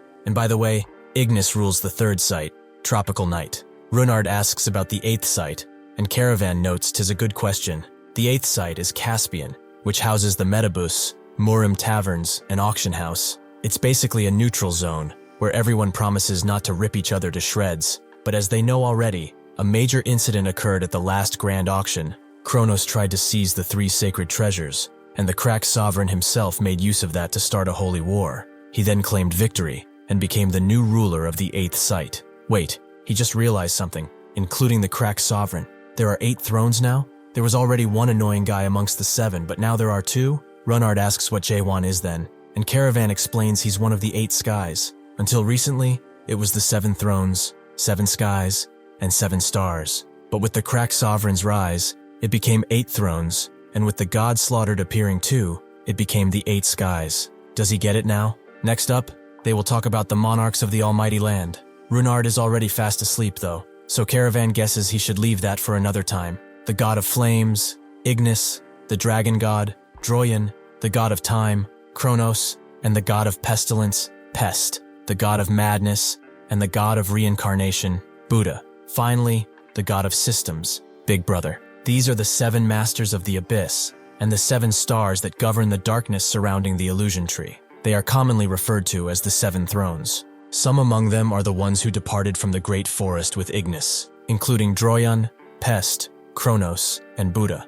Runard notes that they are all rulers of major sites, which Caravan confirms. But back in the day, they were just greenhorns too, or at least that's what Ignis says. Runard wonders, was Big Brother one of the 7 thrones too? He thought he wasn't considered to be one. Caravan says it's true. He's kind of an outlier in all of this. He's known for having created the entire system of the illusion tree. There are even some who say Big Brother has surpassed the concept of a god. Now that he thinks about it, Runard has seen all the other sites, but never seen the first site, where Big Brother exists. Caravan asks if he wants to visit it, and Runard confirms as such, making him laugh. He apologizes for laughing, but Big Brother isn't at the first site. Runard asks what he means, so he explains that he's located at the highest level of the illusion tree, more commonly known as the nest. It is said to contain the first nightmare, but that doesn't mean the top level is the first sight, because there are no priests or avatars for Big Brother here. Runard doesn't exactly understand. Then where exactly is this first sight?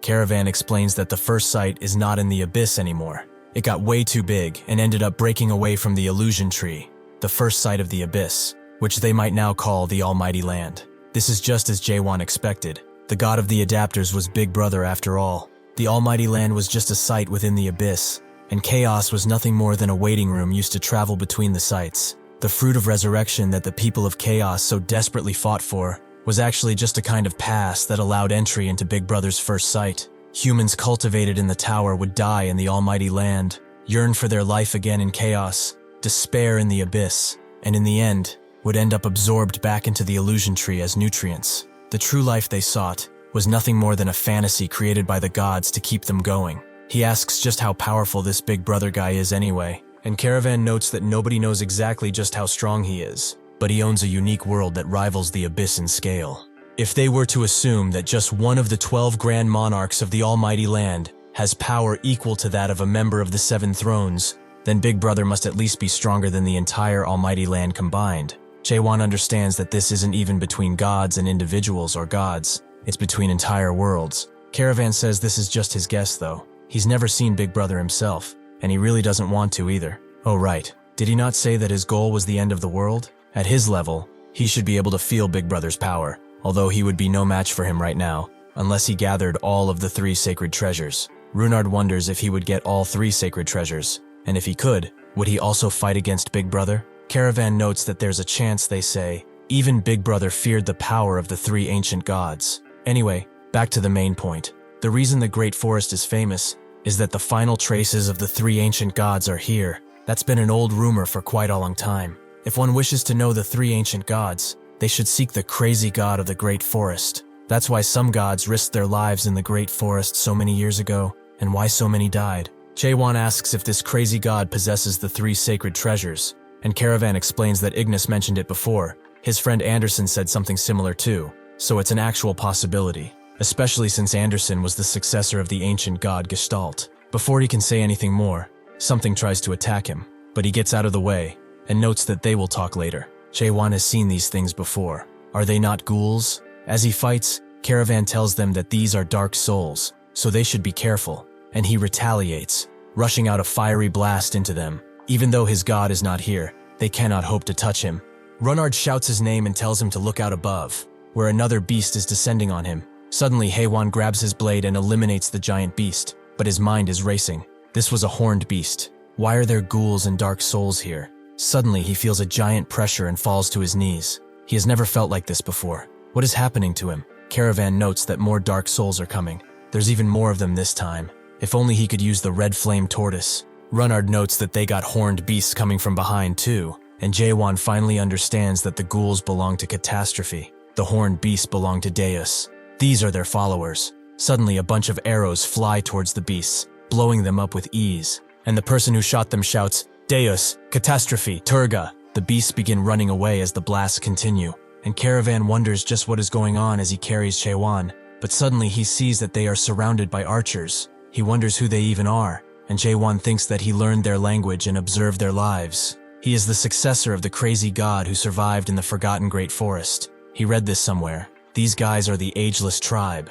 So this is it. That feeling of déjà vu he had must have come from the Mullark records. Suddenly, Caravan feels that their killing intent has stopped, and one of them, much larger than the others, asks if he knows them. He prepares another shot with his bow and demands to know who they are. Are they the followers of Gestalt? Jaehwan denies that. He doesn't believe in gods. Caravan is surprised that he can understand them. It sounds like a bunch of gibberish to him, but what did they say? Jaehwan tells him, and Caravan is surprised he said no, but Jaehwan really isn't a follower. This confused Caravan even more, causing him to ask if he's out of his mind. In this kind of situation, of course, they should all say they are Gestalt followers. Jaehwan asks why, but it's pretty damn obvious. Those guys look like the same followers of Deus and Catastrophe they fought earlier. Then judging by that situation, those guys must be Gestalt followers. The big man talks with the others, noting that one of them said he doesn't believe in the gods, so they are all probably with Gestalt. And he's also naked, which confirms it even more. One of them is not though. Are they truly with Gestalt? The big guy doesn't really care either way. That one, the naked one, he's taken a liking to him. As they converse, Caravan wonders what those two are talking about in such a serious manner, but Runard guesses they will finish soon. Caravan has just noticed that he's naked, and asks if he was always like that, but Runard took it all off earlier. Eventually, Jaehwan comes back and notes that they say they know about the crazy god, and even offered to guide them to their village. Runard is happy, and Caravan knew he could count on him, or them. He's also a follower of Gestalt. As he says he loves Gestalt, a bunch of arrows fly his way, making him demand to know what they are doing. Jaehwan explains they are saying he is not really with Gestalt, but Caravan asks why. Jaehwan tells him he knows already, and he should strip too. Caravan refuses. There's no way he's going to take this drip off. Jaehwan tells him that if he doesn't strip this second, they will kill him. He can see them charging their bows already. Caravan calls them a bunch of crazy, perverted nudists. Do they really think that he is like them? Unfortunately for him, he is made to strip and walks in shame. Runard notes that this place is incredible. This must be the deepest part of the great forest, probably. Meanwhile, Caravan can't believe they forcefully stripped him like that. What happens to someone once they are naked? Can he even become a bride anymore? Runard tells him to stop making such a fuss over such a meaningless things. It's just clothes. Caravan says it's much more than that. It's like his core was taken away from his being, and something much more important got stripped away with it. Perhaps his pride as a man. Eventually, they arrive at a beautiful place with crystalline purple waters, and the big man welcomes them officially to the forest of the crazy god. At the 8th site, Caspian's capital, Highseeker, everything is a mess. The streets are in chaos, and people are dying all around. They say the ownership of Highseeker changed hands repeatedly due to the holy wards, but in the end, it seems that Crack took control. This is the Crack 4th Corps captain, Kasim. Suddenly, he sees one of them banging on a door and asks what is happening. The young man is very glad to see him, but well, suddenly someone screams, asking why he didn't just capture him and how they tried to kill him. Kasim asks if it was Seolha, and the young man confirms as such. She's with the Crack sovereign now, and they seem to be fighting about something. Kasim puts his hand on the door, thinking that maybe it's because of the grand auction incident. She seems rather pissed, so he should go inside and talk it out too. Before he can do that, the door and the entire pillar supporting it are blasted away with fury. Kasim, knowing that Seolha was the one who did it, who also sees him. After they get out of that room, Kasim explains that the laws of Crack are upheld by strength. She's would know that when opinions clash over certain issues, they can be resolved through a Crack duel. If she has that much of a problem with the Crack sovereign, why doesn't she just fight him? She asks if he's really serious. How does he expect her to win against the monster who even has one of the 3 sacred treasures to his name now? If only he didn't have that thing. Kasim asks if she would win if the Crack sovereign were not used, but she says that they won't know unless they try. Kasim laughs. Does she even understand how gigantic the power gap is between the two of them? Seolha tells him to shut it, and asks who the people behind him are. Kasim forgot to introduce them. These are some recruits that he is training himself. One of the recruits greets her and introduces himself as Kim Yunhwan, and he's a recruit in the Crack. Seolha knows she has heard of this name before, but lets it go, and asks for the other one to introduce herself. She does so. She's Han Seoyul, a new member of Crack. Seolha likes that look in her eyes. It seems that she will do well. Seoyul bows down and thanks her for the kind words. Seolha tells her that she doesn't need to try to impress her. Next time, she might be looking at them as an enemy. Kasim asks if she's leaving Crack again, but she's just planning a little vacation. He asks if it's because of the one the Crack sovereign missed, but why is she so protective of him? To do all of this over someone like that? She explains that she saw his unique world. Kasim asks if this is really what he thinks he is. Did she use world appraisal to try to read his world? But he still lost to the Crack sovereign, did he not? Is she saying she found potential in his world? Seolha notes that she actually saw nothing. If they are to be precise, she couldn't appraise anything at all. Kasim sweats a bit, and notes that even if his world holds greeted potential, that doesn't mean she has to leave Crack. Seolha interrupts him and asks if she knows what happened with Yunsei. It has to do with the Awakener Enhancement Project. It's a project to create limitless, unique worlds for children by removing the restrictions on their potential. Did he really expect her not to know? Not to find out? Kasim tells her to calm down and listen, but now Seolha knows what Crack stands for. Wasn't it founded to create a world free of cultivation? And yet, here they are, conducting vile experiments just like the cultivators they so adamantly think they hate. Is this really the righteous cause that they believe in? Does he still believe the Crack sovereign dreams like them? Of freedom? Kasim explains that there's a star in the Crack sovereign's world. He's the only man who can see the root cause of this world, big brother. He is the only man who can see a way out of this. Siola asks what if someone else could see big brother too, and Kasim wonders if she's saying that he can. That's what she believes anyway, but Kasim thinks it's impossible. Only an awakened who overcame neglect can see big brother. Surely she must be mistaken. Siola is not saying that he is wrong, but she wants to believe in something different. Whether that world is right or wrong, she just wants to choose a world where she can hold her head high and not down in shame. So he should keep living his own reality, as one day, no matter how much he tries to reason otherwise, it will crumble down, along with the sovereign's ideals. Back in the dark forest, Caravan appears to be washing someone's back, an activity he clearly does not like, and he states as such too, wondering why he's the only one stuck massaging a guy in a hot spring. Jaehwan notes that they told him he's not a customer, but a criminal. Caravan asks why, but Jaehwan wasn't curious enough to ask, so he doesn't know. Caravan continues screaming, calling him an irresponsible worm. He should go and quickly ask about the crazy god, and if he figures that out, he will not have to do this anymore. There's even a crowd lining up to be washed. Additionally, their backs are incredibly wide, so it's not easy work. Jaehwan find this weird. Someone of his skill wouldn't tire from just a few crumbs at a hot spring. The more they get scrubbed, the more alive they seem to get. Their energy surges through them with every stroke. He senses world pressure that could be on par with the top-ranked gods at least. Has the steam from the spring perhaps distorted his world power detection? He doesn't get to test that out, as Runard comes rushing toward him, screaming that he finally found it. It seems that Anderson was correct. Caravan rushes to his side too and asks what he found. Perhaps the crazy god.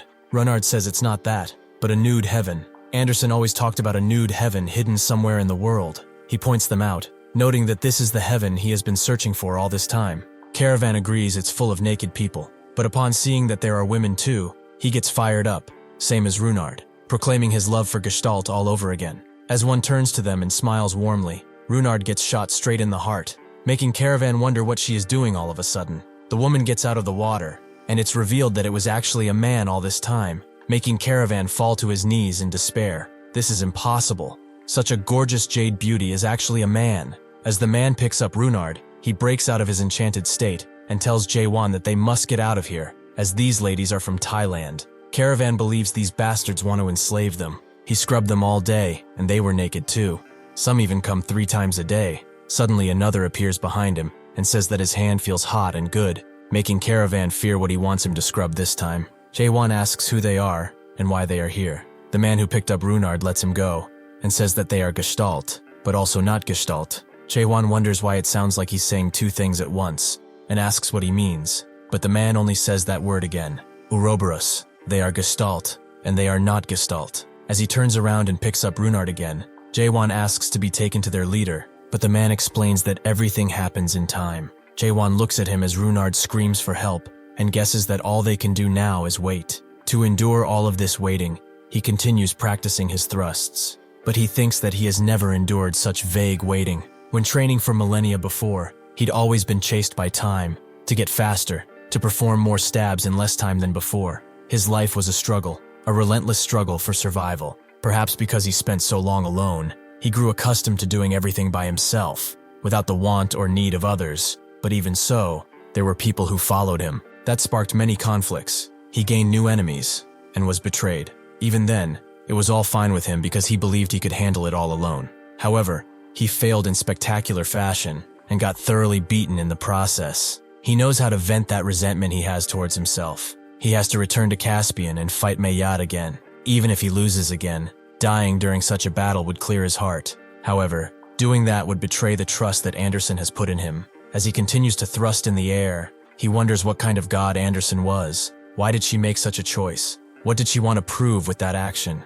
And what change did she expect in return? Some answers, he might find out, and some he will keep wondering forever. The burlier man from before arrives, noting that his training is an interesting one, but it's useless. As he looks at him, Jaehwan finds it strange. The world power from the arrows before, the strength it took to rip Caravan of his clothes. Although they seem like a mere tribe of hot spring scrubbing villagers, he, if only momentarily, felt world pressure from them on par with that of the 7 thrones. They are no ordinary villagers. The man asks if he is done with training, and Jaehwan confirms as such, so the man tells him that it's time to go. Their leader is waiting for them. As they walk, one of the tribe asks the great warrior where they are headed. He notes that they are going towards the path of the Great Soul, so the tribesman asks who this airheaded-looking rookie is next to him. The Great Warrior explains that he is the one who will learn about Ouroboros. They are glad to hear that name, and Jaehwan, hearing it so many times already, asks what it is. The Great Warrior tells him that Ouroboros is Ouroboros,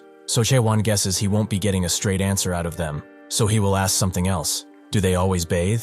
The Great Warrior guesses he means the shedding. It's the activity they do when they take off their clothes. Jaehwan asks if he's talking about dirty when saying clothes, or if it's perhaps some kind of metaphor he's missing. The Great Warrior notes that clothes are clothes. The more one takes them off, the higher the rank of their soul becomes. In time, one's world power strengthens, and they can live, even without a god. Jaehwan sighs, as this is all pretty incomprehensible to him. But if it's related to clothes, could it have something to do with Anderson, perhaps? He asks if he knows about her. Was it they who taught her the naked storyline? Suddenly, the Great Warrior stops and says Ouroboros again, making Jaehwan ask again what it means exactly. But the Great Warrior only tells him that Ouroboros is Ouroboros. The Great Warrior smiles and guides him through a winding path. From here he must go alone, but he should remember, Ouroboros, clothes must always exist, and clothes must never exist. Jaehwan begins his journey, dodging the incoming wind that seems to be fused with world power. Just what is this place?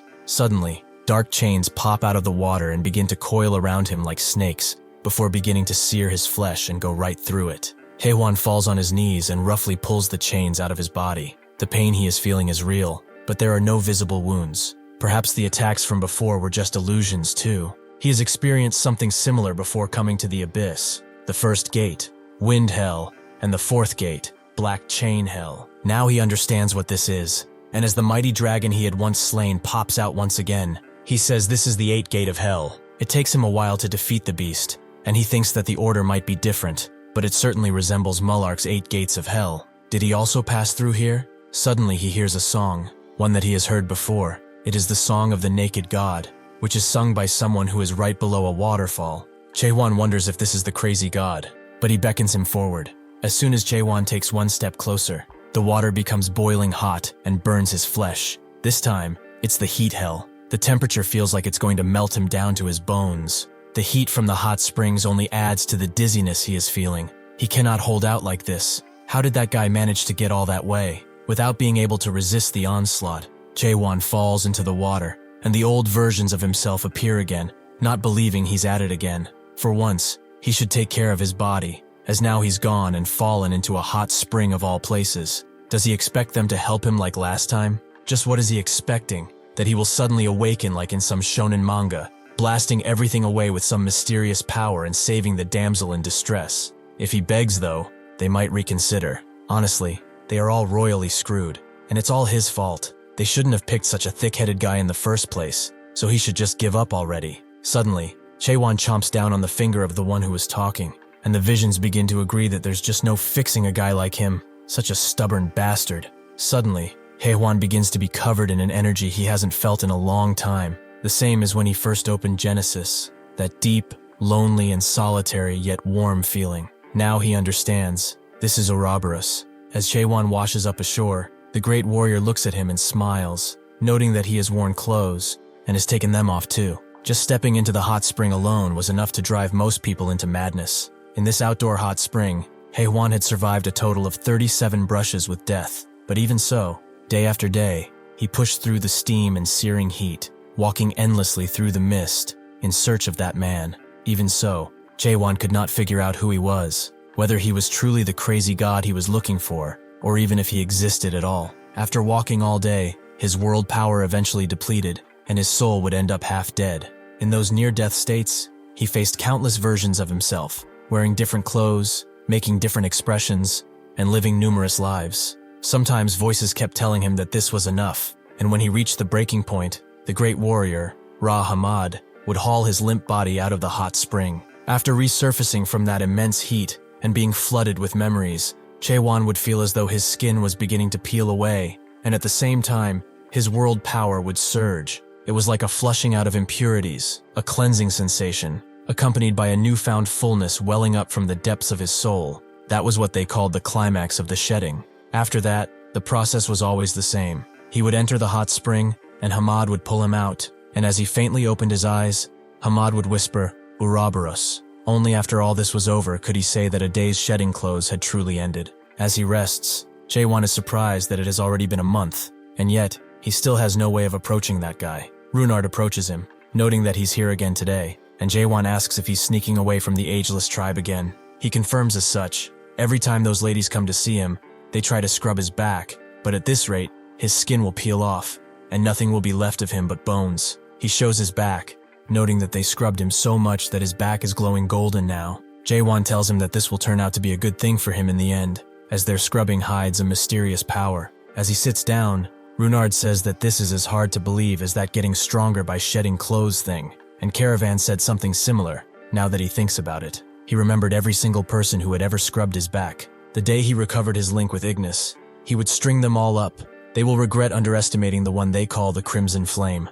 At first, he would keep on raging like this every day, but lately, he actually seems to enjoy it. He spends his time scrubbing people himself now. Jaehwan didn't expect that, and Runard explains that he said scrubbing is the same as Zen, that through this endless scrubbing, one will eventually awaken the secrets of the soul, that in the end, one would come to understand the relationship between dirt and self, and something or other. Honestly, he just thinks he's gone insane. Jaehwan understands, but whether it's dirt or clothes, it doesn't matter. Either way, he seems to be walking down the right path. Runard didn't expect him to say that, but Jaehwan continues, noting that he's likely in the process of awakening to the meaning of shedding clothes. Runard explains that the ageless tribe calls it metamorphosis, whether it's shedding clothes or metamorphosis. What exactly does this mean? Jaehwan explains that it's the thing he does every day, which looks like bathing, but it's a bit more than that. Runard asks what exactly clothes are. Everyone treats them like some important thing, but no matter how much he hears about it, he just doesn't get it. Surely it's not the actual clothes they wear, because if it were that important, everyone would still be wearing theirs. Or maybe it's something so important that they have hidden it. Jaehwan thinks that clothes are the self, the ego, in this merciless world of gazes. Clothes act as a kind of camouflage to hide oneself. They are also a system, an apparatus that conceals the body within tailored shame, a device of deception. In truth, the concept of clothes carries something undefined. When he asked Hamad about this, he told him Ouroboros, anyone can strip naked, and nobody can. Jaehwan asks what it means, but he was hit with the same answer, making him say that just because he's talking in riddles doesn't mean it's some profound truth. Hamad tells him that he has escaped the system, but he still lives within it. Runard wakes him up, noting that he suddenly spaced out and stopped talking. Jaehwan notes it was nothing and asks what they were talking about. So Runard says they were talking about clothes. Jaehwan now understands clothes are Ouroboros. Runard asks what that is, and Jaehwan tells him Ouroboros is Ouroboros. Runard notes that he just said clothes are Ouroboros, so does that mean scrubbing is Ouroboros too? Jaehwan just says Ouroboros, causing him to crash out. Just what is this Ouroboros? Jaehwan doesn't know either, but Runard notes that he's shedding clothes, right? If he keeps doing that, then how does he not know what they are? Jaehwan asks him what life is, but he honestly has no idea. Jaehwan says that this is it, just like how, although neither of them really knows what life is, they are still alive, and Ouroboros is the same. Runard understands. He used to be like a stubborn 5-year-old who stripped at a moment's notice, but now, he's amazing. So Ouroboros and our lives themselves are that too? Jaehwan feels his mind starting to drift again, so he tells Runard to pull him out of here in 10 minutes. He's counting on it. With that, he plunges back in. It was the 38th time he had become half dead, and so, a month later, Jaehwan had finally reached the end of the outdoor hot spring. Somewhere else, Yunhwan begins to see visions of his own life, a friend he called to get out of some dark, dilapidated place. In truth, his way out was just a ruse, a clumsy disguise that didn't even work. He remembers he was really glad Jaehwan was in this world, because if it's him, he can do anything. Suddenly, he jolts awake in the real world and looks at his hands, seeing that he is alive. Qasim is glad to see that he is conscious again. The memory restoration has been completed successfully, so he should congratulate him on passing the first trial. Before Yunhwan can wonder what that is, another trainee screams, begging for it to stop. Qasim guesses that this one is done, and Yunhwan asks where this place is exactly. Qasim explains that this is a kind of new recruit training ground created by their organization, Crack. In most cases, like the one you see before him, people go insane during the memory restoration, but he has done quite well. Even his friend next to him did well. Sure enough, Seoyul is awake, but she seems rather different than before. Qasim tells them they are both lucky. Recently, the success rate of forced awakening has increased. They should rage against this world, hate the levels and the system interface. all of that will become the source of awakening. Memory restoration is the essential course to draw it out naturally, especially for newcomers who failed to climb the tower. This is a process they have to endure. Yunhuan looks at his hands and can sense the strength surging within. With this much strength, he could clear the Tower of Nightmares any number of times easily. Kasim likes that he is satisfied. However, his first stage of awakening is hardly worth calling an awakening. The true power only manifests after the third stage. Yunhuan asks if he can really become stronger, and Kasim confirms as such. He will gain the power to take revenge on those who threw him into the tower, and with the new techniques they acquired from Chaos, it will not take much longer. Suddenly, someone else speaks from behind, noting that he intends to use the awakening method devised by the so-called God Slaughterer. He means the one where they throw kids into a time-accelerated tower and force them to thrust endlessly before something comes out. Kasim sees that it's Imai, and he continues. Only a minuscule handful survived by killing and killing until they have truly awakened. Yes, the only proven way to create people capable of becoming true members of Crack was the method used during the Great Disappearance. If they rely on a mess produced by an awakened from the acceleration tower, Crack cannot grow strong. Kasim tells him that the old method takes too long, and the sacrifice is too great for the reward. If they keep doing things that way, they will eventually run out of resources. Suddenly, someone else appears, noting that if they keep bickering, they will never expand Crack's forces, because most of them will just die. Even though the God Slaughterer method has higher stability, those awakened born through it all gain different, unique worlds, and some don't gain any at all. This is the fifth captain of Crack, Miriel. Imai notes that if someone can't even gain a unique world, then why use the God Slaughterer's method in the first place? Miriel agrees that's true if they use it exactly as it is, but if they modify it in Crack's way, before Imai can wonder what that way is, Yunhuan puts a hand up and apologizes for interrupting, but wants to ask about what was said earlier, that each awakened gains a different unique world. Before Imai can rip into him for interrupting, the captain, Miriel, snaps at him, telling him to shut his mouth, as he has the right to be curious, and tells Yunhuan to speak freely. Normally, awakened all gain different unique worlds. Is that the part he's curious about? Yunhuan confirms as such, and Miriel continues. Since he only recently joined Crack, he must have a lot he does not know, but it seems he does know about awakening in general. Yunhuan tells her what he knows, that awakening is said to be a power humanity created to resist the system. Miriel likes that he understands well, and asks if he knows what a unique world is. He explains that a unique world is something an awakened creates to preserve their sense of self in a way. After breaking free from the system, he heard that those who reach that level, the third stage of awakening and beyond, naturally gain one. Miriel treats him like a child, noting that he is very correct. However, that is only for normal awakening. Crack is different. Those who awaken through their method all share the same unique world. Naturally, he might wonder, if every awakener can create their own unique world, why rely on one provided by Crack? Or worse, is this not just another kind of system that's enslaving them? Yunhuan says he hadn't thought it this far, but Miriel tells him not to be flustered. Every captain here once wondered the exact same. He came from world 294, right? That's perfect. She's been studying some of the books from 294 lately, so they should think about this another way. Let's say he is 15 years old. For some reason, he lost his entire family. He can no longer play his favorite computer games,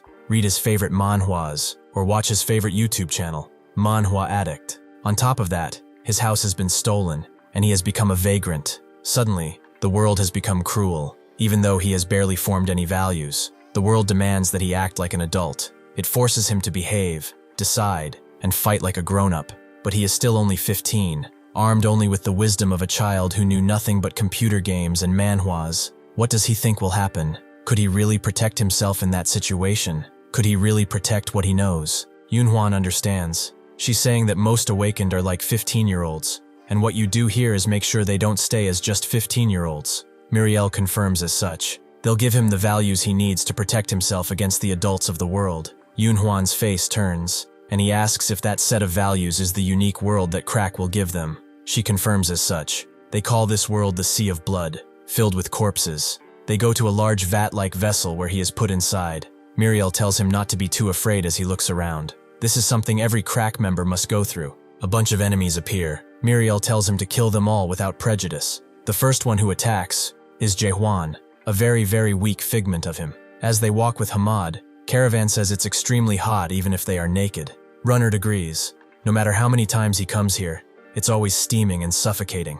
Caravan wonders if the hottest open-air spot here is called Purgatory, and that's where the god slaughterer is supposed to be, right? Runnard confirms as such. He's already been there for about 2 months, but he hasn't shown any intention of coming out. Caravan laughs. It looks like he's hiding deep inside, afraid that he will scrub the grime off of him. The moment they find him, he will show him the endless passion of his body-scrubbing technique he has perfected over time. However, as he laughs, he begins to deflate, as he used all of his energy at once. Just how far do they have to go? Hamad turns his head around and tells them that they are almost there, so they should hold out a bit longer. Caravan doesn't know what he's saying. He should speak slowly. Runnard translates, telling him to just stop whining.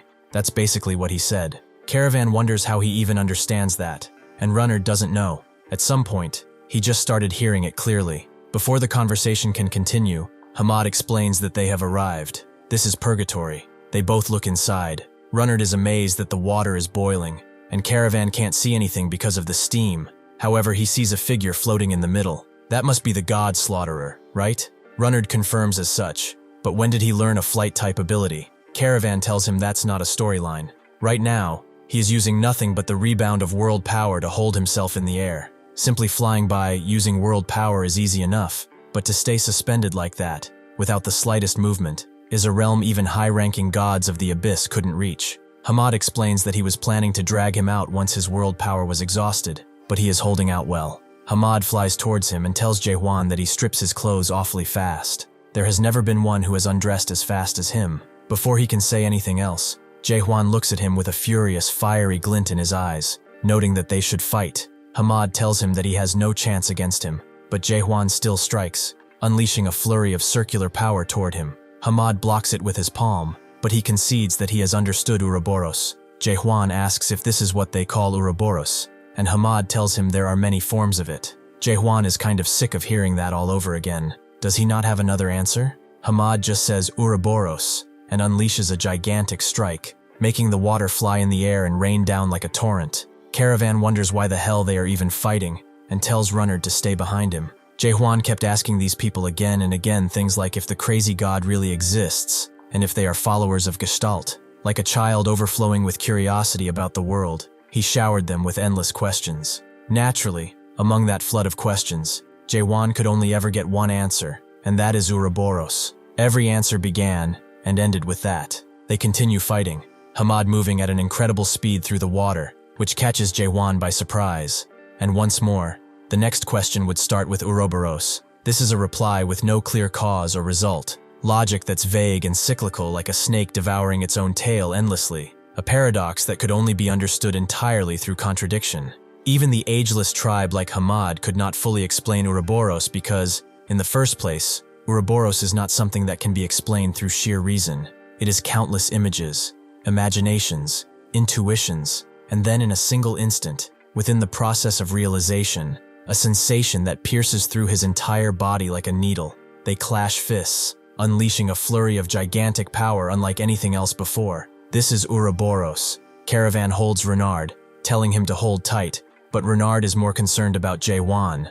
However, as the dust clears, they see that Hamad is on the ground, and Jaehwan is on his feet, still standing. They wonder if Jaehwan really won, but how? The great warrior's world power was clearly superior. Caravan denies it. At the very last moment, Jaehwan's world power surged exponentially. It nearly rivaled that of the great warrior. Hamad concedes that this was not bad at all, and Jaehwan notes that it's about time he tells him. Who exactly is he? Hamad notes that he only knows how to ask questions, doesn't he? Jaehwan concedes that this is true, but if you won't tell him, then he will just say it himself. What he will say now is only his deduction. Whether he chooses to respond is up to him. He may not know this, but about a week ago, he went to the end of Purgatory, but over there was no such thing as the crazy god. There was only a short verse carved on a mural. When the pitiful god, the naked god, left, only the discarded clothes remained in heaps. Hamad understands. Then he must understand everything now. Jaehwan continues,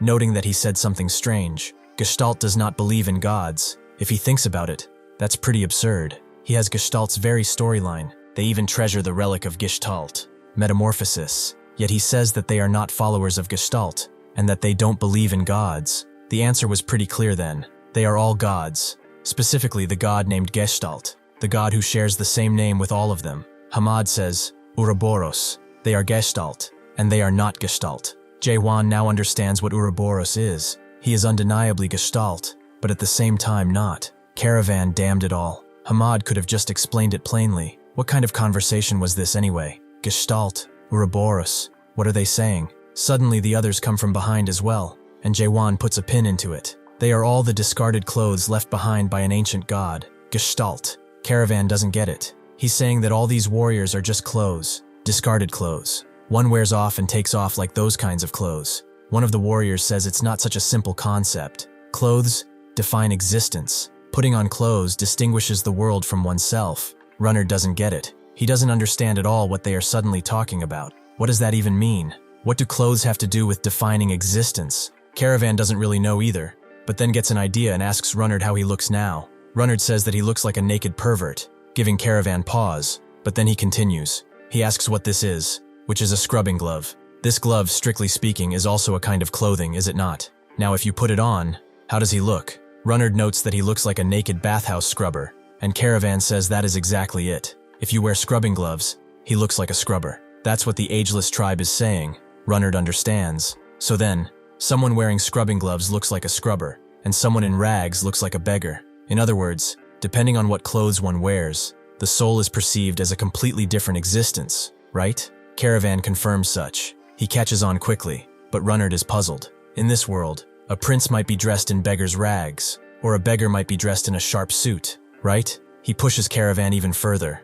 Likewise, one may be a naked pervert, or a pervert wearing nothing but scrubbing gloves. But no matter what clothes they wear, the essence of that person will still be a pervert. Would it? If clothes define existence, then what about those who are naked now? Are they not any existence at all? Jaehwan tells him that's not what he meant. They are not naked. All existences wear clothes. But right now, before he can explain, Runnard stops him as he thinks he understands something. So clothes are existence, and his existence is himself. But then what are clothes? He doesn't really understand, and Caravan can't help him either. Just what exactly are clothes? Hamad looks at them and notes that it's a story from a very long time ago. There was a time when the concept of me and you did not exist. There was no conflict, and no competition. All gods and souls lived naked within a single worldview in the beginning, and then one day, the concept of clothes suddenly appeared in the world. No one knows who first invented them or who first put them on, but clothes did come into the world nonetheless, and the world called them clothes, and so all existences were born together with clothes. Runnard gets it. He is saying existence was born together with clothes. But what exactly does he mean by existence? Hamad explains that existence means those who can explain who he is. To make clothes, to wear clothes. That is to put on clothes and thereby distinguish the world from oneself. That meant recognizing him as something separate, distinct from the others. By wearing clothes, the world and the self were divided, and thus existence was born. And so those who call themselves him, these existences, began to express emotions and show themselves without an ounce of hesitation. They said that they believe in him, that they trust him, and that they love him. This faith, trust, and love are words that only existences could ever use, according to their own will. Existences came to believe in, trust, or love certain gods, and thus preference was born. Caravan understands.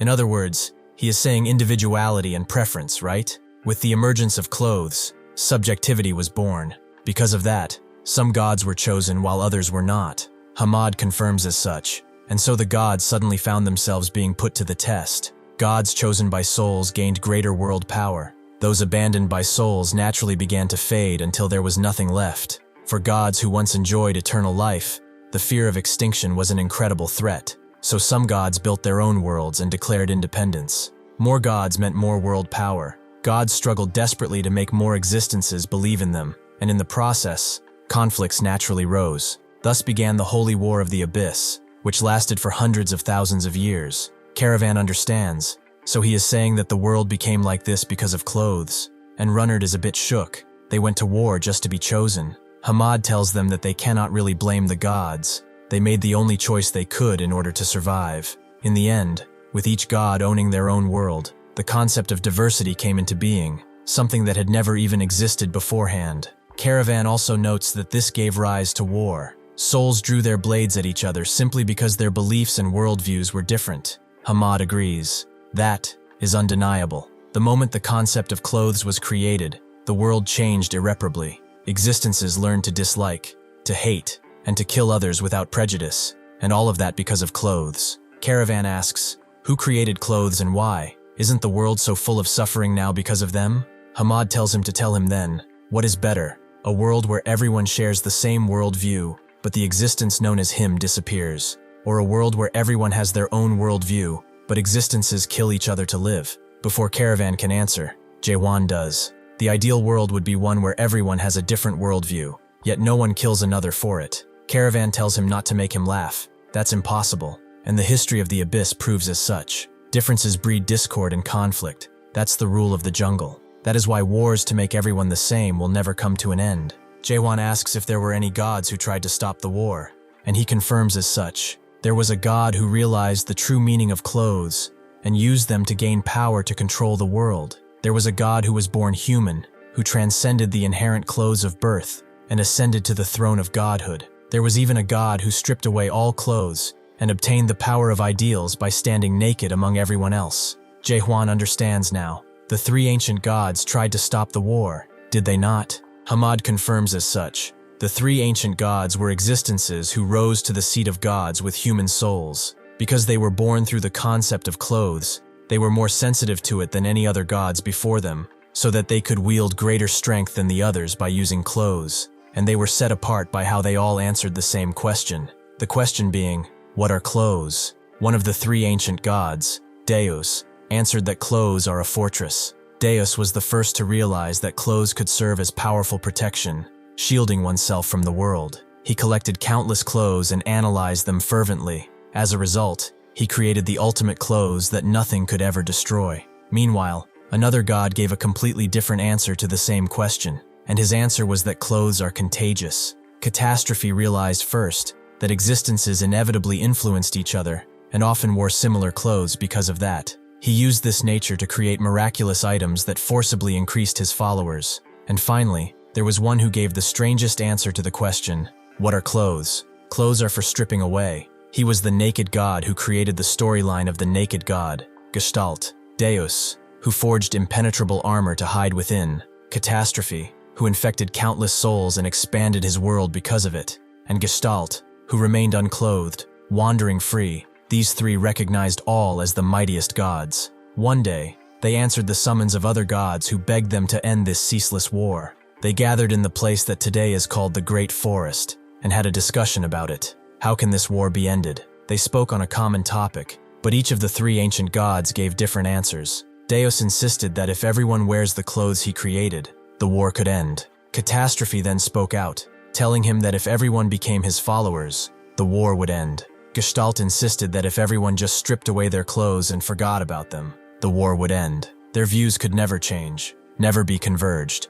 so the gods could not reach an agreement, and each went their own way, upholding their own ideals. This is the beginning of what happened 21,000 years ago, the three ancient gods' war. Caravan knows that from this point onwards, he knows a little as well. Since Big Brother appeared right after the war, he doesn't know all the details, but it is said that because of the ancient gods' war, the three ancient gods were annihilated, and Big Brother became the master of the abyss. Hamad confirmed as such. At that time, they fell away from Gestalt, or to put it more precisely, they were stripped away. Runnard screams out as no matter how much he thinks about it, he doesn't understand just what on earth clothing is. Caravan is surprised he's still stuck on that, and Runnard is, because it feels incredibly important somehow. Caravan tells him that the great warrior just explained it earlier, and Runnard knows, but the more he listens, the more he gets confused. Clothing appeared, wars broke out, and eventually the three ancient gods' war happened, and the warriors were the clothing that fell away from Gestalt at that time.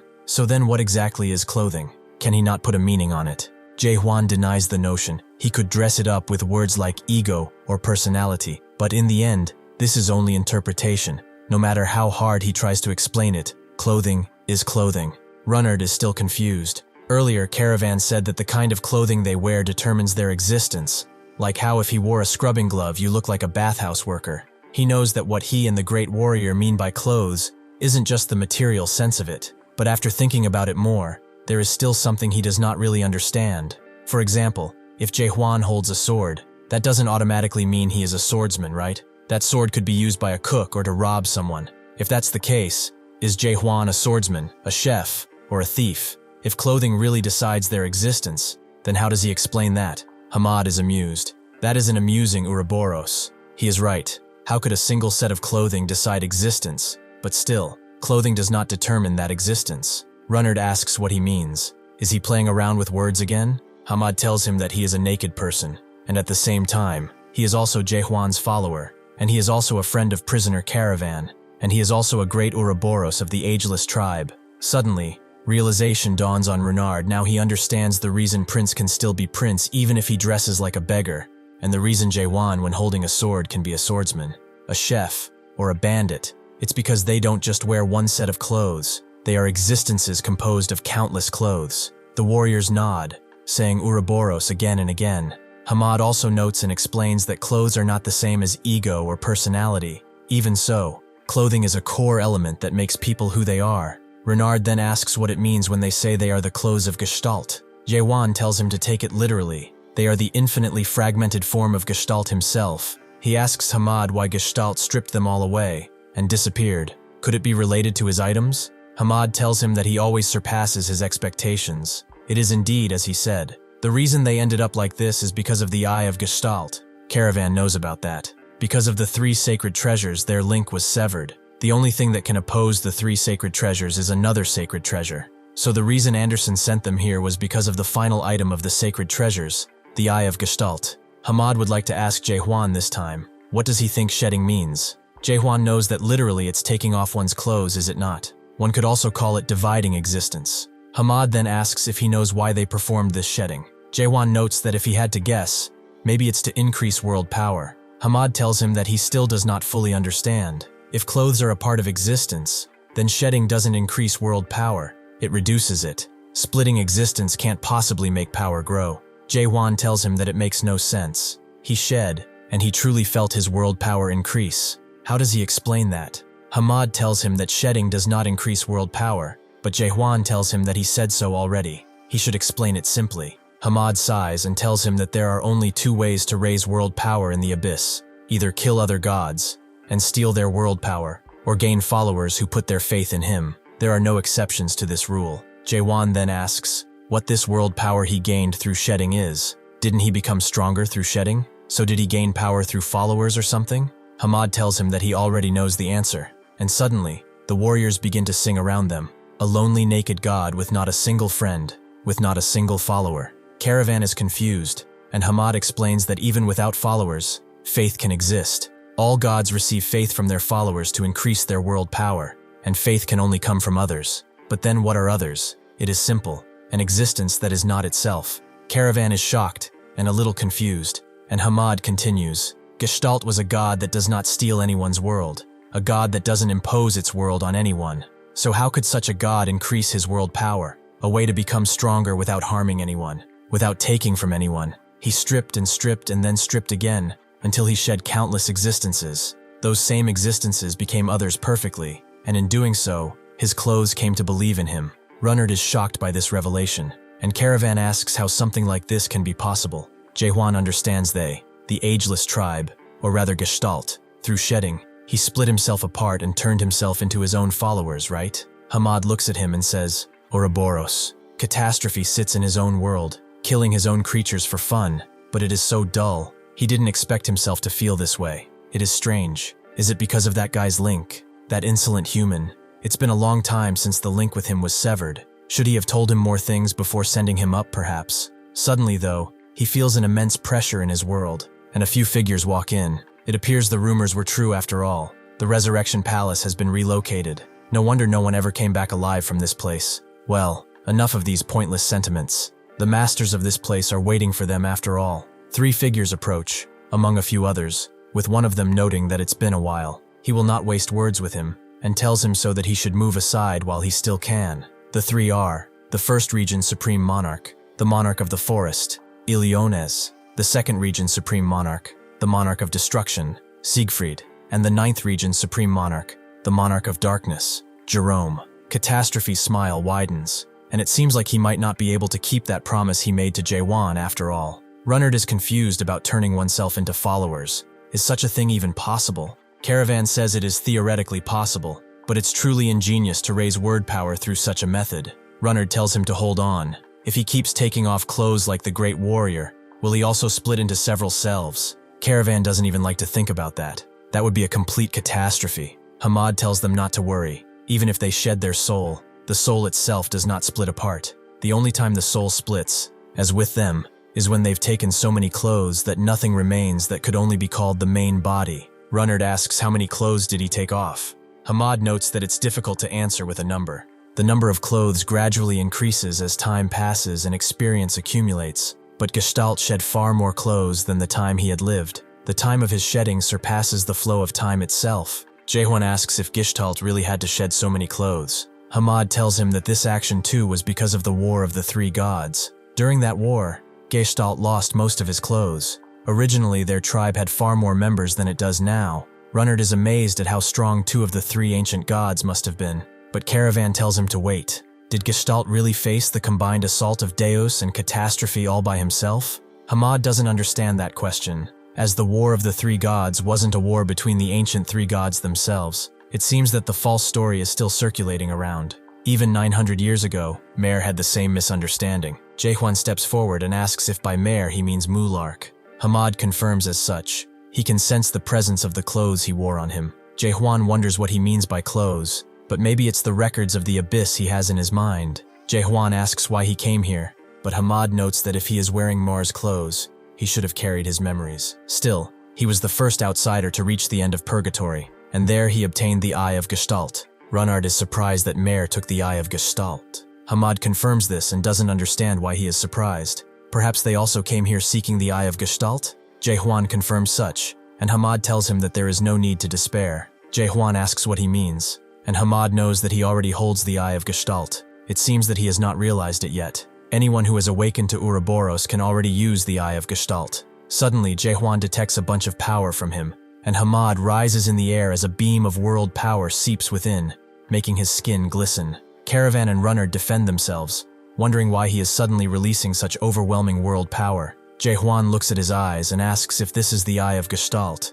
This is incomparable to before. This is an incredible surge of world power. Seeing the others slowly start to waver, he unleashes his sanctuary, the world after the end. The other two can finally breathe, and Jaehwan asks Hamad what he thinks he's doing now. He explains that the world power has indeed grown stronger, but nothing has truly changed, because in truth, nothing has actually changed. Jaehwan asks what kind of world play this is now, and Hamad tells him the reason is simple. He already had the Eye of Gestalt. He just didn't know how to use it. He should be able to see the eye over there right now. Only the eye can truly see the eye, so he should pluck that eye out, and now he can see as well. Suddenly, Jaehwan's eye begins to glow with amazing world power, and Caravan rushes over to him, putting a hand on his shoulder and asking if he's okay. Jaehwan looks at him and sees that his eye holds the same shape as Hamad's. Suddenly, his world power begins to be overwhelming too.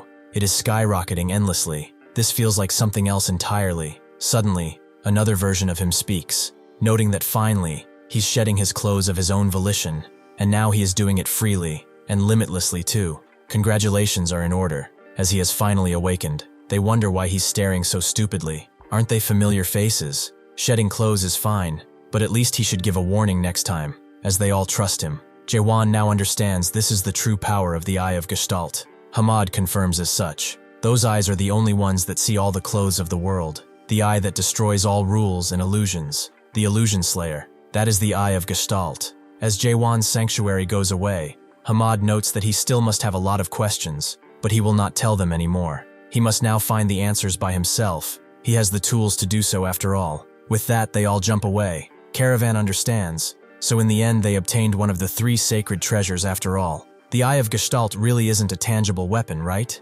Caravan thinks that this is great. With this, he can finally restore his link with his god. But Jaehwan simply closes his eyes and thinks quietly, peering inward with the rippling silence. A faint story could be heard, a story of some ancient existence. The tale of a mare who climbed the illusion tree to prevent its fruit from spreading. A story steeped in despair and sorrow, permeated by hope that could never be truly reached. Jaehwan began to slowly peer into that story, and for a very long time, he continues doing so. A bit later in the Crack HQ, Imai tells him that these are all the new recruits gathered in the past 6 months. Those are all. Millard is a bit sad. Only 12, far fewer than expected. Still, there are the 12 who reached the third awakening. Below that, there are more. It also seems that he is having quite a hard time coming here. He can speak casually to him, as he doesn't mind such formalities. Imai damns it all, as this should have been Seola's task in the first place. He's not much of a speaker. Millard asks if there are any worthwhile recruits among those 12, and Imai confirms as such, especially the girl on the very first stage. She is ruthless. She survived until the very end in 580 out of 520 great disappearance simulations. Normally, most recruits break down within their first 30 tries and beg to be pulled out. She, however, was different. After only 2 runs, she had already adapted, and like an emotionless machine, she slaughtered her comrades. Millard is happy they will raise her a bit, and she will become a formidable warrior. That is impressive. What about this other one? Imai sweets a little and knows that he challenged the Great Disappearance simulation nearly 2,000 times, yet failed every single time. Still, Muriel passed him. When he asked why, she said it was because he reached the third awakening. As Imai retreats from Millard's office, he hears a commotion with Yunhuan asking why they came here. Is this war? Muriel tells him it's some kind of negotiation, and as Imai enters, he sees what's happening. Yunhuan screams, as he cannot make sense of this. The Supreme Monarchs are humanity's enemies first and foremost. Imai asks what this ruckus is about. It seems that the newcomer has quite a few complaints. Muriel tells him to sit down. This is not something to make a fuss about. However, Yunhuan disagrees adamantly. They herded humans into towers and toyed with them for their own personal gain, and they think they can negotiate with such monsters, despite Crack being composed of humans. Kasim tells him that the Supreme Monarchs are indeed strong. Blinded by anger, they are not ones they can face recklessly. Sometimes, cooperation with an enemy must be endured. Kasim knows what he is trying to say. The Supreme Monarchs are agents of Big Brother, so he can't understand why they cooperate with his agents to strike him down, right? Just because they are called the agents of God, does not mean they share that same will of God. Just because they share the same worldview, does not mean they share the same ideals. It's like how Seola left Crack, but can still use the sea of blood filled with corpses. Yunhuan still cannot accept something like this. They cannot permit a lesser evil just because a greater one exists. The Crack he knows of is not such a place. Kasim tells him that he's simply too inexperienced to understand this, and when Yunhuan tries to talk back, Kasim tells him to be silent. Justice without compromise cannot exist. If he still believes he does, then he is either a naive child or a fraud. Muriel tells them both to stop, as this is going nowhere. She sighs to Yunhuan, noting that he is quite stubborn. She also reminds him that even though he reached the third awakening and obtained a sea of blood filled with corpses, he never managed to kill the very last person. That doesn't put him on equal footing with the captain. Yunhuan apologizes and taps his shoulder. There isn't anyone here who doesn't already know what he just said. They all know, and they have no choice. That is why they do it. So he should try to understand. Yunhuan says nothing, his fists quivering as he grips them. Truth is, he does know that it's impossible. He knows why everyone has no choice but to act this way, and he knows that as well, but something inside him refuses to justify it. He wonders if things could have been different if it were him. Suddenly, Jerome speaks, noting that they are all gathered here. The air of the abyss truly is a foul thing, he says. Yunhuan immediately feels an amazingly oppressive pressure. This is unbelievable. He can't even breathe properly, and he is telling them to negotiate with such beasts? No, these guys came here to wage war. Imai thinks that they sure arrived quickly. Jerome looks at Muriel, noting that it's been a while since they last met, and it seems that his sharp tongue hasn't changed at all. He asks if those weaklings behind her are the new captains, and Muriel knows that they are the secretaries of this meeting, here to record it. Jerome wondered as much. He thought they were too weak to be captains. Imai tells them not to get too carried away, as they are here to negotiate, right? Jerome confirmed as much, but they seem to be lacking a bit in numbers. Is Millard not coming? Muriel tells him he won't be attending, making Jerome wonder if he ran away in fear or something. Muriel tells him to silence himself, as such impudence will not be tolerated. They didn't all come either, didn't they? Jerome tells her not to play dumb. Why didn't she tell them that catastrophe was blocking the entrance? Huh? Because of that, 4 Supreme Monarchs died, and 2 more were gravely injured, unable to rise ever again. How does she intend to compensate for this? Muriel is surprised that 6 Supreme Monarchs died or were crippled, and she asks what about catastrophe? What did they do to him? Jerome explains that he has been temporarily sealed, but she is changing the subject. He is here for an apology. They want compensation, to hand over the fruit of the resurrection that they monopolize so much. Muriel tells him that this is one of the items to be negotiated, that they cannot hand it over as a single, uncontrollable variable. Jerome immediately becomes annoyed and unleashes his world power. A mere variable, they call it? Imai immediately grips his blade, demanding to know what he is trying to pull, and the other two immediately fall down, not being able to breathe. Jerome thinks this is how it should have been from the start. Negotiation with scum like them was truly never an option. He should just kill them all right here and right now. Suddenly, though, an overwhelmingly calm presence appears, shining a light on his darkness and washing it away. It seems like he never intended to negotiate after all. That is not wise. Not wise at all. Jerome looks at him and demands to know why he is here. Why is Buddha here? Yunhuan looks at him. He heard the name during recruit training. This must be him, one of the 8 great gods, the Buddha. Muriel tells him that he's late, and he confirms as such, apologizing for his tardiness. Jerome asks what brings him here, and as Buddha pulls up a chair, he thinks that's a stupid question. He asks why he's here. Why else? Because he is the first captain of Crack. The next month is spent in relative calm. Afterwards, the 3 get out of the forest, and Caravan lets out a long stretch, throwing away his scrubbing glove immediately. He is very glad they escaped that place. He did not expect they would leave only after 100 days. Runnard is impressed. He can feel the same world power as Jaehwan's from him. Caravan knows that thanks to him, he's almost fully recovered the link. 90% of his original strength has returned. Jaehwan is glad to see them all here, ready to depart, and Caravan notes that it's pretty good they're leaving. He doesn't want to see this forest ever again. But where are they going? Jaehwan tells him to wait, as it will arrive soon, but he doesn't really specify what. Having learned something from Hamad, Runnard thinks that it's been 3 months since Jaehwan came into the Great Forest. A month ago, Jaehwan had a hard-to-understand conversation with Hamad, who told him the eye is the one that can see all the clothes of the world. It's a destroyer of illusions that breaks all rules and illusions. The eye of Gestalt. Suddenly after that, he closed his eyes right there and then, and slept for nearly an entire month. Recently, after a bit of pestering, he woke up. He asked how much time had passed, and Runnard told him it was almost a month. He later learned that he had read the records of the Abyss in that time. After that month, Jaehwan looked somewhat lonely, a lot more than before. Suddenly a ship appears in the air, and Caravan wonders what that is, but Jaehwan is glad to see that they've arrived, his companions. From inside the ship, Carlton and Chang Seok look down and call out his name, and Siren tells them to hop off the glass, as she cannot see. Hearing them from here, Jaehwan smiles, and Caravan guesses that those are his friends from before. It appears that they survived. Runnard looks at Jaehwan. Those people are his companions, and suddenly he feels strange. Even though they were in the same space, it felt like they were worlds apart. Runnard could not fully understand their smiles, their laughter, or their joys, as he was not there to experience them. This is the wall of time, a barrier that cannot be breached by history alone. Until now, this must have been the wall Runnard had felt. His instincts were telling him that he could never get past that wall,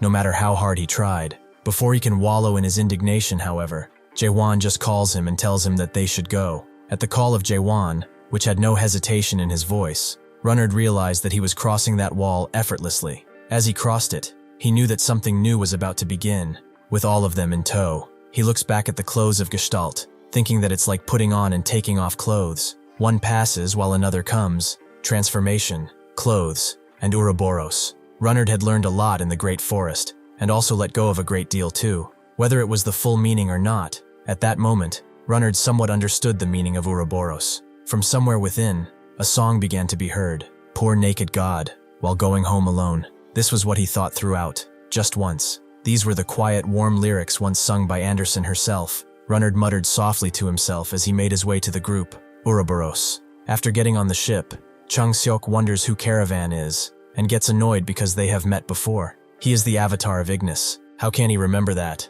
Chang Seok wonders if he just said caramel, pretty clearly, teasing him. Carlton apologizes to Jaehwan for coming so late. They had originally planned to come sooner, but the situation had only just settled down. Jaehwan asks what situation, and Carlton knows that it's too complicated to know where to start. Caravan and Runard are more impressed by the autonomous mode of the ship, which is controlling itself. Chang Seok looks at Jaehwan and tells him that his soul level has risen a lot. He can't even think of him as the same person from 3 months ago. What on earth happened there? Runnard notes that a lot of things happened, and Caravan confirms as such. It's a place he never wants to experience ever again. Siren walks inside, noting that they're all pretty noisy. It was just 3 months apart, and everyone is making a fuss.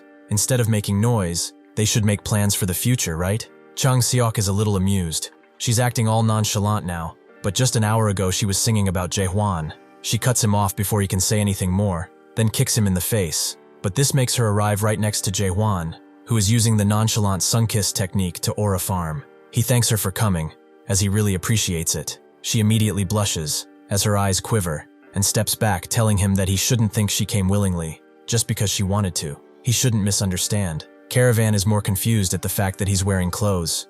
When did those appear? Jaehwan sighs, noting that he's naked now as well, making Chang Seok wonder if he's joking or something. Jaehwan tells them that explaining would take too long, and Ronard agrees that he is now in some kind of Ouroboros state, right? Jaehwan puts a hand on his shoulder, and dresses him in the exact same clothes as he wears, which she finds extremely cool. Jaehwan smiles, telling him it's a gift for all his hard work. The form he can think of right now is all here. Caravan tells him excitedly to give him something similar as well, but Jaehwan tells him he's not a follower, so that's impossible. Hearing this, Carlton moves in and drapes a robe over him, telling him to put this on if he doesn't mind. Caravan thanks him, as he is kind. Carlton knows that he has heard he is the avatar of Ignis. He must be having a hard time right now, right? Caravan confirms as such. It's been quite a while since he was separated from Ignis. He is really longing to see her or anything. Carlton's tone becomes really hesitant and says, "That's not it." He looks around, trying to find the words to explain what happened, as he probably hasn't heard it right. The third site of the abyss, the tropical night, was conquered by Krak, and has disappeared from the abyss ever since. At the fifth site, Ragnarok, a few Krak soldiers are charging at Kronos, who finds them extremely arrogant. He deploys his sanctuary, Time Storm. To counter it, Ilionis uses her Colossus of the Forest skill, which summons a very adaptable-looking giant. In response, Kronos screams at them, asking if this is all they got, and smashes the Colossus in two, asking how they dare to challenge him with such skill. Siegfried looks on, noting that Kronos is holding out much longer than they expected. Not that it matters though, soon he will be dead. Miriel tells him not to let his guard down. The enemy is Kronos, one of the 8 great gods. Siegfried just coughs. Even so, that doesn't change much. He jumps in as this guy is just an old, dying watchmaker. Kronos blocks his strike and makes him dash away. Kronos doesn't really understand why monarchs like him are hiding and siding with Krak scum. What the hell are they scheming?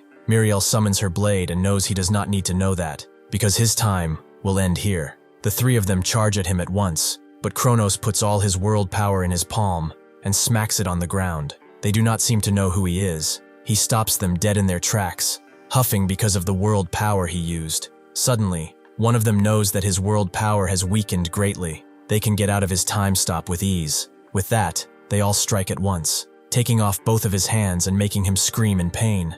Miriel uses her momentum to snap her blade back, noting she will stop Kronos' clock forever. She then charges her blade, creating a gigantic explosion. Yunhuan looks at this from a distance. He sees that Kronos' sanctuary is falling apart after the 3rd site of Ignis, followed by the 4th site ruled by Plague and the god of Pestilence. Now even Kronos' 5th site, Ragnarok, is collapsing right in front of him. Someone else comes, noting that this is already the 3rd one. It's rather incredible, isn't it? This is Adele, the vice captain of Krak. He knows that the pincer operation seems to have worked, and Yunhuan confirms as such. Unlike awakened ones, gods who lose their believers grow rather weak. What about the 2nd side, Despair? Adele believes that they should be attacking by now, but he heard it's tough. The dragon god Droyan is guarding it after all. Yunhuan asks if it's the one who uses the Black Flame Dragon storyline, and Adele confirms as such. Since Captain Buddha and 2nd Captain Imai went together, its fall is only a matter of time. At this rate, they might really be able to conquer the Abyss Hole. This makes Yunhuan think about what was talked about at the table beforehand. Buddha explained, "The Almighty Land and Krak will be forming an alliance, and the Supreme Monarchs will support Krak's war on the Abyss. When Krak invades Big Brother, the Supreme Monarchs will remain silent." Jerome was impressed. He dared to say this before them, the followers of Big Brother. Does he expect them to just bite their own master? Buddha denies it. There is no need to do any of that. He is just telling them to stay silent instead of barking. Jerome's voice and expression change, and finds it rather interesting. Those terms are rather welcoming, but it's time for them to propose some too. They will provide the Almighty Land with a steady supply of fruits. They will turn a blind eye to the construction of the Resurrection Palace, and they will help in cleansing chaos. Finally, all products harvested through cultivation, meaning humans, shall be split between Krak and the Almighty Land at a 1-to-1 ratio. Yunhuan was shocked to hear this, and after the meeting, immediately went to Miriel, who knew what he was thinking. He should also think about this long term. If they want to defeat Big Brother and eliminate the monarchs, they have to consider the bigger picture here. Yunhuan did not like that answer. Crack must not remain just a crack, right? Muriel looked at him with a more serious expression, telling him they could bring about great change with little compromise. Yunhuan told her that this was not a little at all. How can they say that when human lives are at stake here? Muriel sighed and told him that to create great change, they must also accept great sacrifices. This is not just some simulation. Naive emotions like that will not protect anything. For the past 3 months, he has thought every single day that he was doing the right thing, that in the end, everything would turn out to be all right, that if they waited long enough, an ending would just come. Just now, a thought crossed his mind as well. What if all of this is the ending that he's been waiting for? That as long as this landscape exists, a just ending will never truly come. Adele tells him that he used to think just like he did, that crack was the only place that could change this world system. Yunhuan picks up on the words used to, so he doesn't think so anymore. Adele confirms as such, but then he would wonder why he is still in crack, right? He has been in this organization for 700 years. He has seen many things and lost just as many. He has watched everything he held dear slowly change or die right in front of him. He has seen it over and over again how everything human disappeared from his comrades and from himself as well. They have come too far to hope for a righteous ending. Their dreams are already smeared with blood. They don't regret. Maybe things could have changed if he hadn't left everything up to the flow of time. Yunhuan doesn't know about that. The fact that he still thinks it matters means it's perhaps not too late for him. Adele denies it, saying he is no different from the rest. However, perhaps it is not too late for someone else. Not long ago, a dear friend of his left crack. She went off to find her own path. That is quite something, is it not? He didn't like the meeting details, so he will leave him with this. The former second captain, Seol-ah, went to the 7th site. Yunhuan looks at him with a surprised expression. Is he telling him to leave crack? Adele never said something like that and walks away. Yunhuan thinks that this is terrifying. No matter how absurd the world can be, the thought of being separated from it really scares him. Thinking back, the idea of the world he believes drifting away from him scares him even more. Yunhuan decides to walk away, noting that he hopes they can meet again someday, perhaps under better circumstances. Adele smiles somberly and hopes not. The next time they meet, they will be enemies. At that moment, Yunhuan finally understood where he needed to go. Across the vast battlefield strewn before him, he could almost see the path his old friend had taken first. He wondered if he would ever see him again. He began walking, step by step, retracing the path of his long-lost friend. In his stride, slow as it is, no hesitation could ever be found. 3 months ago, Crack declared war across the entirety of the Abyss. They allied themselves with the Grand Monarchs of the Almighty Land, and went on to successfully conquer the 3rd Side Tropical Night, the 4th Side Syndrome, and the 5th Side Ragnarok. It was an unprecedented event in which the Awakener group Crack joined hands with the Grand Monarchs, a move that was only possible because of their leader Millard. Chang Seok tells Jaehwan that he should already know this. It's impossible to attack the 8th Sides right now. Going there now would just be wasting their lives away. Jaehwan asks what happened to the people at the auction house, and Carlton tells him that, fortunately, most of them still live. Some were captured by Crack, and others are still fleeing as they speak. The King of Crows is currently unaccounted for. He's either been captured or gone into hiding. Chang Seok notes that the god of today, led by martyrs, and the goddess of fate, are waging a guerrilla war against Crack. Runnard sheepishly asks about Anderson, and Chang Seok tells him that the remains of Naked Anderson have not been found. The same goes for her avatar. Jaehwan looks somberly at the ground, and Siren explains that the others should be near the 7th site. It's one of the few places in the entirety of the Abyss where one can still hide. They are close to it anyway, so why don't they stop by for a bit? Jaehwan notes that he will go take a quick look around, and Carlton wants to accompany him, with Runnard as well. Jaehwan appreciates it, but he will go alone. The rest of them will join in if the situation calls for it. Chang Seok calls him an idiot.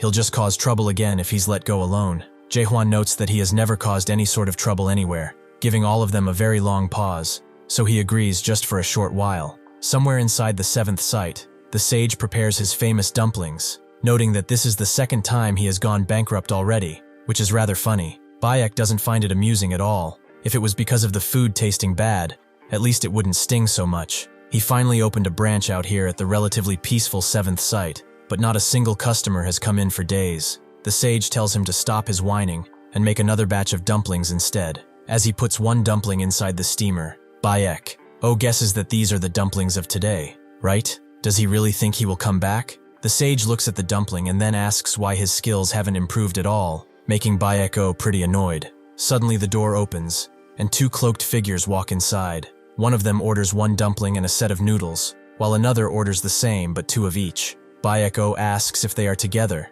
and they immediately say no, both at once, and sit at opposite tables, clearly proving as such. Bayeko wonders who these people are, and asks one of the figures if it's okay that the noodles come with chicken broth. The figure tells him to serve it like usual, making Bayeko realize that he knows that, so he has been here before. He tells the sage that they are weird, and the sage wonders if they are from crack. Their faces are covered, but they know about the chicken broth, so they've probably eaten here before. The sage immediately perks up at this, but Bayeko tells him not to get his hopes up, as it's definitely not that guy. He would probably be naked or something.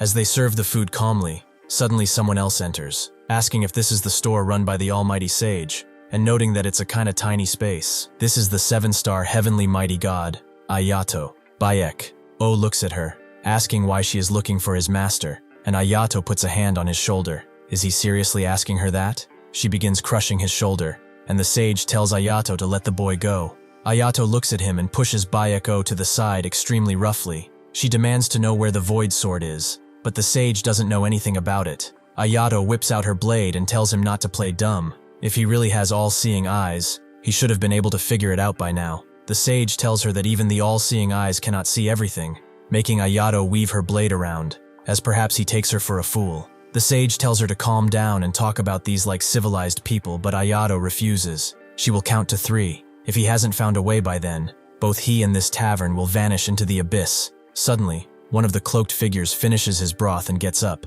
telling her this is enough noise. He thanks the all-knowing sage for the meal. Now that he has eaten, it's time for him to pay up before he leaves, right? Ayato is shocked to see Russell. Why is he here? Russell tells her that's none of her business. She should get lost while she still can. Ayato laughs. An arrogant, one-armed fossil like him dares to talk big. Russell knows that even with one arm he can handle someone like her pretty well. Suddenly, though, a range of strikes appears before him, clearly a warning. Someone tells him to watch his mouth, as they have all the 7 Stars members with them. This is the 7 Stars god of cannons, Cannoneer, and along with him, the 7 Stars god of enhancements, Grady, also arrives. Russell looks around at the god of cannons and the god of enhancements. So these are those rookies who've recently risen up as the 7 Stars. Russell looks at the other cloaked figure and asks how long he is going to just sit there like that, losing the metabus. Not enough for him. The chief commander removes his cloak, noting that he has not heard that name in a while. Can an eerie shock to see the chief commander in gray as well, but Ayato tells them not to lose their cool. These are just 2 washed-up 7 Stars. The chief commander isn't Kronos' proxy anymore either. Russell just asks the chief commander if he is ready, and he confirmed as such. Suddenly, he unleashes a wave of strikes combined with Russell's water ability, creating a large hole in the entire building and pushing the 3 attackers back. After all, they will have to pay for the food that they have just eaten. Before they can attack, someone else speaks, noting that the rat from the metabus was hiding here all along, and even the god of the deep sea is here too. This is a total jackpot. Both of these bastards are listed on the crack bounty list, so he will execute them all and bring their heads to the crack sovereign for a generous reward. This is the 8 Skies heavenly dragon, the god of contracts, the chief commander of crack, huh? She has completely lost her mind. The heavenly dragon laughs. Are there even any gods left in the abyss who are still sane? If both sides are equally as insane as each other, isn't it only natural to side with the side that's winning? With a snap of her fingers, she unleashes 2 gigantes towards them. It seems that even the crack bastards have managed to get their hands on one. This will really be troubling. The heavenly dragon jumps in, noting that there is no need to drag this out. She will be ending it quickly. Russell tells the chief commander that, at this rate, they will be at a disadvantage. He will separate them, so they should take them down one by one. The chief commander agrees, and Russell uses his storyline, Torrent Rush, causing the gigantes to split up in the air. One of them knows that this is a nuisance, and that this level of attack will not leave a scratch. Russell ignores them and tells the chief commander to do it now, who lets out his blade and begins using his rule-type storyline. Before he can strike, the heavenly dragon initiates an exclusive contract, a 1 versus many combat. Within a radius of 5 kilometers, the restriction of 1 versus many battle will now be applied. As a condition of the contract, the world power of the minority in the 1 versus many engagement increases by 20%. This allows the heavenly dragon to block his strike, even if it's the Sword of Ash. The Sword of Ash and Pentagon of Ash he possesses are only useful in one-on-one battles, aren't they? Even if his world power increases under the contract conditions, any one-on-one combat settings within this radius are also nullified, meaning that the sword doesn't work anymore. She punts the chief commander away, creating a large dust cloud. Suddenly, the chief commander comes out wearing a very metal-looking suit and jumps straight at the heavenly dragon, feigning an attack before going behind her and unleashing the emoji of Ash, two powerful dragons. The heavenly dragon, however, just grabs both of them and rips them to shreds, wondering if he thought such a pathetic attack would work on someone like her. The chief commander wasn't done. He unleashes a deadly strike from behind her head, surprising her, but she is still not knocked out. He is supposed to be the master of the metabus, yet this is all that he got. She smacks him to the ground and pins him in place. Does he not have any other tricks? Why doesn't he use that time reversal ability he was so proud of? Ah, it's because Kronos has fallen, isn't it? And he can't use time reversal. What a pitiful sight it is. The chief commander lies there as she sure talks a lot. Did she earn her position among the 8 skies just by talking?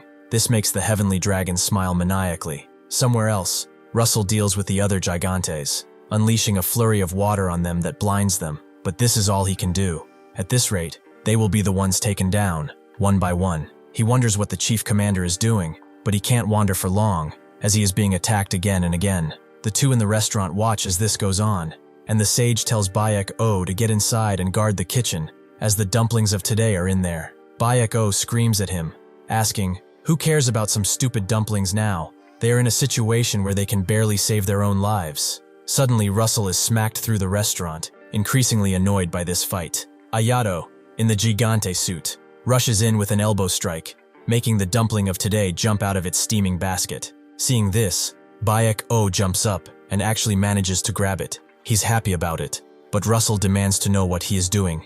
Is he an idiot? Before he can even react, Ayato's fist rushes down towards him. He realized he messed up to think that he would die trying to save a mere dumpling. To think that he would end up like this is pretty comical, honestly. This unworthy disciple of his master will be going ahead first, so he hopes he can find a better one next time. The strike goes through, crashing into the ground wildly, and Ayato thinks that this is one down.